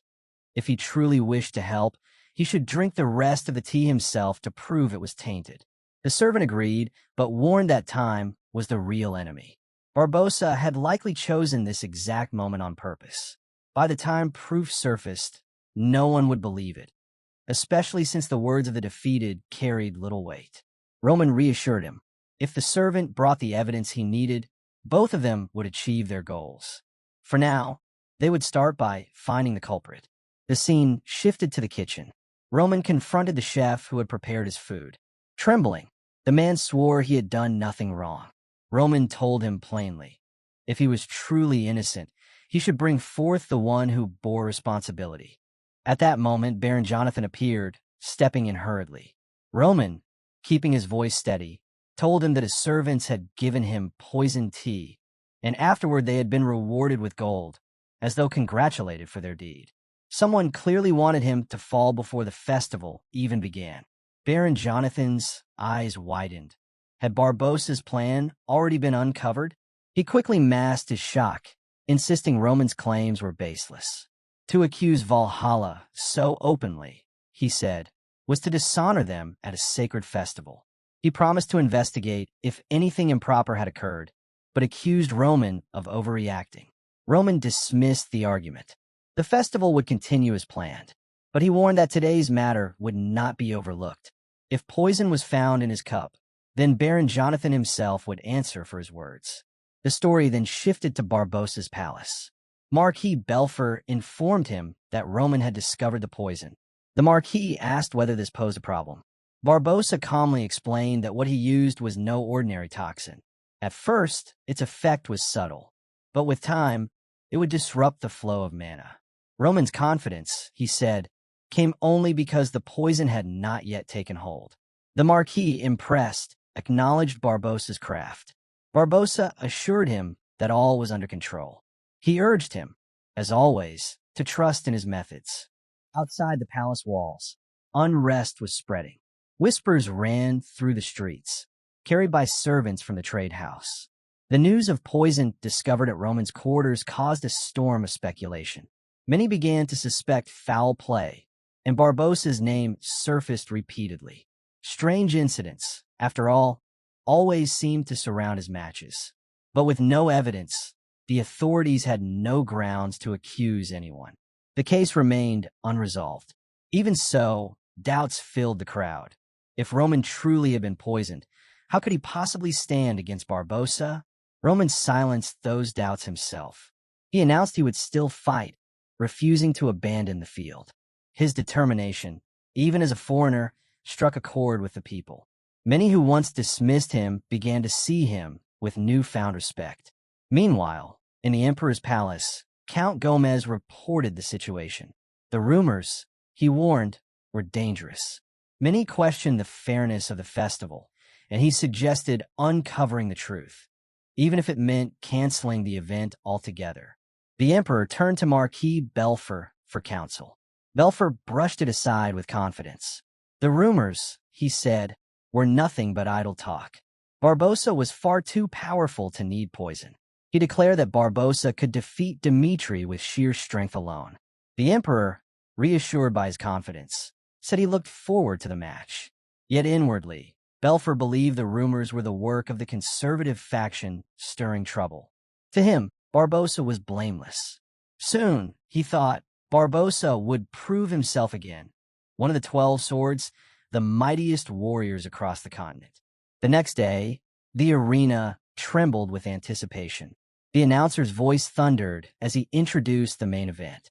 First came Barbossa, Valhalla's pride, one of the legendary 12 swords. Then came his challenger, the young warrior from Dmitri, Roman Dmitri. The two faced each other at the center of the stage. Barbossa spoke first, feigning concern. He remarked that the poison Roman had consumed would take time to fully show its effect. Roman raised his blade without hesitation. Since the moment he learned of this world, he said he had wanted to test himself against the 12 swords, said to be the strongest of all. That was why he had accepted Valhalla's invitation. With a smirk, he assured Barbossa that the poison would not work as he intended. Barbossa chuckled, brushing off the words as foolish bravado. But Roman's eyes told another story. To him, this battle wasn't just about survival, it was a trial. Facing Barbossa would prepare him for the battles yet to come, a chance to measure his strength against the strongest and push beyond his limits. Roman steadied his resolve. If he struggled here against Barbossa, then he was not yet prepared for the war to come against the Empire. His expression hardened. He declared aloud that if Barbossa could withstand every strike, then Valhalla's strength was indeed worthy of its name. The announcer's voice rang out, signaling the beginning of the duel. Roman moved first, charging with the opening form of the heavenly demon sword. His blade clashed with Barbossa's, the impact shaking the arena and forcing both men backward. Barbossa quickly regained his footing and swung with devastating force, his sword brimming with energy. Roman answered with the second form of the heavenly demon sword, parrying cleanly. The arena erupted with astonishment as their blows echoed like thunder. Then Roman unleashed a surge of power, his energy wave rushing toward Barbossa. Stunned, Barbossa struggled to comprehend how Roman could fight with such strength when the poison should already have weakened him. But he quickly regained focus, shattered the energy, and prepared his counter. Yet Roman was already ahead. He invoked the supreme art of the heavenly demon, the final and most devastating move, annihilation. His aura erupted, flooding the entire arena. The sheer force swallowed Barbossa whole, overwhelming him beyond resistance. When the light subsided, Barbossa had fallen. Silence gripped the crowd before erupting into chaos. The announcer's voice rose above it, declaring Roman Dmitri the victor, his triumph earning him a place among the 12 swords, the strongest warriors on the continent. As the cheers roared, a servant stepped forward, carrying the poisoned cup. His face was grave. He told Roman he had risked his life to uncover the truth and urged him to speak, so Valhalla might find its path again. He placed the cup in Roman's hands. The audience murmured, curious about who the servant was and why he had approached. Roman raised the cup for all to see. He told them plainly. The night before, he had been served poisoned tea.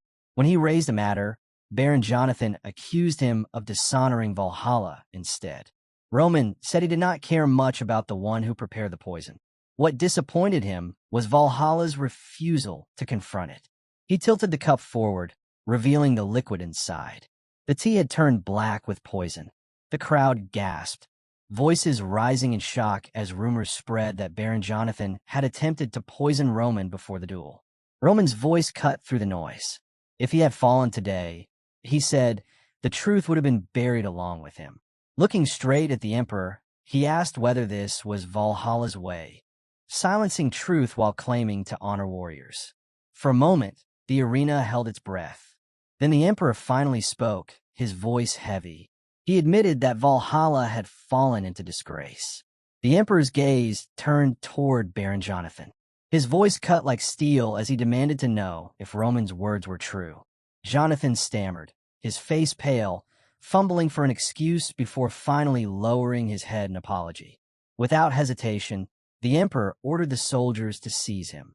Jonathan tried to explain himself, but the emperor silenced him with a roar, declaring that Jonathan had disgraced Valhalla. No further trial, no chance to defend himself. His punishment was delivered on the spot. Jonathan's life ended then and there, his death a warning to all. The emperor then turned back to Roman, his expression fierce, almost unhinged. Is this enough? He demanded. Roman shook his head. He told him it was not. Punishing Viscount Jonathan was nothing more than personal retribution. If Valhalla truly wished to stop this from happening again, it needed change, systemic change. The words cut deep. The emperor's face twisted with rage, and without another word, he stormed out of the arena, his robes trailing behind him. From the stands, Marquis Belfer watched in dread. The plan had failed. Jonathan was dead, and soon, the emperor's wrath might fall on him as well. Later, summoned before the emperor, he was asked what he thought of Roman Dmitri.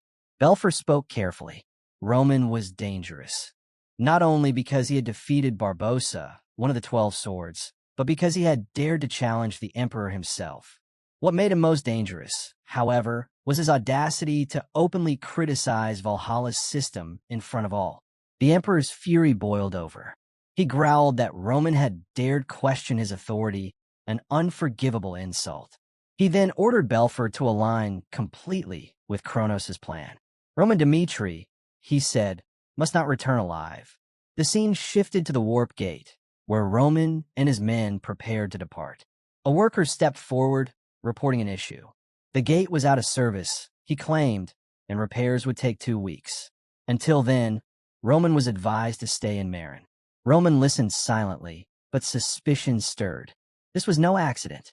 Valhalla had blocked the warp gate deliberately. The only remaining path was to travel overland to another trading city, a journey of 1 full month. Exactly the opportunity Valhalla was waiting for. Roman turned to his men, his decision firm. Let's go. Far away, in a palace hall, a messenger bowed before Marquis Belfer, informing him that Roman Dmitri had left Marin and was now en route to the trading city. Marquis Belfer asked when the best time to strike Roman would be. The worker hesitated before replying. Roman's victory at the Valhalla festival had made him a household name. Everywhere he went, crowds followed, treating him like a hero. Any attempt on his life now risked killing civilians, and such a massacre would ignite public outrage. Belfer dismissed the concern with a sneer. Civilian lives, he said, were meaningless. Besides, it would be Kronos carrying out the attack, not Valhalla. No blame would fall on them. He ordered the worker to send word to Kronos. This time, they were to strike without restraint. The scene shifted to a dense forest, where Roman and his group marched forward. Suddenly, dark figures emerged, ambushing them. Gasps spread among the travelers. Who would dare attack the champion of the Valhalla festival? Whispers ran through the group until recognition set in.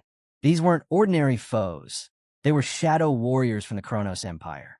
The battle erupted instantly. Chris narrowed his focus, feeling the flow of mana, and unleashed his flash lightning strike. In a blink, one shadow warrior was cut down. Roman gave his command without hesitation. Vulcan and Pookie surged forward, tearing through the enemy with ease, leaving only a handful of warriors still standing. The surviving shadows, cornered and desperate, tried to issue a warning that Dmitri had made a grave mistake. But before they could finish, Roman appeared behind them, his blade cutting one down in a single stroke. "You talk too much," he said coldly. He then turned to one of his men. "Did you record everything?" The subordinate nodded. Roman ordered him to spread the recording throughout Valhalla using the magical video device. His expression hardened. "Let's make this game even bigger." The scene shifted back to Valhalla, where crowds gathered to watch the recording. Outrage swept across the land. People shouted in disbelief. How could anyone dare violate Valhalla's territory with such arrogance? As the image revealed the attackers to be shadow warriors of Kronos, the anger only grew. The people declared that Roman now stood as Valhalla's pride, its honor, and its face to the continent. If they allowed him to be cut down on their soil, they would never again have the right to speak of warrior pride. Their fury rose together, a roar that reached even the court of Valhalla, demanding justice. In Valhalla's royal court, voices thundered with outrage at Kronos. Officials declared that the attack was an insult and promised a full investigation. Yet beyond words, they did nothing. Using the excuse of careful deliberation, they avoided deploying troops. Meanwhile, Roman's private forces endured relentless ambushes from the shadows. In the midst of this struggle, Sanchez arrived with a small band of warriors who had once followed Morales. Roman thanked him, but cautioned that their strength was too little. Staying here would only get them killed. Sanchez answered firmly, "If I wanted to live, I wouldn't have come." Roman smiled faintly, calling him a fool. "It's too late to take that back now." Before Sanchez could ask what he meant, the forest stirred, and an entire army of cloaked figures appeared. The ground trembled with their presence. Sanchez shouted for his men to ready themselves. As Valhalla's warriors, they would stand with Roman Dmitri. Aura flared from their blades as they charged into the mass of shadowy enemies. But Sanchez's confidence shattered when one figure vanished into thin air, reappearing behind him in an instant. Blink! His eyes widened. These weren't ordinary warriors. They were abyssal demons, monsters cloaked in black energy. Above, one demon twisted through the air, its dark aura rippling like smoke. Sanchez swung upward, but the creature slipped away effortlessly. His instincts screamed danger. He ordered his men to regroup into a defensive stance, just as one demon raised its hand, summoning a crackling storm of black lightning. The bolt tore through the air, aimed straight at Sanchez's formation. He froze. There was no time to react. But before it struck, a shield rose. Roman appeared, intercepting the blast. With a single sweep, he redirected the lightning, scattering its force harmlessly away. Turning to Sanchez, his voice was firm. Fall back. Regroup. Leave the demons to me. Still shaken, Sanchez hesitated. How could Roman hope to face so many alone? But before he could protest, two demons moved in, conjuring a wall of dark flame from both sides. Fire roared toward Roman, threatening to swallow him whole. Yet Roman didn't flinch. His blade glowed with aura as he swept it calmly through the fire, dispersing the flames into sparks. In the same instant, he dashed forward, closing the distance before the demons could recover. 2 strikes, clean, precise, unstoppable. The demons collapsed where they stood. The remaining abyssal demons recoiled, their eerie forms wavering as if unsettled. But one stepped forward, raising its clawed hand. Earth itself shuddered, rising into twisted roots and stone tendrils. The demon unleashed Tangle, its spell lashing out to bind Roman where he stood. From beneath the earth, thick roots burst upward, twisting and coiling to trap Roman. But with one clean swing of his aura-infused blade, he cleaved through them as though they were nothing. The demons froze for a moment, their expressions hidden beneath their hoods, but their hesitation revealed what they already knew. The difference in power was vast. Seizing the chance, another demon loosed a dark arrow from behind. It streaked forward, exploding on impact.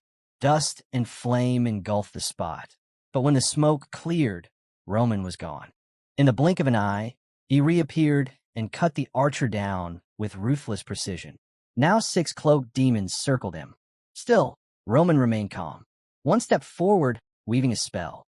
Flames erupted, condensing into a massive flame cannon, a 6-circle attack that scorched the air as it roared toward him. Roman didn't move. His eyes narrowed as he muttered, almost mockingly, "To reveal black magic so brazenly, is this confidence in victory, or just arrogance?" He paused, then added coldly, "The Kronos Empire is truly arrogant."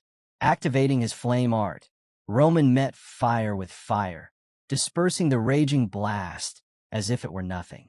The demons recoiled in disbelief. "If you want to live," Roman's voice cut like steel, "then fight until the end." The dark mage leading them trembled, stunned that even a 6-circle spell had no effect. Snarling, he forced his power higher, channeling everything into a 7th-circle firestorm. A vortex of flames howled around Roman, consuming the battlefield. When the inferno died down, Roman stood untouched. Before the mage could recover, Roman surged forward with speed too sharp to follow. His sword struck clean, once final.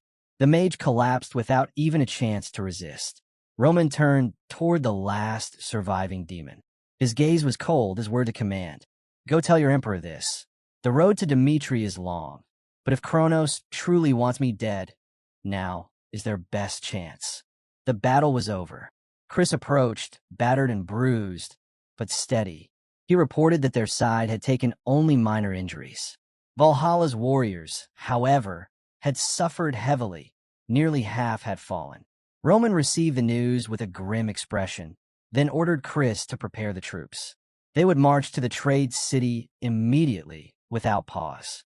Just then, a soldier hurried up to him, breathless, saying he had an urgent report. Roman's eyes narrowed, and for a moment, He recalled a past conversation with Alex, how mastering fire magic was said to require a rare natural talent. The soldier spoke carefully, recalling something his master had once told him. His master had awakened the ability to control fire only after surviving a terrible blaze as a child. Half of his face had been scarred ever since, a constant reminder of that tragedy. He also mentioned an old mystery. Years ago, mages had begun vanishing across the continent. It wasn't just in Phoenix. Similar cases occurred in other regions. Some believed the disappearances were connected, but with no evidence, the matter had eventually been forgotten. Back in the present, Roman listened intently. The soldier suggested that the black mage they had just faced might be linked to those events. Roman frowned.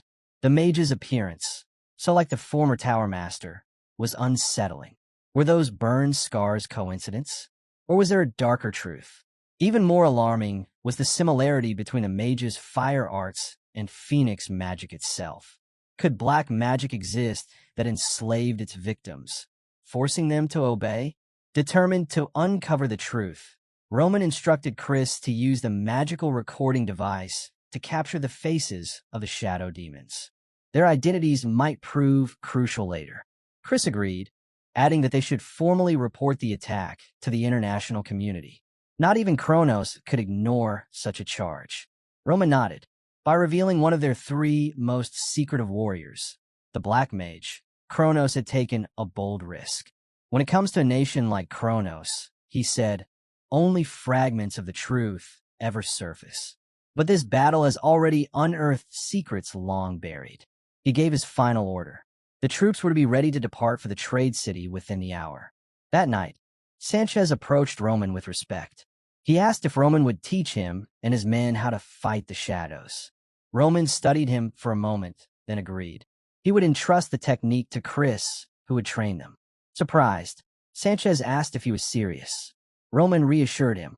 The warriors of Valhalla had already proven their resolve. They deserved to learn. Sanchez bowed deeply, thanking him with sincerity. The next morning, Chris began their training. He explained that there were two reliable ways to defeat shadow warriors.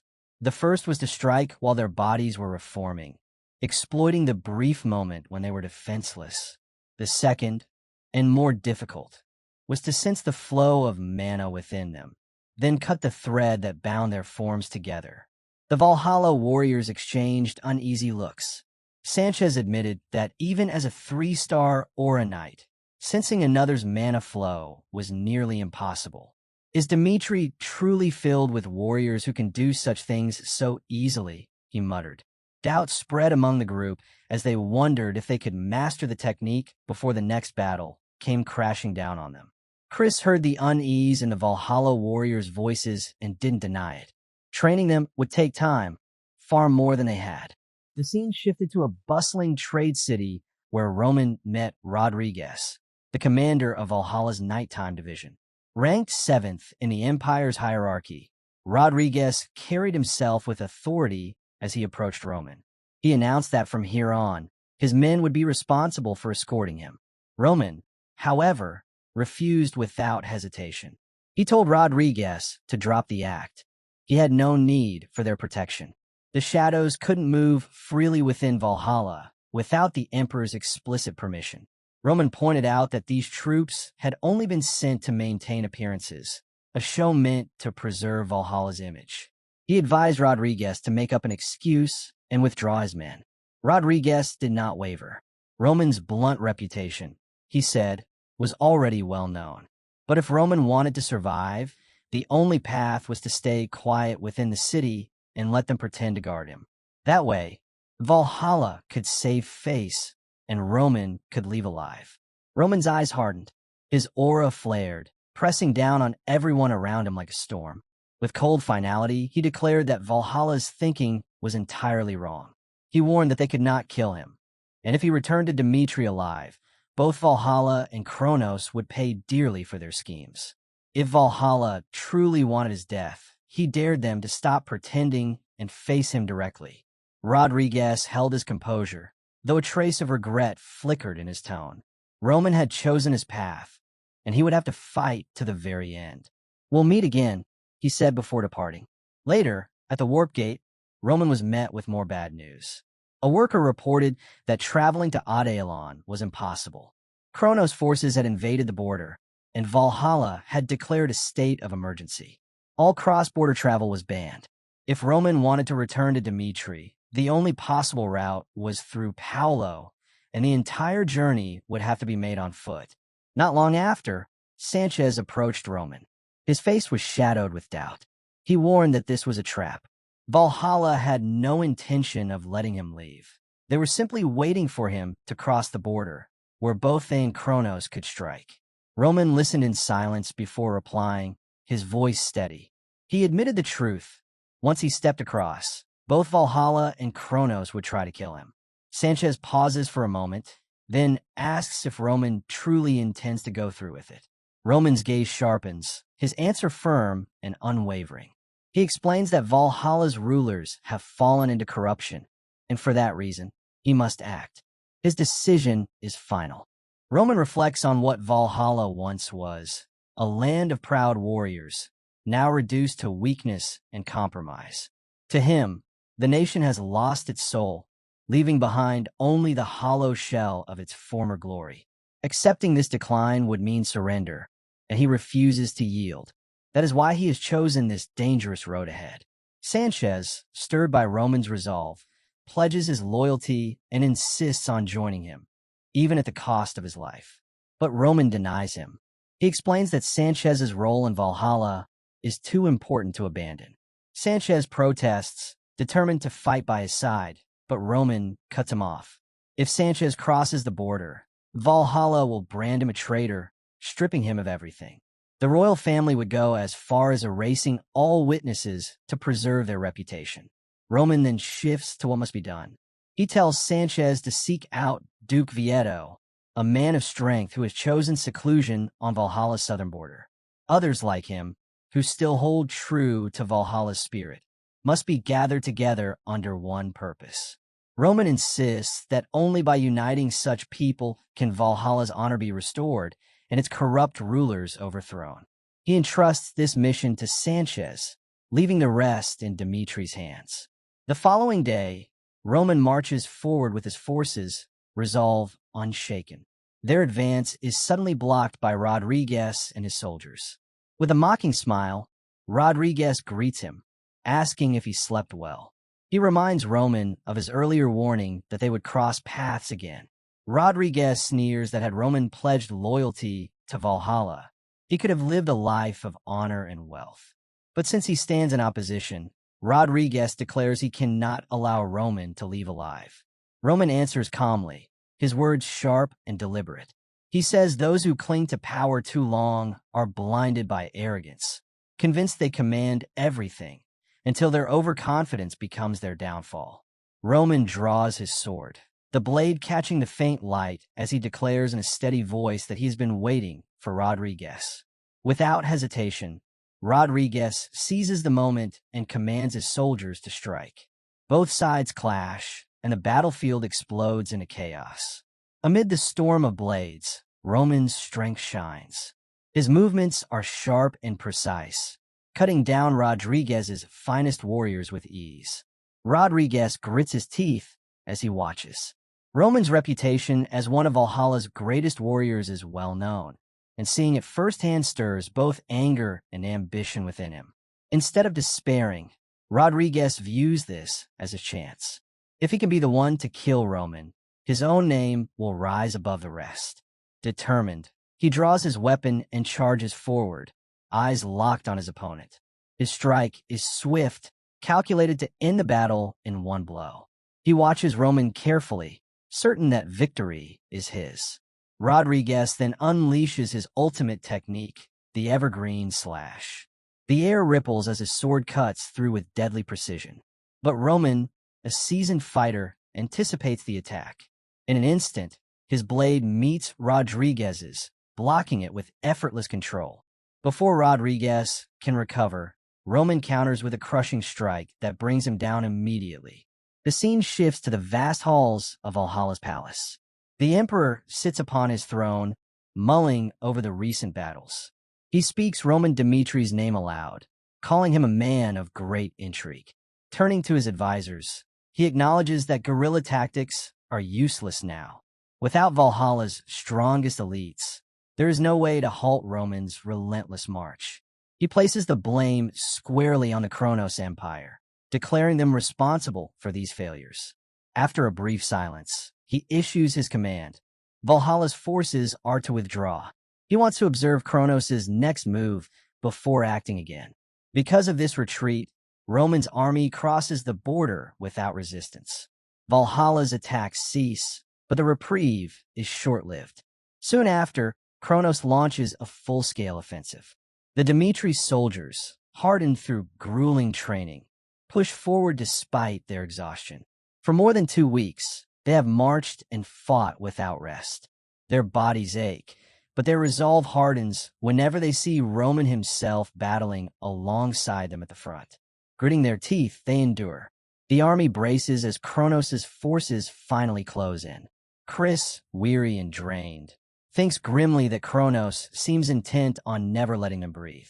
But just as the pressure mounts, the tide shifts. Edwin Hector arrives with reinforcements. Edwin quickly takes command, ordering his troops to bolster Dimitri's forces and strike back at Kronos. With a wave of his hand, he unleashes his fire field, halting the shadow soldiers in their tracks. The sudden resistance stuns the Kronos army. None of them expected Dimitri to have reinforcements. Amid the confusion, Edwin rushes to Roman's side with urgent news. Dimitri itself is under direct attack. Roman, however, responds with a calm smile, his confidence unwavering. The scene shifts to an earlier moment, when Roman gathered his soldiers and shared his thoughts. He explained that his journey to Valhalla was no secret. Every nation across the continent knew of his movements. Because of that, he reasoned, Kronos would see this as the perfect moment to strike. "Do you think they'd ignore such an opportunity?" he asked. McBurney stepped forward, agreeing that since Kronos had openly declared their intent to kill Roman, they would never simply stand by. Henderson voiced his concern for Roman's safety, but Roman countered firmly. Kronos, he explained, was not bound by diplomacy or appearances. Their approach would be ruthless and simple, a two-pronged attack. First, they would send assassins after him. Second, they would target Dimitri itself. Such a plan was entirely in line with Kronos' methods. Looking solemn, Roman admitted that the castle's mages alone could not hold back such a force. He then commanded his soldiers to remain in Dimitri and strengthen its defenses. His voice rang with authority as he declared that if Kronos dared to strike, they must ensure the enemy pays dearly for their arrogance. His words sparked a fire in the hearts of his men, and together they roared their vow to carry out his orders without question. The story then shifts to the mountains near Dimitri, where a warped gate opens and Kronos' soldiers emerge. At their head stands Mystic, commander of Kronos' army. He fixes his gaze on Dimitri and demands a report. One soldier steps forward, confirming that nothing within the castle has changed. Roman Dimitri is still at Valhalla's border. Even if he left immediately, he would never make it back in 3 days. Satisfied with the news, Mystic rallies his troops and declares that the attack will begin at once. Raising his hand, he summons his power and unleashes a massive lightning spell toward Dimitri's border. But instead of devastation, the blast is stopped in its tracks. The great shield, the powerful defense protecting Dimitri Castle, holds strong. The great shield absorbs Mystic's strike completely, nullifying the attack as if it were nothing. A Dimitri soldier stationed at the border immediately sounds the alarm, sending word across the entire base. Within moments, soldiers rush into position, preparing for battle. Mystic watches calmly, his eyes narrowing as he takes in the sight. He recalls the rumors of Dimitri's powerful defenses and murmurs to himself. So this is the true extent of their strength. The soldier's swift response confirms it, but he quickly reassures himself that it is still within their plans. With confidence, he tells his army, let Dimitri resist as much as they like. Their fate is already decided. The Kronos forces press forward, but each advance collides with the barrier, which repels them again and again.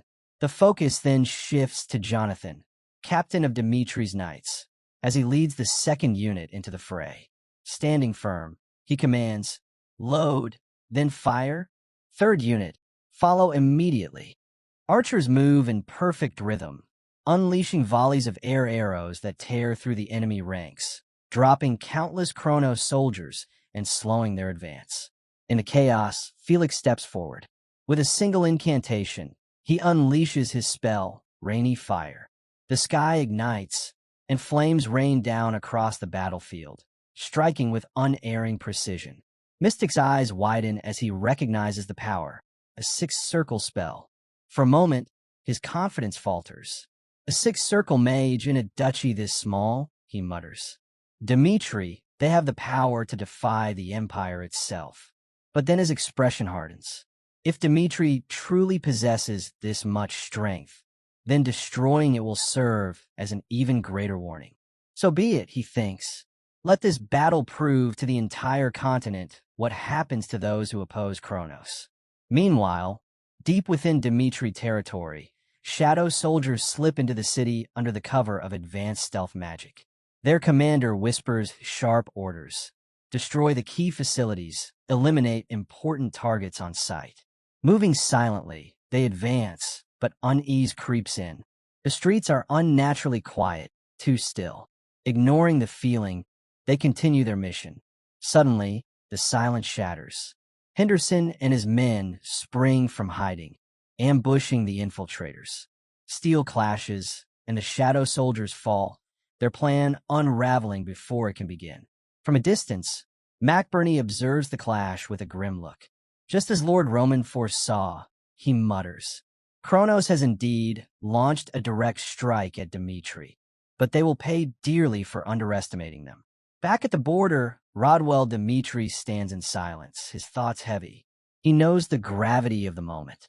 The survival of his homeland rests on their ability to endure what comes next. Rodwell steels himself, reminding his heart that every step from this moment on must be for survival. As he plans his next move, Kronos soldiers climb the city walls and catch sight of him. Recognizing his importance, they strike immediately, their objective clear. Eliminate Rodwell Dimitri and open the gates for the main army. The soldiers descend swiftly, but Rodwell meets them head-on. His blade rises to block their attack, his movements sharp, decisive. One vow echoes in his mind. With Roman away, he must be the shield of Dimitri. Channeling his inner strength, Rodwell releases a powerful aura, cutting down the attackers one after another, his resolve unshakable. Elsewhere in Dimitri, the shadow soldiers advance, moving with cold precision toward their objectives. Suddenly, their path is barred by a wall of Dimitri defenders standing ready. The shadow captain steps forward, his voice icy. Step aside if you value your lives. But the Dimitri soldiers do not flinch. Among them stands Fernando, captain of the duchy's royal order. A memory flashes before his eyes. Roman's words, "Live for me, Fernando." That command had carved itself into his heart. Now, gripping his sword, Fernando's voice cuts through the night. Kronos has crossed the line. His aura surges, powerful and unwavering. Not a single one of you will pass. He recalls the day he pledged his loyalty to the Dimitri royal family. And with that oath burning inside him, he charges. His sword, alive with energy, slashes through enemy ranks with brutal precision. The shadow captain stares in disbelief at Fernando's overwhelming strength. Regaining focus, he barks an order, "I'll handle him. The rest of you, finish the mission." The shadow knights break off, moving to strike their targets. But Fernando's voice roars over the battlefield. "You're not going anywhere." His knights surge forward at his command, cutting off the enemy's path. Steel clashes, and the battle erupts in full. Amid the chaos, Fernando reflects. The sword only finds meaning when wielded, only then does it have purpose. His life had always been a chase, struggling in the shadows of warriors greater than him. Weak, overlooked, never enough. Until Roman Dimitri gave him the strength to break those limits. And now, for Roman, for the royal family. He would give everything. He would become the sword that shields Dmitri until his last breath. With unshakable resolve, Fernando's strikes overwhelm his opponent. His blade cleaves through the Shadow Knight captain, bringing him down in defeat. Outside Dmitri Castle, Mystic stares in disbelief. Even the elite Shadow Knights have fallen. Before he can process it, a soldier rushes in with urgent news. An emergency signal has gone out from the northeastern front.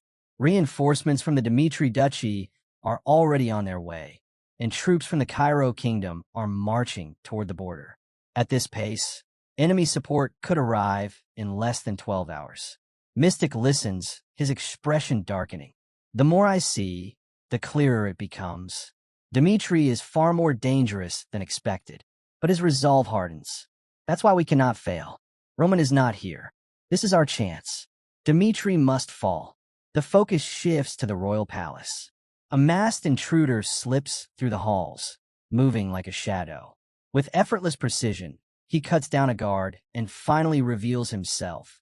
Sven, arrogant and confident. He sneers. So this is the strength of Dmitri's knights? Pathetic. The sound of distant fighting drifts in from outside. Sven smirks, realizing the other guard have already been dealt with. Among Kronos' ranks were killers fueled by dark energy, shadow warriors, and sorcerers who bent black magic to their will, known as the Abyss Demons. Sven was one of them, the Knight of the Abyss. As he strides deeper into the palace, his eyes fall on Kevin. Sven studies him for a moment, then laughs. A young wolf, dangerous and untamed. If I'm not mistaken, this must be Kevin, one of Roman's dogs. Perfect. I'll cut down both you and the Duke of Dmitri at once.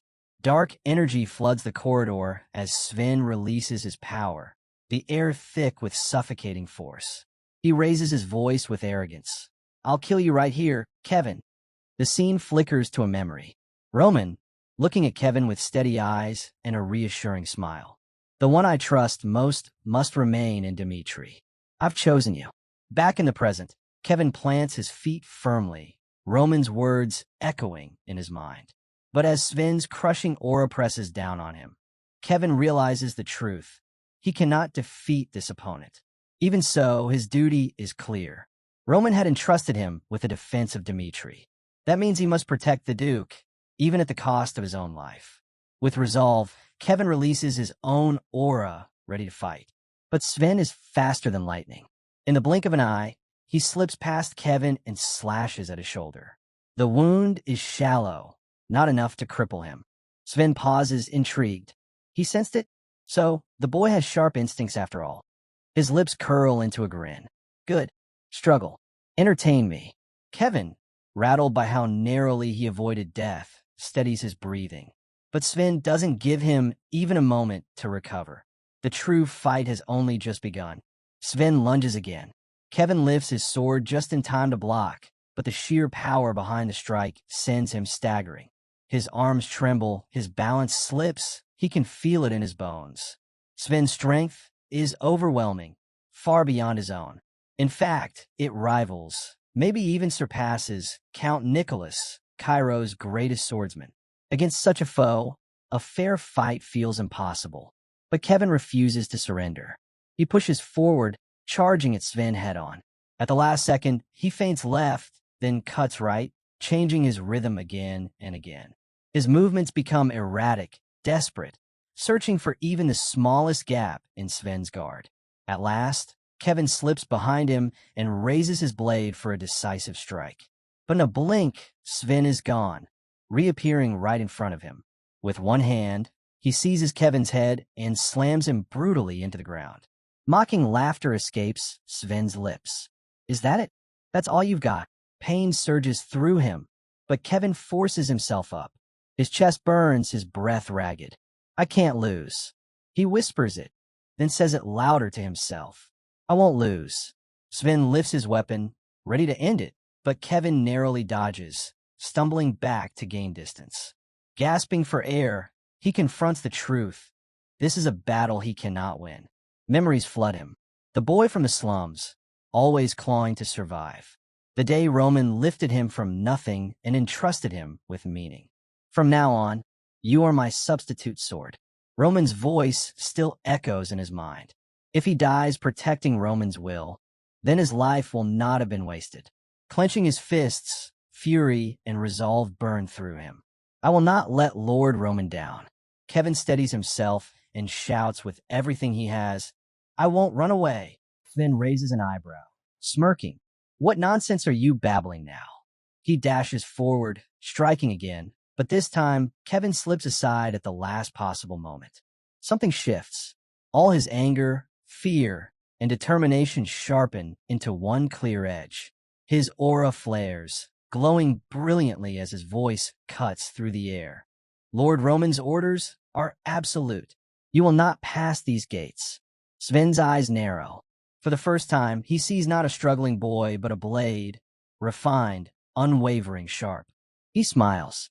So you found your resolve, but it's still not enough. In an instant, Sven vanishes, reappearing at Kevin's side with impossible speed. His strike collides with Kevin's guard, the impact blasting him off his feet. Kevin flies upward, his body weightless for a split second before Sven appears beside him again, blade poised. Kevin swings wildly, finding a narrow opening. His strike lands just barely. A shallow wound, nothing more. Sven hardly flinches. Instead, he grins. Impressive. You've lasted this long. Then his aura erupts, filling the hall with suffocating force. His voice carries finality. This has been amusing, but it ends now. Sven's aura erupts like a storm as he unleashes a devastating strike, tearing through Kevin's defenses. The impact sends Kevin crashing hard into the ground, his body battered and broken. At that moment, Fernando suddenly charges in from behind, his blade aimed straight at Sven. But with a single effortless motion, Sven blocks the attack. The clash reverberates through the hall, and Fernando is forced to retreat, shaken by Sven's overwhelming strength. His eyes fall on Kevin lying bloodied on the ground, and his heart freezes. It all becomes clear. Duke Dmitri was never inside the palace. From the very start of Kronos' assault, the Duke had been moved to safety. Kevin had stayed behind, standing in his place to deceive the enemy.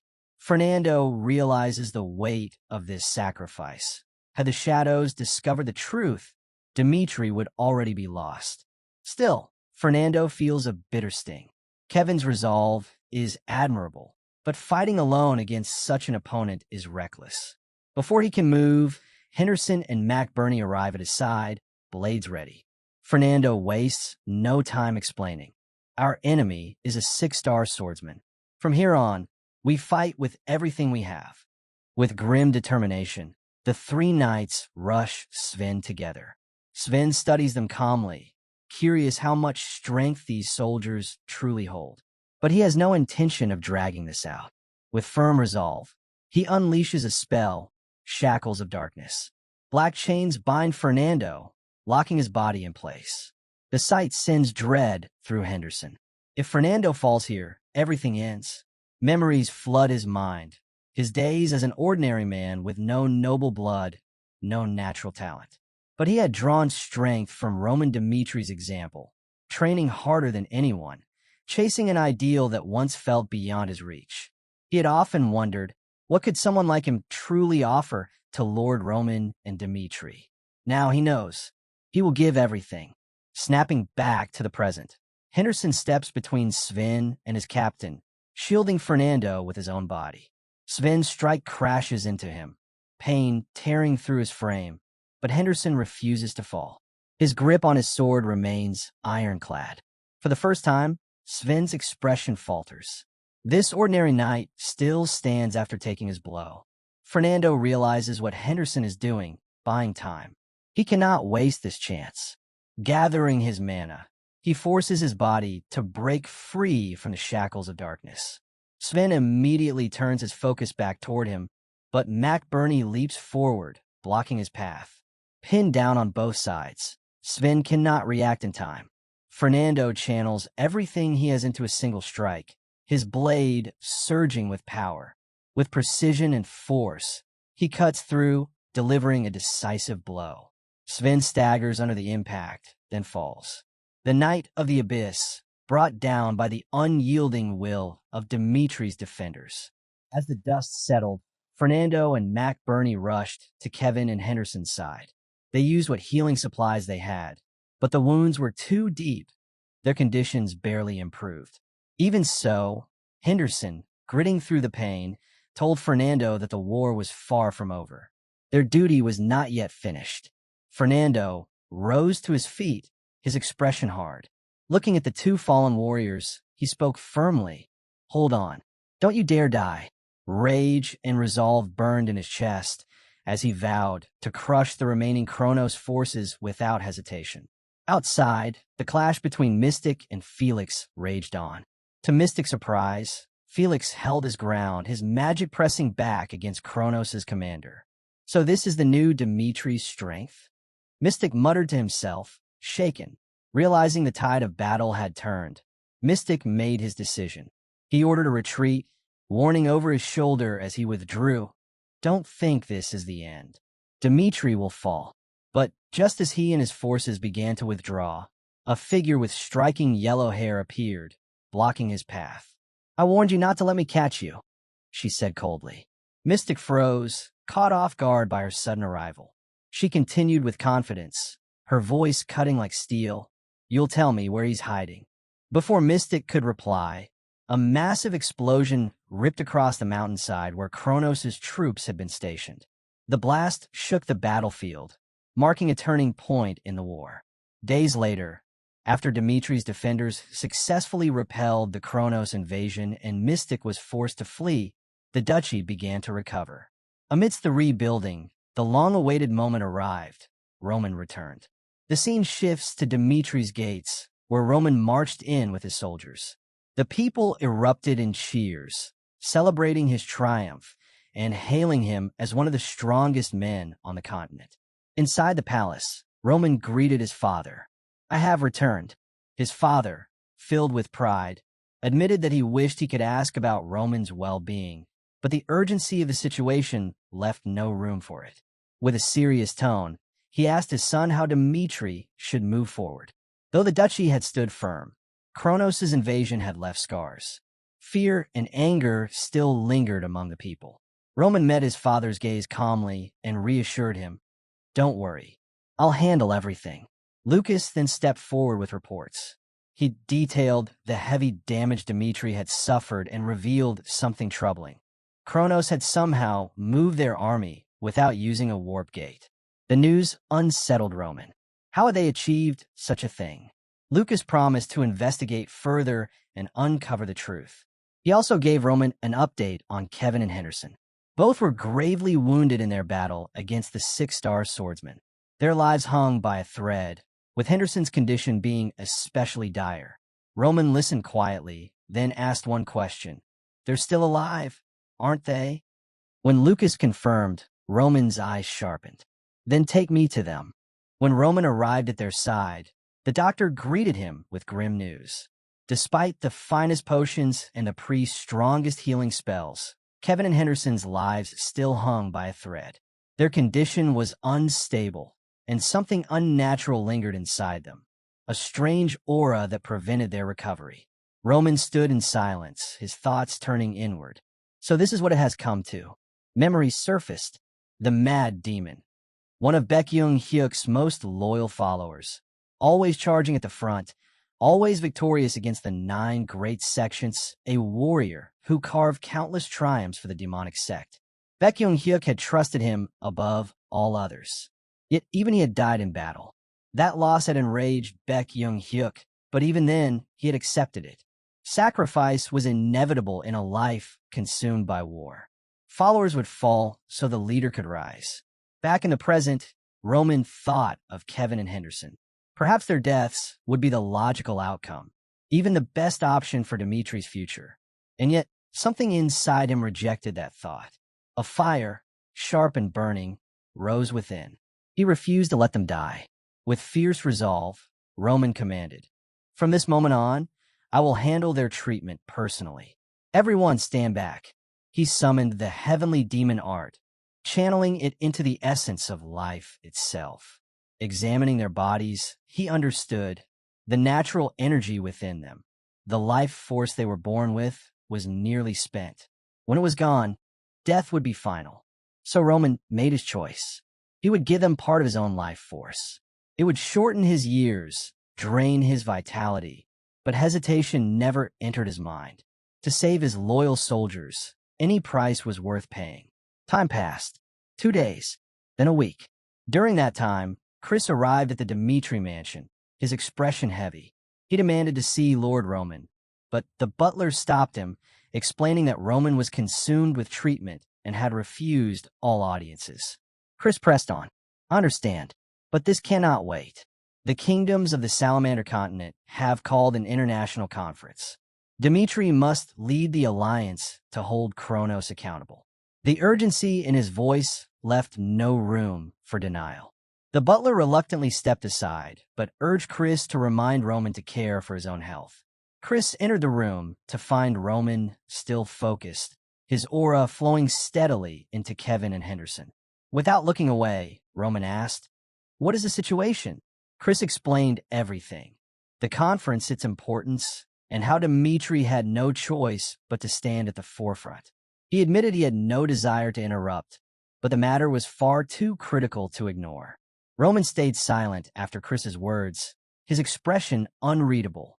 Seeing hesitation, Chris pressed on. I know you're doing everything to save Kevin and Henderson, but Dmitri can't afford to wait. If you don't attend the conference, the other kingdoms might pretend nothing happened. We must push them to act against Kronos. For a moment, Roman thought carefully before replying. Even if we attend, unless they are truly committed, no real revenge will be possible. Chris shook his head, unwilling to agree. To him, Roman's presence alone was essential. Roman finally met his eyes. I understand your worries, but just as Kevin and Henderson gave everything for me, now it is my turn to give everything for them. Trust me, Chris. Wait. Chris stepped back reluctantly, but as he did, he noticed how much weaker Roman looked. His aura dimmed from pouring his life force into his men. The scene shifts to the international conference, where leaders from across the Salamander continent have gathered. The king of Odelia addressed the assembly. The situation is complex.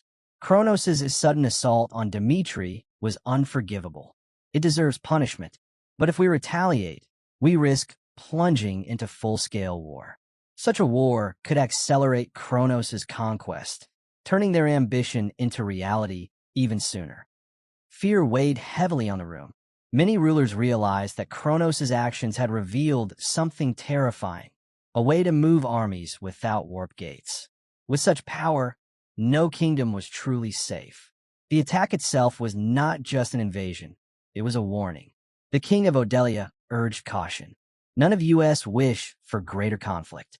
Therefore, we should demand a promise in the name of the allied kingdoms that this will never happen again. Let us press for answers, but leave room for negotiations.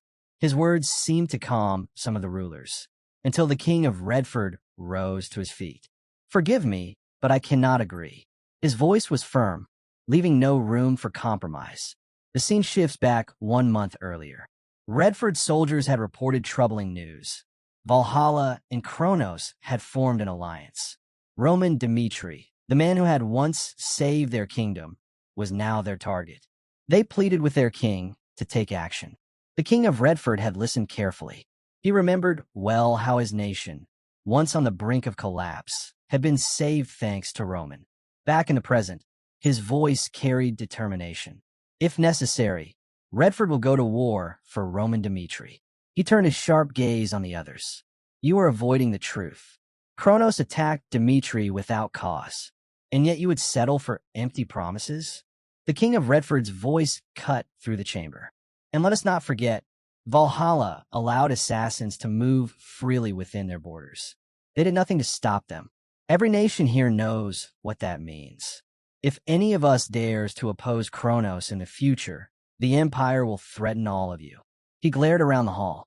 Closing your eyes will not solve anything. This problem will grow until it is far too large to contain. The king of Odelia pressed back, voice strained. But what if it escalates into full-scale war? The king of Redford didn't hesitate. And what if it does? While you cower, the Empire only grows stronger. Some of you will even bow to them when it serves your interests. That's absurd. The king of Odelia snapped, clearly frustrated. But Redford's king slammed back. No, what you're saying is absurd. If the Empire invaded your lands tomorrow, would you still talk of negotiations? The room fell silent, the weight of his words hanging heavy. The king of Redford stood tall, his voice unwavering. From this moment, the kingdom of Redford withdraws from the alliance. And when the Empire turns its blade on your kingdoms, I will be there to see if you still speak as you do now. With that, he turned and walked out, leaving the chamber in stunned silence. Moments later, Edwin Hector stepped forward. His tone was calm, but his disappointment was clear. When I came here, I hoped for something better. For once, I thought this conference might be different. He looked around the hall. Does no one remember how this alliance began? It was weak, powerless, too afraid to confront the Empire. All you cared about was preserving peace, no matter how much Kronos trampled over it. And now, nothing has changed. His voice grew sharper. Kronos threw everything at Dimitri. Shadow units, high-circle mages, even a 6-star swordsman. And yet they still failed. Dimitri held firm. And still, with Roman Dimitri among us, the alliance refuses to act. You remain shackled by fear. Edwin straightened, his decision firm. Hector was never truly part of this alliance. From this day on, we walk our own path. And when you regret this moment, when you regret your failure to do what is right, remember this day. He, too, left the assembly, leaving the other rulers in uneasy silence. The scene shifts back to Dimitri. Roman sits quietly, his aura still flowing into Kevin and Henderson. He has done all he can. Now, the rest is in their hands. If they surrender and embrace death, there'll be no second chance. His thoughts drift to his past life, where he had been consumed by his own pursuit of power. He never had time to look back, never even mourn the comrades who died at his side. For the first time, he feels the weight of that regret pressing against him. Roman's life had always been a storm, too fast, too harsh to allow room for grief. What lingered in the end was only regret. But this time, he refuses to let regret consume him. This time, he will ensure his people survive. Stepping outside, he finds Chris already waiting. You've carried a heavy burden, Chris says. Roman nods. Summon every lord of Dimitri. It's time. Soon after, all the lords gather in a grand hall. The moment Roman enters and takes his seat, the room rises in unison to greet him. His voice cuts through the air. I hear there are many opinions about what should be done. His tone sharpens. But those who've grown accustomed to the cruelty of Kronos, they've forgotten what it means to be outraged. The lords exchange uneasy glances as Roman declares, I refuse to accept this. Kronos will answer for what they've done to Dimitri. One lord finally speaks, hesitant. My lord, do you truly intend to wage war? Roman doesn't flinch. The moment Kronos sent assassins after me, war had already begun. Our people, those who trusted me, have been killed. This cannot be ignored. With no hesitation, he commands them to prepare. The duchy is to raise its banners, put its forces on alert, and ready itself for battle. His voice is absolute. From this day forth, Dimitri is at war with the Kronos Empire. The scene shifts to Edwin, who reels at the news. Roman had made this monumental decision without even consulting him. Frustration swells, and he orders his men to contact Dimitri at once. Soon, through a magical link, he speaks directly to Count Fabius. What is Lord Roman planning? Hector must understand his intentions. Fabius answers evenly. It is just as you've heard. Lord Roman has chosen to act without Redford or Hector. With Cairo and Dimitri alone, he will strike back at Kronos. He asks that you announce this decision during the international conference without delay. Edwin listens in silence, then sighs. He knows why Roman avoided the meeting. Because the Kingdom Alliance would never approve his path of vengeance. This was Roman's way of forcing their hand. A faint smile crosses Edwin's face. Then I'll attend the international meeting once more, he says.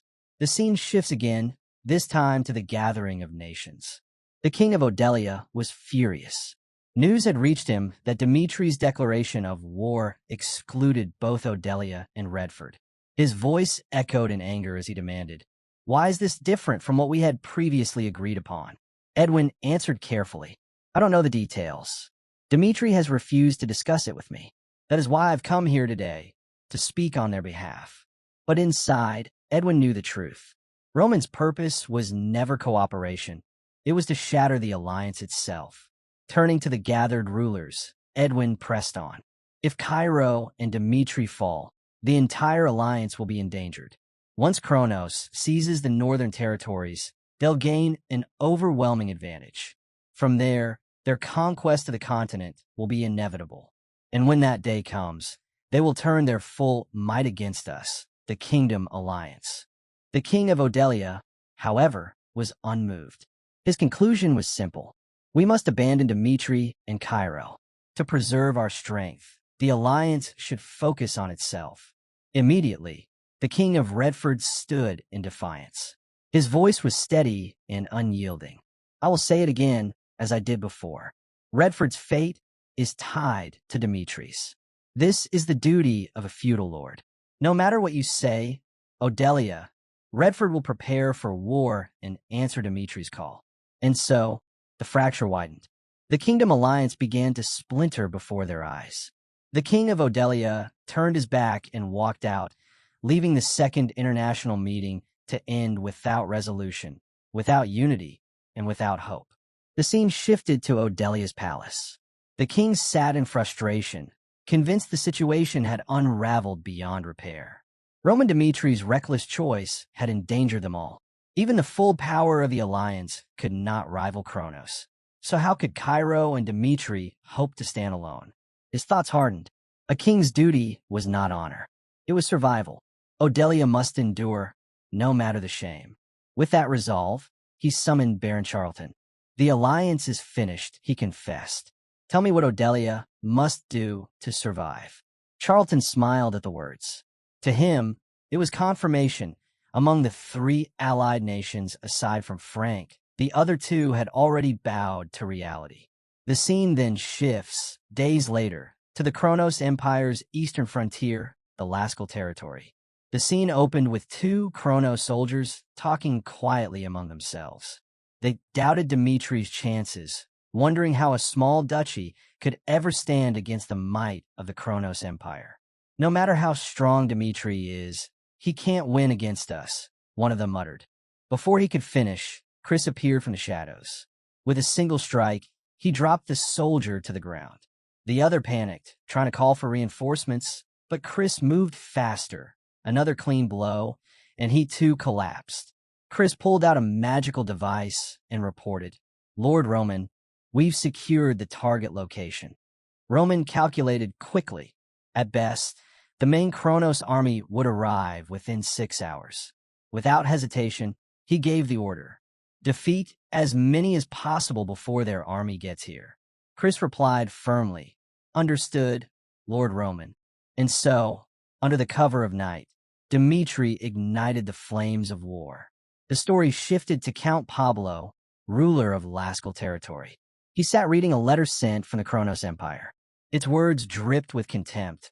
A small country had dared to oppose the empire, and Laskal was commanded to rally its troops and prepare to crush Cairo, Dimitri, and any who supported them. The letter ended with a promise. Kronos would erase them all. Pablo scoffed. In his mind, once the Kronos main forces arrived, Dimitri's resistance would crumble instantly. No one was going to help them. They had no future. But suddenly, a soldier burst into the room, breathless. "My lord, fires are spreading across Laskal territory." Pablo rushed outside. To his horror, flames blazed across the land. Shouting orders, he commanded his men to extinguish the fire immediately. As he breathed in, he caught the heavy stench of oil. His face darkened. This was no accident. "Move the supplies to the warehouse now," he ordered. But when they reached it, his eyes widened in shock. The warehouse was already engulfed in flames. Panic spread as he barked out new orders. "Secure the magic scrolls. Quickly, follow my command." Then he froze. Inside the burning warehouse, a figure stood calmly. It was Roman Dmitri himself. "Stop him! Kill him at once!" Pablo shouted. His soldiers surged forward, but Roman cut them down with devastating ease. Each strike ended a fight instantly, his strength overwhelming. Realizing the gravity of the situation, Pablo sounded a red alert, raising the alarm across Lascaux. Every soldier was ordered to prepare for the worst. Not long after, the earth trembled with the arrival of reinforcements. The main army of Kronos had finally reached Lascaux. The infamous 7th Division feared across the empire as the Kronos 7th Sword. One of their leaders stepped forward, glancing at the chaos. "Are we too late?" The Kronos reinforcements had arrived in force. The feared 7th Sword, commanded by Vinto, captain of the 7th Night Order, alongside the Blue Island Mages, renowned for their mastery of water. With such overwhelming power at his side, Count Pablo's confident sword. Glaring at Roman, Pablo sneered, "This is the end for you." But Roman cut through the remaining soldiers without effort. Then, stopping just steps away from Pablo, he spoke calmly. "That's enough for now." Before Pablo could react, Roman disappeared into the flames, vanishing right before his eyes. Stunned, Pablo convinced himself that Roman had fled in fear. "He's walked straight into our trap.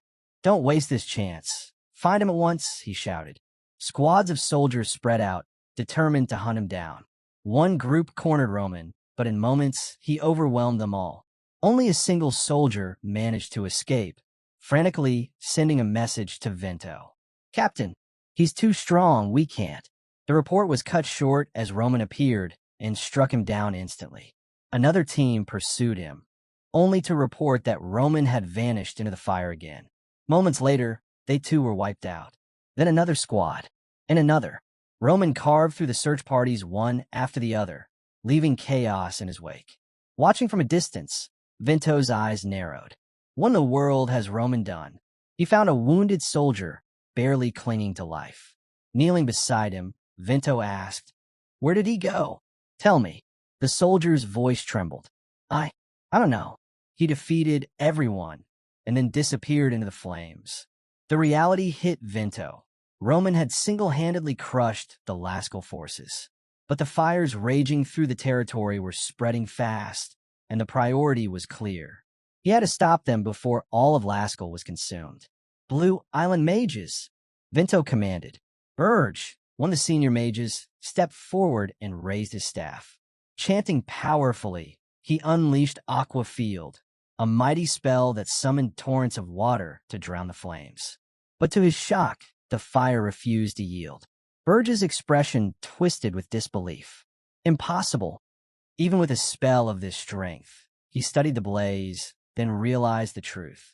These flames, they're not natural. Something is feeding them. Unless we destroy the source, they will not die out. Vento clenched his jaw, the answer clear in his mind. It's Roman. He's behind this. At that moment, soldiers rushed up with urgent news. "Captain, the North Gate and West Gate have been blocked." The flames had spread across every path, sealing off both exits. The realization struck Vento immediately. There was no way out. 10,000 Kronos troops were now trapped inside Lascaux, caged by fire and steel. He rushed to Pablo. "All escape routes are blocked. We've walked into a trap." Pablo's eyes widened in disbelief. "No way out? Are you certain?" Vento nodded grimly. "The only chance is the North Gate. Its wall is old and weakened. If we focus our efforts, we may be able to break through there." Pablo wasted no time. "Then forget Roman. Lead the soldiers to the North Gate. We must escape first." At his command, Vento rallied the troops, shouting for everyone to gather at the North Gate. As the vast army moved, Pablo clenched his fists, his mind consumed by one thought: Roman Dmitri. That man was a monster. Unless the Empire crushed him completely, he would become a threat even Kronos couldn't contain. When the soldiers finally reached the North Gate, a chilling sight awaited them. Roman stood alone, blocking their path. Fury consumed Pablo. "You kept running, hiding behind flames like a coward, and now you dare stand before us." Roman's voice was calm, almost mocking. A coward? Tell me, is a fight between one man and 10,000 soldiers fair? You call these flames cowardly. Pablo snarled. Without this fire, you'd already be finished. Roman's lips curved into a faint smile. If that's what you believe, then I'll open the path to the North Gate myself. I promise you this. If you defeat me, your soldiers will live through this fire. His confidence ignited Pablo's rage. Arrogant fool. Soldiers attack. Vento and the Seventh Night Order surged forward, weapons clashing against Roman. In the chaos, Vento managed to land a strike, but Roman remained unfazed. Gripping his blade, he unleashed the second form of his heavenly demon swordsmanship. The world shook. A single devastating slash ripped through the battlefield, the explosion tearing the ground apart. Soldiers were thrown aside like leaves in a storm. Roman's thoughts were clear as steel. There was never a plan. The fire was only meant to trap them. My true goal is to annihilate all 10,000 of Kronos' soldiers with my own hands. When the dust settled, Vento and his elite knights lay defeated. Roman stood unbroken, his strength undeniable. Pablo was struck with shock. His voice cracked as he shouted, "Yale, use your magic. Destroy him now." The Blue Island mage hesitated. "But if I cast here, our own men will be caught in the blast." Pablo's face twisted with rage. "And what of it? If we do nothing, Roman will slaughter them all anyway." Pablo's voice thundered. "Our soldiers should gladly fall for the Empire, rather than die at the enemy's hands." At that, Yale finally bowed to the command. He turned to the Blue Island mages and ordered, "Prepare your spells." Streams of magic filled the air, dozens of aqua balls hurled toward Roman, followed by Yale's own devastating aqua cannon, crashing down in a torrent of power. The attack swallowed friend and foe alike, striking Pablo's own men in the chaos. But Roman moved like lightning. With a single leap, he cut through the flood of magic, rushing straight toward Yale.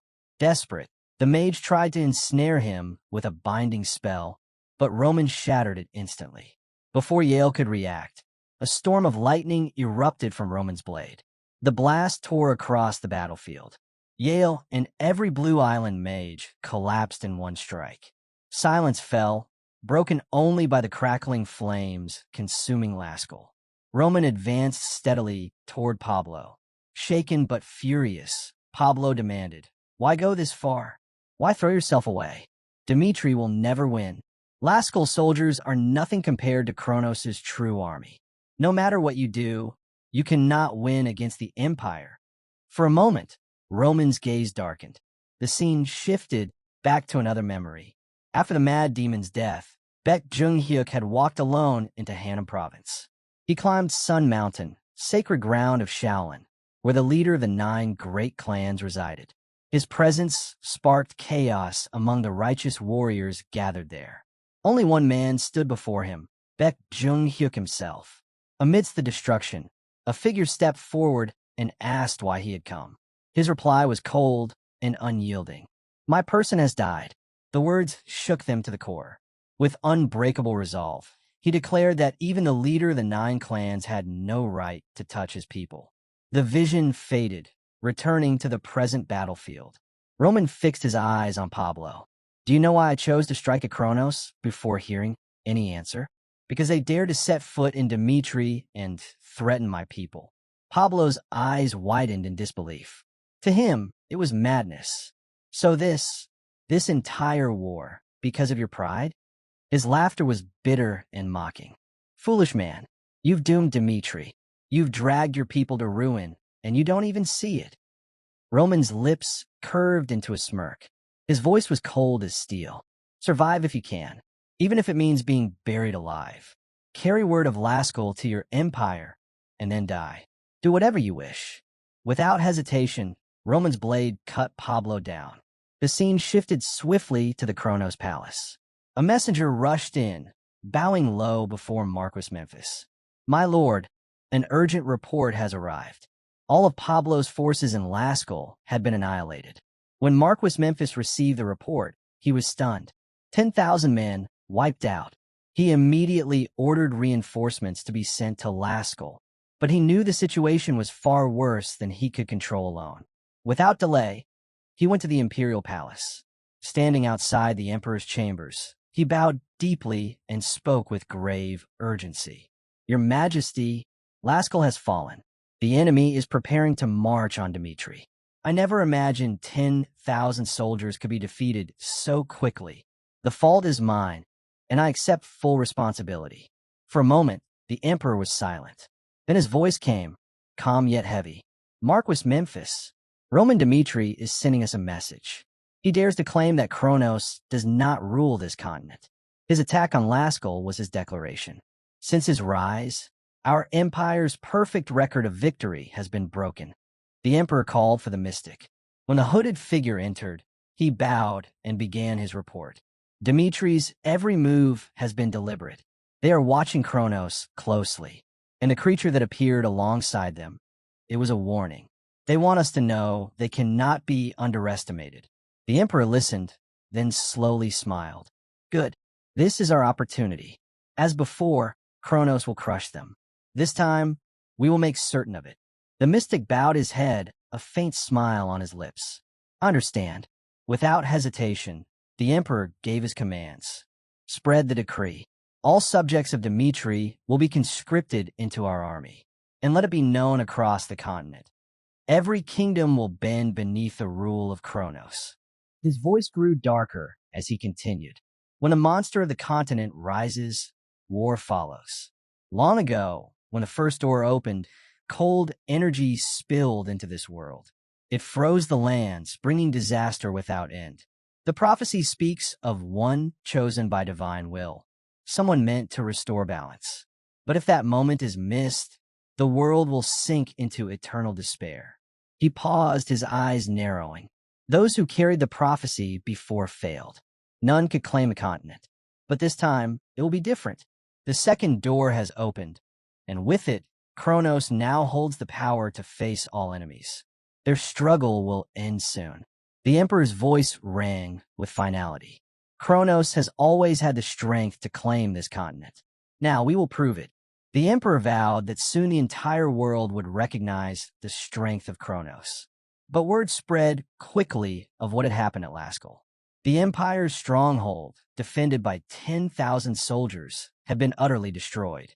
In contrast, Dimitri's army hadn't lost a single man. The humiliation enraged Kronos. To cover their loss, they issued a command for every nation to rally. This led to the Third International Conference of the Allied Kingdoms. But once again, the Kingdom of Redford did not appear. The absence left King Odelia furious. He turned sharply to King Frank and demanded, "Why are they not here?" Frank's reply was calm but firm. "My words must be taken seriously. I would rather cling to even the smallest chance of victory than bow and live in constant fear of Kronos. For that reason, I intend to follow Dmitri." He bowed slightly. "I must first speak with Dmitri before finalizing my decision. Forgive me." With that, King Frank left. Odelia froze in shock. He could hardly believe it. His position was unraveling, and the balance of power was slipping away. The scene shifted to Odelia alone in a chamber, standing before a glowing communication crystal. His mind raced. If Dimitri's alliance failed, Kronos would sweep across the entire continent without resistance. He knew the kingdoms had to choose a side before that moment came. Baron Charlton's voice cut into his thoughts.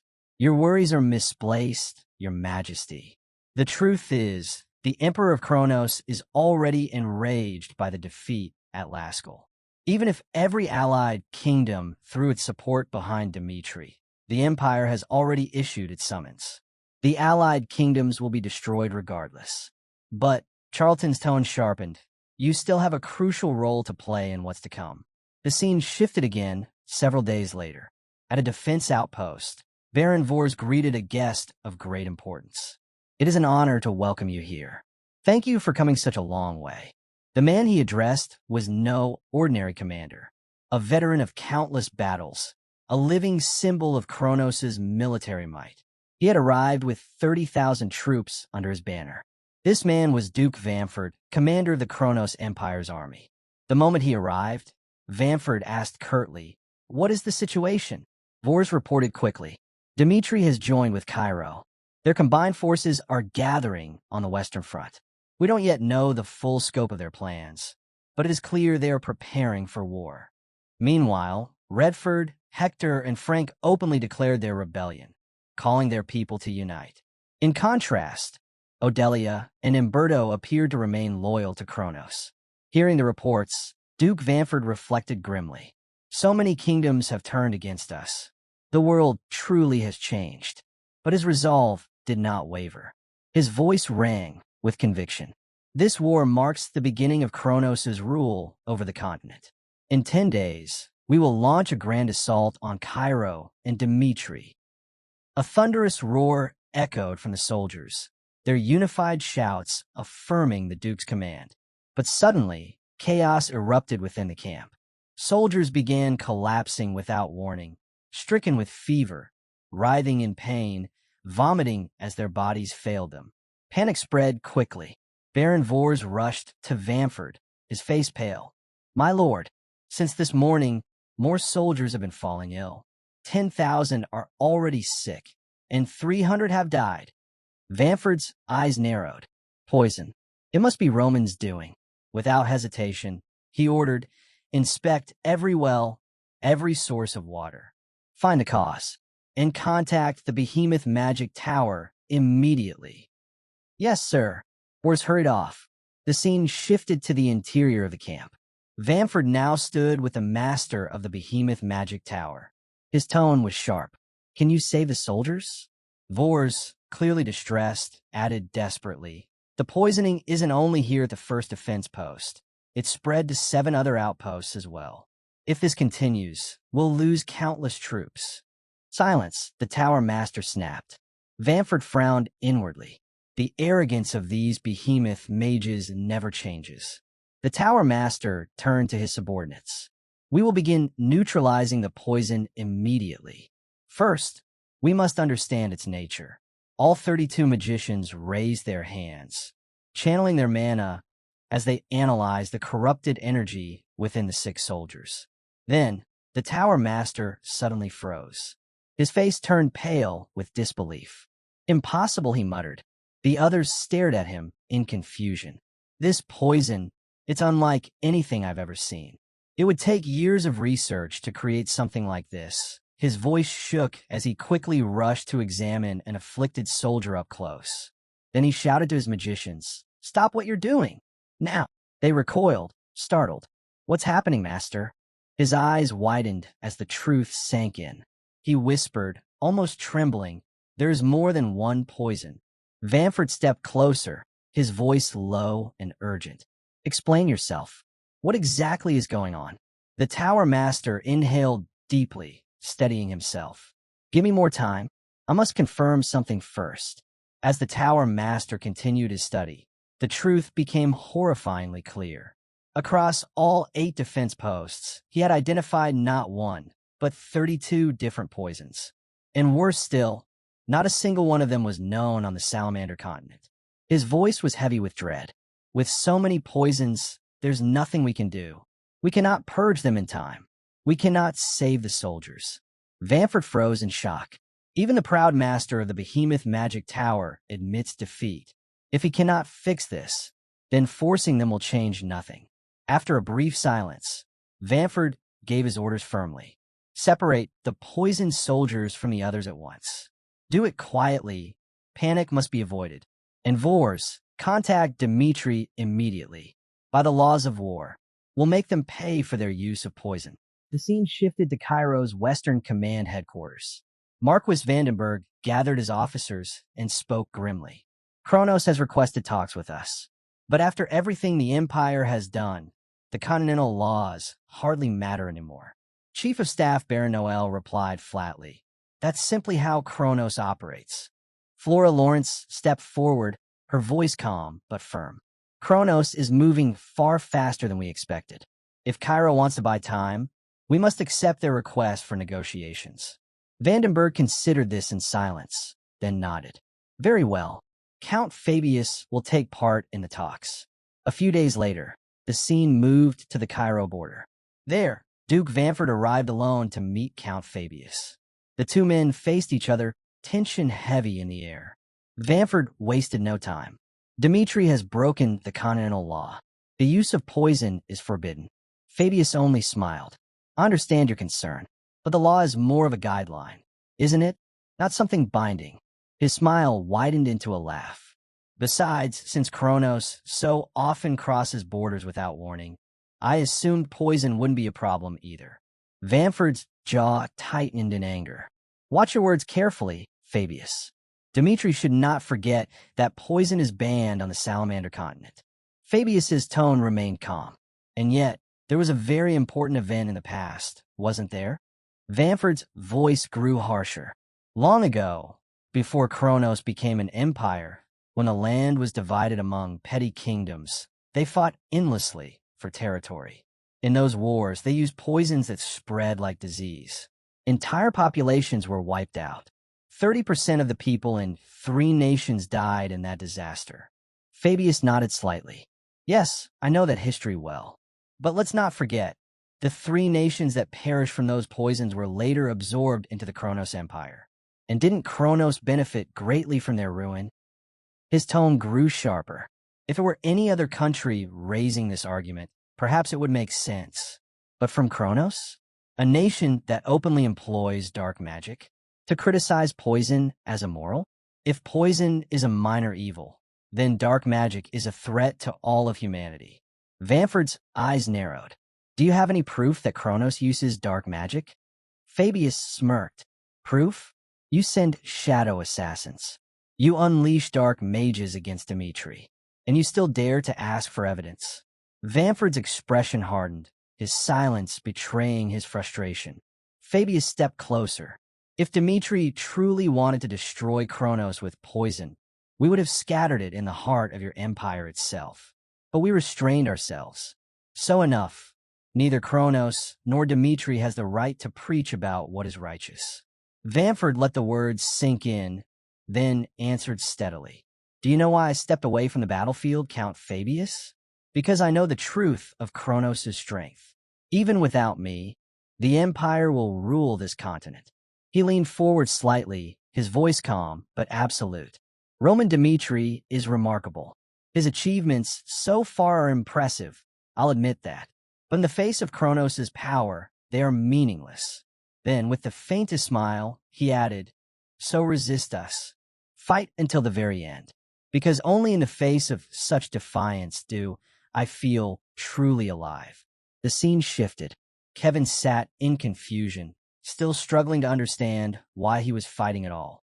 In that haze, Roman's figure appeared before him, asking firmly, Will you give up like this? What did I tell you before? The memory hit him, Roman's words ringing in his ears. Live for me. Back in the present, Kevin's eyes snapped open. Gasping, he sat upright. How much time has passed? He asked quickly. His butler, startled to see him awake, rushed to explain what had happened while he lay unconscious. Kevin absorbed the words, then suddenly leapt from the bed. I must go to the Western Front now. Master Kevin, wait. The butler called after him, but Kevin ignored it, striding toward the door. As he stepped outside, a figure blocked his path. It was Fernando. Go back inside and rest. Fernando said firmly. I know what you're feeling, but rushing there now will achieve nothing. Focus on recovering first.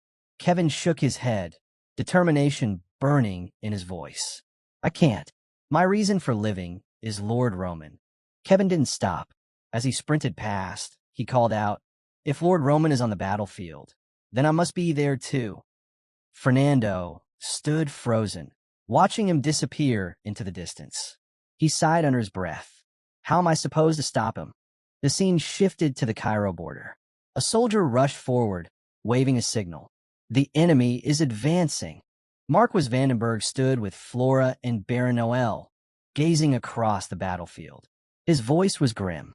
I thought Dmitri had bought us time with the poison, but Kronos has chosen to attack anyway. His eyes narrowed. And Vanford himself leads them. A commander of his experience must know that striking early denies Dmitri the chance to prepare. Then Vandenberg's gaze caught on a figure at the front of the Kronos army, an old man wrapped in a cloak. He frowned. Who is that? For a moment, he wondered if it was a messenger, but then dismissed the thought. If Kronos wanted peace, they would have carried a white flag, which meant the cloaked figure was likely a mage. At once, Vandenberg barked an order. Ready the great ballista. If he's a magic user, we can disrupt him with a single precise shot. The weapon was aimed, the massive arrow loaded. But before it was released, the cloaked man began weaving magic. Vandenberg shouted, now, fire. The giant arrow whistled through the sky, flying straight for the target. But the entire army gasped as the cloaked figure raised a hand and stopped the arrow midair with nothing but his magic. The weapon shattered uselessly to the ground. The display revealed everything. A warrior with 5 stars of strength equaled a 6th circle mage. A 6-star warrior could stand against 7th circle magic. The strongest warriors alive barely reached 6 stars. But most high magicians of the great towers were already at the 7th circle. And beyond that, there was power only whispered about, unseen for generations. Now, that power stood before them. The cloak fell back, revealing white hair. The man's name was Sephirir, an 8th circle mage. Sephirir lifted his staff, and in an instant, the sky split with lightning. An 8th circle spell surged forth, slamming against Cairo's defenses. The magical wall protecting the border shuddered violently, straining against the blast. Vandenberg's eyes widened in disbelief. Even he, who knew little of magic, understood that barrier had been crafted by the Phoenix Tower's finest mages. And yet, it was already on the verge of collapse. Realizing the danger, Vandenberg shouted, strengthen the wall with everything you have. We must hold them back, no matter what. The mages obeyed, pouring out the last of their strength. The barrier flared with desperate light as they forced their magic to its limits. But it was too much. Their mana drained rapidly, their bodies trembling as they struggled to maintain a shield. Vandenberg's expression hardened. This isn't 7th circle magic. Sephir's power is far beyond it. If Kronos wields strength like this in secret, then just how deep does their power run? The answer came swiftly. With a thunderous crack, Sephir's lightning pierced the wall, shattering it to pieces. The protective barrier collapsed in an instant. Advance! Vamford roared, and the Kronos soldiers surged forward. Hold the line, Vandenberg commanded. His troops rushed to meet the invaders at the breach. At the forefront, Count Nicholas stepped into the fray. With one devastating strike, he smashed through dozens of enemies, scattering them like leaves. The soldiers of Kronos gasped in shock at his raw power. Raising his voice, Nicholas bellowed, stand firm. We will not let the Western Front fall so easily. From the enemy ranks, a soldier cried out, he's only one man. Take him down together. But when they charged, Nicholas cut them down mercilessly, his sword moving without pause. Then, a new threat appeared. Several knights burst into the air, their bodies surrounded by blazing aura. Flying knights, rare, deadly, and nearly unstoppable. They descended on Nicholas, swords flashing from every direction. For a heartbeat, it seemed he would be overwhelmed. Get down! Chris's voice rang out as he shot into the fight, his blade intercepting the knight's strikes. With one powerful swing, he hurled them back, forcing them to retreat in shock. Nicholas glanced at him, astonished. Chris's strength had grown far beyond what he'd imagined. Are you unharmed, Count? Chris asked, steady and composed. Nicholas grinned. Fight with me, Chris. Together, we'll drive them back. Chris nodded firmly. Yes, of course. The scene shifted to Flora Lawrence, standing at the command post. Her mind raced, calculating, weighing every possibility. Roman's plan required at least 3 days of resistance. At first, she had believed they could manage it. But now, with the fortress wall fallen on the very first day, all of her careful predictions had crumbled. She saw the reality clearly. The situation was dire. Flora turned to Vandenberg, her voice steady but grim. We cannot win this battle. You must begin Plan B. Vandenberg's jaw tightened in frustration, but his resolve did not waver. Very well, he said firmly. The command was given. The soldiers were to abandon the fortress, retreat to the rear, and leave their supplies behind. The plan was brutal but necessary. Lure Kronos inside, then ignite the hidden explosives to strike a devastating blow. When Chris heard the order, he turned to Count Nicholas. We need to cover the retreat. Let's make sure our comrades escape safely. But then the battlefield shifted. A suffocating presence spread through the air as a figure stepped forward. It was Hannibal, the demon of Kronos, a rank 2 warrior and the third strongest on the entire continent. He looked directly at Chris, smiling. So, you're the Flash of Cairo. His voice carried, drawing every ear on the battlefield. But the real mystery is your master, Roman Dmitri, stronger than the 6-star level. And in a place like Dmitri, he even raised a swordsman like you. Fascinating. Chris and Nicholas both froze at the revelation. Hannibal himself had come. That could only mean one thing. The Kronos Second Order was marching in this war as well. Chris's chest tightened. If I fight him here, I will die.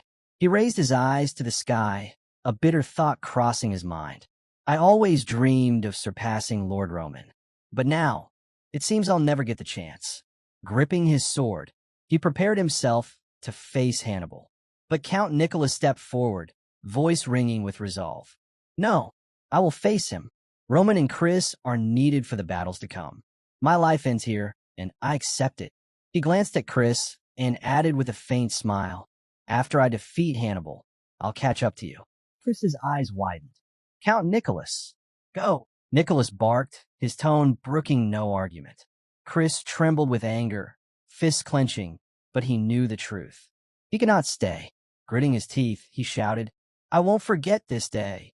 Then he turned and ran, carrying Cairo's future on his shoulders. Nicholas watched him leave, his heart steady.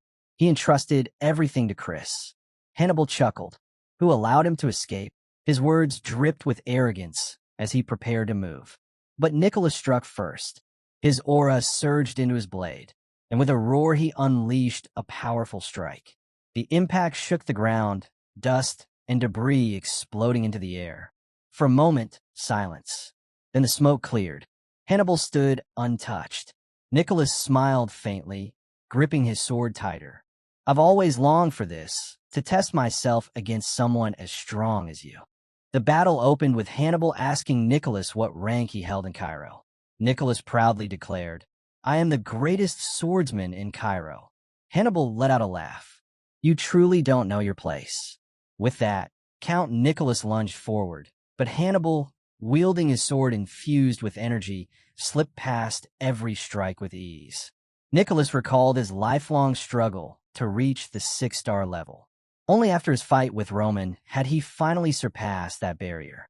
Refusing to back down, he unleashed his secret technique, demolition, putting everything he had into the blow. But Hannibal met the attack effortlessly, stopping it with just the tip of his blade.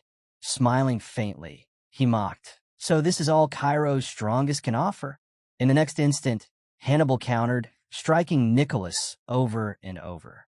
The relentless assault overwhelmed him, and Nicholas collapsed to the ground. Hannibal walked closer and spoke in a cold, threatening tone. Let me share something with you. Officially, I'm rank number 2, but in Kronos, there are many stronger than me. If you can't even stand against me, then Dmitri and Cairo never had a chance. Kronos has known about Dimitri's plan to blow up this fortress from the very beginning. Then Hannibal delivered the final strike. Count Nicholas fell. The scene shifted. Flora gave her orders, detonate the explosives on the opposite side of the fortress. But as the blasts were about to erupt, Saphir cast a powerful spell, conjuring a barrier that instantly wrapped around the charges, smothering the explosion. Flora froze in shock, unable to believe what had just happened. Watching from a distance, Vanford thought to himself, weaklings always follow the same pattern. He turned to Saphir and said aloud, Well done. Saphir answered humbly, It was nothing, seeing the tide turn in their favor. Vanford raised his voice to rally the soldiers of Kronos. The enemy is cornered. Press forward and crush Cairo. The army shouted in unison, Understood. and charged with renewed fury.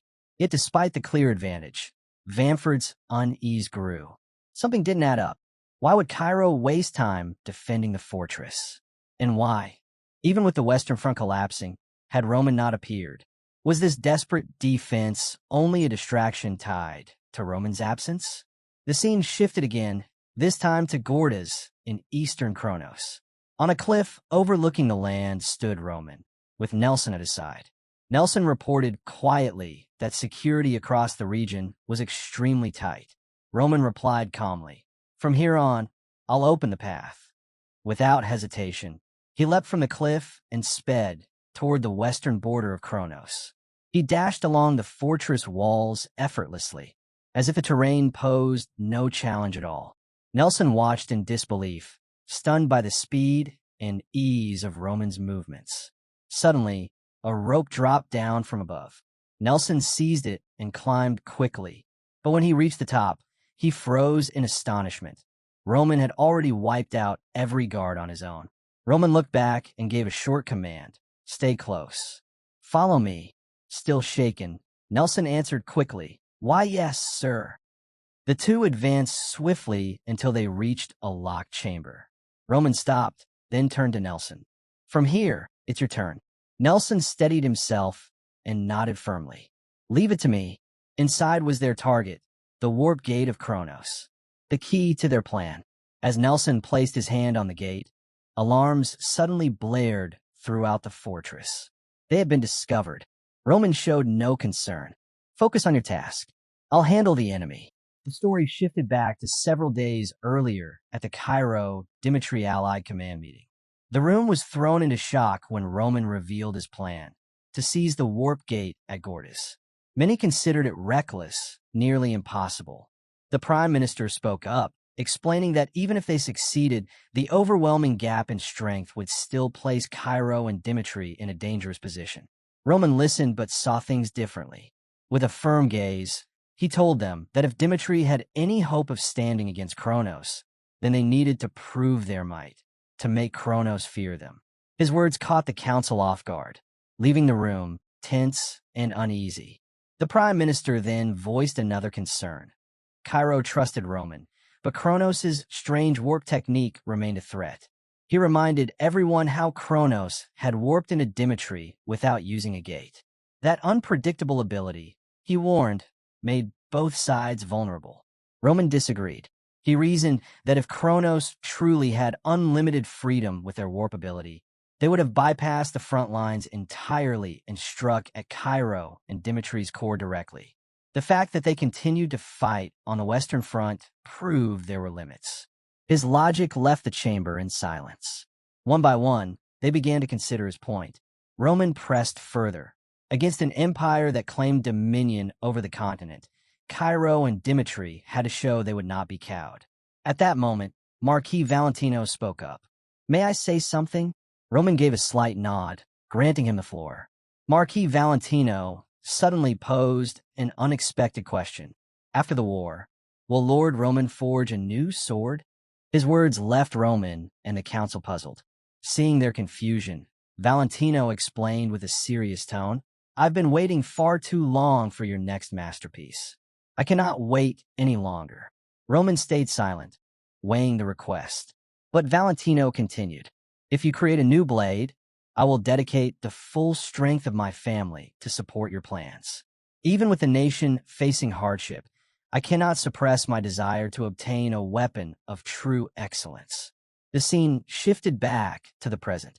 At Gordas, soldiers of Kronos spotted Roman and charged. He cut through them with ease, one after another. Meanwhile, Nelson was hard at work adjusting the warp gate. Moments later, Nelson called out, "It's ready." Roman thought to himself how quickly it had been done, just as Valentino had promised. He gave the order, "Activate it." The gate roared to life, spreading a brilliant blue light. Through it came Marquis Valentino, leading the army of Cairo. The soldiers greeted Roman with respect, but one figure in particular stood out, Kevin. When Roman's eyes fell on him, he immediately understood. Kevin had overcome his struggles. Bowing deeply, Kevin declared, "I have grown stronger, Thanks to your guidance, Lord Roman. Roman then addressed the assembled forces. He declared that Gordas would now serve as the central base of operations for both Cairo and Dimitri. Their next target, the destruction of Kronos' eastern territories. Without hesitation, he commanded, wipe out every enemy within Gordas. Valentino drew his blade and shouted to the soldiers of Cairo, follow Lord Dimitri's command. And so, in less than a single day, Gordas, the vital eastern fortress of Kronos, fell under their control. Valentino's excitement soared. At last, he could wield the sword forged by Roman, the second great creation of his hand. The story then shifted once more, this time to Vamford. He was stunned when the news reached him, the fall of Gordas. Only then did he realize that everything had been part of Roman's plan from the start. With the fortress taken, the warp gate seized, Kronos' soldiers were stranded and vulnerable. Summoning his officers, Vamford ordered a strategy meeting. We must prepare for a drawn-out war, he said firmly. If we keep advancing directly toward Cairo's capital, our army of 300,000 will run out of food. Reinforcements will arrive within a month. Until then, we must endure and hold the line, or the enemy will crush us. As Vamford considered how to move faster, one soldier stepped forward with a suggestion. Why not stay here? Only the walls were damaged. Thanks to Lord Safir stopping the explosion, the food stores left behind by Cairo remain untouched. We've already inspected them. They're safe to eat. Hearing this, Vamford made his decision. Very well, we'll stay here until reinforcements arrive. Then we'll crush the enemy piece by piece. But in his heart, Vamford vowed silently. No matter what Roman intended, he would never allow things to unfold according to Roman's design.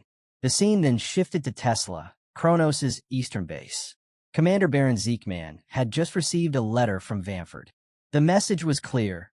If Dimitri's forces advanced toward Tesla, they were to fortify their defenses and hold their ground at all costs. Reading it, Zeekman frowned. Why was Vamford telling him to stay, put instead of summoning him to assist? Did the Duke truly believe Tesla could be threatened by just 30,000 soldiers? To him, the thought was absurd. But before he could dwell on it further, movement caught his eye. From the haze in the distance, a lone figure emerged. Not a messenger. There was no white flag. When Zeekman recognized who it was, his eyes narrowed. Roman Dimitri. Quickly, he commanded his men, prepare for battle. Don't let him get near the fortress. To Zeekman, Roman's boldness was laughable. Marching straight to Tesla's gates, alone, as if he feared nothing. Roman had grown arrogant after his victory in Gordas, convinced he could topple the empire itself. Zeekman was determined to put an end to that delusion. He raised his hand, signaling the attack. Arrows rained down, blackening the sky as they flew toward Roman. But just as they closed in, Roman unleashed his technique, iron projectile. A shimmering wall of steel-like energy formed before him, deflecting every arrow with ease. His eyes sharpened. Rage burned in his movements as he drew his sword, his aura flaring violently. Since there's no warp gate here, he said coldly, I can release my full strength. With that, Roman's true power erupted, surging like a storm. The force of it stunned Baron Zeekman, who had never imagined such intensity. And yet, standing atop the fortress walls, Zeekman maintained a calm expression. These walls are fortified with countless layers of magic, he told his men confidently. They will not fall. Roman strikes seemed useless against the fortress walls, until suddenly, the air itself grew heavy and cold. Gripping his blade, he unleashed the heavenly demon sword technique. A surge of purple energy erupted, flooding the battlefield. The earth trembled violently under its power. Baron Zeekman's eyes widened in disbelief. He had braced for battle, but not for this. With a single devastating slash, Roman shattered the layers of magic defense as though they were nothing but thin paper. The walls of Tesla crumbled instantly, collapsing under his might. Silence fell. In an instant, the fortress's impenetrable defenses were gone. Soldiers froze in place or scattered in panic. unable to process what had just happened. Roman strode forward without hesitation, crossing the border as if nothing could stand in his way. Baron Zekeman dropped to his knees before him. "We surrender," he declared. Even as he bowed, his mind raced. "If they capture me alive, I'll be too valuable to kill. Guarding me will tie down their forces. Roman won't execute me. He'll want to use me in negotiations. Surrender is my best chance." But his calculations crumbled the moment Roman stopped in front of him. Without a word, Roman's cold eyes bore into him. Then, suddenly, Roman kicked him down. Zekeman fell, coughing and gasping for air. Looking up in confusion, he stammered, What are you doing?" Roman's gaze remained sharp, like a blade. "Are you the commander of this fortress?" "Yes," Zekeman answered quickly. "Yes, I am. But why are you doing this?" "I've already surrendered. Treating a man who yields like this will only cause problems." Roman's voice was steady, unshaken. "What are you talking about? I don't need anything from you." The word struck Zekeman harder than any blow. His eyes widened as fear gripped him. Roman wasn't going to spare him. "Please," he begged desperately. "Spare me. If I live, the Dimitri prisoners will be safe. You don't have to kill me." But Roman's tone remained cold, merciless. "You're mistaken. On the battlefield, I have no mercy." In one swift motion, Roman raised his sword and cut him down. Baron Zekeman fell where he knelt. The story shifted once more. In a grand hall within the kingdom of Redford, kings and nobles of the allied nations gathered. The mood was tense, the air thick with urgency. At the center of the chamber stood Edwin, calm on the surface, but with thoughts running deep. One of the kings spoke up first. "Roman has already taken Laskell and Gordas, and he continues to win every battle. Should we not send reinforcements to aid him?" Edwin slowly shook his head. "Not yet. Lord Roman wishes to prove that the house of Dimitri can triumph alone, even against the might of Kronos." King Redford leaned forward, his face marked with concern. "But Vamford is no ordinary foe. The Kronos Empire will not remain idle for long." "You're right," Edwin answered gravely. "But when I heard that Roman seized the warp gate at Gordas, I felt something I rarely feel: fear. Because in that moment, I realized he accomplished something I had only dreamed of, yet never achieved." He paused, his eyes clouded with memories. The Southern Front ended in disaster for Hector. Every plan I devised collapsed. For the first time in my life, I tasted the full weight of failure. And the reason for that defeat was Roman. Without him, Hector would have claimed victory with ease. Edwin's voice dropped, sharper now. "But what terrifies me more than Kronos itself is a man who never stops evolving. A man who takes every setback, every lesson, and turns it into power. That man is Roman." He looked around the chamber, his tone final. "So, I say again, trust him. Wait." Far away from politics and gilded halls, Kevin stood alone on the battlefield, training in silence. Eyes shut, he let his aura flow outward, trying to sharpen his focus. He recalled the sting of past defeat, the opponent's face, the ring of clashing blades, the moment his strength failed him. In his mind, he replayed that battle. He charged, aura burning, trying desperately to match his foe's overwhelming power. But just like before, he could not keep pace. With a crushing blow, he was struck down again. The pain of loss dug deep. His eyes snapped open, his fists clenched tight. Again, I couldn't win. If I face someone like Sven once more, what then? Will Lord Roman have to bear everything alone again? Have I ever truly helped him at all? Grinding his teeth, Kevin swore to himself, I won't let it happen again. I won't stay this weak. Just then, a familiar voice called his name. "Kevin." Startled, he turned, and there was Roman walking toward him. Roman spoke plainly. "There's something I need to tell you." Then he continued, "When I studied how aura works, I realized something. The way people in this world use it is far too basic." At first, Roman began, I thought the key was raw power, releasing vast amounts of aura to crush anything in my path. But after facing warriors like Barbossa and others from distant lands, I realized I was wrong." He paused, his eyes drifting toward the horizon. In the central murum Swordsmanship isn't only about brute strength. Even the softest movement can defeat the strongest strike. People there adapt, they evolve, their techniques grow as they face each other. Compared to that, the way aura is used in this world is far too simple, undeveloped. That's when I understood my way of the sword surpasses all others here. Kevin listened closely, his heartbeat quickening. Roman continued. In a battle where death is a breath away, pouring out aura blindly isn't enough. You need to grasp how it truly works, how to shape it into the strength you need to win.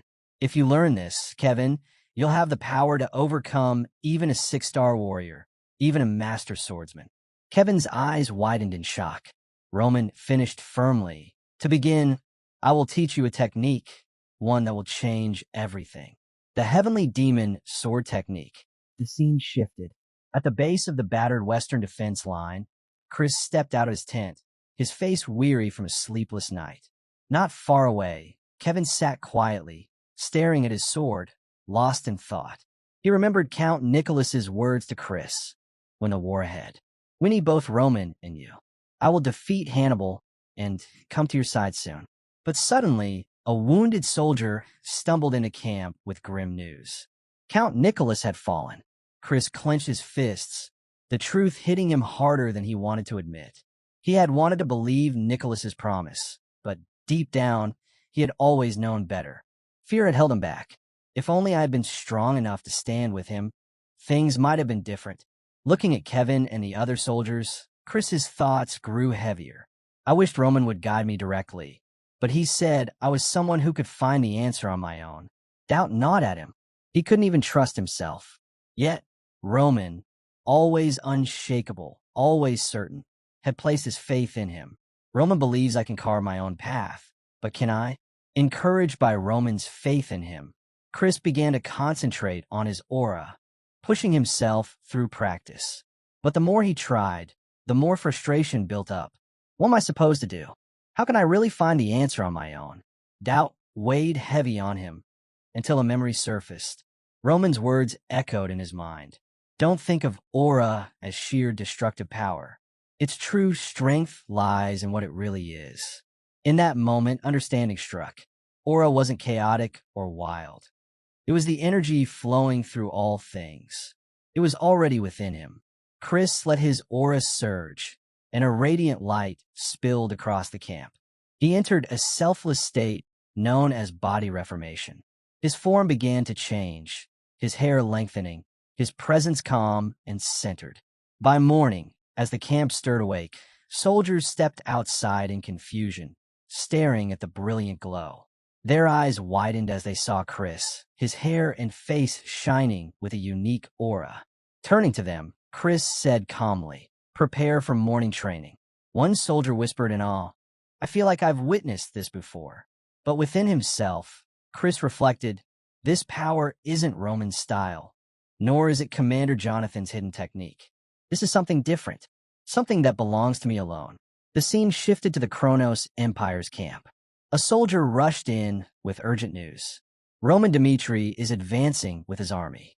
One commander scoffed. He's insane. Facing 300,000 soldiers like this? He's walking to his death. Another cut in, cautioning, don't rush to conclusions. It could be a ploy to mislead us. We should hold our position and act carefully.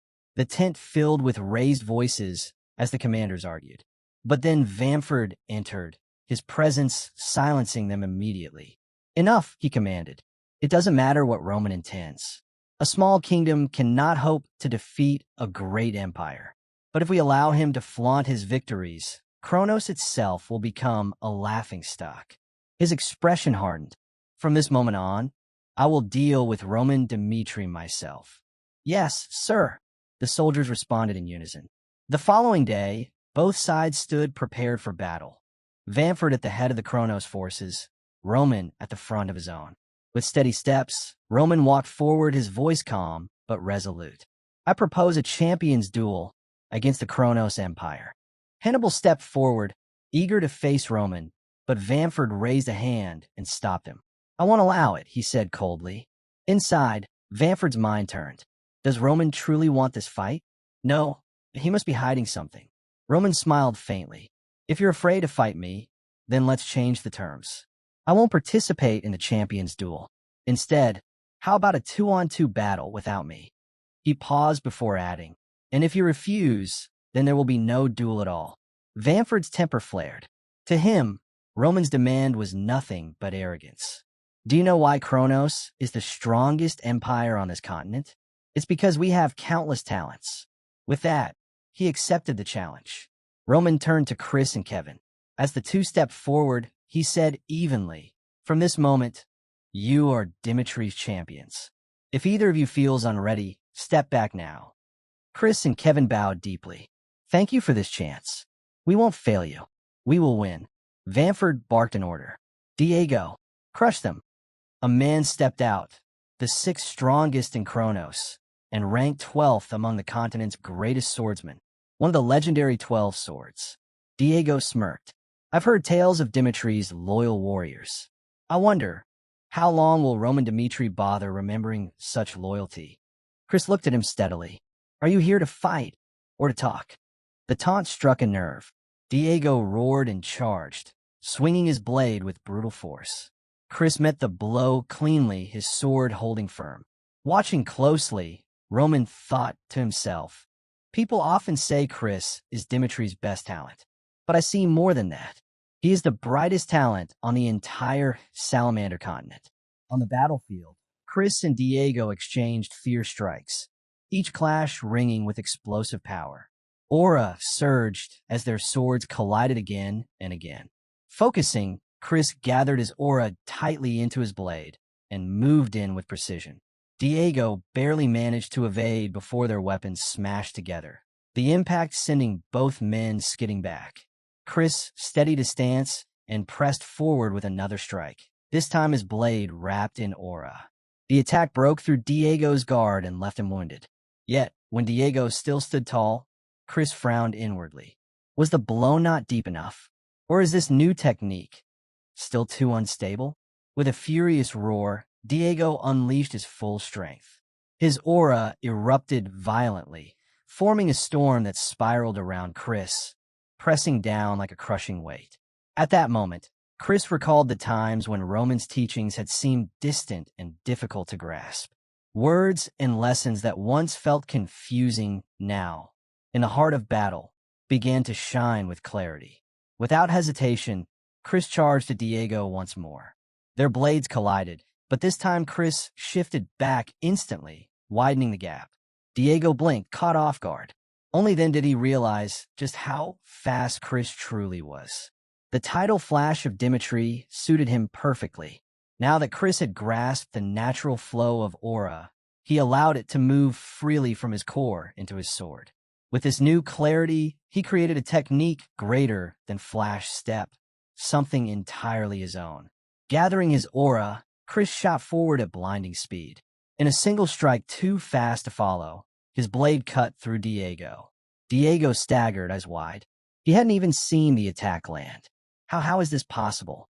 Before he could recover, Chris advanced calmly and delivered the finishing blow, ending the fight decisively. Diego fell. The soldiers of Dimitri erupted in cheers, their voices carrying across the battlefield. Even Hannibal, the second-ranked swordsman of Kronos, lifted an eyebrow, intrigued by what he had just witnessed.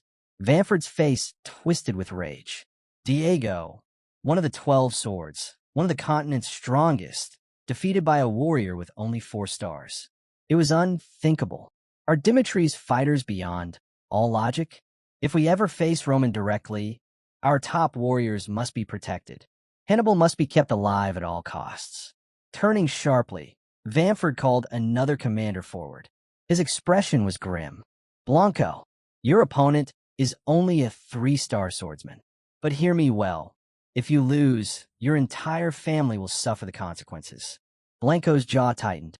Determined, he stepped forward. "Leave it to me." He stood face to face with Kevin. "I am Blanco," he announced. Kevin remained silent, his aura slowly rising around him. Blanco smirked. "No words? Fine."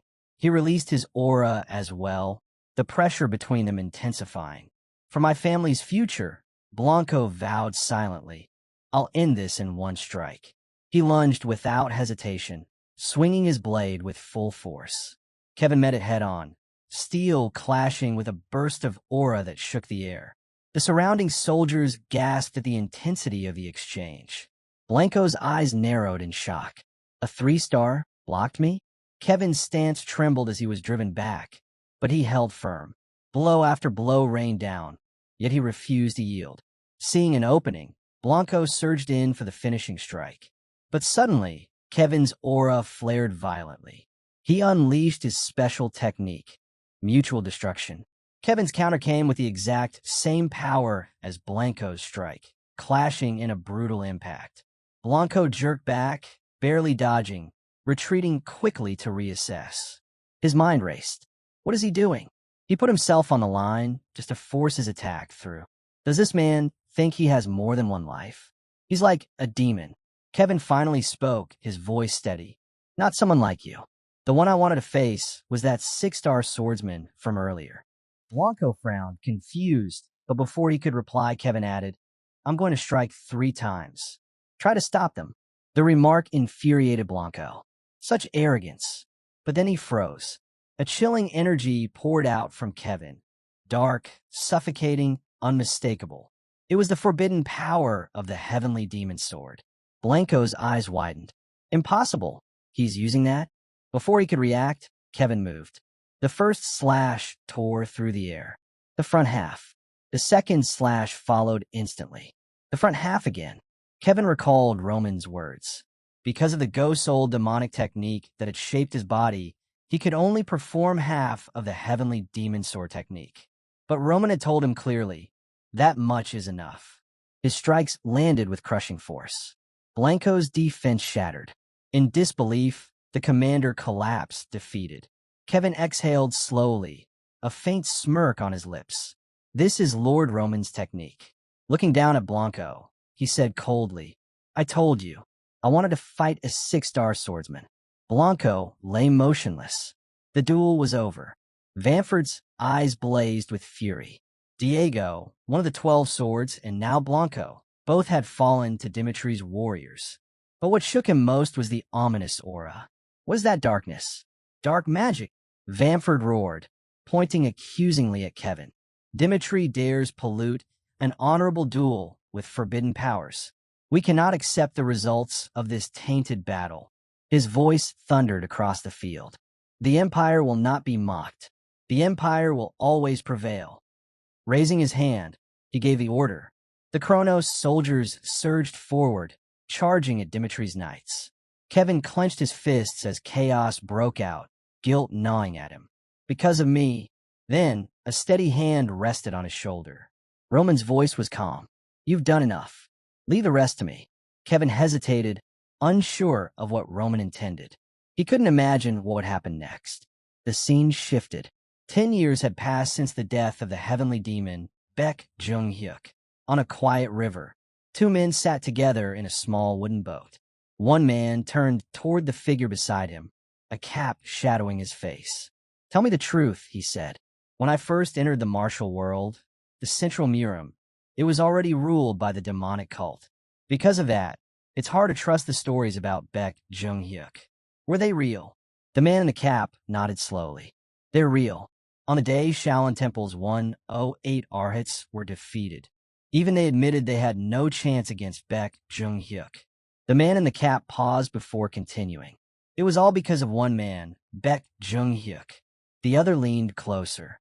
There's something else I need to know. I've heard that in the history of the demonic cult, Baek Jung-hyuk was the only one to reach the heaven realm. They say the heavenly demon divine art he mastered is the greatest martial art ever created. Is that true? The man in the cap only shrugged. Maybe, maybe not. The listener frowned. What do you mean by that? The man's voice grew steady as he explained. Later, Baek Jung-hyuk gained enlightenment and ascended to the heaven realm. But when he brought peace to the Murim world, he had only reached the earth stage. He went on. The heavenly demon divine art is divided into 3 stages: man, earth, and heaven. The man stage is the beginning. It heightens the senses, allowing the user to connect with nature. The Earth stage transcends the limits of the human body, merging completely with nature. In the heaven stage, it goes beyond humanity itself, touching the realm of the divine. The listener's eyes widened. So what does that mean? The man in the cap replied simply, it means Baek Jung-hyuk was unmatched, beyond compare. Back in the present, Roman stood tall, power swelling within him. At last, I've reached the Earth stage, he thought. It had been years since he had drawn on this strength. Kevin and Chris looked on in awe as Roman stepped forward. With a single motion, Roman unleashed the heavenly demon-dominant step. The first step sent a shock wave through the ground, the earth cracking beneath his feet. These were the very techniques once created by Baek Jung-hyuk, the greatest under heaven, 9 sword forms and 9 corresponding steps. The battlefield quaked as Roman's energy tore through the land where Kronos' soldiers stood. Vamford's eyes widened in disbelief. Roman's second step followed, layered and crushing. The earth groaned as if reality itself were splitting. Hannibal, watching from the side, muttered under his breath, it's not just the ground, it feels like space itself is breaking apart. Roman wasted no time. Drawing his sword, he unleashed the midsection second form of the heavenly demon sword technique. His blade, wrapped in a storm of spinning dark energy, cleaved through the air. With a single swing, dozens of Kronos soldiers were cut down instantly. Another swing followed, and another wave of destruction surged outward, scattering men like leaves in a gale. Hannibal stood frozen, unable to believe what he was witnessing. For the first time, Hannibal truly grasped the danger Roman posed. I must stop him now, he thought, rushing forward with his energy-forged sword raised. But Roman was already moving. He unleashed the layered third step of the heavenly demon-dominant step, a torrent of dark energy erupting from his blade. Immediately, he followed with the midsection third form of the heavenly demon sword technique. A blinding flash split the battlefield. Then, an earth-shaking explosion. When the dust cleared, Hannibal lay broken on the ground, unable to rise. His legs were mangled beyond use. Disbelief twisted across his face. He, Hannibal, the second strongest of Kronos, third strongest on the continent, defeated with a single strike. Roman approached him, his tone cold and unyielding. I've heard the stories about you, Hannibal. You never show mercy to your enemies. He stepped closer, his shadow falling over the fallen warrior. I don't care how you fight in your battles, but if you harm my people, then I won't show you mercy either. That's who I am. That's how I live. He raised his sword to end it. Stop! Duke Vamford's voice cut through the chaos. He stepped forward, shouting, You've gone too far. What you've done today, in front of everyone, cannot be forgiven. Roman's eyes narrowed, his aura surging violently. Dark purple light consumed him, terrifying in its intensity. His voice rumbled low. Enough talk. If Kronos chose to fight me, then Kronos should have been ready for the consequences. And in that moment, everyone watching felt it. The heavenly demon had returned. Roman's anger cut through the battlefield as he turned his gaze on Vamford. You should have known this would happen. Suddenly, a new figure emerged. Saphir, the famed Eighth Circle mage, stepped onto the field. With a wave of his staff, he summoned a roaring bolt of lightning that crashed down upon Roman. The soldiers parted, giving the mage space, their eyes filled with hope. But when the lightning struck, it dispersed harmlessly around Roman, leaving him untouched. Saphir froze, astonished. He finally understood. Roman Dmitri was no ordinary warrior. He was the strongest swordsman on the continent. At first, Saphir had looked down on him, wondering what kind of fool dared to challenge the Empire without knowing his place. But now his doubt was gone. Ordinary soldiers were nothing before Roman strength. Still, Saphir was no ordinary mage. His lips curled into a determined smile as he prepared another spell. From this moment on, he declared, I recognize you as a worthy opponent, and I will fight you with everything I have. Let us see how long you can endure. Then, with chilling force, he began casting the forbidden spell known as revival. The battlefield suddenly shifted. The fallen Kronos soldiers began to rise again, their bodies twisted into undead abominations. Roman's eyes narrowed. This was forbidden black magic. Among them was Hannibal, who staggered back to his feet. But Roman struck once, swift and merciless, cutting him down again. His gaze locked on Sefer. "So this is your trick? Amusing." Sefer didn't flinch. Raising his staff, he unleashed another spell, Fury of the Heavens. A storm of lightning roared down upon Roman with destructive force. But Roman lifted his blade. Using the second part of the first form of the heavenly demon sword art, he split the lightning in two. The eighth circle spell shattered before him. Sefer froze. He divided my magic with a sword? Before he could recover, Roman charged, cutting straight through the horde of undead soldiers. "Stop him," Sefer commanded. The undead surged forward, but Roman's stride grew heavier, darker. He unleashed the fourth and fifth steps of the heavenly demon dominant step together. The ground split, the undead were annihilated, and nothing could slow his advance. In desperation, Sefer cast Death Hand, a claw of black energy that lashed out at Roman. The spell struck, but Roman parried it cleanly, his blade infused with aura. With another strike, the second part of his first technique, he dispersed the black magic completely. For the first time in centuries, Sefer felt it, a warning, a chill of danger deep in his mind. His eyes widened. If this continues, I could die here. Anger burned through him. His plan had been to save his greatest spell for the woman with golden hair, Isabel. But Roman had left him no choice. As he began to chant, his voice thundered. "You should feel honored, Roman Dmitri. You are the first to face this power." Roman frowned, uncertain of what was coming. Then a massive black circle expanded beneath their feet, engulfing both him and Sefer. In a single flash, the two vanished from the battlefield. The soldiers of Dmitri and Cairo stared in disbelief. Chris and Kevin froze, unable to process what had happened. Duke Vanford seized the moment. "Sefer has defeated Roman Dmitri," he shouted. "All forces attack. Destroy them." The Kronos army roared and charged with full force. Roman's soldiers faltered. Leaderless, confusion spread among them. Doubt began to crack their morale. Seeing the danger, Chris stepped forward. His voice rang out over the chaos. "I am Chris of Dmitri." Chris told the soldiers to place their trust in him and follow his lead. Without hesitation, he rushed straight toward the advancing Kronos troops, unleashing his power. With a single strike, he cut down a wave of enemies, and that sight reignited the fire in Dmitri's soldiers.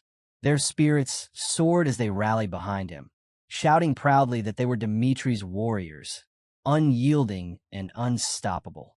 Together, they surged forward, slamming into Kronos' forces with renewed strength. Watching this sudden revival of spirit, Duke Vanford frowned in confusion. To him, it was foolishness, mere bravado against the overwhelming power of Kronos. With disdain, he ordered his mages to unleash everything they had, to crush Dmitri's men completely. But just then, a radiant yellow light shot down from the heavens, striking the earth with force.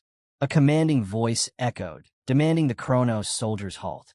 Descending from the sky came Isabel, golden-haired and blazing with fury. She reminded Kronos of the warning she had once given them, condemning their greed and the darkness they had chosen. Now, in the name of justice, she declared punishment would fall upon them. Calling forth her holy power, Isabel cast a powerful blessing. In an instant, every wounded Dmitri soldier was healed. Chris looked down at his restored body in disbelief, whispering if this could truly be the power of the divine. With no hesitation, Isabel rallied her forces and charged straight into the Kronos army. Moving with breathtaking speed and precision, she struck down any who dared face her. Duke Vanford, frozen in place, narrowed his eyes as realization dawned. They've come. At that moment, he understood that defeat for Kronos was inevitable. Even so, Vanford refused to yield. He commanded his men to retreat to the castle. to fortify its defenses and prepare for a last stand. But before his plan could be carried out, Flora's arrow pierced through him. Staggering in shock, Vamford turned, only to see his castle, his safe haven, already in enemy hands. He couldn't comprehend how or when it had fallen. Moments later, he collapsed. The battlefield erupted in confusion, and Felix seized the moment. Summoning a powerful fire spell, he hurled it toward the Kronos ranks. Earlier, the Phoenix mages had already seized the castle, and now on the open field, Kronos' forces were trapped, surrounded on both sides by Dimitri's army and Isabel's troops. Slowly but surely, they were being pushed apart and destroyed. Seeing the tide turn completely, Chris roared that Dimitri had claimed victory. He urged his men to strike down the remaining Kronos soldiers and end the battle once and for all. From another side of the battlefield, Flora rallied the soldiers with a loud declaration. The enemy commander had fallen. She urged Dimitri's forces to press their attack, and with that, the war that Kronos had been so certain of winning ended in crushing defeat. The soldiers of Dimitri erupted in thunderous cheers, their voices ringing across the field in triumph. Chris made his way to Isabel and offered her heartfelt thanks for saving them. Still, his curiosity couldn't be held back. He asked who she truly was. Isabel revealed the truth. She had come from beyond the endless mountains, from a land known as Arcadia, the last sanctuary of humankind. She declared her identity as Isabel, the Queen of Luna. Far from the battlefield, in a hidden void steeped in darkness, Sephir had imprisoned Roman. This space pulsed with corrupt power, completely under Sephir's control. Even the shadows of death here surpassed ordinary undead. Yet, despite that, Sephir could not understand why he was losing. Roman had finally unleashed his true strength. With a calm confidence, Roman smiled and said the battle was becoming interesting. Beaten and desperate, Sephir demanded to know what power Roman was wielding and how he could resist such overwhelming odds. Roman's answer was simple. He invoked the heavenly demon-dominant step, 7th layer. Energy coiled and swirled around him as he warned Sephir that this was the end. In the ancient land of Murim, no one had ever stopped this technique. Roman dared him a try. He then unleashed the heavenly demon sword technique, the final section, 2nd form. The very air cracked apart as the devastating strike exploded outward, drowning the area in dust and smoke. When it cleared, Sephir lay defeated, stunned and broken. He could not comprehend how he had fallen to a force that was not holy. To him, it was impossible. Roman stepped closer, his eyes fixed on the fallen foe. There was a question that had long troubled him, and now he demanded an answer. Kronos already possessed the strength to dominate the continent. So why had they hidden their true form until now? To find the truth, Roman turned to forbidden arts. He invoked phantom magic, a spell so feared in Murim that few dared to mention it. This technique allowed one to invade another's mind, but at terrible risk. The merging of souls could shatter both. Even Roman knew it was a double-edged blade. He reminded himself he had only 3 seconds to uncover everything he could. Inside Sephir's mind, visions unfolded. 3 figures appeared before him. One was a man called Sven. The second was a mysterious figure known only as Mystic.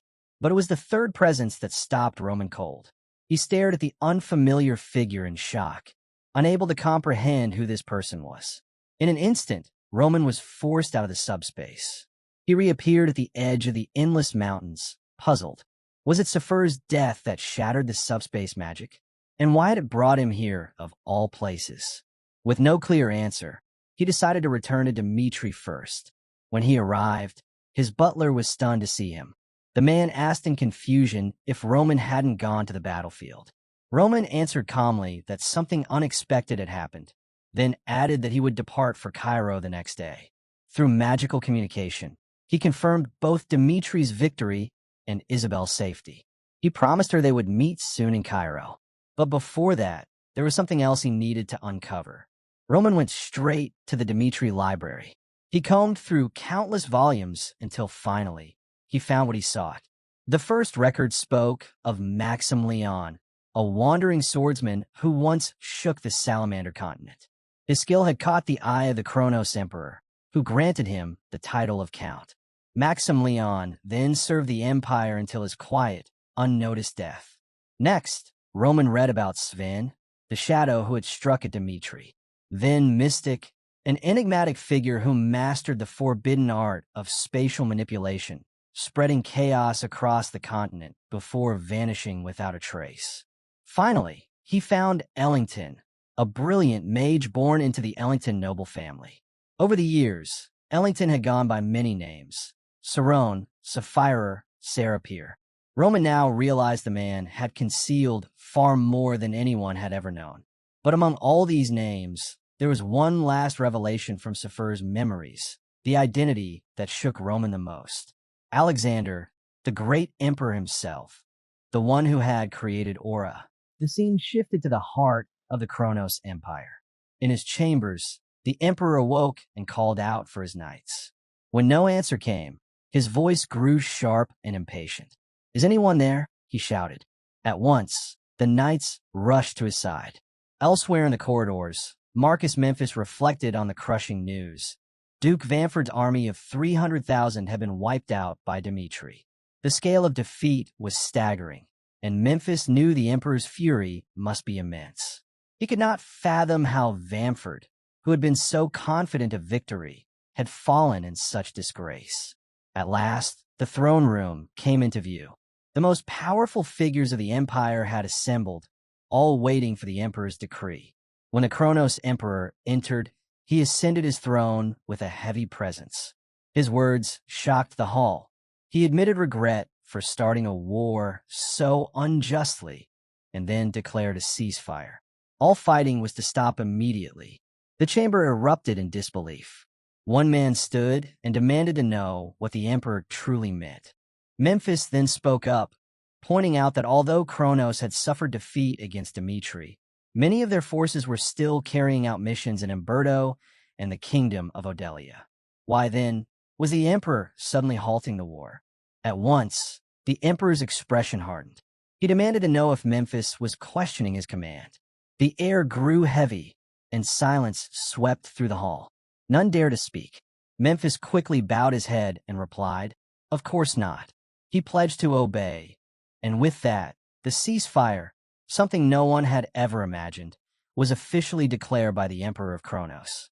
Meanwhile, in the capital city of Cairo, news of Dimitri's triumph on the Western Front spread quickly. The people erupted into celebration, filling the city with joy and hope. The scene shifted once more. Roman formally introduced himself to Isabel, and she did the same. Roman wasted no time.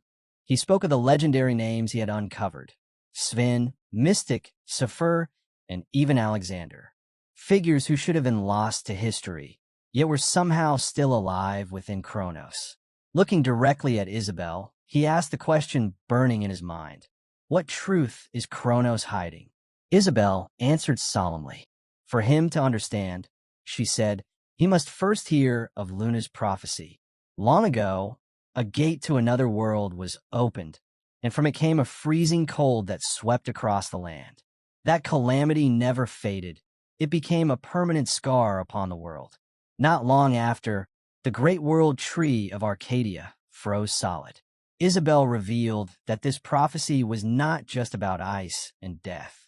It foretold the arrival of a single human being, one who fell upon the Salamander continent from beyond the world itself. Roman listened in shock. She continued.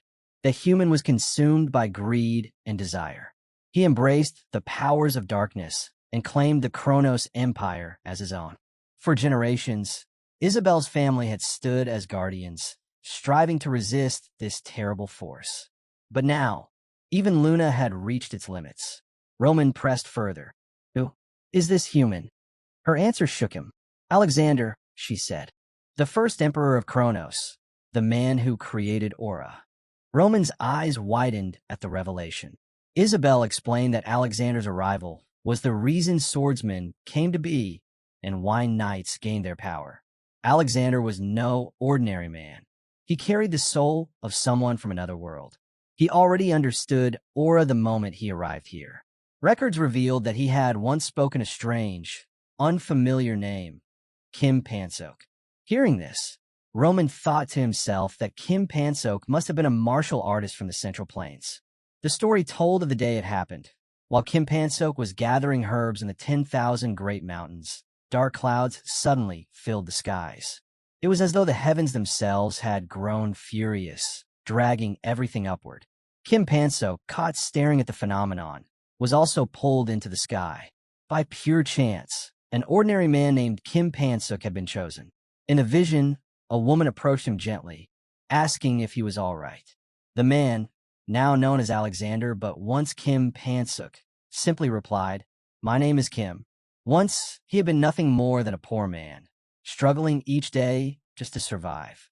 But now, in this new world, he held the title of prince. A bright future had opened before him, and Kim was filled with happiness. He wished that feeling could last forever. But as time passed, that joy began to fade. Alexander was not the rightful heir to the throne. When the time came to choose the next emperor, he would be cast aside. He was still the same ordinary man from before, with no talents or gifts that set him apart. Fear gnawed at him.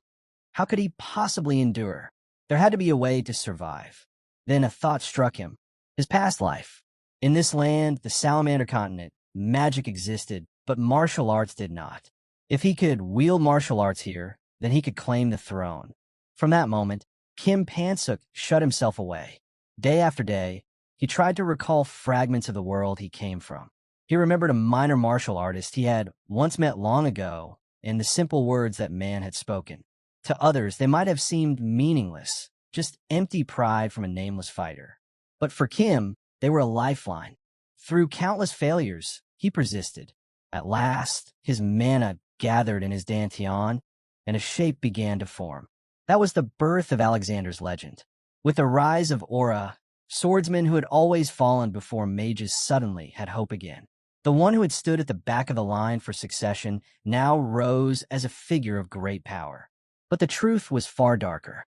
The aura Alexander created was only a hollow imitation of true martial arts.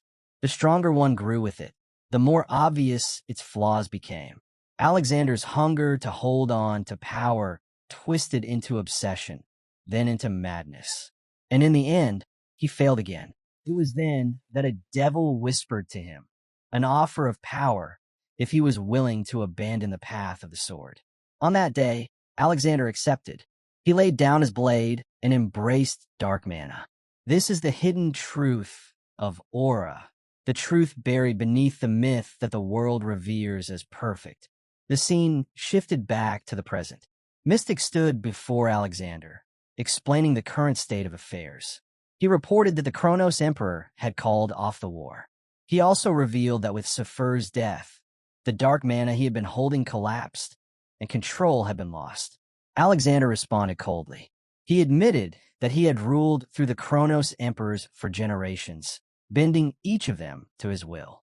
But this emperor, the one now on the throne, was different. He resisted.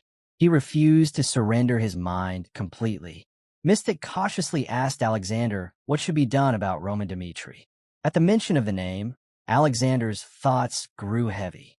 Roman was far stronger than he had anticipated, and that power he wielded, it resembled martial arts.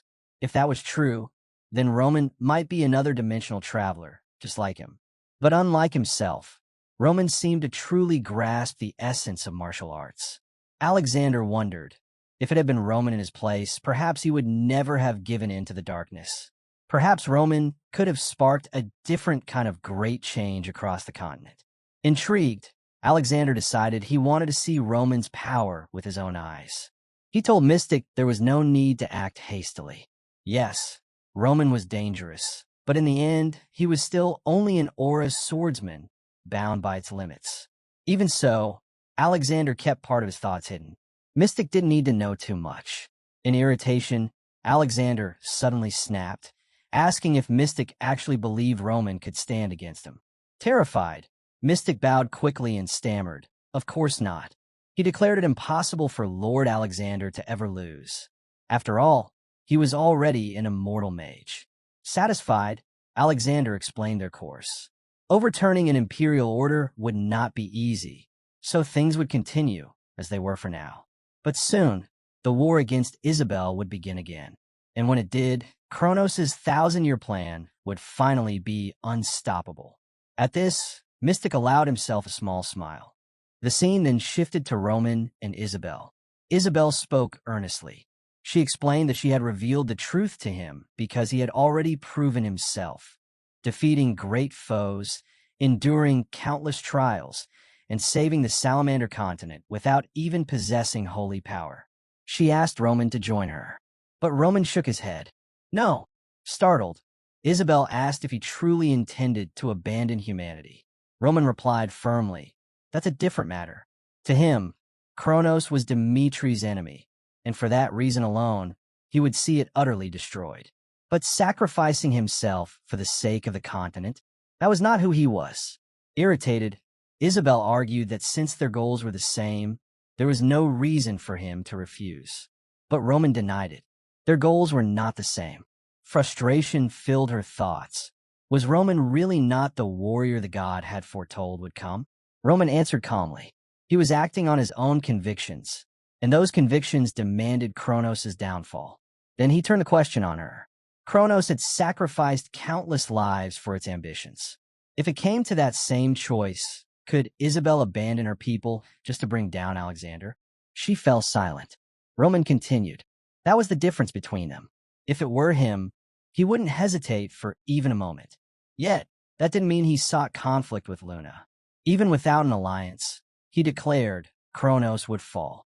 That was the only promise Roman could give to someone who had devoted their life to protecting Salamander. It was the only promise he could offer Isabel. Hearing this, Isabel quietly wondered what Roman was truly thinking. Not long after, the Kronos Emperor's order for a ceasefire sent ripples through the battlefield. Elsewhere, Memphis questioned one of his soldiers about the situation. The soldier reported that their plan was proceeding smoothly. Kronos' forces had already teleported into the main cities of Umberto and Odelia. In Odelia's castle, the royal army's resistance was collapsing. Within days, both kingdoms would be forced to surrender. Memphis muttered that it was too late to stop now. He explained that Duke Vanford's 300,000 troops had been meant to overwhelm Dimitri, while Umberto and Odelia had been manipulated through their alliances to secure a flawless invasion. But even that carefully crafted plan had been spoiled by the Emperor's sudden ceasefire. When a soldier nervously asked what they should do, Memphis made his choice clear. The operation would continue. Kronos would capture Umberto and Odelia first. Then, during negotiations with Dimitri, they would use those conquered lands as leverage. The soldier reminded him of the imperial order. Memphis coldly replied that he would handle the emperor himself. For now, the man was to stay silent and pass along new orders. The commanders must seize complete control of Umberto and Odelia within 3 days. Memphis vowed he would not allow Dimitri to turn the tables. The scene then shifted to Odelia's capital. 2 divisions of the royal army had already been crushed, and the kingdom's special gate had fallen into enemy hands. Odelia was helpless before Kronos' advance. The royal knights had been destroyed by Kronos' Knight Corps, and even the escape routes had been sealed off. There was no way out. Inside the palace, the king of Odelia sat in shock, convinced the end had come. He remembered the day he chose to side with Kronos, believing it was the best path for his kingdom's future, no matter how difficult. Yet the reality before him was far worse than he had ever imagined. Soon, the sound of boots echoed as Kronos soldiers reached the palace's main gates. The king ordered his knights not to open them under any circumstance. At that moment, a soldier rushed in with startling news. Dimitri, fighting alone, had dealt Kronos a crushing defeat. The king froze in disbelief. Where had things gone wrong? Was it his failure to see Dimitri's true strength? Forcing himself to remain calm, he considered his position. Dimitri was Kronos' enemy. If Odelia broke free from their alliance, this disaster could turn into an opportunity. The king straightened and ordered his knight to establish a magical communication with Dimitri at once. As the magical connection opened, the king of Odelia pleaded desperately with Roman. He explained that Kronos was already attacking Odelia's capital and there was no time left. He begged Roman to save them. Roman's reply was cold.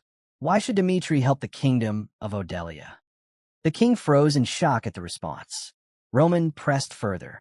If Kronos was able to march directly into your capital, doesn't that mean you gave them permission to enter? The king of Odelia lowered his head, admitting fault. Still, he argued that if Odelia and Umberto both fell to the empire, the balance of the entire kingdom alliance would collapse. Is that what you want? He asked. Roman gave a small smile. The king of Odelia is clearly mistaken. His voice sharpened. You've already crossed the point of no return. For kingdoms now stand under Dimitri's protection. Hector, Redford, Frank, and even Umberto. The king's eyes widened in disbelief. Roman's expression hardened. There is no place for Odelia in the new kingdom alliance. The scene shifted back to a moment earlier, before Roman had declared war against Kronos. In the capital of Umberto, Lucas sat across from one of the kingdom's most influential nobles. This man was a pillar of Umberto's military, Marquis Drake. Speaking plainly, Drake asked why Lucas had chosen to appear at such a crucial time. Since the noble spoke directly, Lucas answered just as directly. There was no need for small talk or empty formality. He revealed that during Lord Roman Dimitri's battle with a band of assassins, an important document had been discovered. On it was a list of names, high-profile targets marked for death, and among them was one of the highest priority targets. Drake's eyes narrowed, suspicion flashing across his face. He leaned forward and demanded to know if Lucas was suggesting that he was on that list. Lucas did not answer. Instead, his gaze shifted to the man seated beside Drake, his eldest son, Darren Drake. Darren, still in his early 30s, had already mastered the sword and awakened a unique power. He was the pride of House Drake, the family's brightest hope, expected to one day stand beside his father and help lead the future of Umberto. At the sound of his son's name, Marquis Drake's expression darkened. Rage burst forth, and he slammed his fist onto the table, the thunderous crack echoing through the chamber. Swearing bitterly, he growled that Kronos had crossed a line, daring to target the future of House Drake. Lucas remained calm and continued. Kronos's plot wasn't simply to kill Darren. The Empire intended to make it look like the work of someone within Umberto itself. Such a scheme would tear the kingdom apart in civil strife, leaving it too broken and divided to resist when Kronos struck from the outside. Lucas explained that this was exactly why he had been sent, to deliver such a serious warning. Drake was still burning with anger, but he forced himself to lean back and compose his expression. Calmly, he asked if that was the only reason Lucas had come. He admitted the information was valuable, but doubted Lucas would travel all this way just to deliver a warning. Lucas gave a knowing smile, leaned forward, and lowered his voice. Now he would reveal the true reason for his visit. He explained that Lord Roman Dimitri had already finished his mission in the Redford Kingdom and would soon travel to Valhalla. After that, it was almost certain a great war with the Kronos Empire would erupt. When that time came, the kingdom of Umberto would face a decisive choice. Lucas warned that if Marquis Drake continued to play it safe, remaining cautious, neutral, and unwilling to fight, they would lose their chance to reshape the continent under a new system. At those words, Drake's expression hardened. He asked bluntly if Lucas meant to say that Roman Dimitri truly intended to wage total war against the Kronos Empire. Lucas looked him straight in the eye and replied, "Yes, he will." Dimitri would never back down. The story returned to the present. Roman had made it clear. Odelia had no place in the new kingdom alliance. King Odelia, stunned and furious, ordered his men to contact Umberto immediately and find out what was happening. But when a magical call connected, it was not Umberto's king who appeared. Instead, Darren stood tall before them. Calmly, he announced that he had killed the king himself. The king of Odelia reeled in shock, unable to comprehend what he was hearing. Darren Drake, leader of House Drake and a symbol of Umberto's military might, had overthrown his own king. With a cold, steady gaze, Darren addressed Odelia's king directly. He said it was clear from his face that he still couldn't accept reality. Then, with sharp words, he explained, Odelia had been completely deceived by Kronos. The truth was this. The late king of Umberto had placed blind trust in the false promises of Kronos. He had even opened the kingdom's warp gate for their troops, never realizing their true intentions. Fortunately, House Drake had received vital intelligence from Dmitri. Knowing betrayal was inevitable, they secretly stationed loyal soldiers at the capital's warp gate. Those men stopped Kronos' forces in their tracks, preventing the fall of Umberto's capital. The king of Odelia erupted in anger, demanding to know when House Drake and Umberto had betrayed him to side with Dmitri. Darren's answer was sharp and cold. House Drake and the true patriots of Umberto had never planned to follow Kronos. From the very day Dmitri declared war, Umberto and House Drake had already sworn their support to Lord Roman. That revelation shattered the king of Odelia. He collapsed back onto his throne, drowning in sorrow and despair. Only now did he grasp the truth. Roman Dimitri's moves had never been reckless. Every step had been carefully planned.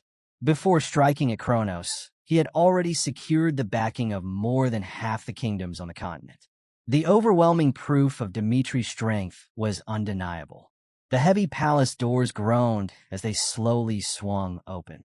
The king buried himself in regret. He cursed his weakness, wondering bitterly why his father had raised him to be such a feeble ruler. His thoughts were cut short by urgent cries. Soldiers shouted that the gates had been breached. Kronos' troops were pouring into the castle.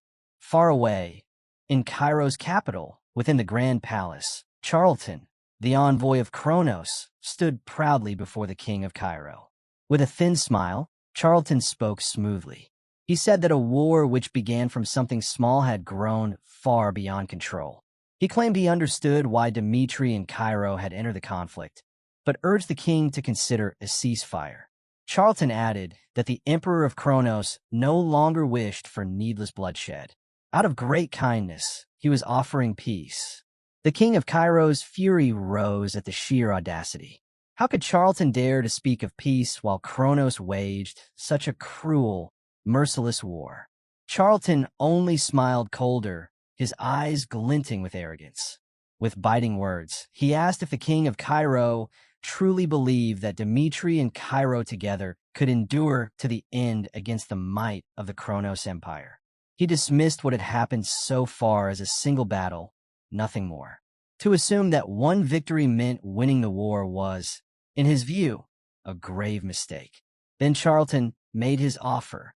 If Cairo and Dmitri accepted the ceasefire as a gesture of goodwill, the Kronos Empire would spare the king of Odelia and keep him safe. Leaning forward with pride, he told the king of Cairo to decide immediately. The king's anger boiled over. These were not the words of an empire crumbling in defeat. They were threats dripping with arrogance. It was clear that Kronos, despite their setbacks, still possessed frightening strength. In his frustration, the king of Cairo turned to Roman Dmitri. He asked for his judgment. What did Roman think of Kronos' so-called peace? Roman remained calm and steady as he stepped forward, his eyes locked on Charlton.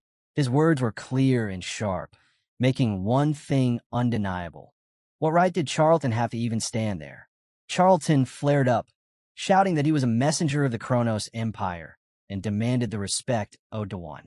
Roman's reply was quiet but cutting. Yes, the laws of war did protect messengers, but Charlton had ignored every rule of conduct. Roman advanced closer, smiling as he listed Charlton's failures. He had not asked for permission to enter, nor had he raised a white flag. Instead, he had barged in proudly, declaring himself a messenger without observing the proper order. Roman's gaze hardened. By ignoring the rules, Charlton had forfeited the protections he claimed. To still call himself a messenger was a lie. The words struck deep. Charlton faltered, clearly shaken. Then Roman's voice grew cold.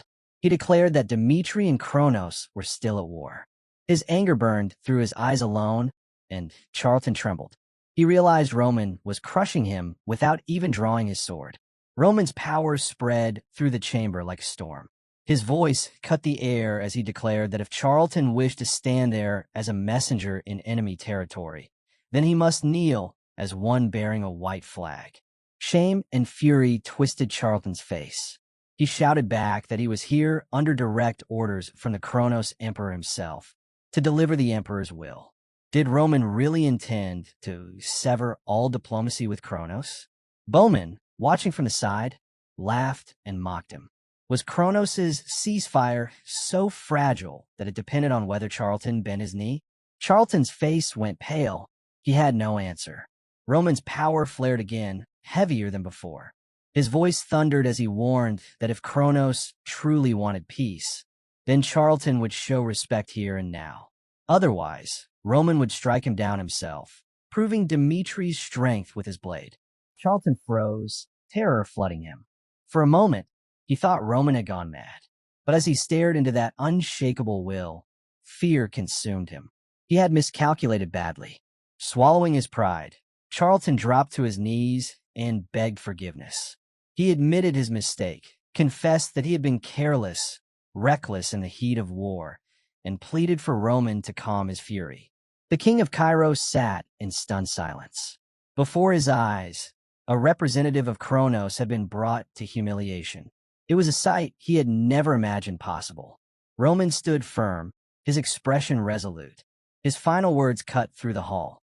He did not believe in Kronos' so-called peace. Roman's voice was steady, his tone unshakable. He declared that no matter what agreements were written, true power could never be restrained by words alone. If Kronos truly sought peace, then Charlton needed to prove his sincerity. Charlton frowned in confusion and asked what Roman meant by serious. Roman's answer struck like steel. If the Kronos Empire paid 500,000 gold coins as compensation for the war, then, and only then, would he even consider stopping the fighting.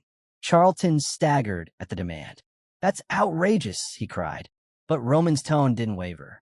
He reminded Charlton that countless innocent lives had already been lost. Their suffering couldn't be dismissed, and their families deserved justice. If Kronos refused, then Roman vowed to resume the war without hesitation. Charlton fell silent. His mouth moved, but no words came. Finally, he asked cautiously whether Odelia was included in this demand. Roman's reply was sharp as a blade. Why was Charlton asking about people who weren't even standing with him? That cold, piercing stare froze Charlton's blood. For the first time, he understood the terrifying weight of the man before him. The scene shifted to the Kronos Empire. Charlton knelt before the Emperor, trembling as he reported what had happened. He said that if the Emperor gave the order, Kronos could abandon negotiations and unleash terror across the world. The Emperor's face twisted in fury. His rage wasn't only over the demand for 500,000 gold. It was Charlton's humiliation that enraged him most. To kneel before Roman Dimitri, to bow in such disgrace, was unforgivable. With an icy voice, the Emperor ordered his knights to seize Charlton. Panic flooded the Baron.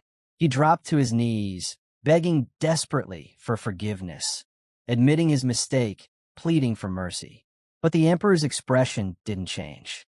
He declared that this ceasefire was a tool, a step toward Kronos' plan to one day seize the entire continent. Even if the Empire suffered defeats, its pride could never be tarnished. Charlton had shamed Kronos, and for that, he had to accept the consequences. Charlton's eyes widened in disbelief. He shouted that he had served loyally all his life, obeying every order without question. Was he really going to be killed for kneeling once? For a single moment of weakness? Before he could say another word, the knights struck him down. His body fell lifeless to the ground. The scene shifted once again, this time to Alexander, now fully in control of the Emperor of Kronos. Alexander watched the unfolding events with rising excitement. His anticipation grew. He wanted to see for himself what Roman Dimitri was truly capable of. Standing tall on a cliffside, he announced his intentions. He would show Roman why he had abandoned martial arts and embraced the path of magic instead. Near Odelia's capital, Alexander cast one of the most devastating spells in existence, Meteor. The sky split apart as colossal rocks rained down, crushing the city in an instant. Odelia's capital was erased from the map. Alexander's lips curled into a cruel smile. He wondered mockingly how long it would take Roman to unleash destruction on this scale. Meanwhile, word spread among the people. Kronos had offered a ceasefire to Dmitri. The streets erupted with joy. To them, it seemed like a miracle. Dmitri had begun this war, but now Kronos was the one offering to pay reparations. To ordinary citizens, it looked like the empire itself was admitting defeat across the continent. For a brief moment, the people celebrated, but their happiness did not last a single day. News of Odelia's destruction spread like wildfire, casting a suffocating shadow over the cheers. The scene shifted. Lucas rushed to the ruins of Odelia's capital to assess the devastation. The destruction had been so sudden and absolute that even the kingdom's spies couldn't send word back. The city had been wiped out in an instant. Only magic of the highest order could have done this. As Lucas examined the broken remains, one of his assistants called out in alarm. His face was pale with shock. Lucas hurried over and demanded to know what was wrong. The assistant stammered, struggling for words. What had happened here shouldn't have been possible. Just attempting to detect the lingering traces of magic had caused their tools to shatter. That meant the spell used wasn't simply powerful. It was nearly beyond comprehension. Trembling, the assistant whispered that the magic cast might not have been of the eighth circle at all. It could be something far beyond it. Lucas's eyes widened. Magic beyond the eighth circle. Such a thing shouldn't exist. Yet here it was, undeniable before him. Elsewhere, leaders from 6 nations, Dmitri, Cairo, Hector, Redford, Frank, and Umberto, gathered urgently to discuss the crisis. Odelia was notably absent. The King of Frank spoke first. His voice quivered as he recalled what people had seen. A massive object had fallen from the heavens, erasing Odelia's capital in an instant. He trembled as he admitted the truth. No ordinary human could wield such power. Edwin, always the careful thinker, spoke next with a heavy tone. The destruction of Odelia, he said, proved that Kronos hadn't agreed to the ceasefire out of weakness. By leveling a capital, the empire had delivered a clear warning to every nation. Roman then addressed the gathered leaders. He told them plainly not to be fooled. The ceasefire was nothing more than a temporary illusion. Kronos would resume the war as soon as they were fully prepared. Edwin studied Roman carefully before asking the question everyone was thinking. Did Roman truly believe they could win against Kronos? Roman's reply came without hesitation. Yes, even though the new kingdom alliance had been formed, he said he would never force anyone to sacrifice themselves. But war was inevitable. When it began again, if the alliance chose to stand with Dmitri, then Dmitri would never betray that trust. After the meeting, Roman stepped outside. His mind was heavy with thoughts of ninth circle magic, a power so overwhelming that no ordinary human could survive it. If magic went beyond the ninth circle, the raw force of nature itself would crush the caster. And yet, the whispers of legendary ninth circle spells wouldn't leave his mind. Even with everything he had, Roman admitted it was impossible for him to match such strength as he was now. Gazing up at the vast sky, he wondered if this was the true reason he had been brought into this world. Then, with a small smile, he whispered to himself, "Well, then, I'll give it a try." The next day, deep in a dense forest, Isabel knelt in prayer. Leo, captain of the Luna Kingdom's royal knights and one of her most trusted aides, approached and bowed. Respectfully, he informed her that with Kronos declaring a ceasefire, the royal knights no longer needed to remain stationed there. But Isabel's answer was firm, though spoken quietly. "I cannot leave." Her expression was grave. Alexander's attack on Odelia had shown a power beyond human limits. "Ninth circle magic," she said. "This changes everything. Now he will wage full war across the continent, and the Luna Kingdom will not be spared." She closed her eyes, lost in thought. light and darkness, two opposing forces that existed side by side. As Alexander's strength grew, so too did hers. Yet the true battle wasn't simply against his power. The real danger was preventing the being behind him, the source of that terrible strength, from fully descending into this world. Isabel opened her eyes again. Her voice was quiet, but unyielding.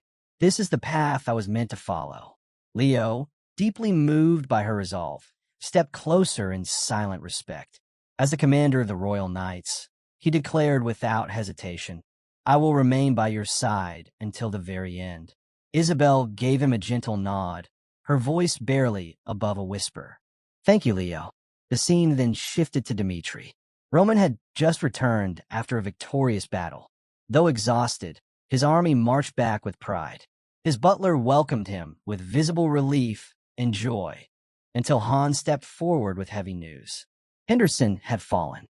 The rain poured steadily that day. From there, the story slipped into a memory. Baek Jung-hyuk stood firm, declaring that the conquest of Murim was nearly complete. It had been a long journey, ever since the day the mad demon swore loyalty to Baek Jung-hyuk. With strength in his tone, but sincerity in his heart, Baek asked, "Are you truly content living your life for others?" The mad demon, unwavering, replied, "Don't call it living for others.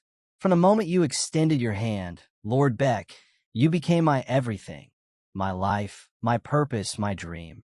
Baek, his voice softening, told him not to speak such foolish words. But the mad demon, calm and resolute, answered, "Watch me, my lord. I will endure until the end, and I will witness your great dream come true with my own eyes." Yet, when Murim was finally united, the mad demon was no longer there. Back in the present, Roman stood on a rain-soaked balcony, the weight of loss heavy on his shoulders. The silence broke when footsteps approached. Chris entered and spoke carefully. "My lord, perhaps it's time to come inside. We've marched endlessly. You should rest." Roman turned slightly, his tone steady. "While I was gone, I entrusted command to you, Chris. Do you remember?" Chris answered firmly, "Yes, my lord. I remember." Roman's gaze sharpened.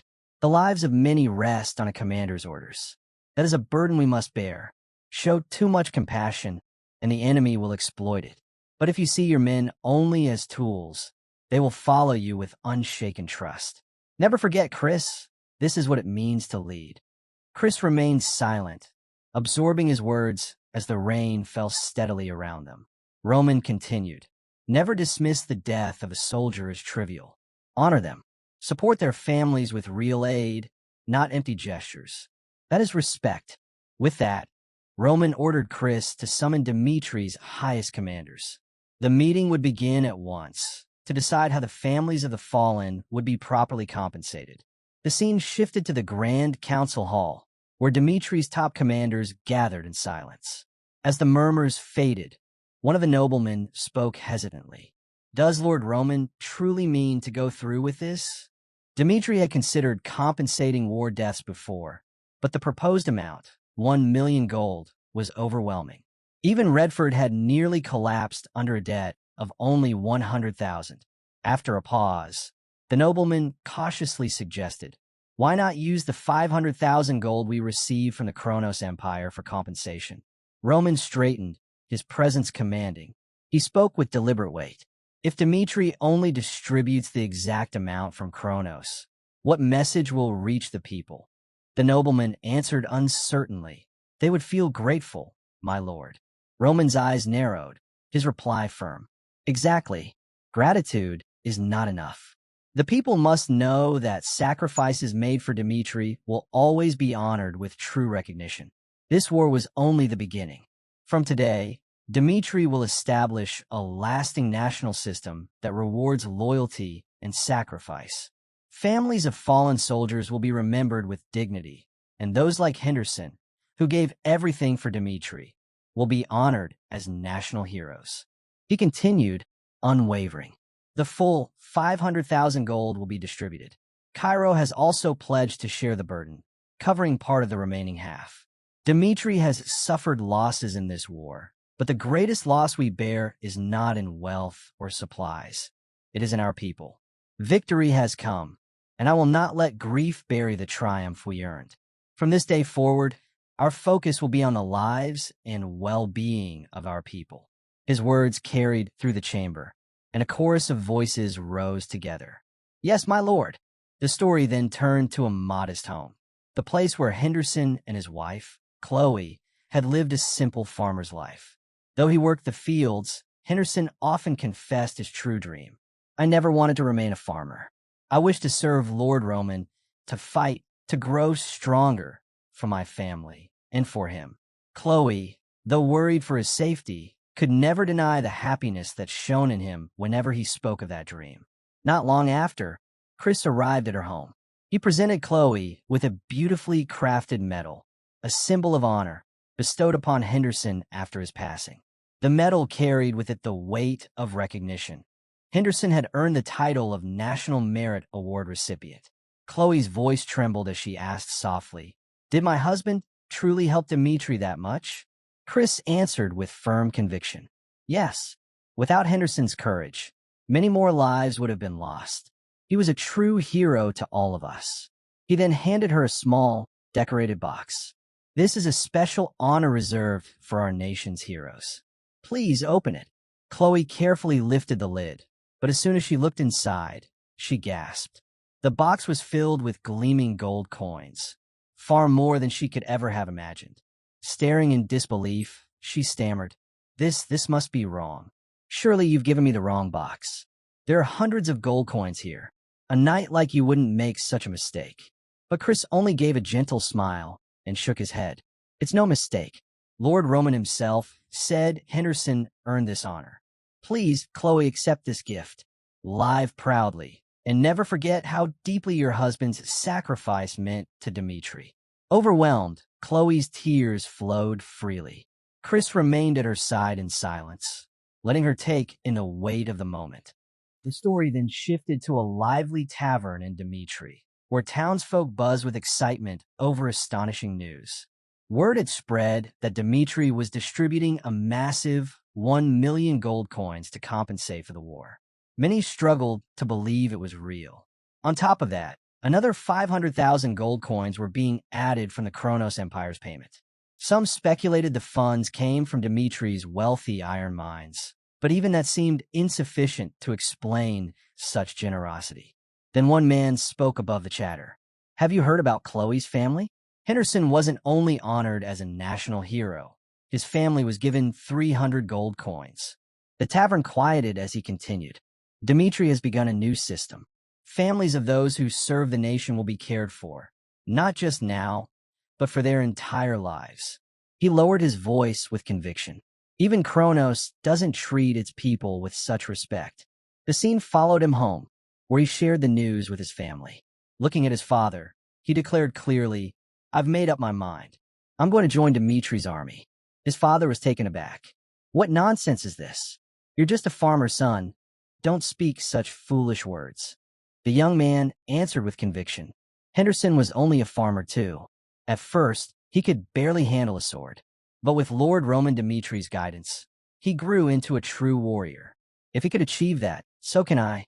I want to follow in his footsteps. His parents fell silent, unable to respond. Turning to his mother, he added firmly, "I'll return a success. I'll serve proudly as a soldier of Dimitri, no matter what." Then, with a faint smile, he said, "One day, they'll call this the Henderson Syndrome." The story then shifted to the Hector Kingdom. Edwin spoke with urgency to his father, sharing news of Dimitri's war payments. His father nodded, saying he had already heard the reports, that Dimitri not only defeated Kronos, but even forced them into peace. With admiration in his voice, he admitted that Roman Dimitri was truly remarkable. Edwin's expression grew serious. "Father, Hector stands at crossroads. Kronos and Hector cannot coexist any longer. Let us rise alongside Dimitri." Hearing his son's conviction, Edwin's father made his decision. With resolve, he declared, "From this day forward, Hector will prepare for war against Kronos." The scene then turned to Redford. King Redford addressed his court with pride. We owe Roman and Dmitri a great debt. Without them, Redford would have been destroyed. Because of this, we pledge our full support to Dmitri whenever they call." His words brought a roar of cheers from the soldiers gathered in the royal hall. And in other lands, the same spirit began to grow. Cairo, Umberto, and Frank alike. The war had reshaped the continent. For the first time in history, Kronos had been defeated in what came to be remembered as the First Continental War. Yet not all were quick to move. Valhalla remained cautious, keeping itself apart from the growing conflict. The old alliance of kingdoms had crumbled, but a new power had risen in its place. Dmitri, Hector, Redford, Cairo, Umberto, and Frank, united under Roman Dimitri's leadership. Half a month later, the story returned to Dmitri, where a new decree was announced. Recruitment had begun for soldiers to serve directly under Lord Roman. Applicants could come from outside the duchy, while current soldiers of Dmitri were also given a rare chance. If they passed a grueling test, they could transfer into Roman's personal guard. Among those eager to apply was a young farmer-turned-soldier. Already enlisted in Dimitri's army, he now dreamed of joining Lord Roman's own ranks. Competition would be fierce. Even the most skilled warriors of Dmitri were expected to compete. Yet, despite the odds, he vowed with determination, "I will succeed, no matter what." As the news spread, excitement swept not only through Dmitri, but across the entire Salamander continent. The final part of the story brought us to the prestigious Clive family in Valhalla. Logan, ranked 9th among the kingdom's strongest warriors, approached Count Clive with a letter. "What is this?" the Count asked, startled. Logan met his gaze with calm resolve. "My resignation." Count Clive's eyes widened. Logan explained evenly, "I can no longer walk the path I believe in." In disbelief, the Count's anger erupted. He tore the letter in half and shouted, "Absolutely not. Tell me, who is it? Who dares to steal a swordsman of the Clive family? Is it House Halton or Markle?" But Logan shook his head. "No, I am not leaving for another noble house in Valhalla." "Then why?" the Count demanded, his voice sharp. "Why throw all of this away?" Logan's reply was steady, his conviction unshaken. "When I saw Dimitri's strength at the festival, it left an impression I couldn't forget. Valhalla has lost the spirit it once had, the honor, the pride of warriors. No matter what you promise, my decision will not change." The Count fell silent, shocked by his words. Logan turned to leave, his voice firm but respectful. "From this moment on, I will serve as a warrior of Dmitri. Count Clive, I am grateful for all you've done for me, but I must walk my own path now." With that, Logan departed, leaving the Count speechless. The scene shifted to a bustling tavern in Dmitri, crowded with armored soldiers. Voices filled the air, but one man spoke loudly above the rest. "I once served as a knight for a noble house in Umberto, but after hearing how Henderson was honored, everything I achieved there felt meaningless." Another soldier at the table added, "I'm from Cairo. Seems like many of us have come here to take the test." All around, the tavern brimmed with hopeful warriors who had traveled from every corner of the continent, drawn by the chance to serve under Roman Dmitri himself. In a quiet corner, two men sat together. One leaned forward and asked, "You look like someone who's seen real battles. Where are you from?" The gray-haired man answered simply, "Frank." "Frank," the first man echoed with surprise. "That's a long journey. What brought you all the way here?" The man from Frank explained, "When Dimitri's hero called for private soldiers, I dropped everything to come. If I must live my life as a fighter, then I want to serve a leader who truly values the lives of his men." The first man chuckled and nodded in agreement. "Well said. I'm from Hector myself." As the soldiers talked, their attention shifted to a man sitting alone at a nearby table.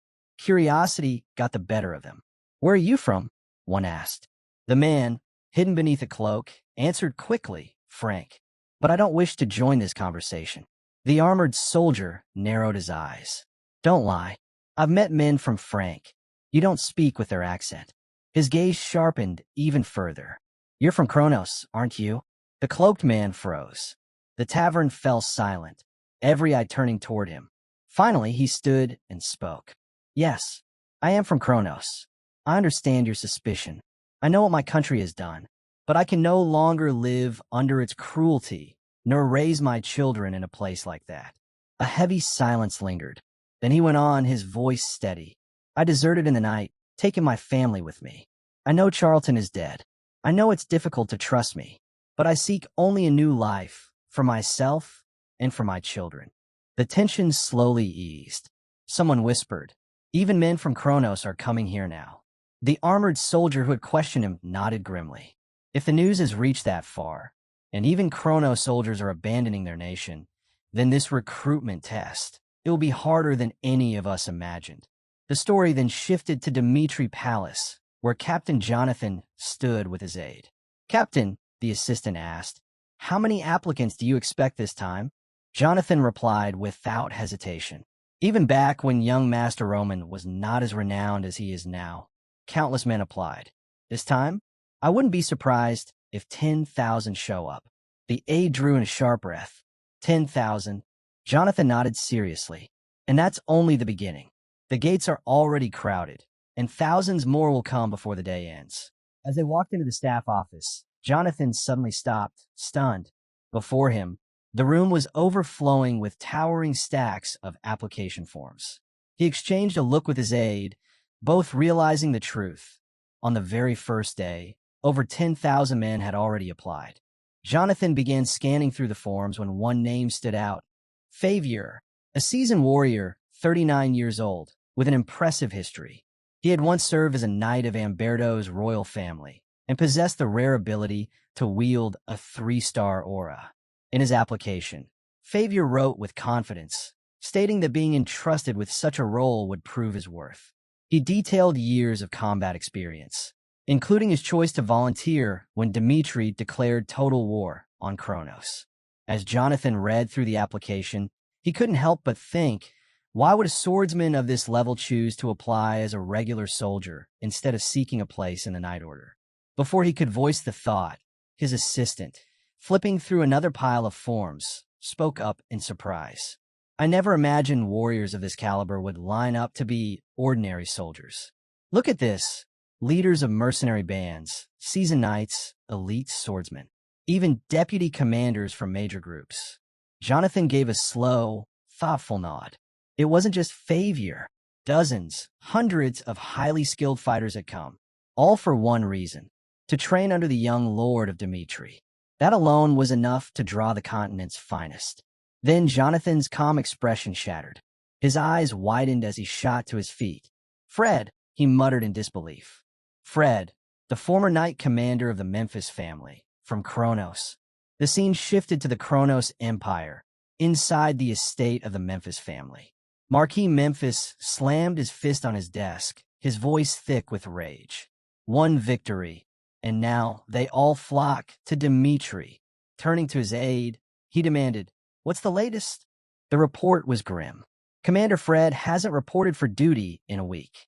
I checked his home. It was empty. Today I confirmed he used the warp gate with his entire family. The Marquis went pale. Where did he go? To Gordas, the aide replied quietly. Gordas, the Marquis repeated, stunned. That land now belonged to Roman Dimitri. The realization hit him like a blow. The commander of the Memphis Knights had abandoned Kronos for Dimitri. Shortly after, the story carried us to the throne room of Kronos. Marquis Memphis stood before the emperor, delivering the bitter news. At this rate, your majesty, we cannot stop our strongest from defecting. The emperor's fury exploded. He rose from his throne and roared, "Summon the imperial knights. Every traitor, no matter who they are, must be cut down. Kronos has no need for those who would turn their backs on us." That night, Emperor Kronos sat alone in his chamber, his anger giving way to heavy thoughts. Roman Dimitri and his private soldiers. Rumors claimed Roman wielded a sword style unlike any other, one that belonged to him alone. The emperor remembered Alexander, the founder of Aura. Though Alexander abandoned that path to pursue magic, even he had taken an interest in Roman's martial skill. The emperor clenched his hands, his thoughts cold and sharp. If the men I've sent manage to pass the tests, then through them, I'll uncover Roman swordsmanship for myself and make it mine. Meanwhile, in Dimitri's lands, the scale of recruitment had grown beyond imagination. Over 100,000 people had applied to become Roman Dimitri's private soldiers. After the first screening, tens of thousands still remained. The entire ignoble clan was tasked with running aptitude tests and verifying identities. Any discrepancy in the applications meant immediate disqualification. 2 grueling weeks passed. When the results of the second round were announced, only 5,000 remained. From them, just 500 would be chosen as Roman's private soldiers. Those not selected would still earn positions within Dimitri's army, but the title of private soldier under Roman was a prize beyond compare. The final round gathered the chosen applicants in one place. Chris stepped forward, his voice calm, yet commanding as he addressed the crowd. I will now explain the format of the third test. Behind him stood senior veterans of Dimitri's forces, warriors who had earned renown and honor in countless battles. Chris continued, each of you will select one of these men, myself included, as your opponent for a sparring match. Victory is not the only measure of success. Even in defeat, if you display true talent or potential, you may still advance. The first challenger, a man named Favier, strode forward with confidence. As he entered the arena, he thought to himself, the rules are simple. The real challenge lies in choosing the right opponent. Should I face someone less known or a famed warrior? He had already decided. I choose McBurney, Favier declared. McBurney, a graduate of the Southern Training Camp, was infamous for his unconventional style, wielding his sword entirely with his left hand. Favier, also left-handed and experienced against such fighters, believed himself prepared. Chris raised his voice for all to hear. The duel will last 3 minutes. Whether Favier passes or fails will depend entirely on his performance. The match began instantly. Favier charged in, pouring all his strength into a direct assault. And it quickly, he thought. With one arm, McBurney can't have many ways to counter. But to his surprise, McBurney slipped past the strike with ease. Favier pivoted, striking again, faster this time, but McBurney evaded just as smoothly, his movement fluid and controlled. For the first time in years, Favier felt it, being on the losing end of a fight. His long streak of victories was in real danger. Seizing the moment, McBurney countered, launching a flurry of sharp, precise strikes. His unorthodox swordplay, paired with flawless footwork, pressed Favier onto the defensive, leaving him scrambling to endure. Favier managed to block each strike, but he was forced backward again and again. He told himself. McBurney is controlling the space with that strange footwork. But with only one arm, eventually he'll slip up. Then it came, a sudden lunge from McBurney. Favier spotted what he thought was an opening and launched a fierce counterattack. The clash sent dust exploding across the arena floor. When the air cleared, McBurney still stood tall, victorious. Favier, battered but steady, accepted his defeat with humility.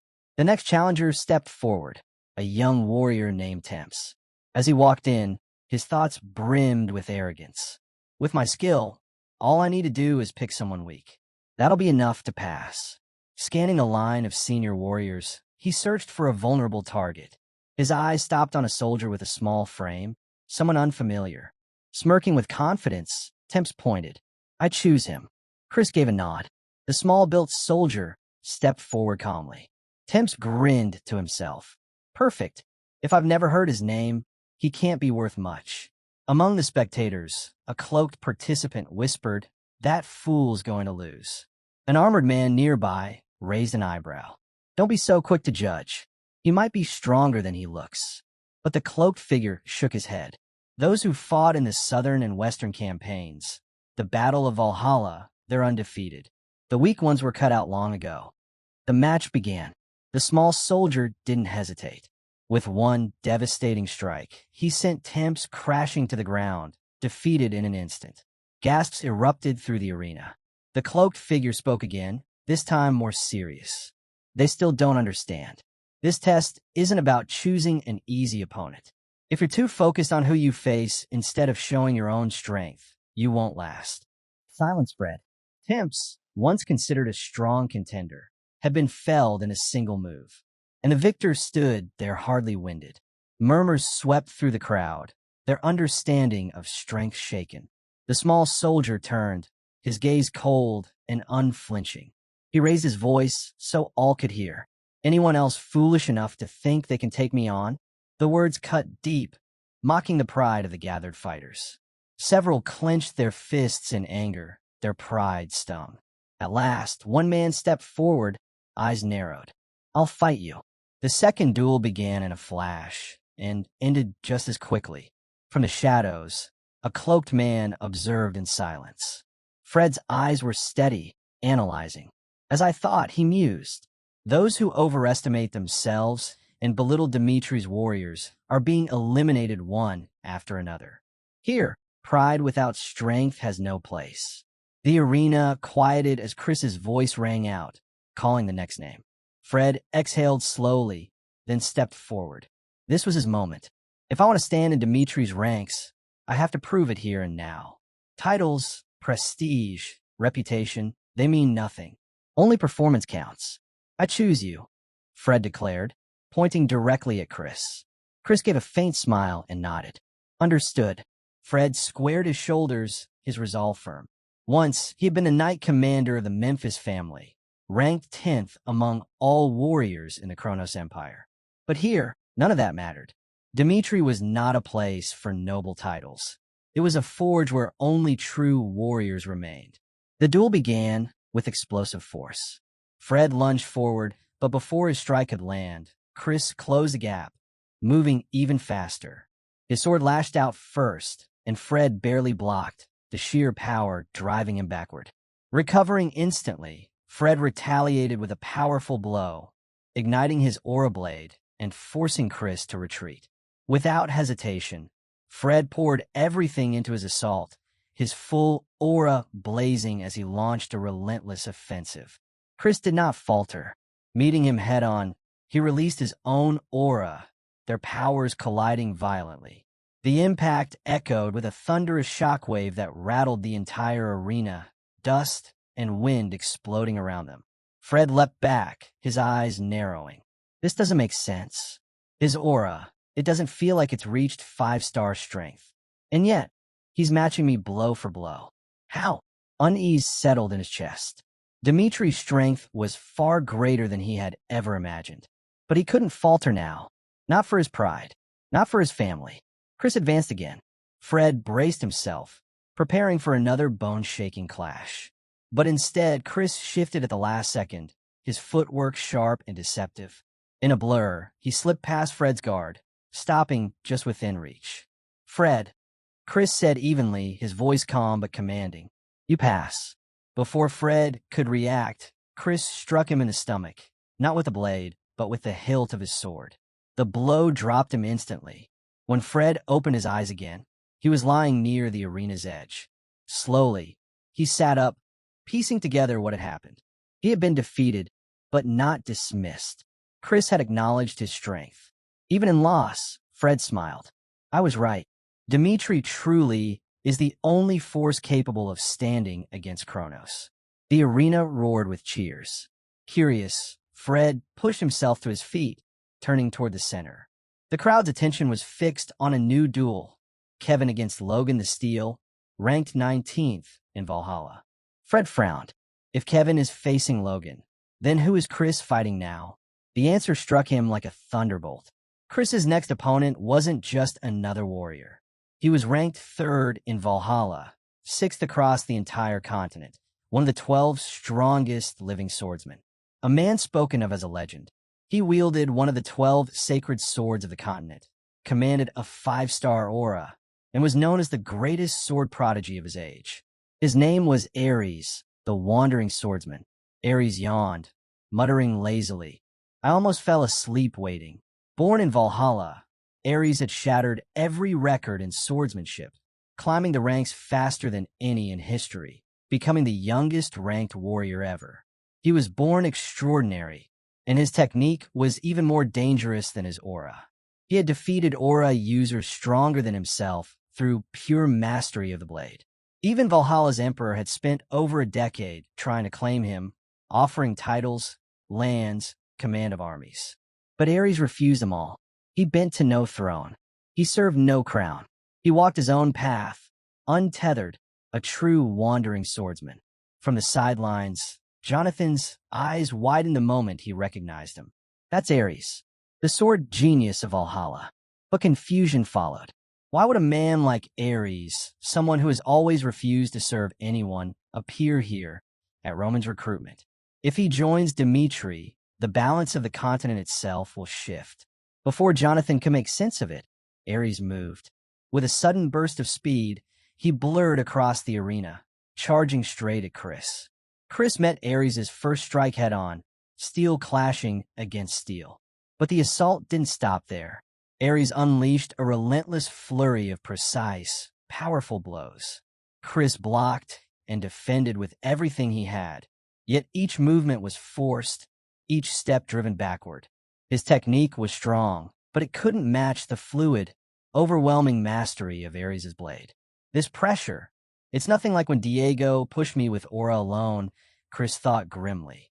This man's swordsmanship rivals even the Azora technique. Their blades crashed again and again, each impact echoing like thunder through the arena. Then, with a violent burst of force, both were thrown apart. In that instant of distance, Chris spotted a fleeting opening. He didn't hesitate. His body blurred as he used his signature move, Flash. One heartbeat, and he was gone. The next, he appeared directly in front of Ares, his sword blazing with aura, striking at lightning speed.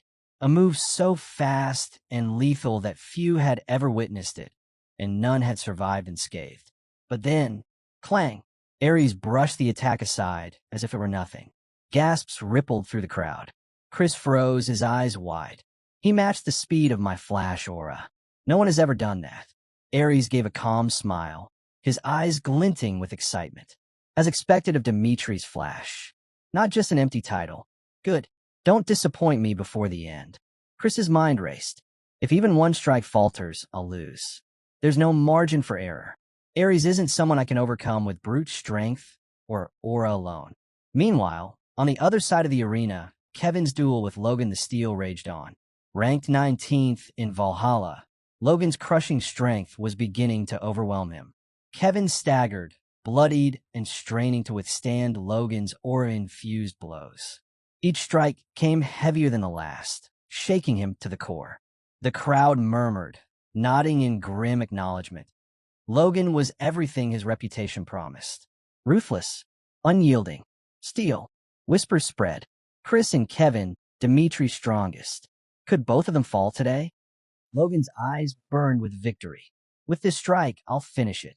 He charged, sword cleaving downward with unstoppable force. Kevin managed to block, but Logan's shield slammed into him immediately after, hurling him back. Seizing the moment, Logan let his aura explode, flooding the field with raw power. Kevin gritted his teeth. The sword that represents Lord Roman isn't Chris. It isn't Fernando. It has to be me. Through the haze of pain, he smiled, aura surging brighter than ever. In that instant, Kevin unleashed his full strength, his spirit burning with unshakable resolve.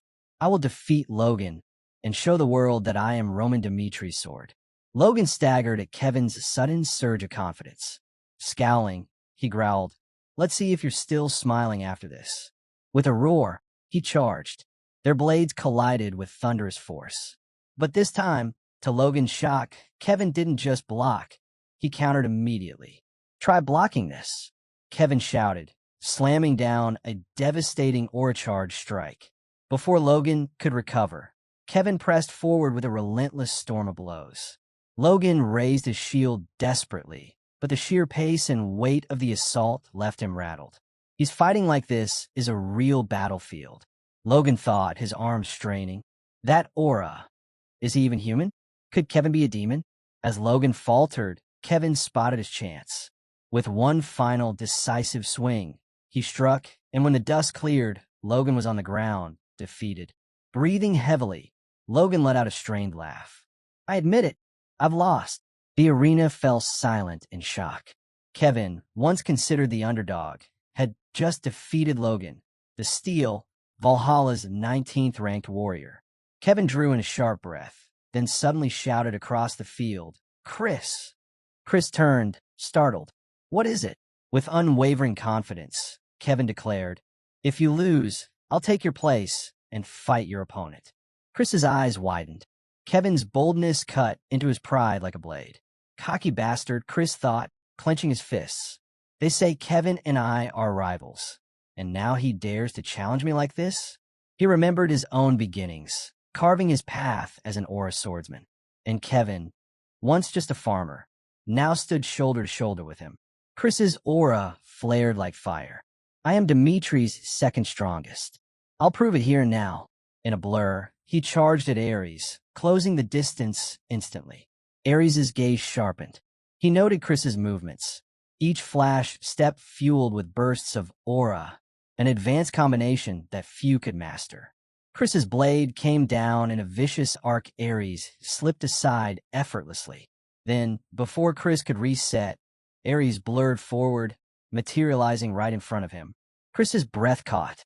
"He matched my speed?" Ares' strike followed immediately. Chris barely managed to block, his arms rattling from the impact. Then the duel exploded into a whirlwind. Strike after strike, each exchange faster, sharper, more refined than the last. Other than Lord Roman, I've never faced swordsmanship like this, Chris thought, his chest tightening. Ares' reputation wasn't an exaggeration. It was the truth. Then Ares pulled back, his voice calm and absolute. "I've seen enough of your skill. Let's end it here." Chris blinked, startled. But before he could respond, a commanding voice echoed across the training ground. "Stop. That's enough." Roman stepped into the arena, his presence silencing everyone. His gaze swept across the fighters. "The test ends here." All eyes turned to Ares. His expression, usually calm and indifferent, lit up with unmistakable interest as he looked at Roman Dimitri. Roman studied Ares carefully. So this is the famed Ares, he thought. He doesn't walk the same path as other aura swordsmen. He's created something entirely his own. Ares bowed respectfully. "It's an honor to finally meet you, Roman Dimitri. I know this may sound bold, especially since we've just met, but would you teach me something? I'm already warmed up." His eyes gleamed with excitement. Roman's thoughts drifted. He remembered the sword demon, once one of the 4 heavenly emperors who served Baekhyun UK. That man had lived an extraordinary life, fusing countless martial techniques into his own, carving out a unique sword style from nothing. Ares reminded Roman of him.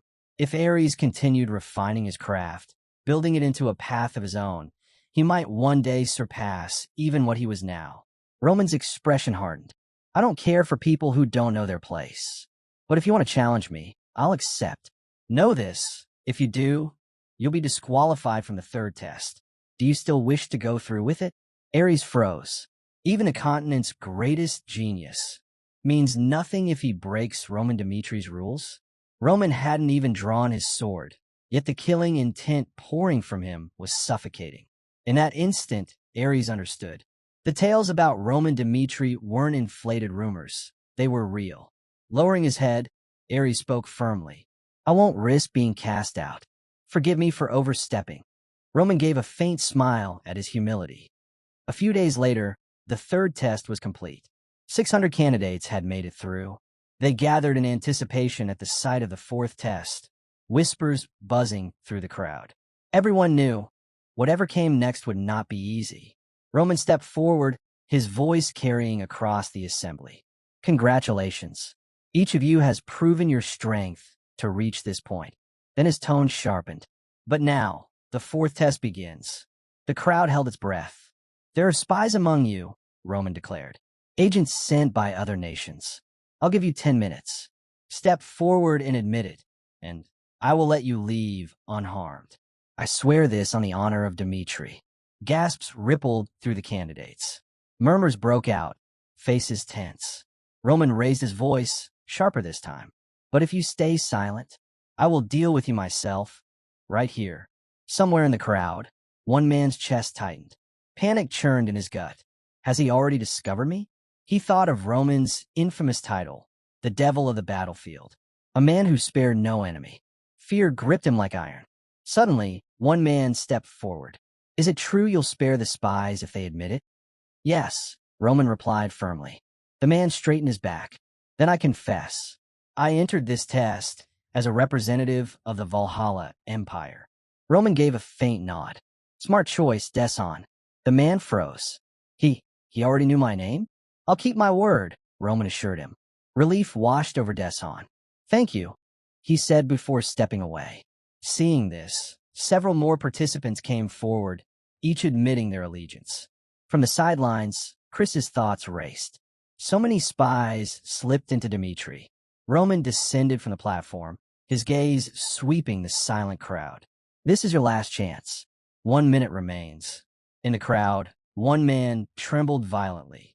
I can't reveal myself. My family is being held hostage. If I speak, they'll be killed. So this is how I die. The seconds bled away. At last, Roman's voice rang out. Time is up. The fourth test is over. The candidates stiffened in shock. Roman continued, his words steady. Those who confessed are gone. The rest of you remain. I know some spies still stand among you, but I won't punish you, because you've done no harm to Dmitri yet. He paused, then his tone grew sharper. From this moment on, you have a choice. Forget your past and follow me, or betray Dmitri. You are now my people. The scene shifted to Roman's office. Chris stood before him. My lord, why did you let the spies go? I can't understand your decision. Roman looked out the window as he answered. Even with the best intelligence network, I could never root out every spy in the Empire. Chris, could you control all the information across an entire land? Chris shook his head. No, I couldn't. Roman's eyes hardened. That's why I won't waste my time chasing shadows. Instead, I'll show them what it means to follow Roman Dmitri. Tell me, Chris, if you were a Kronos spy and stood face to face with me, would you still betray me? Chris answered without hesitation. Never, my lord. Roman turned back. Good. Then prepare. The next stage is about to begin. Far away, atop a cliff, Alexander stood overlooking a valley. He stretched out his hand, gathering power. With a single incantation, he released a spell. A distant mountain erupted in fire and rubble. A proud smile touched his lips. Let's see if Roman can stand against my magic. In his mind, the plan was clear. His spies within Dmitri would soon uncover Roman's martial secrets. As the creator of Aura, Alexander intended to dissect those techniques and prove they were overrated, mere shadows compared to true magic. I'll show the world the superiority of the magical path. Just then, one of his attendants entered, bowing. My lord, a letter has arrived from Dmitri. Alexander raised an eyebrow, accepting the sealed message. He opened it and read, his eyes narrowing. A swordsmanship exhibition? Roman Dmitri is hosting a demonstration. Alexander's expression darkened. What is he planning now? It was then revealed that the sword demon had once been one of the 4 heavenly emperors who had served under Baek Jung-hyuk, living a truly remarkable and unparalleled life. Each time he mastered a new martial art, he would seamlessly merge it with his own techniques, forging an entirely new path, a sword style created from the ground up. A faint smile appeared on Ares' face, and at that moment, the protagonist thought that Ares bore a striking resemblance to the sword demon. He believed that if Ares had continued to refine his technique and fully developed his own unique style, he could have become far more powerful. The protagonist gazed at Ares with a composed expression, fully aware that Ares intended to challenge him despite the established rules. He calmly reminded him that proceeding further would lead to immediate disqualification from the third test. Ares froze in disbelief, realizing that even the title of the continent's greatest genius held no meaning if he defied the rules. Though Roman had not yet drawn his sword, an overwhelming aura of killing intent emanated from him, pressing heavily against the air. In that instant, Ares understood that every tale told about the protagonist had been true, none of them exaggerated. Bowing his head, he admitted his fault and expressed sincere regret for his arrogance. Roman's lips curved into a faint smile, appreciating the humility and respect reflected in Ares' response. A few days later, the third test concluded, leaving around 600 participants who had successfully advanced. They assembled at the designated site for the fourth test, their voices hushed with anticipation and curiosity about the challenge ahead. It was evident to all that the upcoming trial would not be simple. The main character stepped forward, his presence commanding quiet attention. He commended the participants for their perseverance in completing the previous test, acknowledging that each had demonstrated true ability and determination. After a brief pause, he declared the commencement of the fourth test. The protagonist faced the assembly and revealed that spies from foreign nations were concealed among them, a disclosure that stunned the crowd into silence. He granted 10 minutes for any traitor to step forward and confess. He swore upon the honor of Dmitri that any who admitted the truth within that time would be spared. Shock rippled through the crowd. Then, in a firm and commanding tone, he drew his sword with a firm expression and made it plain that if no one confessed, he would root out the traitors himself on the spot. One of the participants began to panic, convinced that Roman had already uncovered his identity. Terrified by the man known as the devil of the battlefield, he trembled uncontrollably. Suddenly, another contestant stepped forward and cautiously asked whether Roman would truly spare those who confessed. The man then admitted that he was a representative of the Valhalla Empire, pleading to be spared just this once. Roman gave a slow nod and addressed him by name, calling him Deshane, which left the man utterly stunned that Roman already knew who he was. Keeping his composure, Roman assured him that he would honor his word. Deshane bowed deeply in gratitude before quietly turning to leave. Seeing this, several others stepped forward one after another, admitting that they too were spies. Chris, observing the scene from the sidelines, was taken aback to realize how many infiltrators had managed to sneak into Dmitri unnoticed. Roman then descended from the stage, his expression firm and composed, reminding everyone that only 1 minute remained for any final confessions. Amidst the tense silence, one man stood frozen in despair. His homeland held his family hostage, leaving him unable to reveal the truth. He accepted, with quiet resignation, that this moment would mark his end. When the 10 minutes finally elapsed, Roman declared the conclusion of the fourth test, leaving the crowd stunned once more. He explained that those who had confessed were now removed from the trials, while the remaining participants had successfully passed. Though he was fully aware that some spies still lurked among them, he chose not to punish them, stating that they had yet to harm Dmitri. Instead, he offered them a choice: to abandon their former loyalties and serve under him, or to betray Dmitri in the future. From that moment onward, he declared them his people. Later, inside the protagonist's office, Chris questioned Roman's decision to let the spies go, unable to grasp the logic behind such leniency. Roman, maintaining his usual composure, explained that even the most sophisticated intelligence network could never expose every hidden spy scattered throughout the empire. When he asked Chris whether he believed it was possible to control every piece of information across the land, Chris silently shook his head in acknowledgement. Rising from his chair, Roman walked toward the window, gazing out thoughtfully. He stated that rather than attempting to control everything, he would demonstrate what it truly meant to follow Roman Dmitri. He then added that if Chris were a spy from Kronos and had personally met him, would he still be able to betray him without hesitation? Chris, now filled with conviction, admitted that if he were in such a position, he would never betray Roman. Resolute, he then suggested that they begin preparing for the next stage ahead. The scene then shifted to a distant cliff where Alexander stood, his robe fluttering fiercely in the cold wind.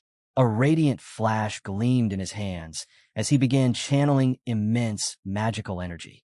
His eyes glowed a sharp yellow as he calmly began preparations for the next stage. In an instant, he unleashed a devastating surge of power toward a faraway mountain, triggering a colossal explosion that shattered it into rubble. A proud smile curved across his lips as the flames spread rapidly, consuming everything in sight. Watching the destruction unfold, Alexander mused to himself, wondering whether Roman could withstand such magic. Confidence radiated from him, for he firmly believed that his spies planted within Dmitri would soon expose the secrets of Roman's martial arts. As the very creator of Aura, Alexander intended to study and dissect Roman's techniques and expose how pitiful they are, and he would erase Roman's existence, determined to prove that his magic was the superior path. Behind him, a surge of blue light swirled and twisted as a portal opened. One of his subordinates emerged, respectfully presenting him with a sealed letter and informing him that a message from Dmitri had arrived. Breaking the seal, Alexander read the message, which was an invitation from Roman Dmitri, summoning him to attend a swordsmanship exhibition. His eyes narrowed, suspicion flickering in their depths as his expression darkened. Roman Dmitri was hosting a swordsmanship exhibition, and Alexander could not help but wonder what strategy or hidden motive lay behind this unexpected event. Alexander read the invitation from Roman Dmitri regarding the newly proposed aura system, and fury began to surge within him. His hands trembled violently as his grip tightened around the letter, and the heat of his anger manifested through his aura until the paper in his grasp burst into violent flames. The letter stated that Roman had summoned everyone to announce that the aura emission method developed by Emperor Kronos Alexander had been flawed from its very foundation. Roman intended to redefine the entire aura system and establish a new path for swordsmanship, inviting all to witness that historic revelation. After reading it, Alexander clenched his teeth, consumed by burning rage, his fist tightening as flames swirled fiercely around him. Aura had always been Alexander's greatest source of pride, the very essence of his identity. Had he truly delved into the depths of martial mastery instead of remaining bound by ignorance, his fate might have unfolded differently. Rage erupted within him as his mind echoed with fury at Roman's audacity to label his life's work trivial and flawed. His voice rose in a furious scream as he seethed at the thought of someone daring to call his creation imperfect from its very foundation. Inferiority, envy, and wrath churned violently within him, emotions far too overwhelming to suppress. Consumed by his anger, Alexander resolved that he would personally witness Roman's so-called revelation with his own eyes. At the Swordsmanship Association of the Salamander Continent, the news of Roman Dimitri's declaration spread like wildfire. The auditorium buzzed with tension as word circulated that Roman had denied the accomplishments of Emperor Alexander himself, even sending out invitations for a public swordsmanship presentation that seemed to mock every swordsman across the land. Many wondered what madness had driven him to hold such an event. Some believed it to be a direct challenge to all aura swordsmen. Sergei, the head of the Swordsmanship Association, declared that he would personally attend and test this so-called martial art. If such heresy was left unchecked, he warned, there would soon be no place left for their traditions in the world. He insisted that they must attend, find even the slightest flaw in Roman's theory, and destroy his reputation entirely.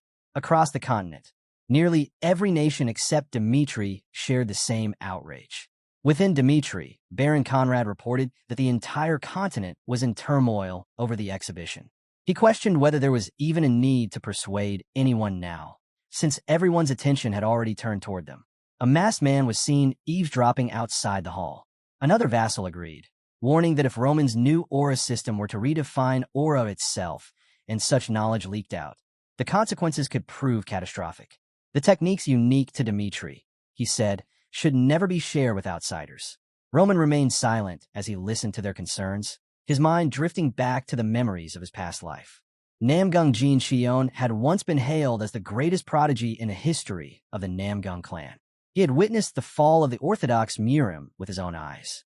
The Namgung sword, once believed to be the strongest, was ultimately shattered by Baek Jung-hyuk. That humiliation carved itself deep into Jin Shion's heart.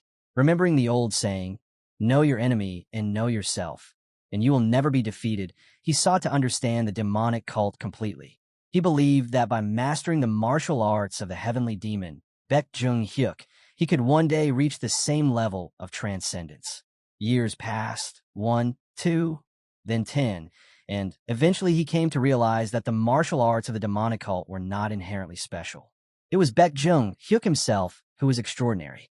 Frustrated and enraged, Namgung Jin Shion demanded to know why the heavenly demon had revealed his martial arts to others. Even after 10 years of effort, Jinshin could not reach even the edge of the heavenly demon's power. The heavenly demon answered that despair was precisely what he intended for others to experience. Over time, memories of defeat faded, and those who forgot would only grow resentful toward the cult. Therefore, he wanted them to study his techniques, to face their own insignificance, and to truly understand the greatness of the heavenly demon divine cult. He told Jean to remember that despair well. If he lacked the strength to overcome it, then he should kneel, bow his head, and accept that in the skies above Murim, only the heavenly demon and his divine cult reign supreme. After that day, and until the heavenly demon's death, no one in the martial world ever dared to rebel again. Returning to the present, the protagonist declared that the purpose of his upcoming presentation was to reveal only the foundational principle of his research. He would redefine aura itself and claim the glory that Alexander once held. He intended to etch the name Dmitri permanently into history. He assured his vassals not to fear exposure, for this revelation would not weaken them. It would reshape the balance of power across the entire continent. With a firm expression, he declared that we should not fear revealing it.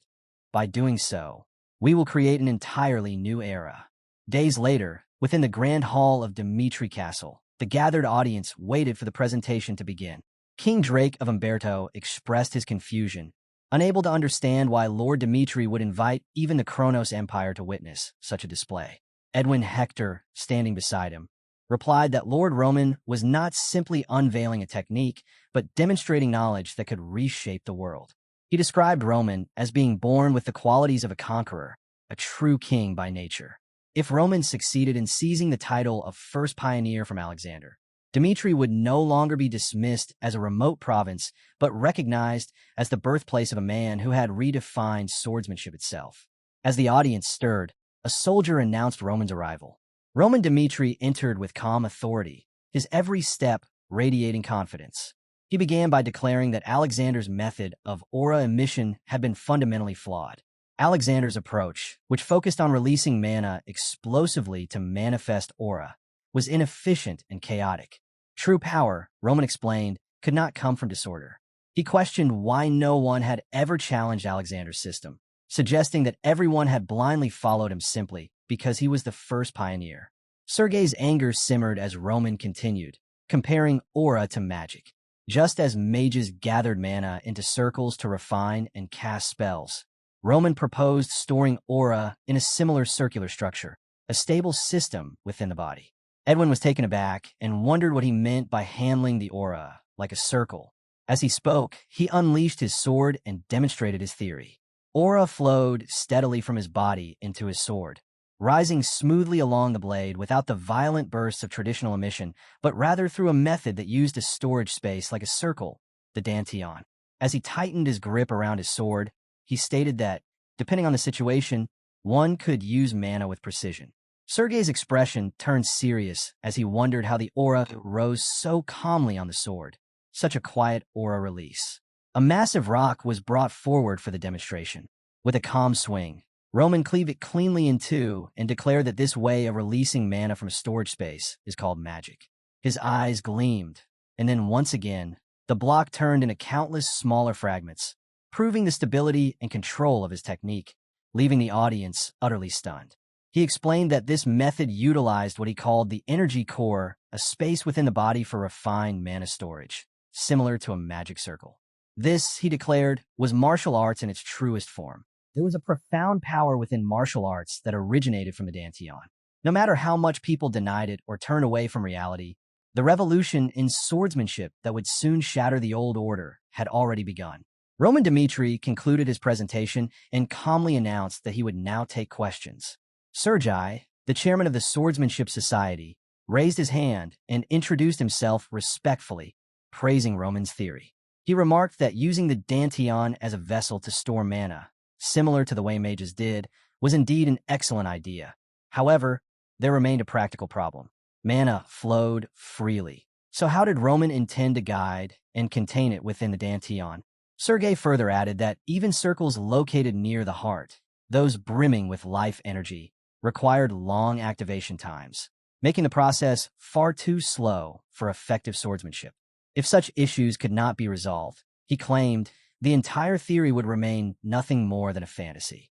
The protagonist, undisturbed by Sergei's provocation, answered with composure that the question would be resolved once one understood why he had specifically chosen the dantian as mana storage center.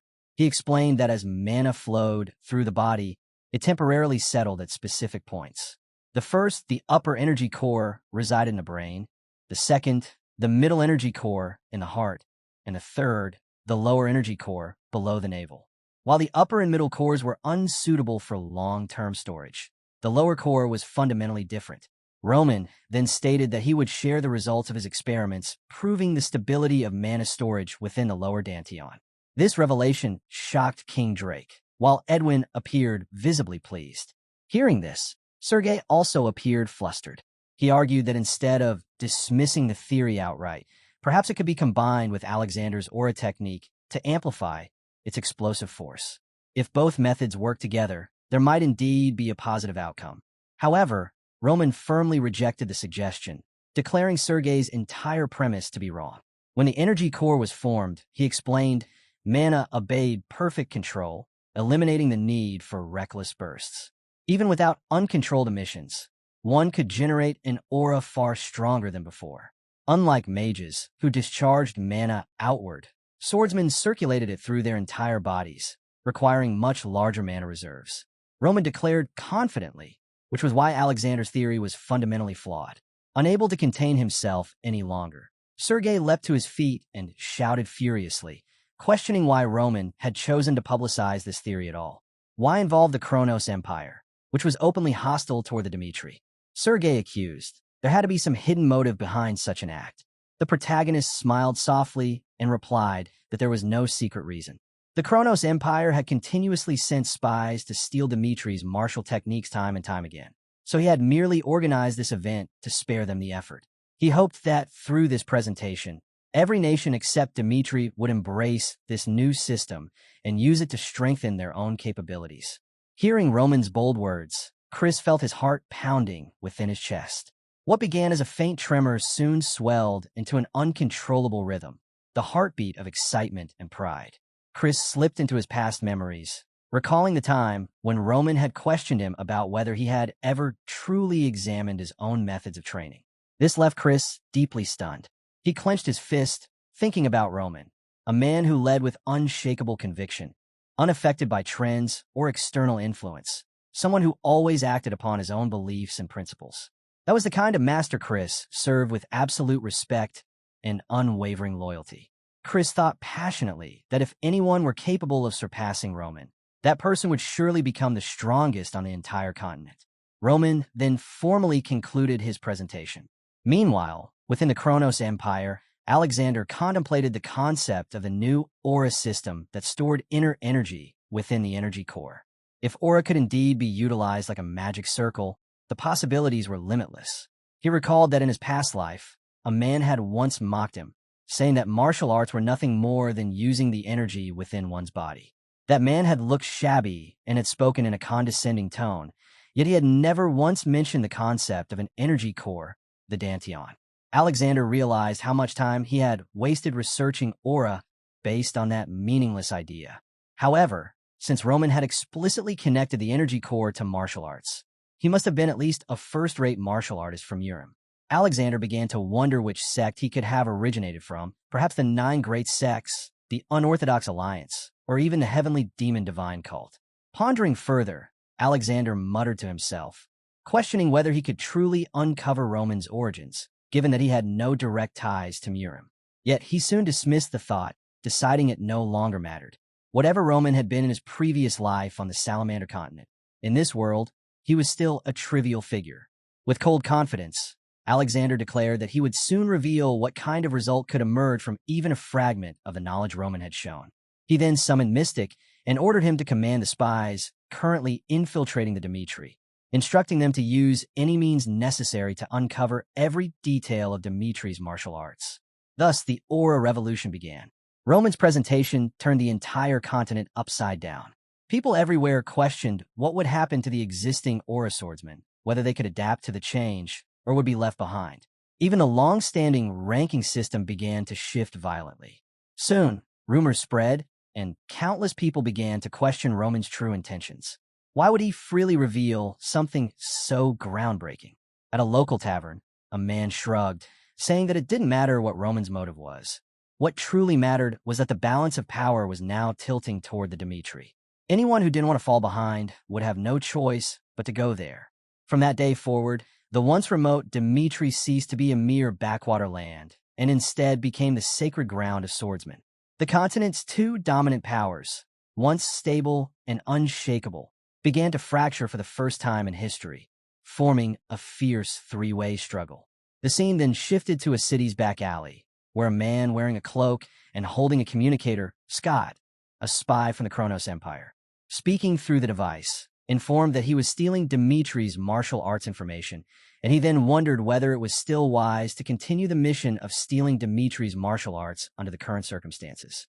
Roman Dimitri existed beyond all common sense. Scott thought to himself that not only did Roman ignore spies, but he even revealed the very knowledge they tried to steal. For now, Scott decided to remain within the Dimitri and quietly observe the unfolding situation. If Dimitri truly is a country that possesses the power to bring down the Kronos Empire, and if they became convinced of that fact, they might soon have to consider ways to evacuate their families to safety. Chris had congratulated the new soldiers on becoming Lord Roman Dimitri's personal guard. From that moment onward, he explained that they were required to follow a few formal steps to officially register their enlistment as regular members of Dimitri's personal troops. Scott glanced at the paper and saw his number being called. It was his turn now, number 98. One by one, the names were announced, and when Scott's turn came, he stepped into the tent. Inside, the clerk gestured for him to sit and began checking his details aloud. He confirmed that Scott was 38 years old, registered from the Kingdom of Umberto, to which Scott nodded in agreement. The clerk then explained that Lord Roman Dimitri's personal guard was a very special position within the forces. Each soldier would receive a monthly wage of 30 silver coins, along with extra wartime allowances for dangerous missions. He proceeded to ask about Scott's family, confirming that he had one.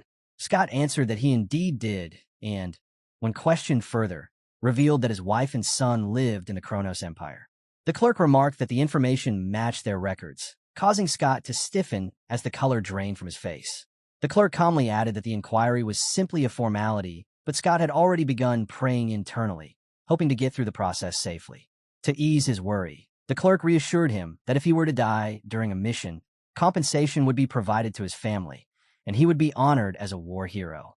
Stunned, Scott hesitated before voicing his concern, asking if having family in the Kronos Empire would be a problem. The clerk smiled and told him it was not an issue at all. As Scott left the tent, he silently thought that as long as he did not cause any trouble, no one here would care about his past. The scene then shifted to the Dimitri workshop, where Master Blacksmith Hendrik observed Scott closely. He noted that Scott, having once been a mercenary, appeared to be in good shape, but pointed out small imperfections. His legs were slightly uneven, and his fingers shorter than average, which might make gripping heavy weapons somewhat awkward. Scott was shocked that Hendrik noticed such minor details, realizing the precision with which Dimitri's forces operated. Hendrik explained that since Scott was now one of young Master Roman's private soldiers, his gear had to be custom-made. Surprised, Scott thought about how much such craftsmanship must cost and realized the level of care shown to those in Roman service. Hendrik emphasized that in Dimitri, every private soldier under Roman was exceptional, and because the young master personally led battles from the front lines, it was the duty of his direct forces to support him, and for that, preparation was crucial to survival. Therefore, these small aids they provide can increase the chances of survival. Scott left confused and wondered if they were showing this sincerity just because he was a part of Roman's direct process. Hendrik then promised to forge the best weapons suited for Scott. Training for the newly enlisted private soldiers began soon after. Chris warned them that carrying 40 kilograms of gear was no excuse to move slowly. He explained that stamina was directly linked to survival. It was better to fall after giving everything than to survive without effort. He assured them that Dimitri would take full responsibility for his men and pull them forward. Scott assumed this was standard military training, but was surprised to see Roman himself participating at the front alongside the soldiers, and wondered why he was there. Hunt, another of Roman's private guards, approached Scott and pointed out that while most commanders shouted orders from the rear, Lord Roman was different. He always led from the front, and those unable to keep up with his pace did not deserve to follow him into battle. Scott wondered if Roman was deliberately slowing down for their sake, and Hunt encouraged him to give his all, reminding him that this was just the beginning. Their intense training continued until the afternoon. Exhausted and breathless, Scott began to think the regimen might be too dangerous. As they marched back, one of the guards suddenly collapsed. Horrified, Scott watched as one of Roman's private soldiers immediately lifted the fallen man onto his back while ordering Hunt to carry the man's pack. Witnessing such strength and discipline, Scott wondered if all of Roman's men were monsters. On the 10th day, Chris gathered everyone and announced that all recruits had successfully endured the training without a single dropout. The next phase would now begin: inner energy cultivation. He explained the concept of the energy core and outlined the training process. Scott thought to himself that they were finally about to uncover the secret behind Dimitri's renowned strength. Chris kept the explanation brief and introduced their martial training technique, the Sura Simbi technique. Excitement filled the air as every private soldier, including Scott, eagerly sat cross-legged, focusing on sensing what was called resonance. Time passed, yet Scott still felt no trace of mana, and despair began to creep in. Convinced he lacked the talent, he thought of his years as a mercenary and how all his attempts to become an Aura swordsman had failed despite countless efforts. Hours passed. Then, after 3 long hours, a faint stir ran through him. A wave of disbelief and excitement surged as he began to sense the flow of mana, sometimes warm, sometimes cool, gently brushing against his skin. If someone like him could feel mana within mere hours, then Roman truly deserved his reputation as the creator of Aura.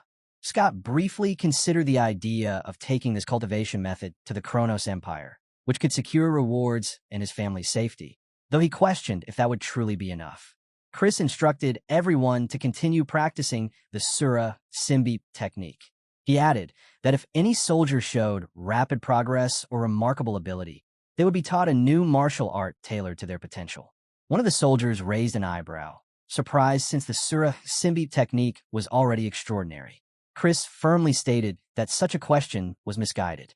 In Dimitri, the Sura Simbi technique was considered merely a basic-level martial art, reserved for beginners. Scott found himself torn between 2 choices, uncertain whether to report what he had learned or to remain silent. With the transmitter strapped to his wrist, he wrestled internally with his duty, wondering if he should fulfill his mission as a spy or continue serving as one of Dimitri's private soldiers. Memories of his training surfaced as he recalled how countless Aura swordsmen had once told him they lacked talent. Yet through Dimitri's method, they had managed to feel Aura in less than a single day. He realized that soon, Dimitri would produce thousands, perhaps even tens of thousands of Aura swordsmen. It was only a matter of time before they surpassed the Kronos Empire entirely. Scott reflected bitterly that Kronos would discard him the moment he made a mistake, but if he remained loyal to Dimitri, they would never abandon him or his family. His thoughts settled firmly on his decision. He wanted to stay among people like them. He contacted a man named Pike and secretly asked him to help his family escape from Kronos and flee to Dimitri. Scott resolved to risk his life for the future he had seen with his own eyes and encouraged Pike to come as well once his task was done, so that they could start anew together. Suddenly, a voice called his name, startling him.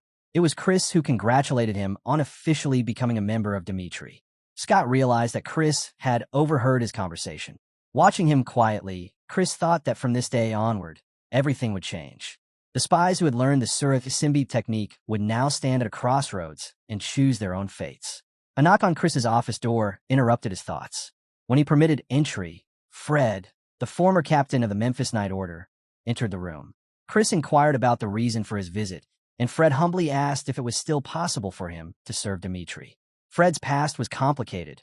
Once, he had been a loyal officer of the Kronos Empire, sworn to serve Marquis Memphis under Imperial command. By the same orders, he had been dispatched to infiltrate Dimitri's private army. Now, Fred confessed that during his time in Dimitri, he had witnessed its true strength firsthand. Seeing how sincerely Dimitri treated his people had stirred something within him, and he no longer wished to live for Kronos. He admitted that this decision might cost him his life, but he would have no regrets. His voice trembled as he revealed that the people accompanying him were not his real family. His real family was still captives in Kronos. If his betrayal were exposed, they would be tortured to death in horrific ways. Begging for mercy, he implored Chris either to take both him and his family under Dimitri's protection or send him back to Kronos, promising that even if he returned, he would never reveal Dimitri's secrets. Chris, maintaining his calm composure, told Fred that if he truly wished to become one of Dimitri's people, he must answer the next questions with complete honesty. Chris asked if it was true that the Emperor of Kronos used mental restraints to control his subjects. Fred appeared confused, and Chris pressed further, asking whether he had ever experienced any memory loss or sensed something foreign within his mind. Fred suddenly remembered a conversation with his wife, who had once asked him if he had been forgetful lately. He had brushed it off at the time, assuming it was due to fatigue. Returning to the present, realization dawned on him, and he admitted that he indeed had experienced such symptoms. Chris immediately told him to follow and led him down a set of stairs to a glowing door. When they entered, Fred's eyes widened in astonishment at the sight before him. Chris explained that this place was the house sect Dimitri's intelligence organization. The vast chamber was filled with operatives working meticulously. Concerned, Fred asked if it was safe to bring someone like him there, someone who might still be under mental restraint. Chris reassured him that the place was secure and not easily compromised.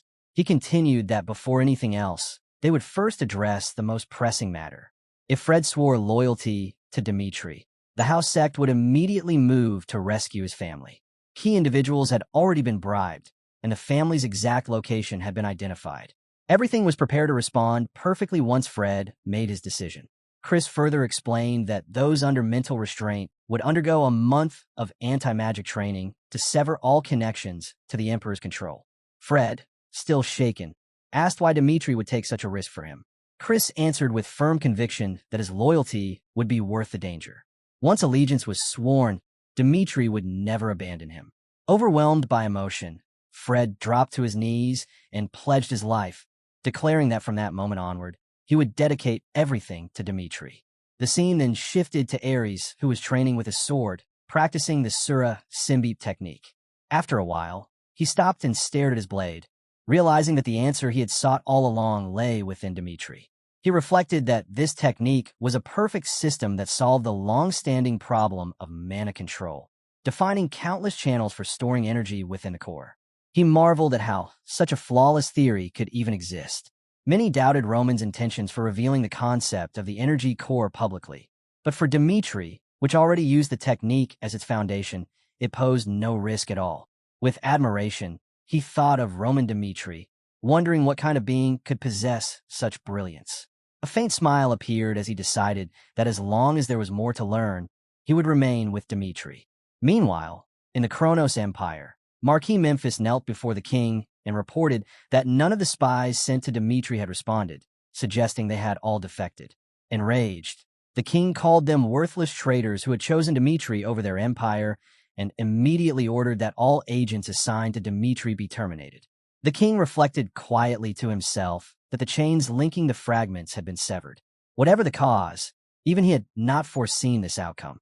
Within a year, the Millennium Grand Plan would be complete. As the power of the world tree weakened, the energy of darkness would continue to grow stronger. He muttered inwardly that Roman Dimitri could rage all he wanted, but no matter how fiercely he resisted, the future would remain unchanged. Around that time, 3 distinguished guests arrived in Dimitri. The first was Hoffman, the president of the Golden Bank. Sitting calmly across from Roman Dimitri while sipping tea, Hoffman commented that even Valhalla had chosen to avoid conflict with Kronos.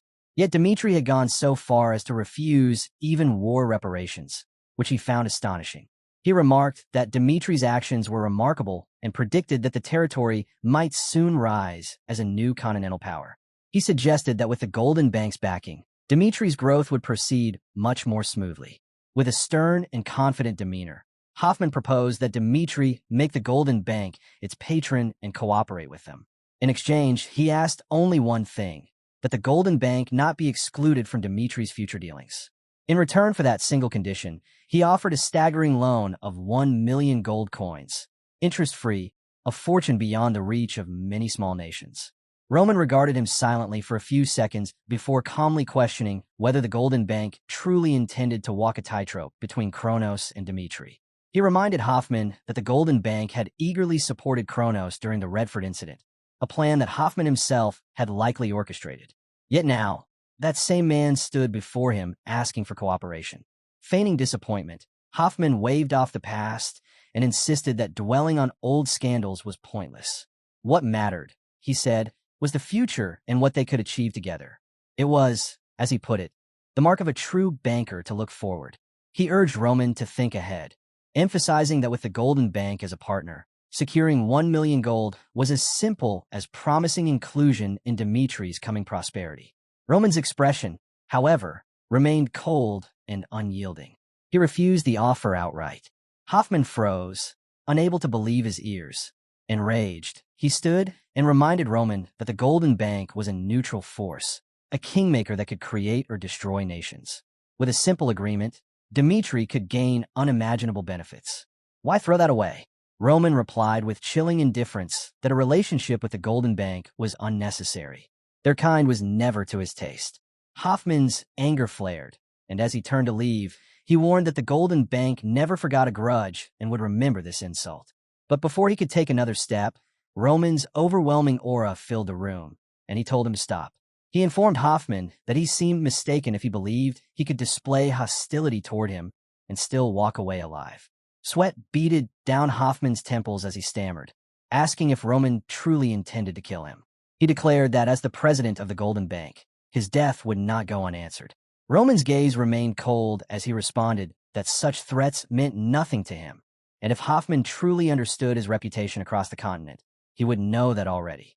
The trembling banker finally recalled Roman's infamous title, the Devil of the Battlefield. Realizing the danger he was in, Hoffman pleaded for forgiveness, admitting he had misspoken. Roman then took the contract from Hoffman's hand, burned it effortlessly with his power, and stated that it was now his turn to make a proposal. The price of Hoffman's life, he declared, would be 1 million gold. That was the only deal that could exist between them. Fearful and defeated, Hoffman accepted. A few hours later, the second guest arrived, Edwin Hector. He asked Roman to discuss the concept of the upper energy core. Edwin began explaining his understanding.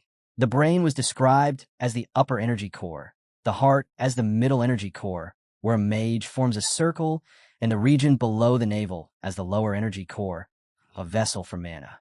He speculated that if the lower core optimized how aura swordsmen accumulated and used mana, then the upper energy core must serve a greater, unknown purpose. Unlocking that mystery, he believed, could ignite a revolution in magic itself. The protagonist observed Edwin, noting how openly the man stated his intentions. His straightforwardness was refreshing and somewhat admirable. Still, Roman replied that while Dimitri and Hector stood as allies within the Kingdom Alliance, that alone did not justify revealing the secrets of the upper energy core. Edwin acknowledged that his request was bold and that sharing such knowledge without compensation would be an unequal exchange. As payment, he offered tangible results, research outcomes that would merge the upper energy core with modern magical theory.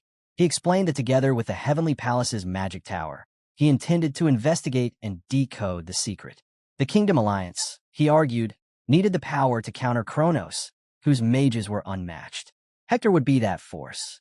Roman questioned whether Edwin believed Dimitri's own Phoenix Mage Tower was incapable of solving the mystery. Edwin quickly clarified that he did not doubt their ability and, in fact, would gladly welcome their participation. His goal was not to monopolize knowledge, but to create results beneficial to all. Impressed by his sincerity, Roman told him to follow and switch location as he had something to show him. He led Edwin to meet Felix, master of the Phoenix Mage Tower. Felix greeted Roman respectfully and then noticed Edwin's presence, expressing admiration for his recent advancement to the fifth circle after his enlightenment at the Heavenly Palace. Edwin replied modestly to the compliment. Roman instructed Felix to summon Nox and prepare the magical arena for demonstration. They stepped into a vast, warded training area where two reinforced targets stood. Edwin wondered why they had come to such a place, but Roman urged him to use his most powerful magic without reservation, assuring him that the layered defensive wards would hold. Edwin, curious but determined, decided to prove his skill. Concentrating, he summoned an enormous sphere of thunder mana and unleashed a fifth circle thunder cannon, obliterating the target in an explosion of light and force. Exhausted but satisfied, Edwin judged the power to be sufficient.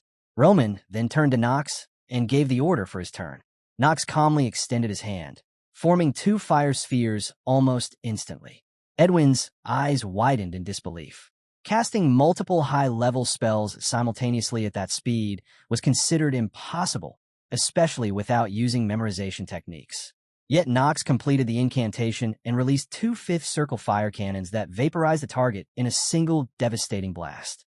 As the flames subsided, Roman looked toward Edwin and stated calmly that Dmitri had already integrated the theory of the upper energy core into practical magic. It was explained that the upper energy core truly was the key to a magical revolution. When mana passed through the middle core and detonated through the upper core, the resulting spell achieved exponentially greater destructive power. The processing speed also became so fast that it seemed as though the casting step itself had been skipped. By utilizing the upper core, spell casting became 2 to 3 times faster, and even within the same magic circle, the difference in performance was staggering. Stunned by Nox's power, Edwin realized this was the outcome of merging the upper energy core with magic. If this secret became public, mages across the continent would swarm to Dmitri in their hunger for knowledge. Roman calmly told him that, as demonstrated, they had no reason to share the secret with Hector. Disappointed, Edwin knew he had no argument left. Then Roman offered one condition. If the kingdom of Hector swore an oath of fealty under a master-vassal bond, Dmitri would not only share knowledge of the upper energy core, but also take responsibility for Hector's future. Edwin was taken aback by the proposal. Roman reflected that Edwin Hector had always been a fascinating man, bold in judgment, decisive in battle, and a skilled war mage who fought on the front lines. A commander who led by example was a rare treasure on any battlefield. Thinking of his past life, Roman understood that believing one man could control everything was arrogance. True wisdom lay in embracing those who could fill the gaps one lacked. As Edwin contemplated the offer, memories surfaced of the endless burdens he had carried to protect his fragile kingdom. From childhood to the day he earned the title of Hector's Star, he had endured hardships for the sake of his people. In his heart, he wished only for peace for Hector, a wish that had defined his existence. Finally, he declared that if Roman Dmitri promised to secure Hector's future, he would gladly dedicate his life to him, kneeling in solemn pledge. That day, Dmitri did not merely gain the kingdom of Hector, it gained Edwin Hector himself. As dusk fell, the third guest arrived unannounced. It was Marquis Valentino, who entered with his usual dramatic flair, scolding Dmitri for being excessive. He complained that he had tried to remain patient despite waiting for the new sword Roman had promised to forge. The two shared a meal, and Valentino lamented that the stress of waiting had even cost him sleep. Roman found his antics both amusing and exasperating. While having dinner, he calmly explained that he planned to craft the sword once current matters were settled, and there were some parts he wanted to test personally, so he asked for 1 more month. Delighted, Valentino agreed enthusiastically, overjoyed by the promise. Later, in Roman's office, his butler, Hans, reported that the Golden Bank had sent the 1 million gold. Roman acknowledged that they had not kept their word, reasoning that if the bank broke an oath sealed under their authority, their credibility would crumble. With matters now in order, he decided it was time to move forward. In the meantime, Chris continued to train the soldiers, infusing each session with energy and determination as they honed their skills for the challenges ahead. The protagonist informs Hans that he didn't plan to leave the workshop for about a month, and instructed Hans to handle all affairs for the next month, while he focused entirely on his forge. In his workshop, our boy removed his shirt, revealing his hardened physique.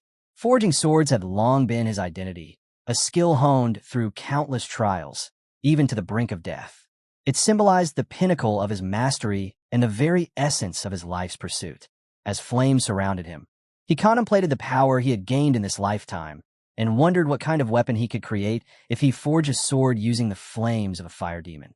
Meanwhile, Hoffman burned with fury that Roman Dmitri had dared to threaten him. Determined to exact revenge, he vowed to show what it meant to challenge the Devil of Gold. When his subordinate confirmed that the requested information had been gathered, Hoffman listened intently. The subordinate reported that Dmitri was trading large quantities of iron with 4 major groups: Valentino from the Kingdom of Cairo, Zenit from the Kronos Empire, Muriel from Valhalla, and Vincent from the Kingdom Union. Together, they controlled nearly 70% of Dmitri's iron distribution. Zenit of Kronos had already severed ties after the war.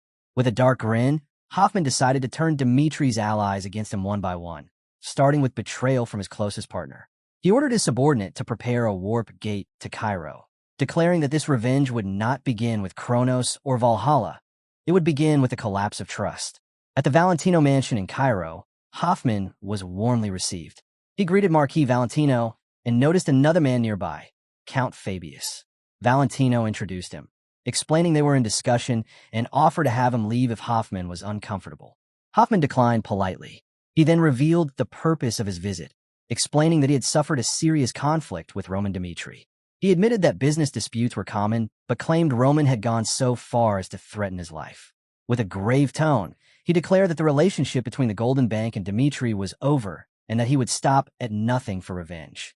Out of respect for their relationship, he had come to Valentino first, urging him to sever ties with Dmitri. Valentino was taken aback by the demand. Hoffman's aura darkened as he offered a tempting bargain.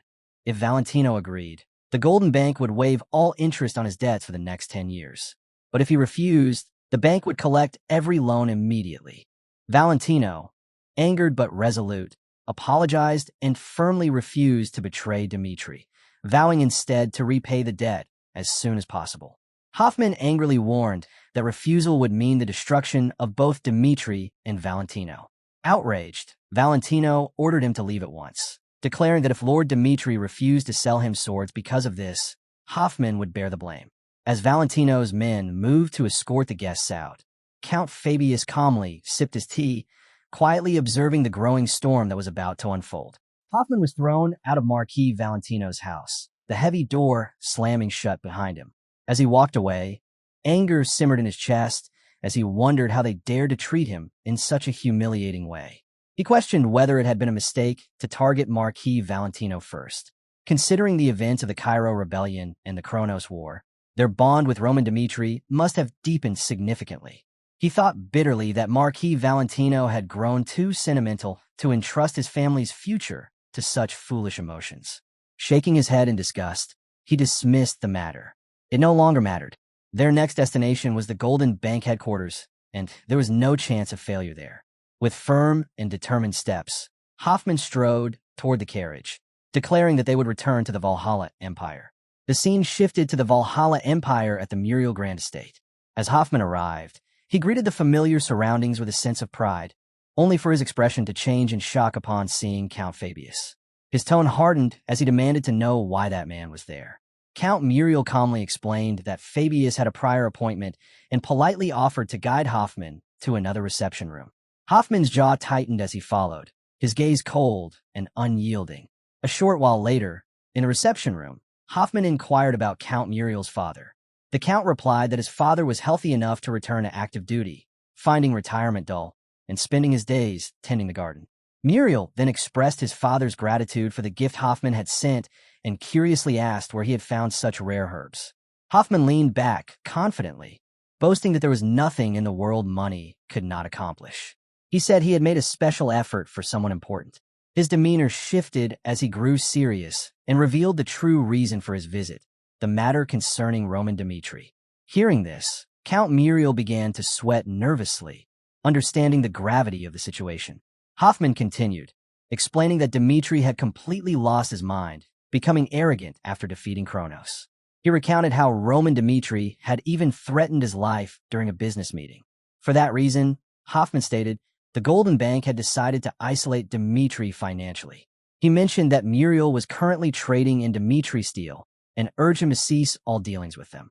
In exchange, the Golden Bank would supply steel at a lower price and waive the interest on Muriel's loans. Count Muriel took a deep breath before replying that he could not accept the request. Hoffman's eyes widened in disbelief. Muriel explained that while he wished he could side with Hoffman, they were merchants above all else. Dmitri's steel was irreplaceable, the highest quality on the continent, and Valhalla's warriors would not use anything else. Without Dmitri's steel, they could not monopolize the market. He went on, stating that the more important reason was that the Dmitri family had led a swordsmanship revolution and shared their knowledge generously. The Muriel family's strength relied on the might of its warriors, and opposing Dmitri's influence would bring nothing but ruin. Bowing his head respectfully, Muriel pleaded for Hoffman to understand the Muriel family's position for the sake of their ancestral ties. Hoffman let out a heavy sigh, realizing why Roman Dmitri had been so confident. Now, only one person remained, Vincent, the great financier of the Kingdom Alliance. Hoffman described him as a man similar to himself, one who valued profit over loyalty. With renewed determination, he vowed that not everything would go Dimitri's way. He reflected that the first meeting was a coincidence, the second was fate, and the third was inevitability. Yet his steps halted abruptly when he saw Count Fabius again. Shocked, he demanded to know why that man was there once more.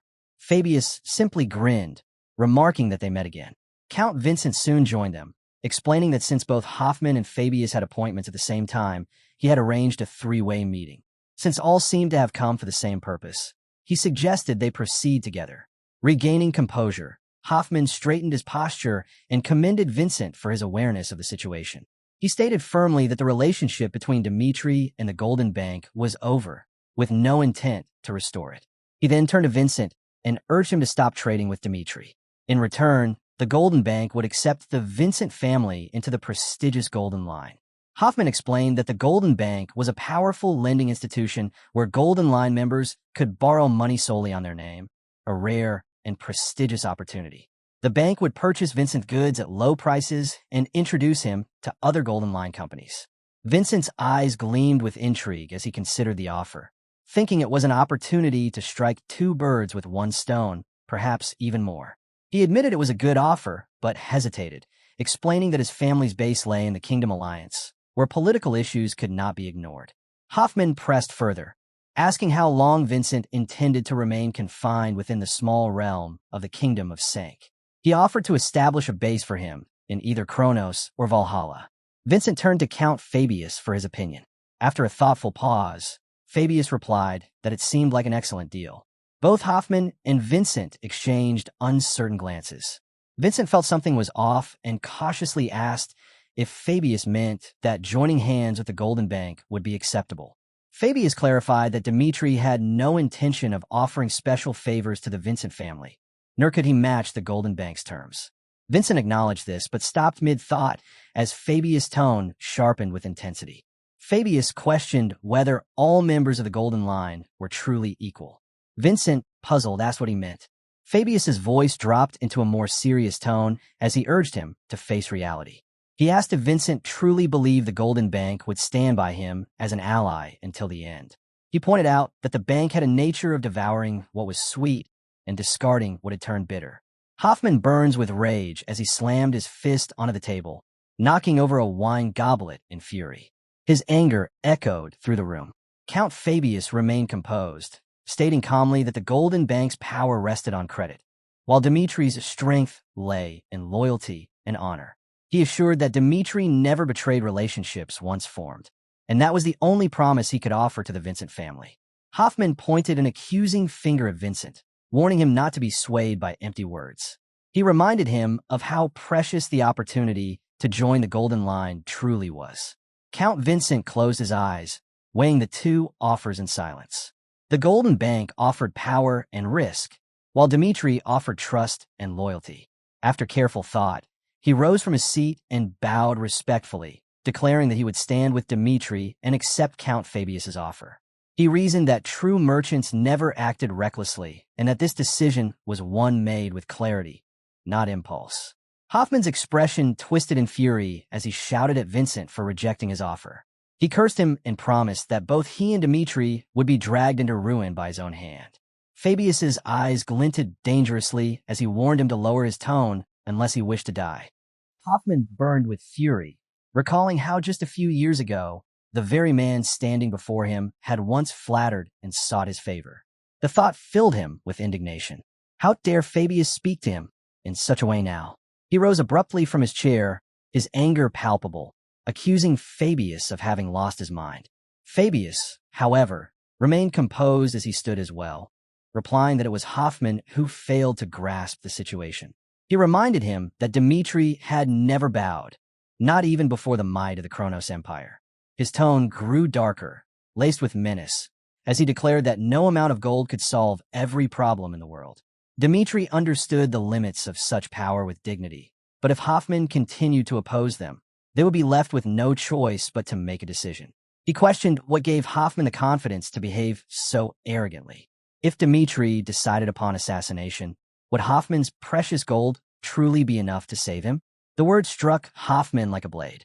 The thought of Dmitri issuing an assassination order had never crossed his mind, and for the first time, a flicker of fear stirred within him.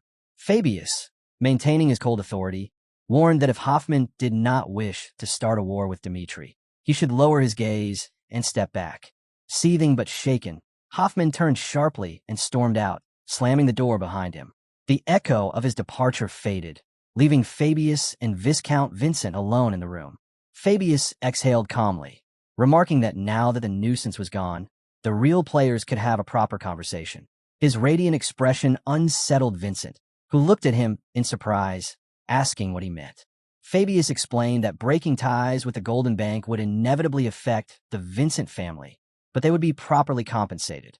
Releasing his powerful aura, he assured Vincent that Dmitri was not a cold-hearted nation. Moved by the strength and sincerity in Fabius's presence, Vincent thanked him for his mercy and understanding. Meanwhile, Hoffman enters his chamber, trembling with rage. He muttered that even Kronos, the mightiest power on the continent, had acknowledged his authority, and yet Dmitri had dared to humiliate him in such a manner. His fury erupted as he slammed his hands on the table, roaring in frustration. Standing before the portrait of his ancestor, he recalled the teachings passed down through generations, that when faced with a reality beyond the power of money, one must seek the hidden secret of the Golden Bank. It was a lesson preserved by his forefathers, and the time had come for him to invoke it. Muttering that he never imagined such a situation would arise during his lifetime, Hoffman took a dagger and, with grim resolve, severed his own hand. Blood dripped as he pressed the dismembered hand onto a concealed button beneath his ancestor's portrait.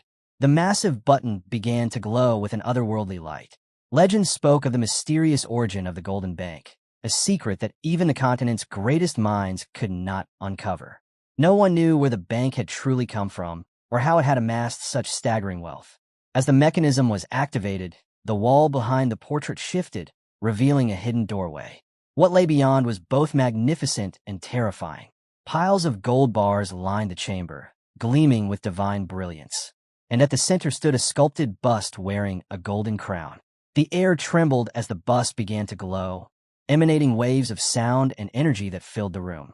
Overwhelmed, Hoffman fell to his knees and addressed the figure as Lord Alexander, declaring his reverence and devotion. At last, Hoffman had come face to face with the true essence and origin of the Golden Bank's existence. A month later, in another place, Marquis Valentino inquired whether Lord Dmitri had emerged from the workshop. Hans replied that he would inform him immediately once it happened.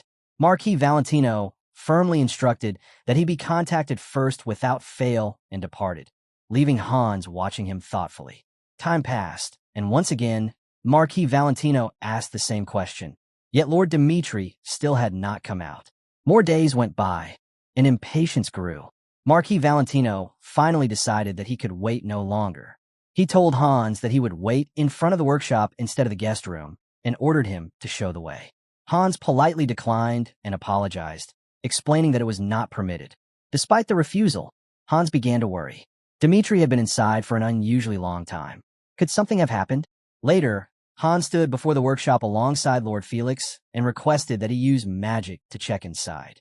Felix nodded in understanding and activated a resonance sensing spell. As the magic took form, his eyes widened in disbelief. What he witnessed left him speechless. Inside the workshop, Roman Dmitri was engulfed in flames, forging a sword surrounded by infernal fire.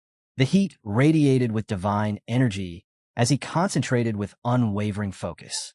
The power of the flame demon, obtained beneath the endless mountains, was bound to him, yet still resisted full control. Roman's voice was resolute as he called upon the infernal force, commanding it to submit to his will. He employed the flame fire divine art, Yoma Shingong, a technique that pushed the limits of human capability. In a flashback, the dwarven smith had once warned him that the flame demon was a force no being could truly control. When the gods had bestowed fire upon the world, it granted warmth and life, yet it also brought destruction capable of burning all creation. The smith had urged him not to try to dominate it, but to accept it as it was, for that was the true nature of the flame demon. Roman pondered those words, questioning whether accepting the uncontrollable was truly the natural order. But in the present, His determination flared like the fire around him. He refused to submit. He had attained everything he desired through his own strength, and now this power, too, would become his. The fire surged, wrapping around his entire being like a living inferno. Outside, one of Marquis Valentino's subordinates expressed concern, noting that it had already been 15 days. He suggested returning to Cairo, reminding him that he had neglected his family's affairs for far too long. But Marquis Valentino refused. His expression twisted as he noted that he had waited too long for this moment and could not miss the sacred completion of the legendary sword. His subordinate sighed in defeat, but before he could reply, the door opened, and a voice announced that Lord Roman had finally emerged from the workshop. Marquis Valentino's expression lit up with excitement as he rose to his feet, declaring that they would go to Dimitri Castle at once. Inside the castle, Roman stood silently, gazing at the sword he had forged. The flames had subsided, leaving only the gleam of perfection in the blade. As he held it up, a calm, confident thought crossed his mind. This sword was perfect, and with it he could finally attempt what he had long envisioned. The swords created by Roman Dimitri reached new levels of perfection with each successive work. The difference between them was not merely in technical skill, but in an entirely different realm of mastery. Marquis Valentino, filled with excitement, hurried toward Roman, unable to imagine how extraordinary the next creation would be. Upon arriving, he met Hans, who informed him that young Master Roman had gone straight to the training grounds after leaving the forge. Marquis Valentino sank to his knees in disappointment. At the training grounds, our main character carefully examined his newly forged sword. Even in his previous life, he had never crafted a weapon of such caliber. He recognized that this level of perfection was possible only through the flames of the fire demon. As he gazed at the sword, new martial techniques, ones perfectly suited for the sacred inferno arts, began to form clearly in his mind.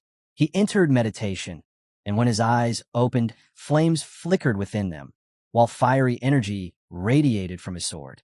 Roman embraced the burning heat, his movements fluid and precise as he charged his strike. With a single motion, he unleashed the first technique, which was Flame Slash, sending searing waves of fire across the ground. The blazing energy spread outward, engulfing the training area. Without hesitation, he advanced to the second technique, Flame Wave, condensing the power of fire into a single, concentrated point before striking forward. A jet of flame shot from the sword's edge, piercing through the air. He then transitioned to the third technique, Fiery Explosion, driving his sword into the ground to release the ultimate intensity of flame. The earth trembled and cracked beneath him, erupting in a torrent of molten fire. Finally, he invoked the fourth and final technique, Fire Demon, creating an explosion brighter than the sun itself. The ground was left scorched and hollowed into a vast crater. The protagonist observed the aftermath with calm authority. This sword technique, he realized, mirrored the very essence of the flame demon. Born in the barren lands of Dimitri, this martial art perfectly embodied a blacksmith lineage that had lived alongside fire for generations. He named it the Fire Demon's Flame, a martial art worthy of the heavenly demon, one who could create existence from nothing. Later, Marquis Valentino, overjoyed, asked if the sword had been completed. Roman confirmed it and expressed his satisfaction with the result. Delighted, Marquis Valentino praised him, confident in his abilities. Roman promised that, as agreed, the Marquis would have the opportunity to see the sword before the auction. Hans brought the sword forth, and Roman stated that if Marquis Valentino could offer an acceptable price, the weapon could become his. Hans carefully set the sword on the table.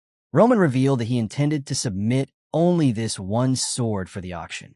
Marquis Valentino looked at the gleaming blade in awe, thinking how magnificent it was.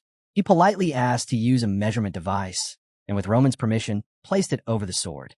The device glowed intensely, indicating that the mana resonance easily surpassed level 10, even higher than Blaze. Marquis Valentino broke into a nervous sweat as he tried to calculate its value. Blaze had sold for 1,200 gold, so he estimated this one might reach at least 2,400 gold, but quickly realized even that would not suffice. Curious, he asked Roman for the sword's name. Roman calmly replied that it was called Third No Name. Marquis Valentino was astonished. A sword not inferior to Blaze, yet it bore such a humble name. Roman explained that among the 4 swords he had forged, the third no-name was merely an experimental piece created in preparation for the final sword. The name symbolized the meaning of the process itself, making it special in its own way. The Marquis was left speechless upon learning there were 4 swords in total. He asked if that meant the third no-name was the least refined among them. Roman confirmed this, but clarified that while it had the lowest level of completion, it was far from a low-grade weapon. The no-name series, in fact, surpassed Blaze in both craftsmanship and performance. Stunned, Marquis Valentino requested to see the 4th and final sword. Roman silently observed him before granting permission. The Marquis held the final sword in trembling hands, his expression overcome with awe. The weapon radiated divine brilliance. He finally understood why Roman had called the no-name series experimental. The process of creating such a masterpiece was itself a work of art. He concluded that collectors would fiercely compete to possess a no-name sword, even at exorbitant prices, for its symbolic value alone represented the pursuit of perfection. To him, the third no-name was worth a fortune. Roman then revealed that the name of the final sword was Disaster. After leaving, Marquis Valentino thought deeply about it. Disaster, he realized, was a masterpiece beyond mortal reach. He might never possess it, but he was determined to obtain the third no-name no matter the cost. However, one thought troubled him. Why had the Sword Darkness not been submitted for auction? The scene then shifted to Roman presenting the Sword Darkness to his brother, Rodwell Dimitri. Rodwell was surprised and questioned why Roman was giving it to him. Roman explained that he believed Rodwell was the only one capable of taking his place in his absence. He wanted his brother to carry the symbol of darkness forward, leaving Rodwell confused by what he meant by his absence. Standing at the edge of a cliff, Roman told him that Rodwell Dimitri stood on a precarious brink. If they retreated even a single step against Kronos, they would face a miserable downfall.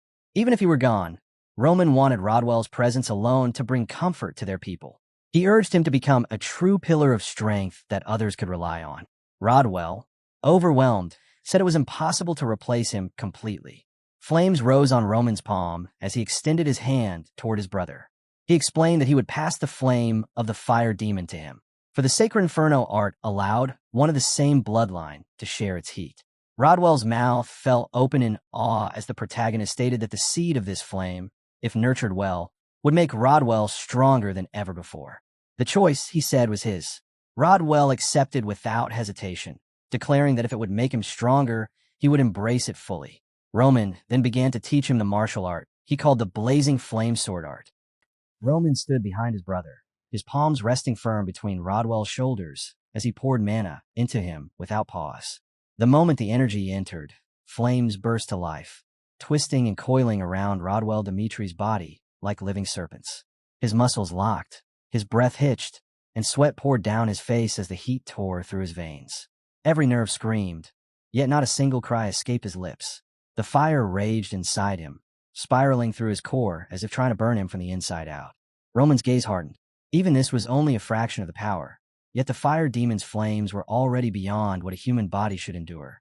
If he had not tempered it through the Sacred Inferno art, Rodwell would have been reduced to ashes before he could even draw a breath. At last, Rodwell exhaled deeply. The storm of pain receded, leaving behind a single glowing ember resting in his dantian. From that tiny spark, something new was born. Swordsmanship carrying the blazing authority of the fire demon itself. The flame fire divine art had found its vessel, and that vessel was Rodwell Dimitri. Not long after, Marquis Valentino returned to his estate and summoned his subordinates at once. Reports flooded in. One spoke of their heavy investment in raw gemstones, expecting the luxury market to surge once the war ended. Others spoke confidently about the profits waiting for them. Yet confusion spread as they questioned why their lord had suddenly ordered a full withdrawal. One uneasy aide warned that even if luxury trade was not their core business, the losses would still be severe, and asked if there was something they were missing. Valentino's voice was low and sharp as he answered. Lord Roman's newly forged sword could never be bought for 3,000 or 4,000 gold. Some doubted him, but his expression twisted with certainty as he declared that gemstones and luxury meant nothing now. What mattered was not missing the single chance. When someone protested that spending such an astronomical sum on one sword was madness, Valentino answered without hesitation that the world would soon revolve around Dimitri. He said they had already taken hold of Roman and would ride his power across the continent. He named Hector Umberto and Redford Frank, calling Lord Roman's creation their masterpiece, the blade that would shatter the old merchant powers and throw open the gates of the Four Kingdoms. Their family would stand as Dimitri's foremost supporters. And even if they claimed the third, unnamed blade and spread their name, his tone turned chilling as he said that the entire continent would one day see Dimitri standing behind their banner. Marquis Valentino made his stance clear. He was no longer satisfied with being only the richest man in Cairo. He ordered his people to rise beyond the limits they had accepted for themselves. In response, they bowed and swore absolute loyalty, vowing to move according to his will without question. Elsewhere, Roman placed the two swords he had forged before Chris and Kevin and declared them gifts. He named them the first no-name sword and the second no-name sword. The first one to Chris, the second to Kevin. Roman explained that as their martial paths grew deeper and their energies matured, the blades would naturally begin to reflect the desires of their wielders. Chris thanked him sincerely, but Kevin remained silent, his displeasure impossible to hide. Roman found the reaction strange. After a brief pause, Kevin finally spoke. He admitted that his request might be improper, but asked if he could take the first sword instead. Roman questioned him. Kevin's face tightened as he said he could not endure seeing anyone else receive the title of first from their lord. Chris only glanced at him, saying nothing. Roman let out a faint smile. Even in the past, the so-called mad demon had always been difficult. In his previous life, Roman had once seen that same man kneeling before him, confessing that he had always wanted to be the one his lord trusted most, the first sword at his side. Back then, Roman had believed that whether blood demon or sword demon, they were all enemies he would one day surpass. Returning to the present, Roman told Kevin that his swords were given by merit alone. If he wanted the first blade, he would have to prove himself worthy. The word struck Kevin like a blow, yet he stepped forward at once, turned toward Chris, and challenged him. His aura twisted wildly as he declared he would prove through skill alone that he deserved that sword. Chris accepted calmly. He said that if their lord had entrusted him with the first unnamed blade, Kevin would soon understand why. He added that this reminded him of the past, when he had already known how Kevin felt about him. An adult, he said, did not need to respond to every provocation. Though Kevin was now called the demon of Dimitri, in his eyes he was still a child and no real threat. As the two prepared to clash, Roman moved aside to watch. Chris told Kevin to show him everything he had, stating that worth would be decided by strength alone. He asked if Kevin truly believed his ambitions were so small that they could be caught so easily. The words snapped what little restraint Kevin had left. He lunged without warning, driving his blade forward at full speed, muttering that he was tired of words. Chris remained composed. Then his eyes widened slightly as he activated his skill. His figure vanished in a flash, leaving only an afterimage as flash lightning ignited. Kevin's strike tore through empty air. In the next instant, Chris appeared behind him and countered. Kevin barely raised his weapon in time, the force rattling his arms. Gritting his teeth, he slammed his blade into the ground. Stones burst upward, filling the air. Chris faltered for a split second, and Kevin rushed through the debris, his expression twisting as he unleashed a storm of attacks. Yet every strike was met, blocked cleanly, as if his effort meant nothing. When their weapons collided again, Chris admitted that Kevin had changed. Lightning surged around his body, his eyes glowing as he said coldly that this was the limit of Kevin's strength. Wrapped in crackling light, he advanced, forcing Kevin back. As blow after blow landed, Kevin felt the gap more clearly than ever. Then, as Chris turned, he saw something that made him pause. Kevin was smiling. In his heart, Kevin realized that he might understand Chris even better than Chris understood himself. His sword paths, his habits, his instincts, nothing was hidden. A crimson aura rose around him as he decided to release everything he had forged to surpass him. From the side, Roman watched in silence. The demonic solar had pushed Kevin's senses to their peak, letting him read even the path of flash lightning. As Chris pressed forward, Kevin claimed he could see everything, his right arm, his shoulder, every subtle movement, as their clash grew fiercer with each exchange. Then, in that final moment, Kevin called upon the first move of the Heaven Demon Sword style. His aura exploded outward, and with burning certainty and terrifying speed, he struck, believing this clash would decide everything. At the instant Kevin's blade was about to reach him, when even the air seemed to freeze under its crushing pressure, Chris's eyes hardened. In the final heartbeat, he released single flash. The two swords collided with a deafening roar. The impact tore through the air like thunder from the heavens. Kevin clenched his teeth as the power overwhelmed him. his body thrown backward as blinding light exploded outward and the ground shook from the force. Smoke swallowed the field. When it finally thinned, Kevin was revealed on one knee, gasping, his body trembling as the last of his strength drained away. The fierce aura that had surrounded him was gone, leaving only the weight of defeat. Then his eyes widened as the faint glimmer of Chris's blade cut through the haze. Chris stood there, victorious yet equally drained, his sword still leveled at Kevin. Confusion flickered across his face as he realized he could no longer see Kevin as just a boy from the slums. He slowly lowered his weapon, his thoughts turning inward. Kevin wanted to be their lord's first sword, but Chris carried a fire that burned even hotter. He wanted to surpass his lord himself and stand as the greatest swordsman on the continent. That dream, forged from pain and ambition, had driven him forward. Yet standing over Kevin, an old question rose in his mind and dragged him back into the past. His thoughts drifted to a battlefield of his youth, where flames devoured the land and blood soaked the earth, where corpses lay as far as the eye could see. He saw himself as a child, barely able to hold a sword, clutching his mother's lifeless body. The world had taken everything, leaving only grief and rage. In that darkness, a shadow had appeared, a soldier extending a gloved hand. It was Captain Jonathan. When Chris had taken that hand through his tears, he made a vow. He would never be powerless again. He would never lose someone because he was weak. He would become strong enough to protect everything he held dear. Returning to the present, Kevin lay wounded and barely conscious, murmuring that he had lost.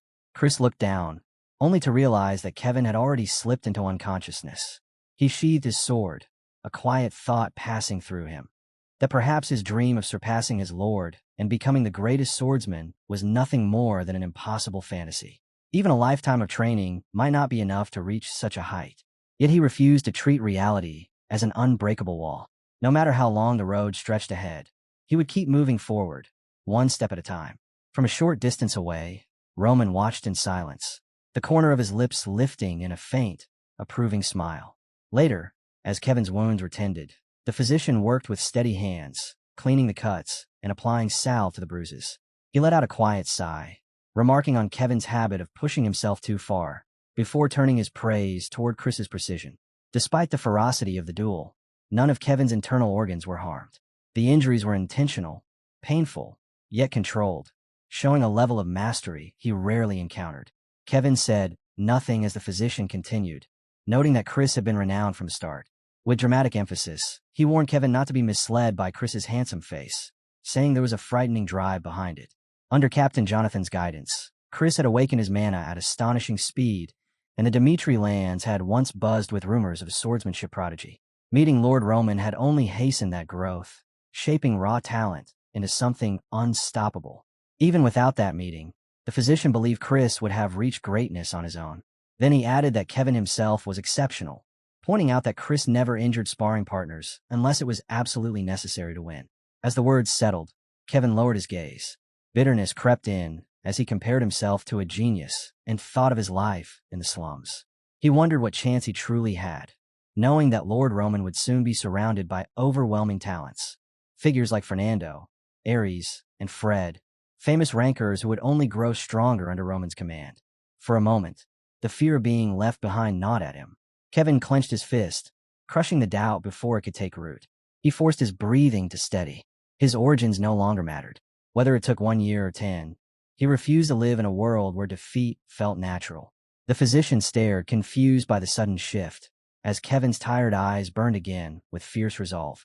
A crimson aura rose around him while he looked at his own hand, realizing that only by conquering the demonic soul arts could he break past the limits of his foundation.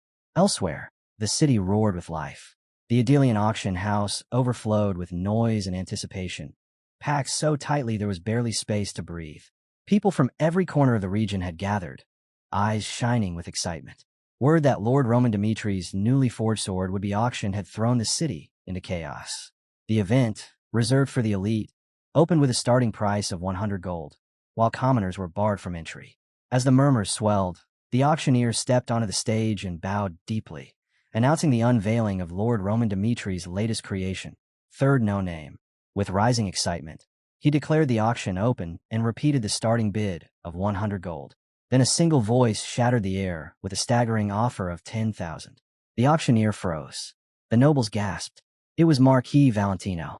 He leaned back with a smug grin, daring the entire hall to challenge him. No one moved.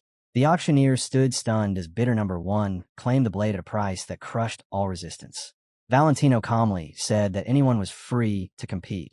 He would simply bury them with money. Silence followed. Moments later, it was declared that third no-name had become the first weapon in the auction house's history to be sold instantly for 10,000 gold. Valentino laughed loudly as he rose and left. Afterward, he ordered his retainer to arrange meetings with nearby noble families at once, splitting them between morning and afternoon. The retainer bowed and accepted, though a trace of unease crossed his face. Valentino brushed it off, saying he had obtained a magnificent treasure, and it would be rude not to boast about it in person.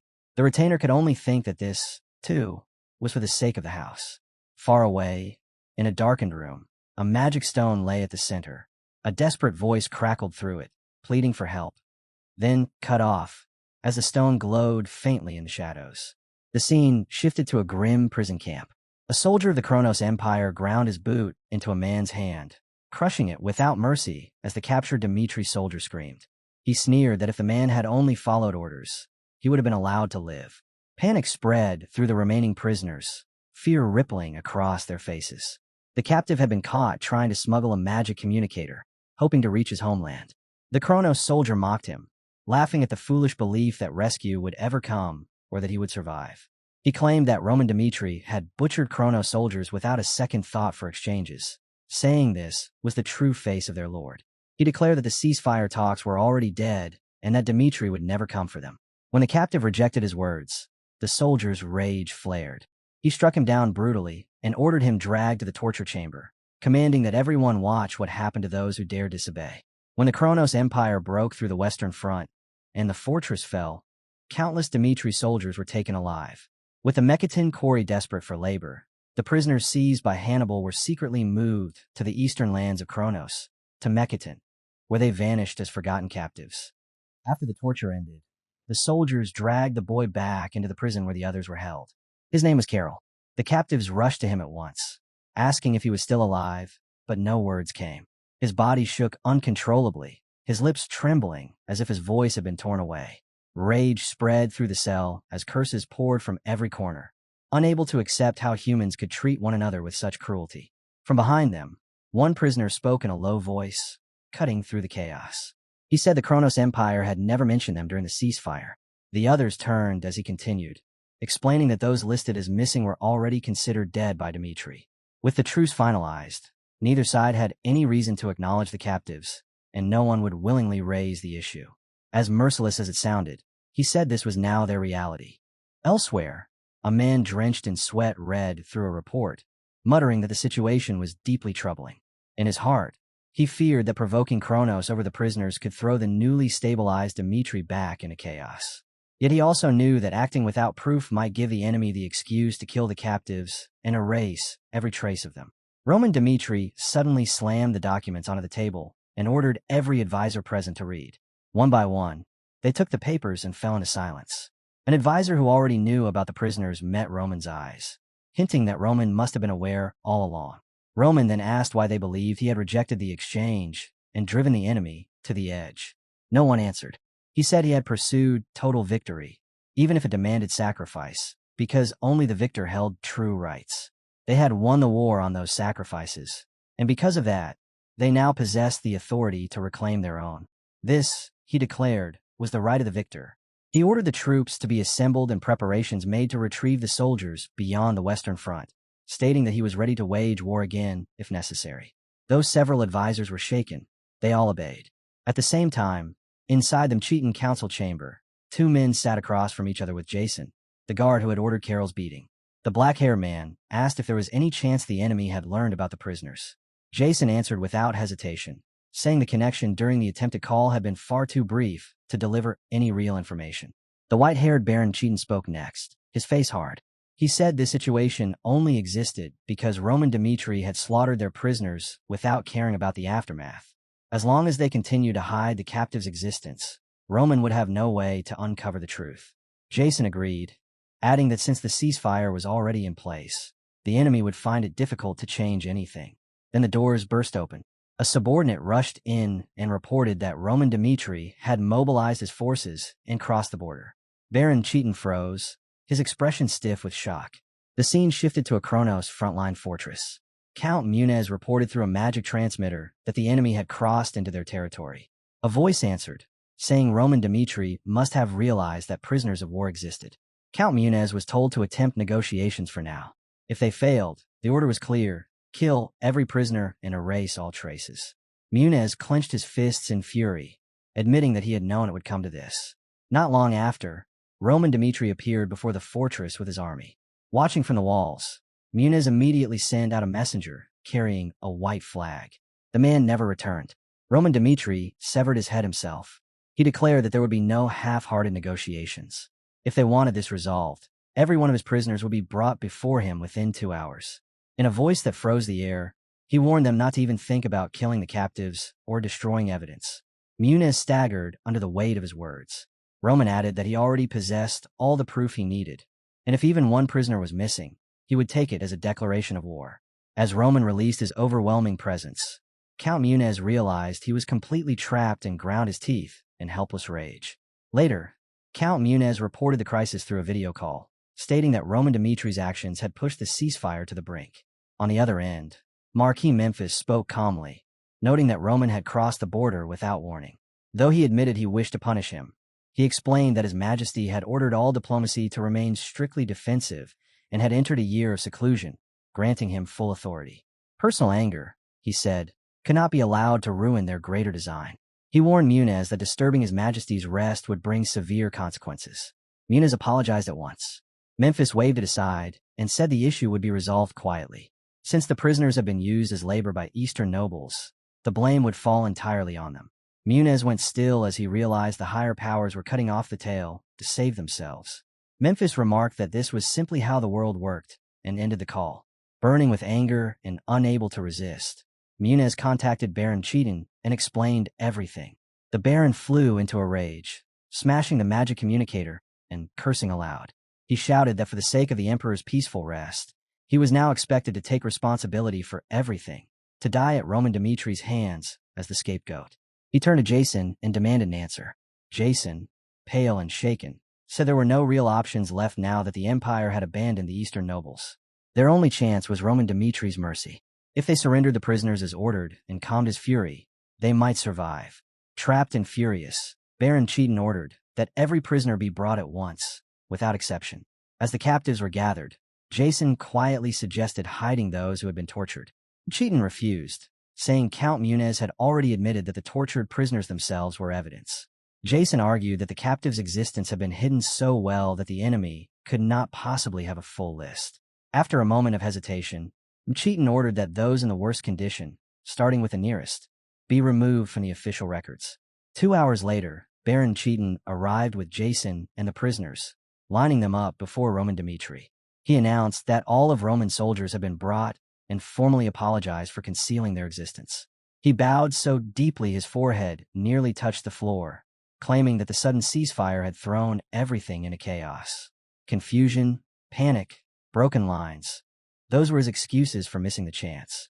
He said he would accept any punishment if it was required, but begged Roman Dmitri to rethink his stance on Kronos, insisting that Kronos truly sought peace. The words are not even finished before Roman moved. The blow snapped across his face, sharp and merciless, blood spraying as the Baron staggered.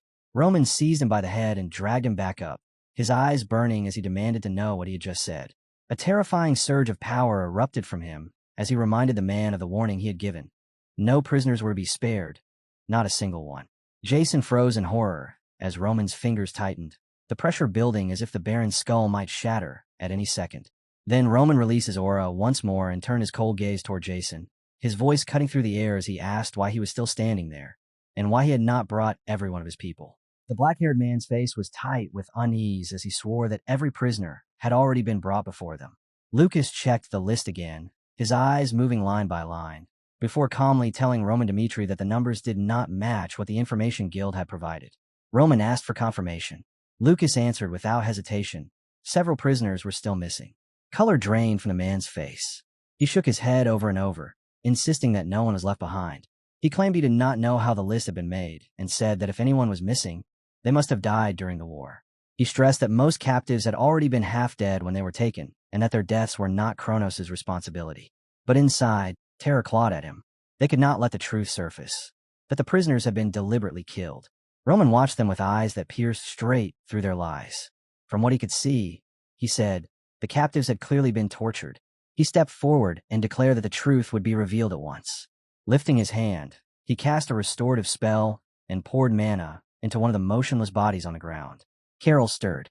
His eyes slowly opened as awareness returned, confusion clouding his face as he tried to understand where he was and whether the figure before him was truly his lord. Roman called him by name and demanded to know everything that had happened. The black-haired man felt his chest tighten as Carol dropped to his knees, his body shaking as sobs burst from him. Carol spoke of the moment he saw his comrades crushed beneath falling rubble, the image still haunting him. Tears streamed down his face as he described the pain of having his fingernails and toenails torn out, his skin ripped apart. Yet what tormented him most, he said, were the lies they had been fed. Dmitri, he declared, was not a kingdom that abandoned its people. Kronos had hidden the truth and forced the ceasefire only to bury their crimes. Roman's expression darkened. He demanded to know who was responsible. Carol's hands trembled as he slowly raised them and pointed straight at Jason. Jason swore and suddenly bolted, shouting as he tried to force his way through. In an instant, Chris stepped forward and blocked his path. Crushed beneath Chris's overwhelming presence, Jason screamed as terror ripped through him, only to be slammed into the ground without mercy. He tried to rise, but the next thing he saw was Roman Dmitri standing before him once more. His voice broke as he begged for his life. The answer came in steel. 2 brutal sword strikes fell, and Jason's face went deathly pale as he howled, clutching his shattered legs. The black-haired man trembled as he shouted that they had done everything Roman demanded, that all prisoners had been brought, and he demanded to know why this was still happening. Roman replied with cold indifference. The filth before him had tortured his people, he said, and this was simply a return of what had been done. If not for that, he added, he would have delivered something far worse. Dread flooded the man as he realized everything had spiraled out of control. Only higher command could save them now. At that moment, a voice echoed from the communication device. Count Memphis accused Roman Dmitri of crossing the border without notice and executing their personnel. He claimed Roman had gone too far, then proposed a compromise. If Roman stopped, they would acknowledge part of the accusations and end the incident. The main character's voice turned dark as he asked what accusations were being referenced. He said that if they admitted their crimes, he would allow them a chance to prove their sincerity. But for the citizens who had been tortured to death, he vowed to slaughter everyone stationed along their front lines. And if they still desired peace after that, he would end it by burning their headquarters to the ground. Count Memphis called him insane. The transmission cut. A blade flashed sideways, slicing through both the magic communicator and the black-haired man. Silence fell as half of his body crashed to the floor. Roman Dmitri spoke without emotion and ordered that none be spared. The armored forces of Kronos moved at once, weapons ready, while Chris and Kevin set their jaws and advanced. From behind, Ares' voice rang out as he respectfully addressed his senior and declared that a rookie would handle this. Without waiting, he rushed straight into battle. Count Muniz roared in fury and commanded the war mages to stop Dimitri's forces. Kronos' troops began chanting in unison, killing intent burning in their eyes. Inferno, Fire Cannon, Lightning Spear. 3 spells activated at once, their mana twisting together as they were hurled straight at Ares. A massive explosion tore through the field. He slipped past the first blast with ease, while the second crashed into the ground and sent a violent shockwave ripping outward. Ares' eyes blazed as he readied his counter. Blades of mana rained down as the mages attacked from above. An elderly caster sneered, mocking him from the air. Ares only smirked. In the next breath, he vanished like the wind and reappeared cleanly on the battlefield, leaving the old mage staring in disbelief. It was clear then, Ares was a natural. In such a short time under Roman Dimitri's guidance, his growth had become monstrous, and now it was on full display. Dropping from the sky, he murmured coldly, almost playfully, before bringing his sword down. The strike carried enough power to erase a fortress. The explosion roared across the land. Count Muniz broke. Terror seized him as he realized everything was already over. Dmitri could not be stopped, and staying meant certain death. Gasping, he ran for the stables, mounted his horse, and tried to flee, only for his path to be sealed. Flames closed in from every direction. Roman Dmitri stood before him. In that final moment, Count Muniz understood that from the instant he chose to stand against Roman Dmitri, he had never possessed even the slightest chance to survive. Later, inside the conference hall of the Kronos Empire, the doors burst open as a man stormed in, his face twisted with fury. Marquis Croit shouted accusations at Marquis Memphis, roaring that his son-in-law, Count Muniz, had been killed. He demanded to know if Kronos still intended to cling to the ceasefire after being attacked without warning, sneering as he asked when the Empire had grown so cowardly. He declared that this incident had openly exposed Kronos' weakness to the entire continent and insisted that their true enemy had always been Roman Dmitri. Count Memphis looked at him coldly and asked how he planned to take revenge on Roman Dmitri. Croit gritted his teeth, demanding to know what he meant. Memphis's eyes hardened as he warned him to think carefully. Rising in a calm, measured motion, he said that every time Kronos faced Roman Dmitri, they made reckless choices that left dangerous scars behind. Memphis stated that no matter how many forces they believed they had sent, the outcome had always been total defeat. His voice sharpened as he reminded him that Roman Dmitri was not an opponent to be underestimated, and that challenging him with half-hearted resolve was meaningless.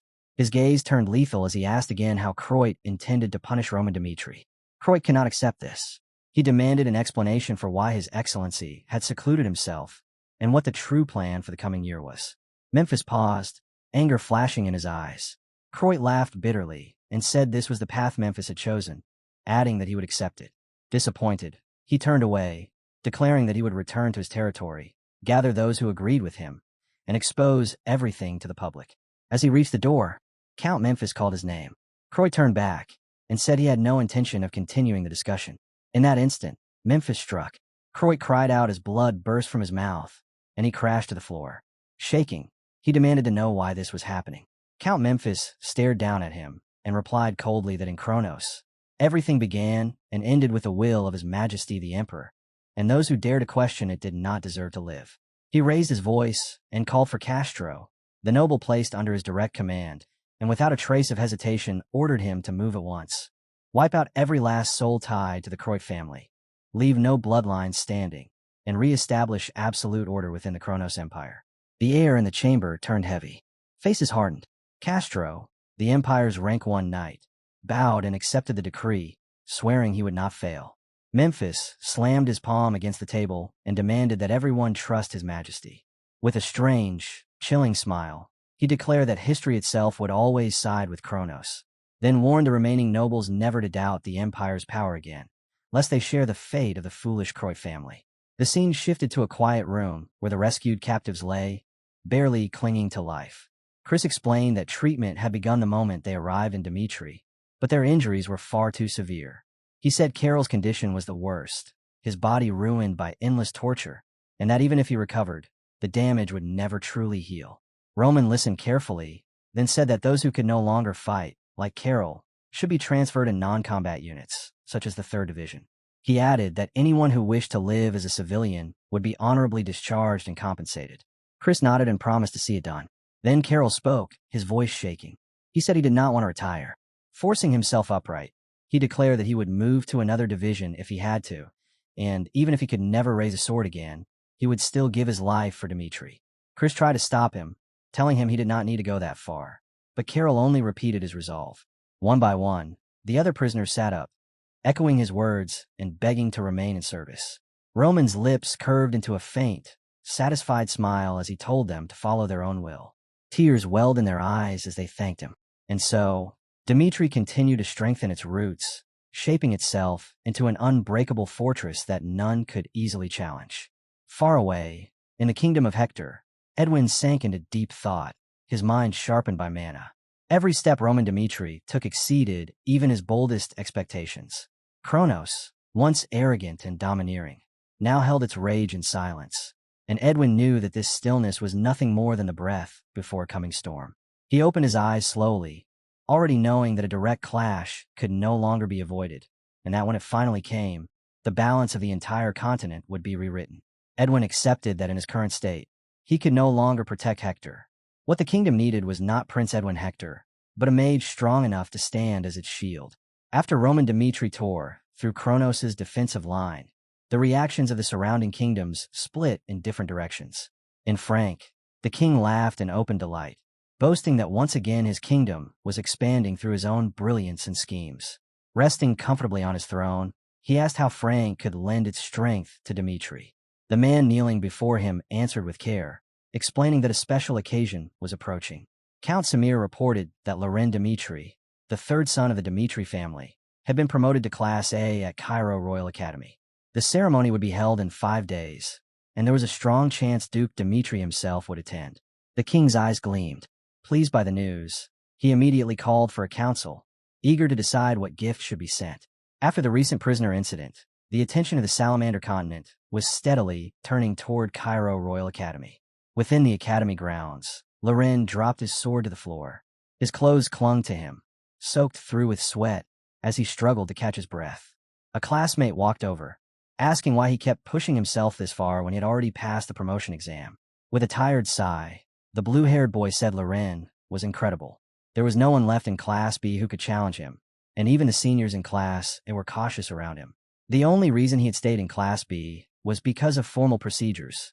His strength had long surpassed the academy standards. Gritting his teeth, Loren forced himself back to his feet. Even so, he admitted that he was still nothing compared to his older brothers. A bright smile spread across his face as his resolve hardened, remembering Roman's words that he, too, could reach that height. As the heir of a family whose influence now stretched across the continent, Loren Dmitri continued to grow into someone worthy of that name. At the same time, Count Samir arrived at the castle gates and paused, his thoughts drifting to the rumors of a famed professor said to be closely connected to Loren Dmitri. Count Samir moved ahead with his group, unease quietly creeping into his thoughts. If they wished to gain the professor's guidance, they would first have to win his favor. He tightened his grip around the wine bottle and glanced down at it, silently hoping that the aged Frank wine would be enough. A servant bowed and led them inside.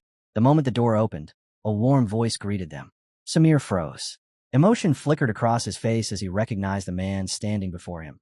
The mind behind countless legends, the figure tied to that fateful day and place, and a renowned full-time professor of Cairo Royal Academy. The man smiled easily and introduced himself. Henry Albert. At first, Henry Albert had followed Roman Dmitri only for the sake of reputation. But as the years passed, that curiosity turned into fascination, and soon into complete devotion. Using Roman as the foundation of his life's work, Henry watched his own world transform. His books spread across the continent. His name became legendary, and he eventually secured a permanent post at Cairo Royal Academy, standing as a figure admired by all. Count Samir could hardly hide his excitement. He spoke eagerly, saying it was an honor to meet him, confessing that he had read his book over and over. Each time, he felt as though he were standing on the southern battlefield himself, unable to understand how such a masterpiece could ever be written. Henry answered calmly. He said he had only written what he had seen with his own eyes. As everyone knew, Roman Dmitri's light had burned brightest in the Southern War.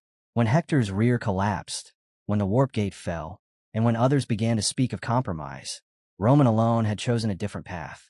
Henry had witnessed it himself, a single man bending the course of an entire war. Ever since, he had wondered how someone like that could even exist. His gaze sharpened as he said that Roman stood above all others because of the choices he had made. Count Samir grew uneasy, admitting that such decisions felt abnormal. Henry replied that when everyone said no, Roman answered with results. By rejecting common sense, he had achieved the impossible, and those results were what forged the Roman Dmitri known today. A trace of doubt crossed Samir's face as he wondered if such a road could only be walked by Roman himself. Henry agreed, but said what mattered most was the resolve to walk one's own path without bowing to the voices of others. Roman had turned his back on the current of the world, endured ridicule, and in doing so, opened the door to a new era. Samir's eyes lit up, moved by the words, and he said that hearing such lessons directly was an honor beyond compare. Henry smiled softly and said he was flattered. Then, bringing his hands together, he explained that the true purpose of their visit was to speak about Loren Dmitri. The corner of Henry's lips lifted as he said they were free to ask him anything, because within Cairo Royal Academy, no one understood Loren Dmitri better than he did. His words carried them back into the past, to the day Loren had quietly opened his heart to him. With his head lowered, Loren admitted how suffocating his frustration had become. His eldest brother was hailed as the strongest swordsman on the continent. His second brother had graduated as the academy's top student, and no matter how desperately he trained, he felt he would never reach their shadows. Henry had seen it differently. To him, Loren was a gifted youth, officially recognized by the Academy, who only seemed small when measured against monsters like his brothers. He told Loren that he understood that pain well, having once been cast aside and blamed within his own family. But through the life he had built for himself, he had learned a simple truth. With a steady voice, Henry said that although Loren's brothers were extraordinary, comparing himself to others would only tear him apart. Lifting his thumb, he pointed to himself, reminding Loren that even he had risen to become a professor at Cairo Royal Academy. He urged Loren not to waver, to keep walking the path he believed in, promising that one day he would leave behind something truly meaningful. From that moment on, their bond grew beyond teacher and student, becoming something closer to friendship. Even now, just speaking Loren's name filled Henry's face with pride.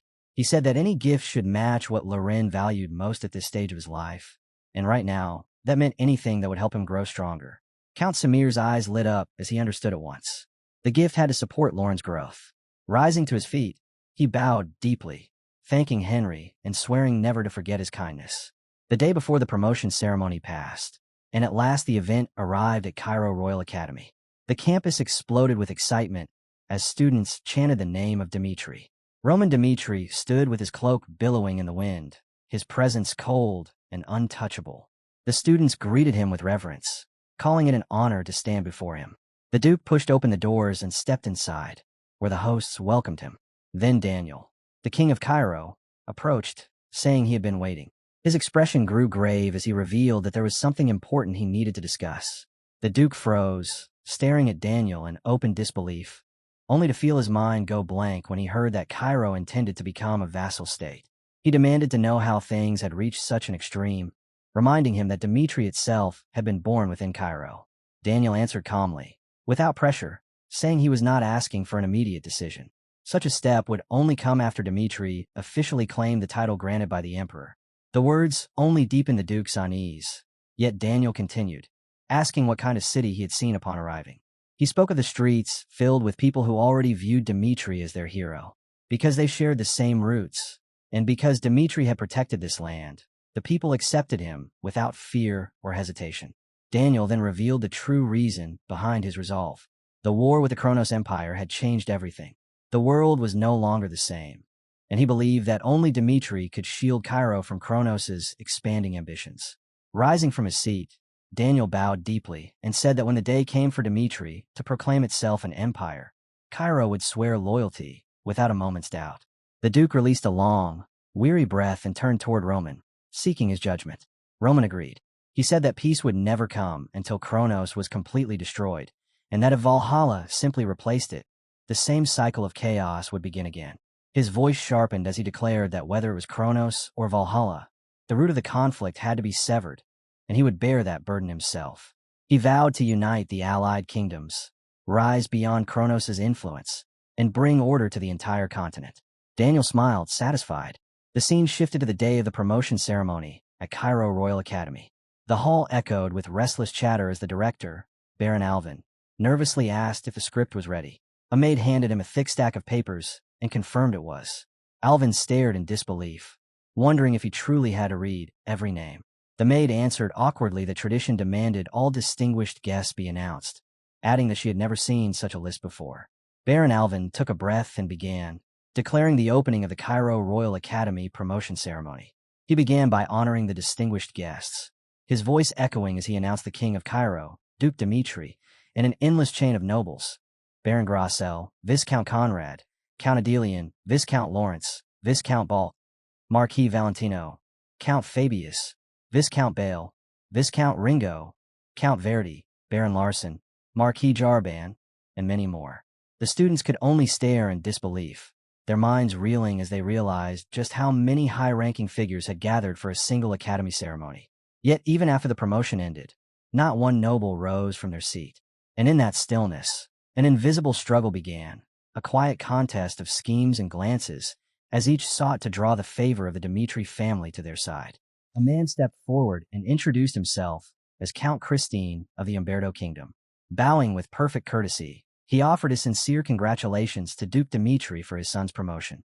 The Duke paused, faintly surprised, remarking that the name Christine sounded familiar. Christine laughed lightly, and said he had come only to celebrate after hearing of the third young master's advancement. The Duke returned the smile and acknowledged him. Christine then revealed that he had prepared a special gift for young Master Loren. Loren blinked in surprise at the sudden mention. Christine quickly reassured him that it was only a token of celebration and that he need not feel pressured. With a gesture, he had the attendant behind him step forward and present the item. It was a sword forged by a master artisan of Umberto, its exterior adorned with pure gold and set with gemstones like diamonds.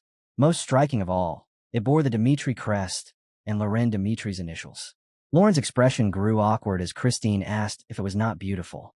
He hesitated, then quietly thanked him. Seeing this, Christine felt a flicker of unease, wondering if Loren disliked such luxury. At that moment, Count Samir arrived with a booming laugh, praising the sword as truly magnificent. He said that had Loren carried it during the ceremony, he would have looked dazzling. Then he bowed and congratulated Loren, adding that he too had brought a gift, though it was not a flashy artisan blade, and he was unsure if it would be to his taste. Samir presented a finely crafted box and explained that it contained newly made magic artifacts for swordsmen. He demonstrated by fastening them to Loren's wrists and ankles, saying they adjusted automatically and allowed the wearer to set their weight anywhere from 10 to 100 kilograms. Loren's eyes lit up in amazement, unable to believe such an artifact existed. Samir said the true value of the gift lay in that weight control function, which he believed was vital for Loren's growth. Loren accepted the box eagerly and thanked him, while Samir smiled with confidence. The Duke then declared that anyone who prepared such a gift for his son would be repaid generously. At once, the surrounding nobles hurried forward, insisting that they too had brought offerings. News spread that the Hector Kingdom had also prepared a special offering. A representative stepped forward and respectfully asked whether Duke Dimitri remembered the name Turkan. The Duke repeated it with a sharp gaze, recognizing him as Hector's former sword master and strongest warrior. The man nodded and revealed that the gift was Turkan's personal training journal, preserved by the royal family. Though the techniques were from an older era, he said that as Turkan's own record, its value was beyond question. Count Samir was left staring in disbelief. Then a representative from the Redford Kingdom advanced, remarking that the previous gifts were already astonishing before unveiling Redford's own. With a confident smile, he announced 12 types of training artifacts and 30 magic scrolls, adding that even more could be supplied if needed. Both Duke Dimitri and Loren were momentarily stunned by the scale of it. The man quickly added that it was only a small repayment for the favor Dimitri had once shown them, and urged them not to feel pressured. Watching this unfold, Count Samir's heart sank. He realized he was not the only one who had sought guidance, and unease crept into him as he wondered how he would report this when he returned. Half a month later, Dimitri officially proclaimed itself the Dimitri Kingdom, taking its first step toward becoming an empire. The Kronos Empire remained silent, while the alliance of kingdoms, with Dimitri at its core, rapidly strengthened. Yet the true storm brewed within Valhalla. After Morales' death, the Imperial faction and Duke Vieto's faction clashed more fiercely by the day. Rumors spread that the Emperor of Valhalla was gathering troops to crush Duke Vieto's rebels. One guard cursed both Valhalla and Kronos, wishing they would be struck down by lightning. The other suddenly fell silent, sensing something amiss. From the bushes, a ragged man staggered out, whispering Luna's name. Startled, the guards demanded to know who he was, only for the man to collapse and beg for help. Their eyes widened as they realized he was still alive. Inside the palace, Roman sat upon his throne and questioned how someone from the Luna Kingdom could have crossed the endless mountains. Caden, a knight of Luna, spoke carefully, saying he first had to explain what had happened in his homeland. After the war with Kronos, Queen Isabel of Luna, also a saintess, had stayed behind on the Salamander continent to stop a hidden plot, but 3 months ago, all contact with her had been lost. After her disappearance, the divine power that protected the Luna Kingdom slowly began to fade. That power had been the only force warming the frozen land of Arcady, and without it, the cold could no longer be contained. The kingdom was being pushed toward collapse. Caden fell to one knee and begged Roman to help find Queen Isabel.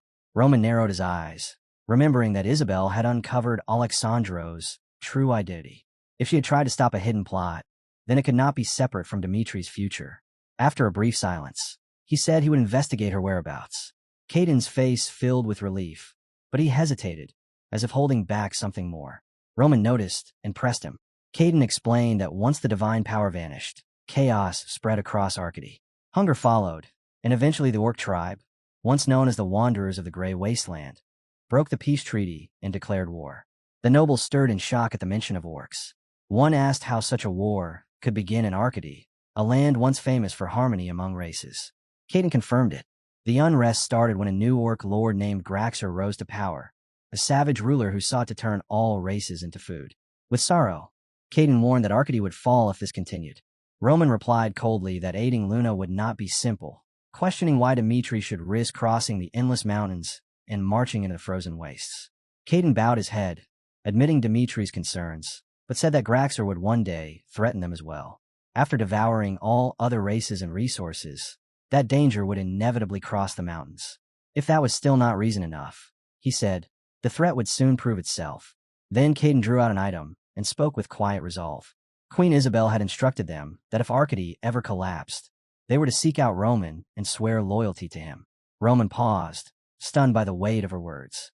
Caden finished by saying that the Luna Kingdom would guard the lands beyond the endless mountains and devote itself to Dimitri forever. The hall split in two with a single exchange. One noble stood and declared that if Graxer ever took Arcady, Dimitri would be the next blade to fall. Before the words could settle, another marquis pushed back, his voice sharp, saying that marching a massive army across the endless mountains would bleed them dry, and even a victory would come soaked in loss. Our hero said nothing. He remained still, eyes lowered, as his thoughts drifted somewhere far colder than the chamber. The chill in the air awakened a memory that did not belong to this life, a scene etched into him from another time. He saw a land where snow never stopped falling, where the cold itself was forged into a weapon. Deep inside a frozen valley, ringed by towering peaks and screaming winds, stood a place buried in ice and silence, the Northern Sea Ice Palace. Roman drifted back into the echoes of former life. By then, a full year had passed since Baek Jong-hyuk had risen as the Heavenly Demon, a title that was never just a name, but the proof of a path carved through blood and sealed by an unbreakable will. Even after the war between brothers had ended, his half-brother chose exile over submission. He vanished, only to return later at the head of the old regime's remnants. With a twisted smile and iron resolve, Baek Jin-myong declared that as long as he still breathed, Baek Jong-hyuk would never become the true master of the demonic cult. There was a reason he could hide within the Northern Sea Ice Palace. His mother was born of that frozen land. Northern frost ran through his veins, granting him both a political shield and a fortress of ice beneath the endless snows. Inside the Heavenly Demon Court, unrest spread like fire. One of Baek Jong-hyuk's most trusted followers warned him that negotiations with the Northern Sea Ice Palace were now unavoidable. Another added that Baek Jin-myong had deliberately revealed his whereabouts, fully aware that no one would dare touch him under the protection of the Northern Sea. They urged patience, insisting they must never strike first, or they would ignite a needless war. Baek Jong-hyuk answered them with calm authority. His presence alone silenced the room. He said that within his demonic faction, there would be no exceptions. Not even the cruel and merciless Northern Sea would stand in his way. The vision faded, pulling Roman back to the present. He weighed what truly mattered and whether the cost of action was worth bearing. From the moment Caden spoke of the orcs, Roman had known they could no longer be ignored when shaping Dimitri's future. Yet he also understood that Dimitri did not need to rush headlong into danger. After careful thought, he accepted the proposal, but only under strict terms. In return for aiding the Luna Kingdom, Dimitri would take Luna as a vassal, forging a lasting alliance and shared protection. His second condition was final. If there was no reliable way to cross the endless mountains quickly, the deal was over. Caden could only stare, caught off guard. Roman turned to Felix and asked about teleportation scrolls, whether they could be used, and how many people could move at once. Felix answered plainly. With current limits, only 30 could be transported in a single attempt. Roman accepted that constraint without hesitation. His third condition followed immediately. Only 30 would go to Arcady. He would be among them. The words unsettled Caden, a force that small felt like nothing against a war for survival. But Queen Isabel silenced his doubts. Roman was no longer bound by human limits. Even if the mission ended with nothing but Graxer's death, the gamble would still be worth it. Caden bowed and thanked him. Roman told him to deliver exact routes and every strategic detail, warning that even the smallest oversight would be fatal. Caden explained that hidden coordinates had already been prepared along the endless mountains. If everything aligned, Roman could reach Arcady in a week. Then he paused and added a warning. Arcady's cold was beyond reason. It could break even elite warriors. Before crossing, Roman would need a special potion from the Luna Kingdom, and then spend a full week training his body to endure the frozen domain. Roman replied calmly that Dmitri would manage the process on their own. Caden stiffened, insisting that the cold could freeze even one's aura. Survival itself was uncertain. Still, Roman did not flinch. He said Dmitri would leave nothing to chance. Then he declared their departure would be in 1 week. Watching him, Caden felt that his confidence brushed against madness. Yet he nodded, pledging his full support. The scene shifted to the Grand Palace of the Luna Kingdom. A magical transmission faded as its sender muttered that it could not be helped and wished Caden a safe journey. High Priest Sebastian had just received the report. When he learned that only 30 reinforcements were coming, shock rippled through the chamber. Unease followed, but Sebastian reminded them that this decision had been made by Dmitri with full awareness of the danger. He announced that the reinforcements would arrive in 2 weeks. Until then, they were to hold the fortress and preserve their defenses at all costs. At that moment, Hyro stepped forward. Hyro stepped forward with a hard look and said that 30 people could never stand against tens of thousands of orcs. If this continued, the Luna Kingdom would be forced to choose its own path. Their fate could not rest on so few lives. As the only human nation in Arcady, a land protected for generations, he believed it was their duty to defend it with their own hands. Sebastian tried to ground him, saying their current strength alone was not enough to repel such an overwhelming force. But Hyro refused to yield. He said they could not wait in fear. They had to shape the battlefield and prepare a single, decisive strike that could end the war at once. The soldiers answered him with a unified shout, declaring they would charge first and fight. With no other option, Sebastian, though deeply uneasy, told them to present their plan. The scene shifted to the area near the 6th storage facility. Troops checked their gear, reviewed routes, and memorized every step. Hyro believed this was the moment they would finally bring down Graxer. He focused on the orc army's path, which crossed the territory of the snowmen. Towering beings over 3 meters tall, wrapped in thick fur, their strength great enough to overpower even orcs. A single tribe could not defeat tens of thousands, but their presence was the key. They would weaken the enemy and create the opening. On the battlefield, the snowmen collided with the orc horde. As the giants engaged, Hyro stopped his troops, waiting for the exact moment to unleash the avalanche and erase the army in one strike. Then everything broke. An orc leader spotted him. Shouts rang out. Panic spread. They were surrounded. An orc laughed, mocking that humans always hid behind tricks. Hyro realized too late that he had been lured into a trap, and rage burned through him. The vision shifted to Dmitri on the day of departure. All 30 chosen warriors had assembled. Among them stood Chris and Ares, both carrying an overwhelming presence. Caden watched in silence, feeling power radiate from the group, a force rivaling even the 3 legendary swordsmen of the Luna Kingdom. Those legends were Leo, the royal commander knight, Hyro, the swordsman of the snowfields, and the third, the white flying squirrel Caden. He knew that aside from them, he himself also stood among the strongest in the kingdom.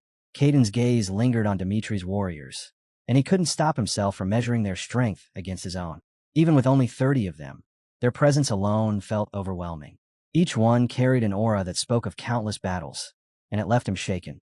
He wondered, with a bitter smile, just how many he could truly face if steel were ever drawn between them. At their head stood Roman Dmitri. The moment Roman stepped forward, the air seemed to tighten around him. Caden felt it instinctively. This was the strongest among them. Without thinking, he lowered his head and bowed, offering to lead them safely through the dangerous terrain ahead.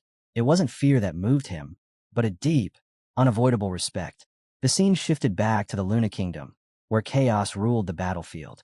Hyro and his troops were being driven back under the crushing force of the orc army. Every line they tried to hold collapsed in moments, and all of their careful planning unraveled before their eyes. The roar of battle drowned out their commands as the orcs pushed deeper into the city. They surged straight toward the storage facilities, trampling everything in their path. Standing tall among them, the orc leader raised his weapon high, his voice filled with triumph. He declared that this day would be remembered as the moment the Luna Kingdom was erased from history, his words echoing over the ruins as the defenders faltered. In the heart of a raging blizzard atop a lifeless mountain, the Dmitri forces pushed forward through the endless white. Snow howled around them as Roman Dmitri and his chosen warriors, Chris among them, followed close behind their guide, Caden. As he led the way, Caden glanced over his shoulder, disbelief spreading across his face. The cold bit into his skin, yet sweat still ran down his temple his mind stalling at what he was witnessing. He couldn't understand how Roman moved so smoothly over the snow, gliding as if the ground offered no resistance. The footwork was unmistakable. It was the Arcady style. Caden had never taught him that. What stunned him even more was how Roman used it to run atop the snow itself, something that should have been impossible without years of specialized training. A quiet question echoed in his thoughts. Had Roman Dmitri mastered it on his own? The moment shattered when a sharp crackle rang in his hand. The communication crystal began to glow, dragging him back to reality. When he demanded to know what had happened, the reply carried nothing but bad news.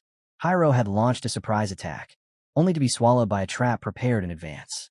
Every soldier under his command had been wiped out, and Hyro's fate was still unknown.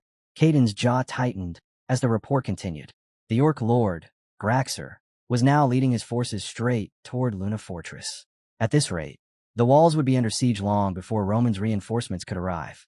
His grip around the crystal grew rigid as frustration surged through him. What was meant to be a simple 2-week support mission had been destroyed by Hyro's recklessness. He sent a firm promise through the crystal, swearing he would return as fast as possible. When the light faded, Caden turned to Roman, his expression heavy with worry for his homeland. He revealed the urgency. Luna Fortress was only a day away. His eyes hardened as he declared they would move at full speed and waste no more time. He told them he would lead along the shortest path. There was a trace of doubt in his voice as he offered to help if Roman fell behind. But as they pressed on, Caden glanced back again and saw a Roman gliding over the snow once more. His body went still when he realized something chilling. Roman left no footprints at all. The truth hit him all at once. This wasn't just speed anymore. They were tearing through every limit he believed in. A surge of hope rose in his chest as he recalculated the time. If they kept this pace, they could reach Luna before the day was over. But that fragile hope shattered the moment the communication crystal trembled in his hand, its glow spilling an eerie light across his face. The next transmission carried nothing but despair. Enemy forces had already come into view, and the clash had turned into a fight for survival. Caden begged them to endure just a little longer, but the signal wavered. Through the static, the final report broke through. Magical communications were being jammed. The last words urged them to abandon the field and save themselves before the crystal went dark. Caden stood motionless in the storm as the fading light disappeared from his palm, shock and despair weighing him down. Elsewhere, a captured soldier knelt before the towering Orc Lord, Graxer. His body shook as tears filled his eyes, and he confessed that Roman Dmitri had agreed to aid Luna, but that only 30 reinforcements were coming.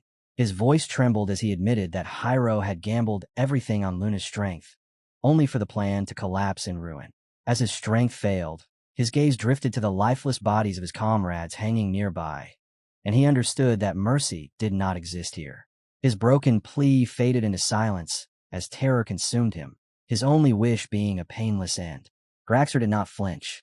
The name Roman Dmitri meant nothing to him, and learning that only 30 soldiers were approaching made him scoff. He turned to his subordinate, Carlet, and asked if Luna Fortress was still standing. Carlet answered that they were on the verge of breaking through the divine barrier. Graxer stepped into the blizzard, ready to finish the siege himself. With a single silent command, he ordered the final assault. A thunderous roar erupted as the orc horde surged toward the fortress walls. High above, the defenders of Luna Fortress watched in terror as the Orc Lord appeared. His presence alone crushed their resolve. Graxer advanced, drawing a massive broadsword as a violent crimson aura burst around him, radiating raw destruction.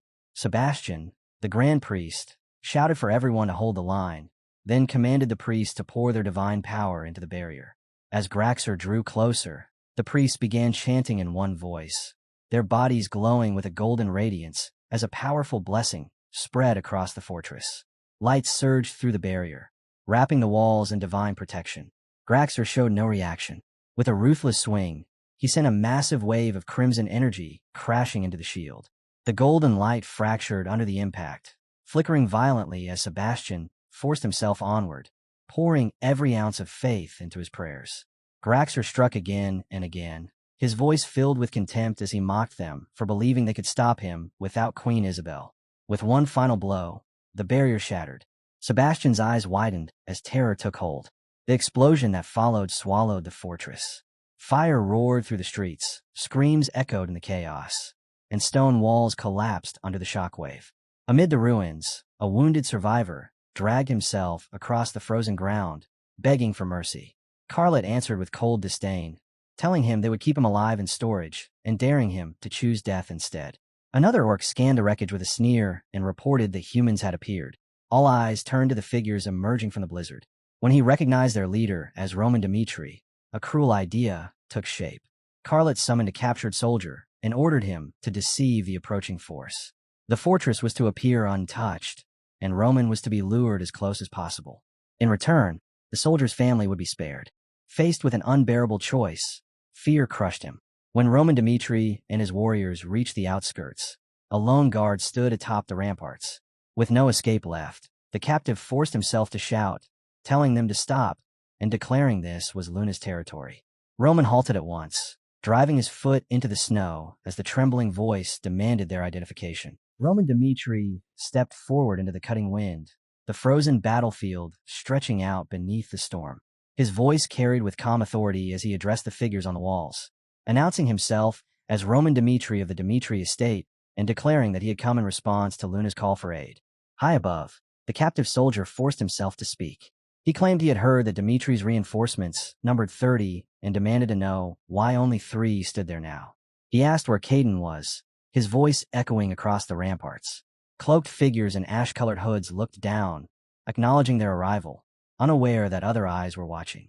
Within the blizzard shadows, the orc forces observed in silence. Weapons were tightened in unseen hands as the tension thickened. Roman spoke again, his words commanding the full attention of the fortress. Standing before the towering gates, he lifted his weapon, the metallic ring cutting sharply through the storm. With unwavering authority, he declared that Luna now stood under the jurisdiction of the Dmitri state. The golden crest hanging from his blade caught the light as he revealed his claim and ordered that all forces obey him from this moment on. He looked up at the stunned defenders and delivered his vow. Those who pledged loyalty would never be abandoned.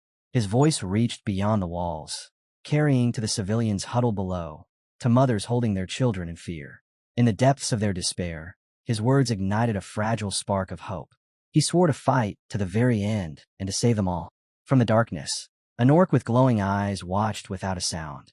Sensing the danger of this sudden presence, the commander gave a silent order for an immediate assault, determined to crush the reinforcements before hope could take root. Roman met the attack with a terrifying surge of power. His aura flared as he channeled his inner energy and invoked the heavenly demon sword art. A vivid violet light burst from his blade, humming with lethal force as it cut through the blizzard. With fluid precision, he released the first form of the first phase, sending a massive, jagged wave of dark purple energy tearing through the air. Then he turned to his subordinates and warned Chris and Kevin that even if they managed to free the prisoners, their own survival was far from assured. Their goal was simple: wipe out every enemy in their path. The wind tore across the empty battlefield as Roman's killing intent settled over his forces like a storm cloud. Chris and Kevin responded at once, their eyes burning, their auras flaring as they prepared to tear through the enemy ranks without mercy. There would be no prisoners, no survivors. Not far away, Caden tightened his grip on his staff. His voice was heavy as he reported that the defenses were already broken and the fortress had all but fallen. To him, this battle was already lost. He told Roman he would not ask the Dmitri soldiers to die on foreign soil for a doomed cause. He bowed deeply, thanking them for coming all the way from Arcady. His voice wavered as he apologized, admitting that he had no way to repay what they had already sacrificed. In his heart, he knew he could not force another nation's people to throw their lives away for a kingdom that was already in ruins. So he made his choice. He would go to the fallen fortress alone and face whatever waited for him there. Roman let the silence stretch before speaking.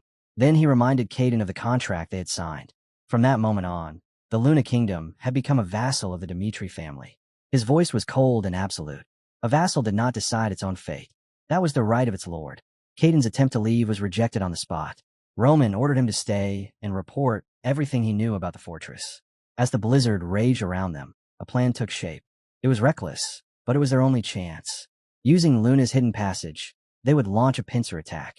Roman would lead a small force straight at the main gate, drawing all enemy attention. While the enemy focused on him, the rest would slip through the secret tunnel, strike from within, and rescue the prisoners. The soldiers moved at once, cloaks snapping in the wind as they vanished into the darkness of the passage. As they ran, unease spread through their ranks. Caden wondered if such a desperate gamble could truly work. The man behind him answered without slowing, his voice firm. He believed in this plan completely. And more than that, he believed in Roman Dmitri, the kind of commander whose iron resolve turned doubt into loyalty and fear into trust. As the stone walls rushed past, Caden felt something inside him finally settle. Luna did not only need to be saved. It needed someone strong enough to carry its future. The bitterness he felt towards surrender slowly dissolved, replaced by a quiet acceptance. Becoming a vassal of the Dmitri state might not be the calamity he once believed it to be. His thoughts were cut short when figures emerged ahead. 2 orc guards stood watch deeper in the tunnel. Before he could even react, the Dmitri soldiers moved. They split their targets without a word, closing the distance in a blink. Steel flashed, bodies fell, and the passage was silent again before any alarm could be raised. Caden stared at the scene, stunned. Was this what the strength of the Dmitri estate truly looked like? When Roman had arrived with only 30 men, he had thought it laughably small. Now, he could no longer grasp the true worth of those 30 warriors. Hope swelled in his chest. He lifted his gaze, the shadow on his face finally lifting. In his heart, he thanked the heavens, believing for the first time that Luna had not been abandoned. At the same time, the diversion took hold of the main gate. A towering orc warrior sneered at the small group waiting in the snow and barked an order to attack. Convinced that 3 enemies were nothing, the gates burst open and hundreds of orcs poured out like a living tide. The ground shook under their charge. Roman did not move. When the horde drew near, he drove his foot into the frozen earth. Dark violet energy exploded outward, warping the air itself. The front ranks were crushed in place, halted by the sheer weight of his killing intent. Crimson power washed over the battlefield, drowning the orc army in suffocating fear. Even as madness pushed them forward, their bodies rebelled against Roman's absolute presence. One massive orc swung its axe down. The blade struck his swirling aura and stopped. Roman stepped onto the flat of the weapon, pinning it to the ground, then pierced the creature's skull in a single, effortless thrust. This was only the beginning. Calling forth the next stage of the heavenly demon sword art, Roman released the second form of the middle phase. The battlefield exploded as a towering pillar of purple energy surged into the sky, hurling shattered stone and dozens of orcs into the air while erasing the entire front line. When the dust finally settled, a vast crater carved into the frozen earth told the story of what had just happened. At its center stood Roman Dmitri, small against the ruin, yet radiating a presence greater than the fortress itself. The rage in the orc ranks drained away, replaced by raw terror as panic spread through their lines. Steel rang out, and there was no mercy left on the field. With every step Roman took forward, the enemy formation crumbled. Then chaos erupted from the rear as the infiltrators revealed themselves, confirming that the fortress forces were being crushed from both sides.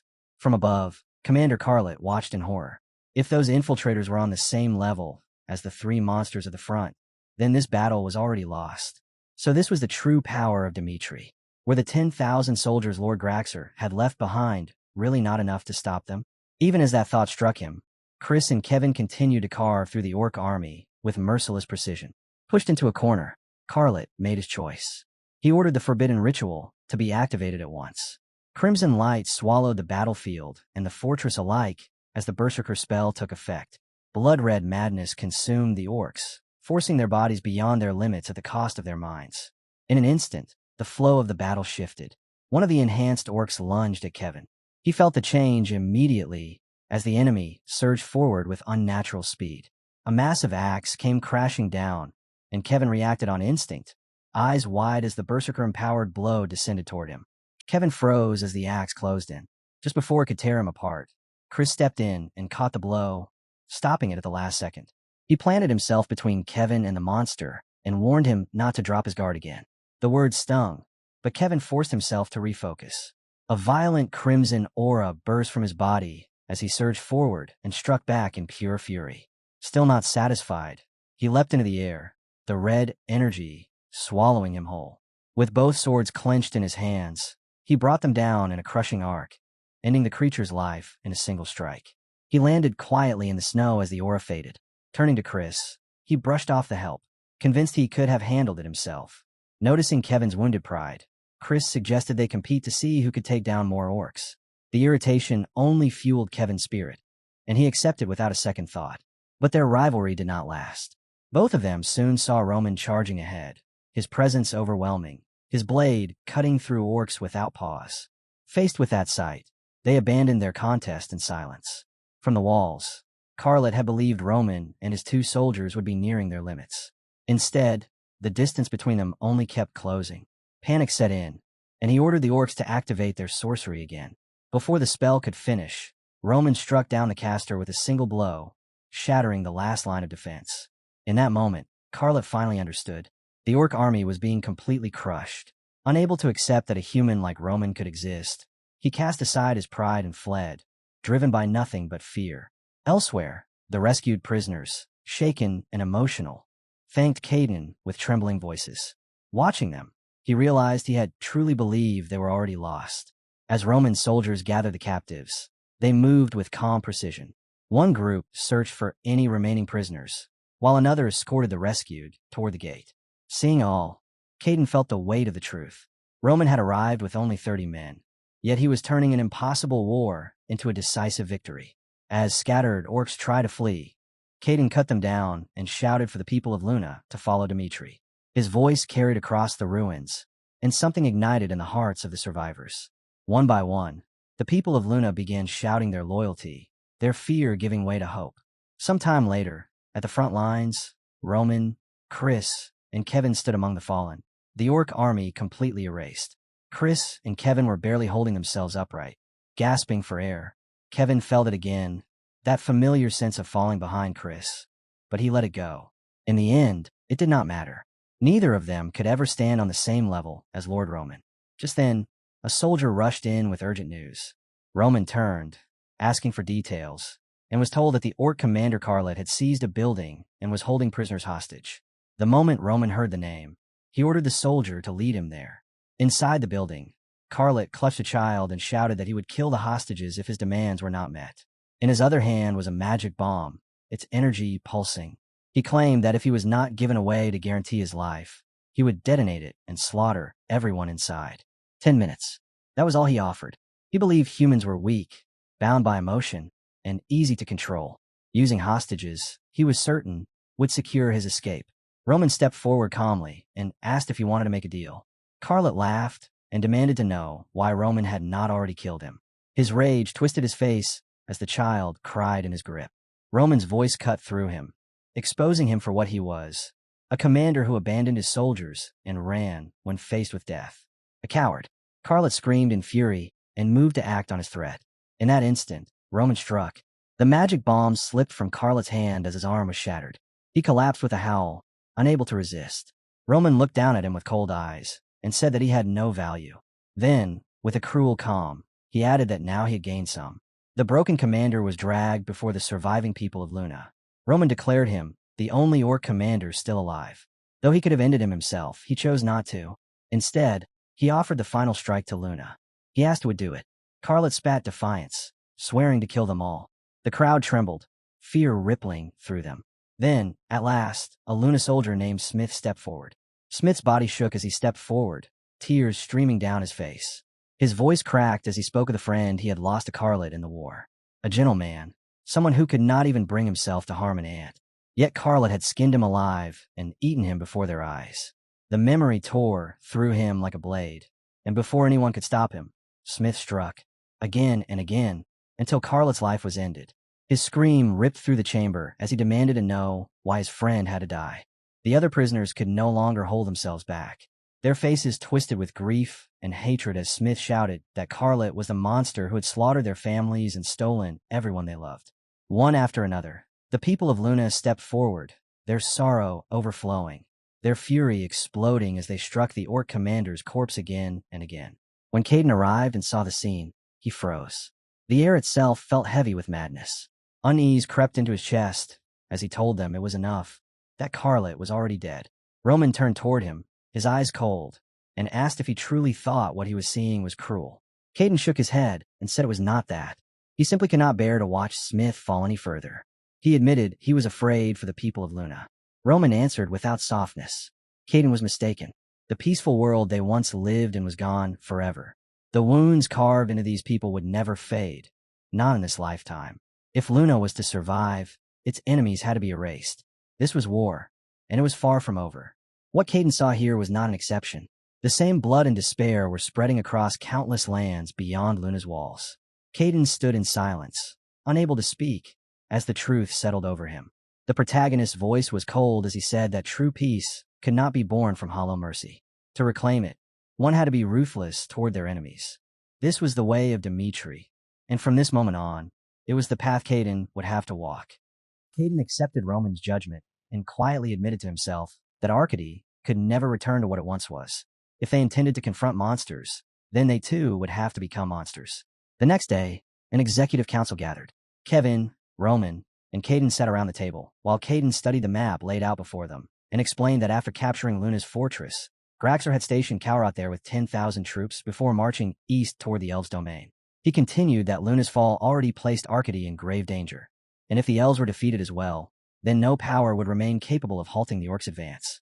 Caden then pointed to the worsening blizzard, stressing that the intensifying storm made traveling across the snow nearly impossible. Yet for the Orcs who commanded the White Wolf, these frozen plains formed the ideal battlefield.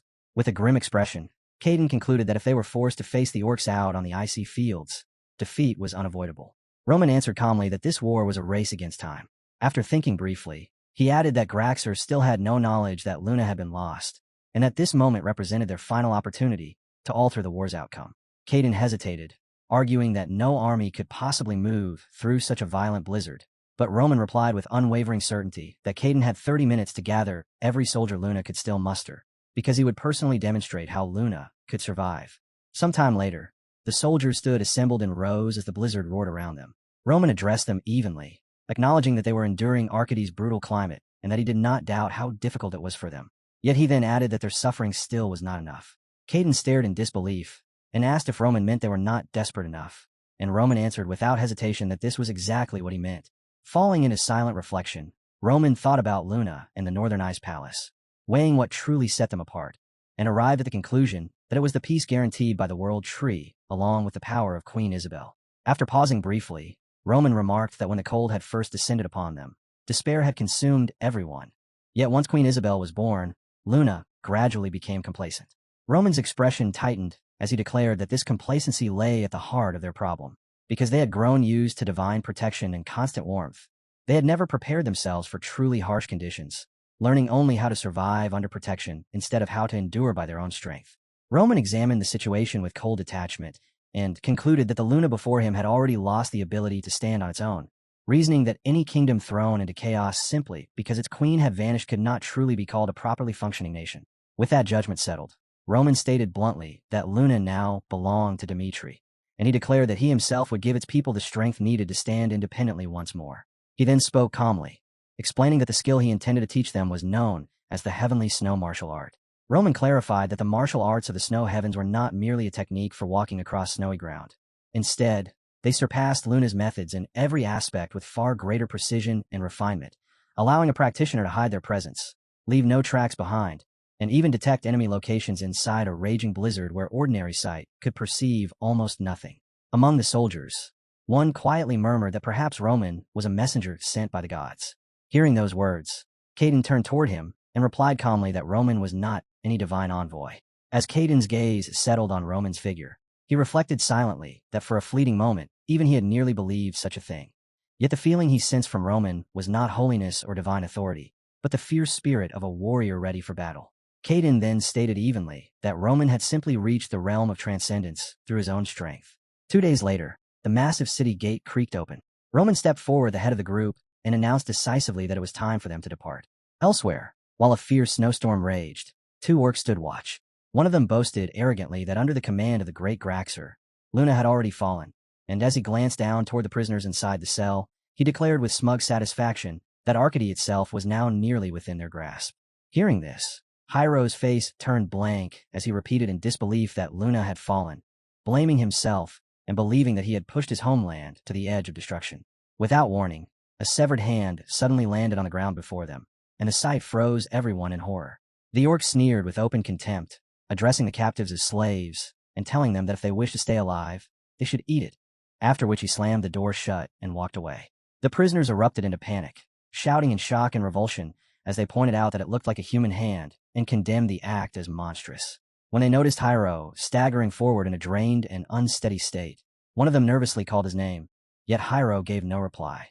Instead, he reached down, picked up the severed hand, and quietly lowered himself to sit on the ground. The man leaned in and questioned what Hyro was doing, yet Hyro answered with a cold command for him to stay quiet. Fixing the man with a sharp stare, Hyro declared that even if death awaited him, he would take several of the orcs down with him, and the prisoners around him immediately went pale at the chilling resolve in his voice. Grinding his teeth, Hyro sank into his thoughts and calculated the reality of their situation, realizing that they had brought only 30 reinforcement soldiers. He wondered whether the outcome might have been different if he had waited for Dimitri's arrival. Yet at the same time he acknowledged that a kingdom with no real connection to Luna had no reason to risk its own strength for their sake. In the end, he reached the bitter conclusion that from the very start there had never been any hope at all. Surrounded by despair, Hyro silently questioned the gods, asking himself whether this tragic result had truly been their will, and wondering why, after sacrificing themselves for the Salamander continent, they still had to end up in such misery. With those thoughts lingering in his mind, Hyro let out a long breath and clenched his fist until it tightened, his face growing rigid as he quietly accepted that his life as a knight of the snowfield would come to an end here. At that moment, the sound of footsteps approached from outside the door. Hyro moved quietly and pressed his body against the wall beside the entrance, thinking that the last thing left for him to do was meet his end without cursing the gods. Suddenly the door was flung open, and Hyro instantly lunged forward with his dagger, determined to die as a human who preserved his humanity until the final moment. Faced with this sudden attack, Caden became visibly flustered and awkwardly let out a strained laugh the moment he recognized Hyro. Hyro froze as well, staring in disbelief when he saw Caden standing there. Not long after, the group led by Caden quickly helped Hyro and the other prisoners to their feet and guided them through the tunnel, successfully leading them out of captivity. Still struggling to process everything, Hyro wondered what could possibly have happened, because in his mind Luna should have already been destroyed.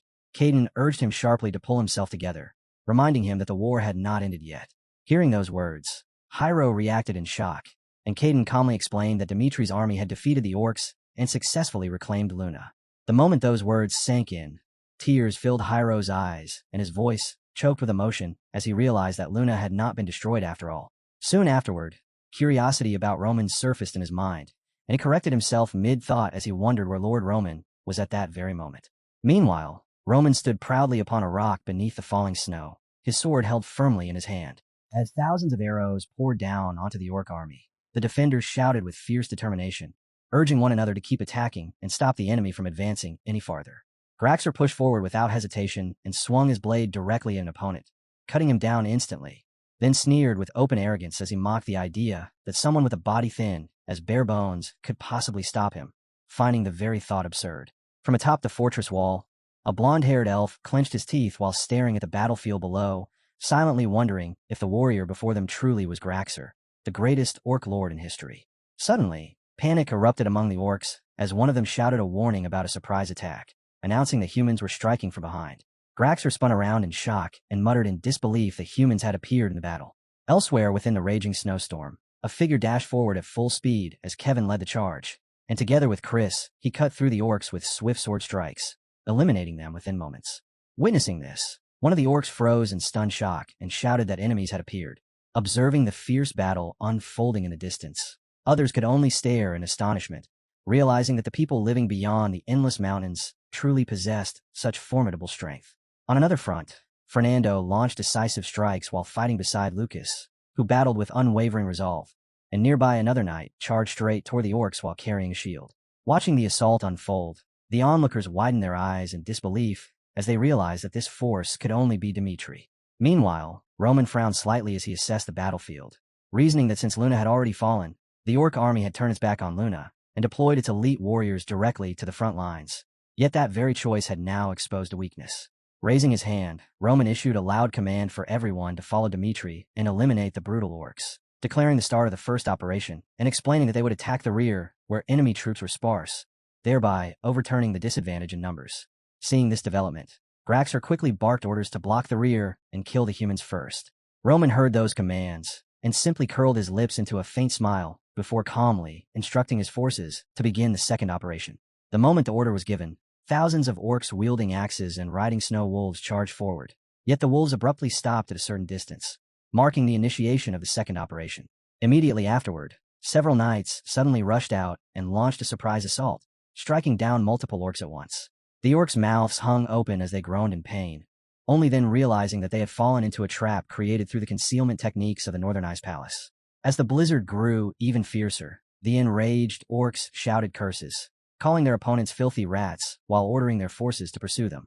The knights immediately dispersed and vanished into hiding, and when the orcs turned around again, they saw nothing but empty ground stretching before them. One of the orcs glanced around in growing frustration, swearing angrily as he demanded to know where the enemies had suddenly disappeared to. At that exact moment, two knights abruptly emerged from concealment, and cries of pain erupted as the orcs were struck down one after another. Witnessing the scene, one of the knights felt excitement surge through him as he realized that they were gaining the upper hand, recognizing the overwhelming effectiveness of what he knew to be the martial arts of the snow heavens. Hearing the loud commotion behind him, Graxer finally turned his head and cast a cautious glance at the unfolding chaos, quickly judging in his mind that the commander leading the opposing forces was certainly no ordinary individual. As his energy flared violently, he questioned whether these warriors were foreigners who had come from beyond the endless mountains, and he decided that he would have to intervene personally in order to break the momentum they had built. Without delay, he lifted his blade and issued a command for his subordinates to retreat, warning them not to be lured into the enemy's planned strategy. Graxer then rose lightly onto the tips of his toes before launching himself forward in a relentless sprint, releasing a ferocious roar as he charged ahead. At that moment, movement stirred behind a massive block of ice, and Ares suddenly burst out with his aura swirling around his body, lifting his sword high before bringing it down in a powerful strike. Graxer instantly raised his blade upward to block the attack, yet he was visibly startled when he realized that the man standing before him had endured one of his blows. Meanwhile, Ares quickly judged within his mind that if he did not fight seriously from this point forward, defeat would be inevitable. With fury blazing in his eyes, Graxer loudly challenged the man he assumed to be the leader of the humans, declaring that if he were defeated in battle, the Grey Wasteland would admit its defeat.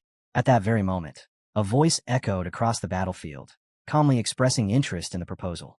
Graxer froze in surprise as a sudden chill of fear crept through him, and he questioned inwardly who the speaker could possibly be, staring at Ares in front of him before realizing that the man he faced was not actually the leader of the humans. Through the raging snowstorm in the distance, Roman's figure slowly came into view. Wearing a cold expression, he asked Graxer what kind of fate he believed would await those who had followed him if he were to lose. Graxer's aura churned violently around his body as he replied with indifference that such matters would ultimately be decided by the victor. Roman then drew his sword and calmly accepted the challenge, declaring in advance that if he emerged victorious, the orcs who treated humans as food would be wiped out from the continent of Arcady. The killing intent carried within those words caused Graxer to stiffen in shock. Regaining his composure, Graxer tightened his hold on his weapon and made a vow that if he won this battle, he would march forward and crush even the nation that lay beyond the endless mountains. At that very moment, Roman drove his sword forward in a swift swing, and Graxer answered instantly with a slash of his own, the two blades colliding head-on and sending violent tremors rippling through the surrounding air. Roman immediately forced more strength into his strike, pressing down so heavily that Graxer's blade was driven straight into the snow beneath them. Yet Graxer quickly steadied his footing and recovered his posture, and soon the two of them were trading attacks in rapid succession, their weapons flashing again and again as neither side gave up even a single step of ground. The instant Roman noticed a gap in Graxer's defense, he thrust forward without hesitation, forcing Graxer to hurriedly raise his weapon to block, and panic crept into Graxer's mind as he realized that he was being completely overpowered in terms of raw strength. Watching this reaction, Roman remarked coldly that this appeared to be the full extent of Graxer's power. Those words only drove Graxer further into fury, and as he concentrated all his energy, he let out a furious roar, unable to understand how a monster like this could possibly exist among humans. Remaining calm, Roman executed the first strike of the heavenly demon sword art, and in the next instant his blade slipped past Graxer's body in a single clean motion, sending blood spraying into the air. Roman lowered his head slightly, and the movement revealed a sharp, icy expression on his face. Across from him, Graxer clenched his teeth after taking Roman's slash directly across the shoulder, and moments later his strength failed him as he dropped helplessly to his knees. From behind, Roman's sword rested firmly against Graxer's neck. Clutching the shoulder that had been severed, Graxer muttered in a distant voice that everything had turned out exactly as that man had predicted, and that beyond the endless mountains there truly existed a monster. Those words stirred Roman's suspicion, and he asked who this man was. Lowering his eyes with a gloomy expression, Graxer explained that several months earlier someone had come to see him. The memory slowly surfaced in his mind as he calmly recalled how that person had told him that if he offered up everything he possessed, he would be granted power equal to the sacrifice. With bitterness in his voice, Graxer added that he had refused until the very end because he had recognized that the visitor was a demon, and he could not bring himself to sell his very existence. Roman reacted with faint surprise, while Graxer reflected somberly that he had truly rejected the offer. Then suddenly Graxer's eyes widened as a question struck him. How had he known that the man was a demon? Grabbing his chest in shock, he wondered if that encounter had really been the first time he'd seen him. His thoughts drifted toward the nature of orcs and humans, and he reflected that although the two races shared similar forms, they were vastly different. Orcs were born with overwhelming physical strength and dark green skin, and their race carried the natural blessing of great fertility. Yet when Arcady became buried beneath relentless cold, that very blessing twisted into a curse that shackled their entire people. At that moment, Graxer remembered the day he had stood frozen while witnessing two orcs devouring another of their own kind. In the middle of a violent blizzard, he had held his mother's severed head in his arms, choking back his cries as she gently comforted him and told him not to be angry, saying that this was simply their fate. On that day, Graxer felt that something about the world was terribly wrong. Consumed by resentment, he wondered that if a god truly existed, why such a being had created the orcs in such a way. It was then that a man wearing a black cloak approached and calmly remarked that it was tragic for them to survive by eating their own kind, calling the orcs a cursed race. Hearing those words, Graxer immediately turned his head and angrily demanded to know who was speaking. Yet when he saw no one there, he was briefly startled. In the next instant, the man suddenly appeared right beside him and leaned close to Graxer's ear, quietly tempting him with the suggestion that instead of consuming his own kind, he could feed on another race. Startled, Graxer briefly thought of humans and the people of Arcadia. Yet hesitation held him back. The man then stretched out his hand, and from his palm dark energy began to pour forth as he calmly stated that he would grant Graxer a true blessing, one that would connect Graxer's consciousness directly to his own. He added that one day Graxer would come seeking him, and with those words, while Graxer stared ahead in a vacant daze, the man dissolved into the air like drifting smoke. Soon afterward, dark energy began to seep from Graxer's own body, and as he stood there in silence, he reasoned blankly that rather than devouring members of his own race, he could conquer another people and make them his food, and with that realization his power swelled again with renewed resolve. Returning to the present moment, Graxer suddenly understood that he had already encountered that demon long ago.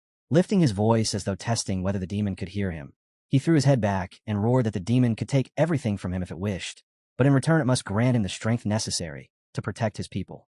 Elsewhere, the cloaked man sat comfortably in a chair while calmly gathering energy, and when the signal reached him, he revealed a sharp grin of excitement and accepted the request without hesitation.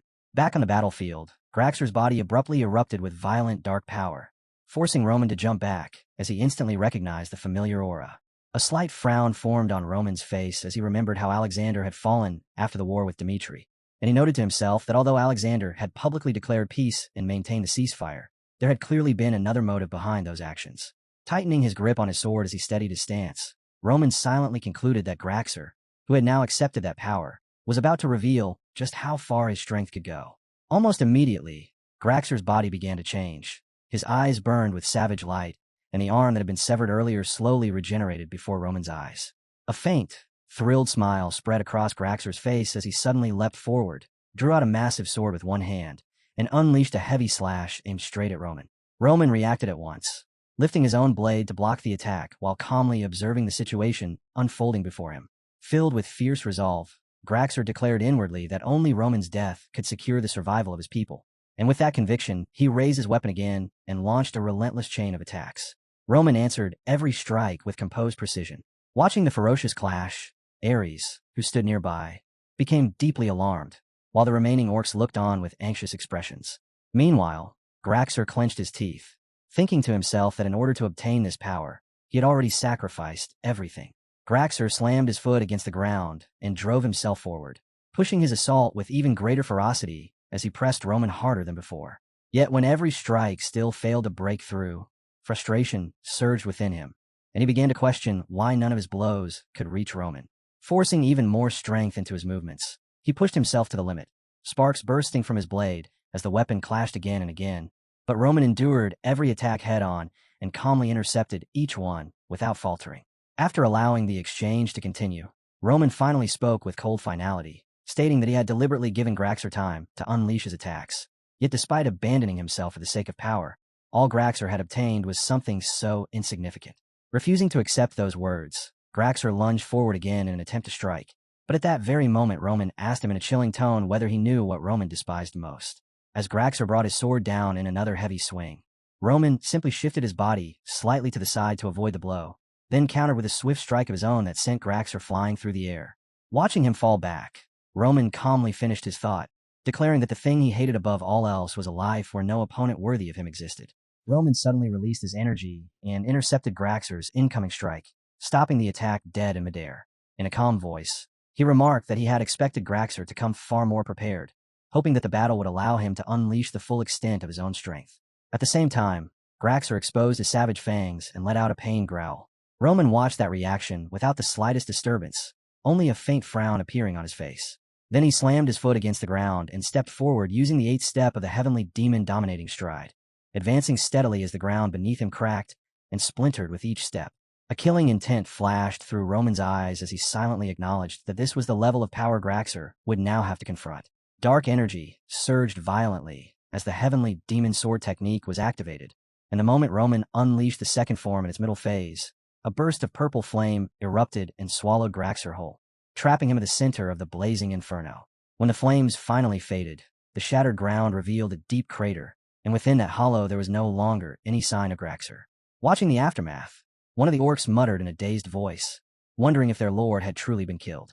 As the cold wind spiraled through the empty pit, his face turned pale, and the horrifying realization struck him that if they did not surrender immediately, every one of them would die. Staring at Roman's back, the orc became absolutely certain of that outcome. Without hesitation, the remaining orcs threw down their weapons and collapsed onto the snowy ground, desperately begging for mercy. They swore that from this moment forward they would devote their lives to serving Dmitri, pleading earnestly for their tribe to be spared. Roman stood there in silence, acknowledging that they seemed to have their own circumstances. One of the orcs hesitantly offered his thanks, but Roman reflected that once the orcs had begun turning humans into their food, the two races had already become beings that could no longer exist together. His grip tightened around the sword as his aura surged outward, and he stated coldly that although he held no personal hatred toward them, he would not create a precedent by granting mercy. The orcs immediately grew tense upon hearing this. Roman then calmly declared their end, and with a single decisive motion of his blade, he cut them all down at once. Later, deep within a forest, a group of elves approached Roman. Among them, a blonde-haired elf stepped forward and introduced herself as Tersha of the Elf clan, respectfully greeting Roman as their savior. As Roman observed her appearance, he noted inwardly the pale white skin and pointed ears that confirmed her identity as an elf. Tersha offered a warm smile and expressed sincere gratitude, acknowledging that without Roman's intervention, the elves would have been wiped out. Roman answered calmly that their objectives had merely coincided and that nothing more should be read into it, then added that once the situation in the Kingdom of Luna was settled, he intended to convene a meeting to address the turmoil spreading throughout Arcady. Hearing this plan, Tersha nodded in agreement and assured Roman that they would attend. But then his expression turned serious as he asked whether Roman would accompany them briefly to their territory. Roman's eyebrow lifted with faint suspicion, which prompted Tersha to elaborate, explaining that when the war against the orcs had first erupted, the elves had turned to the World Tree for guidance and had seen a fragment of the future, and it was because of that vision that they had defended the World Tree's territory until the very end. Roman showed mild surprise upon hearing this, and quietly wondered whether the World Tree truly possessed such an ability. Tersha continued in a steady tone, saying they believed that a certain human, one foretold in that vision, would eventually appear and come to their aid. Seeing the doubt on Roman's face, Tersha hesitated before adding that the greater concern lay in what would come afterward. He explained that Graxer's power had been extraordinarily dangerous, strong enough to shake the world's very foundation, and because of that threat, the Mother Elf wished to speak with Roman personally. Silence settled briefly as Roman considered the individual he was about to meet, noting to himself that the existence of a Mother Elf was information he had never encountered before. Roman soon stepped toward the entrance and accepted the request, remarking that the timing was convenient since there was also something he wished to verify. After entering, he recalled that elves were known not to age and were said to maintain the appearance of someone in their early 20s right until the moment of death. At that moment, the figure before him greeted him with quiet respect, and Roman immediately recognized her as the Mother Elf. Seated calmly, she asked whether Roman possessed any knowledge regarding the demon realm. Roman fell silent for a short moment before answering, speaking of the celestial realm, the demon realm, and the mortal realm, explaining that these three dimensions together formed the structure of the world, and that, according to the records he had studied, the demon realm was the place where demons lived. The Mother Elf confirmed this without hesitation and explained that, according to the laws established by the Creator God, Each of those realms had originally been separated to prevent interference between them. However, one day a rift had appeared, and from that opening, an unknown being had fallen onto the Salamander continent, causing the rift to widen further as cold air poured through it and froze the entire Arcady continent. Hearing this explanation, Roman quietly reflected on the idea of dimensional travelers, briefly thinking of Alexander before realizing that he himself was not any different. The Mother Elf continued speaking, explaining that as the centuries passed, the barriers separating the dimensions had gradually weakened, and through that deterioration Graxer had been able to absorb demonic power, transforming into something far beyond the limits of an ordinary being. She then asked Roman if he understood what that truly implied. Roman quickly drew the conclusion that demons from the demon realm were setting their sights on the mortal realm. The Mother Elf confirmed this with a grave expression, explaining that although the process was currently only partial assimilation, the influence would inevitably grow far stronger as time passed. She then urged Roman to confront the existence responsible for disturbing the balance of the world, warning that if that being were allowed to remain, the dimensional barrier would eventually collapse and demons would pour into the mortal realm. She further explained that the Demon King had already reached a level comparable to a god, and although the laws of this world were presently restraining him, once a complete descent became possible, there would be no method left to stop him. Hearing this, Roman quietly realized why Kronos had been willing to abandon his pride and enforce a ceasefire, concluding that they had been waiting patiently for the dimensional barrier to weaken. If Graxer had only been one of the Demon King's subordinates, then the strength of humans alone would never be sufficient to oppose them. As his hand slowly tightened into a fist, Roman seriously considered that his existence in this world as Roman might have been something destined from the very beginning. His thoughts drifted further as he recalled that even warriors of Murim had failed to endure the earth stage of the heavenly demon divine technique, and that he himself had never once been given the chance to release the heaven stage. Covering part of his face while glancing slightly to the side, he anxiously contemplated the consequences if demons from the demon realm were to appear in this world. Noticing that Roman had fallen silent, the Mother Elf gently called out to him. Roman tightened his fist and spoke firmly, stating that he could not promise to fulfill her request, though he admitted that he had already obtained enough information. With quiet resolve, he declared that if anything dared to stand in his path, he would not remain idle. The Mother Elf then asked him to wait and explained that the elves had prepared a gift for the one who had saved them. In a calm voice, she told him that if he were to communicate with the World Tree, he would be granted a chance to glimpse the fate of the past, present, and future that he most needed to see. Roman responded with suspicion, recalling that only the Mother Elf herself was permitted to touch the World Tree, but she simply smiled kindly and explained that as the hero of Arcady who had saved the elves, he was an exception. Hearing this, Roman's interest was immediately stirred, and seeing it as a rare opportunity, he decided that he wished to examine the World Tree with his own eyes. Roman stepped forward and fixed his gaze ahead, thinking that the towering tree before him was unlike anything he had ever seen, not even during his previous life. Its immense branches stretched outward and layered across the pale blue sky, and as he stood beneath it, he quietly realized that its presence alone made him feel insignificant. Yet the World Tree itself was withered and frozen, every branch stripped of life, its barren and lifeless state reflecting the harsh desolation that had overtaken the continent. After observing it carefully, Roman's eyes widened as the realization settled in that this must be the World Tree, the one spoken of in rumors as the very foundation supporting the world. Slowly extending his hand, he reached out and gently placed it against the trunk, and in that instant it felt as though time itself had briefly come to a halt. Without warning, a strange surge of power erupted violently from Roman's body, overwhelming him with sudden shock. Nearby, Tershaw stepped closer and witnessed the World Tree releasing a stream of energy that flowed directly into Roman, leaving him stunned as he murmured in confusion, unable to understand what was occurring. At the same time, the energy pouring from the tree grew increasingly violent, and a brilliant golden glow rapidly spread across the trunk like molten lava, surging through its surface. Tershaw stared in complete disbelief, thinking that the World Tree itself seemed to be burning. Meanwhile, Roman's consciousness was slowly pulled inward, and as he observed the condition he now found himself in, he fell silent, realizing that the sensation was deeply unusual. A voice suddenly issued a command demanding that the situation be reported, prompting Roman to turn toward the source of the sound. In the darkness ahead sat a blonde-haired man firmly seated upon a tall stone throne, while two cloaked figures knelt below him. One of them began reporting that after the incident involving Roman Dmitri, the long-established power holders led by Duke Vieto had begun to rise again. Valhalla, which once celebrated the romance and honor of warriors, had now been tainted by cowardly behavior, and the Duke was currently attempting to assemble troops. If events continued along that path, civil war would soon become unavoidable. Hearing this report, Roman's brows drew together slightly as the figure continued. explaining that if Valhalla's emperor kept ignoring the voices of the people and chose to crush the rebellion by force, the empire would inevitably face a disaster that could not be avoided. At that moment, Alexander let out a scoff and declared with open contempt that their plan was progressing perfectly, and that Dmitri was nothing more than a minor variable. With a dark tone, he added that they should provoke the public further, because once Valhalla inevitably descended into war, their opportunity would arrive. Before Roman could continue observing the scene, his consciousness abruptly scattered once more, and when his eyes opened again, the surroundings had already shifted to an entirely different place. Isabel, her clothes stained with dirt and blood, leaned weakly against a large tree while clutching the wound in her abdomen, bending forward as a soft groan escaped her lips. Leo stepped toward her with determination and insisted that Her Majesty must return to Luna immediately, explaining with deep concern that Kronos had likely already discovered their plan and that if they continued to fight after losing so many troops, the only one truly placed in danger would be her. With urgency in his voice, he pleaded for her to listen to him this time, then humbly dropped to one knee in supplication. Queen Isabel hesitated for a brief moment before answering that such a thing was impossible.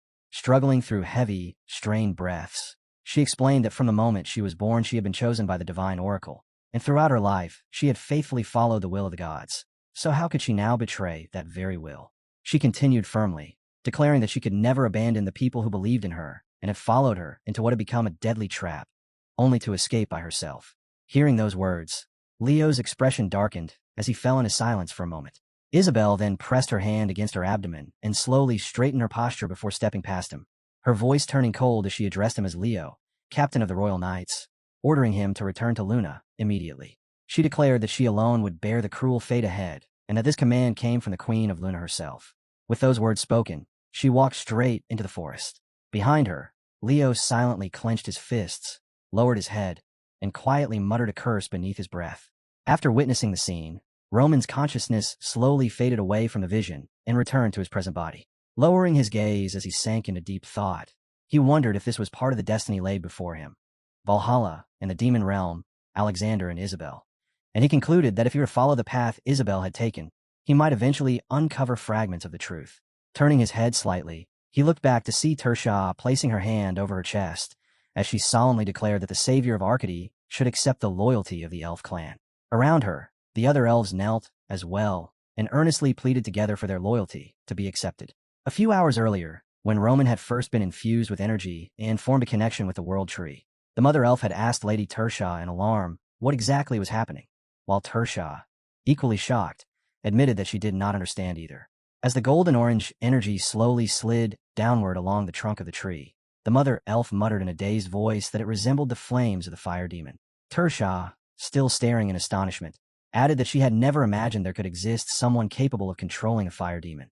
On the other side, as the world tree slowly began to sprout new life and regenerate, Tersha's eyes filled with tears as emotion overwhelmed her, and she thought that the world tree was finally reviving. The deepest wish the elves had cherished for generations, and that there could be no doubt that Roman was the savior of Arcady. Quickly regaining her composure, she turned around and urgently called for all the elves to listen. With firm conviction, Tersha declared that their savior, Lord Roman, had proven himself to be someone capable of saving this world, and she strongly urged every elf present to follow Lord Roman. Back in the present, Roman stood silently while observing the elves kneeling before him.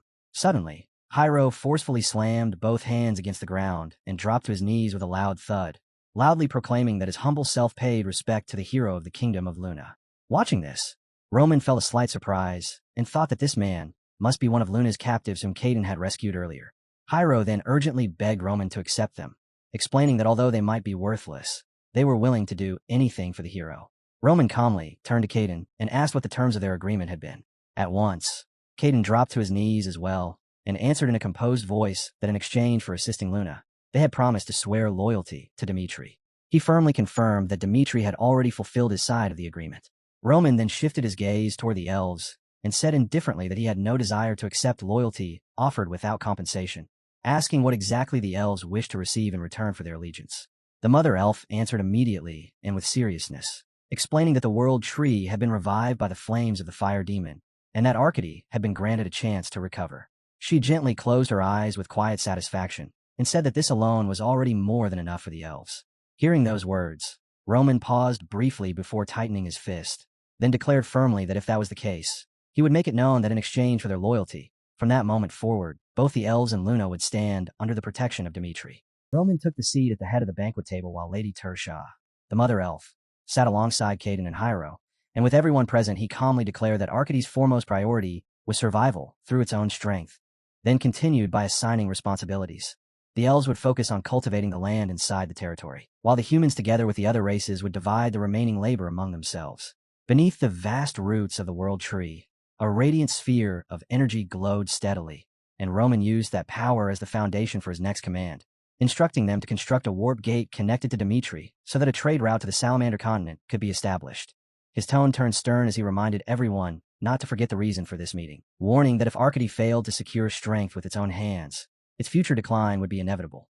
Once the meeting concluded, Roman returned to Dmitri beyond the endless mountains, moving forward with confident strides while the cheers of countless races echoed around him, their enthusiastic welcome resounding as he passed. Before long he arrived at the Grand Dmitri Castle, where an urgent voice immediately called for a report. Inside the meeting room, Lucas sat at the long table and began briefing everyone with a grave expression, explaining that the situation in Odelia was worsening with each passing day and that, now that the royal family had disappeared, conflicts were erupting throughout every region. Maintaining the same tense demeanor, Lucas continued his analysis of the southern nations and carefully detailed that the three kingdoms of southern Kronos, Umberto, Redford, and Frank, believed the matter required direct discussion. Roman then asked about the investigation he had previously ordered. Lucas turned his head slightly and continued presenting the findings, reporting that after tracking Isabel's movements they had discovered her final confirmed trace inside the kingdom of Umberto. From there she had reorganized her forces and departed for an unknown destination, and after that point they had been unable to determine where she went. Roman nodded once, acknowledging the report, before turning his attention to another person and asking about Captain Jonathan. A stern-faced man responded that two visitors had arrived for Valhalla, then introduced them by name. One was a man called Sanchez, and the other was Count Bragan. Sanchez, he explained, was a disciple of Morales and currently an important figure among the rebel forces, while Count Bragan appeared to be acting as a representative of the Valhalla Emperor. Hearing this, Roman silently concluded that there were many matters waiting to be handled, and with that realization, he firmly announced that the meeting was adjourned. Elsewhere, Count Bragan leaned forward on a sofa and released a dissatisfied sigh, grumbling that out of all the missions available, he had somehow been assigned this particular one. In a brief recollection, Count Bragan remembered the moment the mission had been forced upon him, as Marquis Belfer stood before him with a stern face, pointed directly at him, and ordered that he must persuade Roman Dmitri by whatever means necessary, stressing with clear authority that at the very least Roman had to be prevented from siding with Duke Vieto. Returning to the present, Bragan lowered his head and sank into heavy thought, the tension on his face making it obvious how difficult this assignment would be. Yet he quietly reassured himself that even though the task was daunting, Roman lived in a world governed by strength, and because of that he would not simply reject them outright. His train of thought was abruptly broken when the man standing beside him spoke politely, informing him that he would have to wait because Roman had a prior engagement and could not meet him at the moment. Bragan instantly raised his head in shock, his face stiffening as realization seemed to strike him, and suspicion crept into his mind as he wondered if Roman might be meeting Sanchez before seeing him.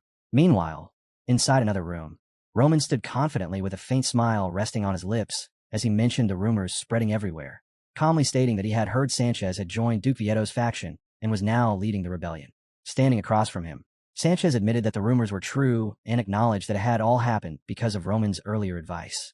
His gaze sharpened as he explained that opposing the Valhalla Emperor required the support of Duke Vieto, and that the Duke had willingly accepted his proposal. Roman slightly tilted his head while studying him with a cold, steady gaze, and then asked what purpose had brought him there. Sanchez responded with a faint smile, as though he had expected this reaction from the start, and remarked that Roman Dmitri was someone who always drew a clear line. He then began outlining the situation within Valhalla, explaining that two enormous forces were secretly confronting one another in the shadows of power.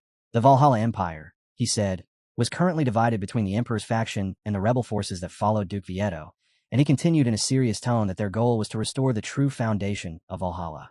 However, he added that the greatest obstacle was the fact that Valhalla's top-ranked warriors had always sided with the Emperor, and even the military showed unwavering loyalty toward him. Sanchez then openly admitted that what they desperately needed was Dimitri's help. Roman replied in a calm, yet firm voice that if Sanchez had come to ask him to directly participate in the rebellion, then he could not accept such a proposal. Sanchez's eyes widened immediately in shock, clearly unprepared for such a blunt refusal, and he reacted with visible disbelief.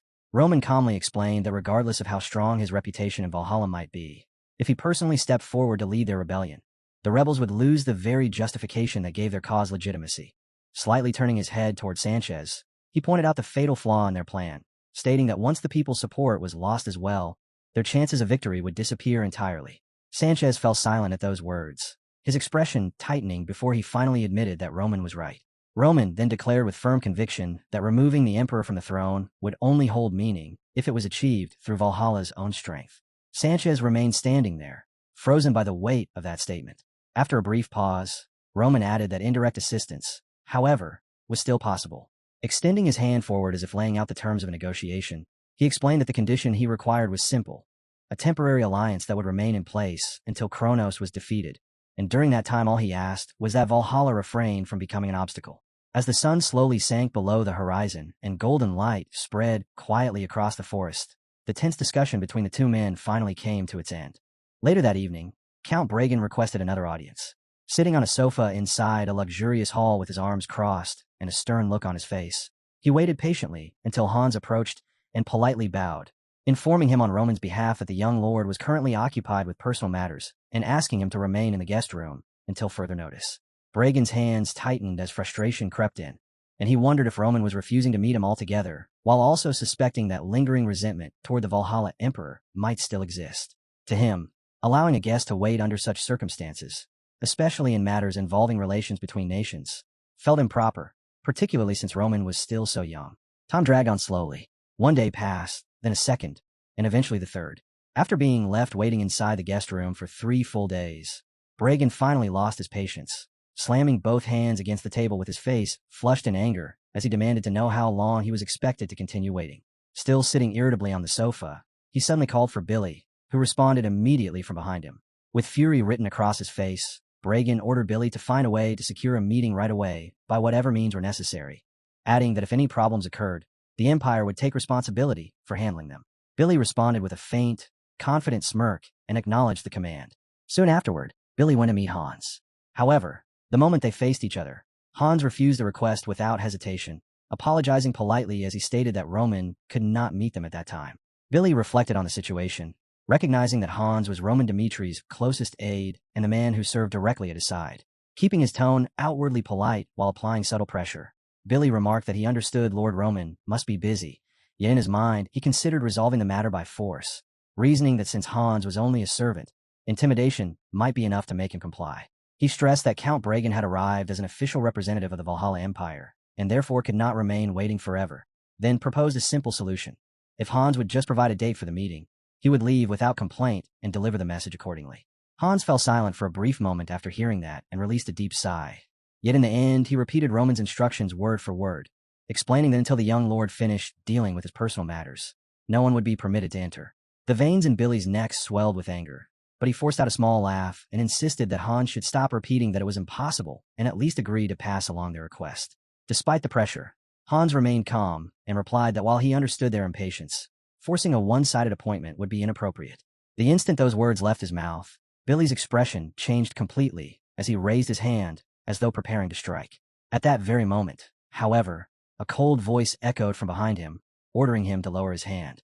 The room fell into immediate silence as Kevin stepped forward with heavy, deliberate footsteps, his overwhelming presence dominating the entire space. When Hans saw him, he showed clear surprise before respectfully acknowledging him, while Billy also turned around with visible tension, muttering Kevin's name in shock as he realized that the man standing there was the infamous demon of Dimitri. Kevin continued advancing step by step as a dark crimson, killing intent spread from him, making the atmosphere unbearably heavy. Billy instinctively retreated a step and quickly tried to explain that there had been a misunderstanding and that he had only come to meet Lord Roman. Kevin, however, had no interest in listening. His blood-red eyes locked firmly onto Billy, while the crimson aura completely enveloped him, and in a cold voice he demanded to know who Billy thought he was to threaten Hans within the territory of Dimitri. Billy frowned at Kevin, clearly confused by the accusation that had just been thrown at him, and questioned whether Kevin was exaggerating by calling it a threat. Kevin's eyes turned colder as the crimson killing intent surrounding him grew thicker, and he reminded Billy that he had already asked him to explain his actions. Billy's temper snapped instantly, and he shouted back with open defiance, insisting that Kevin had no right to speak to him, as though issuing orders, declaring that he did not belong to Dimitri, but served as a knight of the Valhalla Empire. Then, stepping forward with open arrogance, He bluntly admitted that he had indeed threatened the servant and demanded to know what the problem was. Kevin moved closer without hesitation until the two of them stood face to face, the tension between them becoming suffocating. In a chilling voice, he ordered Billy to repeat what he had just said.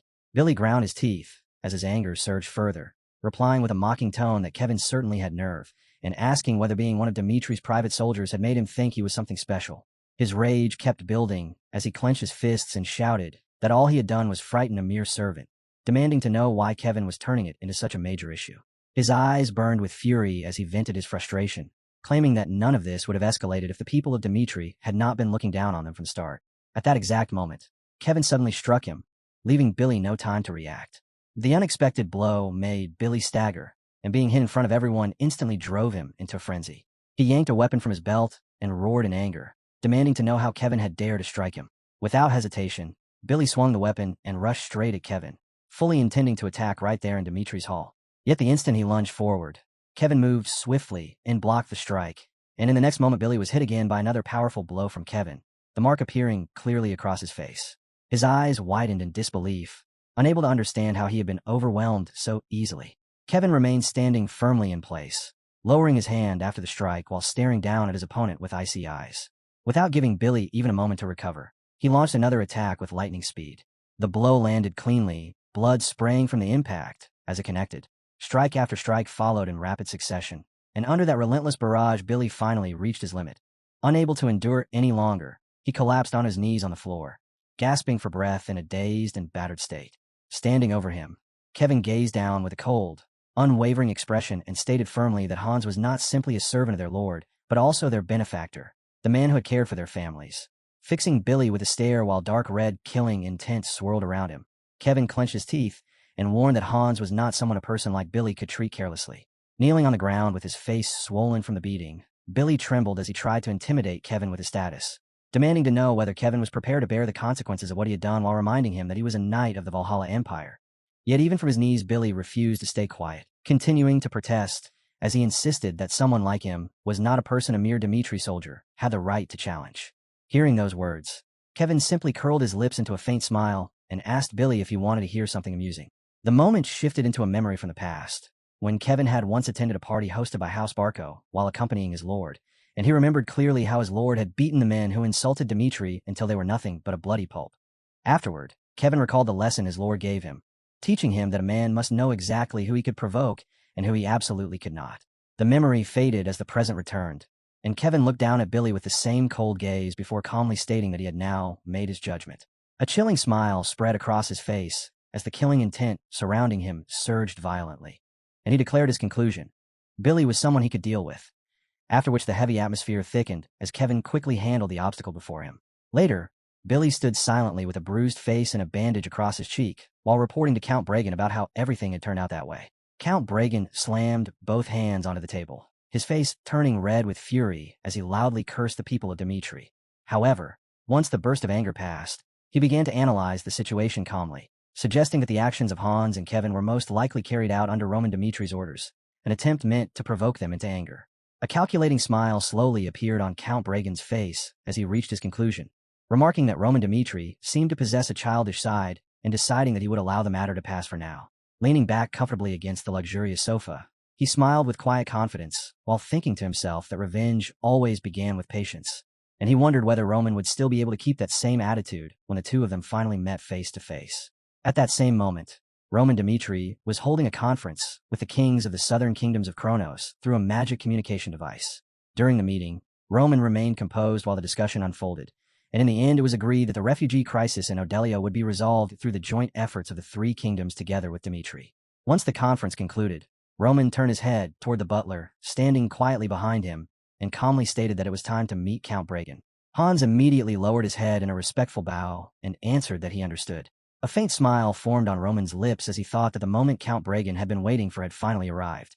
Inside the room, Count Bragan looked at Roman with a mocking smile and sarcastically commented that Roman appeared to have been very busy lately, while inwardly complaining with irritation that he had been forced to wait for an entire week. Roman sat down calmly in the chair across from him, holding a teacup in one hand, and replied in a casual tone that he truly had been occupied, adding that next time Bragan should contact him in advance. Hearing that response, Count Bragan reluctantly accepted it, though in his mind he judged Roman as nothing more than a young man still in his late 20s, convincing himself that his own greater experience would allow him to control the direction of the conversation. Before moving to the real topic, Count Bragan mentioned Billy's incident and asked how Roman planned to deal with it. His expression hardened as he directly questioned whether Roman's actions had not trampled upon the honor of a knight from Valhalla. Roman kept his relaxed posture and answered calmly that he had heard the knight had first threatened Hans.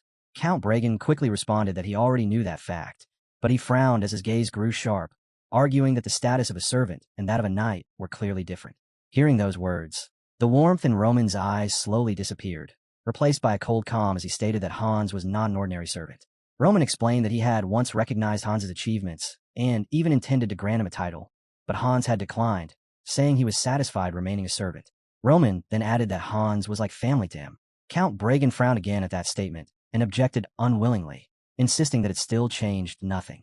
Roman remained seated calmly while Count Bragan stood across from him and continued arguing that, considering Roman's relationship with Valhalla, his subordinate should never have laid a hand on Billy. Roman quietly set the teacup back down onto the table and then asked in a cold voice why they had to avoid touching the people of Valhalla. The question struck Count Bragan instantly, causing him to freeze where he stood as his eyes widened in disbelief and his thoughts fell in a sudden confusion. Roman remained completely composed and corrected Count Bragan's assumption, stating coldly that he was gravely mistaken, then recalling without hesitation that Valhalla had once attempted to kill him under the excuse of a festival, and that after he defeated Barbassa, Valhalla's emperor had deliberately arranged the circumstances so that Kronos would move against him. As a faint purple energy slowly spread around his body, Roman calmly concluded that he had already shown Count Bragan more than enough courtesy. Count Bragan's expression tightened as the situation abruptly turned against him. Yet Roman continued to press him without pause and demanded an answer. He questioned that if he were expected to take responsibility simply because one knight had been struck, then what kind of response he should give in return. While the purple killing intent around him thickened, Roman warned Count Bragan to do his very best to persuade him and clearly explain why he should be allowed to walk out alive. Under that overwhelming pressure, Count Bragan's face turned pale, sweat sliding down his skin as panic filled his mind. Realizing just how serious the situation had become, and that Roman truly was as extreme as the rumors claimed, he hurriedly tried to calm the atmosphere, nervously saying that yesterday's enemy did not necessarily have to remain today's enemy. When Roman gave no response, Count Bragan quickly continued speaking in an attempt to convince him, urging Roman not to be ruled by emotion, but to think in terms of politics instead, desperately offering a deal in exchange for his life. He proposed that if Dmitri promised not to interfere in Valhalla's internal civil conflict, then Valhalla would likewise refrain from interfering in the war between Kronos and Dmitri, even offering that they could provide assistance if it became necessary. Roman's gaze sharpened as he listened, and he coldly concluded that if that was everything Count Bragan intended to say, then there was no reason for him to be spared. Count Bragan froze in shock, unable to understand what mistake he had made, stammering in confusion as he desperately sought forgiveness. At that exact moment, Kevin suddenly appeared behind Count Bragan, his presence blazing with crimson, killing intent. The scene then shifted to Marquis Belfort's office, where several people stood gathered around a large table covered with maps while discussing their matters. A subordinate suddenly rushed into the room carrying a wooden box and urgently reported to Marquis Belfort that a special delivery had arrived from Count Bragan. Slightly turning his head, Belfort frowned with surprise at the mention of that name and murmured in confusion. As he picked up the box, a hopeful thought crossed his mind that perhaps Bragan had succeeded in persuading Dmitri. Smiling with satisfaction at that possibility, he remarked that at last some good news had arrived as he prepared to open it. However, the moment the box was opened, there was neither a gift nor a letter waiting inside. Instead, resting neatly within the container was Count Bragan's severed head, soaked in blood, his pale face placed carefully inside the box.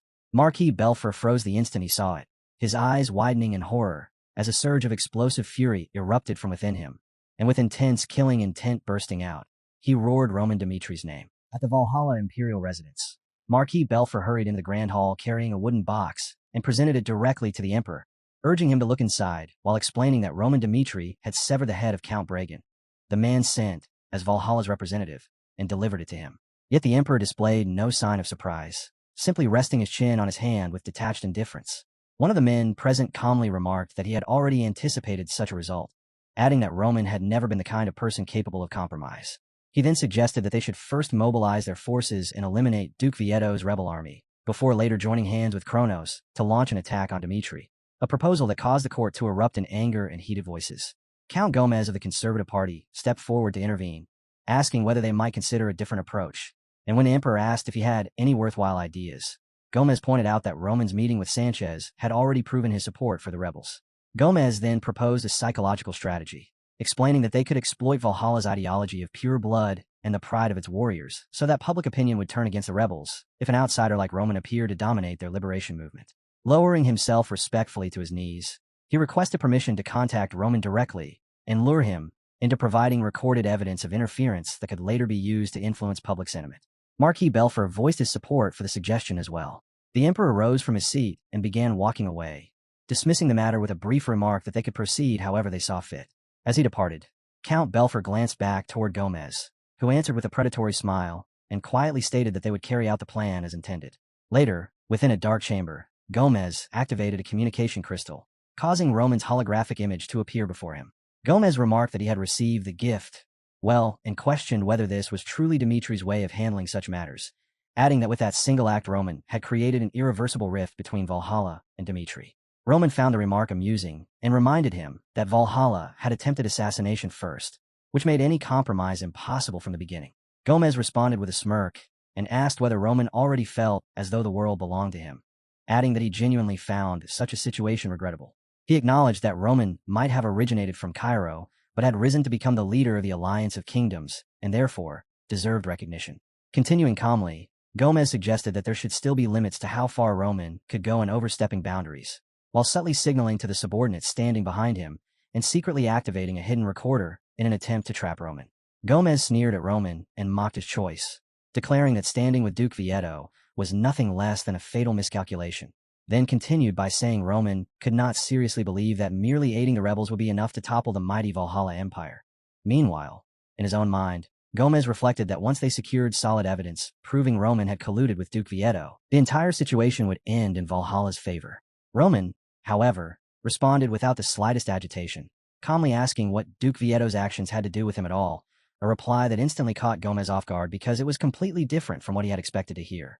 Roman went on, reminding him that he had already made his stance clear long ago, and that from the moment the Valhalla Empire had openly attempted to assassinate him, any possibility of compromise between them had already disappeared. Hearing this, Count Gomez could not hide his surprise. Roman then continued, brushing aside Valhalla's internal civil war as something irrelevant to him, before stating that the real problem was the Empire's arrogance itself. At those words, Gomez ground his teeth in obvious frustration, realizing that the recording device had captured nothing useful.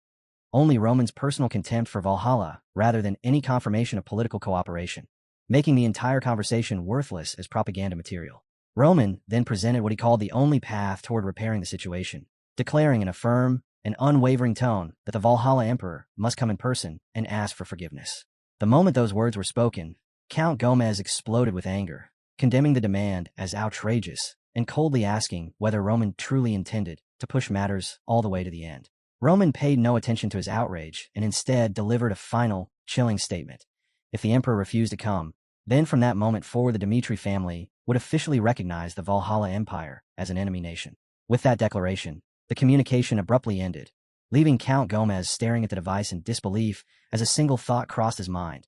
Had Roman Dimitri truly just declared war on the Valhalla Empire? A moment later, Marquis Belfer entered the room and calmly stated that Roman had spoken with complete sincerity, adding that Roman was precisely the sort of man who would carry through with such a declaration without hesitation. Turning toward him, Count Gomez admitted that they had walked directly into Roman's trap, acknowledging that Roman's cunning extended far beyond ordinary schemes, and he pointed out that the next step was obvious. Roman would begin mobilizing his forces, and that movement itself would serve as a declaration of war. Count Belfer responded without delay, firmly stating that the kingdom of Hector was an ally of Dimitri, which meant Dimitri would most likely open a path through the northern border connected to Valhalla, and he immediately ordered the military to deploy troops to the northern front. With a grave expression, he warned that even the slightest delay could lead to an uncontrollable disaster once the rebel forces and Dimitri's army began acting together. Just then, a messenger rushed into the room carrying urgent news and reported that Duke Vieto's army had already begun its assault on Hernan City. Meanwhile, at Hernan City itself, chaos had erupted. Towering flames consumed everything in sight as the fortress walls finally collapsed. The Imperial Guards roared command across the battlefield, ordering their soldiers to strike down Duke Vieto without hesitation. Yet Duke Vieto himself surged forward at the front of the charge, swinging his massive axe with overwhelming force as the blade tore through the Imperial Guards as though their defenses meant nothing.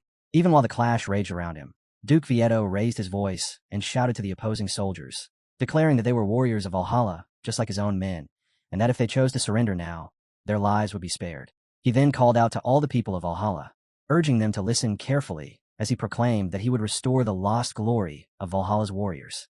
The commander placed in charge of suppressing the rebellion was Count Gomez. Inside the headquarters overseeing the rebel suppression campaign, Count Gomez stood before a spread of tactical maps, visibly shaken by how quickly Hernand had fallen. As a subordinate reported that Duke Vieto had already taken control of Hernand, Gomez narrowed his eyes and fell into deep thought while studying the situation. Without delay, he ordered that all of Valhalla's strongest warriors be summoned, with the sole exception of Caesar, explaining that the enemy possessed only one true powerhouse, Valderas, and that regardless of whatever preparations the rebels might have made, once Valhalla deployed its top-ranked warriors, the enemy would have no way to stop them.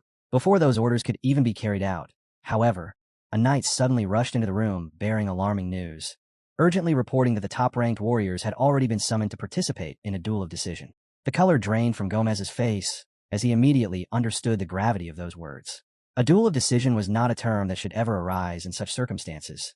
It was an ancient Valhalla tradition suited to a nation of warriors, a ritual battle in which only the highest-ranked fighters were permitted to participate. Worse still, it was a challenge that could never be refused because the authority behind it was absolute. Once declared, the duel demanded that both participants stake their lives upon the outcome. Fury erupted from Gomez as he demanded to know who had committed such a reckless and senseless act. The knight, clearly uneasy, answered that it had been rank 3 Ares who issued the duel of decision, challenging rank 2 Alvarez.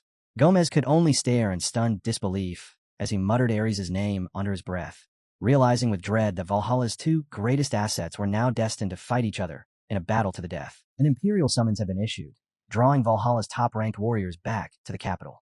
Alvarez, the warrior ranked 2nd in the empire, scanned the gathered figures with clear irritation and remarked that this truly was everyone, silently reflecting that the scene bore no resemblance to the strength Valhalla had once possessed. Schneider, who held the 9th rank, commented that the reason for this decline was Roman Dmitri, explaining that because of him warriors such as Morales, Barbosa, and Rodriguez had already crossed into the afterlife.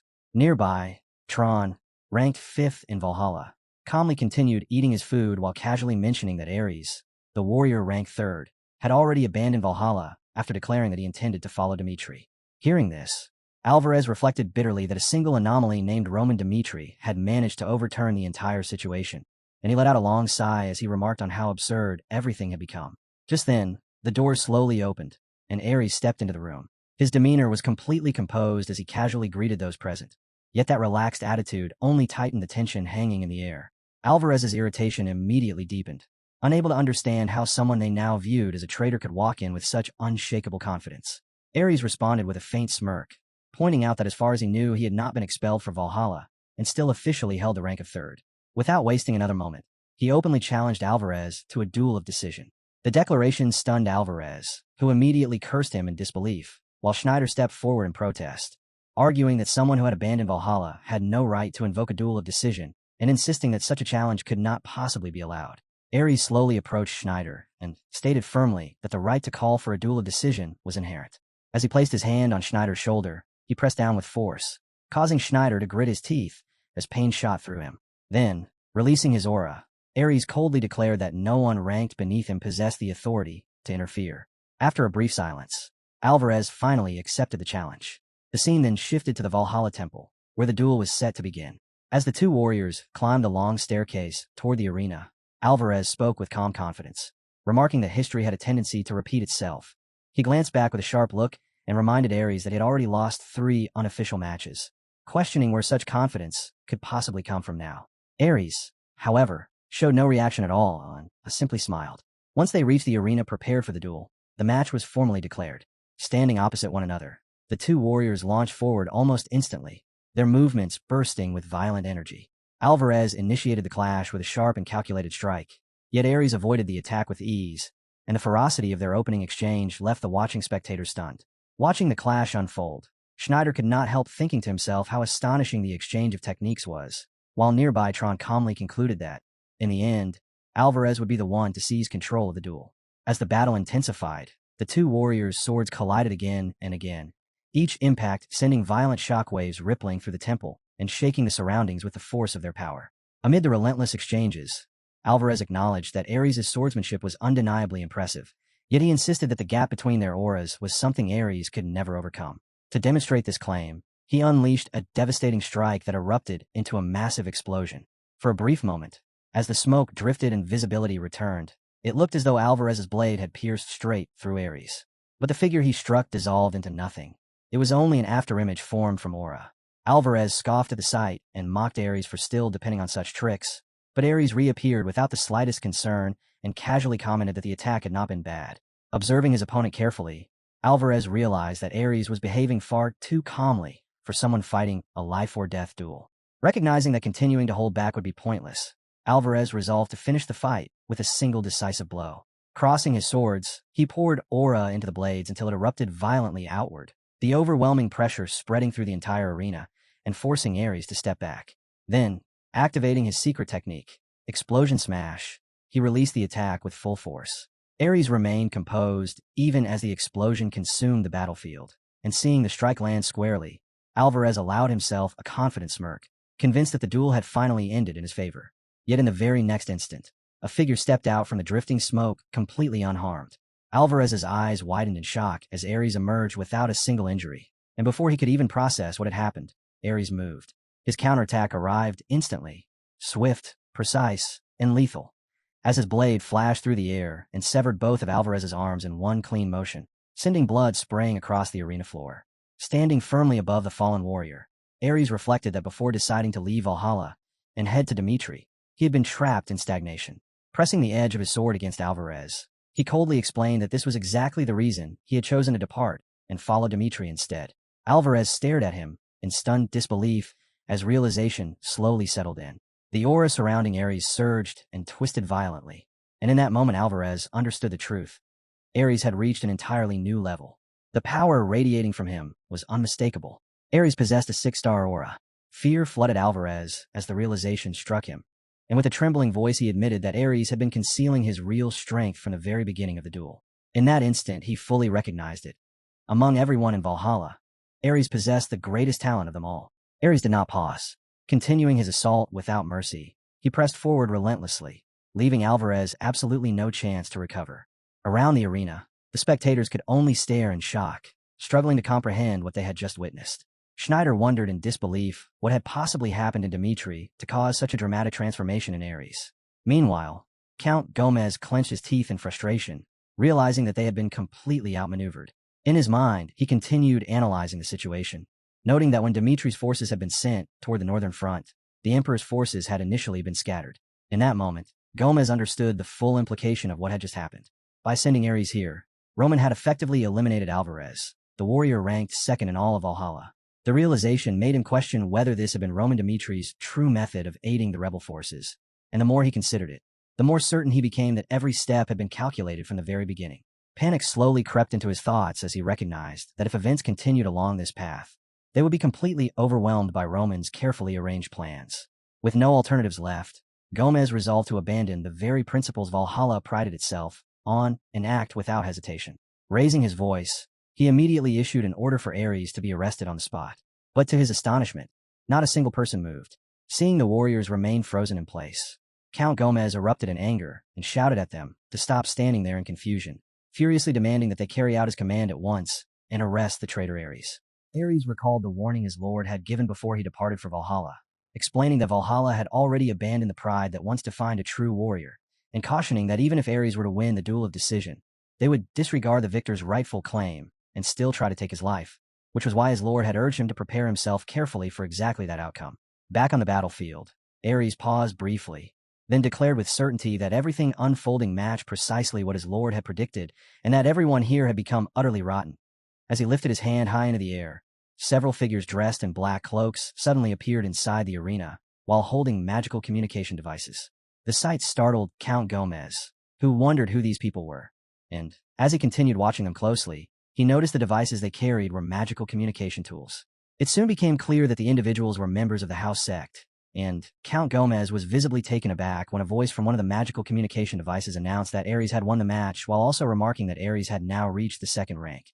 The voice then questioned what this result truly meant, and many listeners expressed admiration because someone so young had already managed to climb to the second rank. Count Gomez looked completely confused, unable to understand what was happening, until Ares calmly explained that the duel decision had been broadcast throughout all of Valhalla. The moment he heard that, Count Gomez exploded with anger and cursed Ares for doing such a thing.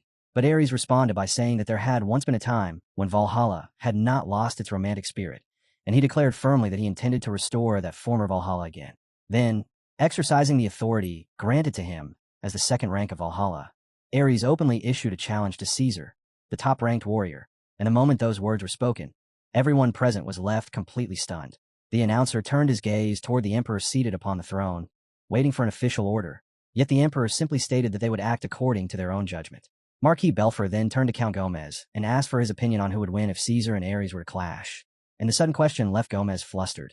After hesitating briefly, he admitted that he did not know who would ultimately come out victorious. Castro, known across the continent as the strongest swordsman, and Caesar, the only person capable of standing against Castro, had both long been regarded as the mightiest swordsmen of Valhalla, and while Gomez admitted that it would normally seem obvious that Caesar would win, he also pointed out that Ares had followed Roman and had now reached the realm of the six-star aura. Hearing this development, Marquis Belfer remarked that the situation had suddenly become quite interesting and questioned whether Caesar could still be considered the certain victor, then coldly added that under the present circumstances there was no possible way to challenge the authority held by the second rank. Glancing back, he continued that because of this, they believed Hernard needed to be captured as quickly as possible. Count Gomez responded firmly that he understood. At that moment, a man rushed in with urgent news, reporting that trouble had already begun because Dmitri had started attacking the northern front line, and after hearing this report, Gomez realized that events were unfolding sooner than he had expected. At Valhalla's northern border, Roman stood alongside his men while Chris reported that nearly 100,000 troops had gathered at Valhalla's foremost defensive position, which suggested that the enemy had judged suppressing the rebel forces to be more important than preserving strength along the northern front. Roman concluded that the situation was proceeding exactly as anticipated, yet he also acknowledged that the current circumstances favored the Valhalla imperial family. Because of that, he insisted the imperial family must not be allowed even a single moment to recover, explaining that if the rebel forces wanted to achieve meaningful results against them, they would have to maintain constant pressure. Roman then turned to Felix and asked how long it would take to bring down the walls of Valhalla, and as Felix's aura surged within him, he answered with confidence that 1 hour would be enough. Meanwhile, at the enemy border, Commander Marquis Killian questioned his subordinates about the current status of the opposing forces, and one of them reported that the Allied army was estimated to number around 100,000 troops, while noting that the greatest threat among the enemy ranks was Felix of the Phoenix Magic Tower. Marquis Killian then asked Henner whether proper countermeasures had already been prepared, and Henner, the master of the Mountain Magic Tower, replied with calm confidence that there was nothing to fear, explaining that the Mountain Magic Tower specialized in defensive magic specifically designed for fortified structures. He assured them that their mountain defensive magic would be more than capable of blocking both flare attacks and magical assaults, adding that 100 mages from the tower had been brought for this very purpose. He further stated that the Imperial Army would likely require around 10 days to occupy Hernard, meaning they might need to hold their defensive position for an even longer time. Not long after, a lookout suddenly shouted an alarm, announcing that the Dmitri forces were approaching and that flare mages along with Phoenix mages were also among their ranks. The plan was clear. Begin by bombarding the walls with long-range attacks, then advance the troops to engage in close combat. Felix immediately issued orders for all forces to move into formation, then commanded the flare mages to prepare their launch. The defenders tried to resist by raising a stone shield, yet a single flare attack shattered the shield completely. Henner was stunned, wondering if the enemy had used Dispel magic. Dispel was known as a spell capable of canceling an opponent's magic, and its effectiveness depended entirely on the gap in ability between the two sides. Though the incantation itself seemed simple, if the enemy's power was overwhelmingly greater, casting Dispel successfully could become more difficult than any other form of magic. From that perspective, Dimitri's response looked like a blatant act of contempt toward his opponents. Felix continued casting spell after spell without pause, while Henner tried to counter with magic of his own, but gradually began losing the advantage. Frustration overtook him, and he angrily demanded how the enemy dared attempt to dominate the Mountain Magic Tower through Dispel magic. He immediately ordered his mages to prepare Dispel spells of their own, instructing them to neutralize the enemy's Dispel and prove the dignity and strength of the Mountain Magic Tower.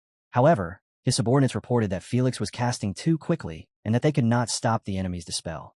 Henner's anger intensified when he realized that the Dispel cast by 50 enemy mages was faster than the 100 mages under his command. Grinding his teeth in frustration, he muttered that such a thing was impossible, while the commander questioned him about what he was doing, forcing Henner to offer an apology. Soon afterward, another figure stepped forward and unleashed a flame cannon skill directly at the defensive barrier, and a visible crack immediately spread across the magical shield. Watching this, Felix remarked that the caster had reached such a level of magical mastery in only a few months, and that within 5 more years, he would likely become an archmage capable of astonishing the entire Salamander continent. The man responsible was Edwin Hector, who calmly replied that he still had a long road ahead before reaching that level. Then, without hesitation, Edwin activated a wide-area multi-dispatch attack, multiple mana circles forming overhead as he released the skill. Felix instantly ordered the Phoenix mages to support Edwin in tearing apart the enemy's dispel, and Edwin, locking his focus on the enemy's magical foundation, continuously unleashed dispel after dispel to destabilize their formations. Following his lead, the Phoenix mages moved in perfect coordination, repeatedly casting dispel to suppress Valhalla's magic until the enemy formation began to fracture, leaving Henner watching in mounting frustration and shock at how things had unraveled. Edwin then reported that the enemy's dispel had been successfully broken, and without delay Felix activated both flame cannon and fire cannon at the same time, sending the combined assault crashing into the enemy's mana barrier, where visible cracks spread as its strength faltered. At the same moment, Henner urgently ordered the mages to repair the barrier immediately, pressing them into action. But before they could respond, another barrage of destructive spells descended, explosions rippling across the battlefield as the entire area shook, and at last the wall gave way. Roman seized the moment and commanded a full advance the instant the fortress wall collapsed, and the allied army surged forward without hesitation, pouring through the breach with overwhelming force.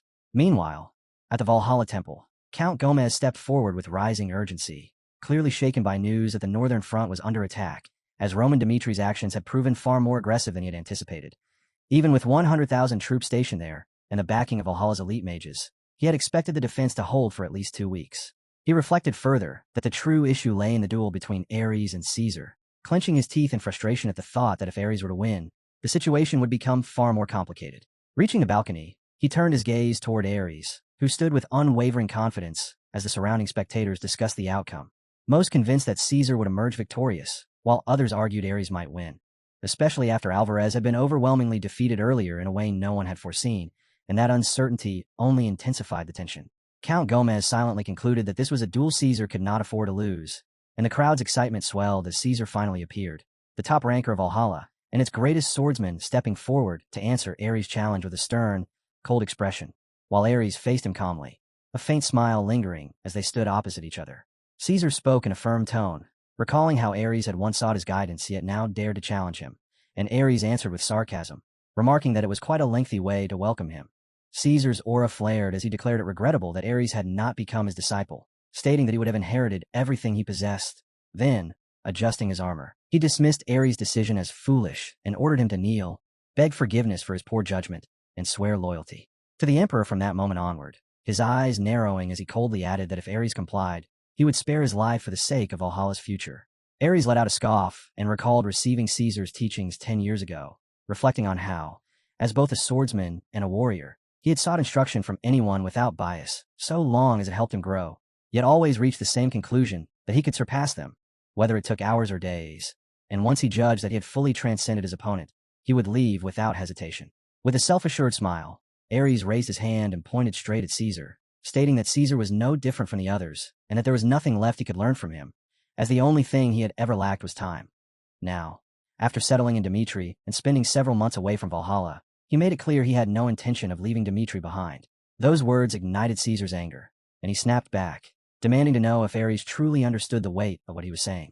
1 week after returning from Arcady, Ares had already begun preparing for the looming conflict, having been assigned the task of defeating 2 key figures, Alvarez and Caesar, standing alone on the training grounds. He reflected that although he had learned how to use his energy core, he still questioned whether he could actually overcome them. Just then, the sound of approaching footsteps broke the silence as Roman arrived, and, without hesitation, sternly ordered him to draw his sword, declaring that from that moment forward he himself would serve as Ares' opponent.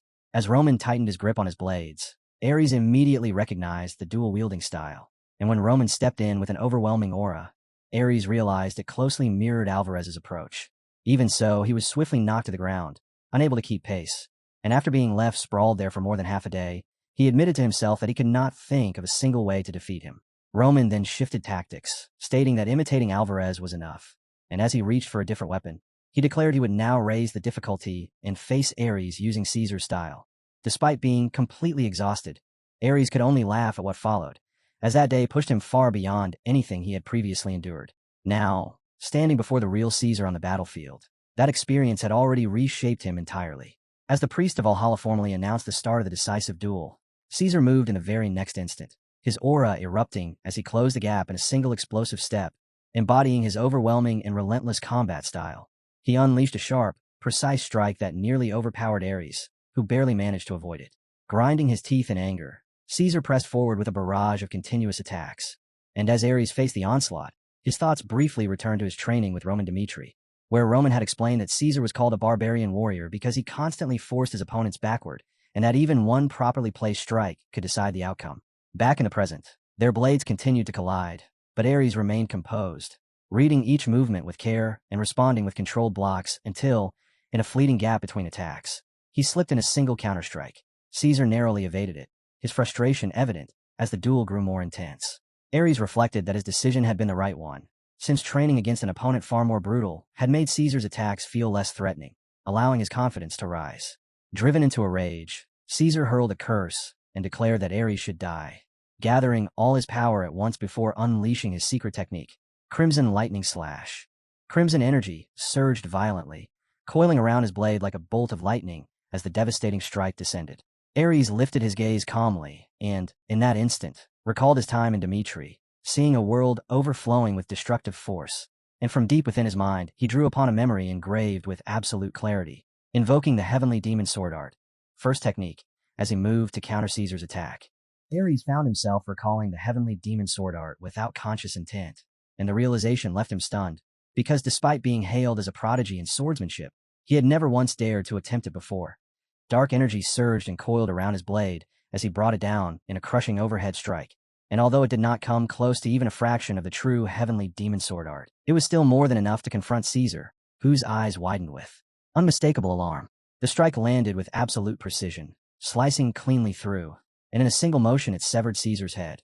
After delivering the blow, Ares steadied his breathing and reflected wearily that what he had achieved was still only imitation. Yet he accepted it with quiet satisfaction, recognizing that it meant he still had room to grow stronger. Caesar's body crumpled to the ground as blood scattered across the battlefield, marking the end of the duel, and his severed head rolled to a stop at the priest's feet, leaving the priest trembling as he looked down before hesitantly announcing that Ares had defeated Caesar and risen as Valhalla's top ranker. The crowd below exploded into deafening cheers, while the Emperor of Valhalla showed no reaction, simply rising from his seat and leaving in silence. Ares turned away, his body still heavy with exhaustion, then abruptly lifted his sword to command attention and called out for the people of the Valhalla Empire to listen. Standing before the entire arena, he declared that from that moment forward he would renounce his status as a ranker of Valhalla. And as the audience froze in disbelief, he reminded them that 10 years earlier Caesar had been a swordsman unmatched by any other. Yet in this duel he had not changed at all. Ares explained that Caesar's desire to reach a higher realm had been buried beneath politics and authority, and that once a man leaned on power, his pride faded, while a sword devoid of pride could only decline. With a cold tone, Ares stated that Caesar's swordsmanship had already decayed, and that Valhalla itself had stagnated alongside him. He acknowledged that they might brand him a traitor, then pressed his clenched fist against his chest and declared that he had been born a warrior and would die as one, asserting that only in Dimitri had he ever truly felt alive. He went on to proclaim that Valhalla and its people must remember their origins as descendants of warriors. As the citizens watched through the projected image, one man stared upward in shock, unable to understand when Valhalla had changed into this, and it was reflected that the nation had once taken immense pride in being a land of warriors, with the ranking system born from that very spirit. Yet now the very warrior who symbolized Valhalla, Caesar, had become obsolete, a contradiction too glaring to ignore. Among the crowd, a man draped in a cloak stepped forward and called out, declaring that even if Ares had not remained loyal to the imperial family, he was still the pride of Valhalla. Removing his cloak, he revealed himself as Lucas, the leader of the house sect, and angrily condemned the reality that such a man had now abandoned Valhalla, pointing out that the moment Ares had stepped beyond its borders, he defeated Caesar and proved his decision was the right one. Uneasy murmurs spread through the crowd as people began to agree, noting that it had not even been long since Ares had shifted his allegiance to Dimitri, and questioning whether Valhalla itself had already become obsolete. Lucas moved forward and stood above them, criticizing that those unfit to properly wield a sword had risen to positions of power, and demanding to know if this was truly the Valhalla they once knew. From within the crowd, one man spoke with resentment, arguing that even if an incompetent 14th son, incapable of achieving anything on his own, had gained the backing of the powerful, he should never have taken control of Valhalla's authority. The mixture of shock and denial among the people gradually hardened into anger directed at the imperial family, and a thought they could no longer suppress finally spilled out. Soon, a group stepped forward with resolute expressions, and one of them declared that they had a rise, that they could no longer ignore the truth of Valhalla's current state, and that now that Duke Vieto had raised his voice, it was their turn to act, even if it meant facing death. Another man shouted with fervor that they should all be willing to risk their lives for Valhalla, making it clear that Ares' words had ignited something deep within the people. Meanwhile, inside Marquis Belfor's office, he leaned back against his desk and remarked that Roman Dmitri was someone he had long anticipated would one day stand in Valhalla's way.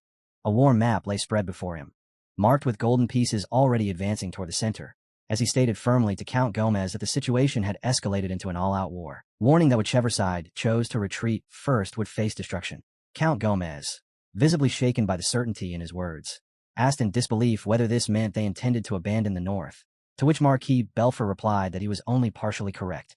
Maintaining a calm tone, he broke down Dimitri's strategy, explaining that Roman had acted with consistency by using Ares to remove Valhalla's top rankers while simultaneously launching an assault on the northern front, ensuring they could not concentrate their forces on the rebel threat.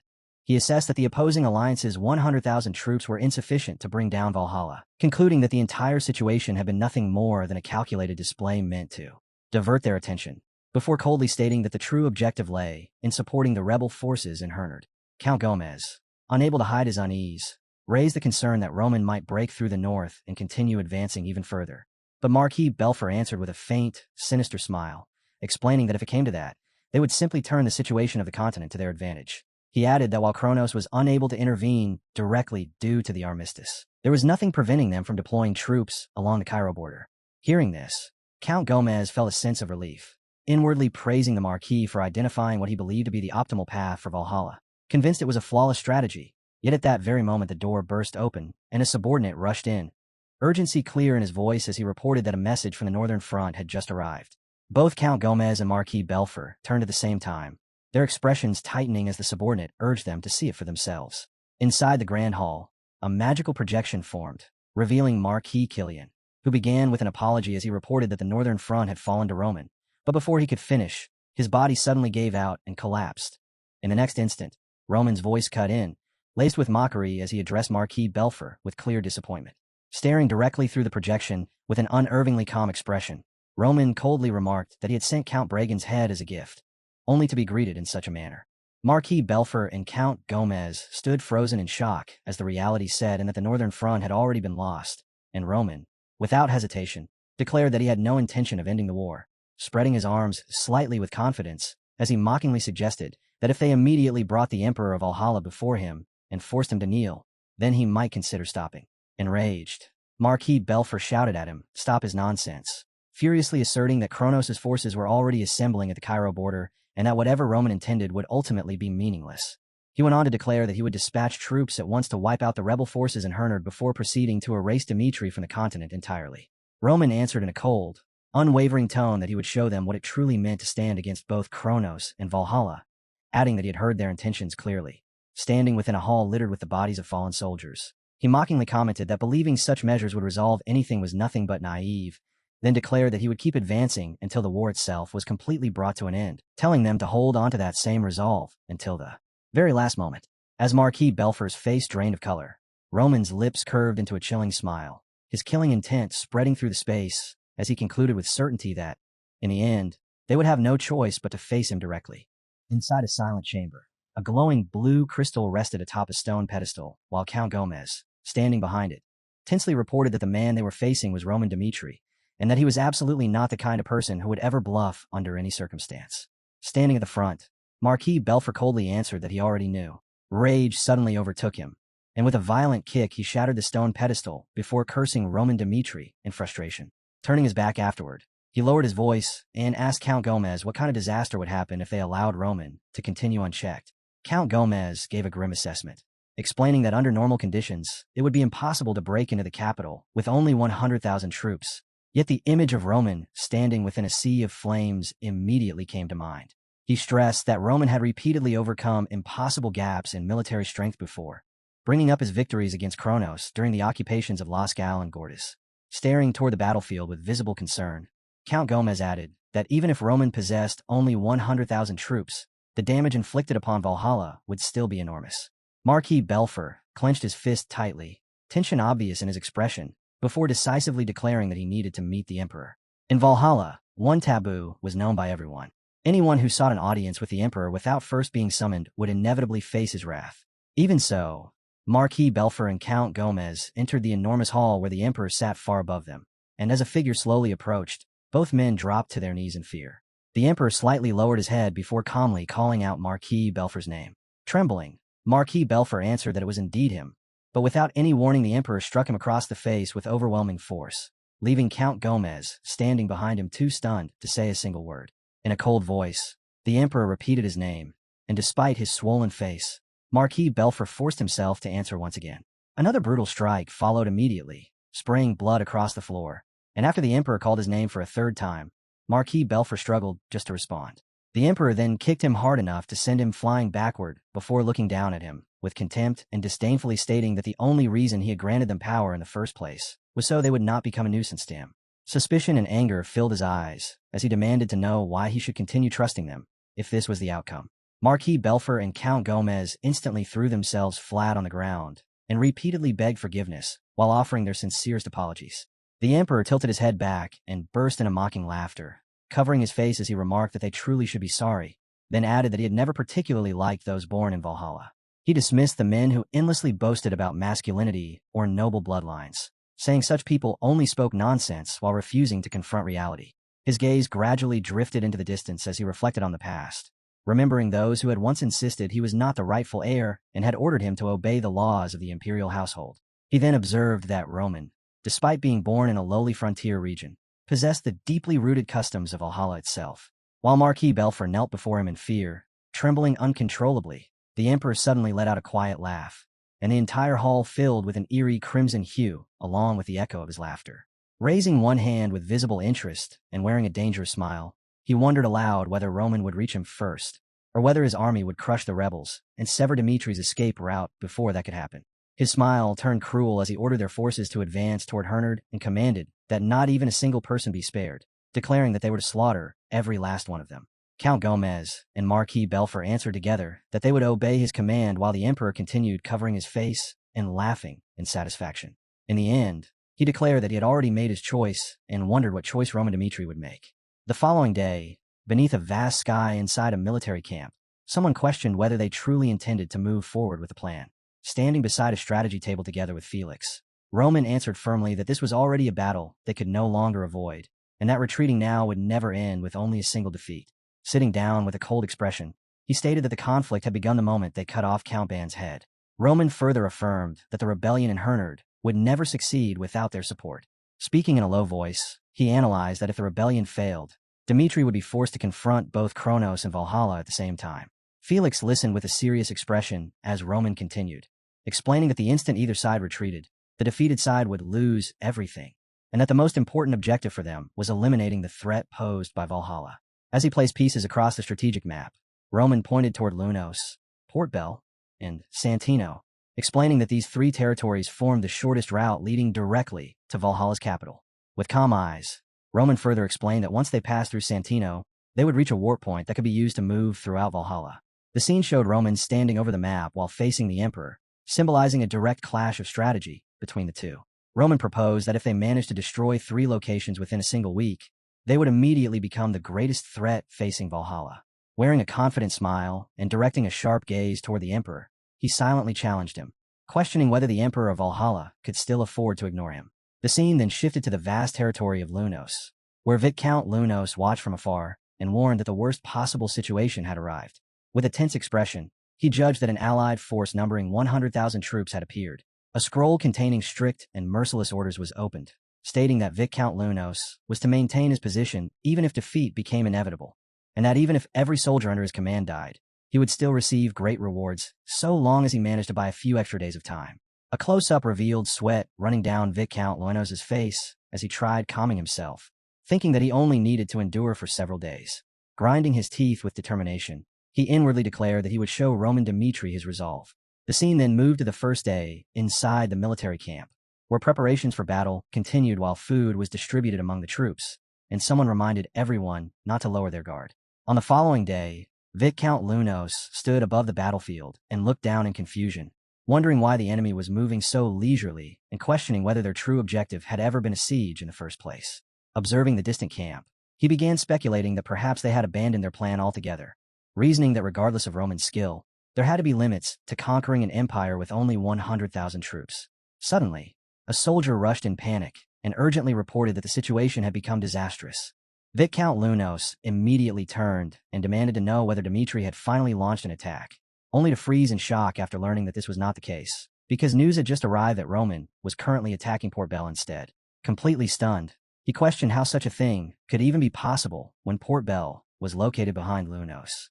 As he stared out across the battlefield that appeared almost empty, confusion overtook him, and he wondered what had happened to the Dmitri forces that had supposedly been standing before him. The narrative then shifted to 3 days earlier, where Duke Vieto was shown reading a report with a tense expression after receiving news that the northern front had fallen and that both Alvarez and Caesar were dead. Sitting nearby with a confident smile, as though he had expected this outcome from the beginning, Sanchez stated that achieving the impossible and turning it into reality was exactly what he had predicted Roman would do.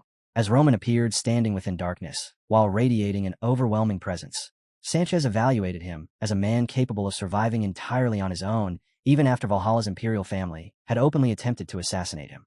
Seated across the table, Duke Vieto explained that the only method capable of bringing down Valhalla's imperial family was spreading the reasons behind their rebellion to the people themselves. Images of figures standing within the shadows with determined expressions accompanied his words as he encouraged them by saying that the longer they endured, the louder their voices would become, and the more the citizens of Valhalla would come to see this rebellion as their final opportunity to correct everything.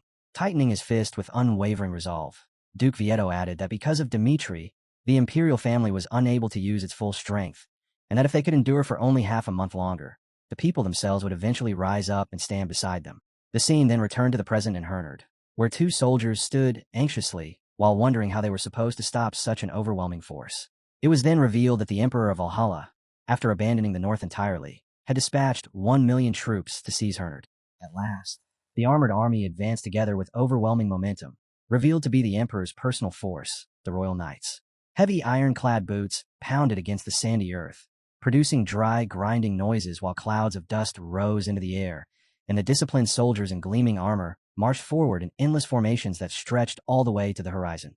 From above, Duke Vieto looked down upon the approaching legion and cried out in horror that even at a glance their numbers clearly exceeded several 100,000 troops. Standing beside him, Sanchez trembled with a pale face as he confirmed that the information they had received appeared to have been true from the very beginning. Gritting his teeth under the pressure created by the enemy's appearance, Sanchez bitterly realized that the Emperor of Valhalla had truly abandoned the north and sent his entire million-strong army to reclaim Hernard. A massive golden banner fluttered high across the sky, and Sanchez instinctively murmured about the flag before suddenly widening his eyes in shock the moment he recognized the symbol upon it. Alarmed, he declared that it could only be the Royal Knights, the Emperor's own direct army, which had now been mobilized. Staring toward the battlefield, Duke Vieto anxiously questioned whether the Emperor of Valhalla intended to crush the rebel forces before Dmitri could create any unpredictable variable. Sweat poured down his determined face as he fearfully concluded that there was no possible way to stop such a force with only 200,000 troops. Silence overtook him, shadows filling his eyes, as he pessimistically admitted that both in quantity and quality they were overwhelmingly inferior, and he wondered whether they could even survive a single week, let alone endure for 15 days. Beneath a gloomy sky hanging heavily above the fortress, the battle that would decide the fate of the rebel army finally began. 2 enormous flaming catapults launched their attacks into the smoke-covered evening sky, and moments later terrifying explosions erupted, releasing immense heat while crimson light engulfed everything nearby. Struggling under the overwhelming pressure, Duke Vieto grimaced and demanded to know how much longer the defensive magic could continue holding. Suddenly spotting enemies ahead, he shouted that there were mages at the front lines and urgently asked who they were. A group of mysterious figures wearing black hooded cloaks silently stepped onto the battlefield, identified as one of Valhalla's magic towers, the mages of the Vagabond Magic Tower. As one enemy mage gathered eerie, purple energy within his hand, Duke Vieto immediately understood the seriousness of the situation and exclaimed in shock that even the Vagabond mages had been deployed. The group then cast a large-scale spell together, unleashing a catastrophic combination of lightning rain and raging windfield magic across the battlefield. Standing beside Duke Vieto, Sanchez stared at the raging force of nature in terror, cursing under his breath as he admitted that against an assault like this, their defeat was only a matter of time. At the same moment, Count Gomez, a victorious smile spreading beneath the shadow that covered half his face, coldly ordered every soldier to push forward, then thrust his hand ahead with fury and commanded the complete execution of every one of those vile traitors. The armored army immediately surged ahead at his order, roaring for the advance while crying out for the massacre of their enemies. And beneath the darkened sky, where the deafening march of troops shook the ground around the massive fortress, grappling ladders were hurled upward and locked against the stone walls. Duke Vieto, unable to hide his tension, urgently shouted for his men to stop the enemy at all costs, declaring that if they were defeated here, Valhalla's future would come to an end. Hearing those words, the soldiers below answered with thunderous roars as their morale swelled, and they rushed toward the fortress with renewed determination. On the 6th day of the diversion operation, the Dmitri allied forces finally reached Santino, and Roman stepped onto the battlefield with a firm expression and piercing eyes as he surveyed the enemy before him. Facing the massive army directly, he declared without hesitation that he was Roman Dmitri of the Dmitri kingdom, then raised his sword toward the fortress and openly challenged the Lord of Santino to single combat. The soldiers stationed atop the walls froze in shock the moment they heard the proposal, unable to believe what had just been said. Count Santino, sweat running down his face as he remembered the terrifying strength of the enemy before him, muttered that although Valhalla was known as a nation of warriors, Roman was still the monster who had killed Barbossa, and with a trembling voice, he admitted that if someone like him accepted a duel, defeat would be guaranteed. He then shouted back from above, loudly rejecting the challenge, while accusing Roman of having obvious intentions and demanding to know why he would ever agree to such a proposal. Roman looked toward the fortress with visible disappointment and remarked that it was unfortunate, because he had heard Valhalla was a nation where warriors never avoided duels, yet now it had fallen so far that it only calculated practical gain and loss. After a short silence, he proposed another option and calmly asked, "How about doing it differently?"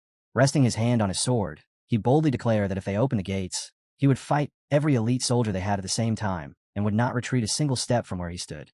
Count Santino gripped the wall tightly, yet could only remain silent before such overwhelming confidence. Roman then calmly reached inside his cloak, took something out, and concluded that if this was the path they had chosen, then he would simply go there himself.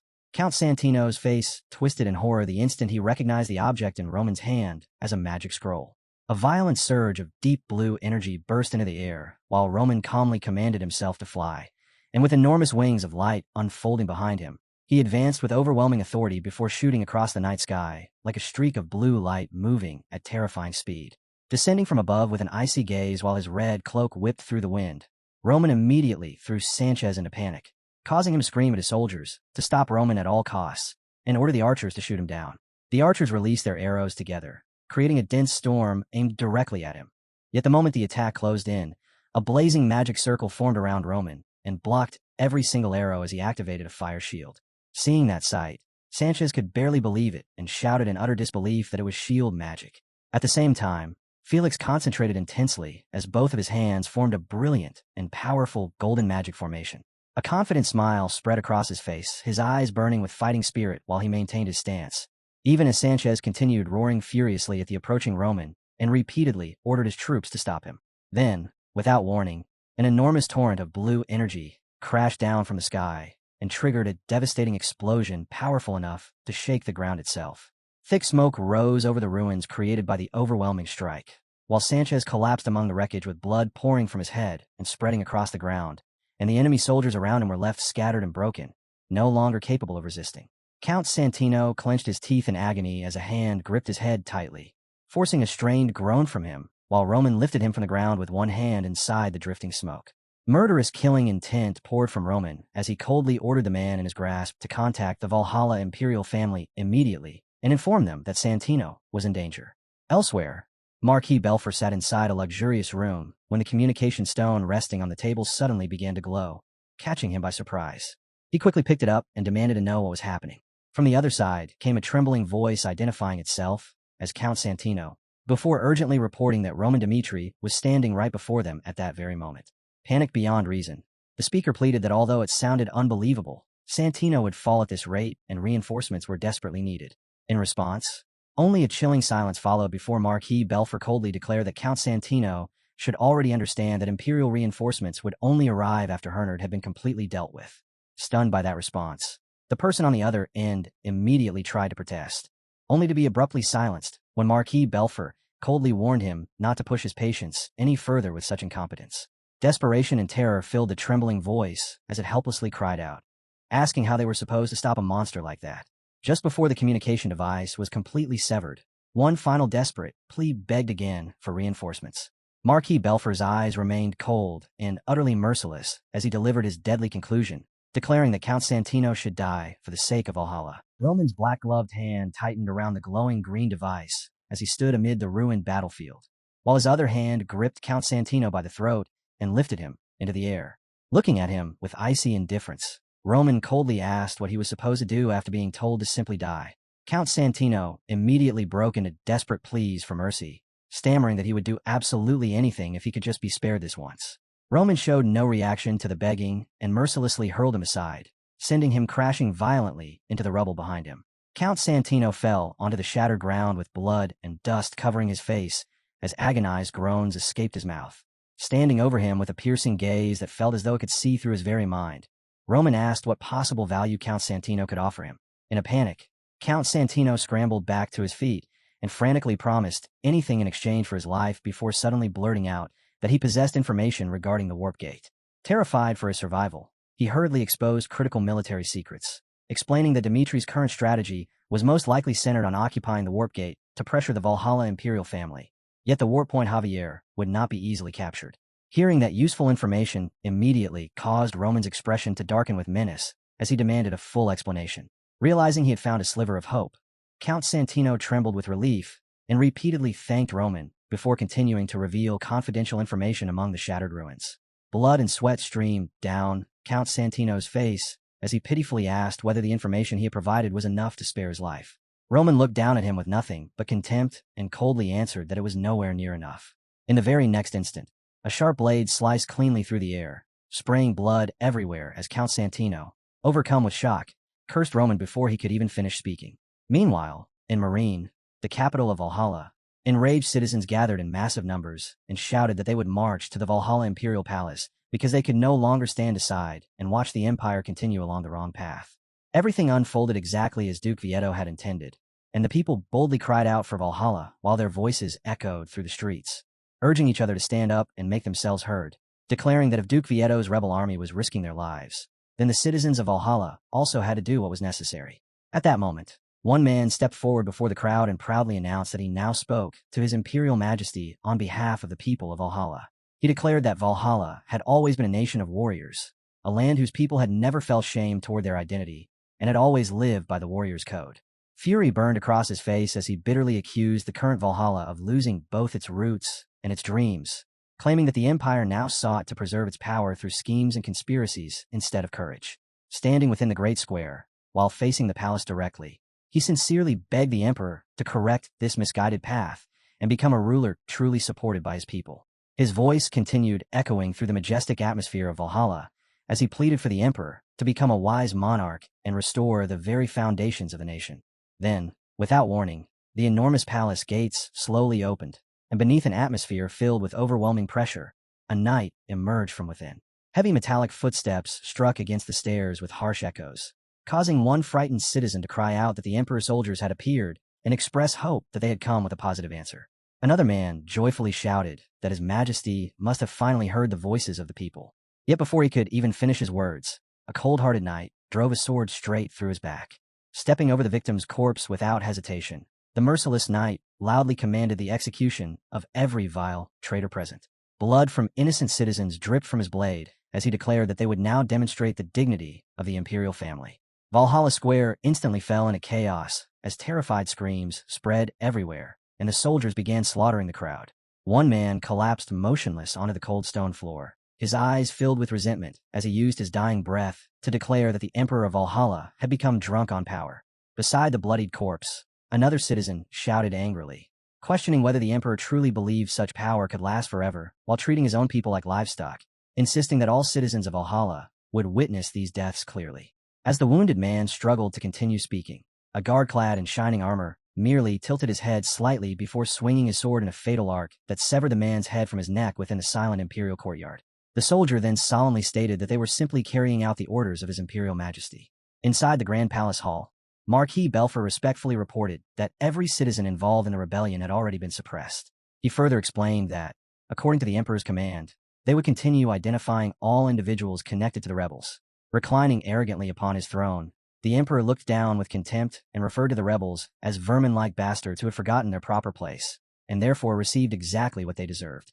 Resting his chin on one hand with a confident smirk, the Emperor mocked Roman and Duke Vieto, saying they had made a catastrophic mistake by believing they could achieve anything through stirring up the people of Valhalla, and with a face full of ridicule and triumph, he sneered that such an idea was completely foolish. In a cold tone, he recalled how his own brothers had once attempted to stand against him while placing their faith in public opinion as well, yet every one of them had turned into cold corpses overnight. After that, he ordered Marquis Belfer to contact Roman Dmitri immediately. Roman soon appeared through the magical communication screen and calmly commented that the Emperor of Valhalla had reached him at a rather convenient moment. The Emperor looked at the screen in visible surprise, while Roman casually asked what the situation was. Standing inside a room scattered with the corpses of enemy soldiers, Roman smiled provocatively and remarked that the sight before them was quite impressive. The gruesome scene visible through the transmission horrified both Marquis Belfer and the Emperor, and grinding his teeth in fear, Marquis Belfer cursed Roman inwardly, calling him a madman. To everyone's surprise, the Emperor suddenly burst into delighted laughter at the unexpected outcome, clapping enthusiastically as he praised Roman and declared the entire situation truly remarkable. Looking at Roman, standing in the middle of a pool of blood, the Emperor admitted that although countless people had shown hostility toward him in the past, none of them had ever managed to prove themselves through actual results the way Roman had. Keeping his eyes fixed on Roman's unchanged expression, the Emperor formally acknowledged that perhaps Roman was someone who suited Valhalla even more than expected. Roman coldly pointed out that the Emperor seemed to be enjoying the situation, and while covering his mouth with one hand and laughing meaningfully, the Emperor replied that it was entertaining and that everything still remained within his calculations. Roman listened calmly as the Emperor continued his analysis, explaining that Roman had probably assumed that once Lunos, Port Bell, and Santino were dealt with quickly, Valhalla would pull back its forces to defend Javier, the location of the warp gate. Wearing a sly and confident smile, the Emperor stated that Roman had committed one critical mistake before revealing the brutal truth that the warp gate and Javier had already been destroyed. Glowering at Roman viciously through the magical projection, the Emperor declared that even if Roman succeeded in occupying Javier, he would no longer have any way to threaten Valhalla, then mockingly asked what Roman intended to do next. As Roman stood alone inside the Grand Hall, the Emperor delivered one final challenge through the transmission, declaring that Valhalla had already accepted tremendous losses and abandoned the warp gate. The Emperor then questioned what Roman could possibly accomplish now. Roman lowered his head as darkness shadowed his eyes while he silently listened to the Emperor's declaration. The Emperor swore that on the day Dmitri finally fell, he would personally stand there to witness Roman's expression. Behind Roman, the image of a massive golden serpent emerged like a manifestation of pure malice, and barely restraining his excitement, the Emperor wondered aloud what kind of face the demon of Dmitri, stained by defeat and despair, would show him when that moment arrived, adding that he was genuinely anticipating the day. On the 10th day at Hernard, Count Gomez advanced with overwhelming killing intent while leading the army forward, proclaiming that the time had finally come to eradicate the rebels. Amid deafening battle cries, soldiers raised ladders against the fortress walls and climbed upward fiercely as the assault began. Suddenly, a heavily armored soldier sprang upward from below with a roar filled with murderous intent, then charged ahead while cursing the rebel scum before launching his attack. In the next instant, a brutal slash ripped through the soldier's armor, sending blood spraying into the air. Duke Vieto swung his weapon and released a powerful shockwave that forced the enemies backward, while angrily demanding how they dare to aim for that place. Witnessing Duke Vieto's overwhelming strength, another soldier cried out in terror, enduring the immense strain as his body finally reached its limit. Duke Vieto bitterly admitted to himself that their strength had run out, and that surviving this long had already been nothing short of a miracle. Accepting that this day would become their final stand, Duke Vieto stared directly at the enemy forces and proudly declared that they should come at him, because even if he died on that very battlefield, he would never turn his back on them. Meanwhile, elsewhere on the battlefield, Roman watched everything in silence with his cold violet eyes.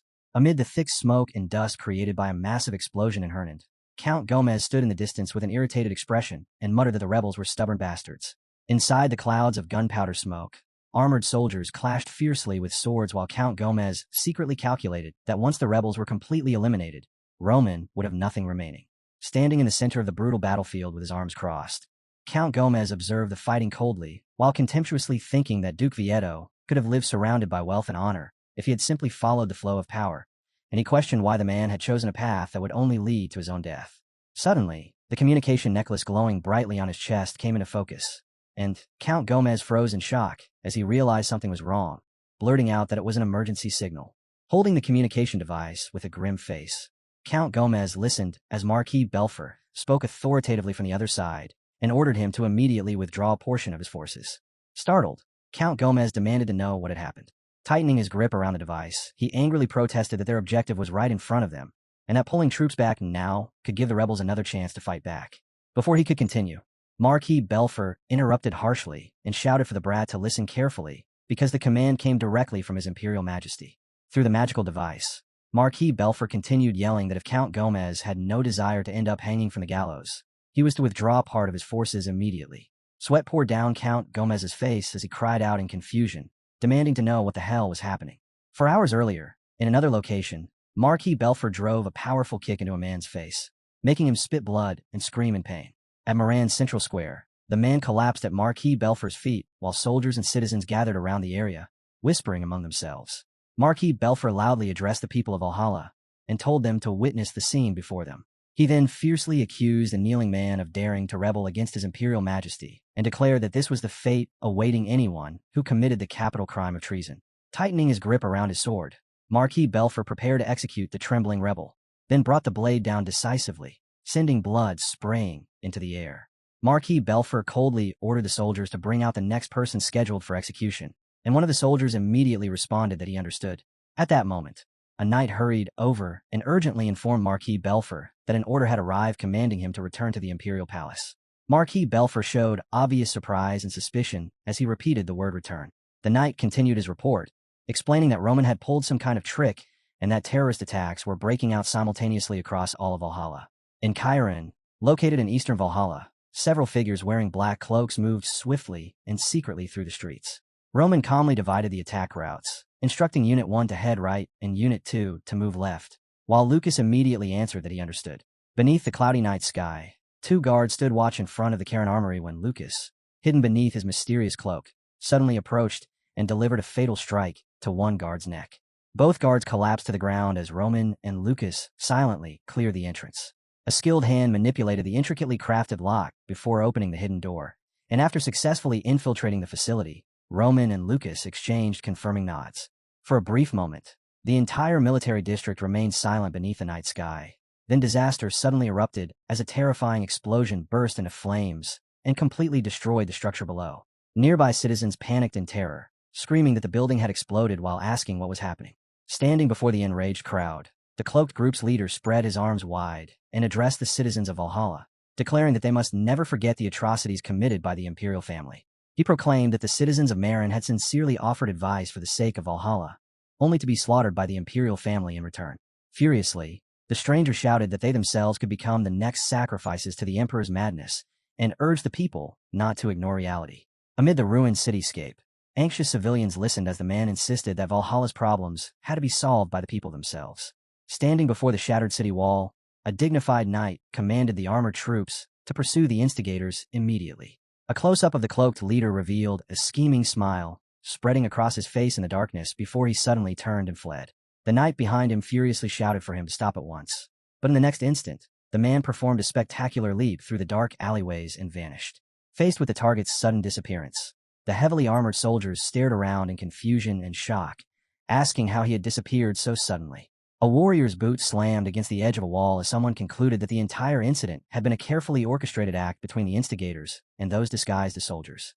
Watching the situation unfold from above, the leader and his companions finally revealed themselves, and it was explained that they were all special agents trained in martial arts as members of the house sect. Back in Javier, Roman sat upon his throne while Felix stood beside him and reported on the chaos spreading throughout the land, explaining that a rebellion had erupted in eastern Valhalla and that every granary in the north had been burned to the ground. Looking toward Roman with unwavering eyes, Felix continued by stating that the Emperor of Valhalla had already lost the hearts of the people. He then anxiously warned that if it became known they were the ones who had incited the unrest, the Empire would attempt to regain control of the internal chaos by turning them into the external enemy. A close-up of Roman's resolute eyes followed as he firmly denied that such a thing would happen. While the image of the emperor appeared, smiling cunningly within the darkness, Roman stated that what truly mattered to the people now was not the truth itself, but how the emperor chose to respond. Standing beside the throne, Felix worriedly warned that countless people would die. A close-up of Felix's tense face appeared as Roman reminded Chris never to forget that Valhalla was a foreign nation. With a cold and unwavering gaze, Roman emphasized that the future of Dmitri remained their highest priority. Standing together with Felix inside the ruined hall beneath the moonlight, Roman thought to himself that it was now time to move forward with the alternative plan they had prepared beforehand. As the emperor appeared behind him, wearing a challenging smile, Roman silently recalled the emperor asking what he could possibly accomplish. At the same time, Duke Vieto was shown resisting proudly while wielding his battle axe and surrounded on all sides by enemies. Filled with fury in the middle of the fierce battle, Duke Vieto demanded to know whether they truly believed they could stop him while dangers like this already existed. Meanwhile, silver-armored soldiers chased after a distant figure while someone declared that the wrong opponent had been chosen. The emperor, now showing a worried expression, fled across the cracked earth together with his subordinates. Roman's enormous shadow suddenly loomed over the emperor and the remnants of his forces as Roman boldly declared that he was not simply the eldest son of Dmitri. Then, without warning, Roman's face transformed into an entirely different visage. Within the swirling purple smoke, the heavenly demon finally revealed his true form in all its overwhelming majesty, declaring that he was the heavenly demon, the being who had devoured the central plains through power alone. At the same time, chaos erupted across the main palace hall as report after report concerning the rebellion poured in without pause. The officials urgently announced that rebellions and terrorist attacks were spreading throughout every corner of Valhalla, and it was not just the armories that had been set ablaze, but even the empire's granaries were burning as well. One terrified subordinate desperately insisted that they needed to pull back their forces immediately and suppress the furious citizens before the situation spiraled further out of control. Hearing this, Marquis Belfer ground his teeth in frustration, bitterly admitting to himself that he had never imagined Roman would go this far. Yet he also understood that if they chose to withdraw their troops now, they would lose both the north and Hernard in the process. Behind him, the emperor remained seated in silence, but the sharp, calculating look in his eyes exposed the crushing pressure weighing down on him. Not long afterward, an armored knight entered the hall and announced that a request for magical communication had arrived from Roman. The moment Roman's projection appeared, Marquis Belfer fixed him with a furious glare and demanded to know whether Roman Dmitri truly intended to carry this conflict with Valhalla to the bitter end, asking if he no longer cared about Dmitri's safety at all. Roman calmly met his enraged gaze through the screen and answered that the relationship between Dmitri and Valhalla had already been decided long ago. Marquis Belfer briefly turned his eyes toward the emperor behind him and silently concluded that the emperor intended to leave everything in his hands, and if that was the case, then he would carry out his duty himself. Standing directly before Roman's projection, Marquis Belfer declared with unwavering resolve that Roman was correct, because Valhalla and Dmitri had already crossed a river from which there was no return. He continued by saying that Roman's actions, which had shaken the very foundations of Valhalla, were only deepening their hatred and intensifying their thirst for revenge. Then, pointing confidently toward Roman through the communication screen, Marquis Belfer proclaimed that the rebels in Hernard were already nearing complete collapse and would most likely be wiped out before sunset arrived. He finished by declaring that Roman's miserable struggle had already failed. But Roman responded with chilling calmness and exposed a truth that instantly left Marquis Belfer stunned, revealing that from the very beginning he had already known that overthrowing the Valhalla Empire with only 200,000 rebels had been impossible. Marquis Belfer reacted in complete disbelief at the revelation, while Roman slowly formed a cold, meaningful smile and admitted that this was exactly why he had chosen to abandon the rebels from the start.